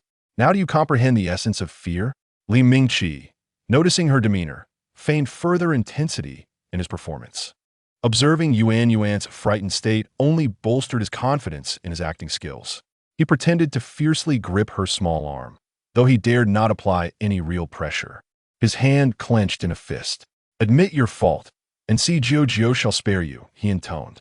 Yuan tightly shut her mouth, the corners of her lips drooping, her eyes misty as if she had been genuinely scared by his antics. Seeing her in such distress, Li Mingqi panicked. Who would believe him if he claimed he was merely trying to frighten the little one? He quickly released her arm. Well, Si Jiao only says such things out of affection. How could I bear to reprimand our Yuan? Upon hearing this, Yuan felt even more aggrieved. Suddenly, her smartwatch began to vibrate urgently. In this tense atmosphere, the call was most inopportune. Yuan had found her savior. While Li Mingqi appeared as if he were facing his doom. As she glanced at the avatar on the screen, a smile instantly illuminated her face, her small mouth curving into a crescent shape. Hello, Zzi. Without waiting for a response, she continued. The reason for the earlier call was that Si Jiao missed you, but now I must tell you, Si Jiao has been bullying me. Li Mingqi's expression darkened. Well, had he bullied her? This was an egregious misrepresentation, leaving him utterly without recourse. Indeed, Si Jiao is right here beside me, just moments ago glaring at me with his big eyes and fiercely grasping my arm. The more she recounted, the more aggrieved her tone became, her voice trembling as the mist in her eyes thickened. If Li Mingqi hadn't known his little Yuan was an actress, he might have thought she was a cunning little manipulator. Such a young schemer seemed a tad exaggerated. Is that true? Zzi, are you really coming soon? Yuan inquired, her face alight with joy. After uttering this, she disconnected the call. She regarded Si Jiao with a triumphant expression, tilting her head and proclaiming, Zzi will be here soon, so you mustn't act too cocky. What am I being cocky about? I haven't done anything. How could I possibly be cocky? Li Mingqi insisted, though internally, he was a whirlwind of confusion. Why was Chu Zizi coming? What was his course of action now? What should he do? As these thoughts raced through his mind, his body instinctively moved towards the bathroom. Si Jiao, where are you going? What do you need to do in the restroom?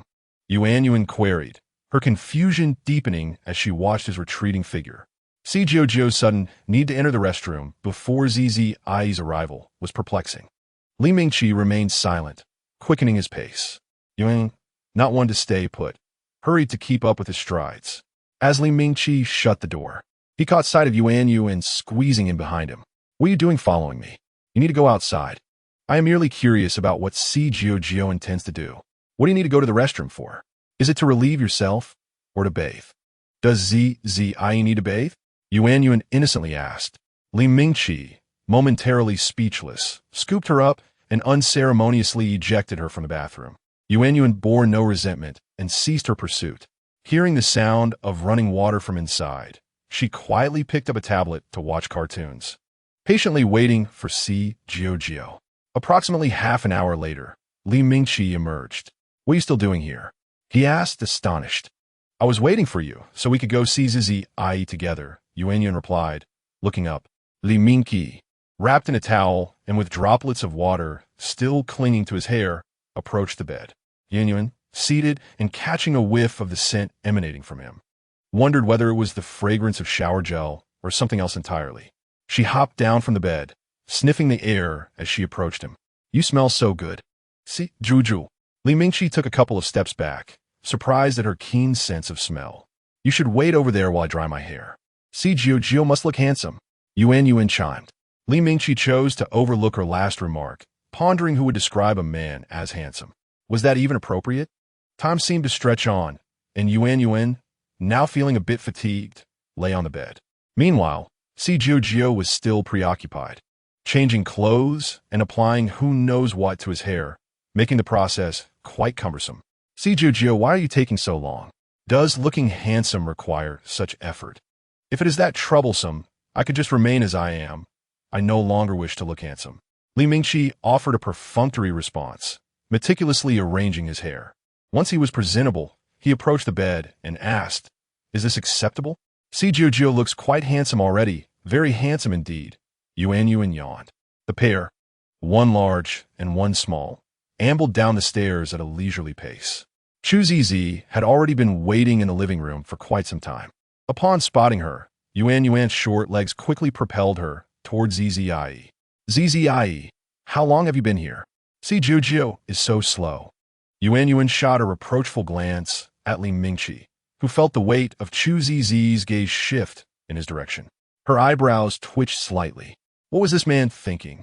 Dressing like a peacock in full display, as if courting?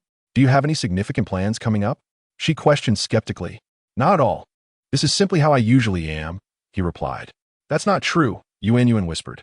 Zizi regarded Li Mingqi's apparence, a faint smile curling at the corners of her mouth.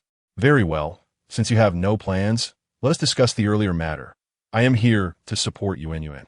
Li Mingqi halted mid-step, one foot suspended in the air, unsure of how to articulate his thoughts. "Support? What do you mean by that?" Indeed, just moments ago, Xiao was not like this. He was quite fearsome, scaring Yuan Yuan to the point of distress. Yuan Yuan chimed in, leaning against Chu Zi's leg, both aggrieved and triumphant. "Now that my protector has arrived, Xiao can no longer intimidate me. Yuan Yuan, we must conduct ourselves as children of the city. We cannot speak indiscriminately.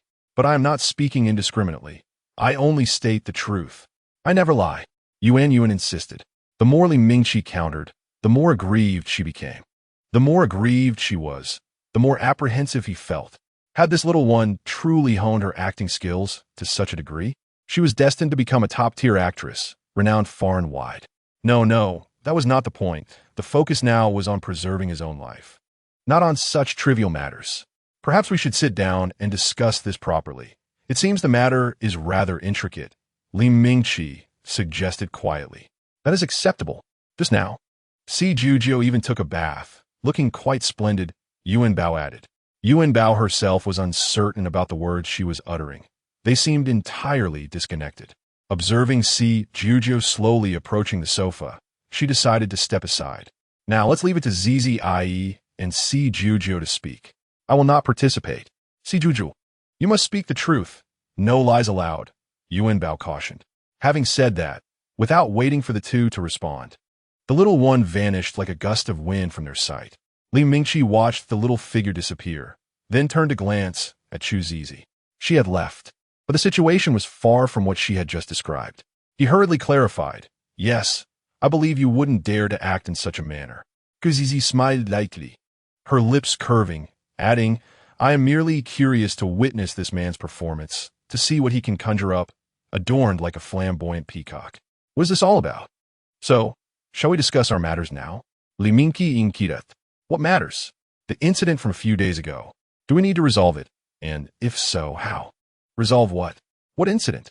What? Li Mingqi felt somewhat bewildered. Historically, he had always been the pursued, the one approach for explanations.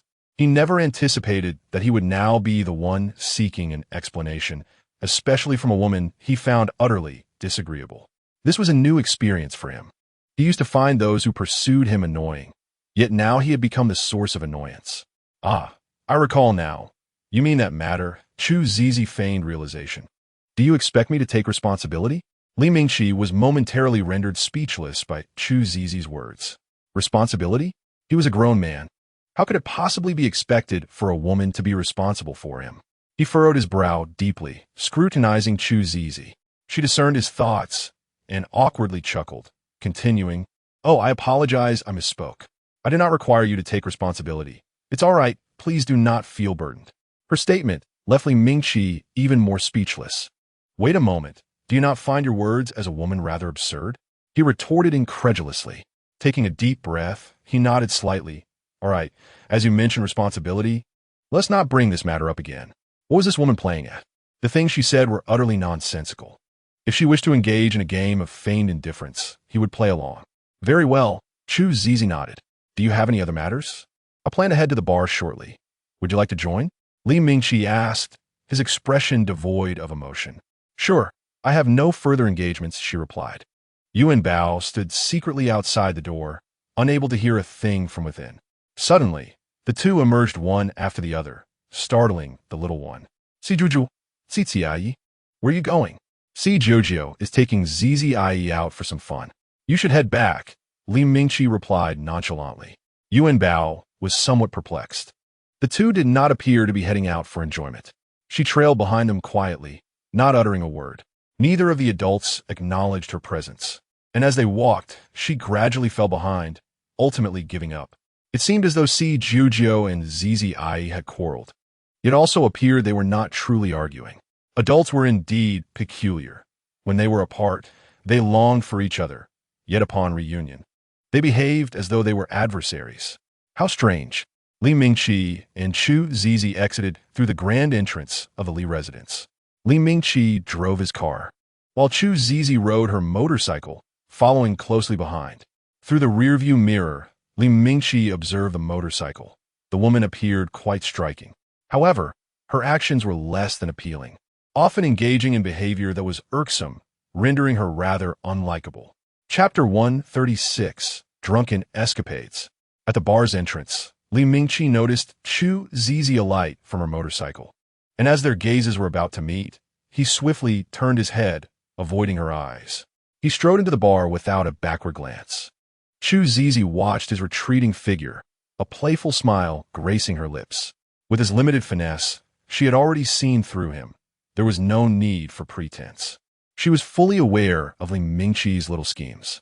Unfazed, she followed closely behind him, observing as he confidently entered. Greeted by two women at the entrance who flattered him with nods. It seemed this man had missed this place dearly during his time at home. She regarded the two women with disdain, walking past them expressionlessly to sit beside Li Mingqi. Handsome, are you alone? Shall we share a drink? Kuzizi enquayod. As a woman clad in a strapless top and black stockings approached Li Mingqi, speaking in a coy manner. Chu Zizi scrutinized the woman with disdain, questioning how Li Mingqi could even entertain such a thought.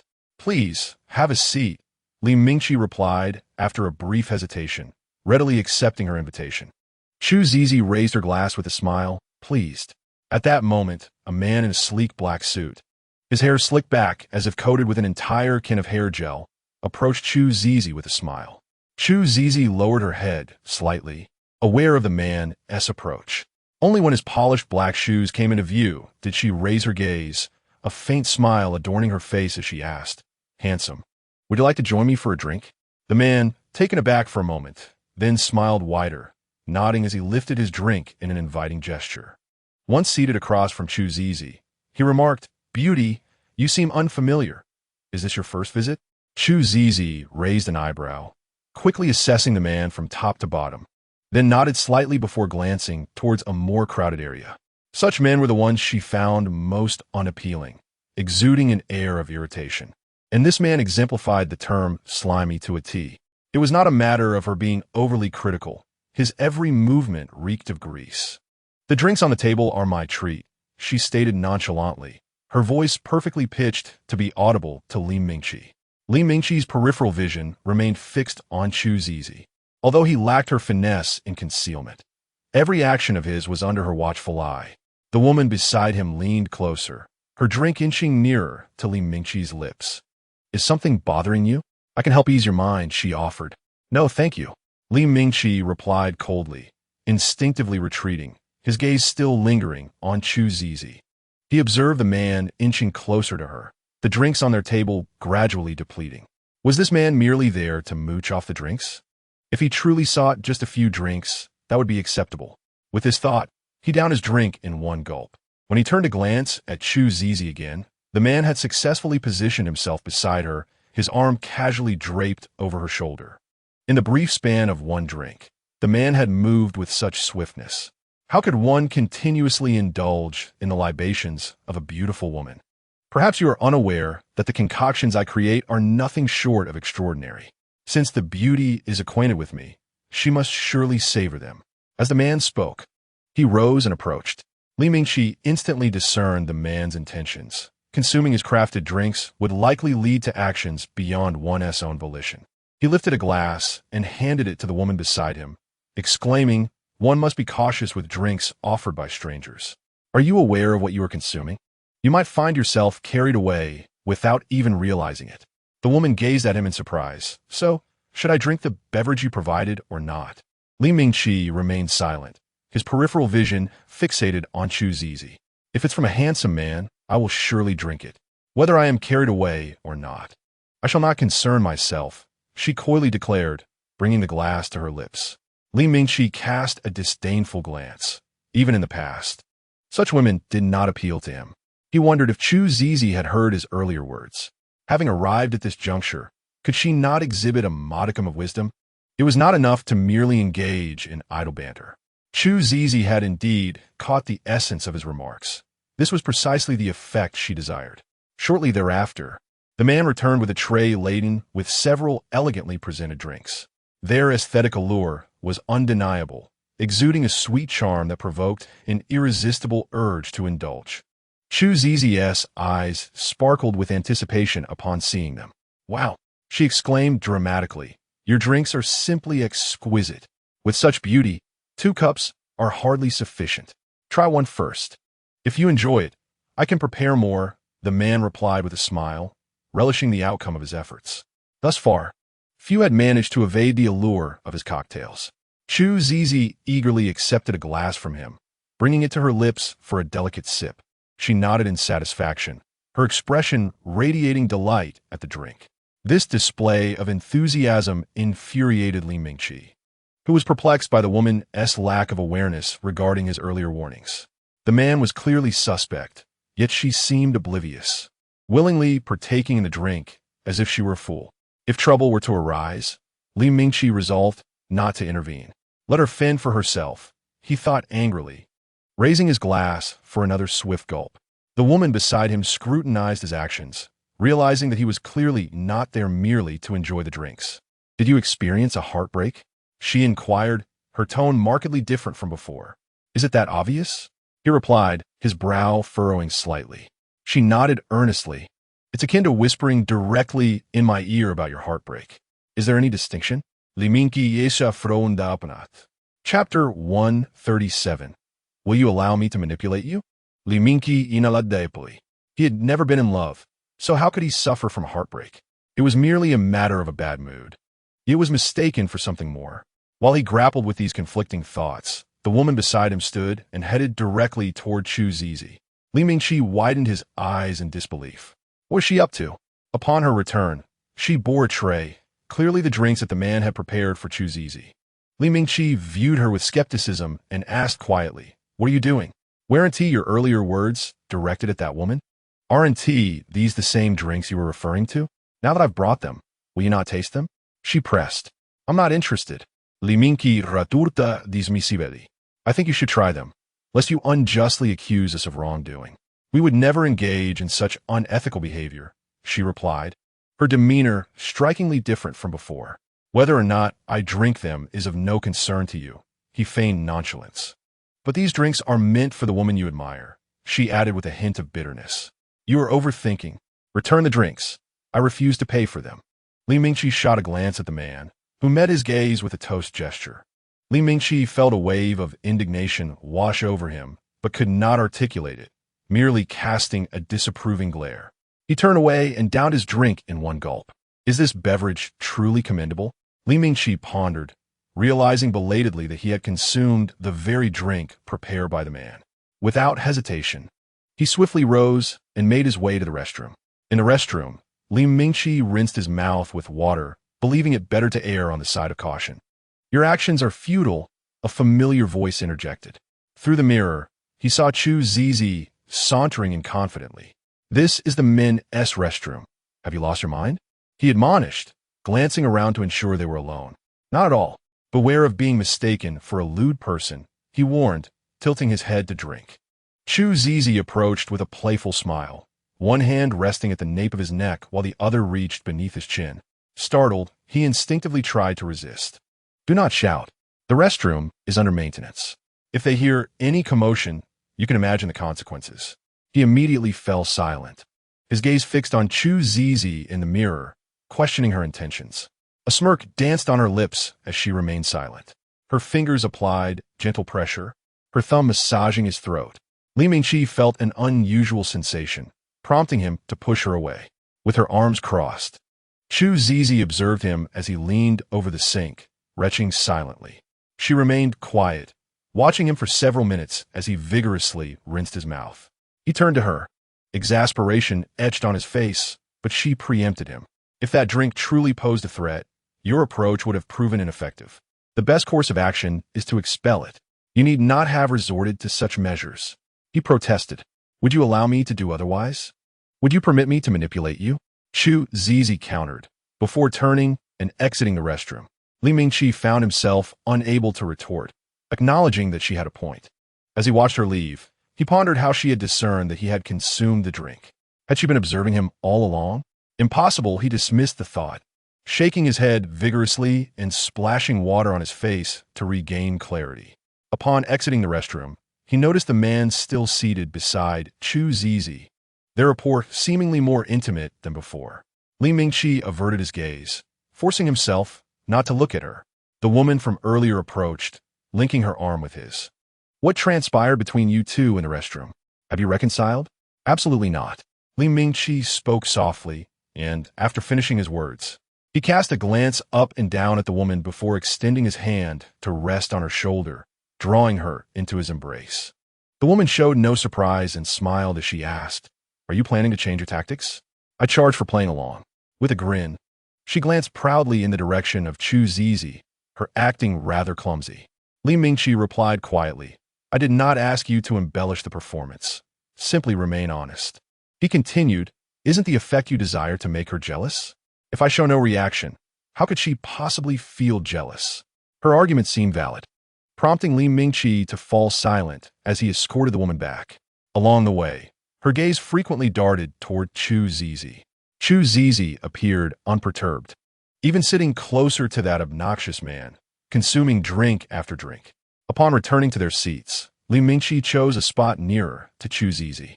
At Tianchen Bar, order whatever you like. It's on me, he proclaimed grandly. The woman eagerly supported him, rising to plant a kiss on Li Mingqi's cheek before turning to leave. Li Mingqi wiped his face in disdain, feeling quite unlucky. What was Chu Zizi up to? Was she playing hard to get? Hadn't she just gone to the restroom to check on him out of concern? He felt a pang of frustration, unable to comprehend her lack of reaction despite his closeness with that woman. Soon, the woman returned with drinks. What a splurge. But I doubt you'll mind a little extravagance, she said with a smile as she placed the drinks on the table. Li Mingqi, lost in thoughts of Chu Zizi, failed to hear her words. Handsome, do you have anything else to do later? Let me take you out for some fun. came Chu Zizi's voice, making his ears perk up. Chapter 138. Put on your pants and forget who you are. What was Chu Zizi playing at? Did she realize what she was saying? Li Mingqi sprang to his feet, turning to face Chu Zizi, his heavy breathing causing her to turn back in suspicion. What's wrong? Chu Zizi asked with slight disdain. Dare you repeat what you just said? He demanded. Repeat what? Are you referring to my suggestion to change locations for fun? She asked, bewildered. Li Mingqi's face turned a shade of green with frustration as he clenched his fists slightly. You barely know him. Do you even know who he is or what he does? Just changing locations for fun. Where to? What kind of fun? He shouted in anger, causing a hush to fall over the group. The woman beside him couldn't help but laugh. Chu Zizi regarded Li Mingqi and felt an urge to laugh. She and T expected his anxious demeanor to be so endearing, lacking any of the typical male bravado or audacity. Aside from that, she found no other semblance of masculinity in him. This seems unrelated to you. Do you have anything else to say? She asked nonchalantly. Every action and word from Chu Zizi took Li Mingqi by surprise, yet they shared a commonality. They incited his ire. Staring at her indifferent expression, a surge of anger rose within him. This woman was truly testing his limits. Li Mingqi stepped forward, leaning in, and forcefully turned Chu Zizi's head toward him, demanding, What did you say? Chu Zizi widened her eyes, feeling the force of his kiss, even sensing his teeth gently grazing her. She struggled to believe that this was the Li Mingqi capable of such boldness. A mix of uncertainty and excitement coursed through her, as if she had achieved what she desired, and she responded by grasping the back of his head tightly. She returned his kiss fervently, biting him in kind. In that instant, a metallic taste filled their mouths. Those beside them, the woman with Li Mingqi and the man with Chu Zizi, were momentarily stunned by the scene before them. In the next moment, they exchanged knowing smiles and nodded in satisfaction. Time seemed to stretch indefinitely until Chu Zizi reluctantly released Li Mingqi's lips, lightly brushing her own with her hand, revealing a satisfied smile. Li Mingqi gazed at her with an intense look, his tongue brushing against his lips as a slight smile crept across his face. The sound of clinking glasses interrupted their moment. Both turned to see the couple beside them staring. Li Mingqi glanced at the empty glasses on the table and disdainfully remarked to the man, Do you know that the drink you're currently enjoying and the woman you just flirted with are both mine? Yes, I'm aware, the man replied, nodding lightly with a smile. The woman you just embraced is also mine, and you drank my alcohol too. What the hell? Li Mingqi shot a look at the woman across from the man, bewildered by their relationship. A couple coming to such a place, yet engaging separately while still being mindful of each other. Was this how today, as youth played? Handsome. Don't think there is something wrong with my husband and me. ISNT your situation with that lady similar to mine? Completely unrelated. There's no comparison. Li Mingqi retorted, his mouth the only thing firm about him amidst the chaos. He knew she was right, yet he refused to concede. Chu Zizi noticed this. Well then, since you're so stubborn, Chu Zizi, shall see just how stubborn you, Li Mingqi, can be. She smiled at the drinking couple and added, Indeed, we are different. We share no connection at all. Li Mingqi turned sharply to look at Chu Zizi, disbelief etched on his face. Chu Zizi lowered her head slightly, looking at him with a questioning expression. What are you trying to say? I can't understand your expression. I'm not speaking the truth? Of course, she was speaking the truth. Her relationship with Li Mingqi was indeed different. They had merely shared a physical connection, and nothing more had transpired. Aren't you, Li Mingqi, so stubborn? Then continue being stubborn. Ha ha ha, darling, it seems we truly profited from this drink. This performance is more entertaining than the current dramas on air, the woman whispered to her companion. The man said nothing, merely nodding with a smile. His attention riveted on Chu Zizi and Li Mingqi. In a while, let us know when to stop and prepare to retreat, he quietly suggested. Their every move was under Chu Zizi's watchful eye, especially their hushed conversation. With a cold smile, Chu Zizi stepped forward, sitting beside the man. Retreat? Where to? You think you can just leave once the drinks are finished? That's rather uncouth. How did you know? The man was startled. He had spoken quietly. You don't need to know. Why retreat? Let us all enjoy, It's on me, Chu-Zizi declared, raising her glass and joining the couple for another round. Li Mingqi stood there like a fool, bewildered. They had just shared a kiss, and she had responded. So why the sudden shift? It felt as if she had turned her back on him. He could not fathom what she was trying to achieve. Her unpredictable behavior left him feeling like a jester, observing the three of them enjoying themselves at the coffee table. He cleared his throat, stepped forward, and lowered his voice, saying, "You're seated in my place, drinking my wine. Do you believe this is appropriate?" The girl from earlier slowly raised her head, smiling as she replied, "If you wish to drink more, I can fetch some for you, or, if you prefer, my husband can mix you a drink. Would you like me to ask him to prepare one?" Upon saying this, the man stood up, preparing to mix the drink. The couple's banter seemed rehearsed, resembling a playful duet. "Do not leave. I have no intention of accepting your wine." Li Mingqi straightened his back and called out, "Chu-Zizi, come here."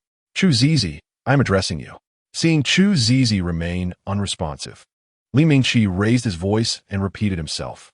Chapter 139. It's all fate. Chu-Zizi slowly stood up and turned to face Li Mingqi. "What is it? Just say it," she said coldly. "I can hear you. There is no need to shout. Come here first." Li Mingqi gestured with a hand. Chu-Zizi did not argue and walked over. Taking a deep breath, Li Mingqi gently wrapped his arms around Chu-Zizi's head, his lips softly brushing against hers. Compared to the previous tempestuous kiss, this one was as delicate as a dragonfly skimming the water, a mere fleeting touch before he pulled away. Chu-Zizi stood there expressionless, quietly observing Li Mingqi's display. He inhaled deeply, looking at her earnestly. "Be my girlfriend. You shall be mine alone, with no ties to any other distractions." Chu-Zizi responded. "I admit, I am attracted to you. I like you.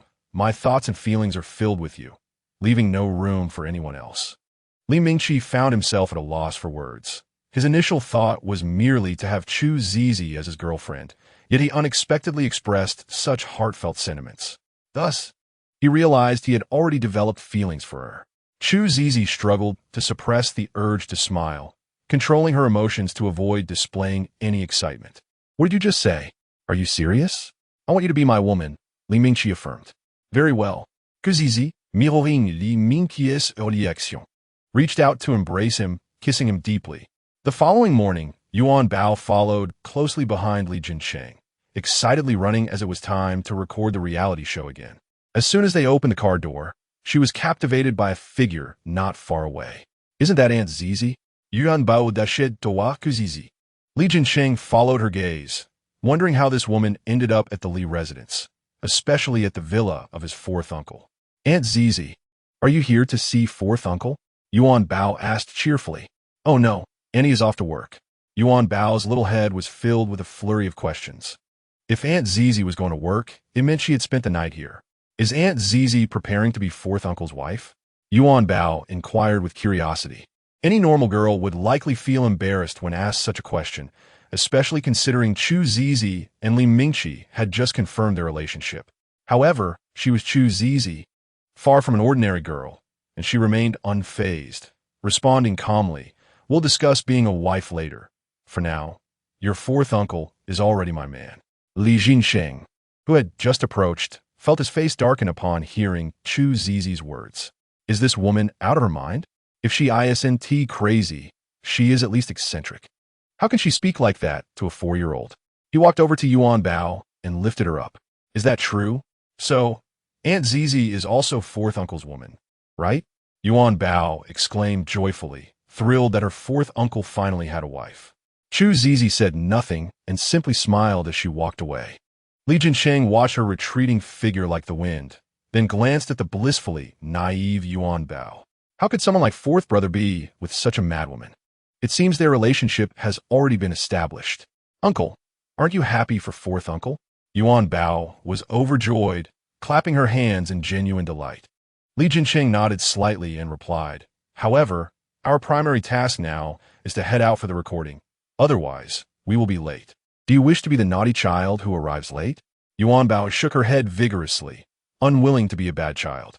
The car soon arrived at the filming location. Song Yiyan, Wang Ningning, and the others had already arrived, breathing a sigh of relief upon seeing Li Jincheng's vehicle finally appear. Song Yin had worried something had happened to them, as they were never late. Moreover, today's recording involved numerous fans. If Li Jincheng were to be labeled as difficult due to tardiness by ill-intentioned individuals, it would not bode well. This was a crucial period for Li Jincheng's transition, and no mishaps could occur. "Oh, my little Yuanbao, you finally made it. Aunt Ningning has missed you terribly," Wang Ningming said, pinching Yuanbao's cheek. "Aunt Ningning, we've only been apart for a few days. Do you really miss Yuanbao that much?" "Of course I do," Wang Ningning replied with a smile. Due to musifeng, she found herself constantly thinking about the little one. Their time spent together had given her a newfound perspective on musifeng, revealing many hidden facets of his character, far from the initial impression she had. She had returned to the level of infatuation she felt before meeting musifeng at the Li residence. "Aunt Ningning, has Uncle Mu been well behaved? Is he performing well? If he misbehaves, you could tell Yuanbao or Uncle. We will help you deal with him." Yuanbao declared proudly. "That little rascal keeps himself busy running around, never pausing for a moment. Just look at him now. Does it seem like musifeng has upset her?" Li Jincheng clarifica. Song Yuyin and Yuanbao burst into laughter. Wang Ningning, usually carefree, suddenly felt shy, a blush creeping onto her cheeks. Yuanbao noticed and encouraged. "Aunt Ningning, keep it up. Uncle Mu will soon be your husband." She felt a sense of pride in finding a wife for her fourth uncle. "Haha, Aunt Ningning isn't in a hurry," Wang Ningming stammered. "This isn't just for Aunt Ningning to decide. It's fate, all part of heaven's arrangement." Yuanbao had learned a new line, speaking of destiny. All right. It's all fate. Our little Yuanbao says it's fate." The group engaged in cheerful conversation when a figure interrupted their gathering. Shangsan appliqued Yuanbao, holding a paper bag, and solemnly presented it to her. "Yuanbao, this is for you." Chapter 140. Arrival at the uninhabited island. Yuanbao looked curiously at the craft paper bag in Song Xianwan's hands. "Sister Xianwan, is this for me? What's inside?" she asked, intrigued as she opened it. "These are homemade cookies I made for you." Upon realizing they were cookies, Yuanbao's eyes sparkled with joy, her inner foodie revealing itself. "Thank you, Sister Xianwan. You're welcome." Song Yin and the adults beside her observed Song Xianwan's demeanor, noting that today seemed markedly different from the previous days, though they could not ascertain if their concerns were unfounded. Upon witnessing Yuanbao voraciously devouring the small cookies, their apprehensions eased, for the interactions among children are seldom fraught with complexities. "Beautiful sister, Aunt Ningning, would you care for some? The cookies made by Sister Xianwan are delicious." Yuanbao offered, sharing her treats with everyone. In the distance, the crew approached, signaling that filming was about to commence and everyone should gather. It was rumored that the shooting conditions today would be exceedingly harsh, with challenges in every aspect of living, but that was merely hearsay for now. As the group boarded the bus, an air of anxiety enveloped them. The further the bus traveled, the more desolate the scenery became, with even the roadside trees becoming sparse and withered. Yuanbao peered out the window, her little head brimming with curiosity. "Are we heading to a deserted island?" she asked, as the landscape increasingly resembled one. "Well, I'm not entirely sure either, but let us first observe the scenery outside," came the reply from her sister. Song Yin and Li Jincheng exchanged glances, clearly realizing that the view outside the window exceeded their expectations. "Dear friends, both young and old, our recording session ahead may prove to be somewhat arduous. Let us unite to overcome the challenges," Li Jincheng exclaimed, shivering slightly. The director, despite his years, seemed oblivious to how such remarks might come across. "Director, you could simply state how difficult it will be," Renenshi interjected, having noticed the scenery outside. Initially untroubled, he began to worry after hearing Yuanbao's words. Not for himself, but for her, a delicate little princess ill-suited for such an environment. The director's cryptic tone further heightened his concern, as if they were preparing for battle. In truth, it was not as daunting as it sounded. The conditions were merely harsher than their current living environment, and it was not truly a deserted island. There were many residents and plenty of delicious food. Delicious food? Yuanbao turned around, her excitement palpable. This little foodie lost all sense of self and purpose at the mention of tasty treats. Do not get too excited. The good food is surely to be earned through games, Li Jincheng remarked, dampening the mood, prompting Song Yuyan to feel an urge to reprimand him. Even if it was the truth. By now, greenery was almost entirely absent outside the bus, with a vast expanse of barren land, and, at times, the sensation of swirling yellow dust filled the air. How did a perfectly fine reality show morph into an expedition? Ren Enshi muttered under his breath. On the other side, Song Xianwan remained silent, listening intently to the director and the others. A myriad of thoughts weighed heavily on her mind, much like her father, who was similarly gazing out the window without uttering a word. Occasionally, she would glance at her father and then at Yuanbao. She had discovered a few days prior that her father's insistence on fostering a relationship with Yuanbao stemmed from the latter's family having committed wrongdoings that affected her father. However, she had yet to find evidence or the specifics of the situation, relying solely on what she had read online. Truth or falsehood, it was undeniably linked to Yuanbao's family. The bag of cookies she had given Yuanbao that morning was a silent proclamation that she, Song Xianwan, would no longer befriend Yuanbao, severing their bond entirely. Though she had attended Yuanbao's birthday party and savored her cake, she felt it necessary to return the gesture. As the bus jostled along, the passengers gradually succumbed to slumber. After a considerable time, the vehicle halted before a row of adobe houses. "All right, everyone, wake up," the director gently urged. Yuanbao opened her eyes to see the adobe structures outside, exclaiming, "Wow, these houses are just like the ones we stayed in the first time." It does not seem as terrifying as the director suggested. "There are many houses here," she remarked cheerfully. The little one's innocence contrasted sharply with the awareness of Li Jincheng and Song Yuyan, who understood the situation's gravity. While the houses bore some resemblance, the environment screamed a different narrative altogether, one where even a sip of water would be a luxury. Thus, the reality show had indeed transformed into an adventure. One by one, they disembarked, and the moment their feet touched the ground, clouds of yellow dust rose, settling on their pant legs. For Li Jincheng, this environment felt utterly foreign. After surveying the area, he realized that apart from the row of adobe houses, there was nothing else, an endless void. The director then briefed them on the day's itinerary, explaining that due to severe water scarcity, each household would initially receive only a bottle of mineral water. If they require more, they would have to negotiate with the nearby residents. As for dinner, the crew had only brought some simple vegetarian fare that could be eaten after adding water and heating it. Song Yuyan frowned slightly. The harsh conditions were beyond anything she had previously encountered during her filming experiences. Her primary concern was for Li Jincheng and Yuanbao, fearing they might struggle to cope with such an environment.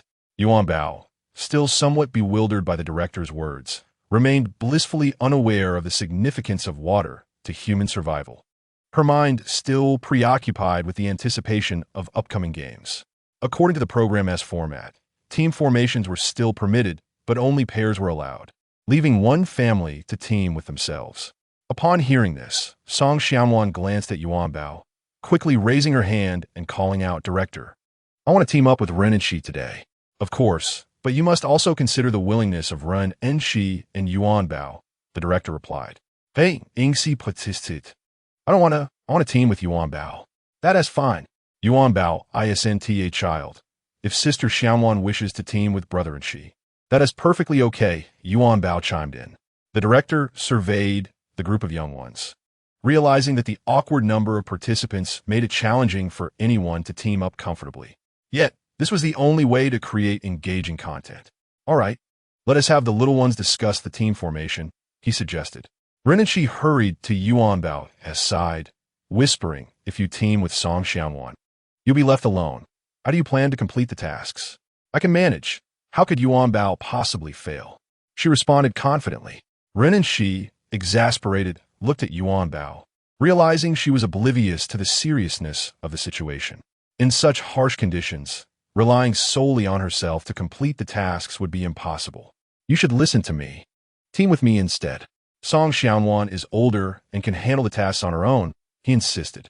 Song Xianwan approached, observing the standoff between the two, and smiled, saying, "Yuanbao, you really trust Ren Enshi, don't you?"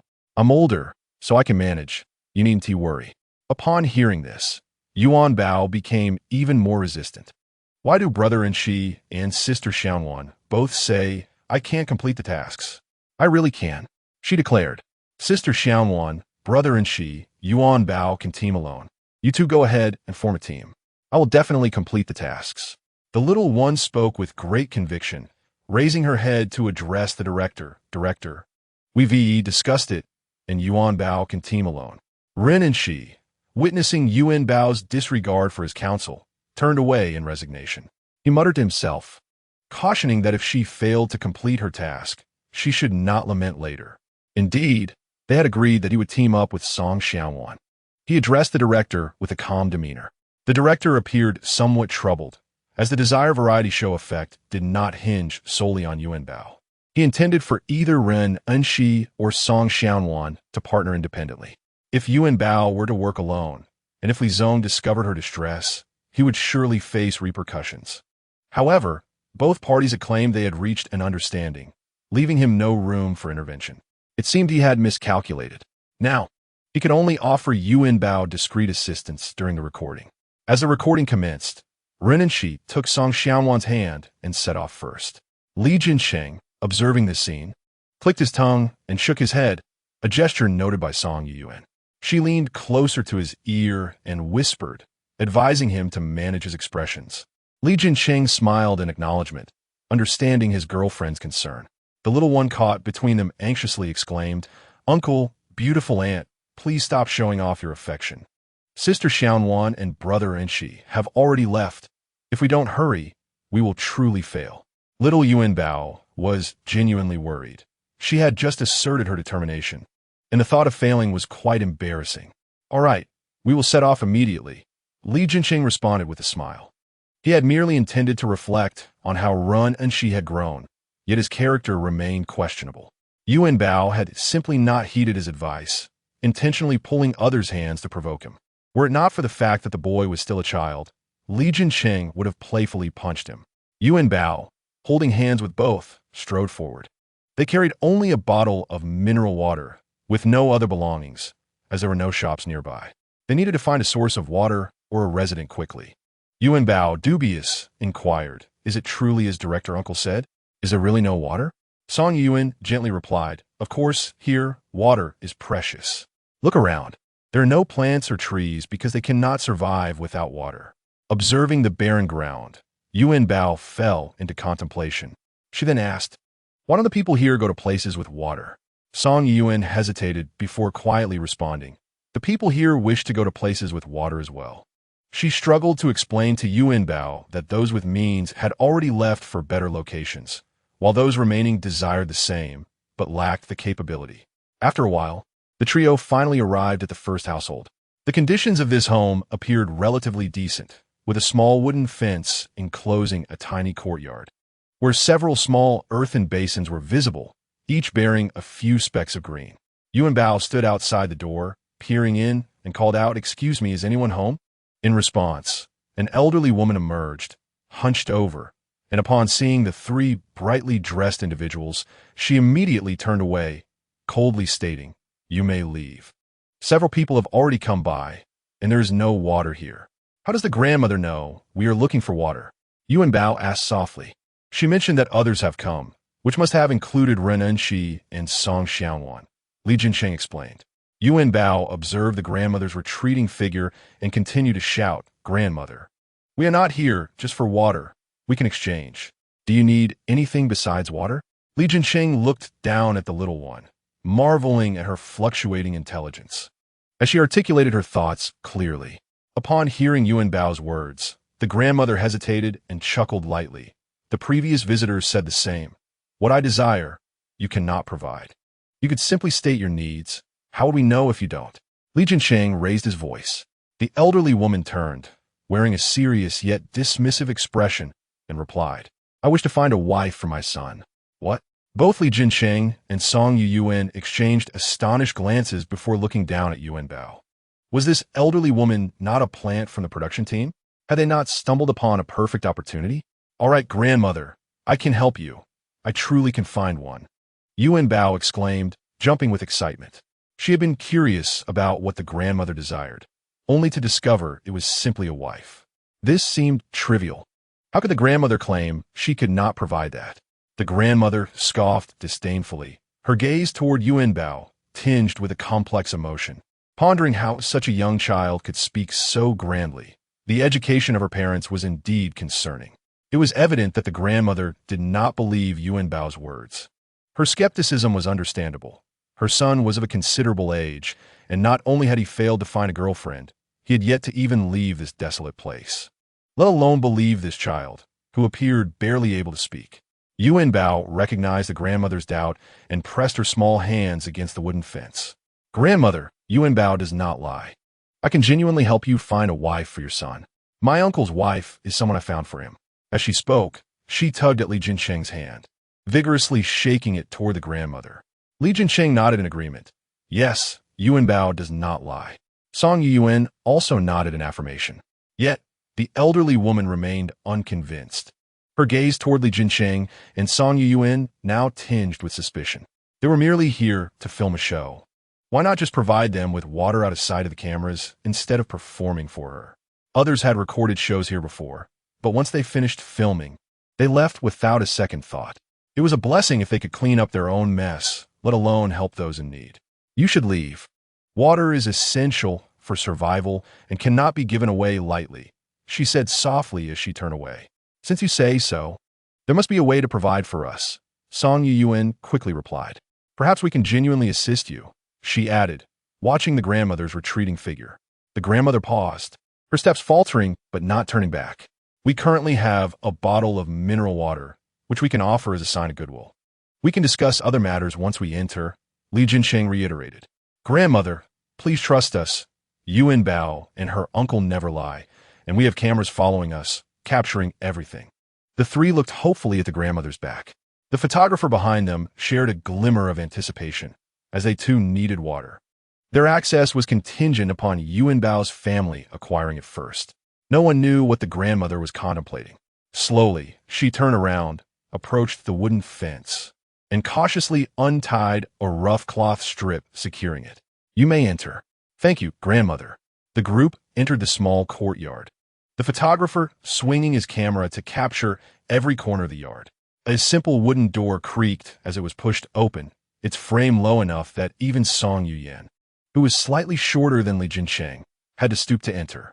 The room was dimly lit, sparsely furnished, containing only an exceedingly old wooden cabinet and a stove made of earth, perhaps due to the yellow earth surrounding the house.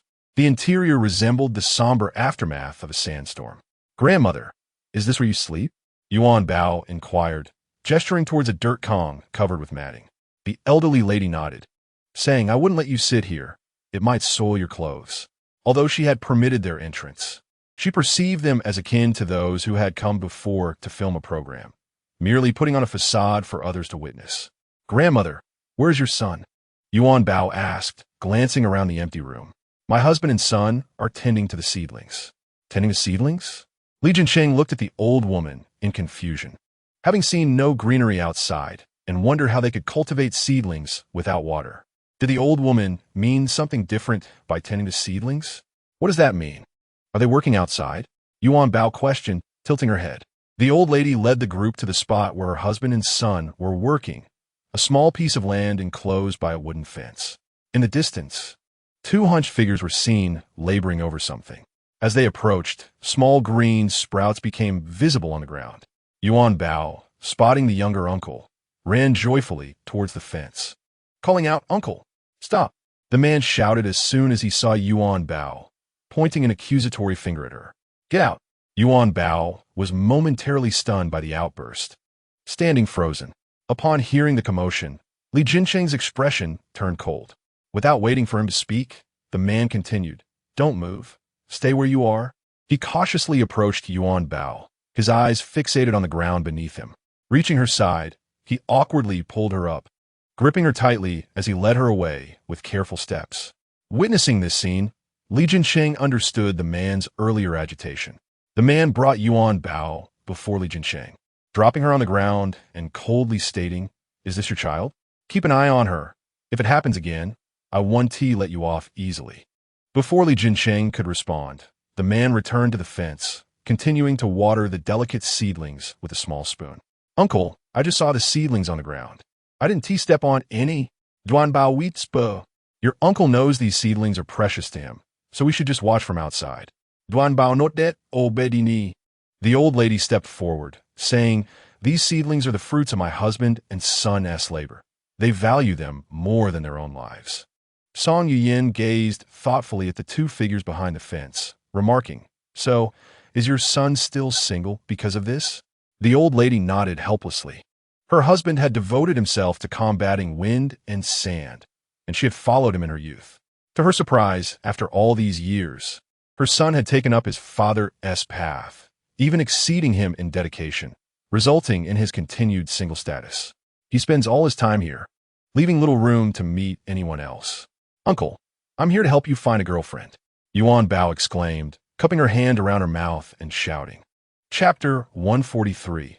When the work is done, the man appeared oblivious to Yuanbao's voice, continuing to focus on the seedlings.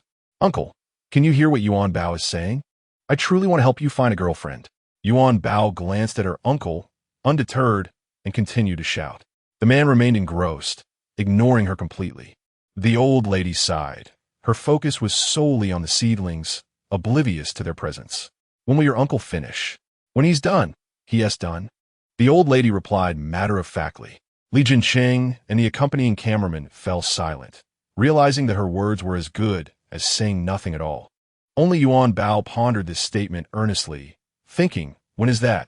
Li Jinsheng looked down at Yuanbao, amused by her earnest contemplation, and gently scooped her up, addressing the old lady. Then we shall not disturb you further. Please continue your work. No, uncle. We haven't helped him find a girlfriend yet. We can't leave. Yuanbao protested, flailing her arms as her uncle attempted to carry her away. Uncle, don't go yet. We'll wait until he finishes. Li Jinsheng, observing Yuanbao's earnestness, felt at a loss for words. Indeed, one cannot rush a transaction. This little one was completely unaware of his intentions. Your uncle has more pressing matters than finding a girlfriend, so let us not disturb him further. After a pause, he added, we have run out of water and need to devise a plan. Song Yuyin smiled at Li Jinsheng, instantly grasping his meaning, and added with concern, yes, Yuanbao. Your uncle is right. We cannot manage without water. After speaking, she casually glanced back at the man bent over the seedlings. Yuanbao was still reluctant to leave. Finding water was just as important as helping her uncle find a girlfriend. Why don't you and the pretty lady believe me? She implored. Pretty lady, your uncle is already of age and still has no girlfriend. Are we really not going to help him? Song Yuyin exchanged glances with the others, offering a faint smile as she leaned closer to Yuanbao.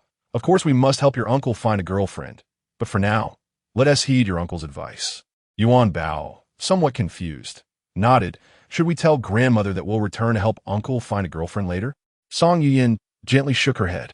If they mentioned it, their previous conversation would be meaningless, and their plan would be in vain. Wait, the old lady called out, catching up to them and lightly tugging at Song Yuyin's arm. Lu Chuan should be finishing up soon. Would you like to wait a bit longer? Li Jinsheng and Song Yuyin exchanged a knowing silence. Of course, grandmother still wishes to help uncle find a girlfriend, right? Yuanbao eagerly asked. Li Jinsheng siga deeply, realizing that the little one still did not fully comprehend their intentions. Chapter 144. Words from a small child without long legs naturally. What mother wouldn't want her son to have a girlfriend? The old lady replied, following Yuanbao's lead. While it might seem absurd for a child to seek a girlfriend for her son, she believed in the possibility, however slim. Thus, if there was even the slightest chance, it was worth a try. She smiled at Song Yuyin, continuing, actually, we don't have much extra water either. We are quite frugal with our own use, as most of it goes towards the seedlings. As she spoke, she gestured towards 2 water buckets within the fence. The well took numerous attempts to tap, and even then, it only occasionally yields a little water, so we are reluctant to use it for anything other than the seedlings. Li Jinsheng and Song Yuyin followed the direction indicated by the elderly woman's finger. After she spoke, they felt as if they were akin to thieves. Although they had not resorted to overt robbery, In a place where water resources were so scarce, it felt utterly unscrupulous to be manipulating others. Li Jinsheng cleared his throat and said, "Well, let us return after your son has finished. We shall seek other alternatives." The elderly woman responded, "Of course. I will ensure there is some water left for you. There will certainly be enough provisions." Upon hearing her words, the little one, Yuanbao, felt a weight lift from her heart and smiled at her grandmother, reassuring her, "Grandma, rest assured, we will not ask for more than we need. As long as we do not perish from thirst, it will suffice." The child spoke with a beaming smile, understanding that while food and drink were important, they paled in comparison to aiding others in finding partners. Although Yuanbao had yet to regain her memories of being the matchmaker, her current dedication far surpassed the indulgent days of feasting in the heavens. At this rate, her mission would soon reach completion, and she would naturally fulfill her role in bringing couples together. As Li Jinsheng and his companions moved away, the elderly woman hurried back to the fence, gazing at the two individuals busily working inside and sighed. "Chuan, you are no longer a child. It's time to find a girlfriend. You cannot simply guard these few seedlings forever." Silence was her only response, prompting her to cast a disapproving glance at the old man. "You have nothing to say? Is Chuan not your son? Why are you so unconcerned? I fear that when the Liu family line ends, how will you explain it to our ancestors?" The elderly woman's frustration mounted, and for a fleeting moment, she contemplated rushing in to uproot the seedlings herself. Clearing his throat, the old man softly replied, "He is my son. I understand him well. His current behavior mirrors my own from years past." His voice was gentle, as he reflected on his own youth without needing reminders. Lu Chuan was his flesh and blood, and how could he not comprehend his own son? "Shall we not take a look at him later?" the old man suggested tentatively. Lu Chuan scoffed, "What is there to see? A little brat without any legs to stand on. Can we really take his words seriously? When I was his age, I too vowed to help my father with windbreaks and sand fixation. And now, he hasn't even managed to keep those seedlings alive." Chapter 145. A sense of schadenfreude after departing from Lu Chuan, the group resumed their aimless search. Yuanbao surveyed the desolate surroundings, bewildered as she looked around at the others. Why did everyone seem so glum? She was still elated about promising to assist Uncle Lu Chuan in finding a girlfriend. So why the long faces? "Pretty sister, will the director really not give us any water?" Yuanbao asked in a hushed tone. Song Yian hesitated briefly before offering a faint smile. She could not be certain. Typically, as long as the show met its entertainment goals, it sufficed, but she was unsure of today's course. Nevertheless, it appeared genuine unless the situation changed at the last moment. She had never participated in such a program before, only attending this time due to her connection with Li Jinsheng. She had never been fond of such shows, preferring to focus on acting rather than engaging in celebrity games. "All right, I understand now," Yuanbao declared confidently. "Next, we will primarily seek water, and if conditions permit, we will also look for husbands or wives." The little one nodded emphatically at the cameraman behind her. The others couldn't help but chuckle at her spirited determination. Their filming tasks were usually fixed, so they had been shadowing Yuanbao. Initially, they thought she was merely a child of privilege dropped off to play, but they soon realized she was far more astute than her age suggested and possessed her own ideas. Most notably, she lacked the spoiled temperament often associated with wealthy kids, which made her particularly endearing. The group ventured far without encountering any households. Song Xianwan and Renenshi also failed to find anyone willing to assist them. "Hey, Ningxi, weren't you quite impressive when you were with Yuanbao? Why is it not working with me?" Song Xianwan scoffed. "What are you talking about?" Hey, Ningxi replied coldly. "The tasks are different. How can the difficulty be the same?" He felt a bit exasperated, still fuming over the day's events. What was wrong with Yuanbao today? It was infuriating to be paired with someone else. Did she have too much faith in herself? Song Xianwan should have remained quiet, especially during such a tense moment. Instead, she continued, "So how do you think Yuanbao is doing?" Ren and she turned to look at her, exasperated. "Are you really that curious? If so, go see for yourself." "How would I know? I don't have a surveillance device on Yuanbao." He quickened his pace, wondering why Song Xianwan was so chatty today. Her incessant chatter was becoming tiresome. If she continued, he could not guarantee he would not snap. Observing Ren Enxi's irritated demeanor, Song Xiaonuan felt a mix of emotions. Was it joy? A sense of schadenfreude? It didn't quite feel like happiness. Rather, there was a hint of disappointment. Chapter 146. Yuanbao's thirst. Song Xiaonuan struggled to articulate her current feelings. In summary, it was all a chaotic mess. Watching Ren Enxi's retreating figure, her previously cheerful expression quickly faded. After a moment, she regained her smile and hurried to catch up with his pace. I believe that elderly woman must have water in her home. We just failed to find the key to her heart, she posited. She clearly expressed her unwillingness to provide water, and even if we found the key, it would be futile. What if, in this desolate place, it's difficult to find any household? Song Xiaonuan cast a disdainful glance around. Where else can we seek water? They had pleaded at the old woman's doorstep for quite a while, and they had not even managed to step inside. If Yuanbao's path mirrored theirs, she too would have passed by the old woman's door. Since they were denied entry, Yuanbao would surely face the same fate. The old woman appeared quite fierce. Moreover, having already disturbed her, Yuanbao's return would likely aggravate her further. With this thought, Song Xiaonuan scoffed inwardly, certain that Yuanbao would lag behind them. Must we really seek someone for water? We could also try to find a faucet. Run in, she replied, looking at her incredulously and rolling his eyes. If there were a faucet, do you think so many people would want to leave this place or refuse to give us even a sip of water? Was Song Xiaonuan grasping at straws? What nonsense was she uttering? Where was her common sense? I was merely suggesting a possibility. Did you take offense? Song Xiaonuan retorted, also rolling her eyes. Not a chance. Ren Enxi's response was succinct, leaving no room for further words, which was quite vexing. Song Xiaonuan, understanding the situation, promptly silenced herself. Initially, the family had only a bottle of mineral water, but now, as they gazed at their nearly empty containers, concern washed over their faces. The photographer trailing behind Ren Enxi and Song Xiaonuan was also fatigued and disinterested, having found no water since their departure, and curiosity about Yuanbao's companions arose. Uncle, beautiful sister, please drink first. My little uncle and I are not that thirsty. Yuanbao cheerfully offered her bowl to the photographer and Song Yuyan. The photographer hesitated. Yet Li Jincheng echoed Yuanbao's sentiment, saying, "Go ahead, I do not require it now." Song Yuyan quietly sipped a bit and then extended the bowl towards Li Jincheng, nodding with a smile. Li Jincheng did not decline and took a gentle sip. Witnessing this charming scene, Yuanbao clapped her hands and exclaimed, "How delightful! Seeing my little uncle and beautiful sister like this makes me even less thirsty." Li Jincheng suddenly realized that the little one was still parched and glanced at the bowl in Song Yuyan's hands with a hint of panic. Song Yuyan chuckled. "By the time you remember, our little Yuanbao might be quite parched." Indeed, the little one chimed in, "My little uncle even forgot about me." Chapter 147. Yuanbao wants to take a break after satisfying their hunger and thirst. The group felt invigorated.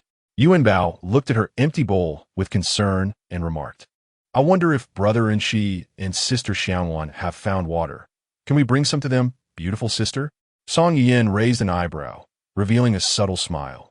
As it seemed the little one had forgotten the earlier events.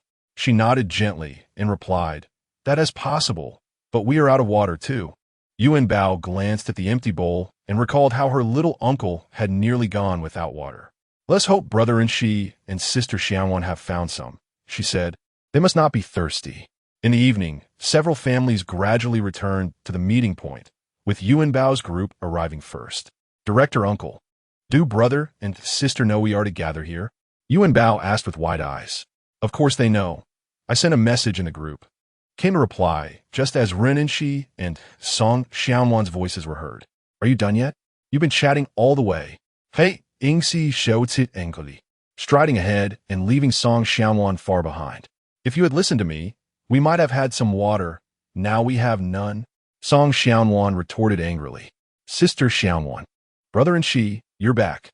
Yuanbao joyfully approached them, even opening her arms towards Song Xiaonuan. Unexpectedly, both Ren Enxi and Song Xiaonuan, in a rare display of unity, walked past Yuanbao without acknowledging her. Confused, Yuanbao pondered what had transpired. Had they found no water? Or were they quarreling? Li Jincheng observed the little one's puzzled expression, and his previously smiling demeanor faded instantly. Lowering his voice, he said, Yuanbao, come here. Song Yin noticed the recent exchange as well. She nodded to Yuanbao and crouched down, arms open in invitation. Seeing her little uncle's serious demeanor, Yuanbao remained silent and obediently ran back to him, being embraced. Ren and she stood beside the director, opposing Yuanbao's family. He was angrily rooted in place, uncertain whether to be upset with Song Xiaowan or the earlier incident with Yuanbao. Upon hearing her little uncle's voice, he lowered his head and cast a furtive glance towards Yuanbao. All right, everyone, let us summarize today's events. The director clapped his hands. Neither Ren Enshi nor Song Xiaowan spoke, as their day yielded no results, and they felt both thirsty and frustrated. Yuanbao broke the silence. I also had no gains today. The water was all consumed on the way back, and now there's none left. Ren Enshi's discontent deepened upon hearing Yuanbao's words. He anticipated that this little brat could win the game after leaving him. Surely, the production team must have intervened. After all, why had no one been willing to assist him throughout the day? As he contemplated this, he raised his head only to be met with the gazes of Li Jincheng and Song Yin, who were observing him intently, their eyes filled with an indescribable nuance. Ren Enshi quickly lowered his head. He had done nothing wrong, yet it felt as if Yuanbao's uncles were accusing him of mistreating her. Just as the director was about to announce the next arrangements, an elderly lady suddenly appeared in their line of sight. This lady was someone Ren Enshi and Song Xiaowan recognized all too well, the very one who had refused to offer them a single drop of water despite their pleas. However, upon seeing the grandmother, Yuanbao's eyes sparkled with excitement. Grandma, are you here to find Yuanbao? She exclaimed eagerly. Yes, yes. The elderly lady nodded hurriedly, following the sound towards Yuanbao. Aside from the photographer trailing Yuanbao, everyone else appeared bewildered, as this scene had not been arranged beforehand. Director Uncle, may I take a short break? Yuanbao needs to help Grandma find a girlfriend for her son, the little one requested. Everyone exchanged wide-eyed glances. Surely, such a scenario would be captivating to the audience. How long will this take? The director inquired. I'm not sure. It might be quick or take a while. Yuanbao replied. The elderly lady glanced around and whispered, If you need water, come to my home, but I don't have much.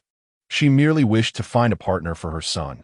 Though reluctant to part with her water, she would make the sacrifice for him. Song Xiaowan scrutinized the now generous old woman, her brow furrowed in discontent.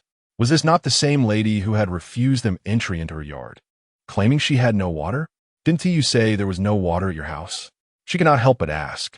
The elderly woman seemed to ignore her question, remaining by Yuanbao's side. Observing the difference in the elderly woman's demeanor towards Yuanbao compared to her own, Song Xiaowan felt a surge of unspoken emotions. Then let us follow Yuanbao, she suggested. With widened eyes, she turned to the production team, realizing that this had all been orchestrated. Was it because Yuanbao came from wealth that the program catered solely to her? While she and Ren and she were ordinary, was a show designed solely for Yuanbao? Director Uncle, are we going with Yuanbao? Song Xiaowan asked. Indeed, our game has yet to conclude, the director confirmed. Though Song Xiaowan had intended to voice her feelings, the stern gaze of her father silenced her. Ren and she, though silent, found his emotions equally complex, perhaps mirroring Song Xiaowan's. If not, they were even more intricate. Yuanbao, however, was blissfully unaware of these complications, her thoughts solely occupied with the prospect of helping her uncle find a girlfriend, which brought her immense joy. Chapter 148. The emperor is not anxious, but the eunuch is in that familiar courtyard. Yuanbao skipped joyfully behind her grandmother. Grandmother, has uncle finished his work now? His work? What does it ever truly end? The elderly lady's voice carried a hint of helplessness, laced with sorrow. Yuanbao, unable to grasp the underlying meaning of her words, continued to observe the dimly lit room where two men sat around a table, sharing a plate of exceedingly simple fare. Were they eating, uncle? She inquired softly, her lips barely moving as she glanced at the unidentifiable dish. Li Jincheng, equally puzzled by the contents of the plate, noted that they appeared to be relishing their meal. "It's just a plate of salted vegetables," Lu Chuan remarked, his gaze fixed on his food, not lifting his head. Those adorned in vibrant attire were oblivious to the life led by such humble folk. To them, a mere plate of salted vegetables might seem unworthy. Yet it constituted the sustenance of this modest family. "It looks quite delicious," Yuanbao whispered, observing how much her uncle and grandfather were enjoying their meal. Hesitant to speak too loudly. "Uncle, I'm here to help you find a girlfriend, so take your time eating. I'm not in a hurry," she added, taking a seat beside him.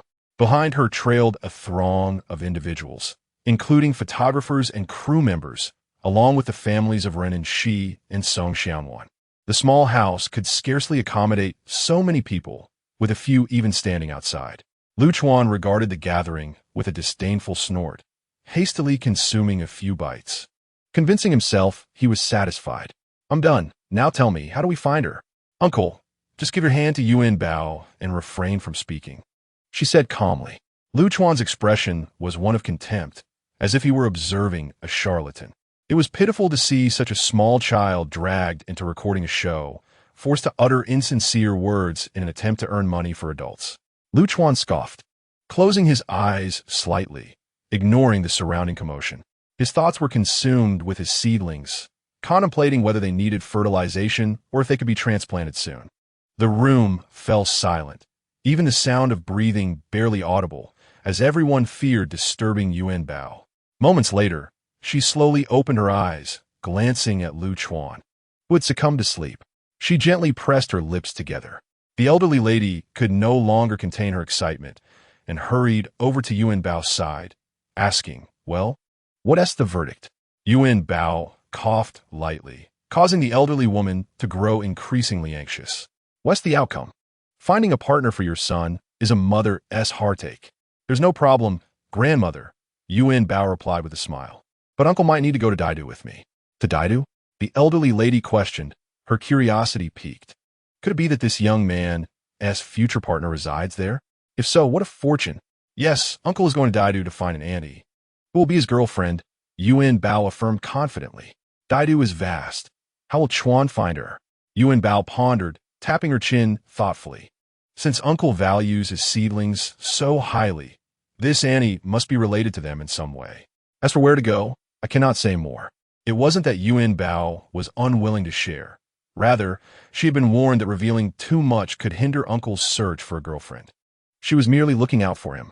The elderly lady's emotions oscillated like a roller coaster. Now that Daidu was mentioned, she fretted over where Chuan would search. Moreover, those seedlings were like his lifeblood. He couldn't possibly abandon them to venture into Daidu. "Chuan, are you going to accompany the crew to Daidu?" She gently shook Lu Chuan's shoulder, but only silence replied. "Uncle can go to Daidu himself. With Yuanbao as his guide, she knows where to look," she said innocently. "Finding a wife or girlfriend is something one must pursue independently. Yuanbao is merely here to assist." Li Jinsheng nodded in agreement from behind Yuanbao, stating calmly, "Such matters should not rest solely on others' shoulders. The most crucial factor is oneself." However, it seems he is asleep now. Observing Lu Chuan, Li Jinsheng couldn't help but chuckle internally. If he himself was not eager to find a girlfriend, what purpose did it serve for others to be anxious? Wasn't a case of the emperor being calm while the eunuch fretted? Lu Chuan was not merely asleep.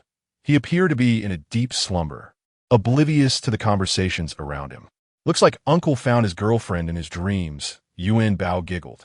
"He is simply exhausted. It's like this every day," the elderly lady said awkwardly.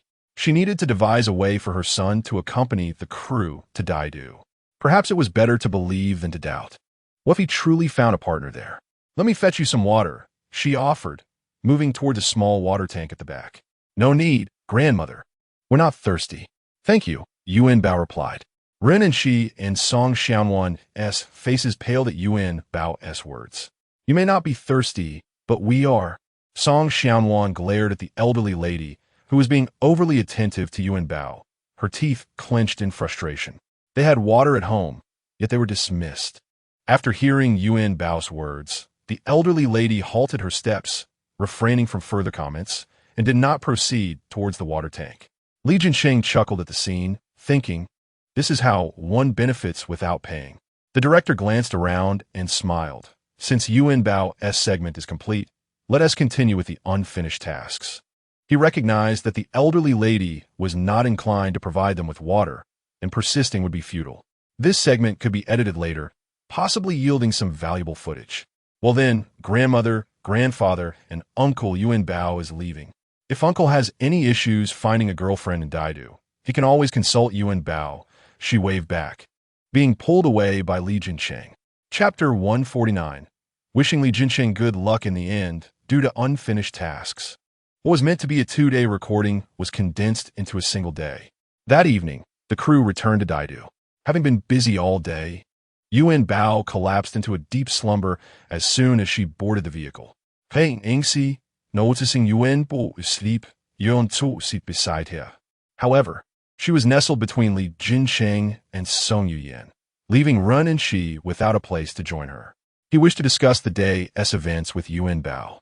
Early the next morning, Gu Qingchuan arrived at the Li residence as usual, making his way upstairs to Yuanbao's room.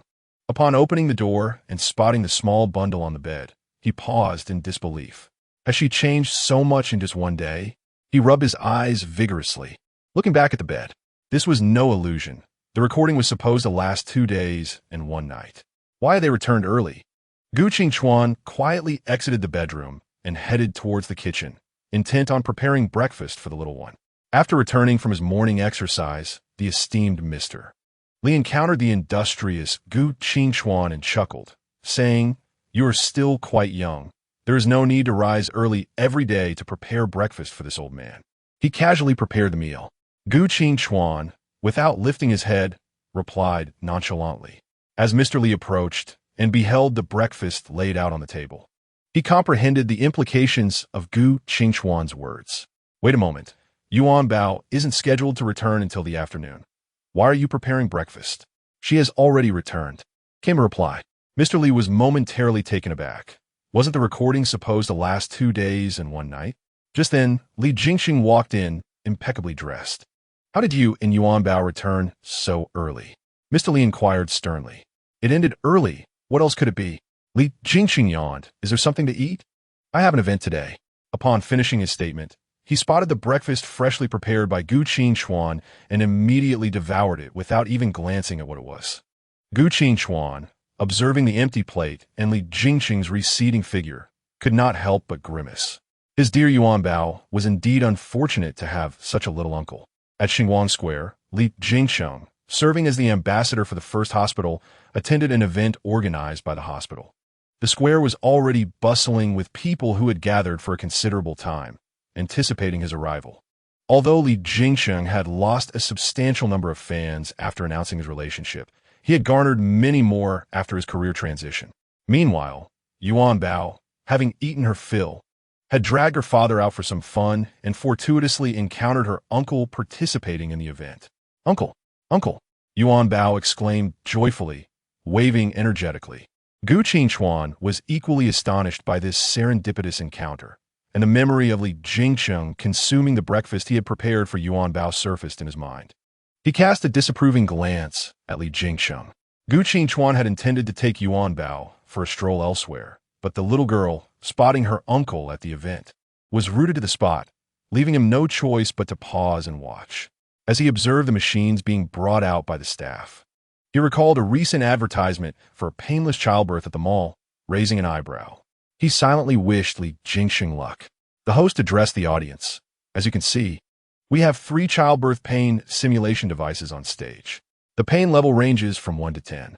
Gentlemen interested in a challenge may step forward. If you manage to reach level 7, you will be rewarded with a health check package from the first hospital. Is there anyone willing to give it a try? The crowd was filled with many of Li Jinxing's fans and a few onlookers. They exchanged glances. It was rumored that this experience was excruciating, and most could hardly endure level 3. As time ticked away, aside from few spectators, no brave souls ventured onto the stage. Is there no valiant warrior willing to take on the challenge?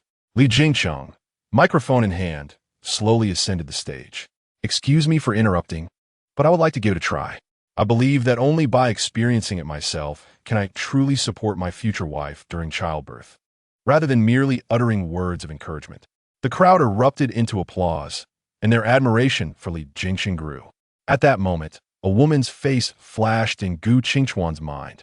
Though it was hazy, her features becoming indistinct. She was the one who brought the endearing Yuanbao into this world. Compelled by an inexplicable force, he stood up and declared, "I will do it." Yuanbao glanced at her uncle on the stage and then at her father, clapping her hands and exclaiming, "Daddy and uncle are both so brave." The little girl was oblivious to the true nature of the experience that awaited them. As the challenge commenced, the host's voice rang out, and the three machines were activated simultaneously. Level 1. There is hardly any sensation. Let us proceed to the next level. Level 2. The three men maintained stoic expressions, seemingly unfazed. Level 3. Li Jingxing's hand tightened slightly, yet he remained impassive. Level 4. The gentleman beside him gasped, while Gu Qingchuan showed no sign of discomfort, although Li Jingxing's brow furrowed slightly. Level 5. The audience felt the tension rise in unison with the men on stage. Yuanbao noticed her father's lack of reaction, contrasting with her uncle's grim expression. "Uncle, hang in there. Daddy, hang in there." Level 6. Beads of sweat began to form on Li Jingxing's forehead as he gritted his teeth, steadfastly enduring. The audience rallied behind Yuanbao, cheering for the three men on stage. "I can't hold on any longer." The gentleman at the edge raised his hand, calling for a stop. The pain was unbearable, and the moment the electricity ceased, he felt an overwhelming sense of relief. He glanced at Li Jingxing and Gu Qingchuan, pondering how they endured such agony. Level 7. Successfully completing the challenge. Gu Qingchuan's face remained inscrutable, leaving the audience to wonder if he even felt pain. Li Jingxing's grip on his thigh was fierce, his jaw clenched tightly to stifle any cries. Yuanbao's eyes brimmed with tears, her small hands clutching the edge of the stage as she jumped anxiously. "Uncle, if it hurts too much, you should stop." "Uncle, Daddy." Level 8. The intensity continued to rise, and neither Li Jingxing nor Gu Qingchuan uttered a word, resolutely persisting. Particularly Gu Qingchuan, who appeared unaffected to the audience, even seeming to derive some enjoyment from it. Only the host noticed the veins bulging at Gu Qingchuan's temples and the beads of sweat forming on his forehead. "Uncle, please stop." Yuanbao, frightened by her uncle's expression, felt her legs weaken, unsure of what to say. Slowly, Li Jingxing raised a hand, prompting the staff to cut the power. Yuanbao, witnessing her uncle's weakened state, swiftly turned and dashed towards the stage with her tiny legs. "Uncle." Li Jingxing lay back in his chair, the pain in his abdomen lingering. Initially, it felt as if a mosquito had landed on his stomach, but with each level, the sensation transformed. By the end, he could find no words to describe the feeling, as if he had one foot in the realm of the deceased. The pain was so intense that he contemplated the harrowing experience his future wife, Song Yuyan, would endure during childbirth. Perhaps it would be best to forego having children altogether.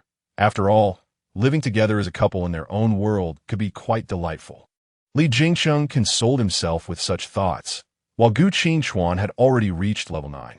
Yuanbao gazed at her little uncle, witnessing the distress he was in, while her father's machine continued to operate, as the host announced that it had reached level 9. "Oh, Daddy, could you please help me turn this off?" Yuanbao cried out, tears streaming down her face as she looked beseechingly at the nearby staff. "Please, Annie, help me turn it off." The staff, observing Yuanbao's pitiful expression, turned a glance at Gu Qingchuan. There, they saw him slowly raise a hand and gently shake his head. He could endure this, surely. The pain the woman experienced while giving birth to Yuanbao was 1,000-fold worse. If she managed to endure such agony, he too could persevere. "Daddy, if it hurts this much, why don't you stop?" Yuanbao glutet gu Qingchuan se tai dai li. "Annie, please help Daddy stop. Will he die if this continues?" Yuanbao looked to the staff for assistance. The staff felt conflicted, knowing this was merely a physical trial that could not genuinely claim a life, and besides, the individual involved had not requested a halt. The audience below began to feel anxious as well, their hearts racing at the sight of the instrument nearing its peak intensity. The female spectators were heartbroken, wondering whose man was enduring such torment. Li Jingsheng, slightly recovering, gazed at the still struggling Gu Qingchuan, gasping in shock, his brows furrowed. "Weren't you supposed to be here with me? Why are you the one enduring this challenge?" He noticed the veins bulging at Gu Qingchuan's temples and reproached him. Meanwhile, Gu Qingchuan's mind was consumed by memories of that night and the woman's face, wishing he could express his empathy. Yet, she would never know. Yuanbao, seeing her father ignore her pleas and realizing her request to the aunt was futile, turned to her little uncle. "Uncle, please tell me, will Daddy die like this? Will he leave me just like Mama?" The intensity reached level 10, and Yuanbao was terrified, bursting into tears as her sobs flowed down her cheeks and into her mouth. Li Jingsheng, feeling a pang in his heart, glared at Gu Qingchuan, exclaiming, "Are you dead? Can't you hear Yuanbao's cries? Is this how you intend to be a father?" With a final beep, the machine signaled the end of the ordeal. An applause erupted from the audience. Gu Qingchuan slowly opened his eyes, only to be met with Yuanbao's tear-streaked face, her nose running, and behind her, Li Jingsheng wore an expression of reproach. Instinctively, he reached out to embrace Yuanbao, but she swiftly turned away. Gu Qingchuan frowned slightly. During the experience, his mind had solely been occupied with thoughts of that woman, neglecting the pain in his abdomen. But now, as he moved, the sharp agony returned. Yuanbao stood beside Li Jingsheng, tugging at his clothing. "Daddy doesn't listen to me at all. He is completely disobedient. You're still alive? I thought you might have died, scaring Yuanbao like that." Li Jingsheng glared at Gu Qingchuan with indignation. Gu Qingchuan took a breath and smiled, saying, "I might be tough-skinned and resilient, so I don't feel it as acutely as you do." "That's not true. I saw Daddy clenching his fist tightly." Yuanbao glaring at Gu Qingchuan. Observing the duo, Gu Qingchuan felt like a child caught in mischief. He suddenly pondered if that woman would have worried about him like Yuanbao did if she were still around. "Daddy is really fine. It's not that painful," Gu Qingchuan reassured, rising with a smile. Yet, upon seeing her father, Yuanbao's momentarily calmed emotions surged anew, and she burst into tears once more. "Oh dear, my precious child." Gu Qingchuan's heart shattered at her cries, and he bent down to lift her into his arms. He descended from the stage with Yuanbao in his embrace. As Li Jingsheng was a guest of the event with subsequent engagements, he could not accompany them and watch them leave from the stage. "Daddy will never do anything to worry you again, okay?" Gu Qingchuan gently wiped the tears from Yuanbao's face, speaking softly. The little one nodded, feeling somewhat wronged. "Daddy scared me so much today." Even Uncle and the other men stopped, but Daddy kept going. Yuanbao truly feared for her father's life. Gu Qingchuan took a considerable amount of time to soothe Yuanbao's emotions. He realized he had indeed overlooked the potential fright he had instilled in her. "I promise, sweetheart, I will never do this again," Gu Qingchuan assured her tenderly. Although he had stated this once already, he felt the need to reassure her again, determined not to let his little one worry. Yuanbao pouted slightly and nodded. "So where shall we go next?" Yuanbao's small arm wrapped around Gu Qingchuan's neck, her little head bobbing as she looked around. "Where should we go?" She pointed at a cafe ahead. She didn't know where to go. She had only wished to escape home, thinking it didn't matter where they ended up. Now, it seemed anywhere would do. The reason she chose this cafe was that she spotted the familiar figures of Wang Ningning and Musafeng inside. Gu Qingchuan only noticed Yuanbao pointing at the cafe and did not see the two familiar faces within. Even if he did, he might not have shown any interest. After all, it was a cafe, and Yuanbao was still too young to drink coffee. "Daddy, I don't want coffee. Look who that is." The little girl giggled, pointing eagerly at the inside. Gu Qingchuan glanced in the direction Yuanbao indicated but saw no familiar faces or anything particularly noteworthy. "Isn't that Aunt Ningning and Uncle Musafeng?" "Daddy, you really are forgetful," Yuanbao sighed, shaking her head. Gu Qingchuan stared in disbelief, feeling rejected by his daughter despite his young age. He wondered what he would be like when he reached old age. Although he had become a father, he was still considerably younger than many others in that role. "Hurry, Daddy. Let's find Aunt Ningning and Uncle Musafeng." Yuanbao's thoughts were straightforward compared to Gu Qingchuan's jumbled musings. She was immensely curious about how things were progressing between Ningning Aunt and Musafeng Uncle, Simply put, she wanted to know how well Musafeng was playing the role of her aunt's boyfriend. Thus, in Yuanbao's eyes, Gu Qingchuan's long legs were her own legs. While Gu Qingchuan's mind wandered to his daughter's teasing, his legs obediently carried him toward the cafe without a second thought. As soon as the cafe door swung open, Yuanbao eagerly called out to Wang Ningning and Musafeng, "Aunt Ningning, Uncle Musafeng." Her excited shout caught the attention of nearby customers, some of whom frowned at the unexpected noise. Gu Qingchuan quickly noticed the disturbance and nodded apologetically to the other patrons. However, he neglected to soften his typically stern expression. He intended to convey his apologies, but to the other customers, it appeared as though he was saying, "What's wrong with my precious daughter expressing herself? You lot should keep your grievances to yourselves, or I'll have you all thrown out." Upon hearing the commotion, Wang Ningning and Musafeng swiftly turned their heads in their direction. Today, it just so happened that both individuals were free, and they agreed to take Wang Ningning's mother out for a stroll. After a while, feeling fatigued, they decided to visit a cafe for a cup of coffee, only to unexpectedly encounter the little darling, Yuanbao. "Ningning, who is this?" Wang Ningning's mother inquired softly upon seeing Yuanbao and the stoic Gu Qingchuan. "Oh, Mom, this is Yuanbao, the niece of Yuyan's boyfriend," Wang Ningning replied with a smile. "Uncle Musafeng, you should call this little one Wang Nai."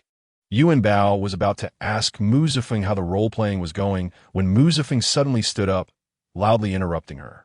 Yuanbao quickly closed her mouth, realizing the implication of Musafeng's words.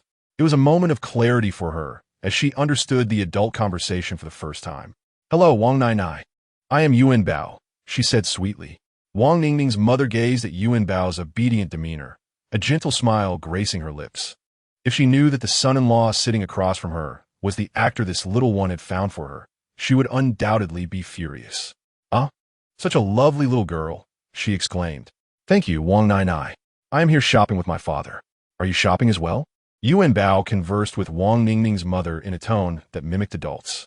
Yuanbao's words caused Wang Ningning and Musafeng to exchange bewildered glances, momentarily at a loss for words.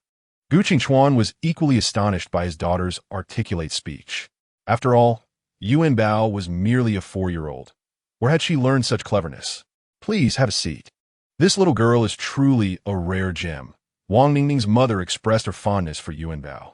Gu Qingchuan observed the elderly lady's gaze upon Yuanbao, reminiscent of a stranger fixating on an unaccompanied child. Musafeng chuckled and remarked, "Auntie, do not be deceived by Yuanbao's youth. She has already participated in television dramas and variety shows." "Really?" "Indeed, Wang Nai, Yuanbao is quite remarkable." Yuanbao proudly patted her chest and declared, "I can even help find husbands and wives for others." "Does Wang Nai have a husband?" "Of course Wang Nai has a husband. Otherwise, how would Ningning Ai have come into being?" Yuanbao mused aloud, oblivious to the awkwardness among the adults who had lowered their heads. Only Gu Qingchuan continued to gaze at his beloved daughter. Noticing the silence, Yuanbao lifted her head and curiously asked Wang Nai, "Wang Nai, do you truly not have a husband?" Musafeng frowned, pondering the child's fluctuating intelligence. At that moment, her emotional and intellectual acuity seemed entirely absent. "Wang Nai, are you feeling unwell?" Yuanbao observed Wang Nai's silence, her expression slightly sorrowful, and asked with concern, "Do you need my father's help to call 120? Chapter 152. I will call my mother now. An atmosphere of awkwardness filled the air. Only Yuanbao, with a worried expression, looked at Wang Ningning's mother, her brows furrowed. "Ningning Ai, is Wang Nai sick?" "No, dear. Wang Nai is simply recalling a sad memory." Wang Nai offered a bittersweet smile. Wang Ningning raised her head in response, sharing a pained smile with Yuanbao. "My father has passed away, so my mother." Wang Ningning stammered, unsure how to explain such matters to a 4-year-old. Musafeng and Gu Qingchuan instantly understood.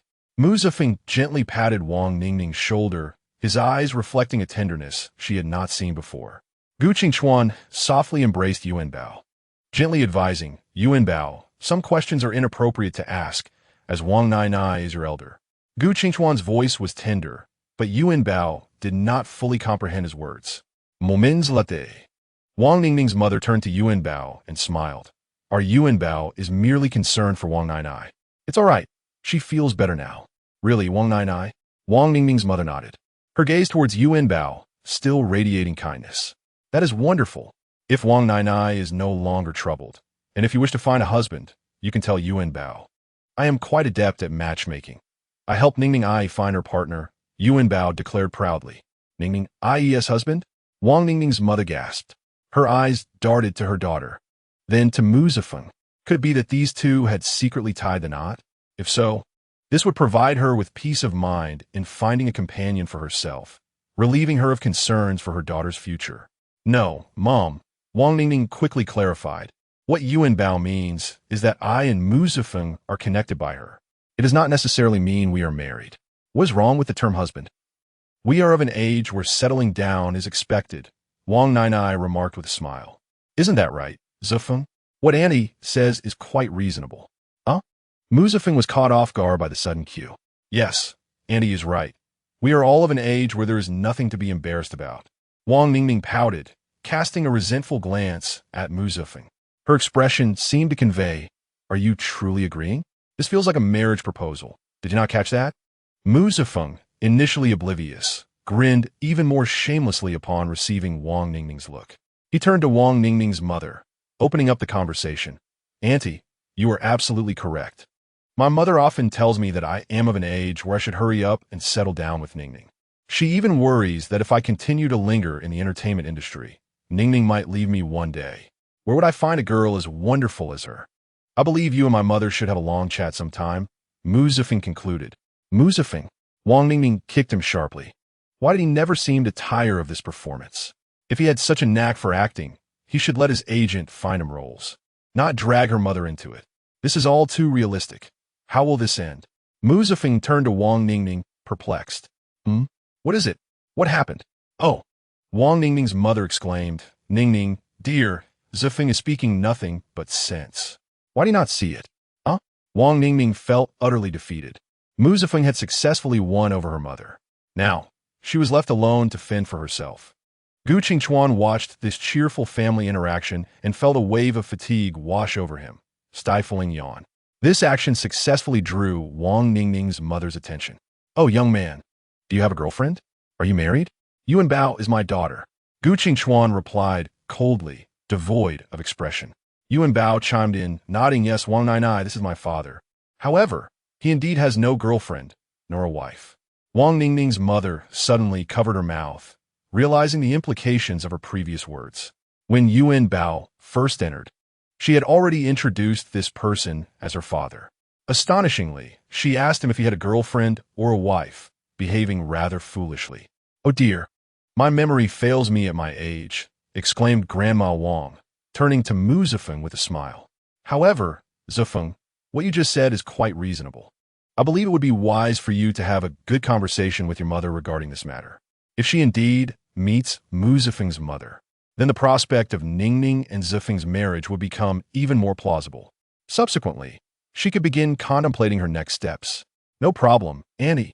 I will call my mom right away to arrange this, Mu Zifeng replied, standing up in a hurry and heading outside. Ningning's mother was overjoyed. Ningning, however, was utterly dumbfounded. Clearly, Mu Zifeng could have sidestepped the situation with a single word, yet he insisted on agreeing and now was making a phone call. Perhaps even to find an actress to portray his mother. How would this end? The resolution was proving to be more challenging than she had anticipated. Ningning, I can see that Zifeng's family is quite eager, so you might want to lower your expectations. I think Zifeng is a fine young man. Indeed, Ningning's mother chimed in, and Yuanbao nodded in agreement.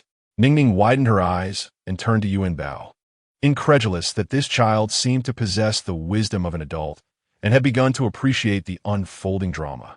Look at our little Yuanbao. She thinks Uncle Zifeng is wonderful, doesn't she? Grandma Wang asked with a smile. Of course. Uncle Mu Zifeng is the perfect boyfriend I found for Aunt Ningning. A few minutes later, Mu Zifeng returned with an unmistakable grin. Observing his demeanor, Ningning inhaled deeply and furrowed her brows. Mu Zifeng raised an eyebrow in response, his expression radiating pride, so much so that even a blind person would acknowledge how boastful he appeared.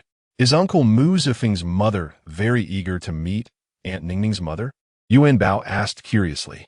Compared to your Aunt Ningning's mother, my mother is certainly more interested in meeting her, he replied. Really? So when will Uncle Mu Zifeng take Aunt Ningning home to meet his mother? Yuanbao eagerly clapped her hands, her excitement evident as her smile widened, nearly revealing her tiny stomach. Faced with such a challenging question from Yuanbao, Mu Zifeng answered without hesitation. The sooner, the better. I can't wait to bring your Aunt Ningning before my mother right now. Wow, Uncle Mu Zifeng, I like you even more now, Yuanbao exclaimed, her excitement palpable. While Gu Qingchuan observed her enthusiasm with a hint of irritation, recalling how she had just criticized her own father for his foolishness, only to now praise someone else. Yuanbao was entirely preoccupied with the thought of Uncle Mu Zifeng taking Aunt Ningning home to meet his mother, disregarding her own father. Aunt Ningning, why do you seem unhappy? She asked, noticing Ningning's demeanor. Ningning now understood Mu Zifeng's eagerness. Anyone with common sense could see he was retaliating against her. This petty man was openly seeking revenge, wanting her to perform before his mother as he did, a truly despicable act. Ningning shot Mu Zifeng a resentful glance, which deepened as she caught sight of his smug expression, resembling a victim wrongfully accused in a past life. Countless excuses flooded her mind, but she could devise no solution to the predicament. Whereas my brain wandered off to, come back and assist me. After a few moments, Ningning turned to her mother with hopeful anticipation. Mom, I haven't been home in a while. How about I drive you back this time, so you won't have to take a long bus ride? I can also visit some relatives. It's been too long since I've seen them. But you, my dear, have always disliked visiting relatives. What has prompted this sudden desire? Ningning's mother inquired. And besides, I get car sick. Taking the train is fine. Driving makes me feel worse. Ningning's mother could easily discern her daughter's ulterior motives. After all, she was the one who raised her, and no small scheme could escape a mother's keen eye. Ningning sighed in despair. Aunt Ningning, don't you want to go back with Uncle Mu Zifeng to meet his mother? Yuanbao pressed, unable to contain her curiosity. It's not that Aunt Ningning doesn't want to. It's just that what is it? Mu Zifeng suddenly leaned closer to Ningning, whispering. To an outsider, this scene resembled a moment from a romantic drama, especially with Mu Zifeng's striking good looks, akin to a protagonist from a novel. Yet, only Ningning understood that Mu Zifeng was being deliberately mischievous. This man was truly insufferable. Had she realized this while still a fan, she would never have wasted her precious time idolizing someone like him.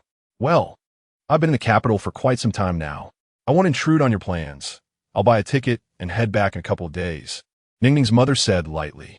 Her eagerness to return was not to seek a companion, but rather because she sensed her presence might be hindering the developing relationship between Ningning and Mu Zifeng. Thus, her swift return would serve everyone's best interests.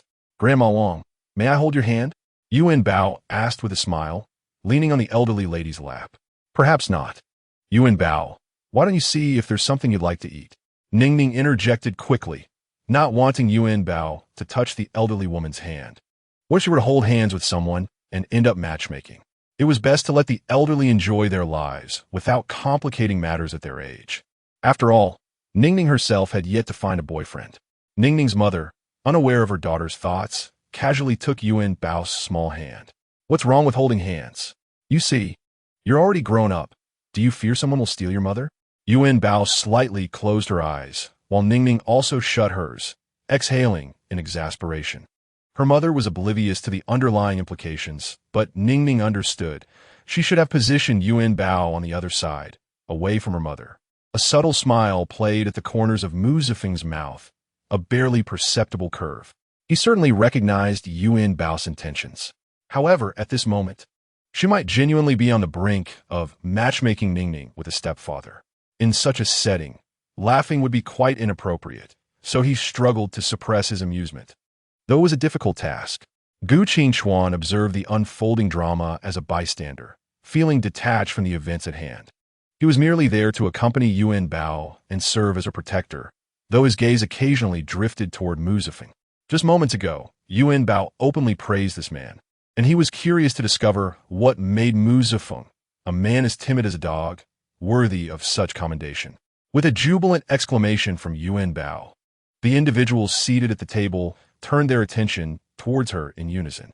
Wang Ningning's eyes widened. Her ears perked up as she fixated on Yuanbao, inquiring, What is settled? Of course, it pertained to Wang Nainai seeking a husband, and Yuanbao joyfully announced that she had already found one. Wang Ningning's mother appeared perplexed, questioning how this little one could have touched her hand and secured a partner for herself. Was this partner the elder gentleman she secretly admired? Chapter 154. The prodigal child's confusion. Yuanbao, with an air of mystery, clapped her hands, glancing at Ningning Ai and then at Wang Nainai. Truly, Wang Nainai was fortunate.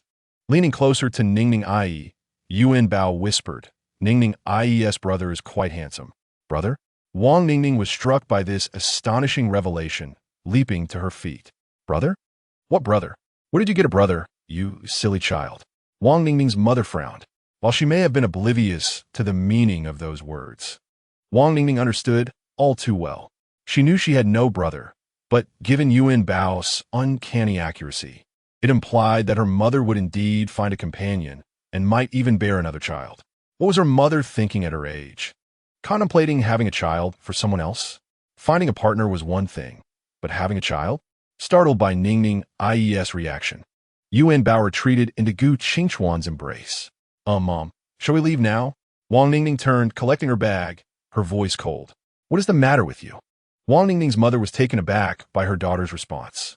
Musafeng had deduced what Yuanbao had foreseen, and coupled with Wang Ningning's reaction, he was convinced his suspicions were correct. He said nothing further, rising to assist Wang Ningning's mother with her coat before following in their wake. Yuanbao stood bewildered, observing the retreating figures. Wang Ningning appeared to disregard Yuanbao's voice, hastily exiting without a backward glance.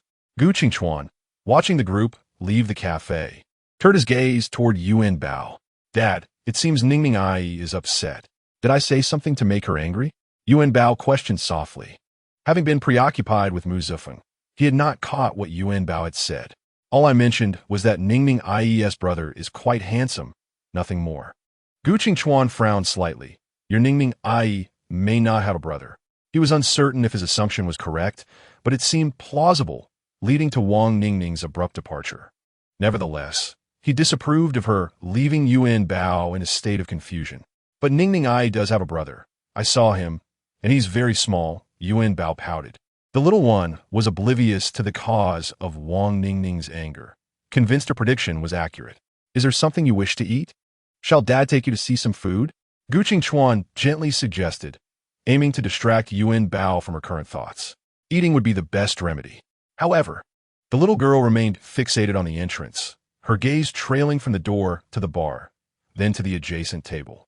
Gu Qingchuan observed a woman clad in a dark suit, her long hair neatly arranged, adorned with gold-rimmed glasses and, surprisingly, sporting canvas shoes. The ensemble was incongruent, utterly mismatched. Wait a moment. What was Yuanbao so fixated on with this woman? She did not even know her. Was the child's interest aligned with his own? Pondering the woman's attire, Gu Qingchuan regarded Yuanbao skeptically, yet her gaze remained glued to the woman. Yuanbao, he called softly. It seemed as though his voice fell on deaf ears, as she remained transfixed on the woman. The woman appeared to sense the attention from Yuanbao and Gu Qingchuan, looking up towards them. Upon meeting Gu Qingchuan's icy expression, she emotionlessly turned away, returning her focus to her phone. Yuanbao? Gu Qingchuan raised his voice slightly. Finally, Yuanbao registered her father's words and turned to him. What is it, Dad? Nothing. Shall we leave? Wait a moment, Dad, and with that, Yuanbao swiftly leaped off Gu Qingchuan's lap, bolting towards the woman. Gu Qingchuan watched her retreating figure in confusion, slowly rising to follow her. He observed as Yuanbao, petite as she was, stood beside the woman, seemingly sharing some words. The woman bent down, bringing her ear close to Yuanbao's beaming face. Gu Qingchuan remained at a distance, watching intently as Yuanbao conversed animatedly, the woman nodding and smiling in response. Moments later, the woman straightened up, and Yuanbao turned around. Yuanbao pointed toward Gu Qingchuan, and the woman followed the direction of her tiny finger, glancing towards him. Gu Qingchuan, bewildered, furrowed his brow at the two, but the woman returned a knowing smile. Gu Qingchuan's frown deepened. What did this mean? Yuanbao also smiled brightly at him, her expression radiating joy. Gu Qingchuan, arms crossed, feigned calmness as he regarded Yuanbao. What was happening? Could their recent conversation somehow relate to him? As he pondered this, his thoughts drifted back to Yuanbao's prediction about Wang Ningning's mother finding a partner. An ominous premonition surged within him. This wayward child could not possibly be contemplating finding a stepmother for him. Could she? With that thought, Gu Qingchuan's composure dissipated, and he hastened toward Yuanbao, his strides quickening as his internal turmoil intensified. This reckless child was truly perplexing. Chapter 155. A visit to a deserted island. Gu Qingchuan gazed at the little one standing there, grinning foolishly at him, his head feeling as if it might explode. His eyes remained fixed on the interaction between Yuanbao and the woman, his lips pressed tightly together. Yuanbao leaned in to whisper her final words to the woman before waving goodbye and returning to Gu Qingchuan. The woman watched her leave, her expression harboring an indescribable emotion. Gu Qingchuan quickly averted his gaze, squatting down to scoop Yuanbao off the ground. Father, that lady is quite amusing, quite unlike her appearance. Yuanbao leaned against her father's shoulder, waving at the woman nearby. Gu Qingchuan regarded Yuanbao with a hint of skepticism and whispered, "What is so amusing? The lady speaks in a delightful manner and knows so much that I don't." "She truly compliments that uncle," Yuanbao replied. "That uncle?" Upon hearing Yuanbao mention the uncle, Gu Qingchuan realized he had overthought the situation. This little one is genuinely astonishing, despite Gu Qingchuan's exceptional capacity to handle both physical and emotional challenges. Such encounters could be overwhelming. "Dad?" Yuanbao waved her tiny hand in front of Gu Qingchuan's face. "I've called you several times." Gu Qingchuan, momentarily lost in thought, asked, "What is it? Can you take me to the deserted island where I recorded yesterday?" Yuanbao inquired with wide eyes. "Deserted island?" Gu Qingchuan echoed. Since the latest episode transitioned from live to recorded, he was unaware of what had transpired during Yuanbao's visit. Was it truly a deserted island? Where could such a place be? Moreover, the recording had concluded. What could Yuanbao possibly want there? "What do you intend to do on the deserted island?" Gu Qingchuan asked. "Are you looking for a wife?" It dawned on Gu Qingchuan that his precious daughter had little interest beyond seeking partners. Her enthusiasm for such matters was unparalleled. To his surprise, Yuanbao vigorously nodded in response to his question, her head bobbing like a little fortune cat's paw being tugged. "You're so clever, Dad. But I'm not going to find a wife. I just want to tell that uncle something." Gu Qingchuan's expression was nothing short of captivating. Moments ago, the little one had deemed herself confused, yet now she praised her own cleverness. "Tell that uncle something?"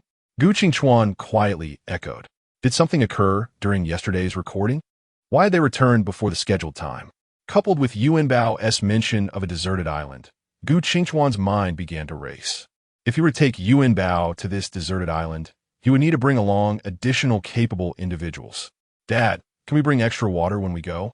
"Of course," he replied. Yuanbao was already envisioning what it would be like there. It was so water scarce that they must bring some along. Gu Qingchuan began contemplating what else to pack. Water was essential, as the little one was still young and could not drink just any water, even if boiled. Additionally, given her fondness for food, they would need to bring ingredients, as it was unlikely they would find her desired treats on a deserted island. Blankets would also need to be prepared to protect her delicate skin from insect bites. Gu Qingchuan had already compiled a lengthy checklist in his mind, astonished that the production team would take children to such locations for filming, uncertain if they had made similar preparations. Meanwhile, Wang Ningning found it difficult to articulate her current emotions. She felt thoroughly irritated. She impatiently exited the cafe, with her mother following behind, perplexed. Observing her daughter's obstinate demeanor, she couldn't help but remark, "Look at you. How old are you? Don't you know the innocence of children? You're genuinely upset over nothing." Wang Ningning, already exasperated, became even more irritable upon hearing her mother's words. She turned sharply, glancing at Mu Zifeng, and retorted, "How do you know Yuanbao hasn't said anything? Furthermore, if you believe in fortune-telling so much, why not consult a fortune-teller? A child wouldn't know how to do that." Wang Ningning was aware that fortune tellers were often charlatans, appearing impressive while being nothing more than quacks. However, Yuanbao was different. She truly possessed a mystical quality. The notion that her mother, who was nearing 50, would soon have a younger brother was incomprehensible to her. Mu Zifeng observed Wang Ningning's reaction and recognized she was not ready to accept such news. When people are angry or impulsive, they often utter words they will later regret. He gently patted her shoulder. "Let us take the aunt home first, and you can skip today as scheduled with Song Yuyan, can't you?" "All right," Wang Ningning sighed, nodding. "Let us go, Mom. We'll take you home." Wang Ningning's mother refrained from further comments, understanding her daughter's temperament. Once she was in a mood, it was futile to try and change it. In the car, silence permeated the air, laden with awkwardness. Mu Zifeng had not anticipated the situation would unfold this way. He had indeed called his mother and discussed the matter, mentioning Wang Ningning. Now, he felt reluctant to tease her further. Such news is difficult for anyone to accept, and though it would not happen to him, if he were in Wang Ningning's shoes, he too would struggle to cope, perhaps even more so than she was now. While he could not fully empathize, Mu Zifeng understood Wang Ningning's current state. After returning the elderly lady home, Mu Zifeng turned his head toward Wang Ningning. "Where are you headed?" "I'll take you. To Yuyan's event. Where else would I go?" Wang Ningning sighed.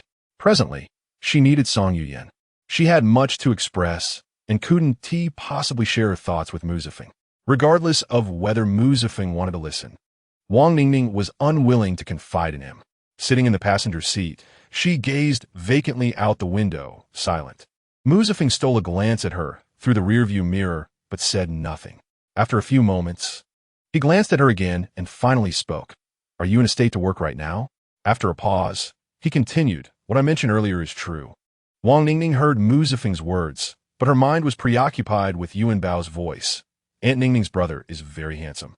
What could her mother possibly be thinking? Did she already have a companion? This question plagued Wang Ningning, growing more burdensome with each passing moment. "There are candies in the drawer. Feel free to take some if you want," Mu Zifeng stated casually. Wang Ningning, not overthinking, opened the small drawer in front of her, revealing an array of candies. She hesitated for a moment, then asked, "Are these candies for sale?" Mu Zifeng found her query endearing. It seemed she was not yet in a state of despair where she would refuse to speak or eat. He chuckled softly. "You can eat first and pay later." Wang Ningning surveyed the assortment of candies. While the offer to eat first and pay later was tempting, these sweets appeared to be rather pricey. He wouldn't have encountered a candy he couldn't afford, would he? The candy assassin? If he were to be stabbed by a piece of candy, it would truly exacerbate his current mood. "Fear not. It is not costly, and I shall not impose any unreasonable charges upon you." Mu Zifeng seemed to have installed a surveillance system in Wang Ningning's mind. At this moment, he comprehended her thoughts entirely. He discreetly observed her reactions through the rearview mirror. Indeed, as Mu Zifeng's words faded, Wang Ningning casually retrieved a piece of candy, unwrapped it, and placed it into her mouth. The corners of Mu Zifeng's lips lifted slightly, revealing a barely perceptible yet inexpensive smile, though he was oblivious to this detail. The sweetness of Mu Zifeng's candy was undeniable. When Wang Ningning glanced out of the window again, it felt as though the wind rushing past was imbued with sweetness. Little did she know that the candy in her mouth was a new creation from a renowned candy designer, with a global limit of merely 1,000 pieces, starting at a price of 1,000 yuan. If she were aware of this, would she perceive everything fleeting before her as sweet? Or would the pain in her heart render the candy devoid of sweetness? Mu Zifeng observed the corners of Wang Ningning's mouth slowly rising and affectionately shook his head. "Shall I escort you inside?" Mu Zifeng inquired with a smile as Wang Ningning opened the car door, preparing to exit. Wang Ningning shook her head. "There's no need. It's swarming with reporters, and you ought to return to work." In such an event, the reporters outnumbered the audience or passers-by. Given Mu Zifeng's current fame, the reporters were hardly inclined to capture images of Song Yuyan. They were all clamoring towards Mu Zifeng. Not only would this affect Yuyan, but it would also guarantee that she would undoubtedly find herself trending for all the wrong reasons. Wang Ningning contemplated how the reporters would portray Song Yuyan's assistant disembarking from the luxurious vehicle of the top-tier Mu Zifeng. and she felt as though her good days had come to an end. Along with that, Yin might also face criticism. There were countless unforeseen consequences. It was a situation fraught with harm and devoid of benefit. Mu Zifeng leaned against the car window, gazing at the receding figure outside, lost in thought. His promise to assist Wang Ningning by playing her boyfriend had been a spur-of-the-moment decision. Yet at some point, it seemed he had developed a growing interest in this woman, constantly seeking ways to tease her. Perhaps it was due to his prolonged absence from romantic entanglements, especially with Li Jincheng, who was now in a relationship, perpetually flaunting his affection and showering him with endless dog food. Could it be that Mu Zifeng was envious of Li Jincheng? Unthinkable. Such a notion was entirely unfathomable. He had known Li Jincheng long before they learned to communicate, and despite the similarities in their lives, it often seemed that Li Jincheng surpassed him in various aspects. Nevertheless, Mu Zifeng had never harbored envy, let alone jealousy. He, Mu Zifeng, felt no envy towards anyone, thus he was not the least bit envious of Li Jincheng's romantic relationship. With a resigned shake of his head, he started the car and drove away. At a window on the upper floor, Song Yuyan observed the departing vehicle, a smile gracing her lips. Shortly after, she heard Wang Ningning's voice, "Yuyan, I'm here." Song Yuyan quickly turned around, only to be met with Wang Ningning's despondent expression resembling that of a bitter melon. "What happened to you? I just saw who brought you here. Did you two have another argument?" Wang Ningning, in resignation, shook her head and discarded her handbag, plopping down onto a nearby small sofa. She recounted the cafe incident to Song Yuyan in detail, her throat dry from the effort, depleting the water glass before her. "Is it really what Yuanbao predicted?" Song Yuyan, unable to believe the news, sought confirmation from Wang Ningning once more. Wang Ningning nodded heavily and inhaled deeply. "So what is going on now? Isn't it a good thing for your mom to find a companion?" Song Yuyan gently continued. "Weren't you always worried about your mother being lonely back home? Now, all was well. She need no longer fret over such matters. They say companionship in old age is a blessing, and your mother having a companion is indeed a good thing. You should be happy." Though Song Yuyan's words were reasonable, Wang Ningning's heart was tumultuous, and she found herself unable to articulate why she felt so troubled. "All right, it's just that this news came too suddenly, and you weren't prepared for it." Song Yuyan softly reassured her. "Moreover, what if our Yuanbao's predictions are inaccurate? Who says Yuanbao's predictions are infallible, right?" Chapter 157. Truly at a loss, Song Yuyan exhausted every comforting phrase she could muster for Wang Ningning. She understood that Wang Ningning was not a selfish child. It was merely that the news had come too abruptly, leaving her momentarily unable to respond and accept the situation. "Now, tell me about Mu Zifeng. And weren't you two out with your mother today? Why was Yuanbao with you as well?" Song Yuyan gently prompted. Wang Ningning sighed. "Well, it was merely a coincidence. To be honest, encountering Yuanbao while out for fun is typically a delightful occurrence. But this time, something unexpected happened. What more could there be between Mu Zifeng and me? It's just that he is playing my boyfriend. My mom is going back soon, and will be liberated from this charade." Wang Ningning's mother returning home and the cessation of their pretense should be a cause for celebration. Yet as she spoke, she realized she wasn't as elated as she expected to be. Song Yuyan seemed to discern her thoughts and leaned closer with a smile, softly saying, "Are you feeling a bit down thinking that Mu Zifeng isn't really your boyfriend?" "Absolutely not. When did Mu Zifeng ever become my boyfriend?" Wang Ningning exclaimed, jumping up. "You mustn't say such things. He merely pretended to be my boyfriend for a few days. If Mu Zifeng were to hear her refer to him as her boyfriend, he would surely come rushing to scold her." Thinking this, Wang Ningning vigorously shook her head. Song Yuyan laughed at her antics. After being friends for so long, how could she not understand Wang Ningning's feelings? The affection Wang Ningning held for Mu Zifeng had long transcended that of a fan for their idol. Such a blatant shift could hardly be overlooked. "So, when Mu Zifeng brought you here, did he say anything?" Song Yuyan inquired, leaning in closer. "Nothing much. I just had a piece of his candy," Wang Ningning replied nonchalantly. "What? You had Mu Zifeng's candy?" Upon hearing the word candy, Song Yuyan instantly lost her composure, her voice rising several octaves. Wang Ningning looked at her in confusion.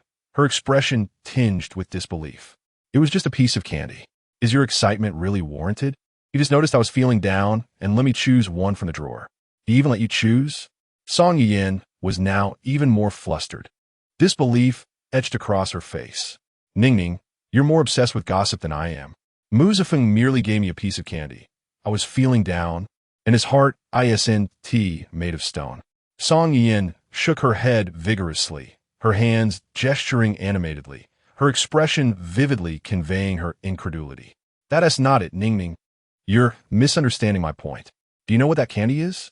Regarding that candy, Jin Cheng had attempted to indulge in it several times, only to be rebuffed by Mu Zifeng. The two nearly severed their friendship over a mere few pieces of candy. Sever friendship? Now, it was Wang Ningning who found it hard to believe. What was so special about this candy?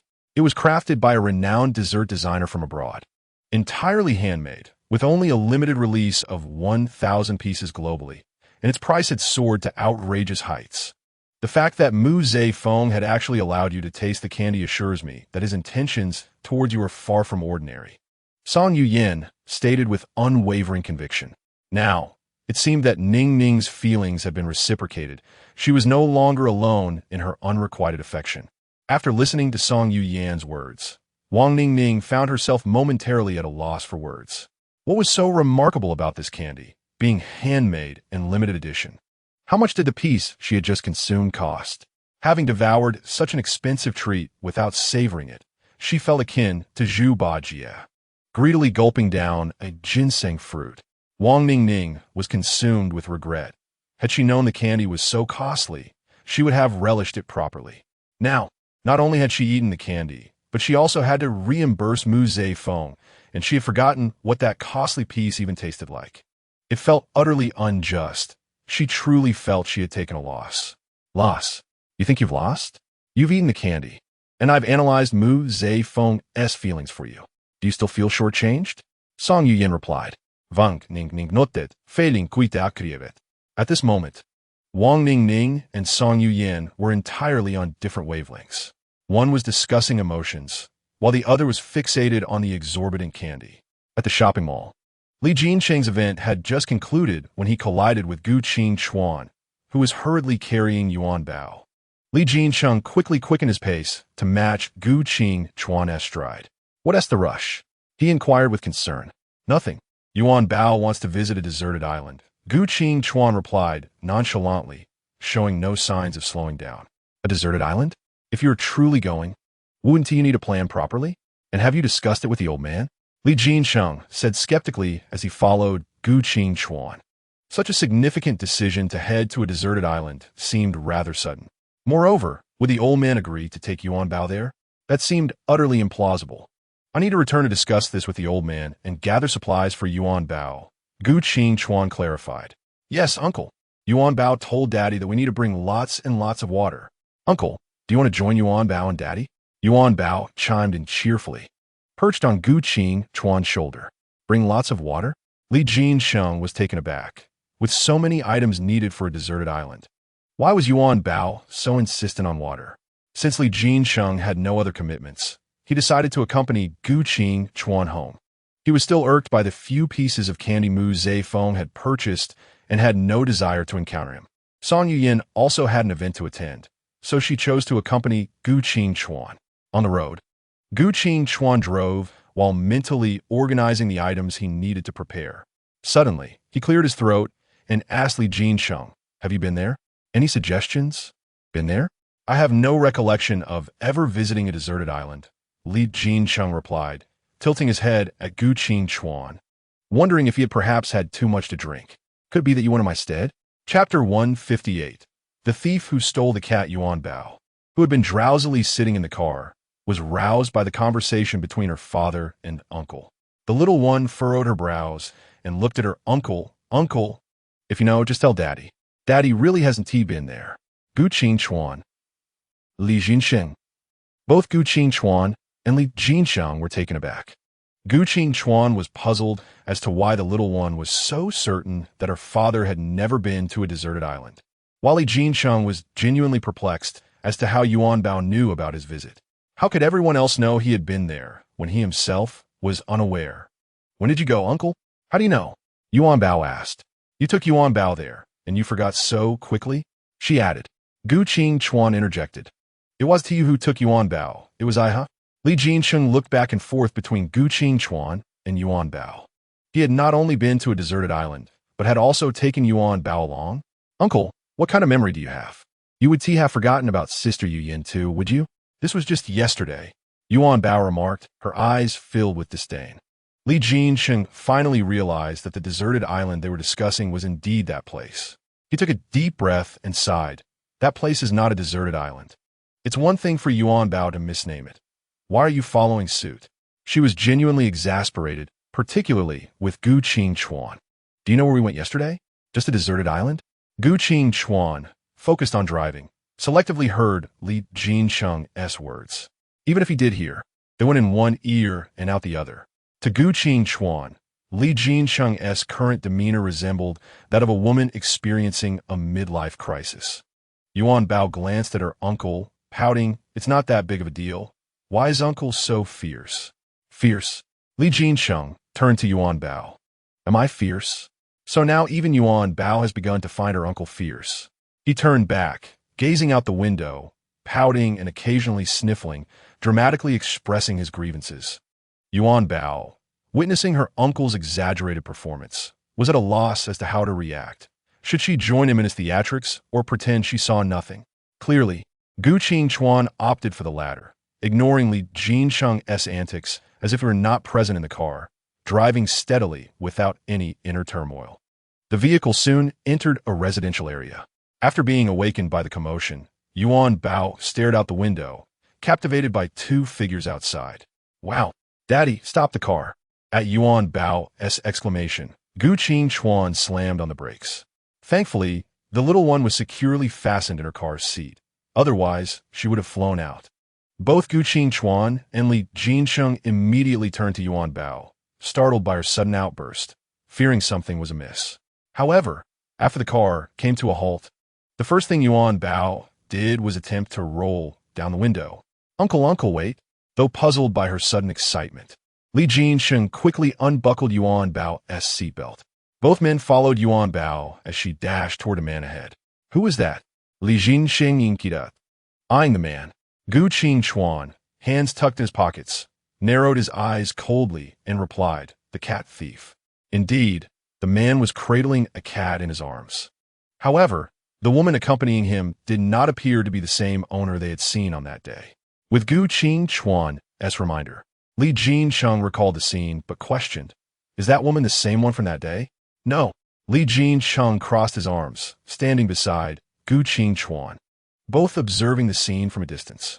Li Jinsheng reflected on the events of that day and felt a slight headache. Therefore, it was best to keep a safe distance from Yuanbao for now, avoiding a repeat of the previous encounter. Yuanbao hurriedly approached the man, looking up at him and the woman beside him, greeting them, Uncle, and this unfamiliar Annie. How do you do?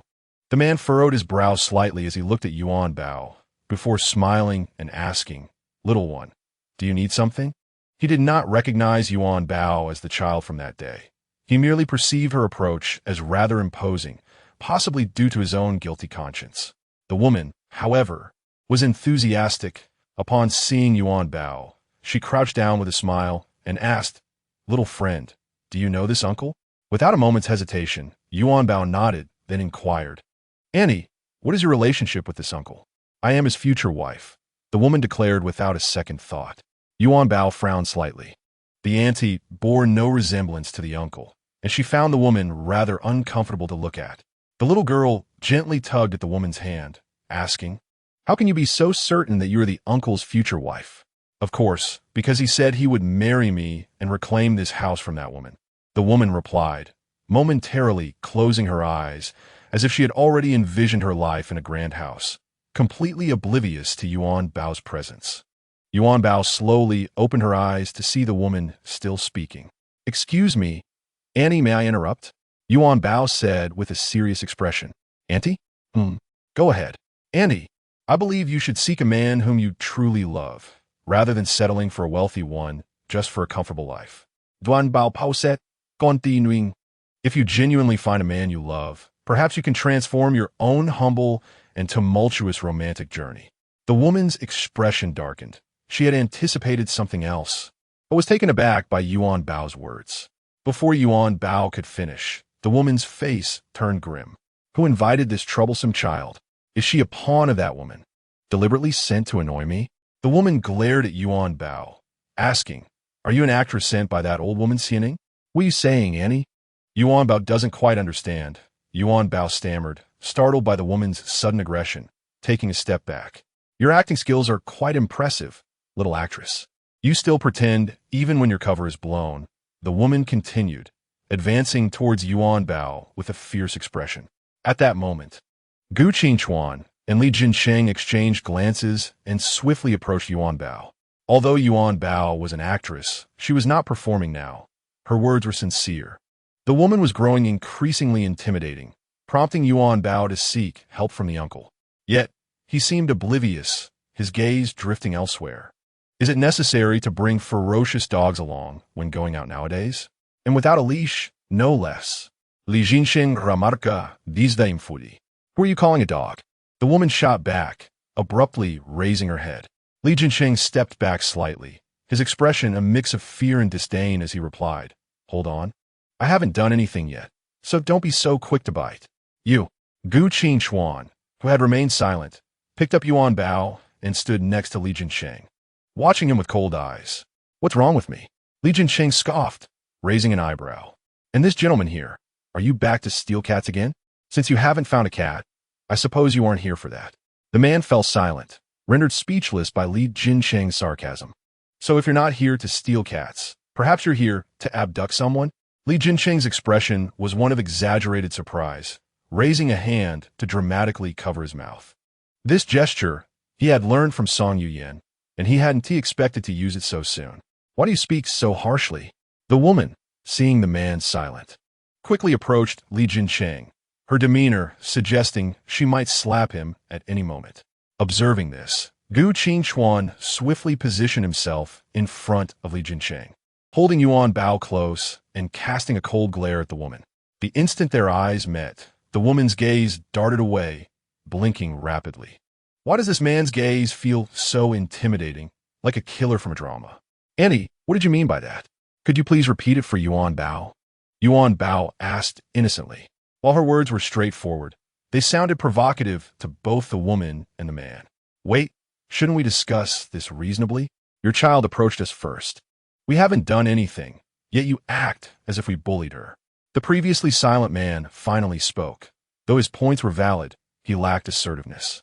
Consequently, Gu Qingchuan and Li Jinsheng barely registered what he was saying, perceiving him as a timid mosquito buzzing ineffectually. Li Jinsheng cast a disdainful glance at him. "If memory serves, the last time I saw you, you were quite articulate. You seemed quite formidable then." The man before them now was a far cry from the confident individual they had encountered previously. Gu Qingchuan coldly assessed the couple before him, stating, "Let us return home." "All right." Although Li Jinsheng had much more to say, he obediently nodded in agreement. The woman, initially fuming, momentarily lost her anger, her face breaking into a smile. After Gu Qingchuan spoke, he turned to leave. Li Jinsheng cast a warning glance at the duo behind him before hastily following Gu Qingchuan's lead. Yuanbao remained bewildered, unsure of what had just transpired. The woman, too, found it strange that she had been so irate moments ago, but now appeared somewhat pleased. Adults were truly perplexing. "Daddy, little uncle," Yuanbao calculated that the earlier Annie has many husbands, but only one is her true husband, yet she has chosen to surround herself with so many. Yuanbao expressed, struggling to articulate her thoughts clearly. In that brief span of less than 2 minutes, she felt as though she had witnessed a dramatic film. Li Jinsheng glanced at Gu Qingchuan and smirked, recognizing that although Yuanbao's account was incomplete, it conveyed a clear message. This woman was undoubtedly a master of romantic pursuits, and the man was merely a small fish in her vast ocean, perhaps not even deserving of the title of fish. Unbeknownst to them, the most riveting events unfolded after they turned to leave. A red sports car screeched to a halt before the couple. The woman could not discern who sat inside, yet she instinctively understood that the owner of such a vehicle was no ordinary person. She instinctively stepped aside, maintaining distance from the man, appearing as if they were strangers. The red sports car came to an abrupt stop before them. Suddenly, the woman's demeanor transformed, her artificial dimples deepening, her eyes curving into crescent shapes. She believed herself to be charming, unaware that others could barely see her eyes. As the car doors swung open, her appearance became even more alluring, as if she were ready to pounce on the individual stepping out of the vehicle. However, the man was all too familiar with the person emerging from the car. The man shifted slightly to the side, maintaining a certain distance from the woman, their reactions appearing as if prearranged. A woman stepped out of the car, first glancing at the man standing aside, the corners of her lips curling into a subtle, disdainful smile. Subsequently, she raised her leg and slowly approached the other woman. Even with her eyes closed, the sound of the woman's high heels was sufficient to convey her confidence. The woman stood still, observing the figure emerging from the vehicle, only to find it was a woman clad in a sharp suit and wearing sunglasses. It was a fleeting moment of joy, only be dashed. How was it that a woman was approaching her directly? With each step, the woman's aura grew increasingly formidable. As she closed the distance, the woman's heart raced. When she finally discerned the face of the approaching figure, she couldn't help but gasp, instinctively retreating a couple of steps. Xianning removed her sunglasses and tucked them into her shirt, a meaningful smile gracing her face. "Do you recognize me?" Chapter 160. Yuanbao also exerted herself. How could the woman not recognize Xianning? Only moments ago, she had mentioned that Yuanbao was an actress recruited by Xianning. Yet now, confronted with the real Xianning, she found herself at a loss. She dared not meet Xianning's gaze, seeking assistance from the man nearby, only to realize he had vanished. Xianning chuckled. "Are you looking for Liangji? He has undoubtedly found a safe place by now." The woman, having searched in vain for the man's presence, inhaled deeply, feigning calmness as she addressed Xianning, who said, "I was looking for him. Furthermore, what does my search have to do with you?" Xianning nodded in agreement. "It indeed has nothing to do with me. However, I have just reported a stranger entering my home to the police. Besides the surveillance footage, Liangji is also a witness." The woman hesitated for a few seconds before retorting, "What you're saying has nothing to do with me." It was anyone's guess whether Xianning was speaking the truth or fabricating lies. After all, she had entered with Liangji, who was half owner of that house. As Liangji's friend, was she not entitled to enter? Xianning's imposing presence rendered the woman's earlier bravado utterly ineffective. "You make a valid point, but I suspect what seems reasonable to you may not appear so to the police or the law." As she spoke, Xianning subtly gestured for the woman to look in another direction. Following her gaze, the woman saw that indeed the police had arrived. "Who called the police?" "It was I," Xianning replied calmly. "I saw this person in the surveillance footage alongside a man who fled before I arrived." The woman, realizing Xianning was serious, momentarily lost her words. Once she regained her composure, she hurriedly explained to the officers, "No, officers, I returned with the male owner of that house." She recounted the events surrounding Gone Gang, but before she could finish, the police interrupted. "Both of you, come with us to provide statements. As for who is telling the truth, that will be determined by evidence." Once they boarded the police vehicle, the man lurking in the shadows gasped in astonishment. How had Xianning become so ruthless, denying him the opportunity to speak? After dinner, Gu Qingchuan held Yuanbao in the main hall, discussing plans to take her to an uninhabited island. Li Jingqian set down his coffee, gazing at Gu Qingchuan and Yuanbao, nodding slightly. "Just bring your personal items. As for the water that Yuanbao mentioned, I've already arranged it, funded directly by the foundation. You may join the convoy. Do you require a driver?" Yuanbao listened earnestly to her uncle's words, puzzled. How does uncle know about the situation there? Before Li Jingqian could respond, Li Jinqing interjected. "Have you forgotten what your little uncle said while there? He is not the type to be untrustworthy. But little uncle said he would provide it. How has it become big uncle's responsibility?" Yuanbao pouted, recalling that her little uncle had promised to double the water for grandma. Yet now it was big uncle who was providing it. Li Jinqing clicked his tongue.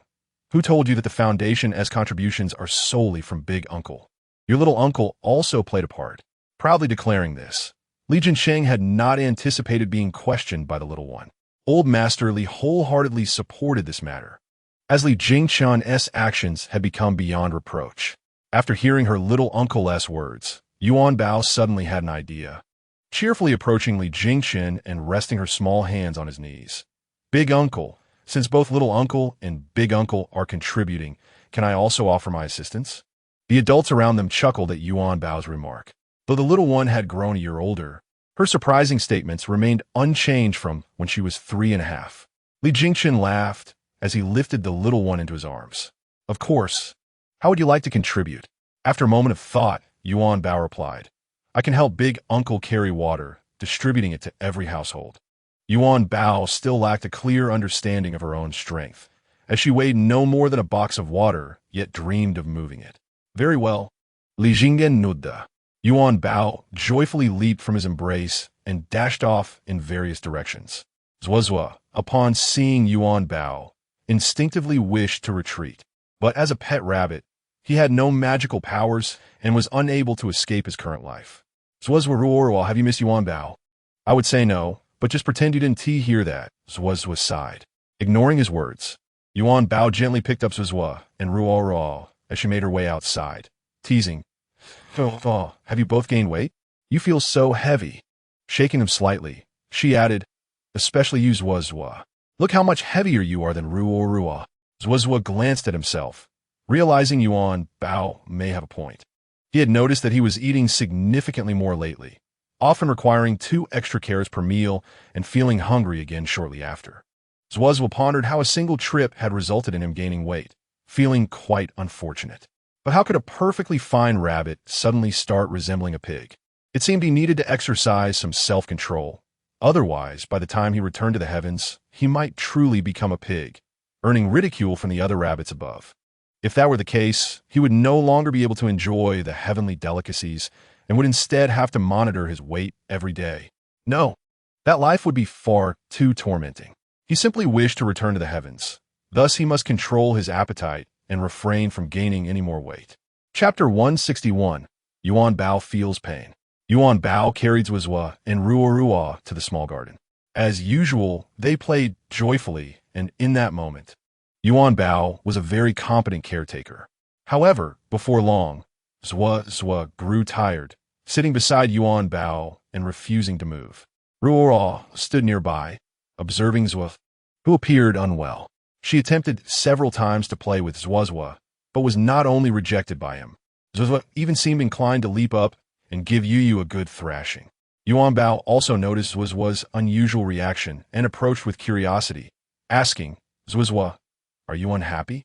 Not at all, Zhuozhuo replied indifferently. If you're not unhappy, then why do you appear so angry with Yu? Weren't you the one who liked him the most before? I never said I no longer like him, Zhuozhuo retorted impatiently. Yuanbao was taken aback by Zhuozhuo's attitude. Not only was Zhuozhuo appearing angry with Yu, but also seemed quite irritable with her. Yuanbao wondered why. Despite Zhuozhuo's evident displeasure, she insisted there was nothing wrong. Zhuozhuo, are you truly all right? I already said I'm fine. Are you too annoying? Constantly asking questions without end? Huh? Yuanbao exclaimed, her mouth agape in disbelief. I'm just concerned about you. Look at yourself. What state are you in? I'm just sitting here quietly while you keep rattling on. My ears are getting sore from your incessant chatter. Zhuozhuo snapped. Yu observed Zhuozhuo and then glanced at Yuanbao, bouncing vigorously beside her as if trying to convey something. Seeing Yu's antics, Yuanbao assumed that the 2 rabbits were quarreling. With Zhuozhuo maintaining this attitude, it truly perplexed her. Yu, observing Yuanbao's excitement, found themselves embroiled in a dispute. Though neither knew the cause of the argument, lacking hands and unable to articulate, Yu could only watch anxiously. Yu, perceiving the standoff between Yuanbao and Zhuozhuo, especially with Zhuozhuo's angry demeanor, felt compelled to intervene on behalf of their beloved. Yet, recognizing Yuanbao as the owner, Yu devised a plan and dashed toward the main hall in a frenzy. The first to notice Yu's entrance was Li Jingqian. Seeing Yu panting from exertion, he couldn't help but chuckle, asking, why are you in such a rush? Whereas your little friend, unable to speak, Yu Yu continued to jump on the ground. Li Jingcheng found Yu Yu's antics amusing, although he sensed something was amiss. He recalled that Yuanbao had just taken both rabbits outside. Why had only one returned? Yuanbao. Li Jingcheng rose swiftly. Yu Yu sighed in relief, finally encountering someone who understood the urgency. Yu Yu eagerly hopped before Li Jingcheng, who then raced toward the small garden. Meanwhile, the others in the main hall began to recognize the issue and followed closely behind Li Jingcheng toward the garden. Hurry up.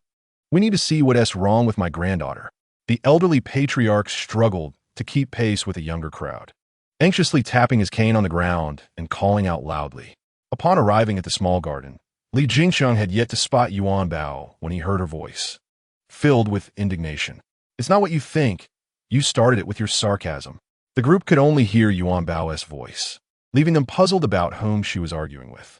As they entered, Li Jingcheng's eyes widened in shock. It turned out that the quarrel was with a rabbit. He had anticipated a human intruder daring to confront Yuanbao, but this was a far more absurd situation. Li Jingcheng prepared to alert his legal team, only to be confronted with this unexpected scene. Yuanbao, arms akimbo, was fiercely debating with Zhuozhua, resembling a small actress in a dramatic performance, which charmed the onlookers. Yu Yu, witnessing the crowd's amusement, grew anxious and began to stomp their feet. With Zhuozhua and Yuanbao embroiled in a heated dispute, how could they simply laugh? Were they truly going to stand by and allow Yuanbao to bully Zhuozhua? If that were the case, Yu Yu would certainly leap to her defense. As the crowd remained unresponsive, Yu Yu could no longer restrain themselves. They could not watch their beloved be mistreated. Gathering all their strength, Yu Yu charged toward Yuanbao, akin to an arrow released from a bow. Swiftly darting forward, before anyone could react, Yu Yu collided with Yuanbao. At that moment, Zhuozhua seemed to deflate like a punctured balloon, collapsing. Yuanbao, as the others witnessed this spectacle, they rushed forward without hesitation. Yu Yu, seeing Zhuozhua faint, disregarded Yuanbao and hurried to Zhuozhua's side. Li Jingcheng approached Yuanbao, lifting her gently in his arms while soothing her. Startled by Yu Yu's sudden action, Yuanbao gasped, tears brimming in her eyes. Observing his elder brother cradling Yuanbao, Li Haoran took a step forward, lifting his foot with force, resulting in Yu Yu being sent flying with a pained cry. "Elder uncle," Yuanbao stuttered, her voice barely audible, on the verge of tears. "Your elder uncle is here. And so is your father. Don't be afraid, everything will be all right. We won't keep that rabbit anymore. Your elder uncle will find you another gentle pet, okay?" However, Yuanbao was too dazed to comprehend her elder uncle's words, merely nodding absently. She recalled Yu Yu's fierce expression as they charged toward her, and the impact had indeed hurt. When she fell, she had collided with a nearby stone bench, and now her body ached, particularly her backside, which felt as though it had blossomed in pain. "Elder uncle, it hurts. Call a doctor, doctor." Li Jingem kumanda sharply. "Your elder uncle is here. It will be over soon." The onlookers were deeply pained by the scene. It was just little Yuanbao. Even an adult would be terrified after being hit by a frantic rabbit. Chapter 162. Vengeance for Yuanbao. A flurry of people hurriedly followed Li Jingcheng. The elderly patriarch's heart sank when he saw Yuanbao being carried by Li Jingcheng, his hand trembling on the cane. Yuanbao was a remarkably resilient child, unlike others who would cry and remain on the ground after a fall. She had never behaved that way. Now, nestled in Li Jingcheng's embrace like a small rabbit, it was clear something was amiss. "What happened? My dear, what is wrong?" the elderly patriarch asked, his voice trembling. "The rabbit went mad," Li Jingcheng replied coldly, but he reassured the old man, "Don't worry." "Worry? How could I not worry? Did it bite? If it did, she needs rabies shots." The elderly patriarch exclaimed angrily. "And what about those two troublesome rabbits? Round them up and throw them out." Just then, Gu Qingchuan emerged from the restroom and noticed the main hall was empty, an ominous feeling washing over him as he hurried outside. He encountered the elderly patriarch, who was demanding the rabbits be contained, and glanced at Yuanbao in Li Jingcheng's arms. Gu Qingchuan's demeanor shifted, his expression darkening, as if he were ready to eliminate anyone nearby in an instant. "What are you standing there for? Call for help. And you lot, stop dawdling and take a look," the elderly patriarch shouted, pointing his cane at the group following Li Jingcheng. Several individuals are currently feeling anxious and concerned. As the doctor is en route, Yuanbao is in the embrace of her elder brother, and they cannot simply snatch her away from him. When Li Hao Ran saw Gu Qingchuan emerge, he rushed over and seized his arm, urging him to accompany him to deal with the wretched rabbit, exclaiming his intent to skin it. Li Hao Ran's words were almost ground out through clenched teeth. Gu Qingchuan shared his sentiment. Even if Li Hao Ran had not sought him out, he would have pursued the rabbit, ready to flay it and drain its lifeblood. Daddy! Just as Gu Qingchuan and Li Hao Ran were about to depart, they heard Yuanbao's weak voice. It was as if an icy blade had been pressed against Gu Qingchuan's back, rendering him momentarily immobile. Daddy, I'm here. He quickly turned to Li Jingchun, striding towards him. Seeing Yuanbao as pitiful state in his arms made his heart ache as if pierced by a knife. The sight of her in Li Jingchun's embrace filled him with sorrow, and he hesitated to approach, consumed by a desire for vengeance against the rabbit. Yuanbao desired her father's company. Her voice, frail and tinged with tears, conveyed a profound sense of injustice. Daddy is here with you, Yuanbao. Look, Daddy is right here. Gu Qingchuan gently grasped her little hand, soothing her. Li Laoyazi observed the little one clutching Gu Qingchuan's hand tightly, his eyes misting with emotion, perhaps reminded of his own foolish daughter in this moment. Li Jingqin carefully carried the little one to the bedroom, gently laying her down on the bed. Step aside, everyone. Clear a path for the doctor. With all of you crowding around, how can Yuanbao breathe fresh air? Li Laoyazi chastised, tapping his cane against the floor. It was perplexing how these seemingly astute individuals appeared utterly devoid of sense at such a moment, leaving him exasperated at the foolishness of his sons. In mere moments, the family's private physician, Xiao Han, hurriedly arrived. Let me see, he said, approaching the bed with a calm demeanor, revealing a warm and charming smile as he looked at the little darling lying there.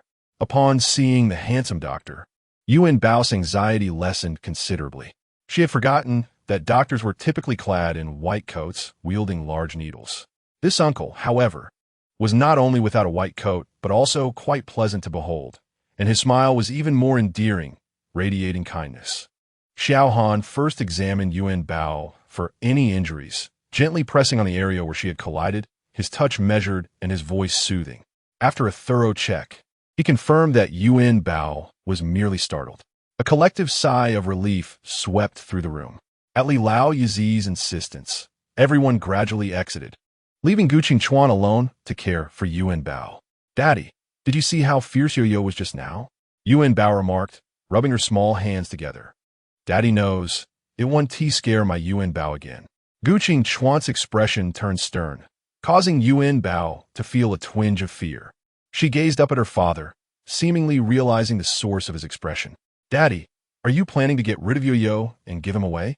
Of course not. That's good, she replied, relieved that her father wasn't contemplating sending Yo-Yo away. The rabbit had acted out of a misunderstanding, likely due to her quarrel with Zhuozhua, and it was not capable of vocalizing its feelings. Gu Qingchuan paused, his gaze reflecting a different emotion. My dear Yuanbao, rabbits are not suitable pets, especially after having harmed someone. Who knows what it might do next? Thankfully, it is just a rabbit. Had it been a person, the consequences could have been dire. Gu Qingchuan wished to instill in his little Yuanbao the assurance that, with her father in this world, she would never have to endure any injustice or concern herself with trivial matters. Daddy, are you listening to me? Yuanbao raised her voice in inquiry. Before Gu Qingchuan could respond, she continued, Daddy, were you scared just now? You don't need to be afraid. I'm perfectly fine. Gu Qingchuan's heart swelled with warmth from her concern for him, despite her own fright. Chapter 163. Please help me. Quickly, Gu Qingchuan gently approached the bedside. Looking at the little one lying there obediently, his hardened exterior softened by emotion. Daddy wasn't scared. He simply realized that my little Yuanbao has grown up so much without me noticing. He inhaled softly. Daddy is just happy. He, Yuanbao giggled. If Daddy is happy, then so is Yuanbao. In the hall, Li Jinxing looked at Xiao Han with a hint of skepticism and quietly asked, Are you certain everything has been checked thoroughly? There are no issues?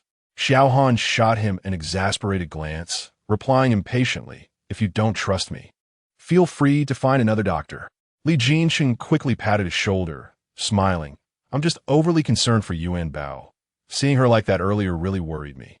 Without responding, Xiao Han turned and exited the hall, heading towards the door. "Hey, we haven't seen each other in so long. Aren't you going to catch up with me?" Li Jinsheng jogged to keep pace with Xiao Han. "I had planned to, but upon seeing you, all desire to converse vanished. I simply wished to distance myself from you." Li Jinsheng knew Xiao Han too well to let him go so easily. Trailing closely behind him, "Aren't you curious what Musafeng is busy with now? Aren't you curious how my girlfriend arrived? Aren't you curious about the little prodigy I mentioned?" He bombarded Xiao Han with a barrage of questions, much like a street vendor eager to make a sale. Suddenly, Xiao Han halted, turning to regard him with disdain. "I'm not the least bit curious about any of that. What I'm curious about is when you will finally shut your mouth." Li Jinsheng was taken aback by the retort. "If I were to remain silent, it would be akin to suffocating." Indeed, in front of Xiao Han, Li Jinsheng's chatter was relentless, like a machine gun that never ceased fire. This dynamic between them was a unique chemistry forged by their shared birth date and their mothers being close friends. "Do you have any idea how many surgeries I performed today? Could you only take a hot shower in peace and just listen?" "Of course, no problem. Come on. My bed is yours to lounge on however you wish," Li Jinsheng said, slinging an arm around Xiao Han's shoulders. He would not wait for Xiao Han to settle before initiating conversation, continuing to speak as they walked. Did Xiao Han truly think he could enjoy a peaceful soak? That was impossible. Li Jinsheng would stand at the bathroom door, chattering incessantly. Perhaps this was the result of being born on the same day and having mothers who were good friends. Xiao Han and Li Jinsheng were destined to be together since the moment they were born. Their mothers, while caring for their children, would indulge in gossip, leading Xiao Han and Li Jinsheng to perfectly inherit the state of their mothers. During that time, Xiao Han was more fond of Li Jinsheng's twin sister, the mother of Yuanbao. However, unexpectedly, the person they grew up with suddenly vanished, as if they had evaporated from the world. Xiao Han was oblivious to how long he had searched for that little sister, but he received no news at all. Days turned into weeks, weeks turned into months, and eventually it became years. All the methods he could think of led only to the heartbreaking news of her death. When he was searching for her, he could never have imagined that this would be the outcome. Had he known, he would have stood by her side when he learned she had fallen for that despicable person, despite the objections from the Li family. Perhaps things would have turned out differently. Xiao Han felt deep remorse. He lost track of how long it took him to emerge from that devastating news. Yuanbao bore an uncanny resemblance to Jin Xia from their childhood, Xiao Han murmured softly. As for the lengthy monologue from Li Jinsheng earlier, he chose to selectively ignore it. When he first entered the room and spotted the little girl lying on the bed, he thought he had traveled back in time to their childhood. Furthermore, not only did the little one resemble Jin Xia, but her demeanor was unmistakably that of Jin Xia herself. Yuanbao was indeed the flesh and blood of Jin Xia. How could she not bear a resemblance? Li Jinsheng echoed this sentiment. He understood what Xiao Han was feeling, but he could not say more. Xia was his own sister. How could he not miss her? To avoid further discussion on the matter with Xiao Han, Li Jinsheng hastily changed the subject. "I must say, how old are you now? Shouldn't you be finding a girlfriend instead of preparing for a life of solitude?" Xiao Han cast a faint glance at Li Jinsheng and retorted, "If it weren't for the fact that you have a girlfriend, would you be saying this? I'm only 6 minutes older than you." Xiao Han emphasized the words 6 minutes deliberately. Just a few months prior, Li Jinsheng had proclaimed himself a staunch advocate of remaining single. Now that he had just found a girlfriend, how could he be so smug and boastful? Xiao Han had indeed underestimated this aspect of Li Jinsheng. After all, he was now a man in a relationship, while you, only 6 minutes older than me, remained single and without a girlfriend. What do you have to say about that? I don't want to discuss it. I just want to take a shower and sleep. Li Jinsheng and Xiao Han were akin to two kindergartners. Though they possessed some understanding, they still squabbled like children. Xiao Han quickened his pace, attempting to shake off Li Jinsheng, who was relentless in his pursuit, perhaps even more so than when he had chased after Song Yuyan. As they reached the entrance of the villa, a figure suddenly leaped out, startling them. "Fourth brother?" Li Jinsheng exclaimed. "Fourth brother? What brings you here and gives us such a fright? Li Mingqi glanced at Li Jinsheng and coldly retorted, fright? I didn't see you jump. He then turned to Xiao Han and whispered, are you free now? Quickly help me take a look. Upon hearing this, Xiao Han felt a bit bewildered and patiently responded, what's going on? Fourth brother, don't rush. Wait for me. I want to see too. Li Jinsheng hurriedly followed in their footsteps. Li Mingqi desde influir remarca. You might as well not follow. This statement only heightened Li Jinsheng's curiosity. What could be so urgent that Xiao Han needed to assist? Driven by intense curiosity, Li Jinsheng doggedly pursued them. Li Mingqi, glancing back at the persistent Li Jinsheng, irritably said, you might as well not follow. You want to understand anything and will only be a nuisance. It's not like I can't understand it. Am I a fool? Li Jinsheng muttered under his breath. It is indeed a matter of health. What is wrong? What illness? Li Mingqi looked at Li Jinsheng in exasperation, wishing to say nothing more to him. Had this guy's brain been muddled by love? Why was he behaving so foolishly? Xiao Han was dragged by Li Mingqi to his villa and directly upstairs into the bedroom. Xiao Han was slightly breathless from the haste, placing his hands on his hips and panting, fourth brother, you're rushing too much. Your breath is uneven. Let me help you after you catch your breath. Li Mingqi waved his hand vigorously, shaking his head while pointing toward the bed. Xiao Han and Li Jinsheng followed his gesture and were stunned by the scene before them. Fourth brother, are you really playing such a bizarre game? You have a doll that's sick and want Xiao Han to check it? Li Jinsheng, momentarily forgetting his own breathlessness, pointed at the naked doll on the bed and exclaimed, what is happening in this world? Does this kind of thing no longer carry any shame? Xiao Han and Li Mingqi were nearly sent into fits of laughter by Li Jinsheng's words. Xiao Han slapped Li Jinsheng's stomach. Look closely before you speak. That is a person. Is it really a person? Li Jinsheng faltered, instinctively covering his eyes and cautiously retreating. Whatever it is, I didn't see anything. I'll just step out while you examine it. Curiosity can be a double-edged sword. Had Li Mingqi been clearer in his words, Li Jinsheng wouldn't have felt so compelled to investigate. Even if Li Jinsheng was currently in a relationship, he wouldn't be curious under such circumstances. In the room, Xiao Han glanced at Li Mingqi, wishing to confirm something, but it was clear Li Mingqi did not comprehend his intent. Upon seeing the woman, Xiao Han immediately noticed the wound on her abdomen. It was not an ordinary injury, but a gunshot wound. In this day and age, how could such blatant gunshot wounds exist? What do you need? I can help you prepare. Li Mingqi asked anxiously. Xiao Han shook his head. Don't rush. Let me take a look first. I have everything I need in my own box. His box was always stocked with surgical supplies, following him wherever he went. Without a moment's hesitation, Li Mingqi dashed out to fetch the box for Xiao Han. Upon seeing uncles.The, he was utterly stunned. He had not anticipated witnessing such a scene domestically, especially since it was impossible to take uncles.The to the hospital in this country. How would a doctor explain such an obvious gunshot wound? Just as Xiao Han had finished examining Yuanbao, he hurried to stop him. When Xiao Han calmed himself and slowly approached the bed, he observed the woman. Thankfully, the gunshot wound was not in a fatal position. Extracting the bullet would suffice. However, in such an environment, ensuring against infection would be a challenge. Xiao Han furrowed his brow slightly, a scene that was witnessed by the just-arrived Li Mingqi.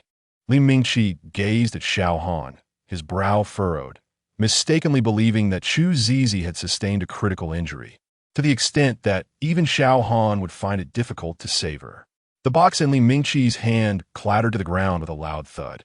Upon hearing the noise, Xiao Han swiftly turned his head, his frown deepening further as he beheld the box lying on the floor. It contained essential medical supplies, which he could not fathom being carelessly discarded. His heart was beyond mere anguish.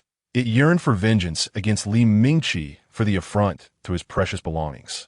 Witnessing Xiao Han's increasingly troubled expression, Li Mingqi felt as though his heart were being gouged out. Despite often harboring disdain for this woman, he found himself overwhelmed with affection for her now. Half a minute later, Xiao Han let out a resigned sigh, gazing at Li Mingqi with a sense of despair. To his surprise, this very expression caused Li Mingqi to plop down onto the floor. Xiao Han was at a loss for words as he looked at Li Mingqi, who was seated on the cold, unforgiving ground, revealing a surprising cruelty not just towards others, but towards himself as well. The absence of a carpet made the act of simply sitting down all the more perplexing. Clearing his throat awkwardly, Xiao Han addressed Li Mingqi, "Well, fourth brother, the patient's injury is not severe. We merely need to extract the bullet, although there is a risk of infection." Before he could finish his sentence, Li Mingqi abruptly stood up again. Xiao Han was utterly bewildered. This was not the fourth brother he remembered. "Let's do it here," a frail female voice interjected, prompting both Xiao Han and Li Mingqi to look towards the bed. Chu Zizi appeared extremely weak, but had been listening to their conversation intently. If they did not remove the bullet soon, she might truly perish. Were these individuals even competent? In desperation, she wished they would hand her the toolbox, so she could extract the bullet from her abdomen herself. Upon hearing Chu Zizi's voice, Li Mingqi burst into tears, bewildered by his own emotional outburst, which was entirely out of character for him. He hastily wiped his cheeks and rushed to the bedside, as if Chu Zizi were not merely awake but had returned from the brink of death. Chu Zizi, lacking the strength to engage with Li Mingqi, felt it was humiliating enough to endure his antics. Chapter 165. There's no helping it. I am Yuanbao's father. Li Mingqi had truly altered his image in Xiao Han's eyes, which had never been particularly esteemed. Xiao Han shot a glance at Li Mingqi, saying coolly, "Fourth brother, you should step outside." Li Mingqi stood at Chu Zizi's bedside, seemingly oblivious to Xiao Han's request, his excitement palpable. However, this was not the moment for him to express his emotions. Struggling to lift her eyelids, Chu Zizi regarded the foolish figure before her and mustered a pained smile. "Out!" she commanded. Li Mingqi, understanding her directive, nodded obediently and exited the room, closing the door behind him. Upon stepping out, he encountered his younger brother, Li Jinsheng, who was still covering his eyes. "Why are you still here? Is the door closed?" Li Mingqi inquired softly. "If it's closed, I'll open my eyes." Li Jinsheng replia. In a moment, Li Mingqi shook off the earlier emotions and regarded his foolish brother with disdain. How could the esteemed fifth-ranked hacker in the world have such a dim-witted sibling? Li Jinsheng lowered his hands and rubbed his eyes, exuding an air of naivete. "Fourth brother, what's going on? Just as you saw, someone got hurt," Li Mingqi replied curtly. "Injured? I didn't see anything," Li Jinsheng protested. For when he realized the person on the bed was indeed human, he had shut his eyes tightly and seen nothing. Why not take her to the hospital? If Xiao Han weren't here today, how would you have handled it? Viewed in this light, it seemed that the two brothers, while foolish, still possessed a modicum of sense. Li Mingqi took a seat on a nearby chair, gently shaking his head, and murmured, "It's a long story. Let us discuss it later." His heart was entirely within that room, desperately hoping for no unforeseen mishaps. He had immense faith in Xiao Han's medical skills, yet anxiety lingered. Time trickled by, and after what felt like an eternity, the bedroom door swung open. Xiao Han emerged, weary, his hand pressed against his temple. Li Mingqi sprang to his feet. "How is it?" Xiao Han remained silent, merely nodding slightly. In the next instant, Li Mingqi dashed inside, patting Xiao Han's shoulder in gratitude before Li Jinsheng followed suit, approaching Xiao Han directly. Unlike Li Mingqi, he wrapped an arm around Xiao Han's shoulders, offering him support. "Come on, let us go take a hot shower," he said gently, though with a hint of reproach. To those aware of their camaraderie, they were merely close friends. To the uninformed, it might have appeared there was a deeper, unspoken bond between them. Xiao Han did not respond, allowing Li Jinsheng to guide him back, utterly drained from the day's events. Though the bullet extraction had been a minor procedure, the circumstances had required his utmost vigilance. As night descended, he found solace in the companionship of his father and the warmth shared among brothers, alongside a partner who had narrowly escaped peril. The following day, Gu Qingchuan rose quietly, mindful not to disturb little Yuanbao. To his surprise, the tiny creature stirred awake at the slightest sound. "Daddy is going to make breakfast for Yuanbao. You can sleep a little longer," Gu Qingchuan whispered. "Yuanbao isn't sleepy anymore. Isn't Daddy taking Yuanbao to the deserted island today?" The little one replied. seemingly unfazed. Observing Yuanbao's lively demeanor, Gu Qingchuan gently stroked her forehead, wondering if she had already forgotten the events of the previous night. Yet, he had not forgotten. He was still contemplating how to catch that troublesome rabbit downstairs. "Daddy, don't you remember?" Yuanbao inquired, her big eyes wide with curiosity. "Of course, Daddy remembers." Gu Qingchuan nodded in response, having initially planned to cancel their outing due to the previous day's events. "That's good. Daddy can get busy now. Yuanbao needs to wash her face." With that, the little one hopped off the bed and dashed toward the bathroom. Gu Qingchuan shook his head in exasperation, marveling at how the child bore no grudges. As he descended the stairs, he encountered several uncles waiting in the hall, along with Li Jingqun and the elderly, who typically would have left by this hour. He ambled down leisurely, mirroring Yuanbao's carefree demeanor. This caused considerable distress among the uncles, with Li Haoran striding forward, seemingly on the verge of seizing Gu Qingchuan by the collar. "How is Yuanbao?" he asked anxiously. "She's well. She's already up," Gu Qingchuan replied nonchalantly, continuing toward the kitchen. "Could you be more specific? If you weren't Yuanbao's father, do you think you would have been the one accompanying her yesterday?" Gu Qingchuan shot a sidelong glance at Li Haoran, his lips curling into a subtle smile. "What can I say? I am indeed Yuanbao's father." The pride and joy radiating from Gu Qingchuan were palpable, and such a simple expression, along with that straightforward statement, nearly drove Li Haoran to the brink of exasperation.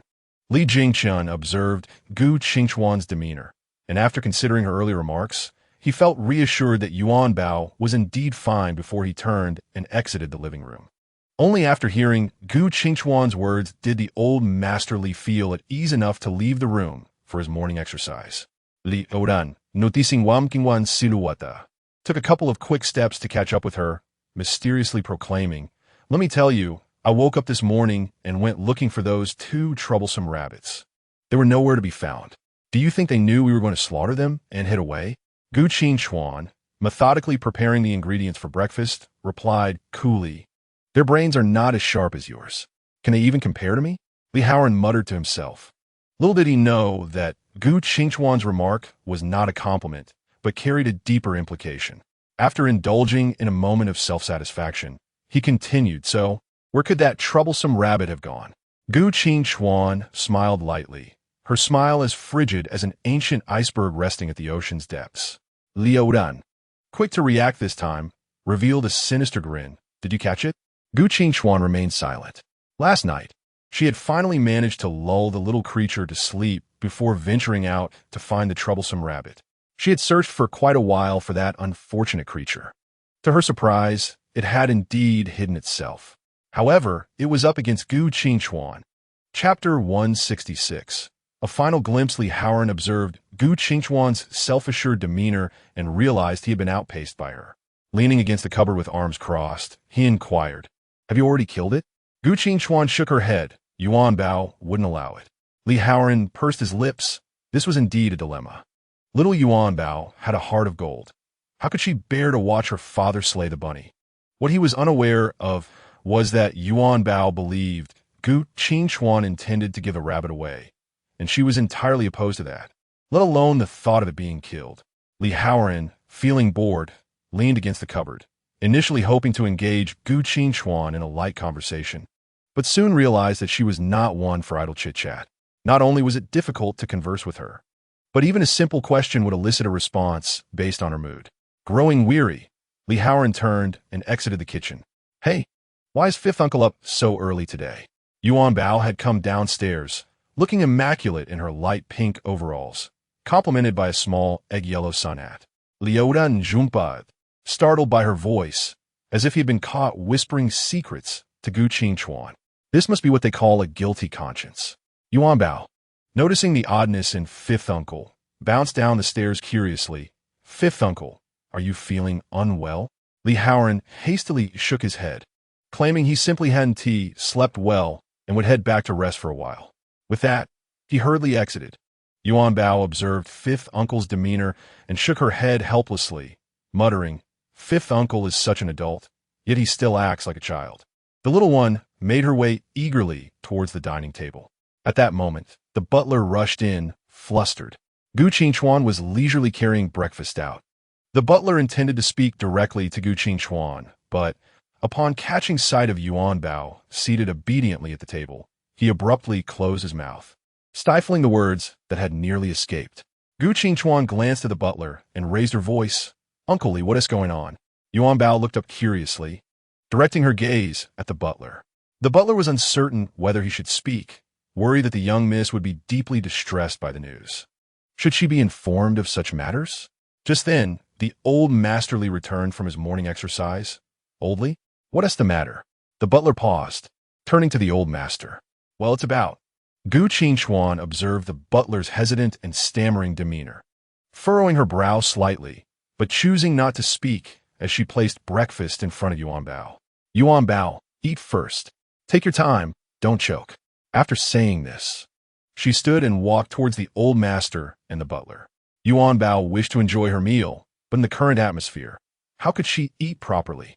Her curious heart was racing. Clutching a small spoon in one hand and steadying her plate with the other, her gaze inadvertently followed her father's figure, glancing toward the butler. "There has been a rabbit that has died." The spoon in Yuanbao's hand clattered to the floor. She stared blankly at the butler, questioning if she had misheard. Did the butler just say that a rabbit had died? Upon realizing this, her appetite vanished, and she jumped down from her chair, darting towards the butler. Gu Qingchuan and old masterly exchanged concerned glances, frowning as they noticed Yuanbao approaching. "Oh dear, my little Yuanbao, why aren't you eating properly? What brings you over here?" The old master smiled affectionately. "Grandfather, who died? Was it Zwizwa or you?" Yuanbao asked anxiously. "No, you must have misheard our Yuanbao.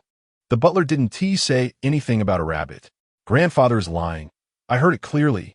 Yuanbao refused to believe the old master, adamant that she had distinctly heard the butler mention the death of a rabbit. "Yuanbao," the old master gently called, but upon seeing the butler, Yuanbao's tears could no longer be contained, cascading down her cheeks. "Dad, Yuanbao's rabbit has died, wah. How could the little rabbit die? Her dear friend was gone." And the little one was left speechless, only able to produce muffled sobs. Observing this heart-wrenching scene, Gu Qingchuan felt a pang of heartache. Bending down to scoop Yuanbao up from the floor, his voice cold as he addressed the butler. "It has been dealt with, correct? The sight of that unfortunate rabbit's remains must not be shown to her. It could leave a lasting shadow. I want to see." Yuanbao wants to send the little rabbit off on its final journey. Yuanbao cried, her words barely coherent through her tears. Gu Qingchuan turned to look at the little one in astonishment. "Ah, the inevitable has arrived. The butler will handle it properly and ensure it is given a proper burial." Gu Qingchuan said in a tone he was unaccustomed to using. "The butler is the butler, and Yuanbao is Yuanbao." The old master, witnessing Yuanbao's pitiful state, turned to the butler and whispered, "What was it like? Will it frighten the child? Is there any poison involved?" The rabbit's sudden demise worried the old master. He feared it had been poisoned or that its death was too gruesome, potentially scaring the little one. "It was tragic, quite disturbing," the butler replied, having chosen his words carefully. The rabbit's death was indeed horrific, bloodied and mangled, a sight that would surely frighten any child who laid eyes upon it. Upon hearing this, the old master gasped in horror. He turned to smile at the little one. "Yuanbao, listen to your grandfather. The butler will take care of everything. After the little rabbit passes, its mother will come to take it away. So we want to go, all right? The rabbit's mother will come? Then Yuanbao should go see it off." Gu Qingchuan was taken aback by his little Yuanbao's determination. He worried that if she saw the rabbit in such a state, it would undoubtedly frighten her. Such a bloody scene. Would it leave a scar on her innocent heart? With this thought in mind, Gu Qingchuan turned to carry Yuanbao away, calmly stating, "Uncle-Li, just take care of it." "Huh? Father, please don't." "Father, Yuanbao has yet to see the last glimpse of the little rabbit." Chapter 167. Fifth uncle is quite supportive of Yuanbao. Gu Qingchuan cradled Yuanbao and returned to the dining room, seemingly impervious to her cries. He ignored her desperate struggles with indifference. "Uncle Butler, wait. Yuanbao hasn't seen it yet," she cried, stretching her neck towards the butler. "Father, I haven't seen the little rabbit's final moments. I don't even know who has died. It's Yo-Yo." Yuanbao, just eat your meal, Gu Qingchuan replied coolly. Huh? Uncle Butler didn't say anything. Yuanbao wants to see for herself, she insisted. Gu Qingchuan firmly held Yuanbao in his embrace, adopting a serious demeanor for the first time. Yet, Yuanbao was oblivious to everything but thoughts of the little rabbit, consumed by thoughts of Zwa and Yo-Yo. Father, could you take Yuanbao to see it, please? I promise I'll behave and eat my meal afterward. The little girl tilted her head, her big eyes shimmering with emotion, her voice trembling. Old Master Li, observing this scene from the living room, felt his heart shatter. He understood Gu Qingchuan's reasoning, but was pained to see the little girl in distress. With a heavy sigh, he turned to old Li and nodded, signaling him to take care of the rabbit. Meanwhile, at the dining table, Yuanbao's mind was entirely focused on the rabbit, leaving her no appetite for food. Gu Qingchuan held a spoon near her mouth, but she refused to eat, persistently struggling to go see the rabbit. Aren't you supposed to go to the deserted island today? How can you go on an empty stomach? Gu Qingchuan asked. I can go once I see the little rabbit, she replied. Gu Qingchuan looked at the little girl with exasperation. His attempts at persuasion were futile against Yuanbao's resolve. Her refusal to eat was problematic, and he realized he had dug himself into a hole. On the other hand, Li Haoran, upon hearing of the rabbit's demise, burst into laughter and headed straight to the main hall. Upon entering, he spotted the father-daughter duo at the dining table in a standoff. Oh dear, what's wrong with our Yuanbao? Is Daddy bullying you? Unaware of the preceding events, he approached and lifted Yuanbao from Gu Qingchuan's arms. Fifth uncle, can you take Yuanbao to see the little rabbit? She asked, her eyes red from crying. Li Haoran, without a second thought, carried Yuanbao and headed outside, muttering, is that why? Is it Daddy who won't take you? Gu Qingchuan stood up and grabbed Li Haoran's shoulder, exclaiming no. However, Li Haoran paid no heed, intent on following Yuanbao's wishes. Gu Qingchuan watched as Li Haoran's figure gradually disappeared from his sight. He had exerted every effort to keep the little girl with him, only for Li Haoran to take her away in mere seconds. Did this reckless man not realize the state of that wretched rabbit? Gu Qingchuan was utterly speechless, on the verge of fury, wishing to confront Li Haoran for his impulsive actions. It was too late for regrets, so he followed Li Haoran. As they approached, Yuanbao's keen eyes spotted the scene before Li Haoran could. Fifth uncle, look, Uncle Butler is there, and why is the ground covered in blood? Li Haoran glanced toward the butler, puzzled as to why he couldn't see the blood. Fifth uncle, hurry, quick, Yuanbao urged. Li Haoran obediently quickened his pace, his gaze fixated on the butler. Wait, we could just stand here and watch. Yuanbao can send off the little rabbit from here. Suddenly, Gu Qingchuan intercepted them. Gu Qingchuan raised a hand to block Li Haoran, narrowing his eyes slightly, as if conveying a warning.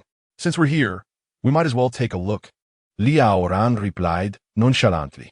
Yuanbao nodded tearfully in agreement. Gu Qingchuan, observing Li Haoran's lack of caution, lowered his voice. Yuanbao will have nightmares after seeing this. I'm not scared, Yuanbao protested, kicking her legs. Li Haoran glanced at both the butler and Gu Qingchuan, dismissing their concerns. It's just a dead rabbit. What's the big deal? As they approached, Li Haoran covered Yuanbao's eyes, planning to check first before allowing her to see. Let me take a look first, and then you can see, okay? He said, shielding her eyes. Yuanbao reached out to push his hand away. It's fine, fifth uncle. I'm not scared. You don't need to cover my eyes. Li Haoran hastened toward the butler. Upon seeing Li Haoran carrying Yuanbao, the butler's face briefly flickered with alarm, quickly replaced by composure as he remarked, why did you bring the young lady here? He turned to shield their view while hastily shoveling dirt. Fifth uncle, have you finished looking? Can you let Yuanbao see now? She asked, tugging at his hand. Li Haoran furrowed his brow, momentarily at a loss for words, tightening his grip over Yuanbao's eyes. As he gazed at the scene below, he couldn't help but marvel at Gu Qingchuan's handiwork. No wonder he didn't want Yuanbao to witness it. It was truly ruthless. Li Haoran felt a pang of inadequacy as he observed the gruesome sight. We arrived late. Maybe we should head back, he stammered. How can that be? Yuanbao clearly saw it just now. We didn't arrive late, she insisted. How could they send off the little rabbit so swiftly? Fifth uncle, please let go of your hand so I can see. Even if we are late, I still want to send off the little rabbit, Yuanbao pleaded. Gu Qingchuan approached Li Haoran, casting a casual glance at the chaotic scene on the ground before turning to him. His gaze seemed to convey, I tried to stop you, but you wouldn't listen. Li Haoran finally understood Gu Qingchuan's intentions. Chapter 168, Seeking Evidence. Li Haoran and Gu Qingchuan found it impossible to outmaneuver a 4-year-old child. Just as the butler was about to finish, Yuanbao caught sight of the gruesome scene. Gu Qingchuan and Li Haoran anxiously watched the little girl, not daring to utter a sound. To their astonishment, Yuanbao stared blankly at the bloodied rabbit, speechless. Time passed agonizingly slowly, with Gu Qingchuan and Li Haoran feeling like ants in a hot pan. When Yuanbao finally spoke, she pointed at the rabbit and asked, Is that Yo-Yo? It must have hurt a lot when Yo-Yo died, right? Perhaps, Li Haoran replied softly. Father, how did Yo-Yo die? Why did Yo-Yo suddenly pass away? She observed the scene, concluding, It looks like Yo-Yo must have been hit by a car. Gu Qingchuan gazed at Yuanbao's calm demeanor, realizing that perhaps he had overthought the situation. Yet, who had bestowed such tranquility upon Yuanbao? Her father? Fifth uncle? It was evident that Yu had been deliberately killed. So could her father and fifth uncle assist Yuanbao in locating this nefarious individual? Just as the two were reflecting on Yuanbao's bravery, she uttered words that left them even more astounded. Li Haoran instinctively turned to Gu Qingchuan, for amidst all others, he had become his primary suspect. Gu Qingchuan, however, showed no intention of evading Li Haoran's gaze, staring back at him with equal intensity, as if to convey his own suspicions regarding Li Haoran. If her father and fifth uncle chose not to aid Yuanbao, she would embark on her own investigation. Yuanbao glanced left at fifth uncle and right at her father. Gu Qingchuan nodded, affirming that her father would assist Yuanbao in her inquiry. As for fifth uncle, how could he possibly refuse to help Yuanbao? A group of individuals solemnly bid farewell to Yu for the last time. Gu Qingchuan glanced at the time and, with a tone of deliberation, inquired of Yuanbao, Are we still going to the uninhabited island today, or shall we reschedule? Without a moment's hesitation, Yuanbao replied, Of course we will go. Gu Qingchuan did not contradict her. He had come to understand that as long as there were no significant issues, it was best to acquiesce to his precious daughter. Gu Qingchuan meticulously washed Yuanbao's hands again and again, ensuring she was clean before allowing her to sit at the dining table.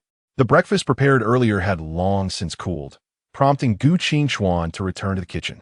Li Haoran stood by, observing the sequence of events between the father and daughter, pondering why no one was attending to him. He too required a hand wash, especially since he would be joining the upcoming investigation.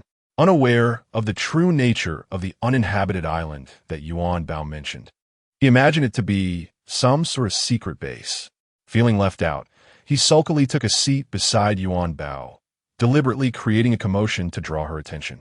This successfully caught Yuanbao's eye, and she suddenly recalled, Fifth uncle hasn't washed his hands. He needs to wash them before he can eat Dad's food. With that, Li Haoran felt somewhat appeased, for Yuanbao had reminded him to wash his hands before joining her for a meal prepared by Gu Qingchuan. With a lightened spirit, he turned to wash his hands. Upon returning, he found Gu Qingchuan busy in the kitchen, initially intending to sit quietly alongside Yuanbao. He felt a twinge of guilt at her father's solitary labor. Leaning against the countertop, he cleared his throat and asked, Is it you? Gu Qingchuan continued his work, completely ignoring Li Haoran as if he were invisible, treating his words as mere background noise. In light of this dismissal, Li Haoran smugly proclaimed that it must be you. I shall inform Yuanbao. No need for an investigation. With that, he strode out of the kitchen without a backward glance, calling out, Little Yuanbao, I believe. Li Haoran intentionally raised his voice, yet Gu Qingchuan remained unresponsive. He felt like a jester, entertaining himself with his own antics. Li Haoran cast a forlorn glance back at the kitchen, while Yuanbao looked at fifth uncle with confusion. She thought to herself, fifth uncle's earlier demeanor was quite frightening, abnormal, akin to a woman. Gu Qingchuan emerged from the kitchen, carrying a plate of food prepared for Yuanbao, casting a fleeting glance at Li Haoran as he passed. Li Haoran noticed that the plate contained only Yuanbao's portion, devoid of any for himself. What does this mean? He questioned, pointing at Yuanbao's plate. Aren't you eating? Gu Qingchuan shot him a cold glare. There is no portion for you? Li Haoran continued to protest. You aren't eating either? Gu Qingchuan merely offered a disdainful smirk, his lips curling downward in a gesture of contempt. Are you lacking in education? He retorted.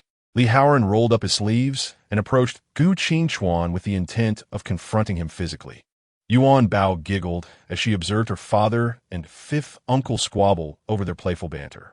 It was amusing how they always seemed on the verge of a fight, yet never actually came to blows.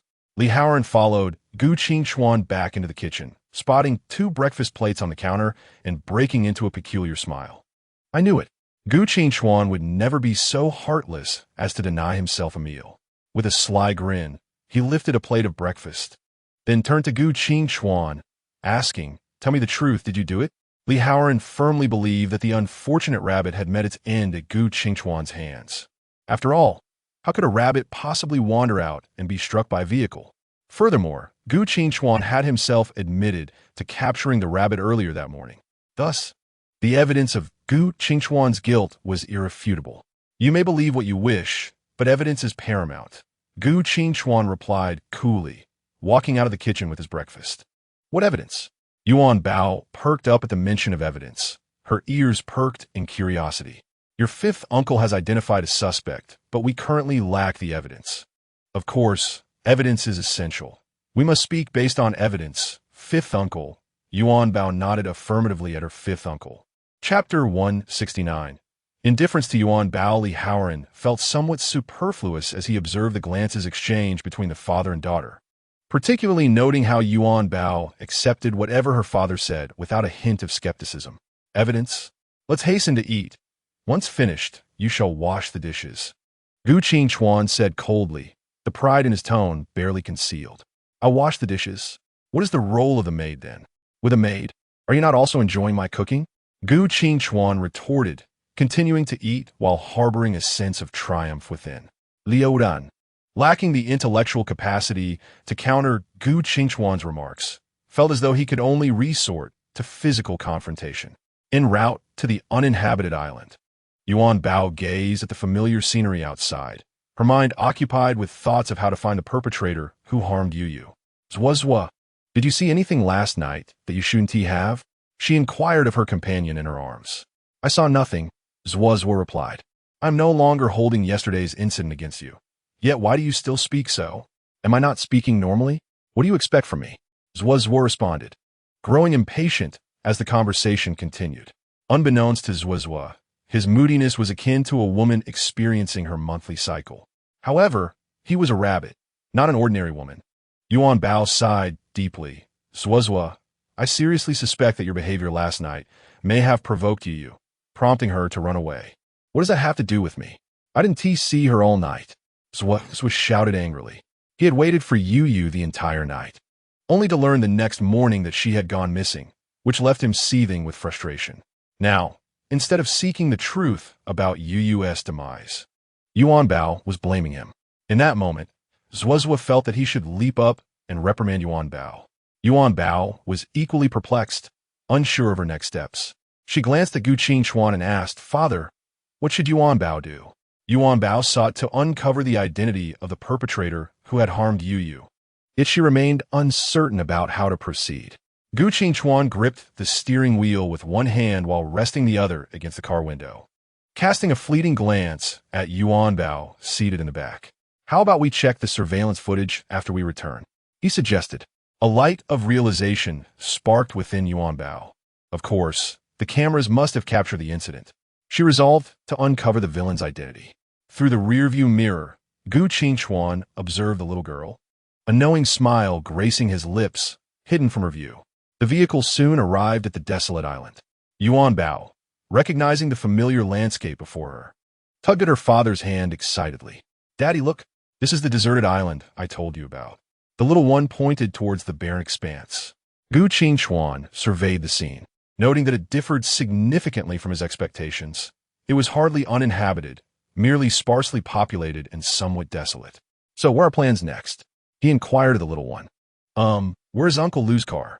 Yuanbao wondered aloud, noticing the absence of any vehicle besides her father's. Furthermore, she sought to locate Uncle Lu's home, unsure if he was present or tending to his seedlings.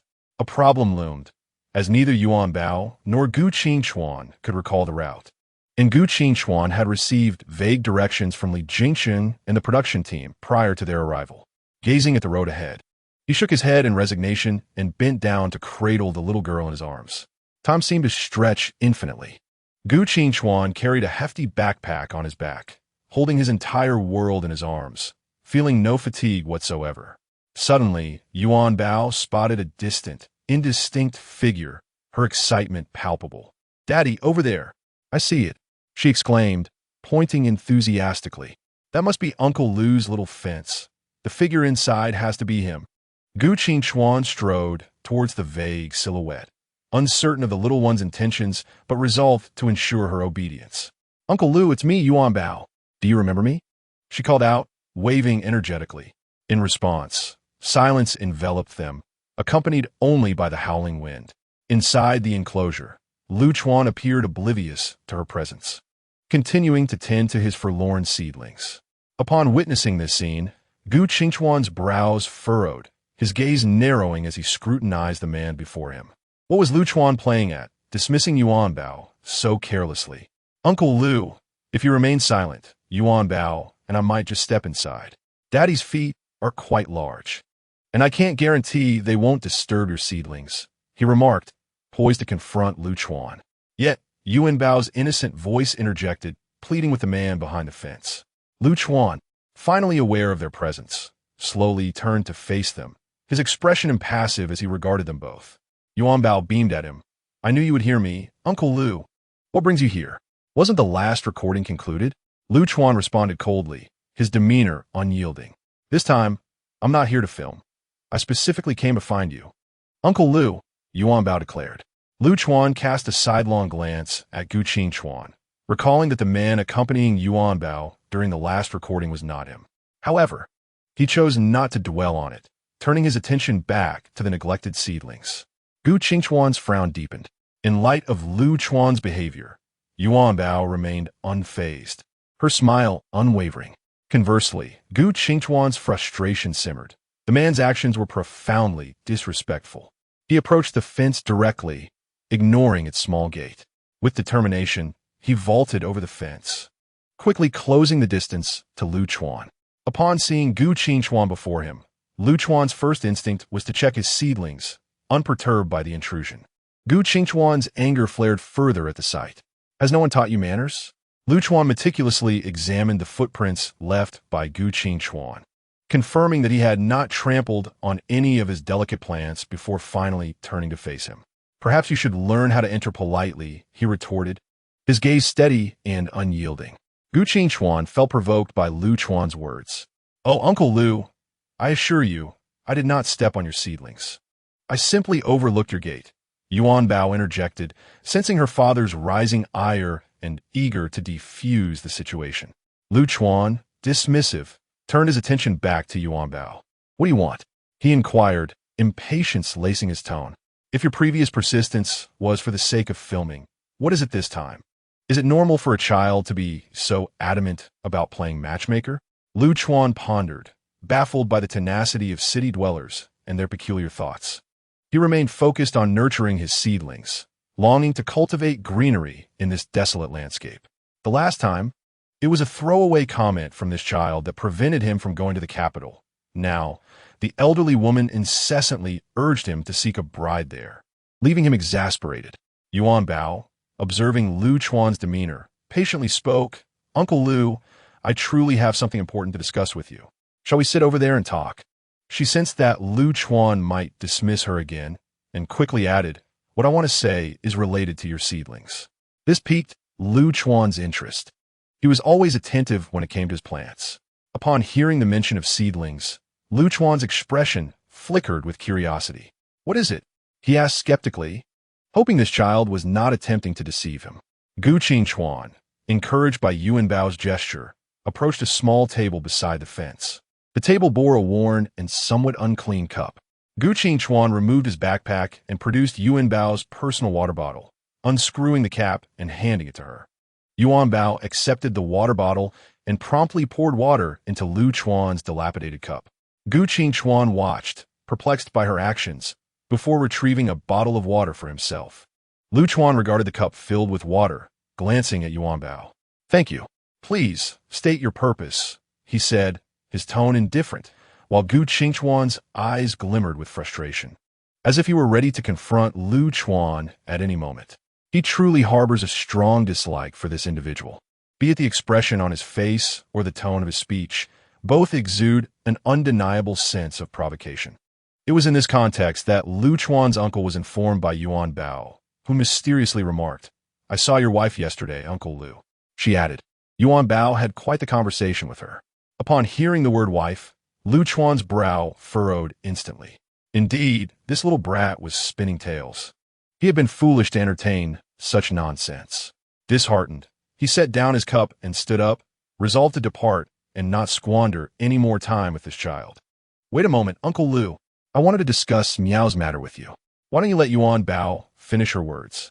Lu Chuan paused, casting a glance at Yuanbao, his eyes reflecting an indescribable emotion. And he mentioned she is also studying this project and has made some progress. She is eager to meet you, and collaborating would be even better. Lu Chuan, skeptical of Yuanbao's claims, regarded her with suspicion. Gu Qingchuan, observing Lu Chuan's demeanor, retorted sharply, "My Yuanbao does not tell lies. Believing it or not is your prerogative, but do not waste our time." With that, Gu Qingchuan hoisted his backpack, picked up Yuanbao, and walked away. Having said all she intended, Yuanbao remained silent, observing Uncle Lu's peculiar behavior. It baffled her. She bore no ill will and was not seeking trouble. So why was he so resistant to her presence? Gu Qingchuan gently patted the little one's back, warning, "Do not take on such tasks again." Yuanbao, that little rascal, was quite the handful. Why did she accept every job? Traveling all this way merely to relay a message to that woman, only to encounter someone so irritable. It was perplexing why the child engaged in such thankless endeavors. Just as Gu Qingchuan finished speaking, Yuanbao's tiny hand began to pat his back vigorously. "Daddy, look!" Gu Qingchuan halted and turned around. Lu Chuan was dashing toward them, waving his hand, his hair, which appeared unwashed for days, blowing backward in the wind. Gu Qingchuan narrowed his eyes in disdain. What was this fellow up to? Hadn't he just been eager for them to leave? Now he seemed to be pursuing something, as if he had lost something crucial. Could it be that he suspected Yuanbao and him of stealing his belongings? A series of thoughts raced through Gu Qingchuan's mind. "Wait, is that person you mentioned real? Is she doing the same thing as me? Where is she? I can meet her now." Lu Chuan panted heavily. "Indidu, Didu? How could such an environment exist there? How could she possibly be engaged in the same activities?" Lu Chuan began to doubt again, for Yuanbao's words seemed utterly nonsensical. But Yuanbao does not lie. This time, Yuanbao chose not to elaborate further, simply nodding. Gu Qingchuan snorted coldly, impatiently turning away. Lu Chuan quickly caught up, extending his hands to block their path, hesitating as he spoke. Yuanbao blinked her large eyes at him, asking softly, "Uncle Lu, do you have something else to say?" "I wish to confirm this matter." Yuanbao responded calmly. "I already told you I do not lie. That woman is indeed doing the same as I am, and she has made progress, correct?" Yuanbao nodded, offering no further elaboration. Lu Chuan stared intently at her, seemingly lost in thought, appearing rather foolish. Yuanbao gently patted her father's shoulder. "Daddy, let us go. Where can I find this person?" Gu Qingchuan carried Yuanbao forward, and moments later, Lu Chuan's voice called out behind them. Yuanbao leaned against her father's shoulder, waving back at Lu Chuan. "Indidu." That was all Yuanbao could convey. The rest was for Lu Chuan to discover on his own. How could one rely solely on others for all information? Surely, Yuanbao understood this principle. Why did Lu Chuan not? Utilizing his remarkable sense of direction, Gu Qingchuan successfully navigated through the vague clues provided by the program team to locate Lu Chuan's residence. The purpose of visiting Lu Chuan's home was not for Lu Chuan himself, but to find his mother and assist Li Jinsheng in fulfilling his promise. Standing outside the low door, Gu Qingchuan observed the interior. "Grandma, are you home? Yuanbao has come to see you." Yuanbao called out. pressing her tiny hand to her mouth as she shouted. No one emerged from within, and a silence ensued. Gu Qingchuan surveyed the surroundings, his expression betraying no emotions as he stood patiently with Yuanbao at the door. How strange. Where could Grandma be? Has she gone out of work? But she didn't seem to have a job last time I visited. Daddy, can we go in and take a look? Yuanbao asked softly. Just as Gu Qingchuan opened his mouth to respond, a voice interrupted from behind. What are you looking for? Oh, it's Yuanbao. As Gu Qingchuan turned, he spotted the elderly woman, her face alight with a smile as she hurried toward Yuanbao. Gu Qingchuan instinctively took a step back. Grandma! Yuanbao wanted to come in and take a look, the little one said cheerfully. I want to fetch some water from that little well for Chuan and his father. The elderly woman replied, opening the low door. Come in and sit down. Gu Qingchuan scrutinized the elderly woman, instantly discerning that her gaze toward Yuanbao was anything but innocent. It was evident that Yuanbao held some value in her eyes. The grandmother's smile was far too worldly. Grandma, Yuanbao came to bring you water. Uncle and the beautiful sister are too busy with work, so only Yuanbao and Daddy could come. Oh dear, I nearly forgot. There is no need for you to make a special trip. The elderly woman chuckled. Of course, promises must be kept. Uncle promised to provide you with water, so he must deliver. Though she feigned forgetting this matter, she had likely been thinking about it daily, pondering when someone would come to bring her water. As they entered the house, Gu Qingchuan gently set Yuanbao down. The elderly woman abruptly seized the little one's hand, as if the forthcoming conversation held a weighty secret. Yuanbao, sensing the shift, glanced around and inquired, Grandma, what is going on? What about the person you mentioned? The one you found for Chuan? How is that progressing? Yuanbao had already spoken with Lu Chuan and conveyed everything she could. It was now up to Lu Chuan to take action. Yuanbao not that fi mai si. You want to find Chuan? The elderly woman expressed surprise, curious about what Yuanbao had shared with him and how he had reacted, especially since she had only ever seen him angry when she brought up this topic. Yuanbao nodded, confirming that she had relayed everything she could. Well, the elderly woman was eager to learn more about what Yuanbao had said. But just as she prepared to ask more details, a large hand suddenly blocked her. What my daughter has said is clear. This matter concerns your son. If you are curious, you should inquire with him, Gu Qingchuan stated coldly. The elderly lady awkwardly withdrew her hand, a smile gracing her face, acknowledging her excitement and impatience. She cautiously glanced at Gu Qingchuan, noticing that he resembled a bodyguard compared to the man who had accompanied Yuanbao to the program last time. Gu Qingchuan's imposing presence intimidated the elderly lady, preventing her from voicing the many questions she had for Yuanbao. Well, Yuanbao's task was complete. It was time for her grandmother to say goodbye, promising to visit again when possible. As soon as she finished speaking, Gu Qingchuan swiftly picked Yuanbao up, leaving no chance for her to say anything further, and carried the little one away. Gu Qingchuan was well aware of Yuanbao's interests. Should the elderly lady have mentioned a topic that intrigued her, it would have been impossible to take her away. The elderly lady watched as the two figures gradually disappeared, eagerly closing the school gate and rushing towards Lu Chuan's small enclosure. To her surprise, upon arriving, she found the area completely deserted, with only a few saplings swaying in the breeze. Where could he be? The elderly lady wondered, scanning her surroundings but failing to spot Lu Chuan. Where could that child have gone, leaving the saplings behind? This was highly unusual, reflecting on Yuanbao's earlier words. She speculated whether the child had been influenced by Yuanbao to seek a wife.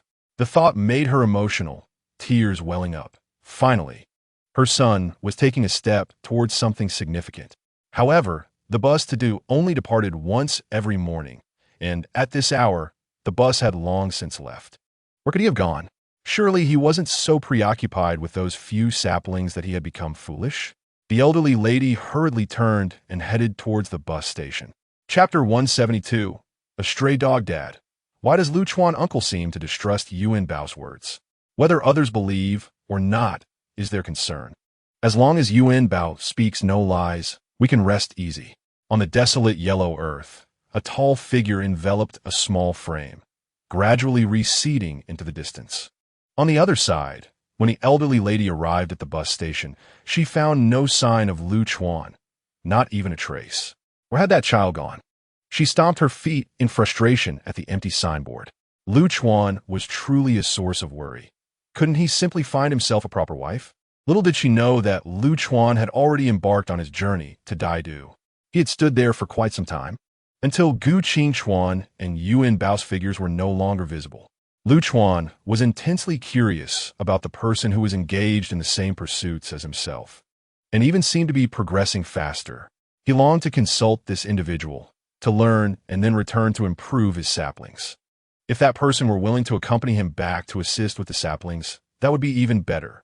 Although Lu Chuan harbored doubts about Yuanbao's words, he was willing to trust that little rascal and dared to take a bold step forward. There was only one small passenger vehicle to Daidu each day, and its schedule was not very fixed. Yet Lu Chuan could not wait until the following day. He set off on foot without even informing his family. Yuanbao's primary mission here was to relay this information to Lu Chuan. Now that her task was complete, it was time to return home. As Gu Qingchuan closed the car door, he spotted Li Jingchen's convoy. Yuanbao excitedly clapped her hands, pointing, "Dad, is that Uncle's car? Let's follow Uncle's car." Gu Qingchuan remained silent, starting the vehicle and trailing the convoy ahead. Before long, the cars came to a halt. Yuanbao, curious, wondered why Uncle's car had stopped. Gu Qingchuan narrowed his eyes slightly. The man in front was none other than Lu Chuan, whom he and Yuanbao had seen that morning. Lu Chuan had gotten into the car without a word. Was he rushing off to Daidu for a spur-of-the-moment marriage? Gu Qingchuan scoffed inwardly, surprised by Lu Chuan's urgency after having been so indifferent earlier. "Dad, did you see something?" Yuanbao craned her neck, but her height proved a disadvantage, rendering her unable to see anything. Uncle's driver found a stray dog on the road. A stray dog? Yuanbao's curiosity piqued. She wanted to see it. "Can I ask the driver to let me see the stray dog? You can look at it once we arrive in Daidu. Let's head back for now." Gu Qingchuan replied nonchalantly. At that moment, after just boarding the car, Lu Chuan suddenly sneezed twice and casually wiped his nose. Once in the vehicle, the journey to Daidu became swifter. To his surprise, his luck seemed to be favoring him today as he encountered a vehicle heading to Daidu. Unbeknownst to him, Yuanbao dozed off in the back seat, and when she awoke, the car had already entered Daidu. Rubbing her eyes, the freshly awakened Yuanbao, like an inquisitive child, gazed out the window. "Oh, that person getting out of the car is Lu Chuan, Uncle, isn't it?" She recalled dreaming about Lu Chuan earlier, where she had seen him arriving in Daidu. In that moment, she could not distinguish whether this was a scene from her dream or reality. "Dad, that's Lu Chuan, Uncle, right?" "Indeed," Gu Qingchuan replied, casting a fleeting glance at the man by the roadside. "How did Lu Chuan, Uncle, get off Uncle's car? When did he board the vehicle? Do you know, Dad?" "Yes." "Why does Dad know everything while I know nothing?" Yuanbao pouted, concluding that her deep slumber had caused her to miss everything. "Yes, that must be it," she comforted herself. At the Li residence, upon disembarking, Yuanbao spotted Li Jingchen returning from work. Uncle, can I keep the stray dog the driver found? It could be a companion for Zuozua." Li Jingchen looked at Yuanbao with a trace of confusion. "What stray dog?" "The one the driver found on the way back. Dad saw it too." Li Jingchen frowned slightly, glancing at Gu Qingchuan, who was holding a bag behind Yuanbao, raising an eyebrow. Gu Qingchuan shrugged, equally perplexed, and pursed his lips. Upon seeing her father-esque expression, Yuanbao leaped up. "Dad, please tell Uncle what the stray dog looks like. I didn't see it. You should explain it to Uncle." Gu Qingchuan's expression appeared a touch aggrieved and innocent. "Dad?" Li Jingchen observed Gu Qingchuan's poor acting skills and shook his head in exasperation, scooping Yuanbao into his arms and heading towards the villa. "Uncle, did that dog get given away?" Yuanbao asked persistently. "There was no dog," Li Jingchen gently replied. "No dog? How can that be? Dad saw it. Only your father saw it. You should ask him." Li Jingchen placed the little one down and headed upstairs. Yuanbao glared at her father, frustrated. Why didn't Dad mention that only he saw it? Why make me guess? Gu Qingchuan set down the bag, and Yuanbao noticed that he had already disembarked and gone where he needed to be. "I didn't see it." "What are you talking about, Dad? Why is Dad being so strange?" Yuanbao's head felt like it was about to explode, struggling to comprehend her father's words. Why wouldn't he clarify things for her, leaving her to guess? Yuanbao, feeling quite upset, turned and ascended the stairs. Neither her father nor her uncle explained anything to her, prompting Yuanbao to decide against playing with them and instead seek out Zuozua. The young one grew increasingly indignant, questioning whether everyone was merely taking advantage of her youth. Zuozua, we're good friends, aren't we? She exclaimed as she hurried upstairs, disregarding what Zuozua might be engaged in at that moment, and directly lifted Zuozua from her cozy spot. Chapter 173. Summoning a Dr. Zuozua, who had just managed to fall asleep, was abruptly roused by Yuanbao's sudden embrace. Before Zuozua could comprehend the situation, Yuanbao's incessant chatter filled the air. Yuan, what on earth are you doing? Zuozua shouted in frustration. Yuan, what is that, Zuozua? Is it the moon? It's still daytime. The moon hasn't risen yet, Yuanbao remarked, glancing outside. Zuozua rolled her eyes in exasperation, pondering how much longer she could endure this life. Just tell me what you wish to do. I am not in the mood to talk. Yuanbao, observing Zuozua's demeanor, gradually settled down and earnestly said, Zuozua, I understand that you are heartbroken over Ruyo's passing, but you must not treat yourself this way. You need to take care of yourself. I will certainly find the one responsible for Ruyo's death, and I will ensure that Ruyo did not die in vain. Zuozua stared blankly at the sky, feeling disillusioned with everything around her, a sentiment undoubtedly linked to Ruyo's demise. However, this discontent had begun long before Ruyo's passing. Noticing Zuozua's silence, Yuanbao lowered her head and gently stroked Zuozua's head, assuring her, You will not be alone. I will be with you. Yuanbao took a deep breath, nearly startling Zuozua into a frightful state. Not alone, Zuozua thought, fearing that this little rascal was about to find her a male rabbit, nearly causing her to faint on the spot. Yuanbao, witnessing Zuozua's reaction, felt a pang of sympathy. Suddenly, she recalled the stray dog she had mentioned earlier. If only she could bring that stray dog home, perhaps Zuozua's life would become much more enjoyable. It was all her father's fault. He had clarified the situation with her uncle, leaving him utterly confused. This misunderstanding resulted in her losing a little dog. As Yuanbao contemplated this, her small hands continued to caress Zuozua. When her hand rested on Zuozua's belly, she paused, then asked, Zuozua, did you sneak a snack today? Why is her belly so big? I haven't eaten anything, Zuozua replied nonchalantly. Yuanbao, however, was not convinced. Having outgrown the innocence of a 3-year-old, she was no longer easily fooled. You must have snuck something. I told you I didn't Zuozua began to grow impatient again. Yuanbao lifted Zuozua, holding her up to her own height, her large eyes shimmering as she scrutinized Zuozua's belly. Look how big your belly is. You must have eaten something, or perhaps you didn't clean up after yourself. Zuozua shot an irritated glance at Yuanbao, then looked down at her belly. It did seem noticeably larger than before. How had she not noticed? Had Yuanbao discovered her secret? Zuozua pondered, feeling a sense of pride in her cleverness. Yet, as she examined her belly, she found herself lost in thought for quite a while. Zuozua was aware that she hadn't eaten in several days and had little desire to relieve herself. Yuanbao was merely a child. She wouldn't comprehend the gravity of the situation. But Zuozua did. Could it be? Reflecting on her recent state of mind, her aversion to food, and her quick temper, could it truly be the case? Zuozua was utterly unwilling to accept this possibility. If it were true, returning to the heavens would be indefinitely postponed. Moreover, she had never experienced such a condition in the celestial realm. How could a mere sojourn to the mundane world result in such a predicament? Zuozua, what is wrong? Yuanbao shaking left Zuozua, feeling dizzy and somewhat nauseous. You don't look well, Yuanbao said, her voice filled with concern. Yuanbao, could you please find a doctor for me? Zuozua whispered softly. Really? Zuozua, are you truly unwell? Yuanbao exclaimed anxiously. I will find a doctor immediately. She dashed out of the bedroom, calling loudly, Doctor! Doctor! Help! Yuanbao's mind was consumed with concern for Zuozua's recent frail appearance. In her urgency, she could barely articulate her thoughts, simply repeating Doctor. Downstairs, Gu Qingchuan and the servants heard Yuanbao's cries. Upon hearing her voice, Gu Qingchuan was taken aback, causing the carrot in his hand to snap. He rushed out of the kitchen, bounding up the stairs 3 at a time. Please let her be all right.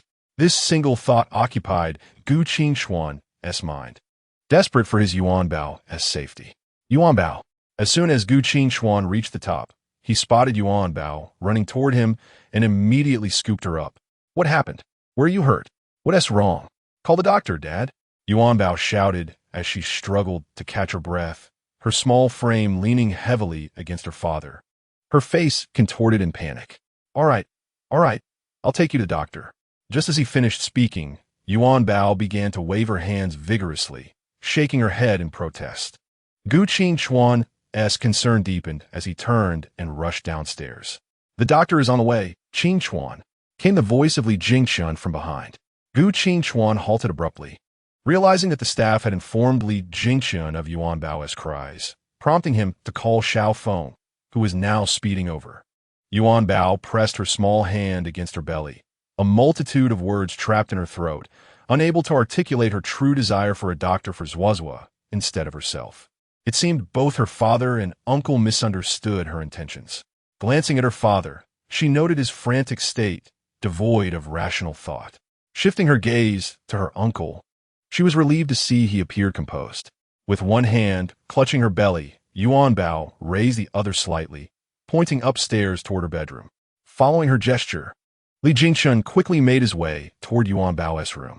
Realizing what was happening, Gu Qingxuan hurried after him. Yuanbao nodded in satisfaction, her gaze fixed on her uncle's retreating figure. Chapter 174. Arriving home, Li Jingxuan forcefully pushed open the door to Yuanbao's bedroom, his eyes scanning the room with urgency. Gu Qingxuan followed closely, his gaze piercing as he surveyed the surroundings. Everything appeared completely ordinary. There was no sign of anything amiss. Exchanging glances with Li Jingxuan, both men silently questioned if the other had observed anything unusual. After a few moments, Yuanbao finally regained her composure. She pointed towards Zhuozhua, nestled before the rabbit hutch. Her voice faint. Zhuozhua seems to be unwell. Zhuozhua is unwell? Gu Qingxuan could hardly believe his ears. Had he misheard? Yuanbao was suggesting that it was Zhuozhua who required medical attention. All this commotion was for the rabbit? Gu Qingxuan glanced at the rabbit, then raised his gaze to Li Jingxuan. Li Jingxuan glanced at Gu Qingxuan, his expression revealing nothing. However, internally, he felt a surge of incredulity, thinking of Xiao Feng, that foolish soul, who was now racing towards them at a speed that seemed to challenge death itself, only added to his reluctance to speak. As if he were the true fool in this scenario. Daji Ujiu, Bubba, what is wrong with you? Yuanbao blinked her innocent eyes at her father and uncle, inquiring with a cheerful tone, is everything all right? Did you just come to find a doctor for Zhuozhua? Indeed, Zhuozhua's belly has grown quite large. It seems as though everything she has consumed has not been digested. Is it true that not having a bowel movement could cause this? After hearing Yuanbao's words, Gu Qingxuan found himself at a loss for words, feeling as though he had been utterly silenced. The situation was absurd, as Yuanbao seemed to treat Zhuozhua's condition as if it were her own. Li Jingxuan cast a fleeting glance at Zhuozhua, who was nestled in the rabbit hutch, and then turned away, stating, the veterinarian will arrive shortly. It was not that he no longer cherished Yuanbao or was unwilling to indulge her innocent whims. Rather, in that brief moment, he felt as if his intelligence had been thoroughly trampled upon. All right, Daji Uju, won't you stay here with Yuanbao for a little while? The little one gazed after Li Jingxuan as he departed. Daji Ujiu, will the veterinarian be very fierce? Zhuozhua is in a bad mood right now. Please don't let the veterinarian quarrel with her. Li Jingxuan shook his head in exasperation, acknowledging the little tyrant's antics. Gu Qingxuan sat down on the floor, cradling Yuanbao in his arms before the rabbit hutch. My dear, in the future, if something like this occurs again, do not be so flustered. Your father and uncles are here.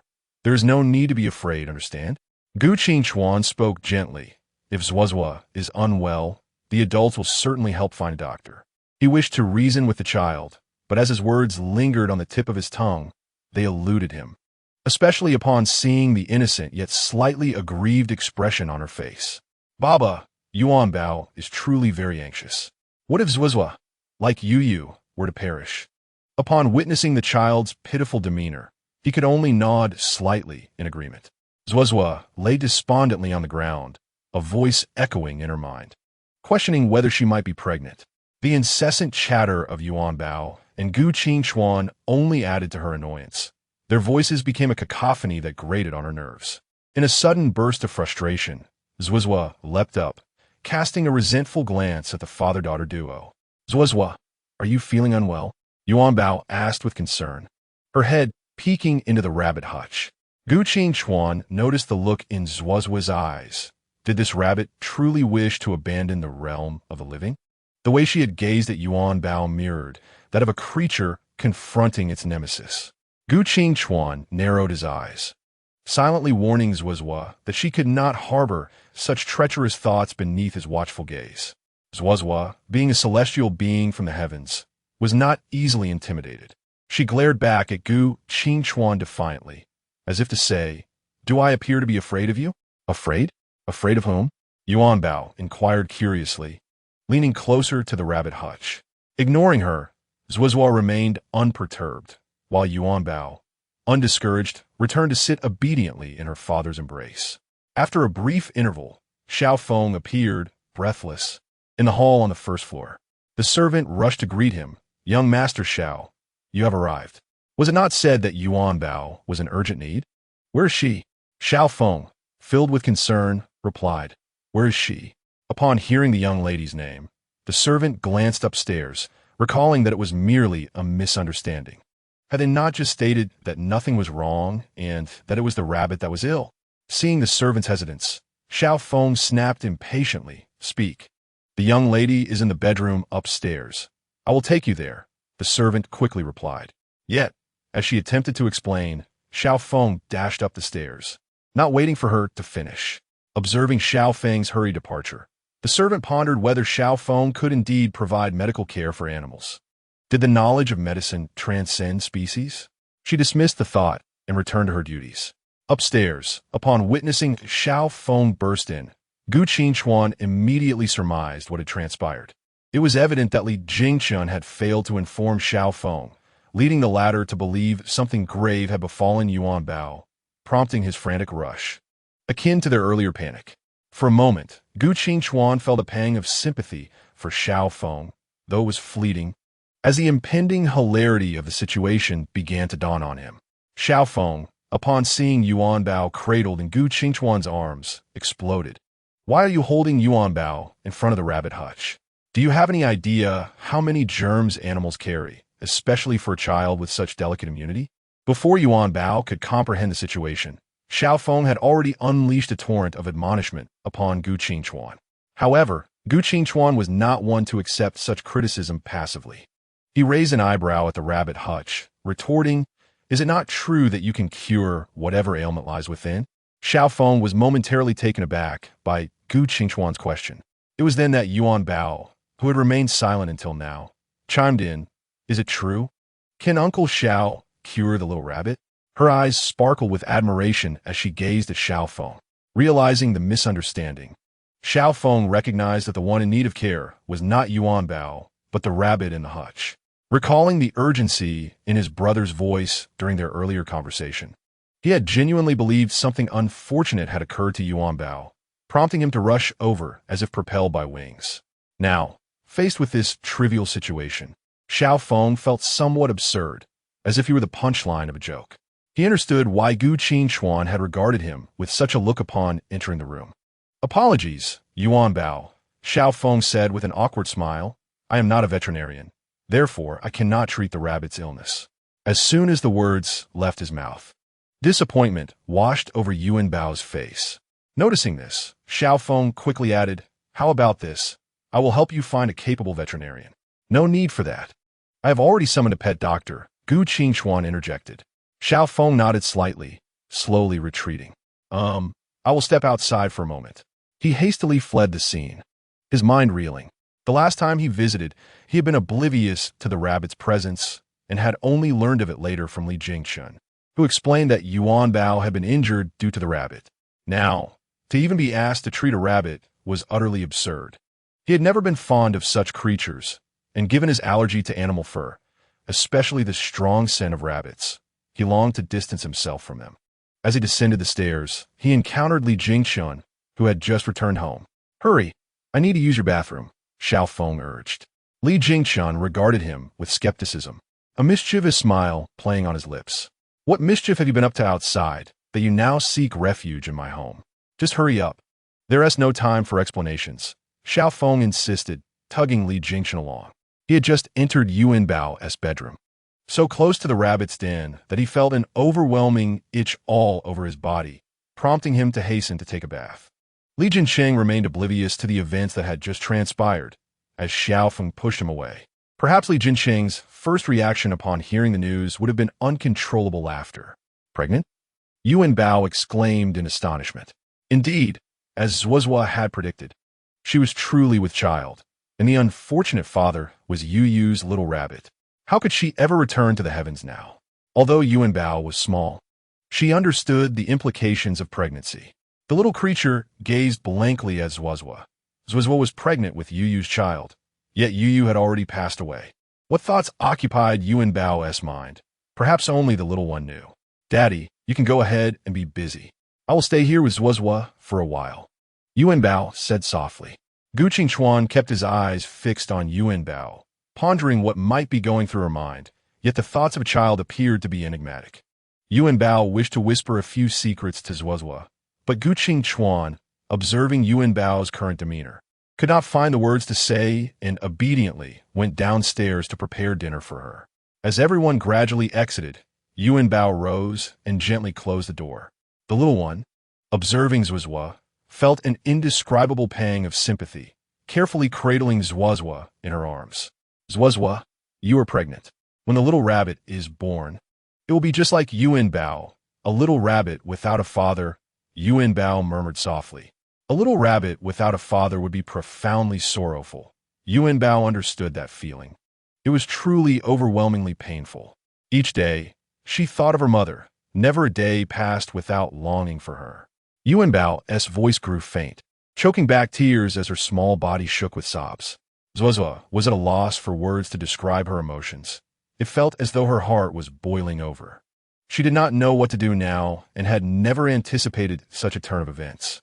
Initially a nameless little rabbit from the heavens, she had unwittingly descended to experience tribulations alongside Yin, who seemed to enjoy a life of adoration, while the true sufferer was herself. After falling in love, she lost her beloved, and only after his demise did she realize she was carrying his child. What kind of fate was this? Zuozua felt a desire to slam her head against a wall in frustration. Merely a 4-year-old child, could not begin to grasp the gravity of her feelings. "You should go out for now," Zuozua said weakly. Yuanbao, still immersed in her sorrow, completely missed Zuozua's words. "I said you go out. Stop crying here," Zuozua replied, somewhat exasperated. "I am the one who is pregnant, not you. I am the one in misfortune, not you." "Huh?" This time, Yuanbao heard her, but only the last few words registered, and the little one, bewildered, asked, "What do you mean, not me?" "I mean, hurry up and leave. Don't annoy me here. Seeing you just makes me more irritable." Zuozua's emotions were already unstable due to her pregnancy, and upon receiving this dreadful news, her temperament grew even more volatile. She looked at Yuanbao with an unexplainable irritation.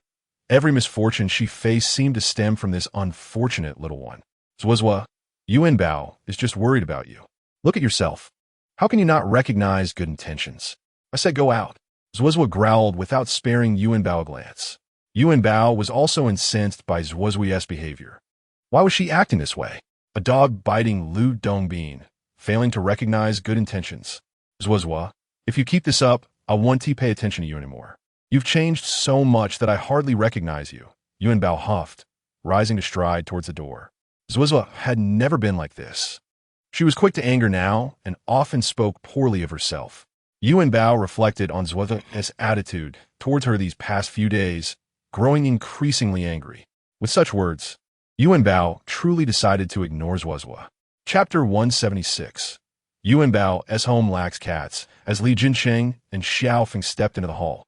They encountered a fuming Yuanbao descending the stairs. "Oh, my little Yuanbao, what has happened?" Li Jincheng approached with a smile and picked her up. Xiao Feng watched from a distance, contemplating whether to join in and hug the little one, but upon noticing the rabbit cradled in her arms, he refrained. Uncle, don't you think Zwizwa isn't wrong? Zwizwa has been so infuriating lately, always making Yuanbao upset and speaking to her harshly. Yuanbao lamented. And just now, I learned that Zwizwa is pregnant. I was merely concerned for her, and she got angry. Li Jincheng's pupils widened in disbelief as he stared at the little one. Zwizwa is pregnant? With Yuyu's? Yuanbao nodded. So, she is pregnant, but the unfortunate part is Yuyu is gone, leaving Zwizwa's child without a father. Li Jincheng mused aloud. His logic was sound, yet rabbits are not quite like humans. Although rabbits are social creatures, their circumstances differ from humans. Thus, even if Zwizwa were pregnant, the impact should not be significant. At worst, they could bring a few more rabbits to keep her company. All right, Yuanbao, let us not dwell on it too much. A pregnant rabbit, after all, we should be accommodating to her, yes? Li Jincheng said gently. Yuanbao looked at her uncle with a sense of grievance. What he said seemed reasonable, yet she could not shake her feelings of injustice. At that moment, Gu Qingchuan leisurely emerged from the kitchen with a freshly prepared dish. Overhearing the conversation between Yuanbao and Li Jincheng, he scoffed. My daughter, why should we let anyone else dictate terms? What of a pregnant rabbit? Should she annoy my Yuanbao? I will simply take care of it. Huh? No. Yuanbao swiftly turned to Gu Qingchuan. Zwizwa hasn't he upset Yuanbao. Hearing her father mention eliminating Zwizwa, Yuanbao instantly regained her composure, her earlier grievances fading away. Gu Qingchuan placed the dish on the dining table and calmly told Yuanbao, eat first. Then we will decide how to handle it. Yuanbao nodded vigorously. Yes, uncle, let us eat quickly, and then I'll go play with Zwizwa. The little one's hands patted Li Jincheng's shoulder excitedly, her short legs bouncing in anticipation. Li Jincheng observed Gu Qingchuan's face, which seemed as cold as sub-zero temperatures, and shook his head in silent exasperation. As a father, he was inundating his daughter with all manner of nonsense, failing miserably at fatherhood. Perhaps because of Gu Qingchuan's words, Yuanbao consumed her meal unusually quietly and quickly, bolting upstairs without a backward glance. Gu Qingchuan watched her retreating figure, nodding in satisfaction. However, Li Lao Yezi was not so pleased, casting a reproachful look at Gu Qingchuan. Why frighten my granddaughter? Look how scared she is. She couldn't even eat properly. Gu Qingchuan replied, while serving himself. She ate more today than usual. Li Lao Yezi glanced at Yuanbao's empty bowl and seemed to agree. Although Yuanbao was already much more obedient compared to other children, it was inevitable for her to misbehave during meals. Yuanbao quietly sat beside Zwizwa's nest, daring not to make a sound, simply watching the still figure of Zwizwa within. Yuanbao had been observing Zwizwa for quite some time. Zwizwa remained silent and did not eat anything. If this continued, her health would inevitably deteriorate. Moreover, Zwizwa was currently a pregnant rabbit. Zwizwa, how about I wash a carrot for you? Yuanbao offered. I'll pick the largest and freshest one, all right? The only response from Zwizwa was the stillness, accompanied by the gentle sounds of their breaths. As Zwizwa did not speak, Yuanbao assumed she had consented and promptly set off to prepare it. As she spoke, she made a salute gesture and dashed out of the bedroom. Outside the Li residence, a mysterious figure lurked at the street corner, observing for quite a while. A few minutes later, Uncle Li brought this man into the main hall. This man claims to know our young miss, he explained. Gu Qingchuan's ears perked up at the mention of Yuanbao, and he quickly lifted his gaze. Wasn't this the man who had stolen a cat? Gu Qingchuan narrowed his eyes, fixating on the man. What do you want with Yuanbao? The man cautiously surveyed the living room and, upon recognizing the familiar faces of Gu Qingchuan and Li Jincheng, his gaze finally settled on Li Jincheng. I need her to testify that I did not wrong Xianing, nor did I engage in extramarital affairs. The man hesitated, his demeanor suggesting he was desperate. Li Jincheng looked at him, puzzled.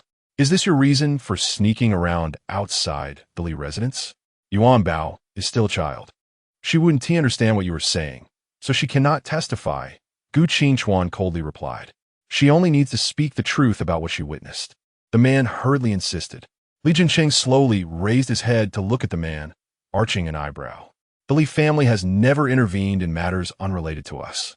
His succinct statement had already addressed the man as concerns. Is it really just a matter of a single sentence? My home is nearly lost. Can you not lend a hand? The man's expression was one of despair. Li Jinsheng let out a cold snort, thinking to himself that day, you did not appear to lack a home, accompanied by a woman and seemingly quite content. Uncle, are you talking about Yuanbao? Yuanbao, holding a carrot, bounced over and inquired. We are not speaking of Yuanbao. You go attend to your own matters, came the reply. Wait, I am indeed referring to this child. She should simply state what she has seen. The man pointed at Yuanbao. Yuanbao looked at him, pouting slightly. Huh, uncle, why are you at our house? We don't have any kittens here. Instantly recognizing him as the cat thief, she shook her head and bounded upstairs. There were certainly no kittens at her home, and the uncle would not find any cats here. Furthermore, she needed to deliver the carrot to Zuozua. As a pregnant rabbit, Yuanbao had to take utmost care and responsibility in looking after her. Chapter 177. Your father scared away all the passers-by. Li Jinsheng glared at the man standing in the middle of the hall. Uncle Li, please escort our guest out. I truly need her testimony. I cannot continue living like this. The man pleaded as two bodyguards forcibly removed him, his voice echoing in the empty hall. That day, he had watched helplessly as the two women connected to him were taken away, feeling powerless. It wasn't a matter of being powerless. Rather, he was uncertain of what to do. In the past, Xianning would have swiftly resolved such matters for him. Now, Xianning too had been taken away. The men of the Li family exchanged glances and chuckled in unison. In their world, how could such events possibly transpire in real life? Their laughter was not merely at the situation itself, but at the absurdity of it being connected to Yuanbao. How could such a bizarre relationship with their little Yuanbao arise? After a moment of silence, Li Jinsheng spoke mildly. I have found a suitable kindergarten for Yuanbao, several with different styles. Let us finalize it together. In truth, Li Jinsheng had intended to send Yuanbao directly to a prestigious private institution. However, after some contemplation, he decided to consult Gu Qingchuan and the elder. Previously, Li Yang and Li Yixue had been enrolled in that kindergarten without consultation, which had caused some friction with the elder. Now that it was Yuanbao's turn, the elder would undoubtedly place even greater importance on it. Yuanbao's participation in the current variety show was nearing its end, and once it concluded, she would no longer be able to attend recordings. Children should engage in appropriate activities befitting their age. Everyone shared the same sentiment and collectively chose the school that Li Jinsheng had selected. Although there would likely be dissenting votes in the future, Li Jinsheng's single vote outweighed several others, so they might as well proceed with his choice. I will ensure that all the necessary items for Yuanbao's kindergarten are prepared and delivered tomorrow. Upon hearing this, Gu Qingchuan casually lifted his head to look at Li Jinsheng. Before he could speak, Li Jinsheng seemed to sense his intention and continued, never mind. You can take Yuanbao to shop, selecting what she likes. Choose from the more expensive options. Li Jinsheng refrained from voicing this last part, believing that Gu Qingchuan would understand and that he would not purchase anything cheap for Yuanbao. In the shopping mall, although it was not Yuanbao's first visit, she remained as curious as ever, gazing around in wonder and eager to explore everything. Gu Qingchuan, with one hand in his pocket, silently followed behind her, keeping a vigilant eye on every passerby. Not far away, a small boy, about the same height as Yuanbao and clutching a large bunch of balloons, caught her attention, as well as Gu Qingchuan's. Without a moment's hesitation, Yuanbao dashed over to the boy. Hello, big brother, your balloons are so pretty, she exclaimed, pointing at the balloons. Can you sell one to Yuanbao for 15 yuan? The boy lowered the balloons and asked blandly, which one do you want? Yuanbao pondered for a moment, contemplating which balloon to choose. Gu Qingchuan quickly approached the boy and, noticing Yuanbao's indecision, picked up the payment code hanging from the boy's neck. How many balloons do you have in total? I'll take them all. The boy looked up at Gu Qingchuan's face, a faint smile playing on his lips, and replied meaningfully, there's still 14 left. 14 multiplied by 15 is 210. I'll give you a discount, so just 200 will do. Gu Qingchuan chuckled at the boy's business acumen. Just as he entered 200, Yuanbao called out, Daddy, I want this one. It's 15 yuan. Gu Qingchuan responded, The boy stared at Yuanbao in disbelief. Did you not hear Dad? He said he wants them all. Yuanbao shook her head in confusion. I didn't tea here. I don't want that many. I just want this one. But your dad already said he would take them all, and I even gave you a discount. Gu Qingchuan was rendered speechless by Yuanbao's adorably naive insistence, realizing that while she had been preoccupied with choosing a balloon, she had completely missed their conversation. The little boy gazed at Gu Qingchuan, his expression seemingly conveying the message. You have already claimed this balloon. It's too late to change your mind now. Since Daddy has yet to pay, Yuanbao can only purchase this one. Your father has stated that he will buy them all. Yuanbao only desires this single balloon. She doesn't wish to buy so many. The two little ones exchanged words, their conversation escalating as if they might soon quarrel. Observing the boy's demeanor, Yuanbao suddenly concocted a clever plan. With a cheerful smile, she leaned closer to him and said, How about this? I will help you sell all these balloons, and in return, you can give me one balloon. Okay? The boy blinked rapidly a few times, nodded in agreement, and accepted Yuanbao's proposal. He found himself curious about this silly girl. Could she truly sell the balloons? If not, all the balloons would end up being purchased by her father, leaving him unscathed. Pleased with this thought, the boy nodded contentedly. Gu Qingchuan could not have anticipated this scene. After all, the mighty war god would one day find himself selling balloons for 15 yuan each in a shopping mall. Who would believe such a story? He maintained a stoic expression. Standing behind Yuanbao, Yuanbao energetically promoted her balloons to passers-by, but upon noticing Gu Qingchuan behind her, they fled, as if frightened. Unable to bear the sight any longer, the boy tugged at Yuanbao's clothing, exclaiming, Look at your father. He scared everyone away. It was only then that Yuanbao turned to face Gu Qingchuan. The moment he met her gaze, a smile suddenly illuminated his face. Yuanbao beamed at her father, saying, Daddy, you're amazing. Keep smiling like that. As she spoke, she animatedly gestured a smile on her own face with her hands. Gu Qingchuan's smile froze instantly, a wave of embarrassment washing over him. He never imagined he would one day be reduced to selling smiles. Chapter 178. Yuanbao's CPU overheated. The little boy tilted his head slightly to glance at Gu Qingchuan behind him. To his surprise, this seemingly fierce yet somewhat handsome figure was, in fact, a devoted father. The boy shook his head helplessly, resembling a miniature adult, vowing that his future child must be a boy. He could not imagine the complexities of raising a girl, who would alternate between joy and anger, bursting into tears at the slightest provocation. How bothersome! The mere thought intensified his resolve, and he shook his head even more vigorously. Yuanbao was diligently explaining her balloons to passers-by when a lovely young lady approached, her eyes sparkling. Little sister, I would like to buy one of these balloons. Could you give me a discount?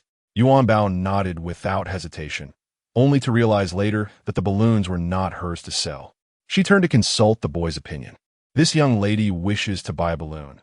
Can we offer her a lower price? She shook the boy's arm, but he remained oblivious, lost in his own imagination, vigorously shaking his head.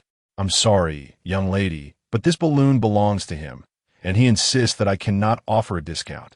So I'm unable to assist you with that. Yuanbao apologized sincerely, her little lips forming a pout, charming the young lady. Suddenly, Yuanbao had an idea. Holding the balloon string in one hand, she grasped the young lady's hand with the other and proposed, Young lady, while I cannot lower the price of the balloon, I can help you find a boyfriend. How about that? What? Oh, that sounds interesting. Your older sister just broke up yesterday. Can you tell her when she will meet her true soulmate? The young lady was momentarily taken aback by Yuanbao's unexpected statement, but her friends reacted swiftly, excitedly answering. Upon hearing this, Yuanbao's interest peaked, as though proclaiming to the young lady, While I cannot control the price of the balloon, I can certainly provide you with an abundance of potential boyfriends.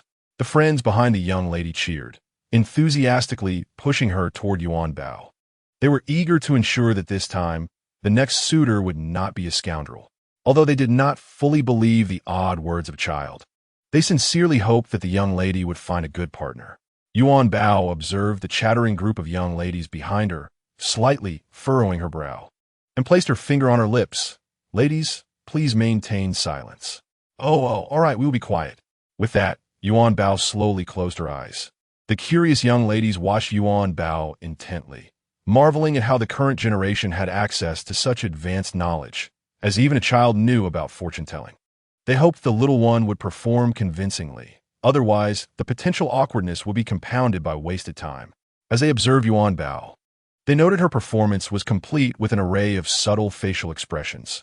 One moment, she furrowed her brow, and the next, her lips curled into a faint smile. Everyone's hearts mirrored the fluctuations of her expressions. After a few minutes, Yuanbao gradually opened her eyes and released the young lady's hand. The crowd leaned in, eager to hear what she would say, curious whether her words would echo the dramatic flair of a television drama. Yuanbao cast a casual glance at the young ladies behind her, then leaned toward the young lady, conspiratorially placing her hand near her ear. The young lady couldn't help but laugh at Yuanbao's antics. "It's all right. They're all my friends." Yuanbao, still somewhat apprehensive, glanced back at the young ladies, wondering if it was truly wise to voice her thoughts in their presence. Adults could be quite peculiar. Was this acceptable? Yuanbao began to doubt herself. At home, all her uncle's girlfriends were distinct individuals, and they could not be shared. Why was it that in this young lady's case, boyfriends could be shared? A girl with pink hair stepped forward, grinning broadly. "Is there something we shouldn't be hearing? Why so mysterious?" The young lady nodded in agreement, echoing the sentiment. "We are all friends here. You can say whatever you wish." The young lady and her friend shared a common thought, merely indulging the little one's desire to perform. They truly did not believe that this child could predict anything significant. "Young lady, do not be foolishly infatuated. That brother you just broke up with is not your true soulmate," Yuanbao stated calmly. A collective gasp echoed from the crowd. Indeed, this child had hit the nail on the head. She truly was a romantic. Yuanbao pointed her finger at the young lady who had just spoken, saying, "The brother you were with is not meant for you. Your true soulmate will be one who is even more handsome and gentle than he." "Huh, you child." Before Yuanbao could finish, she was interrupted by the young lady. "Do not rush. Do not linger on that brother any longer. He truly is not worthy of you." Yuanbao continued, unfazed, as she completed her thoughts, disregarding the protests of the young lady behind her. For what she had seen and known, this young lady was decidedly unkind. "How do you know that?" The young lady whispered, astonished. She had not anticipated this child to possess such insight, or perhaps this little one truly could foresee the future. This was something she had only recently discovered herself. She knew that the man she liked was interested in her good friend, yet she had also harbored feelings for him, choosing to ignore this reality. To her astonishment, this little girl not only recognized this truth, but voiced it aloud. Yuanbao, slightly puzzled, looked at the young lady and asked, "Young lady, do you understand what I'm saying? Do you understand why you are still entangled with that older brother? He does not harbor any affection for you at all." Upon hearing this, Yuanbao became increasingly perplexed, pondering the peculiarities of adults. The little one curiously turned to the sister behind her and inquired, "Sister, you know this too, don't you?" Only after asking did she realize that the sister must indeed be aware, as everyone seemed to know. What remained hidden was the fact that the sister behind was also in a relationship with that older brother. Oh dear, it was all so confusing. Yuanbao's mind was spinning, overwhelmed by one brother and two sisters, nearly causing her CPU to overheat. In Chapter 179, "You are not meant to have a wife," a woman approached cautiously and asked, "Do you know us?" Yuanbao shook her head and shrugged. "I just met the sister. Is now the time to get acquainted?" "My name is Yuanbao." The woman softly repeated, "Yuanbao." As if a memory had surfaced, her gaze toward Yuanbao laden with unspoken words. Observing the group of sisters before her, Yuanbao sensed disbelief in their eyes and chose not to elaborate further. After the incident involving Lu Chuan, Yuanbao had learned to be astute. Finding a boyfriend or girlfriend was a personal matter, and her role was merely supportive, without the need for excessive seriousness. Perhaps it was also due to the fact that she couldn't genuinely warm to these sisters, which led her to refrain from interference. She felt it sufficient to say what needed to be said. However, that older sister firmly grasped Yuanbao's small hand and whispered, "Who told you all this? Was it that brother?" Yuanbao shook her head, clarifying that it was her own deduction, and added, "Sister, you are hurting me." As she spoke, She attempted to free herself from the sister's grip, resisting and stepping backward. At that moment, Gu Qingchuan swiftly rose and strode towards Yuanbao, seizing the woman's wrist with a firm grip. "My daughter says you are hurting her." Although Gu Qingchuan's grasp appeared casual, only the sister knew how much strength he had employed and how painful it truly was. "Hey, we haven't said anything," another woman chimed in as she moved closer. Gu Qingchuan shot her a cold glare, silencing the group instantly. His gaze was frigid, radiating an aura that suggested he could eliminate them without hesitation. The women were visibly intimidated.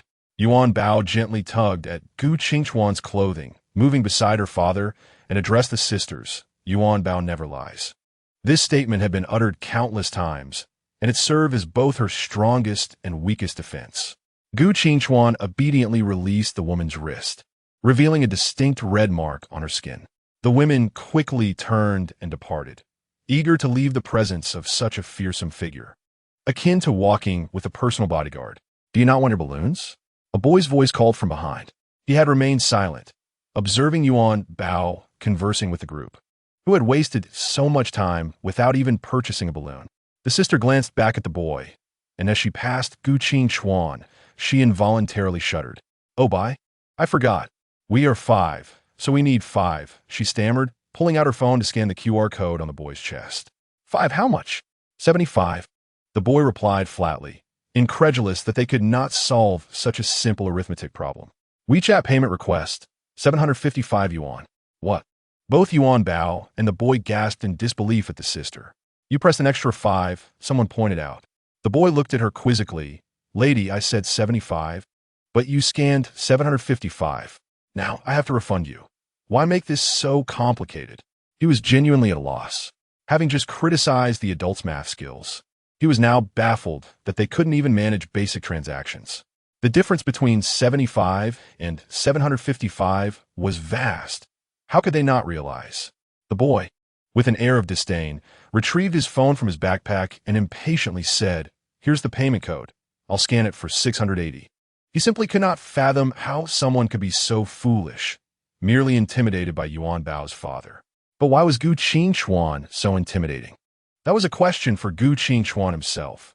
Had Yuanbao not been there, had she not tugged at his clothing, what would he have done with these people? The sister, clutching her phone in search of the payment code, felt an intense gaze fixed upon her from above. The thought of that piercing stare sent shivers down her spine. The boy, growing impatient, transferred the money back, saying, "Choose whatever you like." At this point, the sisters had little thought for selection.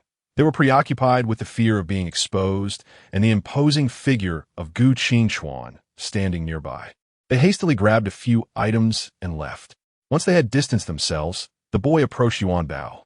"I'm a bit curious. What does your father do?" "He certainly scared them off," he quietly asked. Yuanbao glanced at Gu Qingchuan and gently shook her head. "My father is very gentle. How could he be scary?" In this world, perhaps only Yuanbao perceived Gu Qingchuan's gentleness. The boy clicked his tongue. "That is because he is your father." Casting a nonchalant glance at Gu Qingchuan, the boy recognized that he was indeed quite intimidating, yet he felt no fear, as he had done nothing wrong. "However, I only caught half of your fortune-telling earlier. I must say, you did it quite convincingly." "That wasn't fortune-telling. Yuanbao isn't a practitioner. I was merely assisting the sister in finding a boyfriend." Her words sounded almost credible. "Then tell me my fortune." The boy, skeptical of such supernatural matters, regarded them as mere jokes, especially when money was involved. "As that would make it a scam." Yuanbao scrutinized the boy from head to toe, pursed her lips, and shook her head. "I cannot tell your fortune." "Why can't you tell mine?" "Because you do not need it. Your fate does not include a wife." "What?" The boy was taken aback by Yuanbao's statement. Although he did not believe in such things, he felt that Yuanbao would not curse him. "What do you mean I have no wife? Why won't you even pretend?" Yuanbao insisted. "I am not pretending. You simply do not have a wife. It is what it is." Her patience was waning. Although the boy was still young, he understood that he would eventually need to marry. Being told he had no wife in his destiny was a bitter pill to swallow, especially since he had already decided he did not want a daughter when he grew up. In Chapter 180, the most hurtful is Gu Qingchuan. Yuanbao looked at the boy and shook her head helplessly. She was genuinely not cursing him. Her words were simply the truth. This boy truly had no destiny for a wife. For reasons unknown, without needing to hold his hand to read his fate, Yuanbao could discern from the boy's expression that his emotional line was starkly bare. Clearly, the boy was profoundly dissatisfied with Yuanbao's assertion. The young boy extended both hands, grasping Yuanbao's hands, his expression grave and cold as he fixed his gaze upon her. I must reiterate one last time. You better speak properly, or beware of the consequences. Yuanbao stared at the boy for a couple of seconds, then burst into hearty laughter. The boy looked at her in confusion. Despite his serious demeanor and intimidating presence, how could this little creature still be laughing? Stop laughing, he admonished in a low voice. Ha ha, I'm talking about you. Stop laughing. Yet, Yuanbao seemed oblivious to his words, continuing to laugh uproariously, which thoroughly infuriated the boy. He shook her hand vigorously. I'm talking to you. Can't you hear me? Ha ha ha, I can't hear you. The boy was even more baffled by her response. This little girl was doing it on purpose.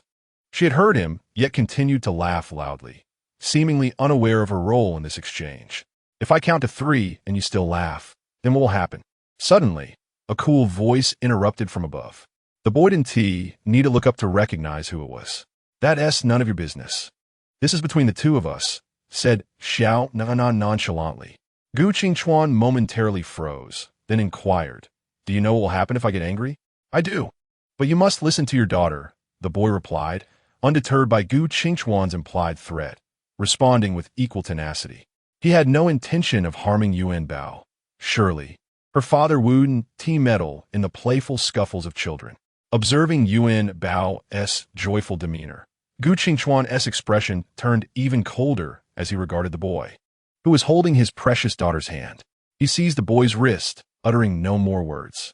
The sudden pain caused the boy to instinctively release Yuanbao's hand. This is a matter among children. Do you really want to intervene? That would reflect poorly on your family's upbringing. The boy slowly raised his head, meeting Gu Qingchuan's piercing gaze. My actions only reflect on me, and have nothing to do with Yuanbao. No, that's incorrect. If you end up in jail, Yuanbao won't be able to take the civil service exam. Tell me, do your actions not affect her? Gu Qingchuan found himself momentarily at a loss for words, for the boy's reasoning was indeed valid. He was infuriated. How could he, Gu Qingchuan, be outsmarted by a mere child? The boy noticed Gu Qingchuan's speechlessness and smirked proudly. He turned to Yuanbao. Your father has been persuaded by me. Now I give you one final chance. Do you still wish to say what you just said? His words were deliberate, carrying an undertone that warned her to reconsider, lest he truly take action. However, Yuanbao paid no heed. She had declared that she would never lie, and even if the boy compelled her to repeat it 100 times, her words stood firm. She had no husband her fate. No husband means no husband, she affirmed. The boy was visibly frustrated by her stubbornness, yet felt powerless against her resolve. Since you are so insistent, fine. If you claim I have no wife, then you shall be my wife. Gu Qingchuan. Yuanbao, huh? Both Gu Qingchuan and Yuanbao were momentarily stunned. Yuanbao quickly shook her head vigorously. No, I'm not your wife. Just like you, I have no husband in my fate, so the two of us cannot be. Gu Qingchuan. After Yuanbao's declaration, it was now the boy and Gu Qingchuan who were bewildered. In the ensuing exchange, Gu Qingchuan felt increasingly aggrieved. First, his precious daughter had been claimed as someone's wife, and now she was destined to remain alone. What father could withstand such indignity? The boy looked at Yuanbao in disbelief. Surely, this was too far. Cursing others to have no spouse was one thing, but to include oneself was quite another. Well, I believe we must all be accountable for our words. Someone as thoughtless as you is engaging in undesirable behavior. The boy recognized that Yuanbao was formidable. She could inflict damage on herself while attempting to harm others. He decided to change his approach and began to reason with her. Yuanbao observed the boy's earnest demeanor and replied with a smile, Indeed, I must be responsible for what I say. Thus I cannot speak carelessly. Stubborn as a mule. The boy shook his head in exasperation, realizing she was impervious to reason. Such behavior would inevitably lead to her own detriment. Yuanbao looked at the boy and continued, Since we are alike, why don't we become friends? From now on, We shall be friends. This was a phrase she had just learned, and the boy was the first to hear her say it. The boy, somewhat skeptical, extended a hand and lightly shook hers, raising an eyebrow. Guzhenshi. Guzhenshi? Yuanbao quietly repeated his name, a fleeting thought crossing her mind. Yet, as she prepared to voice her thought, it suddenly slipped away. Chapter 181. Gu Qingchuan is unemployed for Guzhenshi. Although today's events were somewhat absurd, upon reflection, they were rather amusing. Particularly, that little girl, Yuanbao. In fact, he had a vague recollection of her. Not long ago, he had inadvertently come across a video online featuring a little girl who appeared woeful as she apologized. Guzhenshi had scolded her parents for allowing their child to earn money and for compelling her to apologize when she was criticized. However, after conducting some investigation, he discovered that the situation was not as he had initially presumed. The moment he laid eyes on Yuanbao today, the memory resurfaced. He feigned ignorance of her, cleverly positioning himself to appear as a well-intentioned acquaintance of this pitiful little girl. The family. As Gu Qingchuan and Yuanbao stepped into the hall, they were greeted by an unfamiliar woman standing dutifully before the sofa. Yuanbao leaned close to her father's ear and whispered, "Daddy, who is that Annie?" A mysterious smile graced her face. To Yuanbao, this was an opportunity presented on a silver platter. Gu Qingchuan understood the expression on his daughter's face and cleared his throat, responding quietly, "That as a guest, we must show our manners." Yuanbao was aware of the importance of politeness, but thought assisting the aunt in finding a husband was not impolite at all. Upon seeing Yuanbao, the woman's face instantly brightened with a smile as she approached Gu Qingchuan. He instinctively halted, his gaze sharp as he scrutinized her. Was she attempting to claim Yuanbao for herself? This thought made Gu Qingchuan even more vigilant. "This must be Yuanbao, and you're her father?" The woman inquired with a smile. "Indeed, I am Yuanbao, and this is my father," she chimed, her joy evident as the aunt approached her. The little one particularly enjoys visitors who come uninvited. In this way, father can no longer claim that he lacks manners. "Who are you?" The woman was startled by Gu Qingchuan's sudden inquiry and quickly lifted her head to look at him. I'm the personal nanny Mr. Li arranged for Yuanbao, responsible for all her matters in kindergarten." "Personal? Nanny?" Gu Qingchuan squinted, scrutinizing the woman from head to toe. Indeed, she had come to compete for Yuanbao's affection. "Yuanbao's? Is it similar to an aunt taking care of older siblings?" Yuanbao asked in a whisper.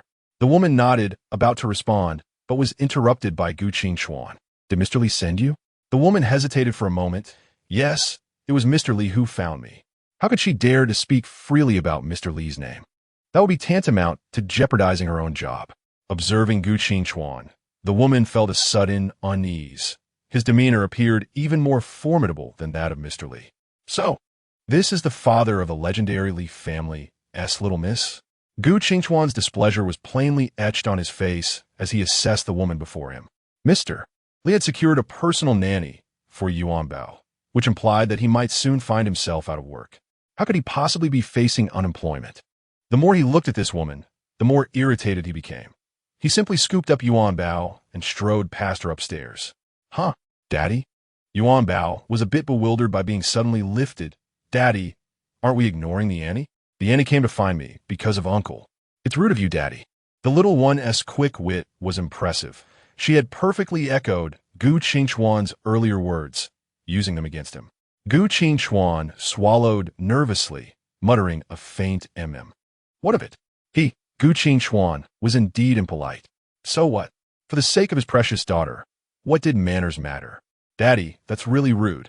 So you shouldn't teach Yuanbao to be polite in the future," Yuanbao remarked, pouting as if her father had not heard her. Gu Qingchuan paused, gazing at the little one's stern expression, contemplating countless responses, yet none seemed sufficiently compelling. He glanced at the woman behind him and then back at the little girl. Yuanbao is right. Daddy's earlier behavior was inappropriate, and Daddy acknowledges his mistake.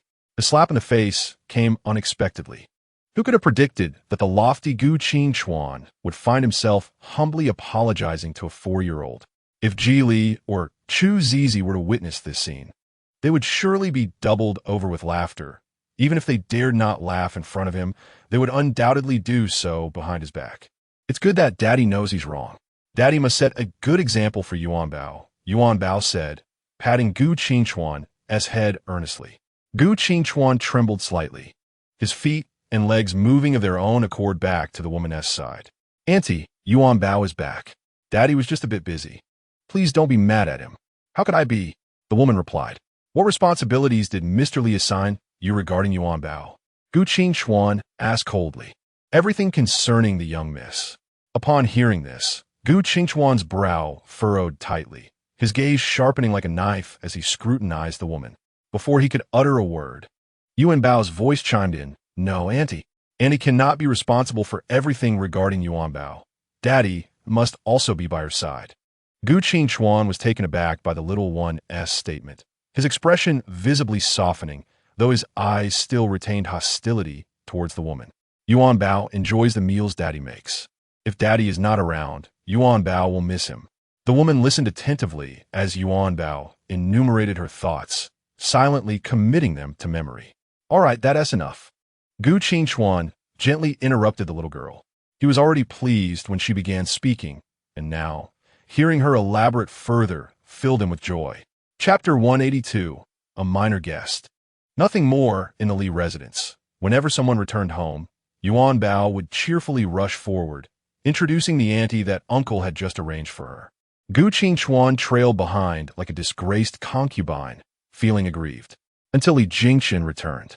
Gu Qingchuan hastened to approach Li Jingchen, deliberately lowering his voice to avoid Yuanbao hearing him, and asked in a hushed tone, Why is there a need for an auntie for Yuanbao when I am here? Li Jingchen cast a casual glance at the aunt trailing behind Yuanbao, his face cold as he questioned, Is there anything the aunt can do that you cannot? Of course. Gu Qingchuan retorted, such as taking Yuanbao to the swimming pool, helping her bathe and change clothes. However, he suddenly realized that perhaps he could not do that. How could he accompany Yuanbao into the girls' changing room? If he did, the other children might say that Yuanbao's father was a pervert, following her into the girls' changing room to peek at other girls changing. No, he thought, and fell silent. This was indeed an oversight on his part. He had not considered this aspect. If such a situation were to arise, it would ultimately be Yuanbao who suffered. At this moment, Yuanbao joyfully ran up to Li Jingchen. Thank you, uncle. Yuanbao really likes the anime you found for me. Li Jingchen looked at Yimin, who stood behind Yuanbao, and nodded with satisfaction. Tomorrow would be Yuanbao's last day participating in this program, after which she would start kindergarten. Opportunities for such programs would be scarce. Yimin accompanied Yuanbao onto the vehicle heading to the production team. Upon realizing it was her last recording session for this program, Yuanbao felt an indescribable emotion swell within her. The little one fidgeted with her fingers while gazing out the window, pondering when she would next see brother and sister Xiaowan. She must bid farewell properly. Should she buy gifts for them? That way, they wouldn't forget Yuanbao. Yimin seemed to understand the child's thoughts, gently suggesting, if Yuanbao is reluctant to part with her friends here, she can bid them farewell today, and they can always plan to play together in the future. Oh, right, Annie Minmin, you're right. Yimin immediately alleviated Yuanbao's worries, and the little girl brightened up, as if her earlier concerns had vanished completely. The vehicle soon arrived at the filming location, and Yuanbao eagerly opened the door and dashed toward Ren and Shi and Song Xianwan. Today, Ren and Shi and Song Xianwan appeared particularly harmonious, standing together and chatting amiably. Brother and Shi, sister Xianwan, Yuanbao is here. The little girl began greeting them from a distance, her short legs scampering excitedly. Although she had only been away for a few days, it felt to her as if it had been an eternity since she last saw them. Ren and Shi had actually spotted Yuanbao's vehicle long before it arrived. The moment he saw it, he turned to Song Xianwan and began to joke with her, though his peripheral vision remained fixed on Yuanbao's direction. He heard her call out, but pretended not to notice, adopting an air of indifference. Yuanbao, however, paid no heed to this, focusing solely on running toward them. Although today marks the final episode of the program, it appears that a guest has arrived. The onlookers murmured softly, expressing their surprise at the unexpected presence of a guest. However, Yuanbao, who was entirely preoccupied with her admiration for Ren Shi and Song Xianwan, remained oblivious to the whispers surrounding her. At this moment, Renenshi and Song Xiaowan were engaged in their own discussion about the guest expected to arrive, yet neither of them was familiar with this individual, only knowing that their surname seemed to be Gu. Yuanbao, you're here, Song Xiaowan called out, having spotted her long before Yuanbao was nearly upon her. She greeted her to prevent Yuanbao from embracing her. Sister Xiaowan, what are you talking about? Yuanbao asked curiously, smiling as she stood beside them. Nothing much, Renenshi replied curtly. Upon hearing his remark, Song Xiaowan feigned secrecy, closing her lips and taking a small step back. With the conversation at a standstill, Yuanbao opted not to inquire further, instead standing quietly to gaze in the direction of the director. This behavior surprised Renenshi. Wasn't she the one who loved to dig for information? He tilted his head in curiosity, glancing at Yuanbao, only to discover that her gaze was fixed on the director in the distance. It was indeed peculiar. It seemed as if this little one had transformed in the few days they had not seen each other. All right, my dear children, let us gather. The director approached with a warm smile, extending his arms in a gesture of embrace. Today marks the final episode of our show, and I have prepared a little surprise for you. Shall we take a guess? Is there another little friend coming today? Song Xiaowan eagerly inquired. It seems everyone is aware. You are correct, Xiaowan. Her enthusiasm was not merely a guess. It was clear that everyone had been discussing it, thus she was informed. Her eagerness stemmed from the hope that if the guest were a girl, she could quickly establish a good rapport. If it were a boy, the same principle applied. Ultimately, regardless of the guest's gender, it was crucial that their relationship with Yuanbao did not surpass her own. As speculation filled the air, the little guest made a dazzling entrance. Clad in a simple black tracksuit, the newcomer approached with an unadorned yet confident demeanor. Renenshi scrutinized the boy from a distance, wrinkling his nose in disdain. He appears rather ordinary. Is this truly a guest? Prior to the arrival of the individual, Renenshi had envisioned a more prominent figure, fearing that he might overshadow him. However, now it seemed that was not the case. Yet, Yuanbao, standing aside, appeared rather excited. Renenshi frowned slightly, casting a glance at her.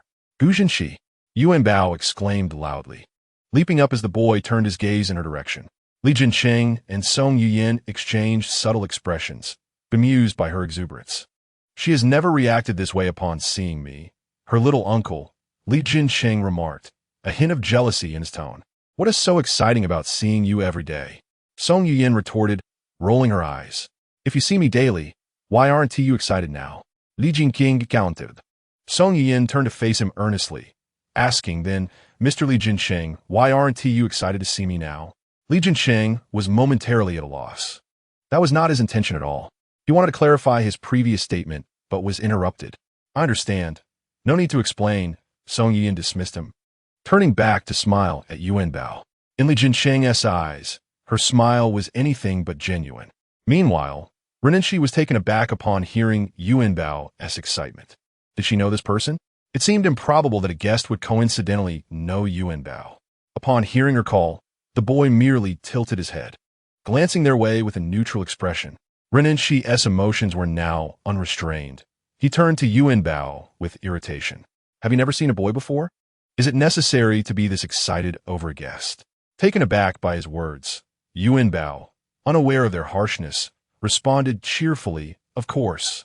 Gu Zhenshi is a good friend of mine, even closer than my relationship with you, brother and she. You know him? Where did you meet such an unfortunate fellow? He resembles that non-Bao character, just luckier.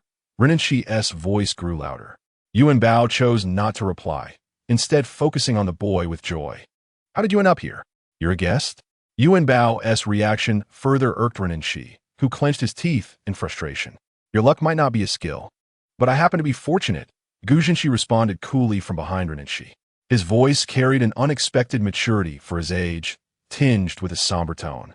And perhaps, as Yuanbao suggested, our relationship might indeed be better than yours, so refrain from uttering unwarranted comments.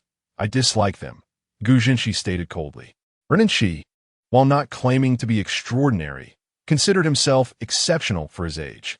Yet, in the instant their eyes met, he felt a sense of weakness. Regardless, he maintained a cold smirk. Yuanbao's friendships are her own affair. They concern you not. Gu Zhenxi scoffed, subsequently laughing. Does it concern you? With that, he shifted his gaze away from Renenshi, positioning himself next to Yuanbao. Gu Zhenxi did not wish to acknowledge their friendship, as they had merely met once, not yet qualifying as friends, let alone good friends. However, hearing Renenshi criticize Yuanbao was intolerable to him. Despite not being close, he would not allow others to speak ill of her. Under the director's introduction, the children began to bond, commencing the final recording of the episode. True to the program's format, the four of them divided into pairs to complete tasks. Song Xiaowan stood quietly beside Renenshi, observing the silent tension between him and Gu Zhenxi. This was more of a conflict Renenshi had conjured in his mind, as Gu Zhenxi barely cast him a glance, leaving Renenshi fuming. Noticing the silence, Song Xiaowan decided to take the initiative. She walked over to Gu Zhenxi, wearing her characteristic fake smile, and said, "Hello, I am Song Xiaowan. Would you like to team up with me?" Renenshi intended to partner with Yuanbao. Gu Zhenxi remained silent, casting a fleeting glance at her before turning to Renenshi and stating, "I wish to team up with Yuanbao." Song Xiaowan's smile froze on her face. She had not anticipated such a direct rejection from Gu Zhenxi. She had meticulously observed the dynamics between him and Yuanbao, noting how he had been indifferent to her words. Why, then, did he suddenly express a desire to team up with her? As a man, how could you disregard a girl's feelings and reject her so bluntly? Fei Yingxi scoffed. Indeed, he wishes to team with Yuanbao. I must admit, I felt a surge of satisfaction when I saw Song Xiaowan approaching Gu Zhenxi. Who says a man cannot refuse? If you feel that way, then by all means, team up with her. I refuse, Renenshi instinctively retorted without a second thought. Noticing Song Xiaowan standing there awkwardly, he added, "It is you, Xiaowan, who wishes to team up with him, not I." After being turned down by Gu Zhenxi, Song Xiaowan felt immense embarrassment, only to find herself further mocked by Renenshi. What was it about Yuanbao that so captivated them both? She pondered what offense she had committed to provoke such disdain from them. It's all right. I can team up with anyone. Even if I'm alone, it poses no issue. Taking a deep breath, she forced a smile and softly declared, returning to her designated spot. Heaven knows how awkward she felt, wishing to escape the situation. Her words went unacknowledged as Renenshi confidently addressed Gu Zhenxi. Since you wish to team with Yuanbao, let us allow her to choose whom she prefers to partner with. Chapter 184. Yuanbao is adored. Enshi Gij, you are remarkable, but I prefer Gu Zhenxi. Yuanbao wishes to team with Gu Zhenxi. Upon hearing Yuanbao call his name, Renenshi's joy was palpable, his pride evident on his face. Yet, Yuanbao's subsequent declaration felt like a bucket of cold water dousing his enthusiasm, causing his expression to falter. Shall we proceed with the task assignment? Gu Zhenxi inquired, a subtle smile gracing his lips. The director had begun explaining the tasks, leaving Renenshi with no choice but to team up with Song Xiaowan. Let us go, even if you do not wish to partner with me. I'm all that remains. We must complete the task, Song Xiaowan stated coldly. As a girl, she endured the disdain from the two boys without complaint, but Renenshi's attitude resembled someone who had been wronged. Do you not wish to team with Gu Zhenxi? Why not form a trio with him, and I shall go solo? Renenshi retorted in frustration. Are you out of your mind? Song Xiaowan exclaimed, taken aback by Renenshi's demeanor. Amid their bickering, Yuanbao and Gu Zhenxi had already distanced themselves. Today's task mirrored their first episode, still revolving around a commercial street. Gu Zhenxi walked beside Yuanbao. Perhaps due to his longer legs, he moved slightly faster. Suddenly, he halted, and Yuanbao, unaware, bumped into him. Ouch! Why did you stop without warning? She complained, rubbing her forehead. Can you eat sweets? Do you have cavities? Huh? Yuanbao was taken aback by his sudden inquiry. No cavities, and I certainly enjoy sweets. As soon as she finished speaking, Gu Zhenxi turned and walked toward the nearby ice cream shop. Moments later, he returned, holding a pink ice cream cone. Here. Yuanbao's eyes sparkled at the sight of the ice cream. Is this for me? Yes, enjoy it before it melts. Gu Zhenxi replied, handed her the ice cream and continuing his stride, gradually slowing down. Yuanbao eagerly began to savor the delightful treat. looking up at Gu Zhenxi with a sweet smile. "Thank you. This ice cream is delicious, especially the strawberry flavor," she added. Gu Zhenxi's peripheral vision caught sight of Yuanbao enjoying her treat, a smile unconsciously forming on his lips, a smile he himself had not noticed. It was merely an ice cream. What was there to be thankful for? He thought Yuanbao was far more charming than that girl named Song Xianwan, who exuded a sense of cunning and superficiality. Yuanbao, in her innocent and endearing nature, was far more appealing. What are your plans for today's task? Where should we search for your uncle, the beautiful aunt, and your father? Yuanbao asked earnestly, still focused on the task at hand. Such a simple task was hardly a challenge for Gu Zhenxi. He was merely cooperating with the production team to create entertaining content. If he were to locate everyone immediately, the show would lack intrigue. Your task now is simply to enjoy your ice cream and avoid getting it on your face or clothes. Yuanbao obedini note that, not daring to protest. In contrast to the harmonious rapport between Gu Zhenxi and Yuanbao, the dynamic between Ren Enshi and Song Xianwan produced far more dramatic effects. Ren Enshi seemed to be in a foul mood, hurling sarcastic remarks at Song Xianwan, showing little interest in the task ahead. This resulted in the film crew having to cut the recording several times. However, his antics were captured by passers-by and swiftly made their way to the internet. Trending under the headline "Mysterious Guest Steals Ren Enshi's Little Companion." Who is this mysterious guest? Does anyone know? It seems Yuan Bao has quite a fondness for him. It's not that the companion was stolen. It's clear that she left Ren Enshi for someone else. The current generation of internet users is indeed peculiar, turning a child appearance on trending topics into sensational news, much to the chagrin of the adults involved. Could you stop trailing behind me? Did we not agree to complete our tasks independently? Song Xianwan nearly burst into tears from frustration. She had intended to tackle the task on her own, but the production team insisted she partner with Ren Enshi. Otherwise, she would have left long ago. Who would willingly endure such unjust treatment?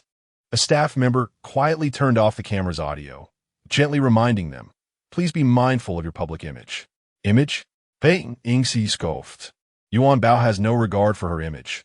What issue could my behavior possibly cause? The staff member shook their head in resignation and resumed filming. Was it a sign of aging that he could not grasp Ren Enshi's behavior? What was his issue? Was it merely because Yuanbao teamed with Gu Zhenxi? Ren Enshi seemed to be acting rather erratically.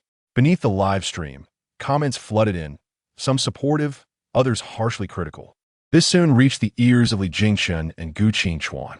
Gu Qingchuan, observing the fleeting comments on the screen, furrowed his brow deeply. He had watched the live broadcast. Yuanbao had done nothing wrong. Were the viewers simply idle? And that Ren Enshi, he is clearly unreliable. 20 minutes later, Gu Qingchuan's car screeched to a halt at the end of the commercial street.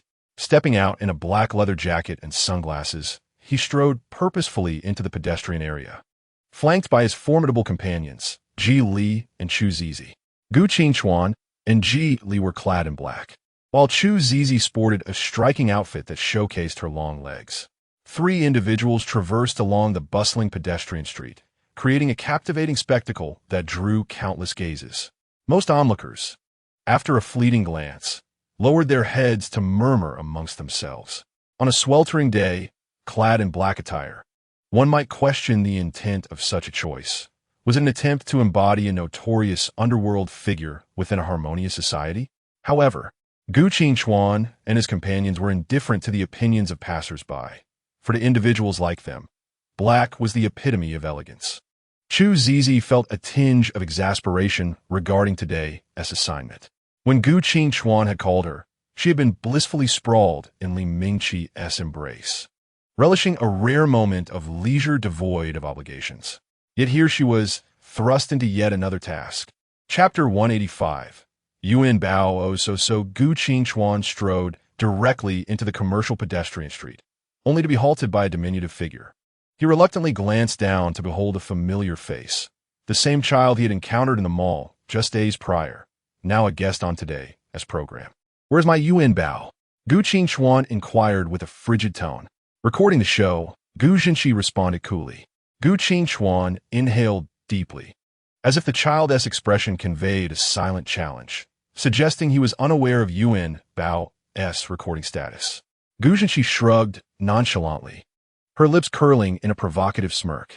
Behind them, Ji Li and Chu Zizi exchanged astonished glances. This little one exhibited no fear in the presence of Gu Qingchuan, instead showcasing defiance. Witnessing their leader's moment of embarrassment at the hands of a child was unexpectedly amusing to Ji Li, who couldn't help but let a smile grace his lips. However, Gu Qingchuan caught this subtle gesture. "What are you laughing at? Is it amusing?" he barked sharply. Ji Li swiftly retracted his smile, fearing a potential retaliatory maneuver from Gu Qingchuan. Yuanbao remained blissfully unaware, diligently engaged in the recording. Just as Gu Zhenxi took a couple of steps forward, she abruptly turned back to Gu Qingchuan, stating, "He is here for a reason." Gu Qingchuan could surmise the implications of her words. Having witnessed Ren Enxi's earlier demeanor towards Yuanbao, it was only natural for him to feel restless and eager to confront the boy. Unperturbed by Gu Qingchuan's expression, Gu Zhenxi pivoted and walked towards Yuanbao. Following her gaze, Gu Qingchuan spotted Yuanbao, nestled in a shaded corner, blissfully toying with her playthings. The sight of Yuanbao's joy eased Gu Qingchuan's anxiety, leading him to decide against interrupting her merriment. As twilight approached, Gu Zhenxi escorted Yuanbao back to the starting point, where the production crew awaited their return. Glancing at the vacant area, Gu Zhenxi scoffed internally. It was evident that the two individuals had yet to return, making task completion highly improbable. How could two individuals who harbored mutual disdain for one another possibly collaborate successfully? Yuanbao observed the emptiness and inquired, "Did Enshi Gij and Xiao Yuanbao finish their task and leave?" Both the director and Gu Zhenxi's attention shifted towards her. The director responded, "Yuanbao and your partner are today as champions." Gu Zhenxi remained silent, feeling a pang of discontent. How could anyone believe Ren Enshi superior to her? In summary, the day's events revolve around Yuanbao, who simply followed Gu Zhenxi, indulging in delightful food and fun, while Gu Zhenxi effortlessly managed the tasks on her own. Little Yuanbao remained blissfully ignorant of this dynamic, solely aware of having enjoyed her day immensely. When Ren Enshi and Song Xianwan finally returned, an indeterminate amount of time had elapsed, and they were summoned by the production team. Ren Enshi felt a sense of discomfort upon seeing Gu Zhenxi standing beside Yuanbao, his emotions in turmoil. Similarly, Song Xianwan felt uneasy, unable to comprehend why Yuanbao seemed to possess such fortuitous luck, simply due to her illustrious family ties. "Xianwan Jiejia, you're finally back," Yuanbao exclaimed joyfully, approaching them, yet was completely overlooked as if she were invisible. Stunned, Yuanbao stood there, feeling as if both Enshi Gij and Xiaowan Jiejia no longer cherished her presence. Gu Zhenxi, having witnessed this scene, initially felt disinclined to intervene, believing Yuanbao had brought this upon herself. Nevertheless, seeing Yuanbao standing alone evoked an inexplicable feeling within him. With a resigned sigh, he hurried to Yuanbao's side, grasping her small hand in annoyance, stating, "Look at you, always causing trouble." "Who is causing trouble?" Yuanbao merely came to greet Xiao Yuanbao. Yuanbao pouted. "Don't they have legs?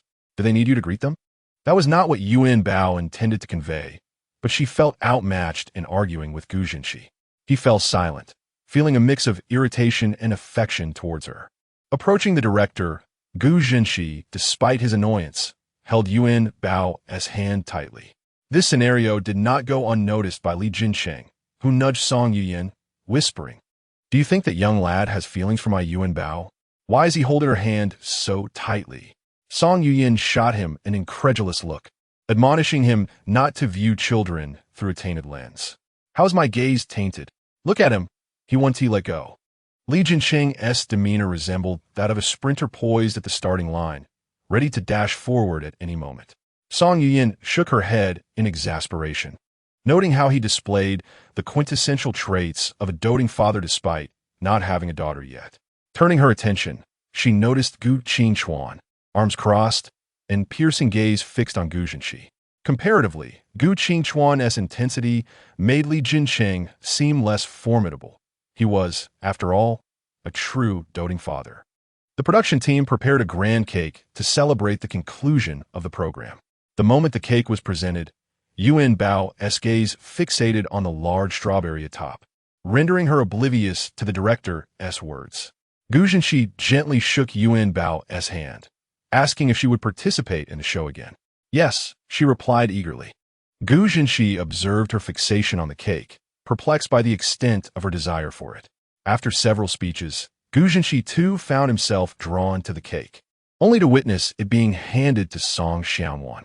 Unexpectedly, Song Xiaowan approached Gu Zhenxi, offering, "Here, even though it's my birthday, I'm willing to share this piece with you if you like it." Chapter 186. Attending kindergarten, Gu Zhenxi raised an eyebrow, scrutinizing the cake and then Song Xiaowan's face. Without a second thought, he accepted the cake from her hand. "I knew you would like it," Song Xiaowan beamed, her expression brimming with joy. However, Gu Zhenxi, upon receiving the cake, remained silent and offered no response, instead turning to Yuanbao and saying, "Here." Yuanbao's eyes sparkled at the sight of the cake, her mouth watering, yet reason advised her against accepting it. "This is a gift from Sister Xiaowan for you. Yuanbao cannot accept it. Here, take it." Gu Zhenxi completely disregarded Yuanbao's chance to refuse, directly taking her small hand and placing the cake into it. Before Yuanbao could react, Gu Zhenxi had already turned away. Song Xiaowan witnessed the entire scene, her expression gradually hardening, even turning fierce. She initially believed that Gu Zhenxi had genuinely accepted her cake, but to her surprise, it was still for Yuanbao. Why? On what grounds? After all, it was her birthday today, and she had deliberately informed Gu Zhenxi that it was her special day, and that the cake was meant to be shared with him. Yet, Gu Zhenxi still chose to give it to Yuanbao. Yuanbao held the cake, shyly glancing at Sister Xiaowan, only to meet her fierce gaze, causing Yuanbao to shudder in fright. Cautiously, she approached Sister Xiaowan with the cake. Just as she was a step away from reaching her, Sister Xiaowan turned to face the cake. "Sister Xiaowan, here's the cake back. Daddy said Yuanbao cannot eat cake these days." Yuanbao's little mind spun for a moment, concocting such a casual excuse. If she couldn't eat it, why not just leave it there? There's a new one here. Why should I take what you don't want? Clearly, Yuanbao had never encountered such a situation and stood frozen in place, bewildered by Sister Xiaowan's words. Just when she was unsure of what to do, Gu Zhenxi and Li Jincheng stepped forward simultaneously. Gu Zhenxi pulled Yuanbao back, saying, "Your dad isn't here. He won't know if you eat it." Li Jincheng looked at Song Xiaowan, who was cutting the cake, and said with a smile, "Since today is Xiaowan's birthday, let me represent Yuanbao and gift her a big birthday cake, one to share casually." After speaking, he turned to Yuanbao, affectionately saying, "Go ahead. Your uncle permits it." Li Jincheng initially intended to stand up for Yuanbao, but since the show was still being filmed, he knew that retaliating would cause trouble. Yuanbao ate the cake, but felt no joy from the delectable treat she had longed for. Sister Xiaowan had appeared quite angry earlier. Was it because Gu Zhenxi had given her cake to Yuanbao? Then why, when returning, did Sister Xiaowan no longer want it? Yuanbao's small mind could not comprehend the reason behind this. Watching Yuanbao surrounded and protected by everyone, Song Xiaowan silently vowed to surpass Yuanbao in excellence, refusing to live in her shadow. Yuanbao had snatched away something she cherished, but in 3 days, she would seize what Yuanbao cherished. Early in the morning, Yuanbao looked at her school uniform and little backpack, eagerly wanting to put them on. The little bundle of joy donned the school uniform, appearing somewhat like a small student despite still being in kindergarten. Dressed in her uniform, Yuanbao couldn't resist showing off to her older siblings. "What is there to flaunt? We all wore the same uniform," Li Yixue remarked haughtily. Although her words were sharp, she still thoughtfully knelt down to help Yuanbao tie her skirt at the waist, saying, "You're already going to school. You should be able to manage your skirt." Yuanbao Zitka Fulitz Li. Downstairs, Old Master Li, Gu Qingchuan, and several uncles had been waiting for some time. Li Yang observed the gathering crowd in the hall and couldn't help but jest. "When we were in school, I don't recall anyone caring this much. You little rascal, what do you need to be cared for? You still have Yixue to accompany you," replied someone. "Yuanbao isn't far from us, and her kindergarten is connected to our elementary school. Xiao alone. Just as he finished speaking, Old Master Li and Li Jingchen shot him a glare, prompting him to quickly shut his mouth. Yuanbao and Li Yang were not in the same vehicle. Li Yang stood in front of Yuanbao's car, wearing a stern expression. We agreed beforehand. Once we reach school, no crying or looking for daddy. We will be embarrassed. Yuanbao obediently nodded, saying, "Don't worry, Yuanbao definitely won tea." Li Yishue intended to say something as well, but seeing Yuanbao's obedient demeanor, the threatening words stuck in her throat. The two turned and boarded the front vehicle. At the international kindergarten, as soon as Yuanbao got out of the car, she spotted a beautiful sister standing at the entrance. The sister wore almost no makeup, her skin flawless. And when she smiled, two shallow dimples appeared on her face. "Are you little friend Yuanbao?" the sister asked sweetly. "How did she know it was Yuanbao?" "Because I have magic, and I recognize you at first glance." Yuanbao rushed towards the pretty sister, completely disregarding her father following behind. Gu Qingchuan watched as his daughter confidently walked away, feeling an indescribable mix of emotions. His little girl was growing up.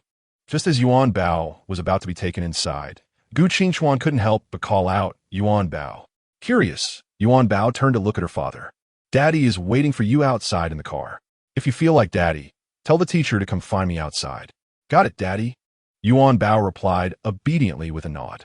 She then turned to the teacher and asked, "Teacher Taozi, do other children have their daddies waiting outside when they come to school?" Well, Teacher Taozi hesitated. Not really. Even if there were, it would usually be grandparents. It's truly the first time I've seen a daddy like Yuanbao's. This was undoubtedly a case of a devoted father, and he seemed a bit idle. Yuanbao peeked back cautiously, locking eyes with her father's gaze before quickly turning back and following Teacher Taozi into the classroom. Yuanbao was merely starting kindergarten. Why did it seem as if her father felt he might never see her again? Teacher Taozi has brought a new friend for everyone. Her name is Yuanbao. Let's welcome her together, shall we? Chapter 187. Asking Teacher Juzi a question with eager anticipation, Yuanbao followed behind Teacher Taozi, her big eyes blinking as she surveyed the unfamiliar environment and the other small children around her. As soon as Teacher Taozi finished speaking, she looked towards Yuanbao. Realizing what was expected of her, Yuanbao stepped forward, surveying every corner of the classroom, and calmly declared, "Hello, little friends, I am Lima Yuan. You can call me Yuanbao. I am 4 years old this year. I know you. You're that little star on TV." One of the children interrupted, prompting Yuanbao to continue with the conversation. "Just call me Yuanbao. I am not a star." The friendships among the children were refreshingly simple, and soon they were playing together enthusiastically. Before long, it was time for Yuanbao's first physical education class after starting kindergarten. "Teacher Juzi! Teacher Juzi!" Yuanbao watched as the nearby children shouted excitedly, puzzled as to why everyone was so thrilled.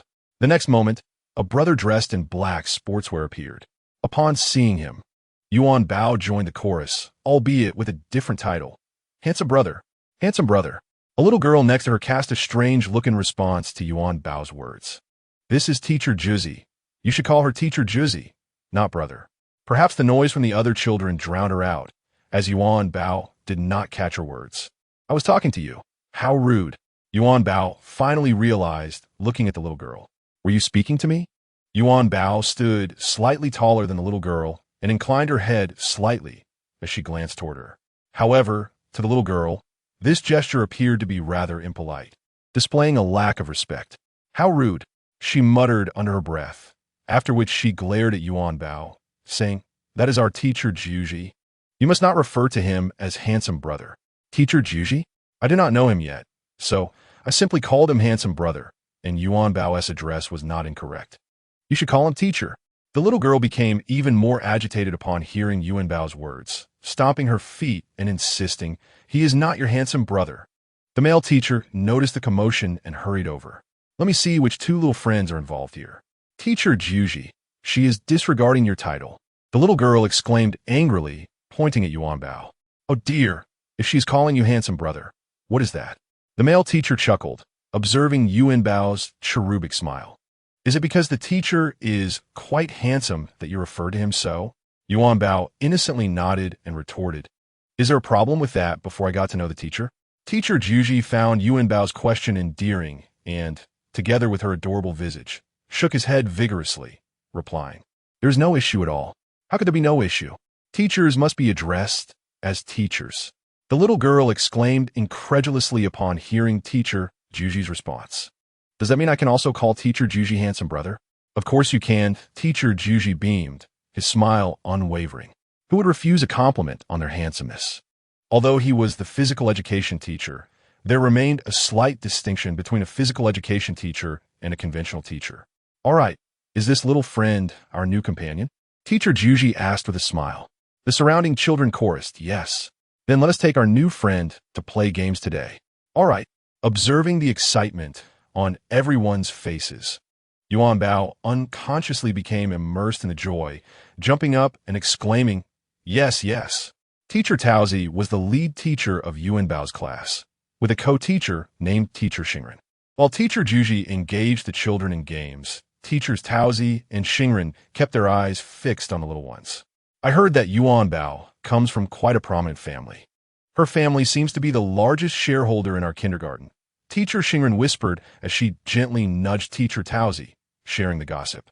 Teacher Taozi, her gaze still on the children, replied absent-mindedly, "Yes, but we must treat all the children in the class equally. You have worked in kindergarten for so long, and there's a reason you are still leading the class," Teacher Xingren teased. Teacher Taozi, seemingly unfazed by the remark, offered no response. Noticing Teacher Taozi's reaction, Teacher Xingren refrained from further commentary, gazing dreamily at Teacher Juji. Though she had only recently joined the kindergarten, she had already heard much gossip, including that about Teacher Taozi. After graduating, Teacher Taozi came to this kindergarten and has performed excellently without any infractions. However, after several years, she still leads a class, even as the principal has changed multiple times. Rumor has it that each new principal has not favored Teacher Taozi. It appears there are reasons for Teacher Taozi's unpopularity. The 20-minute physical education class concluded swiftly. Yuanbao had a delightful time playing with her peers, save for the earlier encounter with the little girl. Yuanbao could not fathom why the girl persistently sought to provoke her. Regardless of what Yuanbao said, the little girl remained by her side, making sarcastic remarks. Fortunately, Yuanbao was not one to hold grudges. She turned away and dismissed the girl's words as if nothing had occurred. "All right, my little friends. Today Teacher Juji must bid you farewell. We will meet again next week, shall we?" Yuanbao understood the reluctance in everyone's faces. After all, Teacher Juji's physical education class was indeed engaging. Yet, there lingered a question in Yuanbao's heart that she had been holding back all morning. As Teacher Juji turned to pass by Teachers Taozi and Xingren, Yuanbao could no longer contain herself and raised her small hand, calling out, "Teacher Juji." "Yes." "What is it?" "Yuanbao." Teacher Juji responded. Yuanbao glanced at the other children's curious gazes, hesitated for a moment, and finally asked, "Teacher Juji, may I ask you a question?" "Of course." Without a second thought, Yuanbao dashed toward Teacher Juji. "What is this? Why must you approach Teacher Juji to speak?" The little girl huffed, stamping her foot. Chapter 188. Teacher Juji told a lie. "What is it? What question do you wish to ask Teacher Juji?" the gentle teacher inquired, with a demeanor reminiscent of a radiant Virgin Mary. "I want to know, Teacher Juji, do you have a girlfriend?" The three teachers present were momentarily taken aback, having never encountered such a direct child in their years of teaching. Teacher Juji chuckled. However, Yuanbao wore a serious expression, for earlier, when Teacher Taozi had caught her, she had noticed something. Now, she was eager to learn how Teacher Juji would respond. From her observations that day, it seemed there was no romantic connection between Teacher Juji and Teacher Taozi. Conversely, there was an unspoken sentiment when Teacher Xingren gazed at Teacher Juji. "Yuanbao, this question is rather personal. We should avoid prying too much," Teacher Taozi gently advised. Yuanbao turned to Teacher Taozi, saying, "But Teacher Taozi, my father and uncles told me to care for everyone around me, and I am genuinely concerned about Teacher Juji." Of course, Teacher Juji does not have a girlfriend. He spends all his time teaching you little rascals. Where would he find the time for romance? Teacher Juji responded playfully.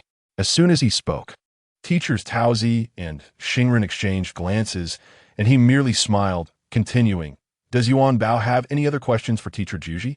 Yuanbao shook her head. It seemed that Teacher Juji had indeed told a fib. His demeanor was distinctly that of someone who was untruthful. Her brother had informed her that when people lie, their eyes and facial expressions often betray them, suggesting discomfort. Teacher Juji had appeared quite uneasy, a fact Yuanbao noticed with clarity. As she watched Teacher Juji's figure gradually recede, Yuanbao smiled at Teacher Taozi before returning to her place, awaiting the signal to board the train back to the classroom.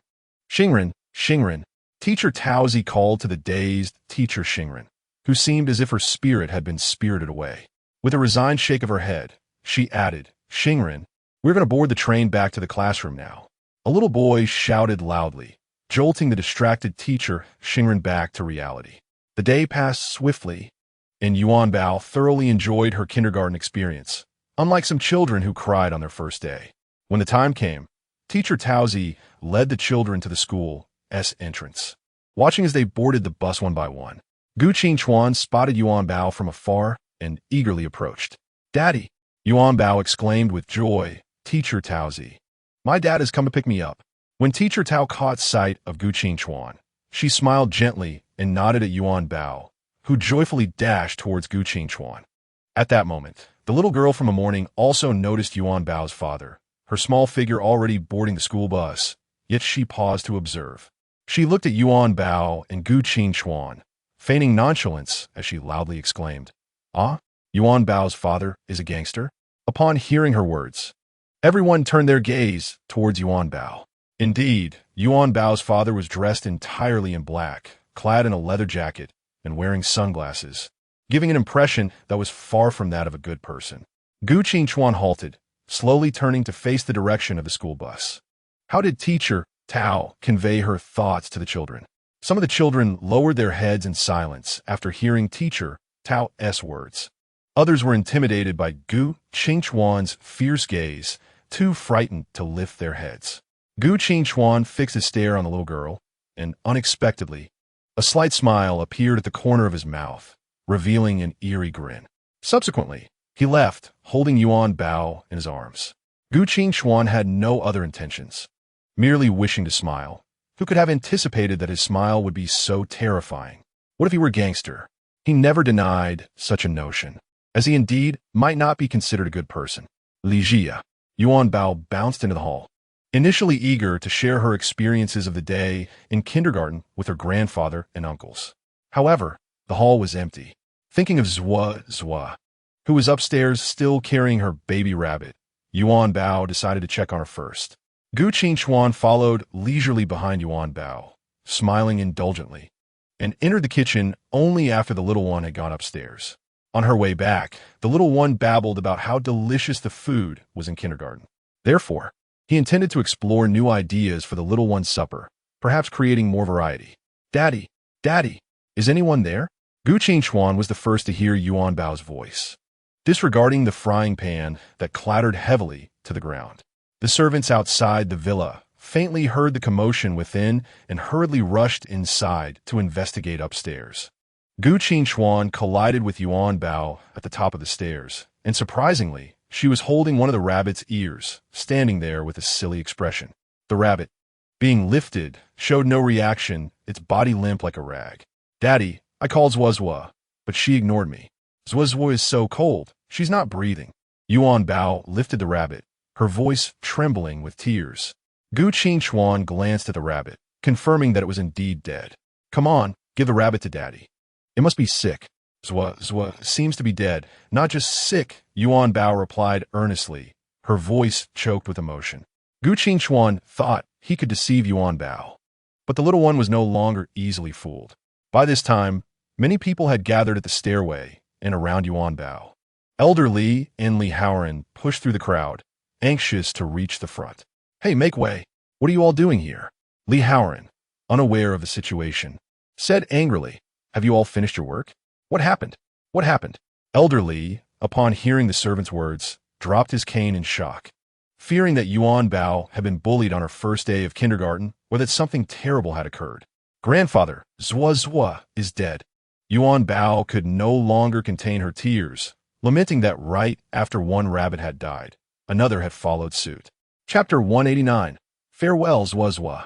Elderly gazed at the little one's distraught face, momentarily at a loss for words. Just half an hour ago, the servant had informed him that Yuanbao's little rabbit was alive and well.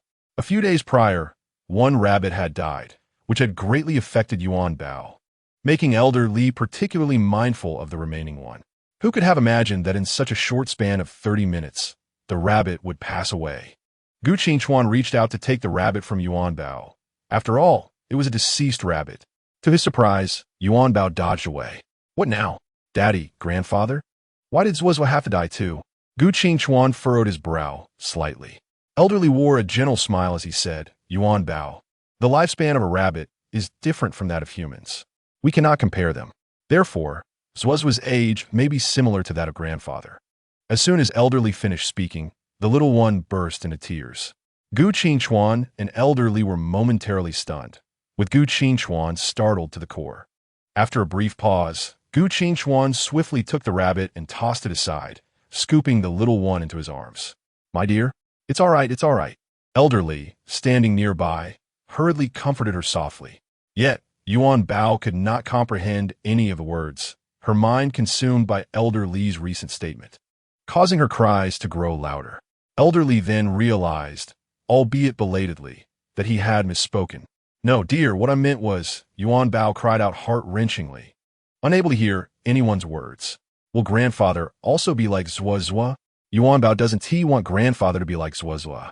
Gu Qingchuan, watching the little one sobbing uncontrollably in his embrace, felt a profound sense of grief. His once steadfast heart shattered completely. At that moment, he was uncertain of what to say, even more so of what he could say. All he could do was quickly carry the little one away from that place, wishing to avoid seeing the rabbit again. Elder Li followed behind Gu Qingchuan anxiously, his eyes fixed on the trembling little head in his arms. What could a 4-year-old child understand? She only knew that she would never see Zwazwa again, just as she would never see her mother again. Gu Qingchuan exhausted all his efforts and finally managed to lull the little one to sleep. Yuanbao, I can no longer accompany you as a rabbit. But do not worry. I can see everything that happens to you down below. Is that you, Zwazwa? Your voice sounds just like Yuanbao's Zwazwa. Yuanbao shouted, recognizing the familiar voice. Is that you, Zwazwa? The world around Yuanbao turned pitch black, her outstretched hands unable to see anything. But the voice remained remarkably clear. After a long silence, the voice gradually responded. It's me. It really is you, Zwazwa. You're not dead? Upon confirming it was indeed Zwazwa, Yuanbao beamed with joy, unsure of what to say. Another moment of silence passed, and Zwazwa, as if reacting slowly, spoke softly. I am not dead. I have merely returned to where I rightfully belong.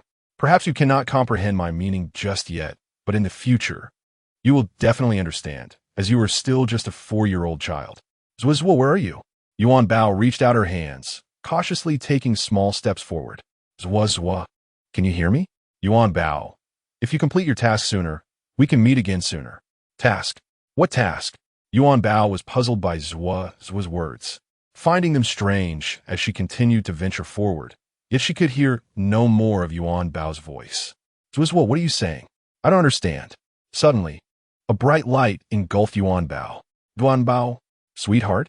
Yuanbao? Gu Qingchuan nervously chewed on the name of Yuanbao, gently shaking the little body in his hands. After a long while, Yuanbao slowly regained her senses.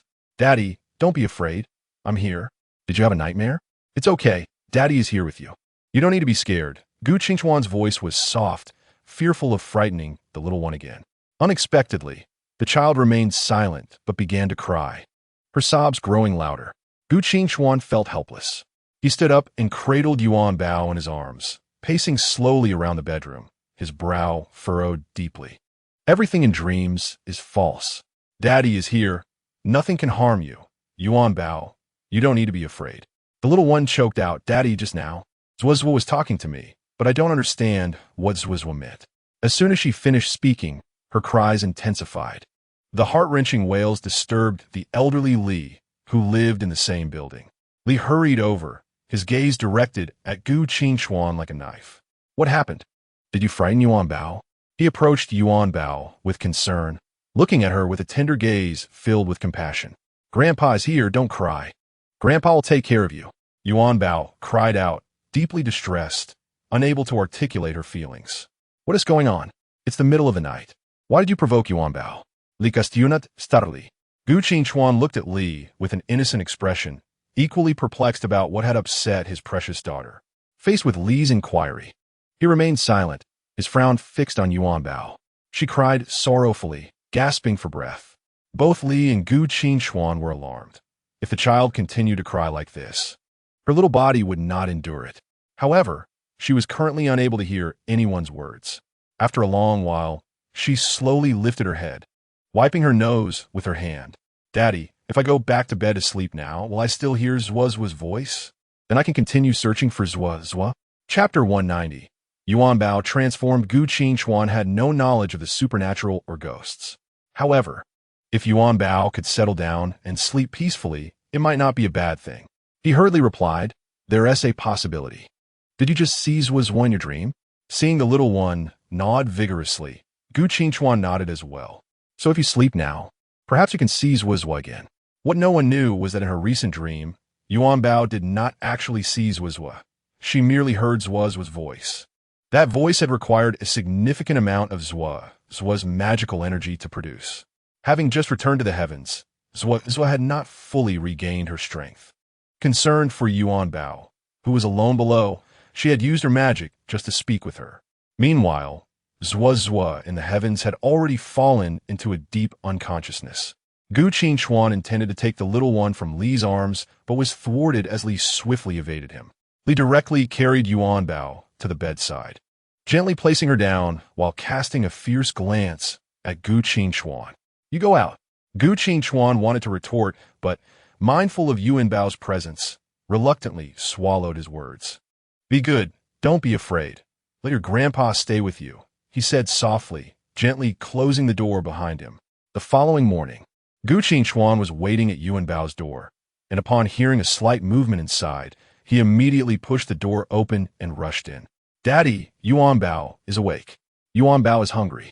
Gu Qingchuan was startled by her sudden exuberance. What had happened to the little one? In just a few hours, she seemed like a different person. Of course, I prepared food for you, he said lightly, despite his inner confusion.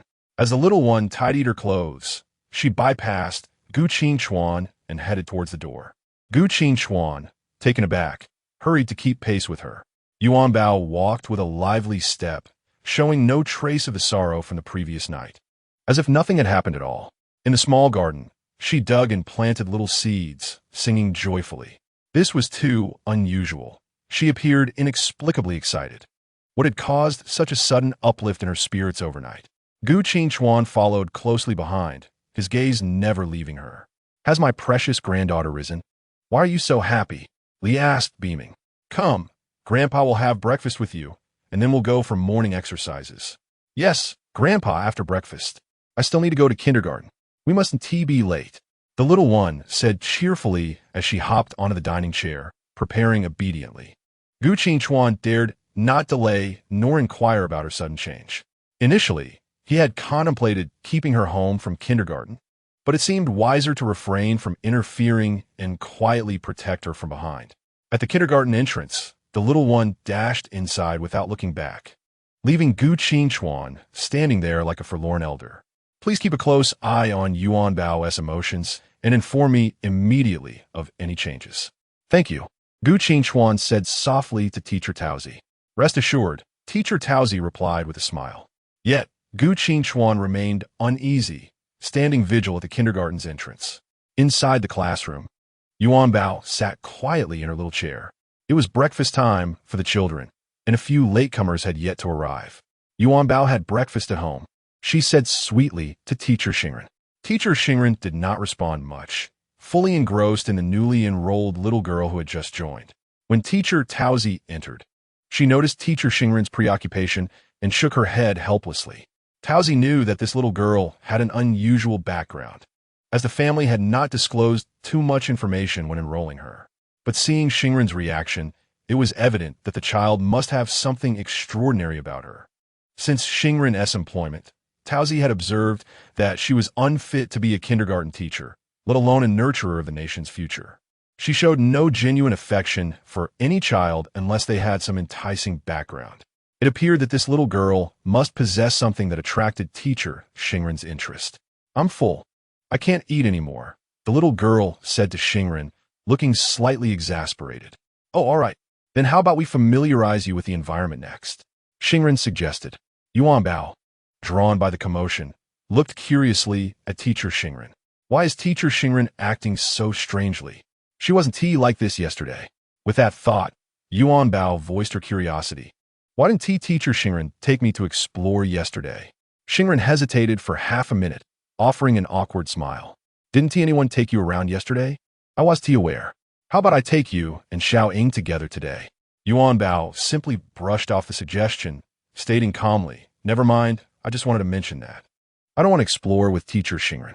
Upon finishing her words, she refrained from casting another glance at Xingren and continued to play with the Rubik's Cube in her hands. I do not wish to familiarize myself with this environment," Xiao Ying said with a smile as she gently withdrew her hand from Xingren Laoshir's grasp and slowly moved to sit beside Yuanbao. "Let's play together. I am quite skilled at this," Xiao Ying remarked cheerfully, glancing at Yuanbao. "Sure. Was it your brother who brought you here this morning?" A chubby boy from the class inquired, approaching Xiao Ying. "No, he is my uncle," she replied. "Your uncle is quite impressive. I believe I have seen him on my phone before, though I cannot recall the details," the boy muttered to himself. "Oh, it's nothing. My uncle is just a singer.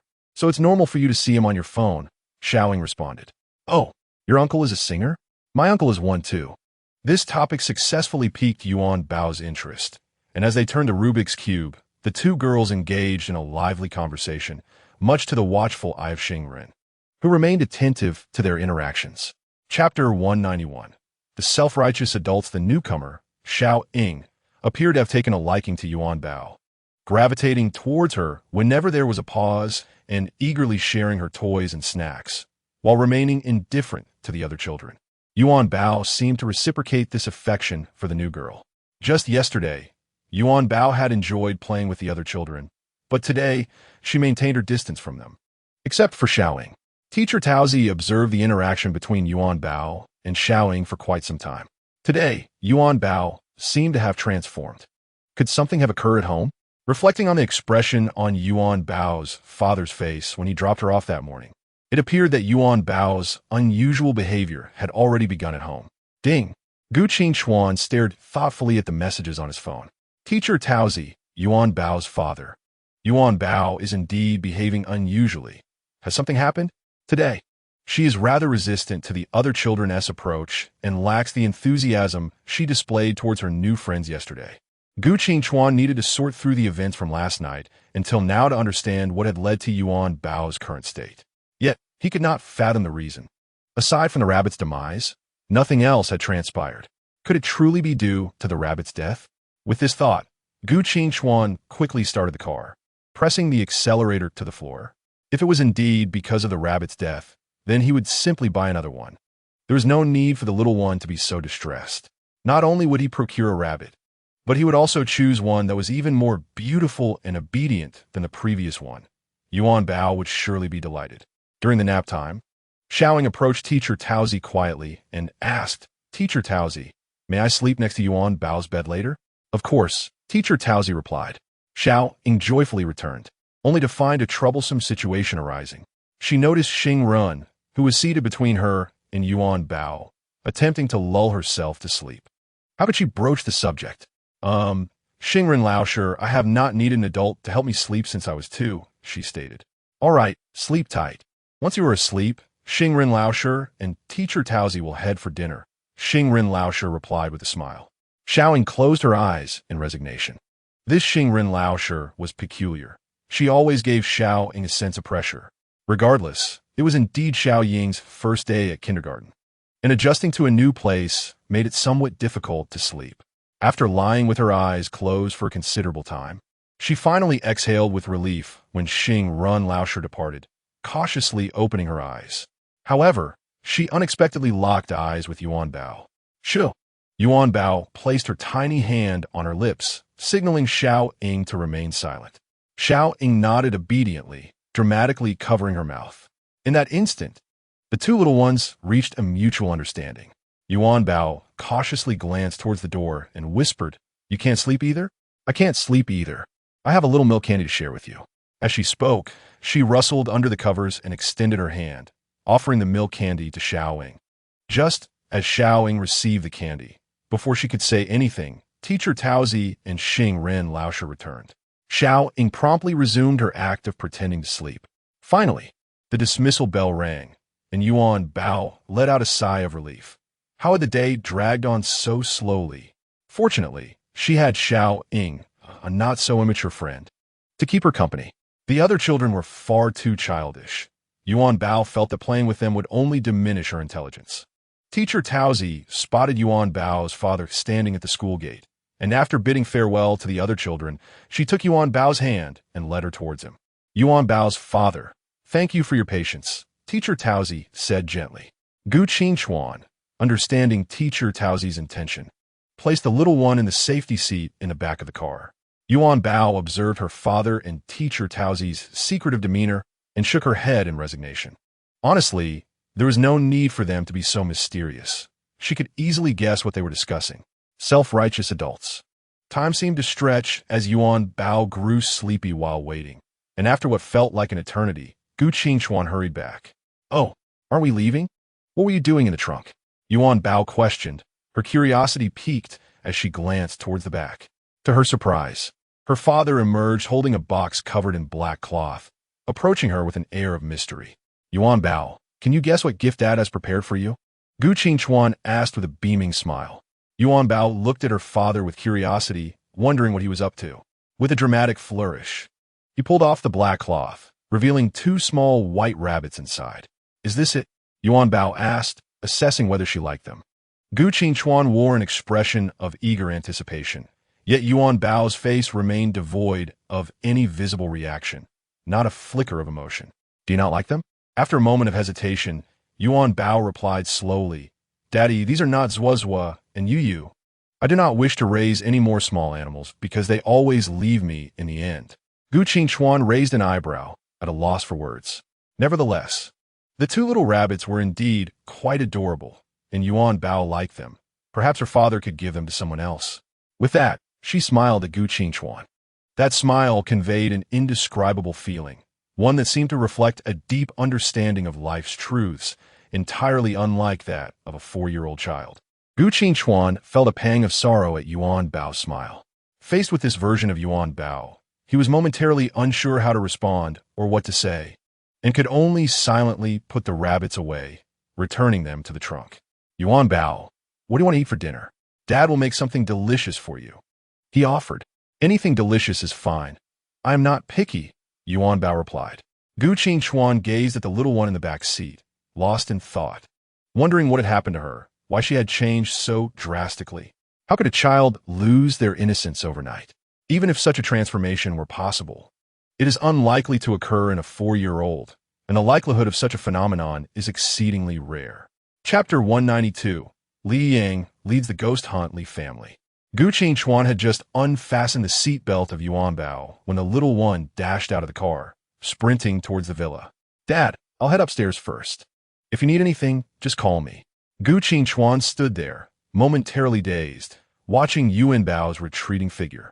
After ascending the stairs, Yuanbao did not return to her own room, but instead hurriedly made her way to Li Yang's room. The only reason she sought her brother's room was that it housed a computer, unlike her own. Now that Li Yang had started elementary school, he returned home an hour later than her. Imitating Li Yang, Yuanbao powered on the computer. Although she had never used such devices before, she recognized the characters and was determined to figure it out. After some exploration, she discovered the BD search feature. How should she conduct her search? She sought a job, a position akin to that of a matchmaker, though it seemed that in today's society, such a role was no longer referred to as a matchmaker. After pondering for a while, she decided to search for matchmaker anyway. Matchmaker Malatang? Yuanbao stared, perplexed, at the first result that appeared. Malatang? It seemed to be a food item. How was that related to a matchmaker? Confused, her small mind was brimming with questions. Curiosity compelled her to click on the link to discover what this unusual item was. Is this it? Yuanbao gazed incredulously at the description and accompanying images on the screen. How could they dare to call themselves a matchmaker? To appear as the first search result, they must have spent a considerable amount of money on promotions. With a resigned shake of her head, she noted the location of this matchmaker lamenting, contemplating a future visit for a first-hand investigation. Continuing to scroll down, she encountered more bizarre results. The further she went, the more absurd it became. The sheer ridiculousness was astonishing. Time slipped away unnoticed, and an hour had passed without her realization. As Li Yang approached his room, he heard the sounds of a mouse moving and keys clacking from within. Who had the audacity to sneak into his room and use his computer while he was away? He felt compelled to catch this intruder in the act. Stealthily, he approached his bedroom door, cautiously peering in the direction of his desk. No one was there, yet the computer screen was illuminated and the display was changing. Li Yang was startled by this scene. Could the place be haunted in broad daylight? The thought made his face pale. Gripping the door frame tightly, his feet felt as heavy as lead, rendering him immobile. Do not be afraid. Do not panic. It's all right, Li Yang. Deep breaths, he silently encouraged himself, gently lifting one foot. Still uncertain of what sort of apparition he faced, he decided to quietly go downstairs to summon some help, avoiding alarming the entity. Li Yang descended the stairs with utmost caution, ensuring he made no sound. What happened? A cool voice suddenly interrupted, causing Li Yang to jump and tumble onto the stairs. What are you sneaking about for? Gu Qingchuan inquired, perplexed. Li Yang quickly raised a hand in a shushing gesture, pulling on Gu Qingchuan's trousers with the other, signaling him to crouch and remain silent. Gu Qingchuan, bewildered, complied and whispered, "What is going on?" "I saw a ghost. It's in my room right now," Li Yang whispered, his voice trembling. Gu Qingchuan rolled his eyes in disbelief. He felt foolish for being tricked by this brat in broad daylight. Without uttering a word, he stood up and started to ascend the stairs. In the next moment, he felt a heavy weight on his leg. Li Yang shook his head and whispered urgently, "Wait until we call for more people." He clung tightly to Gu Qingchuan's calf, exerting all his strength. If Gu Qingchuan intended to go up, he would first have to kick him aside. Gu Qingchuan rolled his eyes again. How could this brat still be lost in his own world? Was he really acting this out? "I need to go up and call Yuanbao down for dinner." "What? My sister is up there?" Li Yang panicked further. "Quick! Let us hurry and call for help. It's dangerous for her up there. I really saw it with my own eyes. There's a ghost in my room." As he spoke, he stood up, tugging at Gu Qingchuan while gesturing towards the area he could see. Despite his own fear, he couldn't leave his sister alone up there. A few minutes later, Gu Qingchuan found himself following Li Yang with a dozen or so servants from the Li household trailing behind. He was utterly perplexed, unsure how he had ended up in this situation, feeling both exasperated and obedient without understanding why. The Li family servants were equally baffled. After all, ghosts did not exist, especially not during the day. However, they dared not voice their skepticism. The group marched towards Li Yang's room, moving silently and obediently. Li Yang, clutching a cushion he had randomly picked up from the sofa, halted at the door, signaling for silence while casting a serious glance at Gu Qingchuan. It was essential to keep Gu Qingchuan under control, as he was prone to defiance. With everything in place, Li Yang took a deep breath, crouched by the door, and peered at the desk to confirm that the ghost was still there. Gradually, he raised his hand and began the countdown. 3, 2, 1. The group rushed into the room, with Li Yang leading the charge, fueled by an unexpected surge of courage and strength. He hurled the cushion down, inadvertently pressing himself against it, completely disregarding whether there were any ghosts on the chair. Who hit me? Who's on top of me?" Li Yang pressed down harder, gritting his teeth. "You little ghost, how dare you invade my room? Do you know who my grandpa is? I am someone who can slay ghosts without blinking an eye. You're truly naive. I can't breathe." The dialogue between one person and one ghost was utterly chaotic. It was only then that Gu Qingchuan realized what was happening. He swiftly lifted Li Yang off the chair. Chapter 193.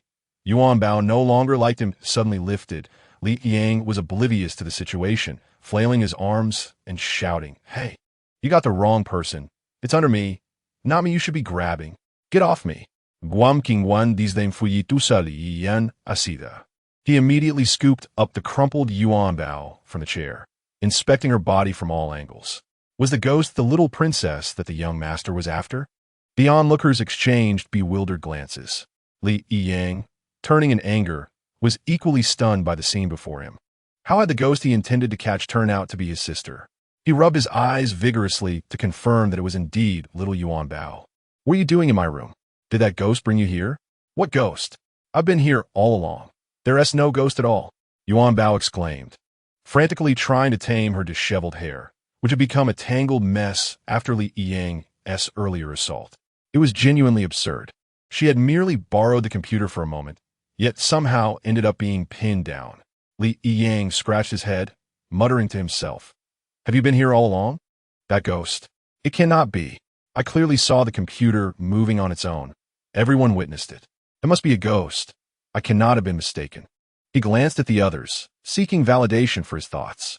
Gu Qingchuan rolled his eyes in exasperation, coldly stating, "Have you considered that it might be because Yuanbao is too short? Sitting in the chair, you might not have seen her. You only noticed the computer moving. Just leave. This is ridiculous. What kind of nonsense is this every day?" Gu Qingchuan, a tall and imposing man, found himself in the absurd situation of teaming up with a primary school student to catch ghosts, only to end up confronting his own daughter. What a laugh that would be. The more he thought about it, the angrier he became, and he left the room, holding Yuanbao with a stern expression. Yuanbao glanced at her grumpy father and then at her brother, who stood there cluelessly, letting out a sigh. She was the only one hurt, so why were they all so upset? It was truly perplexing. At her age, she had never encountered such absurdity. Who would believe it if she told them? On the first floor, Gu Qingchuan placed Yuanbao in a dining chair and entered the kitchen, where he remained for quite some time. Yuanbao watched the kitchen intently, resting her small hands on her cheeks. "Gulu gulu," she murmured, "Daddy, I think I'm a bit hungry." In truth, there was no need for her father to feel embarrassed. After all, she was merely a 4-year-old child. What did she truly understand? It was best to pretend nothing had happened. If the victim herself was unconcerned and did not pursue the matter, why were the others still fussing over it? Yuanbao's silent pleadings went unanswered until Gu Qingchuan emerged from the kitchen, carrying a tray of food. "Daddy, why do you look so unhappy?" Yuanbao innocently asked. Yet, to Gu Qingchuan, despite the innocence of her question, Yuanbao seemed anything but naive. Perhaps it was his wounded pride that clouded his perception. At that moment, the elderly slowly descended the stairs, observing Yuanbao eating obediently, and a gentle smile spread across his face. "Grandfather, would you like to eat with me?" Yuanbao asked, stuffing her mouth with food. "No, grandfather is happy just watching you eat," he replied. Earlier that morning, he had not seen Yuanbao and wanted to check on her well-being. Now, seeing her in such good spirits, he felt reassured. She appeared anything but unhappy. In fact, she seemed quite cheerful. Observing her demeanor calmed the elder's heart. He estimated that it was about time for the person he sent to choose some rabbits to return. After Yuanbao finished her meal, he planned to take her to see the little bunnies. Could it be that he had also bought her some rabbits? As Yuanbao clasped her grandfather's hand, a sense of foreboding crept into her heart, hoping it was not as she feared. "Really?" Yuanbao exclaimed in surprise. The elderly froze momentarily. Was it possible someone had already bought rabbits for Yuanbao? It appeared he was a step too late. "Well, grandfather has picked out 2 little rabbits for you. Would you like to see them?" "Yes, let us go see," Yuanbao replied with a smile. How true it was that what one spoke often came pass. However, this was a kind gesture from her grandfather, and Yuanbao did not want to dampen his enthusiasm. "Wow, the little rabbits you picked for me are so cute and beautiful," she exclaimed, covering her mouth in delight. "Do you like them?" "Yes." In the distance, Gu Qingchuan furrowed his brow deeply. Where had things gone awry? Why was it that the carefully selected rabbits he had chosen for Yuanbao were disregarded, while those chosen by the elder brought her such joy? Did she dislike the rabbits he picked, or was it that she disliked him? Gu Qingchuan found himself engulfed in self-doubt. Should grandfather take the rabbits to your room, or would you prefer to carry them back yourself? Yuanbao pondered for a moment, then looked up at her grandfather. "Grandfather, I really like the rabbits you chose for me. but I don't want to take care of them right now. It was not that she disliked the two rabbits. She simply did not wish to care for them at this time. Yuanbao earnestly explained her feelings, fearing her grandfather would be saddened. Seeing her like this, the elderly felt a pang of sympathy. He had not realized that the loss of the two rabbits had left a psychological impact on her. Poor Yuanbao. It's all right. If you don't want to take care of them, grandfather will help you. Whenever you want to see the rabbits, just come to visit. Yuanbao nodded. Thank you, grandfather. Upon witnessing this exchange, Gu Qingchuan sighed in relief. It was not that Yuanbao had turned away from him, and he had been worrying unnecessarily. Yet, he still felt something was off about her behavior. What was truly wrong? Was she genuinely traumatized? Did he need to take her to see a psychologist? With that thought, Gu Qingchuan wasted no time, pulling out his phone and dialing Ji Li's number. Find me the best psychologist. All right, boss. The best child psychologist. Gu Qingchuan added. Ji Li looked at the phone screen in confusion, wondering what had prompted this sudden need for a child psychologist. Was it for Yuanbao? He did not dare to hesitate. Hastily searching for a suitable candidate, determined not to delay. Chapter 194. Yuanbao teases Li Yiyang in the kindergarten. Yuanbao glanced around at her peers, feeling utterly exasperated by their childishness, which was beyond description. How could she possibly escape from these little ones? She recalled hearing that her uncle Li Jingchen had skipped several grades during his schooling, completing what normally took a decade in just a few years. If that were the case, could she also follow in her uncle's footsteps? A smile broke across Yuanbao's face at the thought. Yuanbao, did something happy happen today? Sakura inquired. Yuanbao, not hiding her excitement, nodded vigorously, exclaiming, I think I've discovered a way to grow up quickly. Grow up quickly? Sakura murmured softly. It sounds like you're not talking about physically. What is this method? I can't tell you just yet. You'll find out when the time comes. Despite her curiosity, Sakura remembered her upbringing, which taught her that if a friend was unwilling to share something, it was best not to pry. Just as they exchanged a few words, Teacher Xingren unexpectedly appeared before them. What are you two talking about? Care to share with Teacher Xingren? Upon hearing her voice, Yuanbao's face fell, and just as she was about to speak, Sakura interjected. Teacher Xingren, that's Yuanbao's secret. She doesn't want to share it right now. My dad told me that if a good friend doesn't wish to reveal something, it's best not to keep asking. Teacher Xingren did not expect to be rebuffed by two children who were barely 10 years old. She smiled awkwardly and straightforwardly asked, I just wanted to know, we'll be picking Sakura up from school tonight. Yuanbao looked at Teacher Xingren's face and slightly pursed her lips. Should she call this woman clever or foolish? On one hand, she was astute enough to devise plans. On the other, the mischievous intent was clearly written all over her face. Anyone with a shred of sense could see through her facade. Teacher Xingren, Sakura doesn't want to answer that question either.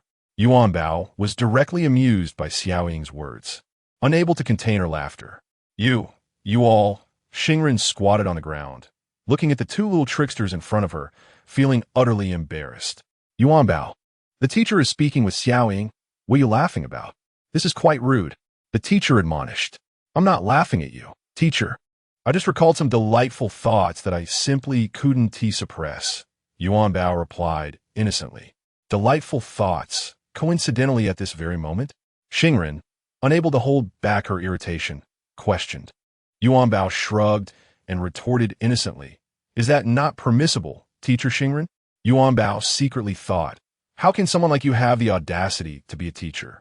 Did you purchase your teaching certificate, or was the interviewer blind? Xingren was left speechless by Yuanbao's retort. At that moment, Teacher Taozi unexpectedly appeared.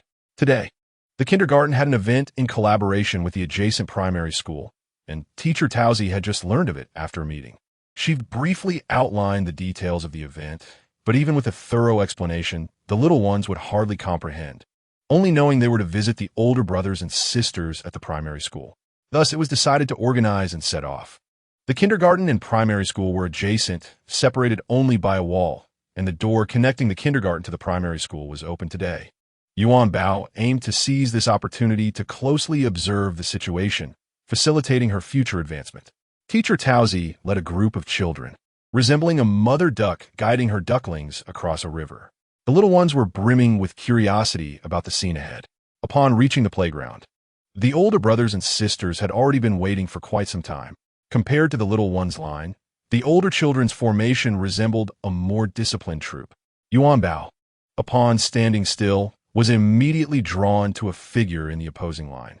Upon noticing Yuanbao, that individual quickly lowered his head, seemingly unable to meet her gaze. Observing this, Yuanbao felt emboldened. Was he embarrassed about what happened yesterday? If so, Yuanbao's mischievous thoughts ignited. She peered at the opposing line, cupped her hands around her mouth, and shouted, "Gidge!" Upon hearing this, teacher Taozi swiftly approached Yuanbao, patiently advising, "Yuanbao, we are here for an activity. You must follow instructions, understood?" "Yes, I understand, teacher." "I was just too excited to see Gidge," Yuanbao replied, covering her mouth with her little hand and giggling. Teacher Taozi discerned Yuanbao's impish grin and followed her gaze to a boy who was so bent over that his head nearly touched his chest. Perhaps he was Yuanbao's brother. Indeed, all brothers looking at their little sisters often feel a mix of love and exasperation. Li Yang had never anticipated being pulled out of class midway to partake in such a tedious activity, especially when his class faced Yuanbao's. Reflecting on his foolish actions from the previous day, he felt utterly ridiculous. It was evident that Yuanbao had deliberately sought to embarrass him. Li Yang slowly lifted his head and met Yuanbao's beaming face. He clenched his fist and slowly raised it to his chest, adopting a fierce expression as a warning to Yuanbao. To his surprise, Yuanbao was unfazed. In fact, she stuck out her tongue and made a silly face at him. Infuriated, Li Yang gritted his teeth, thinking, "You little rascal, just wait until I get home to settle this." After all, he was her brother, and she was already provoking him. Wasn't she? If he didn't assert his authority, she might not recognize who was the elder and who was the younger. Despite this little interlude, Yuanbao's plans remained unaffected. She scrutinized the situation carefully, but could draw no conclusions, merely affirming that advancing a grade was indeed the right choice, regardless of where it led. Chapter 195. Yuanbao the Prodigy Li Family. Yuanbao had learned from yesterday's lesson, determined not to be overshadowed again, and stationed herself at Li Yang's door. As he approached, he spotted Yuanbao, resembling a creditor awaiting payment. He hadn't yet calmed down from the afternoon's events, and now this little troublemaker had come to him. With a fierce demeanor, he advanced toward Yuanbao, clenching his fist to intimidate her. Yuanbao, recognizing his intent, knew well why he was upset. She was certainly aware of her mischief. "You little brat, you dare to tease your brother now," he thought. As she gazed up at Li Yang, who was nearly about to strike, Yuanbao swiftly sidestepped. "I know I was wrong. I was just waiting here to apologize. You have such a kind heart." Li Yang couldn't quite believe Yuanbao's words. "Yes," she nodded vigorously. "What did you do wrong? How do you plan to apologize?" "How to apologize? Isn't this my apology?" Yuanbao muttered to herself, then added, "I can help you with your homework." "Help me with my homework?" Li Yang stared incredulously at this little imp. "Are you here to apologize or to take revenge on me? What do you mean by this? Who do you look down upon?" Yuanbao crossed her arms defiantly, challenging him like an adult. "Is there a problem with what I said?" Li Yang scoffed. "I'm already in 2nd grade, soon to be in 3rd. Though I dislike homework, it hardly troubles me. There's no way a little one like you, just weaned, could handle it. You can show me what you can do. If you don't, how will I know you can?" "That makes some sense. Let's see," Li Yang said, turning toward his room. "Come in and show me your skills." Yuanbao followed eagerly, their bickering drawing the attention of Li Yixue. She remained silent, trailing behind Yuanbao, skeptical that her sister could indeed solve 2nd grade problems. Unbeknownst to them, neither Li Yang nor Li Yixue expected Yuanbao to achieve a perfect score of 100 on the 2nd grade exam. "Impossible. You've barely been in kindergarten," Li Yixue exclaimed in astonishment. Li Yang held the paper aloft to the light, searching for any sign of cheating. He remembered how Yuanbao had been nibbling her fingers and picking her nose while working, leading him to assume she wouldn't perform well. Yet here, she was with a perfect score. Still not convinced? "You want me to bring you another paper?" Before Li Yang could react, Li Yixue had already rummaged through her backpack and handed another paper to Yuanbao. "Here." Could it be that his sister was a prodigy? Li Yang stared incredulously at the little girl focused on her work, a thought taking root in his mind. What if his sister truly was a genius?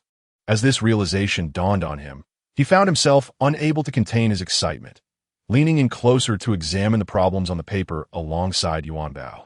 Indeed, every answer was correct. Incredible. My sister is a prodigy. Li Yang and Li Yixue gazed at the paper completed by Yuanbao, noticing that there were no mistakes. They exchanged a glance, exclaiming in astonishment. Li Yang could no longer contain his excitement and lifted Yuanbao into the air. The small frame embraced another petite figure as he joyfully attempted to spin her around. Be careful not to drop her. What if she hits her head? Li Yixue cautioned from the side. Oh, right, Li Yang quickly set Yuanbao down, overwhelmed with joy. Yuanbao is the prodigy, not you. You seem even happier than she is, Li Yixue remarked, which was indeed true. Li Yang was eager to share the news with the world, to proclaim it far and wide. He took Yuanbao's hand and hurried down the stairs, his steps light and brisk. Yuanbao was puzzled. Unexpectedly, as they turned a corner, they collided with a servant. Li Yang shouted loudly, Annie Yuanbao is a prodigy. There's no need for such grand announcements. She just wants to advance a few levels in her studies. Nothing more, the servant replied. They rushed to the kitchen, where Li Yang leaned against the doorway, declaring to Gu Qingchuan, Yuanbao is a prodigy, an extraordinary one. I know, Gu Qingchuan replied calmly. He took Li Yang's words lightly. After all, Yuanbao was indeed a prodigy, and one could not forget whose daughter she was. Li Yang, holding Yuanbao's hand, traversed the entire villa area, making sure that the hundreds of members of the Li family were now aware of her brilliance. On their way back, they happened upon Li Jingchen and the elderly. In the same tone, Li Yang approached them and exclaimed, Grandpa, Dad, Yuanbao is a prodigy. She is truly remarkable. I witnessed it myself. Oh, how did you come to that conclusion? The elderly asked with a smile.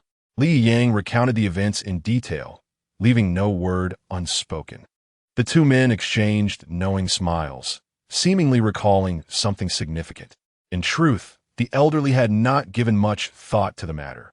He simply believed in acknowledging children's accomplishments. To his surprise, it turned out to be true. In the study, Li Jingchen said, Dad, I think I can take Yuanbao to school for a test. If it's true, she could excel just as I did. Of course, that would be wonderful, but I am concerned. The elderly hesitated, while Li Jingchen appeared to sense his father's apprehension, which mirrored his own. Yuanbao is a girl. Even if she answers all the advanced questions correctly, she is still just a 4-year-old child. I worry she may be bullied by the older kids. Li Jingchen stared at the ticking clock, deep in thought. The elderly's concerns were certainly valid. He recalled his own childhood, where advancing several grades did not earn him the acceptance of his peers, though he did not seek their approval. However, Yuanbao was different. She was a sensitive child, particularly vulnerable as a girl, having endured significant challenges in her early years. After dinner, Yuanbao observed her taciturn uncle and grandfather, wondering why no one mentioned the idea of her advancing a grade. Was it possible that Li Yang's announcement had not been sufficiently persuasive? How could a 4-year-old like her bring it up herself? It seemed this matter required careful consideration, as she could not allow anyone to discover her identity as a millennial-old matchmaker. The following day, as Yuanbao entered the kindergarten, she was met with a piercing gaze from teacher Xingren. What was the matter with her today? Why did she seem to harbor such animosity? Yuanbao. Upon hearing her name, she turned to see Xiao Ying approaching, accompanied by a man whom she presumed to be Xiao Ying's uncle. This assumption was soon confirmed. Teacher Xingren had somehow appeared before Xiao Ying's uncle, cradling Xiao Ying in her arms, looking at him with the same fervor as a mythical creature gazing at a revered figure. Xiao Ying was startled by Teacher Xingren's actions and frowned slightly. Teacher Xingren. Xiao Ying can walk on her own. Yuanbao is waiting for me. Yuanbao smirked at the scene, bemused by Teacher Xingren's demeanor. It was as if she were oblivious to all other sounds, fixated solely on Xiao Ying's uncle. Teacher Xingren, you are quite strong. Xiao Ying struggled to break free, but it seemed futile. The little one glanced helplessly at her uncle. Uncle, do you have something to discuss with me?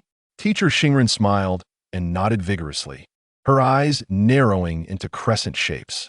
Observing this scene, Yuanbao concluded that Teacher Xingren was infatuated with Xiao Ying's uncle. If he were indeed Xiao Ying's uncle, then where was her aunt? Such boldness from teacher Xingren was rather inappropriate. Yuanbao, once released, Xiao Ying rushed over to her, complaining about teacher Xingren, only to be interrupted by Yuanbao's sudden inquiry. Xiao Ying, your aunt? My aunt? She is on a business trip. So it's my uncle who brings me to school these days. Does Yuanbao know my aunt? Upon hearing Xiao Ying's words, Yuanbao couldn't help but chuckle. Teacher Xingren's intentions were quite transparent. She was clearly misinterpreting the situation, attempting to lure the man with her advances. What was wrong with society today? What kind of person could possibly match someone like teacher Xingren? As physical education class approached, Yuanbao recalled her previous encounter with the three teachers, teacher Juzi, teacher Xingren, and teacher Taozi, who seemed to share a complex history. Teacher Juzi also bore an air of mystery. When Yuanbao had once asked if he had a girlfriend, he hesitated for quite a while before responding negatively. However, her intuition informed her that teacher Juzi likely had a girlfriend, and possibly more than one, which piqued her curiosity. Today, she was determined to uncover the truth. As before, Yuanbao called out to teacher Juzi as he was about to leave. Before he could respond, teacher Xingren stepped forward, confronting him. Yuanbao, we cannot have a repeat of last time. Otherwise, I will have to speak with your parents. Oh, is this a teacher's usual tactic to intimidate me? Do you think I've lived this long merely to be frightened?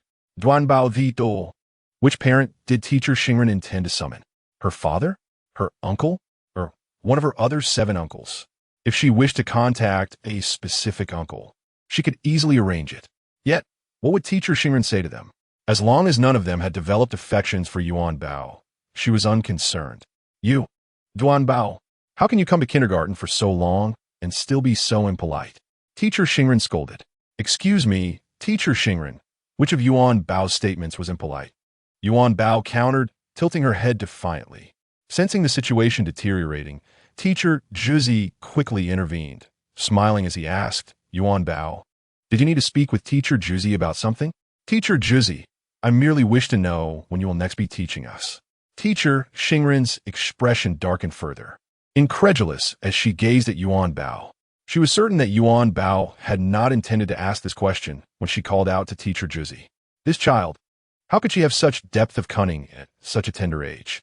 Teacher Juzi will be coming to class next week, and if Yuanbao enjoys her lessons, she may begin the countdown now.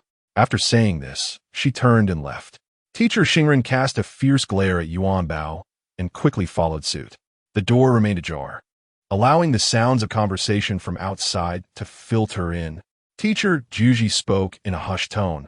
Why did you ask that child a redundant question? That child must be taught a lesson to remember. Shouldn't it be you who learns a lesson? What do you think his place is? You can't just discipline the children here at your whim. If you continue with your old ways, it won't merely be a warning or expulsion. Teacher Juji's voice was equally subdued. Yuanbao overheard their entire exchange, realizing that Juji and Xingren were acquainted, and their tone suggested a relationship beyond mere colleagues. Furthermore, what had teacher Xingren done previously to warrant a warning or expulsion? Had she also been involved with the parents of students while working? Yuanbao's mind raced with thoughts. After conversing with teacher Juji, Xingren returned, noticing Yuanbao still deep in thought. She scolded, "Aren't you going to your spot? What are you waiting for? After so many days at kindergarten, you still don't know what to do." Teacher Xingren, are you angry with Yuanbao? Xiao Ying inquired from the line. Of course not. How could a teacher dare to be angry with esteemed students like you? Yet, teacher Xingren's tone was quite sardonic. Yuanbao looked up at her, stating, "It's not just a little sarcasm. Teacher Xingren, your tone is quite sarcastic. If you're upset with me, you can just say so directly." In her heart, Yuanbao thought, "You need not worry about uncle or dad causing trouble for you, for dealing with you does not require their intervention." Chapter 197. Li Haoran proposed this was the first time teacher Xingren encountered such a sharp-tongued little girl, leaving her momentarily at a loss for words. She had expected that her sardonic remarks would pass unnoticed by the children, but was astonished by their perceptiveness. If they reported her comments to their parents, especially Xiao Ying's uncle, she would be in serious trouble. How could a teacher be sarcastic? You must have misheard. My tone was merely different than usual. Teacher, we may be young, but we are not foolish. Yuanbao replied with a resigned shake of her head as she returned to her seat. Just then, teacher Taozi returned, unaware of the earlier incident, and prepared to guide the children back to the classroom. Teacher Taozi, Yuanbao, and teacher Xingren had a fight. A chubby little boy raised his hand to report. Both teacher Taozi and teacher Xingren turned in unison to look at the boy. How could this child be so quick to speak? He truly lived up to every morsel of food he consumed. Teacher Taozi glanced at teacher Xingren and then cheerfully remarked, "How could a teacher argue with a child? Let us all head back to the classroom to continue our lessons, shall we?" She observed teacher Xingren's demeanor. Considering that the boy's claims were not implausible and that children do not fabricate stories, she decided to inquire with Yuanbao later, as the head teacher would ensure her students faced no harm. Yuanbao was not one to hold grudges, but if teacher Xingren continued to seek trouble, she would not hesitate to respond firmly. In the afternoon, Yuanbao groggily climbed out of her little bed and spotted two familiar figures at the door. "Uncle, Dad, what brings you here?" she exclaimed, rubbing her eyes. Of course, her father and uncle had come for a reason. "Quickly get dressed," teacher Taozi urged, handing Yuanbao her clothes while folding her blanket. The two men stood with their hands in their pockets, gazing intently at the little girl. In the corner, teacher Xingren, who had been assisting the children with their clothes, was captivated by the two handsome men at the door. They were extraordinarily attractive. It was said that Yuanbao's uncle Li Jingchen was also single. However, he appeared to be quite formidable and seemed much older than her, with two children reportedly already in elementary school. If she approached him, Wu-and-Ti, that means stepping into the role of a stepmother. Being a mother without pain sounded appealing, but they were not her children. Teacher Xingren quickly shook her head to clear her thoughts. "Uncle, Dad, where are you taking Yuanbao?" Yuanbao asked curiously as her father, Gu Qingchuan, scooped her into his arms. "We're taking Yuanbao for a little test." "A test? Does that mean I can skip grades?" At the mention of a test, Yuanbao instinctively thought of the possibility of advancing a grade. It seemed the adults were discussing her potential promotion, and it was now confirmed that as long as she performed well on the test, she could indeed advance. Securing her position as a prodigy would make everything else much simpler. In the director's office, Yuanbao struggled to contain her excitement as she sat obediently at the desk. Gu Qingchuan walked alongside Li Jingchen, remaining silent. He had been surprised to learn this news, not realizing that the little girl his friend had referred to as a prodigy was indeed Yuanbao. He considered the concerns of Li's grandfather and Li Jingchen, knowing they were unavoidable, but he did not want his daughter to face any issues that would cause undue worry. He was confident he could protect her. So once Yuanbao's test results were out, he would respect her choices. "Uncle, if I get everything right, does that mean I won't have to be with those other children anymore?"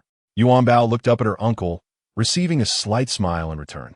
It seemed her assumptions were correct. Now it was time to seriously contemplate where she would advance. At the Li residence, as Gu Qingchuan opened the car door, Yuanbao excitedly jumped out and raced ahead. Li's grandfather was returning with a sword, and upon seeing Yuanbao's joyful demeanor, he couldn't help but jog forward to check on her. "Oh, my little Yuanbao, what delightful news do you bring from kindergarten?" "Not anymore, Grandpa. I'm no longer just a kindergarten child," Yuanbao exclaimed, waving her hands in excitement. "Starting tomorrow, I'll be a primary school student, and I could be in the same class as my brother." "Oh, is our little Yuanbao going to be a primary school student and attend classes with her brother?" "Liesa grandfata fainat ignoranza." Of course. In truth, Yuanbao wasn't as elated as she seemed. After all, this wasn't her true level. For her, skipping grades was not an issue. She could directly enter high school, and university would be a breeze. However, being just a 4-year-old, appearing too mature might alarm those at home. During dinner, the entire family learned of the news, especially Li Yang, who was thrilled to know that Yuanbao would be attending school with him and in the same class. Gu Qingchuan observed Li Yang's excitement with a hint of disdain. He was truly blind in the past. How could he ever think that Li Yang resembled Li Jingchen? There is no similarity whatsoever. Li Yang has completely shed the aloof demeanor he had when they first met, now resembling more of a doting brother. Li Yishue still maintained her sharp tongue and disdainful expression, casting a dismissive glance at Yuanbao and exclaiming, "Humph, what is there to show off about?" A coarse voice abruptly interrupted this joyous exchange. Li Haoran, smiling, rose to his feet and slowly raised his hands. Since we are all so excited, allow me to share a piece of delightful news as well. The entire table turned their attention to Li Haoran, and from his expression, it was evident that something good was about to unfold. Indeed, he announced, "I have proposed to Yihan." "Really? Uncle Wu?" Li Haoran continued, "Moreover, Yihan has accepted my proposal." In the boxing gym, on the boxing ring, Li Haoran and Yihan stood facing each other per their usual practice. Their faces devoid of any superfluous expressions, both wholly focused on the match. Below the ring stood all the members of the gym, their faces filled with anticipation as they watched the contest unfold. "Boss, don't take it so seriously. How could Han Nin withstand your fierce blows?" This seemingly innocuous remark was met with Li Haoran's piercing glare. "Is Han Nin what you call her? You may only refer to her as sister-in-law," he retorted sternly. A collective gasp filled the air as some members covered their mouths in shock. They had witnessed their champion boss being unceremoniously kicked by their sister-in-law. Had that kick landed elsewhere, it would have spelled disaster for Yihan's future happiness. "Let us begin already. Stop dawdling. Fed. All right, let us start." Yihan threw a punch, and Li Haoran dodged. Yihan continued to strike, while Li Haoran kept evading. "Li Haoran, what are you doing?" Yihan exclaimed in frustration as he found himself being toyed with. Yihan swiftly threw another punch, but Li Haoran deftly maneuvered behind her. Upon turning around again, Yihan was taken aback by the sight before her. "What are you up to, Li Haoran?" He knelt on one knee before Yihan, a grin on his face, albeit tinged with nervousness. "Oh!" The onlookers below the ring erupted into cheers. Li Haoran slowly reached into his pocket, pulling out a small object, and gently opened it. "Marry him! Marry him! Marry him!" The crowd could no longer contain their excitement, joyously shouting as they had heard rumors of the proposal and were thrilled to witness it come to fruition. "Han Hai, I want to marry you." Yihan was momentarily startled by Li Haoran's simple declaration as he knelt before her. Was this a proposal? Just those 6 simple words? Was that it? Where were the sweet nothings? The promises? Yihan looked at Li Haoran on one knee with a glimmer of hope, silently urging him to continue. "Answer him. Marry him." She heard the crowd chant. Yet, she remained eager for Li Haoran's next words. After stating his intention, Li Haoran gazed at Yihan with anticipation, hoping she would quickly respond with "I do" or something similar. "What is going on? Why isn't Han Hai speaking?" Li Haoran's mind raced with a multitude of thoughts in those fleeting seconds. A minute passed, and with no further words from Li Haoran, Yihan leaned in slightly and whispered, "Is that all? Just this?" "Huh?" Li Haoran seemed momentarily dumbfounded. "Just this? Are you serious? Could you not manage a few more words?" Yihan replied, exasperated at his lack of eloquence. This careless man is unwilling to utter even a few flattering words. During a proposal, one ought to say more. When will he ever express such sentiments? Fine. By the time you learn to speak sweetly, I may already be buried halfway in the ground. I do. Oh, treats, treats. The atmosphere shifted as the celebratory mood intensified. Li Haoran recounted the proposal in brief, and the expressions at the dining table were nothing short of spectacular, each one more delightful than the last. They were not particularly interested in the details of how Li Haoran proposed, for they knew him well enough to understand that 6 words were already a considerable amount. Yet, this man, of all the Li family's gentlemen, was the first to secure a wife. "It's my turn to marry. I must have our little Yuanbao as my flower girl." Yes, that works," Old Master Li chimed in merrily. Yuanbao, caught off guard while enjoying her chicken wings, was suddenly called out. The former version of her would have jumped for joy, but the present Yuanbao was not the same spirited child. At her age, she preferred to observe from a distance rather than actively participate in such lively events. Early in the morning, Li Yiyang rose and hurried to Yuanbao's room. "Wake up, hurry.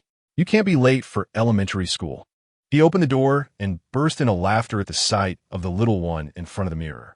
It seemed Yuanbao was eager to discard her kindergarten attire, but even the smallest size of elementary school uniform was still quite large for her. "Is it amusing to you?" Yuanbao shot him an exasperated glance. "You don't have to wear that uniform. Your uncle, my father, will prepare a smaller size for you." Li Yang Shukulat. Yuanbao rolled her eyes, thinking to herself, "Do you think I want to wear it? My dear father is simply so excited about my advancement that he rushed to bring me the smallest uniform. Why must we wear uniforms for school? It's just attending school. All right, enough of this. Let us have breakfast, or we'll be late. Li Yang took her small hand and pulled her forward. My first task in class today is to boast about you being my sister, making all those fools envious. We'll dominate the top 2 spots in class. That will be delightful. At this moment, Li Yixue could only lament her own academic struggles. They wished to have her join in claiming the top 3 spots. Yet it was Li Yixue's own shortcomings that held her back. Everyone was thrilled about Yuanbao's advancement, except for Yuanbao herself, who calmly accompanied her brother to the school bus. Gu Qingchuan shadowed the school bus, anxious about any potential mishaps that might befall his precious daughter. His presence was, however, causing some distress for the school bus driver. What's up with that car following us? Is it a human trafficker? Or are they fixated on someone's child? We must be cautious. Chapter 199. The first lesson is sleep. The school bus sped along, and the young boys aboard were captivated by the fleeting scenery outside, unable to contain their excitement. Wow, this isn't just a school bus. It's a race car. This is incredible. Driver, you're driving this school bus like a champion. The boys were enthralled by the thrill, while the school bus driver remained tense, fully alert to any potential dangers. Li Yang looked disdainfully at the immature crowd surrounding him, thinking how absurd it was that, despite their age, they lacked the composure of his 4-year-old sister. Leaning back against the car's seat, he closed his eyes, only to be jolted by a boy beside him. "Are you out of your mind?" Li Yang exclaimed in frustration. The boy, startled by Li Yang's expression, stammered, we were just watching that car behind us. It seems like it's racing against our school bus." Li Yang gazed at the boy, feeling even more exasperated. What era are we in? Racing brazenly on the streets? If you want to race, go to a proper venue. He slightly turned his head to look out the window. That car looked exceedingly familiar. It was a modified off-road vehicle that was one of a kind in the entire city. He gently tapped his sister Yuanbao's cheek, saying, "Your father is hot on their tail right now." Following Li Yang's gaze, Yuanbao looked outside and spotted the off-road vehicle. Through the windshield, she could almost see the serious expression on the driver's face. Her father truly adored her, almost wishing to bestow all his love upon her.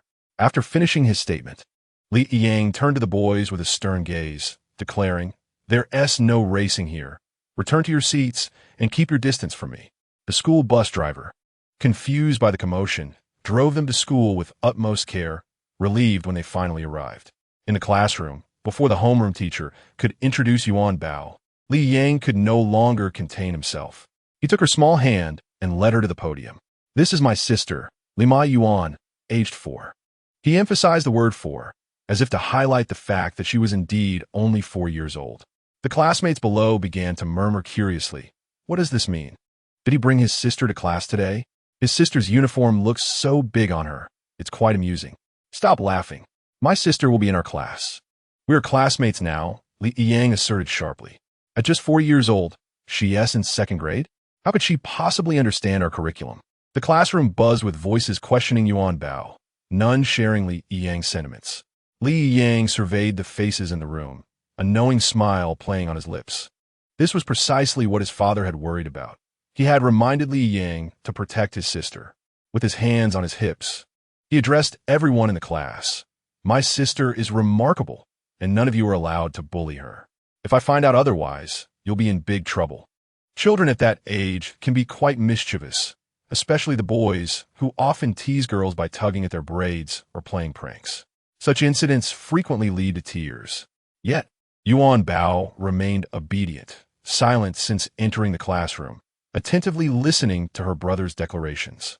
Yuanbao can sit in that empty seat, not far from me, he instructed. Yuanbao nodded and walked towards the direction indicated by the teacher. She noticed her deskmate, who had been fast asleep when she entered, undisturbed by the chatter around him. Even when the class bell rang, he remained in slumber. The teacher is lecturing.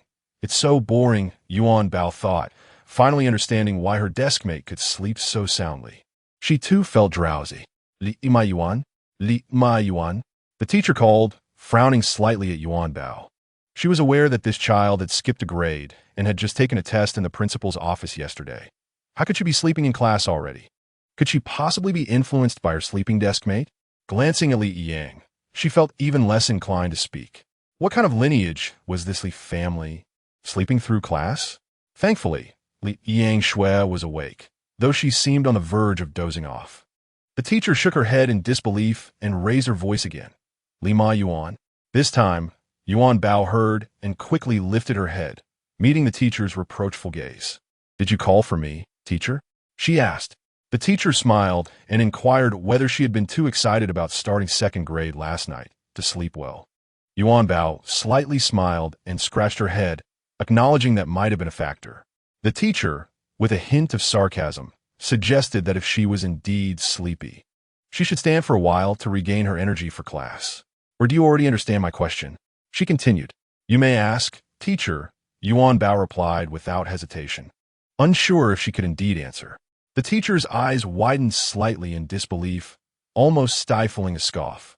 Li Yang, who had been observing from the podium, noticed the exchange and muttered under his breath, judging the situation. Little did he know that the teacher's attention was directed at his little sister. With her hands clasped behind her back, the teacher's mind raced with countless thoughts of how to challenge Yuanbao. As expected, after a brief pause, the teacher posed a question that was exceedingly difficult for a second grader. Observing the teacher's triumphant demeanor, Yuanbao internally sighed with relief and calmly answered the question. She even pretended to search through her textbook, feigning uncertainty. Teacher, I'm not sure if this answer is correct. I don't seem to recall seeing this question in the textbook. Her expression was one of feigned innocence. The classmates around her began to flip through their textbooks as well, finding nothing. Yuanbao's response took the teacher by surprise, having known she was advanced. She did not anticipate that she would excel so effortlessly. Excellent answer. However, remember to pay attention in class, the teacher remarked, slightly taken aback. Yuanbao nodded without further comment. During the 10-minute break, a mischievous boy approached Yuanbao, maliciously tugging at her hair as he passed by. Yuanbao et gulim, the sudden pain startling her. This outburst awakened her desk mate, who groggily asked, What is the fuss about? Annoyed by the boy's antics, Yuanbao retorted, It's recess. I can shout if I want. Is that not allowed? And why did you pull my hair? Who pulled your hair? Did anyone see? The boy replied defiantly. Yuanbao glared at his insolent face, feeling an urge to punch him but deciding to hold back for now. If you have the guts, at least admit it, she said calmly while organizing her books. You little brat, what are you boasting about? With your brother and sister absent from class. I'm curious to see who you think will come to your rescue, she thought, taking a deep breath, frustrated by his insolence. Unable to contain herself any longer, Yuanbao stood up, fixing her fierce gaze on the boy, and coldly declared, Just you? Do you really think I need to summon my brother or sister? As soon as the words left her lips, Yuanbao swiftly seized a book from a table. Before the bystanders could register the unfolding drama, the book came crashing down upon the little boy's head. The ensuing chaos erupted with the boy's frantic cries. How dare you hit me? Do you know who I am? You actually dared to lay a hand on me. Just wait until I make you pay for this, you little brat. Yuanbao nimbly darted aside, casting a mocking glance at the boy, who appeared utterly bewildered. If you want to hit me, perhaps you should shed a few pounds first. You look as hefty as a pig, she retorted. This incensed the boy, who grabbed Yuanbao's book and pursued her. Hey! He had barely taken a step before something pulled him back, and he turned abruptly, exclaiming, Gu Zhenxi, what are you doing? You've disturbed my sleep. Gu Zhenxi, still bleary-eyed, replied, Besides, with the time you've wasted on your little outburst, there's no way you could catch up with that small fry. You, the boy, already fuming, felt his anger intensify at Gu Zhenxi's words. However, he dared not confront Gu Zhenxi as he would with Yuanbao. He was well aware of the consequences of inciting Gu Zhenxi's wrath, having previously been taken to the secluded woods after school for a confrontation that still haunted him. Gu Zhenxi was the embodiment of the class bully. Who would dare provoke him? As Gu Zhenxi glanced towards the classroom entrance, he wondered if the boy had failed to recognize him. Furthermore, how could a kindergartner possibly skip grades to enter elementary school? During class, the boy had answered questions quite adeptly, hardly resembling the inept kindergartner one would expect. Moments-late, Li Yang returnat. Gu Zhenxi slowly rose and approached Li Yang, inquiring, Has your sister skipped a grade? Li Yang lazily lifted his eyelids to meet Gu Jinxi's gaze, chuckling. Isn't it expected for a prodigy to advance? Well, you ought to keep a close watch on your prodigy to prevent her from being bullied by those imbeciles, Gu Jinxi replied, his words laden with meaning. Li Yang followed his gaze to the boy's position and instantly grasped Gu Jinxi's implication. A subtle smile graced Li Yang's lips as he tilted his head back at Gu Jinxi, suggesting, "How about taking her out for some fresh air after school?" Gu Jinxi remained silent yet smiled faintly, turning back to his seat. Yuanbao returned just as the class bell rang, taking her place under the watchful eyes of her classmates and teacher. Gu Jinxi observed her attentively listening, appearing quite the little adult. He gently nudged her with his elbow. "Is there something you need?" Yuanbao turned and whispered, "Don't you remember me?" Gu Jinxi asked softly.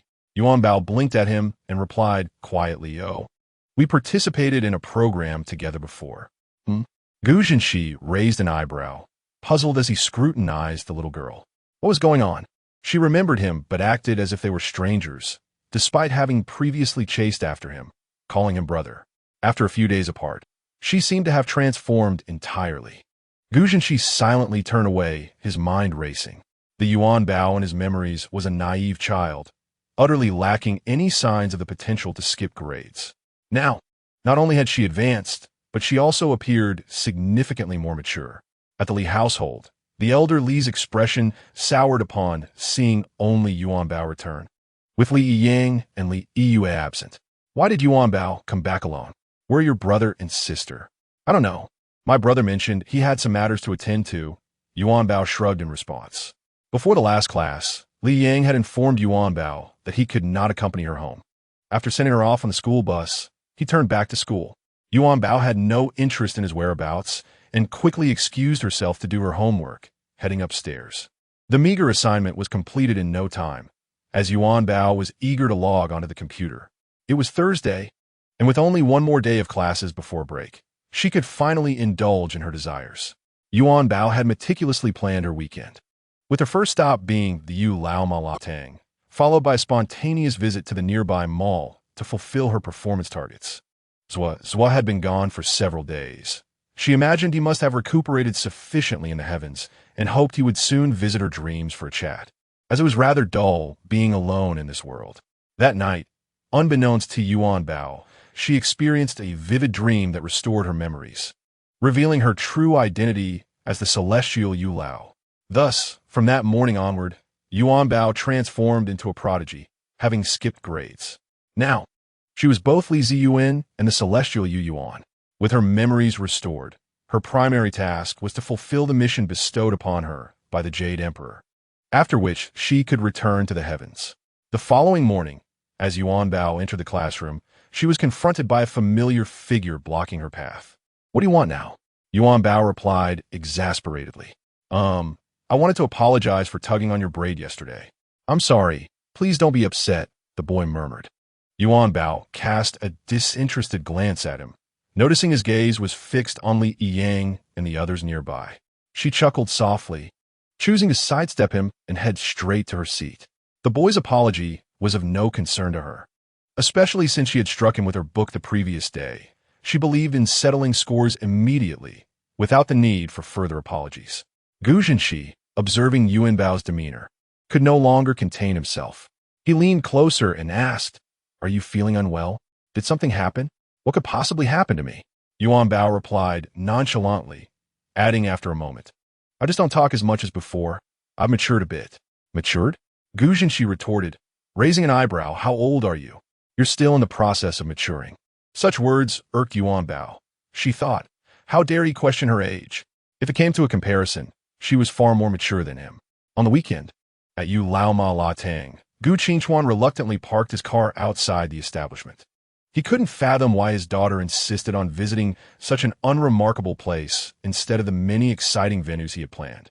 The name Yu Lao sounded ridiculous, and he couldn't understand how his daughter had developed such a peculiar taste. The restaurant's shabby exterior and questionable hygiene standards left him apprehensive about whether Yuanbao would end up with an upset stomach.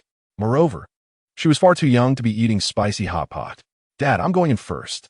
You can come find me if you get bored," she declared, turning her back and walking inside. Gu Qingchuan was taken aback by her sudden maturity. How could she speak so confidently? He felt compelled to follow her closely for her protection. Following her inside, Yuanbao made her way to the cashier without a hint of urgency to eat. "Hello. Are you the manager?" she asked, looking up. "Manager?" The middle-aged woman standing at the cash register stated. "I am not the manager here. The one cooking the spicy hot pot in the back is my husband. We are a married couple, so who do you think is the manager?" "That would be you." "Then," replied Yuanbao, rolling her eyes slightly. "What do you want from us?" "Just say it," the woman said straightforwardly. Yuanbao glanced around the sparsely populated establishment, then turned to the woman with a smile. "I am here to help boost your business. There are too few customers in your shop right now." "Who do you think you are? Look at the time. Is it meal time? When we have a crowd, there's hardly any room to stand," the woman retorted, clearly displeased with Yuanbao's words. It was unlikely anyone would appreciate being told their business was lacking, especially by a child. "I have already conducted thorough research online before coming here, and I am confident it will not lead me astray," Yuanbao asserted. She had reviewed the online comments and noted that the flavor of their spicy hot pot was subpar. Most patrons came merely for the name, so it was imperative to leverage that name effectively. "Let us make a wager. If I win, you will adopt my methods moving forward," Yuanbao proposed. The woman eyed the small child skeptically, questioning whether she was the foolish one or if it was the child speaking in such a manner. "You won't lose anything," Yuanbao added. The woman fell silent, contemplating the logic behind the proposal. If it truly could attract more customers, it might be a worthwhile endeavor, considering the shop was already devoid of patrons. Her earlier reluctance was merely a desire not to waste words on a child. Yuanbao remained silent, fixated on the woman. After a brief pause, the woman nodded. "All right, I shall see what clever ideas you possess."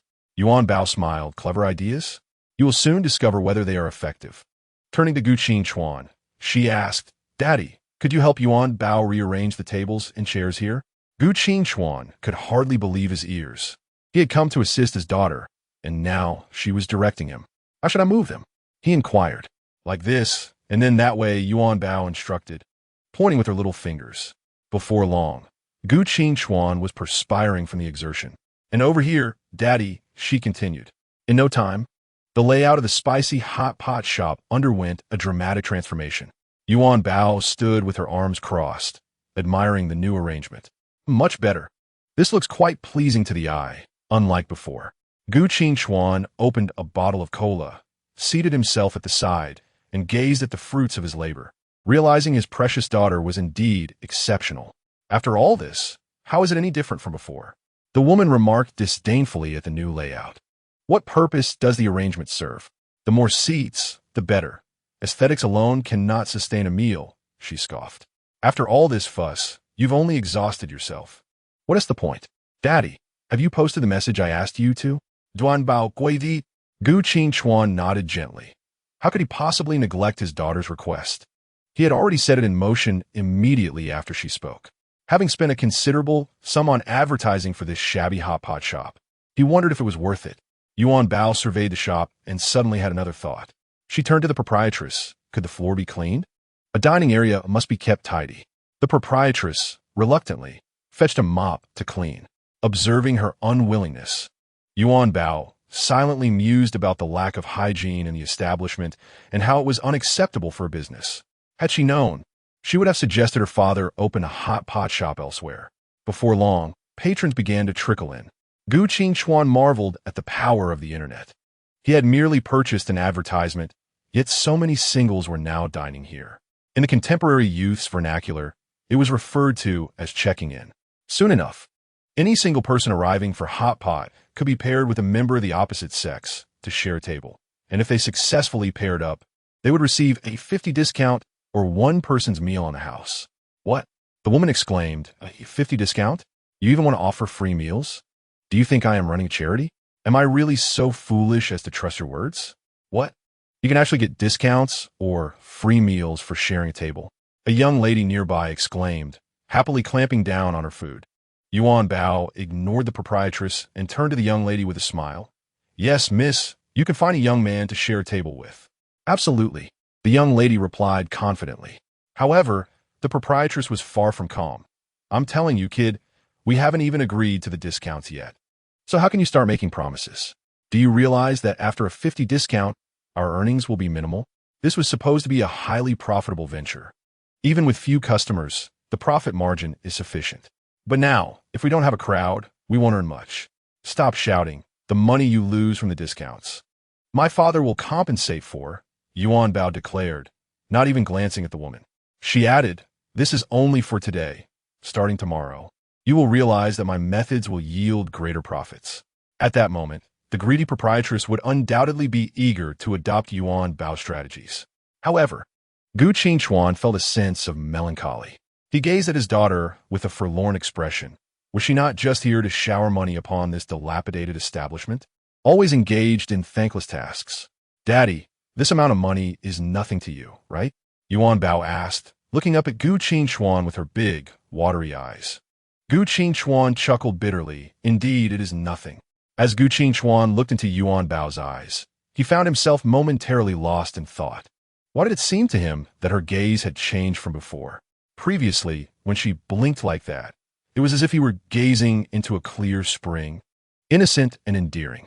Yet now, he perceived a depth in her large eyes that belied her age, suggesting a hidden complexity. Indeed, there seemed to be a hint of cunning. It felt as though she possessed a shrewdness beyond her years. Damn it, Yuanbao is my daughter. How can I entertain such thoughts?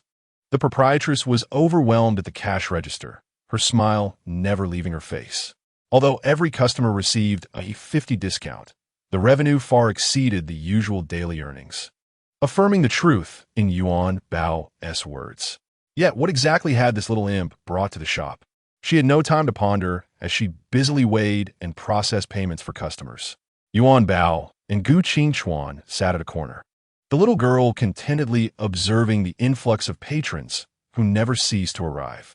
She noticed many couples exchanging contact information and engaging in cheerful conversation. With such developments, the task bestowed upon her by the Jade Emperor would be effortlessly accomplished. Hello, are you here alone? A seemingly demure girl approached Gu Qingchuan and Yuanbao, softly inquiring, may we share a table? Sorry, this is my daughter, Gu Qingchuan replied, gesturing toward Yuanbao. The young woman appeared somewhat disheartened, and it was difficult to find the right words. She had been observing Gu Qingchuan for a while, and naturally, she did not overlook the little one beside him. She had already prepared herself for the realization that this child was indeed his daughter. However, upon hearing Gu Qingchuan declare that this was his daughter, she found herself at a loss for how to continue the conversation. Yuanbao immediately sensed the young woman's awkwardness. She glanced at her father and then raised her hand to grasp the young woman's. Excuse me, miss, are you here alone? The young woman nodded gently. After all, seeking someone to share a table with indicated that she was alone. Yuanbao's inquiry was merely an attempt to hold the young woman's hand and discern if there was a connection between her and her father. Daddy, why don't you share a table with miss? Yuanbao said with a smile directed at Gu Qingchuan. Gu Qingchuan could hardly believe his ears. Was Yuanbao attempting to find him a stepmother? What could possibly be going through his precious daughter's mind? Really? The young woman exclaimed, her voice slightly cracking with excitement. Of course, if a lovely lady is willing to share a table with my father, I am quite delighted, Yuanbao replied with a grin. She certainly did not wish to complete her task only to leave her father, who cherished her above all, to wallow in solitude and longing. Thus, it was essential to find a reliable companion for his later years. As for the young woman, she had already calculated that she would pass the test without issue. I do not fancy spicy hot pot, Gu Qingchuan stated, but they seem to have other options like spicy mixed dishes and fried skewers, Yuanbao insisted. To give it a try, Daddy. You haven't even tasted it yet. How can you be sure you don't like it? She cast a glance at the young woman. Yes, since we're here to try it out, why not give it a go? The young woman's voice grew softer, timidly probing, fearing that Gu Qingchuan might refuse her again. No, Daddy, just take a small taste, Yuanbao urged. I want to try it too. Watching you eat makes my mouth water. Just as Gu Qingchuan was about to decline, Yuanbao interrupted him. Observing her eagerness made it hard for him to voice his refusal. All right then, I'll treat you. Gu Qingchuan sighed lightly, conceding to her request. Chapter 203. A chance encounter with Pei Yuxuan, the proprietress, could not help but laugh at the sight of Gu Qingchuan sharing a table with a young woman. I was wondering why you two insisted on renovating my shop. It turns out you're trying to find a wife for yourself or a stepmother for your child. Some comments were unnecessary. Gu Qingchuan replied coldly. He had never fancied the proprietress, and her words only intensified his discontent, making him feel a strong urge to reprimand her. I want to charge you for this meal since you and that little rascal have done us a great favor. Gu Qingchuan glanced at her with disdain. After spending so much money, he would not quibble over a small amount. Just because of the proprietress's insistent attitude, he resolutely refused to entertain her whims. Thank you. The young woman softly expressed her gratitude, though it was unclear whether it was directed at the proprietress or Gu Qingchuan. She had stumbled upon this recommendation online, and having a fondness for spicy hot pot, she decided to visit this particular establishment, rumored to be blessed by the deity of marriage, hoping for some luck. Upon entering, she had spotted Gu Qingchuan sitting in the corner, a man exuding a unique charm that captivated her. Hearing the proprietress mention their significant contribution made her wonder if this restaurant belonged to him. Did that mean she was sharing a table with the owner while enjoying his hot pot? Your little friend is adorable. May I know her name? The young woman inquired timidly. Yuanbao, the little girl replied, glancing at her reticent father, pondering how he could ever find a wife with such a demeanor. It was indeed a conundrum. It seemed that this matter rested solely on her shoulders. I'm Yuanbao, and my father is Gu Qingchuan. What about you, miss? Pei Yuxuan. It's a pleasure to meet you both, Pei Yuxuan responded, equally lacking in conversational flair. She replied to whatever topic Yuanbao brought up, leading to an increasingly awkward atmosphere.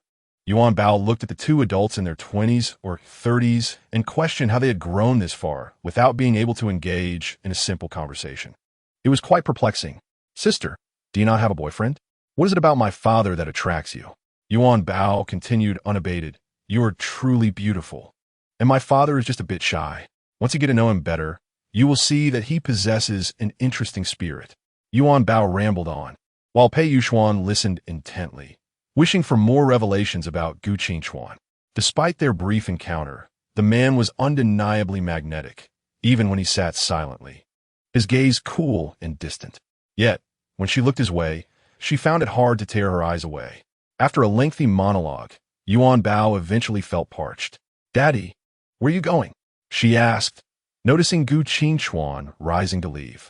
She quickly grabbed his hand. Daddy, please give me the car keys. I want to get some water. With no choice, Gu Qingchuan handed her the keys, his eyes never straying from the direction she headed. I hope that after we leave, you will continue this business model. However, if you do not fancy it, I could always open my own Yuelao spicy hot pot restaurant, Yuanbao declared with her arms crossed, resembling a miniature adult. Of course not. I love it, absolutely. The proprietress quickly replied, eager not to miss such a lucrative opportunity, despite the hard work involved. The potential for profit was indeed enticing, and she regretted not having thought of it sooner. Now that she had discovered this profitable method, she would certainly adopt it. Seeing the energetic little girl, Gu Qingchuan turned his gaze to Pei Yuxuan beside Yuanbao. So where to next? He asked nonchalantly. Yuanbao looked up at Pei Yuxuan. Sister, do you have any plans? If not, you can join us for some fun. Pei Yuxuan felt a bit bashful, but was reluctant to part ways with Gu Qingchuan.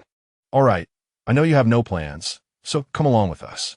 Not far from Yuelao Spicy Hot Pot was a shopping mall, and Yuanbao eagerly dragged Gu Qingchuan toward it. Having done her research online, she knew that on the third floor of the mall, there was a matchmaking corner that had once been quite popular. It was uncertain how it fared now. Such trendy spots often became fleeting fads, just like the recently visited Yuelao Spicy Hot Pot, which would eventually lose its appeal unless they improved the flavor. As they exited the elevator, Gu Qingchuan's attention was drawn to a small boy nearby. What is this brat doing here again? Could it be that he is deliberately following my precious daughter? Surely, his daughter could not have arranged to meet this boy. The odds of that were negligible. The mere sight of the boy reminded him of their last encounter, and he was far from a pleasant memory. What surprised Gu Qingchuan even more was that after stepping off the elevator, Yuanbao made a beeline for the boy. The small steps were filled with an urgent eagerness, as if she were about to break into a run at any moment. Was it a friend of Yuanbao? Certainly not. Before Pei Yuxian could finish her sentence, Gu Qingchuan interrupted, unwilling to let his precious daughter associate with such a ruffian. He could barely tolerate even a glance at this scoundrel. After frightening her in the elevator, Yuanbao rushed toward the matchmaking corner, which from a distance appeared satisfactory, with a few scattered individuals present. However, upon approaching, she realized that the previous matchmaking corner had transformed into a balloon stall, and the vendor was none other than her former friend, Gu Jinshi. It seemed that Gu Jinshi was ubiquitous, as she recalled their last encounter, where they also coincidentally met while he was selling balloons. The only discernible difference this time was the change of shopping mall. Yuanbao, what brings you here again? Gu Jinshi asked, a hint of disdain in his voice. Yuanbao was taken aback. How was it that she kept running into him? First, they serendipitously sat at the same table, and now, while she was out on a task, she encountered him again. Why can't I be here? Gu Jinshi retorted. He was puzzled by Yuanbao's transformation since their first meeting, when she had been so adorable. What had become of her now? Yuanbao chose not to respond and continued toward the matchmaking corner. However, apart from the three large characters proclaiming it as a matchmaking corner, everything else seemed entirely unrelated. She turned to Gu Jinshi and asked, "What are you doing here? Where's the matchmaking corner?" "Right here," he replied, pointing to the bold letters above. "Isn't it impressive? Such large letters. Can't you read?" "No, I meant to ask, is this still the matchmaking corner? How has it turned into a balloon stall?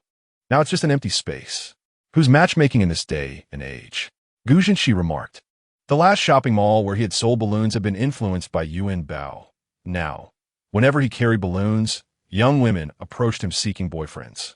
He had no idea how to deal with such matters. Hence, he found himself in this mall again, unexpectedly bumping into this little rascal. The matchmaking corner is gone? Yuanbao's expression fell, disheartened. It seemed that nothing in this world went smoothly.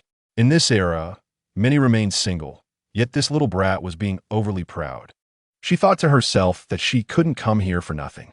With the matchmaking corner vanished, perhaps she could repurpose her efforts. Glancing at Gu Jinshi's collection of balloons, an idea struck her. "Are these balloons selling well?" she inquired, her tone somewhat teasing. "What do you think?" Gu Jinshi raised an eyebrow, gesturing toward a few people standing in front of the balloons. "I believe they might sell, but it seems insufficient," she replied. "How about this?" Yuanbao proceeded to elaborate on her plan to Gu Jinshi. Her extensive explanation bore a striking resemblance to the formula of Yuelao Malatang. Same principles, just a different presentation. She had not anticipated that the matchmaking corner would be non-existent, so she was compelled to utilize Gu Jinshi's balloons. Gu Jinshi regarded her with skepticism. This little one seemed to be in a perpetual state of role-play, first as Yuelao, and now again in a similar capacity. "Why should I agree to this?" "Because you agreed last time," Yuanbao countered. "Just because I agreed, then does not mean I will do so again," Gu Jinshi replied coldly, turning away. At that moment, Gu Qingchuan strolled over, addressing the boy casually. "Just sell your balloons normally. I will cover any price difference later." "What does that have to do with you?" "I don't need your help." Gu Jinshi snapped back, visibly irritated. Gu Qingchuan was exasperated by the boy's attitude. If not for the child's appearance, he would have certainly confronted him. "Does that mean you agree to my plan?" Yuanbao chimed in cheerfully. "You've already consented once. What's the harm in doing so again?" "Fine, let's South rearrange this place," she declared. Before Gu Jinshi could protest, Yuanbao dashed into the matchmaking corner, starting to arrange the two small tables inside along with the balloons tied to their legs.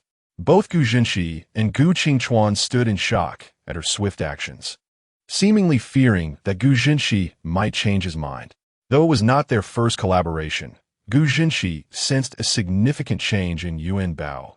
She appeared much less naive, resembling someone seasoned in the ways of the world, almost more cynical than himself. Noticing Gu Jinshi staring at her in a daze, Yuanbao couldn't help but tease. "What are you staring at? Is there something on my face?" "You seem a bit different," he replied casually. "What is different?" She shot back, rolling her eyes, and continued her preparations. In no time, everything was set. Yuanbao turned to Gu Jinshi, observing his pale and somewhat cold visage, and cheerfully announced, "I have a very important task for you." "What is it?" Gu Jinshi asked, unimpressed. Now you must use your charm to attract more young ladies here, she instructed. Attract young ladies? Gu Zhenxi stared at her in disbelief. You can't be serious. I wouldn't even know how to approach that. Is there a problem? Yuanbao raised her voice slightly, fixing him with a challenging stare. Of course, there's a problem. I refuse to do it. Why can't you? I still need to attract young men. Why can't you? She countered. Gu Zhenxi was taken aback by her obstinacy. She seemed rather unreasonable, reminiscent of a difficult old woman. This isn't necessary. As long as we are appealing enough here, we won't need to go out and attract anyone. Wouldn't it be better for them to find their own matches in the mall? He elaborated on his reasoning, but he wasn't certain if Yuanbao was even listening. Regardless, he felt strongly that he was making valid points. Yuanbao stood silently, seemingly lost in thought. Seeing her pensive expression, Gu Zhenxi wondered if he had spoken too harshly. Well, if you really want to go out and attract people, I have no objections. Let us just do it. As soon as he uttered those words, he regretted them. Why had he spoken so insincerely, especially when he saw Yuanbao's displeasure? Suddenly, her eyes lit up and she grinned. Then let us go out and attract those young ladies. Gu Zhenxi was momentarily stunned, realizing he had been outwitted by this little rascal. All right, you win this round, Yuanbao, he said through gritted teeth, with no option to retract his words. He steeled himself for the task of attracting young ladies. Gu Zhenxi took the balloon, turned, and walked away. What is there to fuss about in soliciting? A true gentleman knows when to yield and when to strive. Observing the throngs of people around him, he grasped the balloon and made his way forward. He found a corner, glanced around, and deemed this spot quite favorable, as it was bustling with foot traffic.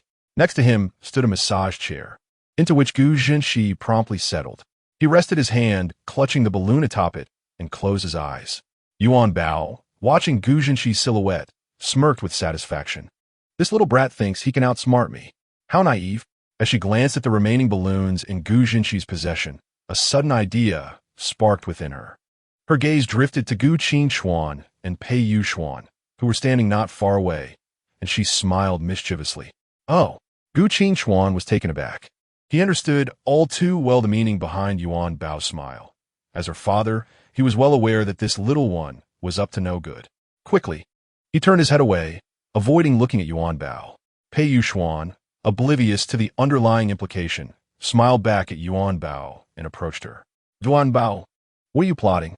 Sister, could you assist me with something? Pei Yuxuan nodded eagerly. Father, Yuanbao called out loudly to Gu Qingchuan's back. Taking a deep breath, she approached him and patted his thigh. Father, Gu Qingchuan, knowing there was no escaping, turned with a smile. What is it, Yuanbao? Father, you and sister can help me with something. Gu Qingchuan's smile stiffened, but he nodded. Pei Yuxuan shot a glance at Gu Qingchuan, noting his cool demeanor. Yuanbao distributed several balloons to both of them and led them to the elevator entrance near the matchmaking corner. Pei Yuxuan, curious about Yuanbao's intentions, watched intently. Father, sister, you don't need to solicit. Just help me distribute the balloons here. Thank you, sister. While speaking, Yuanbao made a heart gesture towards Pei Yuxuan. However, Pei Yuxuan merely smiled back, then turned her gaze to Gu Qingchuan, who stood there expressionless, his eyes fixed somewhere far away. Father, your face looks too fierce.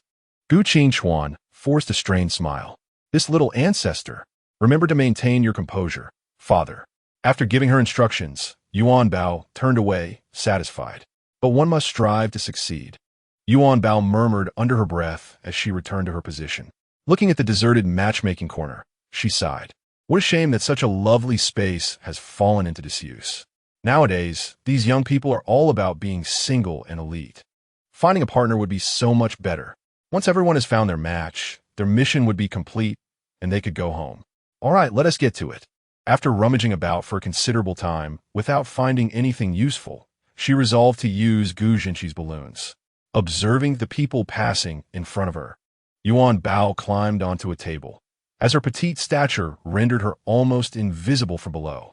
To the passing charming young ladies and dashing young men, come over here for a balloon. You can gift it to your boyfriend or girlfriend. It's for your partners.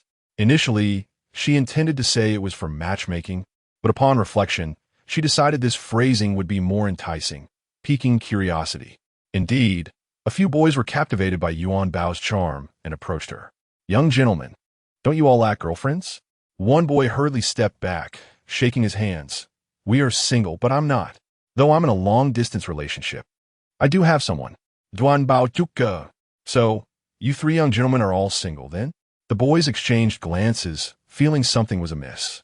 They looked at Yuanbao, who whispered conspiratorially, "Little sister, tell us the truth. Did your elders send you here? Are they mistreating you?" Yuanbao shook her head vigorously. No. I am here to help the older brothers and sisters find partners." The boys remained skeptical, observing her attire, which didn't suggest any form of mistreatment. "Then tell us, how can you help when you don't even have a partner yourself? Not a single girl in sight." Duanbao Laoget, pointing to a few chairs nearby. "You can sit here for a while. The young ladies will arrive shortly." The boys exchanged glances, feeling increasingly uneasy. "This little one said the young ladies would arrive shortly? This must be some sort of scheme." Deciding not to speak, they communicated through glances. Perhaps it would be wise to leave before it was too late. They nodded in agreement and turned towards the elevator. Young gentlemen, after all the effort to attract single young men, how could they be allowed to escape so easily?" Yuanbao hurriedly descended from the table and sprinted after them. Gu Qingchuan, stationed by the elevator, observed the commotion. Unobtrusively, he waited until the boys approached, then seized two of them. "You see, I told you that child was being directed by an adult. Call the police." Yuanbao, panting, caught up. "Young gentlemen, why are you running? The one with a girlfriend can leave, but you three single ones, I'm here to help you find partners." The boys' minds were flooded with images of human traffickers, completely oblivious to Yuanbao's words. Especially as two of them found themselves in Gu Qingchuan's grasp, they were powerless to resist, unaware of the situation. Gu Qingchuan held them firmly until he heard Yuanbao's words, at which point he released them. "Young gentlemen, Yuanbao truly isn't a scammer. She genuinely wants to help you find girlfriends." No, we're fine. We're good as we are. We're not in a hurry," the boys stammered, their voices trembling. They were utterly confused by Yuanbao's antics and uncertain how to convince her of their sincerity. At that moment, Gu Zhenxi returned, accompanied by a little girl and a group of stunning women, each more beautiful than the last. Yuanbao had no time to ponder further. Quickly, she beckoned the boys to look towards Gu Zhenxi. "They're coming, young gentlemen. See, the young ladies have arrived, just as promised." The boys followed Yuanbao's pointing finger.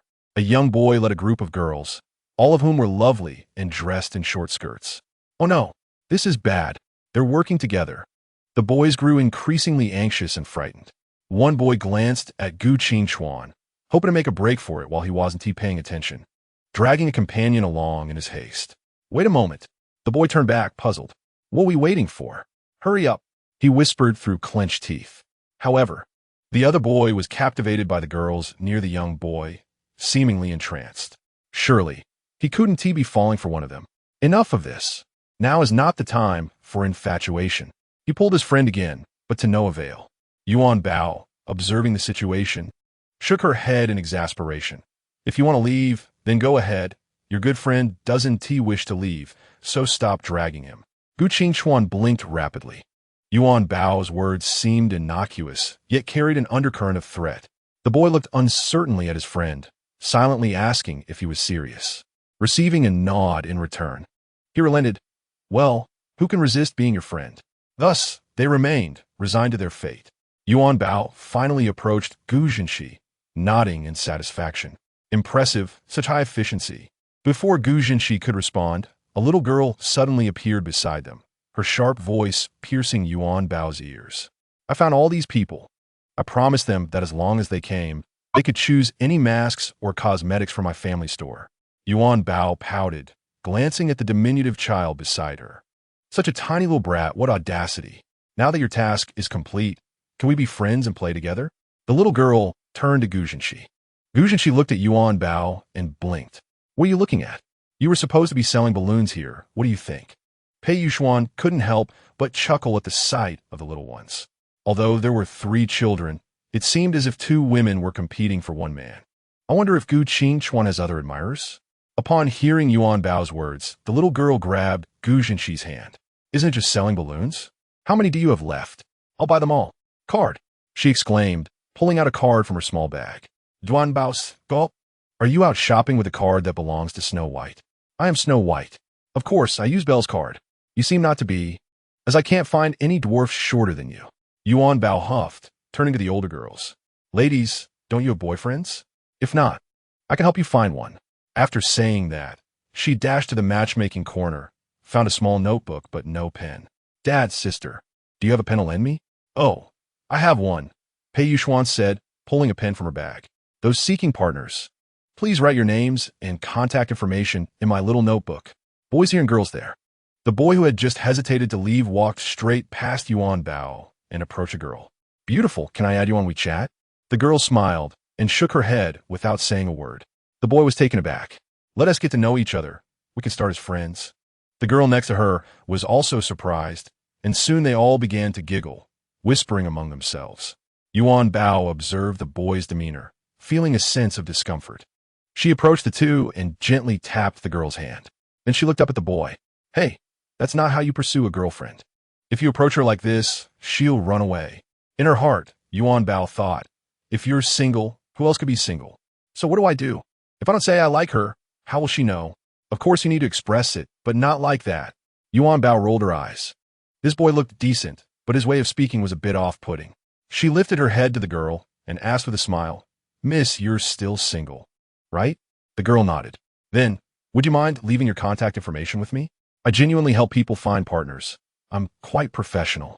I've helped many people find their significant others, and I'm quite famous online. If you don't believe me, that's my dad, and he can vouch for me. Yuanbao pointed at Gu Zhenxi. The girl, curious, suddenly remembered something. I once saw a little girl online who was quite popular on a variety show.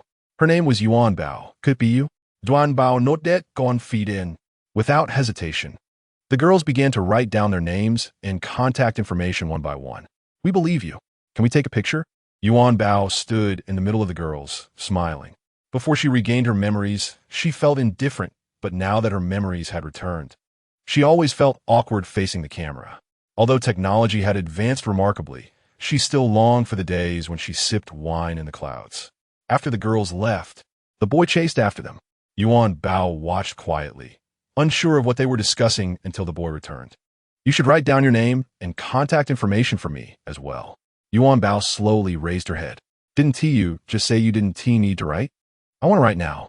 But it one matter. She has already gone, and you two are still not WeChat friends. Yuanbao shrugged her shoulders, shaking her head in resignation. Unexpectedly, before she could finish her sentence, the boy raised his fist. Gu Qingchuan swiftly stepped forward and firmly grasped the boy's wrist. Don't think just because you're a child, I want to deal with you.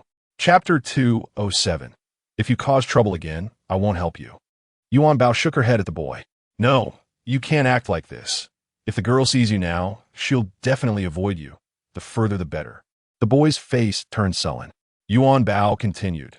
Once you change your attitude and learn how to communicate properly, she'll agree to be your girlfriend. Gu Qingchuan stood beside Yuanbao, his gaze fixed intently on the boy. The boy was furious, especially after Yuanbao's comments, feeling as if he had been exposed, which only fueled his anger. He pointed a finger at Yuanbao and stormed off, followed by the boy who had a girlfriend. Another boy approached Yuanbao and cleared his throat. Could I have the contact information of that girl from earlier? Yuanbao glanced at him. Of course, but she asked the other boy yes. As for you, she'll bring a good friend along later. Yuanbao cheerfully waved her hand.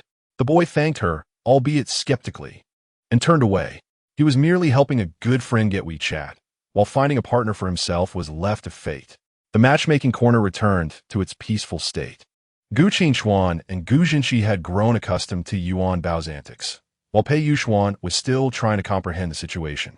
She glanced at Gu Qingchuan, only to find his determined gaze fixed ahead as if he were steadfastly committed to a cause. That Yuanbao.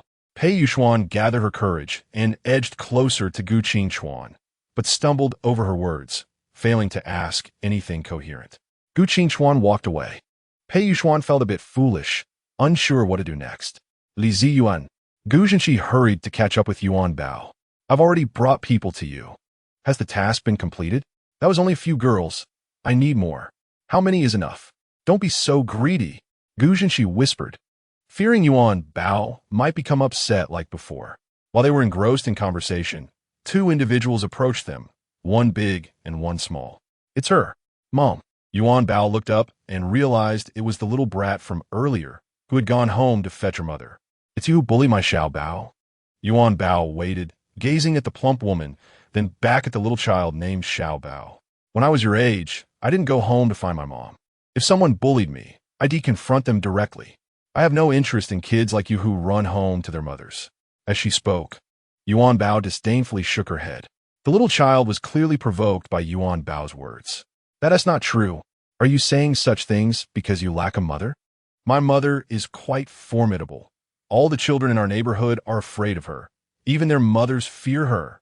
Upon hearing this, Yuanbao burst into laughter, collapsing onto Gu Zhenxi's shoulder, remarking that it is precisely because her mother is so intimidating that they all fear her. Gu Zhenxi cast a sidelong glance at the little girl's mother, biting his lip to suppress a laugh. He had never realized how sharp-tongued Yuanbao could be. The little girl and her mother advanced together, the latter looking as though she intended to physically subdue Yuanbao. Gu Zhenxi instinctively stepped forward to shield Yuanbao. "Where's your mother? You sharp-tongued little brat. Who taught you such words?" Not far away, Pei Yuxuan, witnessing the scene, hurried over. Yuanbao's father had just stepped away, and it was crucial that Yuanbao not be bullied at this moment. She pulled Yuanbao and Gu Zhenxi behind her, addressing the stout woman with authority. "I was present the entire time, and I can attest that no one bullied your precious child. Were you to say that? Just because you claim there was no bullying doesn't make it true. I trust my little Bao's words." The woman's demeanor was quite imposing. Pei Yuxuan looked up at the woman, snorting dismissively. "Even if your child said something, it doesn't mean every word is the truth. There are cameras here. We can review the footage." She pointed to the overhead surveillance camera, and when she noticed Yuanbao and Gu Zhenxi staring at her, she smiled lightly. "Indeed, you are here to intimidate the small." Yuanbao chimed in, stepping forward. She was aware that Pei Yuxuan was not one to speak much, and she feared for Pei Yuxuan being bullied by this stout individual. "Who is bullying whom? Is it not your fault that we had to send out so many cosmetics? Do you dare claim this has nothing to do with you? I must settle this account with you." Gu Zhenxi shot a glance at the stout woman. His tone icy. "Understand this clearly. It was not my doing. I never made any demands of her." "Hey, you little rascal." Gu Zhenxi turned his gaze elsewhere, thinking how troublesome women could be. If she truly dared to strike, that would be exceedingly reckless. However, after waiting for a while, the woman's hand did not come down, and he heard Gu Qingchuan's voice. "I just went to the restroom, and you all managed to create such a ruckus?" Gu Zhenxi turned to see Gu Qingchuan gripping the stout woman's wrist. He shook his head in exasperation. "Is this your way of making an entrance? I always feel like I'm being played." Gu Qingchuan shot Gu Zhenxi a glare, coldly stating, "I thought you were quite impressive. It turns out that while I was away, my Yuanbao was bullied. For reasons unknown, every encounter between these two always felt like a clash of titans." Gu Qingchuan then directed his gaze at the stout woman, regarding her with icy disdain. "I lack gentlemanly decorum. Anyone who bullies my Yuanbao will receive their just desserts." With that, he released the woman's hand. Though the woman was indignant, deep down she knew how much her wrist had just endured. It felt as if it would snap with another second of pressure. She glared at Gu Qingchuan. "I want to let it go just because you bullied my daughter. Just you wait." After the little girl was taken away by the stout woman, Yuanbao turned to Gu Zhenxi, mockingly saying, "TSK, TSK, if you cause trouble again in the future, we want to help you." Earlier, her father and sister had all assisted him, so to be fair, he would need to win over the older sister. Gu Zhenxi looked at Yuanbao's wicked grin and sighed. Chapter 208. Children grow so quickly, their personalities change daily. Though Gu Zhenxi was not particularly old, he had navigated society long enough to feel that Yuanbao was the first person who made him feel somewhat outmatched. Every time he saw her little face, he couldn't help but feel a surge of affection. Once Gu Zhenxi left, Yuanbao's gaze returned to Gu Qingchuan and Pei Yuxuan. She approached her father, pouting, "Daddy, don't you want to say something about what just happened?" "What should I say?" Gu Qingchuan replied coolly. "Should I confront that little rascal Gu Zhenxi? causing trouble outside and making my Yuanbao anxious? Yuanbao facepalmed, thinking he was so clueless.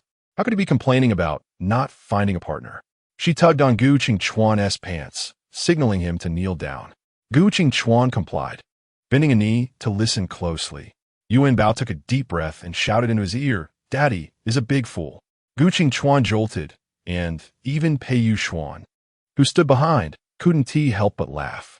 Gu Qingchuan protested, "Me? A fool? Daddy, just now. The sister helped us when you weren't around. You need to thank her," Yuanbao declared, already stepping aside for Gu Qingchuan to approach. Gu Qingchuan glanced at Pei Yuxuan, who stood a mere 2 steps away, nodding slightly. His gesture indicated gratitude for the earlier incident. Yuanbao was utterly speechless. She rolled her eyes dramatically at Gu Qingchuan before walking towards Pei Yuxuan, exclaiming loudly, "Daddy is truly the silliest dad I've ever met." Gu Qingchuan. Pei Yuxuan, noticing Yuanbao's exasperated demeanor, squatted down and gently said, "Your daddy has already thanked me, so he isn't foolish." Yuanbao remained silent. Blinking rapidly, Pei Yuxuan was puzzled, but did not question it, simply gazing at Yuanbao. Yuanbao then exclaimed, "Since daddy is so foolish, you should add me on WeChat, sister. I really like you and hope we can hang out together sometime." Pei Yuxuan, still a bit confused, took out her phone. She glanced at Gu Qingchuan, opening WeChat. She was adding Gu Qingchuan's contact, but having Yuanbao's WeChat was also delightful. Meeting Yuanbao would surely lead to seeing Gu Qingchuan. With this thought, Pei Yuxuan couldn't help but smile. Yuanbao, operating her smartwatch, heard Pei Yuxuan's laughter and curiously looked up at her, whispering, "Sister, you added Yuanbao's WeChat, not Daddy's." "I know." Yuanbao observed Pei Yuxuan's expression, feeling elated. How wonderful that she found such a nice girlfriend for her father. At least for now. It seems she really liked her. Yuanbao raised her little hand, waving it in front of Pei Yuxuan. "Sister, come a bit closer. I want to tell you a secret." Pei Yuxuan obediently leaned in. Yuanbao whispered in her ear for a while. Gu Qingchuan, after hearing Yuanbao's earlier remark, noticed her whispering to Pei Yuxuan and approached curiously. As Gu Qingchuan drew closer, Yuanbao clutched her hands even tighter. What would you be telling her? Gu Qingchuan wondered.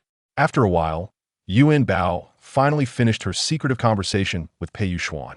The latter beamed at Yuanbao, her smile radiating gratitude. Gu Qingchuan became even more curious about what Yuanbao had said to elicit such joy. Pei Yuxuan set down the balloon she was holding, bid farewell to Yuanbao, and turned to leave. Gu Qingchuan quickly ran up to her. "Daddy, are you so eager to know what Yuanbao told sister?" Yuanbao teased, pretending to be mysterious. Gu Qingchuan nodded, acknowledging that Yuanbao had grown up and learned to share secrets with her father. Observing Gu Qingchuan's woeful expression, Yuanbao suddenly burst into laughter. "Father, I think this sister is truly wonderful. However, since you do not favor her, I shall keep our conversation to myself." With that, she turned and headed towards the matchmaking corner, leaving Gu Qingchuan perplexed and discontented. Children grow so swiftly, and their personalities change daily. As her father, it is indeed a challenging role for him, especially for Gu Qingchuan. Nevertheless, what exactly did Yuanbao discuss with that Pei Yuxuan? At the Li family villa, Gu Qingchuan returned home, cradling Yuanbao. He had not forgotten the events at the mall earlier that day and had already inquired about them twice during their journey home. Yet Yuanbao remained tight-lipped. She merely wished to observe her father's reaction. The more curious Gu Qingchuan became, the less she revealed. In truth, she and Pei Yuxuan had not discussed anything of great significance. It was merely a test of her father's response. As expected, her father could hardly conceal his curiosity, his eagerness almost written across his forehead. Given his current demeanor, matters could be more easily resolved. Had Gu Qingchuan chosen to ignore any connection to Pei Yuxuan, the situation would have grown considerably more complicated. Upon seeing Yuanbao return, the elderly approached with a smile, eager to embrace her, only to be evaded by Yuanbao. "Grandfather, good evening," she said, proceeding directly upstairs. The elder was left astonished. What had come over the child? She seemed transformed, as though she were an entirely different person. He turned to Gu Qingchuan, his expression conveying his thoughts clearly. Gu Qingchuan, feeling innocent, shrugged in response. Unsure of the reason behind it all. You don't know? Yuanbao has been with you all day, and you claim ignorance? The elderly retorted, his frustration mounting. I genuinely do not know. Gu Qingchuan insisted. Then explain to me what Yuanbao has been up to today. The elder settled into a chair, one hand gripping his cane, the other tapping his knee. As Gu Qingchuan approached to sit beside him, the elder's gaze compelled him to stand tall, facing the elder directly. Speak, the elder commanded sternly. Gu Qingchuan sighed, stating Yuanbao mentioned wanted to visit a spicy hot pot restaurant. So we went there, and then we simply went to the mall. Those were the only two places. Chapter 209. What is wrong with Yuanbao? The elderly glared at Gu Qingchuan, scoffing. A child like Yuanbao cannot even eat spicy hot pot. What could she possibly want at such a place? Gu Qingchuan shared his own bewilderment. Did you notice anything unusual? Gu Qingchuan nodded. The two engaged in lengthy discussion in the living room, but failed to discern the underlying cause of Yuanbao's peculiar behavior. Just then, Li Jingchen arrived, spotting Gu Qingchuan standing obediently in the living room. Although he did not see the elderly, he surmised that only the elder could prompt such behavior from Gu Qingchuan. As he approached the entrance, the elderly turned and spotted him. Li Jinggen, come here. Li Jingchen hesitated, surprised that he too had become embroiled in this situation. Slowly, he approached Gu Qingchuan's side and asked casually, what is going on, Dad? How can you ask what is going on? Didn't you arrange for Yuanbao to skip a grade recently? I now feel as if she has become an entirely different person. Explain this to me. Huh? What do you mean, huh? Speak. The elderly barked. Li Jingchen frowned slightly. What was he supposed to say? He was just as in the dark. So what could he possibly explain? At that moment, a voice from outside exclaimed, what is happening? Who has upset our eldest? The elderly angrily hurled his cane, which landed nearly Howren's feet. Liu Dan, who had just been cheerfully calling out, immediately lowered his head and moved alongside Li Jingchen, realizing he had been overly exuberant. He had been too preoccupied with the sight of Gu Qingchuan and Li Jingchen to anticipate that their commotion would soon involve him. The elderly, observing Li Howren's carefree demeanor, grew even more irritated. Tell me, what has happened to Yuanbao these past few days? Liu Dan responded. What is wrong with Yuanbao? I don't know. You don't know. Yet you seem so cheerful. What is there to be so happy about? Look at you. So simple-minded and physically robust. The elderly was thoroughly incensed. His beloved granddaughter had seemingly transformed overnight to the point where he, her grandfather, could barely recognize her. Yet these uncles and her father could provide no answers. What kind of uncles and fathers were they? Li Howren turned slightly to glance at Gu Qingchuan and Li Jingchen, wishing to inquire further, but he hesitated, daunted by the elder's fury. The elderly sat on the sofa, his gaze drifting upstairs, reflecting on Yuanbao's recent oddities. What could have transpired? Could it be related to the rabbits? Upon further reflection, it seemed the unusual behavior began after the two rabbits had died. With that thought, the elderly looked towards Li Jingchen, who blinked rapidly, unsure of what the elder required of him. Dad, Yuanbao's voice suddenly echoed, capturing everyone's attention as they turned towards the staircase.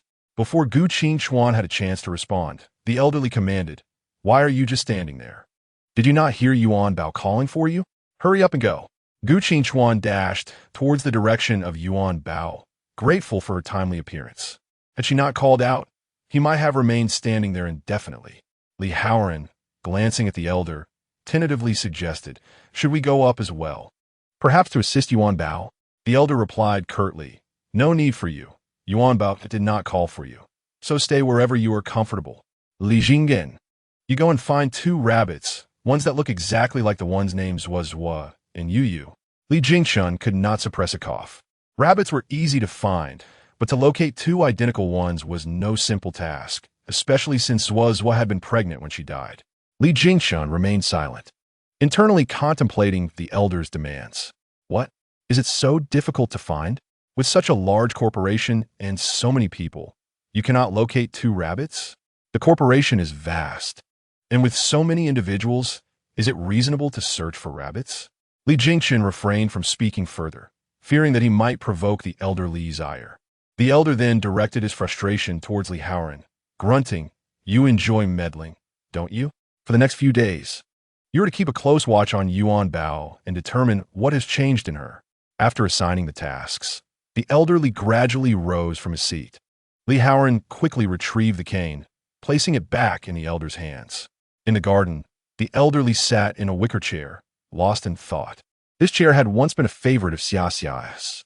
However, her daughter was no longer present, leaving little Yuanbao behind. He earnestly wished for nothing untoward to befall her. Xiao must be watching over Yuanbao from above, so he would ensure her well-being. Meanwhile, Gu Qingchuan followed closely behind Yuanbao, scrutinizing her closely, struggling to articulate what was different about her. After observing her closely for a while, even her silhouette seemed altered.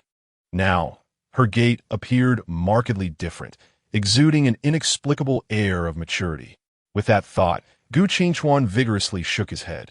In the household of Yuanbao, who is still but a child, how could one possibly employ such an antiquated phrase as old-fashioned? Following Yuanbao into her room, she pointed towards her bed and desk, casting a glance at Gu Qingchuan. "What is it?" Gu Qingchuan inquired. Had Yuanbao grown weary of her bed? Yuanbao shook her head and explained, "No, it's the pink doll hanging up there. I just wanted to take it down, but it's too high for me to reach." Without a moment's hesitation, Gu Qingchuan rushed forward and swiftly removed all the dolls. Afterward, he realized, "Aren't these all your favorites, Yuanbao? You used to ask your father to hang them up for you. Why do you want to take them down now?" "I don't like them anymore," Yuanbao replied, shaking her head. Then she pointed to her desk. "Father, can I have a computer here too?"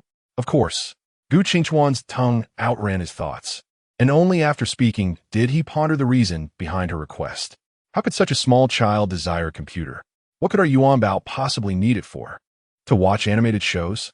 Yuanbao hesitated for a few moments. Surely, she couldn't admit that she wanted a computer for research. What could such a little one possibly research? After contemplating for a moment, she smiled and said, "I saw my brother playing games." The soft, gentle tone of her voice made it difficult for anyone to refuse her request. Gu Qingchuan nodded, momentarily pausing before recalling something. Chapter 210. A hint of fatherly responsibility. Gu Qingchuan scrutinized Yuanbao, struggling to believe that such a young child could be interested in games. He asked, "What game was he playing?" "You can play games, but I still can't buy you a computer. You're simply too young." Yuanbao was taken aback, not expecting to be denied. "I don't know, I just saw my brother playing." She pouted, looking quite pitiful. Gu Qingchuan could hardly bear to see her in such a state. He quickly scooped her up, gently soothing her. All right, Daddy will arrange it for you." Instantly, a smile graced Yuanbao's face. "You did that on purpose, didn't you? Such a little rascal already knows how to act." Gu Qingchuan teased, playfully tapping her nose. Yuanbao laughed heartily, and to Gu Qingchuan, such a smile evoked an overwhelming sense of warmth. Geely received Gu Qingchuan's message and hurried to the computer store. After completing his purchases, he glanced at the time, realizing he would just make it in time for dinner at the Li household. He paused for a moment on the roadside near the Li villa. When he checked the time again, it was nearly time to go. At the request of the old Master Li, everyone was to relax in the living room after dinner, engaging in conversation, with no one permitted to leave early. Everyone exchanged glances. When Li Jincheng returned, most of the meal was already consumed. He only intended to greet Yuanbao before departing, as he had plans with Song Yiyan that night. Yet now, he was merely able to offer a greeting, only to find himself detained. He raised his hand to check his watch. Time was slipping away. What to do? This small gesture caught the keen eye of the old Master Li, who fixed a sharp gaze on him. "Li Jincheng, are you very busy?" I have plans tonight." "Plans? What could possibly be more important than Lil Yuanbao? As her uncle, have you forgotten her in the throes of romance? Have you given a thought to who arranged for you and Yu Yin to be together?" Before Li Jincheng could finish, the old Master Li unleashed a torrent of admonition upon him. He felt he could say nothing more, nor did he wish to. What was the matter with Yuanbao? He had noticed that she seemed slightly different these past few days, but it hardly seemed significant. After all, she was growing, and it was entirely normal for her to change daily. Surely, she hadn't become possessed, or reincarnated, or traversed into another realm. He believed the old master was exaggerating the situation. A sharp knock resounded through the villa. Everyone turned their attention towards the sound. Geely was momentarily taken aback. Was his timing not suitable? He quickly retreated a couple of steps, lowering his head. Apologies, Mr. Li. I was unaware that the Li family was in a meeting. If I have disturbed you, it was unintentional. I shall return later. He began to turn towards the door. The old master Li, noticing Ji Li's armful of items, turned to Gu Qingchuan and asked, "Bringing you something?" Gu Qingchuan nodded vigorously. "Yes, it's a computer for Yuanbao." "A computer for Yuanbao?" The old master Li exclaimed sharply. "Why did you not stop him? Hurry and retrieve it."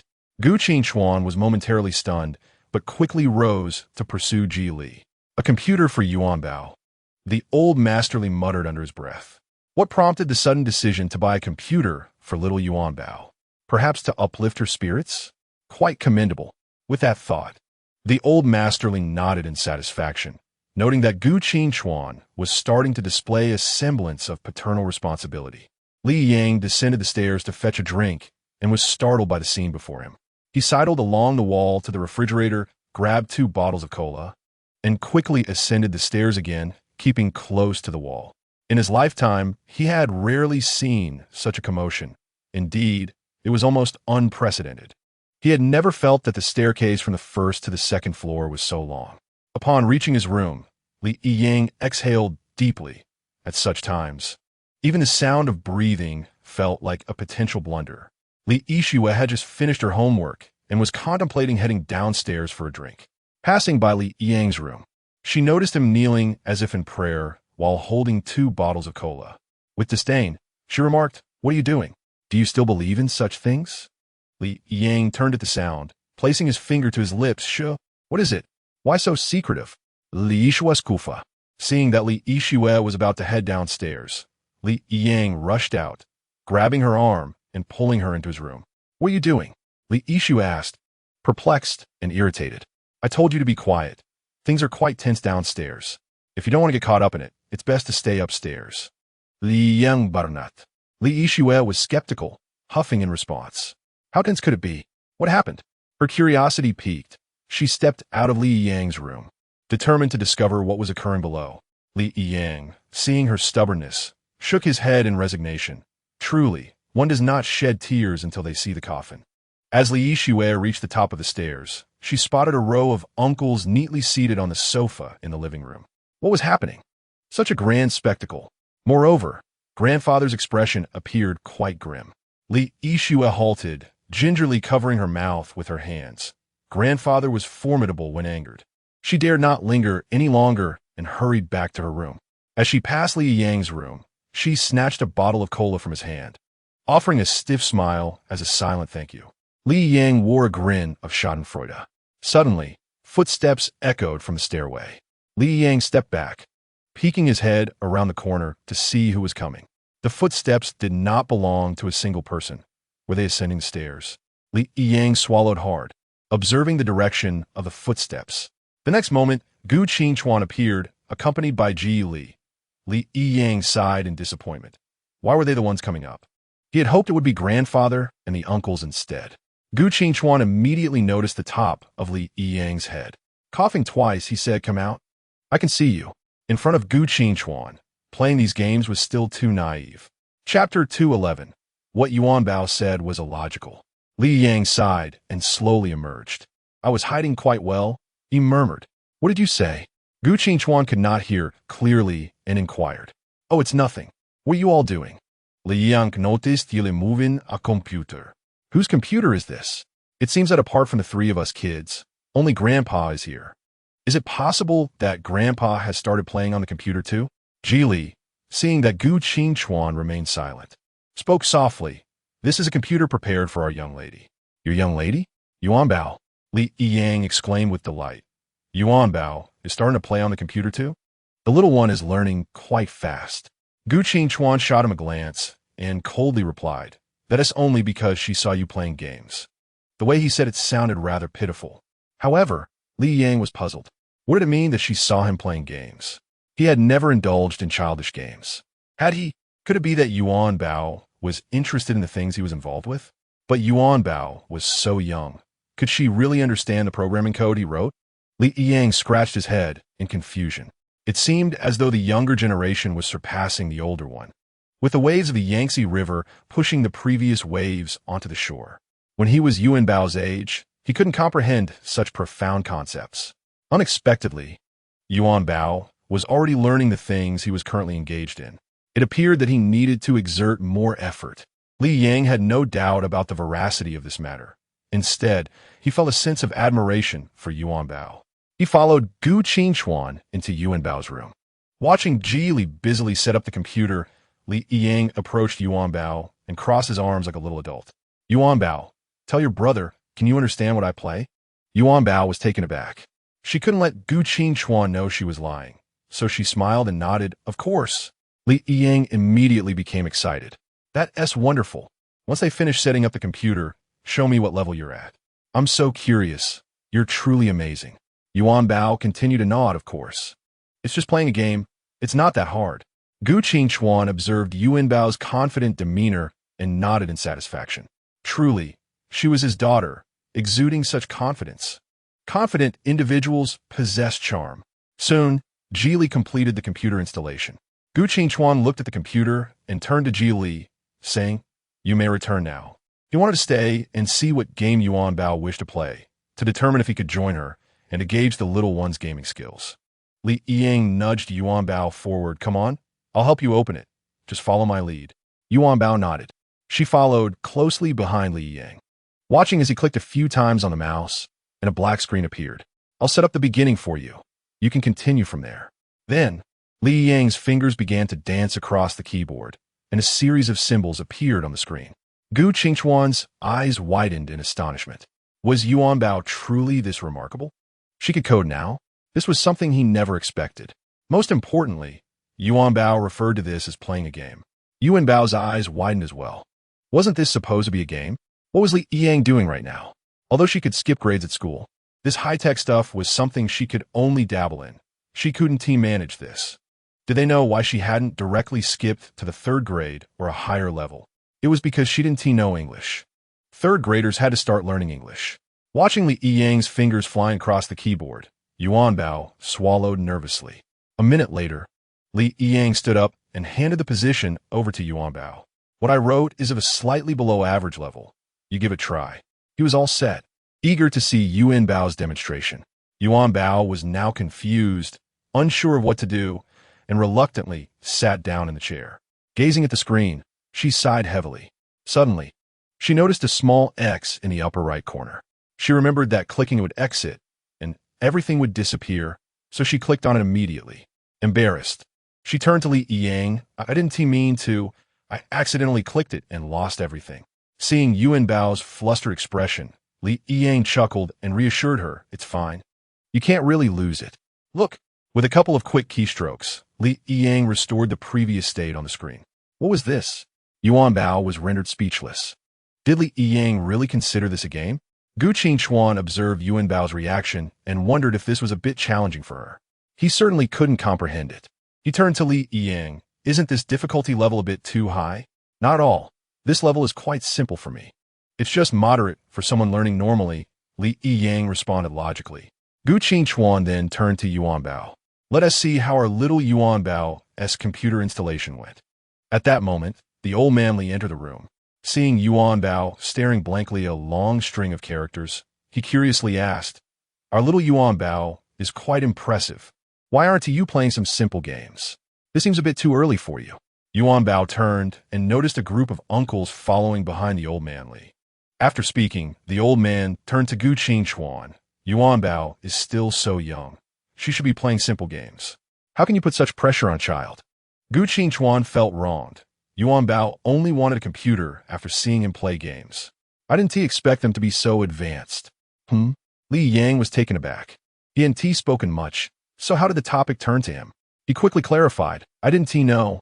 I never play games. I'm going to study now. With that, he dashed out, returning to his room and promptly closing the door. The image of the group in the living room lingered in his mind. He noticed that his grandfather was still somewhat displeased, so it was best to flee for now. In Yuanbao's room, Li Jingchen observed the scene before him, his brows slightly furrowing. Li Yang's claim of never playing games was indeed true. He had always found games uninteresting, believing they were meant for children. Did Yuanbao want a computer because she saw Li Yang playing games? The logic seemed off. Chapter 212, Yuanbao elite. The old manly did not think too deeply.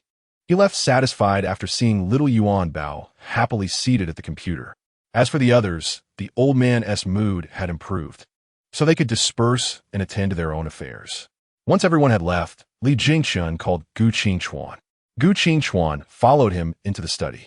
What important matter required discussion in the study, away from prying ears? Gu Qingchuan pondered silently. Li Jingchun closed the study door. Gu Qingchuan furrowed his brows. What's the matter? Li Jingchun hesitated for 2 seconds, organized his thoughts, and spoke Bundan. I want to know what Yuanbao said when she asked you to install the computer. What did she say? She saw that little brat Li Yang playing games and wanted to play too. So she asked me to install a computer. Gu Qingchuan replied nonchalantly. Is there a problem with that? Yuanbao is still quite young, and her studies are not particularly demanding, so she plays games during her free time. Surely, as her uncle, you wouldn't want to interfere, would you? Li Jingchun observed Gu Qingchuan's sudden eloquence with a resigned sigh as he settled into a leather chair. There seemed to be an issue at hand. Li Yang had never been one to indulge in gaming, which led Li Jingchun to suspect that there was something amiss with Yuanbao's words. Yet, he found himself at a loss for words. It is not good for such a young child to develop a habit of deceit. So, you mean to suggest that Yuanbao has lied to me? Gu Qingchuan exclaimed. Li Jingchun did not respond, for it was not entirely out of the realm of possibility. Perhaps Yuanbao, being so young, had simply misspoken. Or perhaps Gu Qingchuan had not heard correctly. His fingers tapped lightly on the table surface. Gu Qingchuan moved to sit across from Li Jingchun, pulling up a chair. I believe Yuanbao would not lie. She is still just a little child, and besides, it is merely a computer. What would be the need for deceit? Gu Qingchuan remained unwilling to accept that his Yuanbao could be dishonest. He regarded Li Jingchun with growing impatience. Speak up. My time is quite precious. Li Jingchun furrowed his brow slightly. I am pondering the reasons behind this. Yuanbao does seem to have changed somewhat, but as her father, you would have much to say on the matter. I may have a voice, but I must first comprehend. Gu Qingchuan's frustration surged. Today, he had already been belittled by the elder Li, and now he found himself singled out by Li Jingchun. He was aware that Yuanbao had been acting differently these past few days, yet he could not pinpoint the exact nature of the change. What good was being a father if he could not delve into Yuanbao's thoughts to understand what had prompted this transformation? Li Jingchun sighed and turned away. I'm leaving. Gu Qingchuan watched the back of Li Jingchun's chair, rolling his eyes in exasperation. It was already troubling enough, but Li Jingchun's behavior only added to his distress. What on earth was happening? As he passed by Yuanbao's room, Gu Qingchuan found himself inexplicably quieting his footsteps, curious to see what she was up to. To his surprise, he discovered that Yuanbao was not playing games at all. She appeared to be searching for something online, toggling between text, images, and maps. What could she possibly be investigating?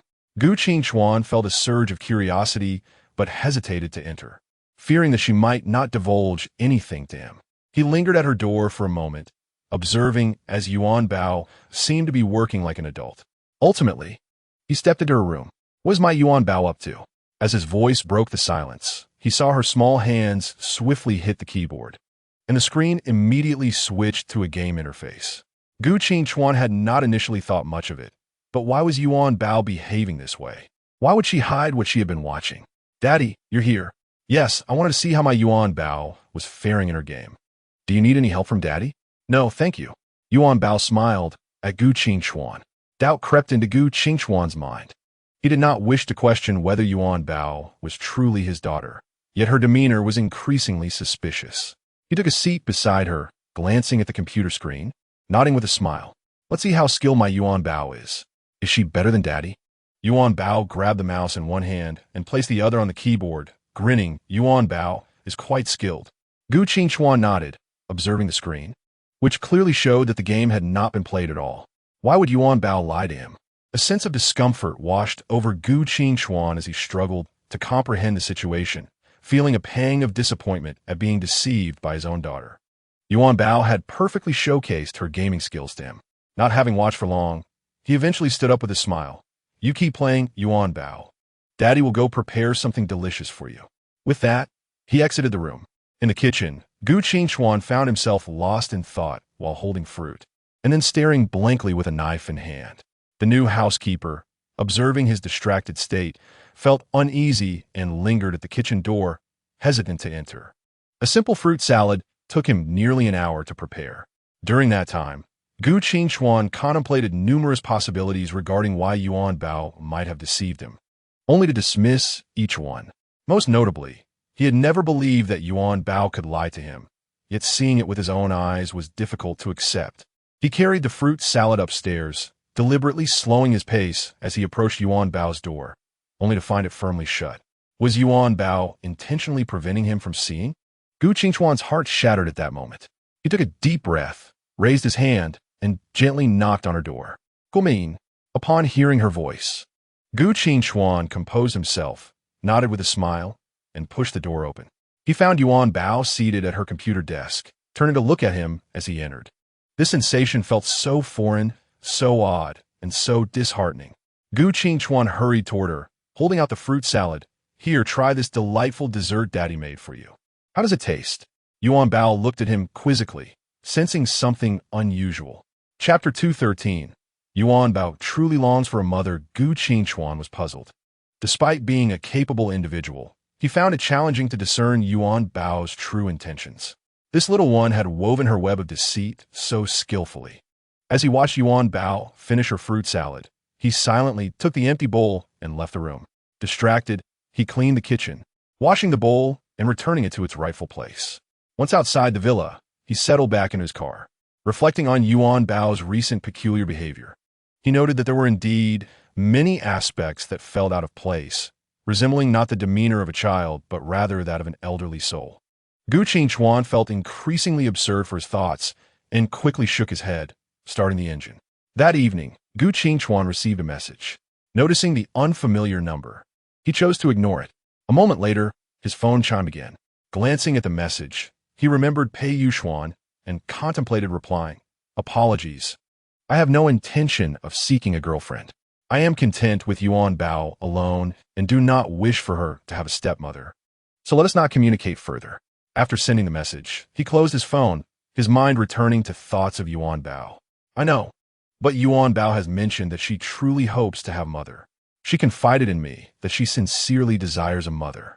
It pained him to acknowledge that, despite his meticulous care for Yuanbao, he was still merely her father and unable to fulfill many of her needs. Gu Qingchuan stared at the message on his phone, uncertain of how to respond. He found some truth in the words, as he struggled to comprehend what Yuanbao was truly feeling. Would having that woman around alleviate such worries? Gazing at the chat on his screen, he caught sight of the woman's WeChat profile picture, and a face suddenly emerged in his mind with startling clarity. Gu Qingchuan smiled wistfully. If only you were here. Would Yuanbao be a different version of herself if you were present? As she glanced at her phone once more, Gu Qingchuan shook her head. This individual was not her. It was profoundly unjust for her to simply select anyone to assume the role of Yuanbao's mother. Such an act would be unfair to both her and Yuanbao. Ultimately, Gu Qingchuan chose not to respond and promptly turned off her phone. It was certain that Yuanbao yearned for a mother, yet it could not be just any random person pulled from thin air. That morning, Li Jingshun returned home, carrying a suitcase. He had originally planned to attend a crucial meeting, but when his assistant arrived with 2 rabbits, he postponed the meeting without a second thought. At this hour, the elderly gentleman should have been exercising in the garden, while Yuanbao was likely just waking up to have breakfast. Unexpectedly, as he stepped into the living room, he found both the elder and the child seated at the dining table, enjoying their meal. Why had the elderly gentleman not gone for his morning exercise today? Li Jingshun placed the suitcase on the floor and addressed the two at the dining table. Yuanbao, your uncle has prepared a gift for you. After you finish your breakfast, come and see what your uncle has for you. The elderly gentleman glanced at the suitcase and instantly conjectured its contents. He looked at Yuanbao with a kind expression, smiling as he said, Wonderful. Your uncle has prepared a gift for our little Yuanbao. After breakfast, grandfather will accompany you to discover what delightful surprise your uncle has in store. Okay, Yuanbao not dead? What kind of gift could possibly be prepared? That fellow Zwa had already returned to the heavens to frolic. He could not possibly be tossed back down to accompany her again. Yuanbao mused silently. I have a meeting to attend. I must take my leave now. Dad, could you stay with Yuanbao and see if she likes it? If not, I'll find something else. With that, he vanished from the living room. Please do not be dissatisfied. Such treasures are not easily found. There are countless rabbits in the world, yet Zwa is truly one of a kind, Li Jingshan thought, shaking his head helplessly as he entered his vehicle and started the engine. Pei Yuxuan, following the location on her phone, arrived at the designated spot. After waiting for a considerable time at the door, Yuanbao finally dashed over. Sister, I'm sorry to have kept you waiting. It's quite all right, Pei Yuxuan replied. The elderly gentleman observed Yuanbao returning with a little girl and paused momentarily, questioning, Who is this? Grandfather, this is the girlfriend Yuanbao found for Daddy. Guqingchuan's? The elderly gentleman's expression shifted dramatically. Though his daughter had departed, Guqingchuan was still relatively young. The realization that she had found a girlfriend unsettled him deeply. He glanced at Pei Yuxuan without uttering a word, then turned to smile at Yuanbao. Come here, dear. Let us see what your uncle has prepared for you. Yuanbao approached, pulling Pei Yuxuan along. The elderly gentleman's discomfort grew as he looked at Pei Yuxuan. Together, they opened the suitcase. He was aware that it contained 2 rabbits, yet he feigned surprise, exclaiming, Wow, your uncle has gifted us with little rabbits. These 2 rabbits look remarkably similar to Zwa. Yuanbao, observing the rabbits, thought to herself, How could they be alike? They are completely different. What is it, dear? Do you not like them? Yuanbao shook her head, replying, No, I really like them. Pei Yuxuan, kneeling to examine the rabbits, remarked, Wow, these rabbits are truly adorable. Do you like rabbits, Yuanbao? The elderly gentleman rolled his eyes in annoyance at her response. Why can't these young girls discern good from bad? Despite my disdain for her, she continues to linger. Yuanbao pursed her lips and quietly said, Well, at first, I wasn't very fond of them, but later, I grew to like them. This change in sentiment was primarily due to the Jade Emperor, who transformed Zwa into a rabbit. The mere thought of this made Yuanbao feel uneasy. Observing her demeanor, the elderly gentleman realized that Yuanbao still did not harbor sufficient affection for the rabbits. What could be done? He instructed someone to take the rabbits to the garden for care. He had hoped to spend more time with Yuanbao, but seeing her with this girl made him decide to withdraw. Unexpectedly, this little girl possessed a knack for charming children, managing to amuse his granddaughter so thoroughly that even he, her grandfather, was somewhat ignored. Yet, he pondered, how could Guqingchuan, that mischievous child, find a girlfriend so swiftly? Was it fair to his daughter?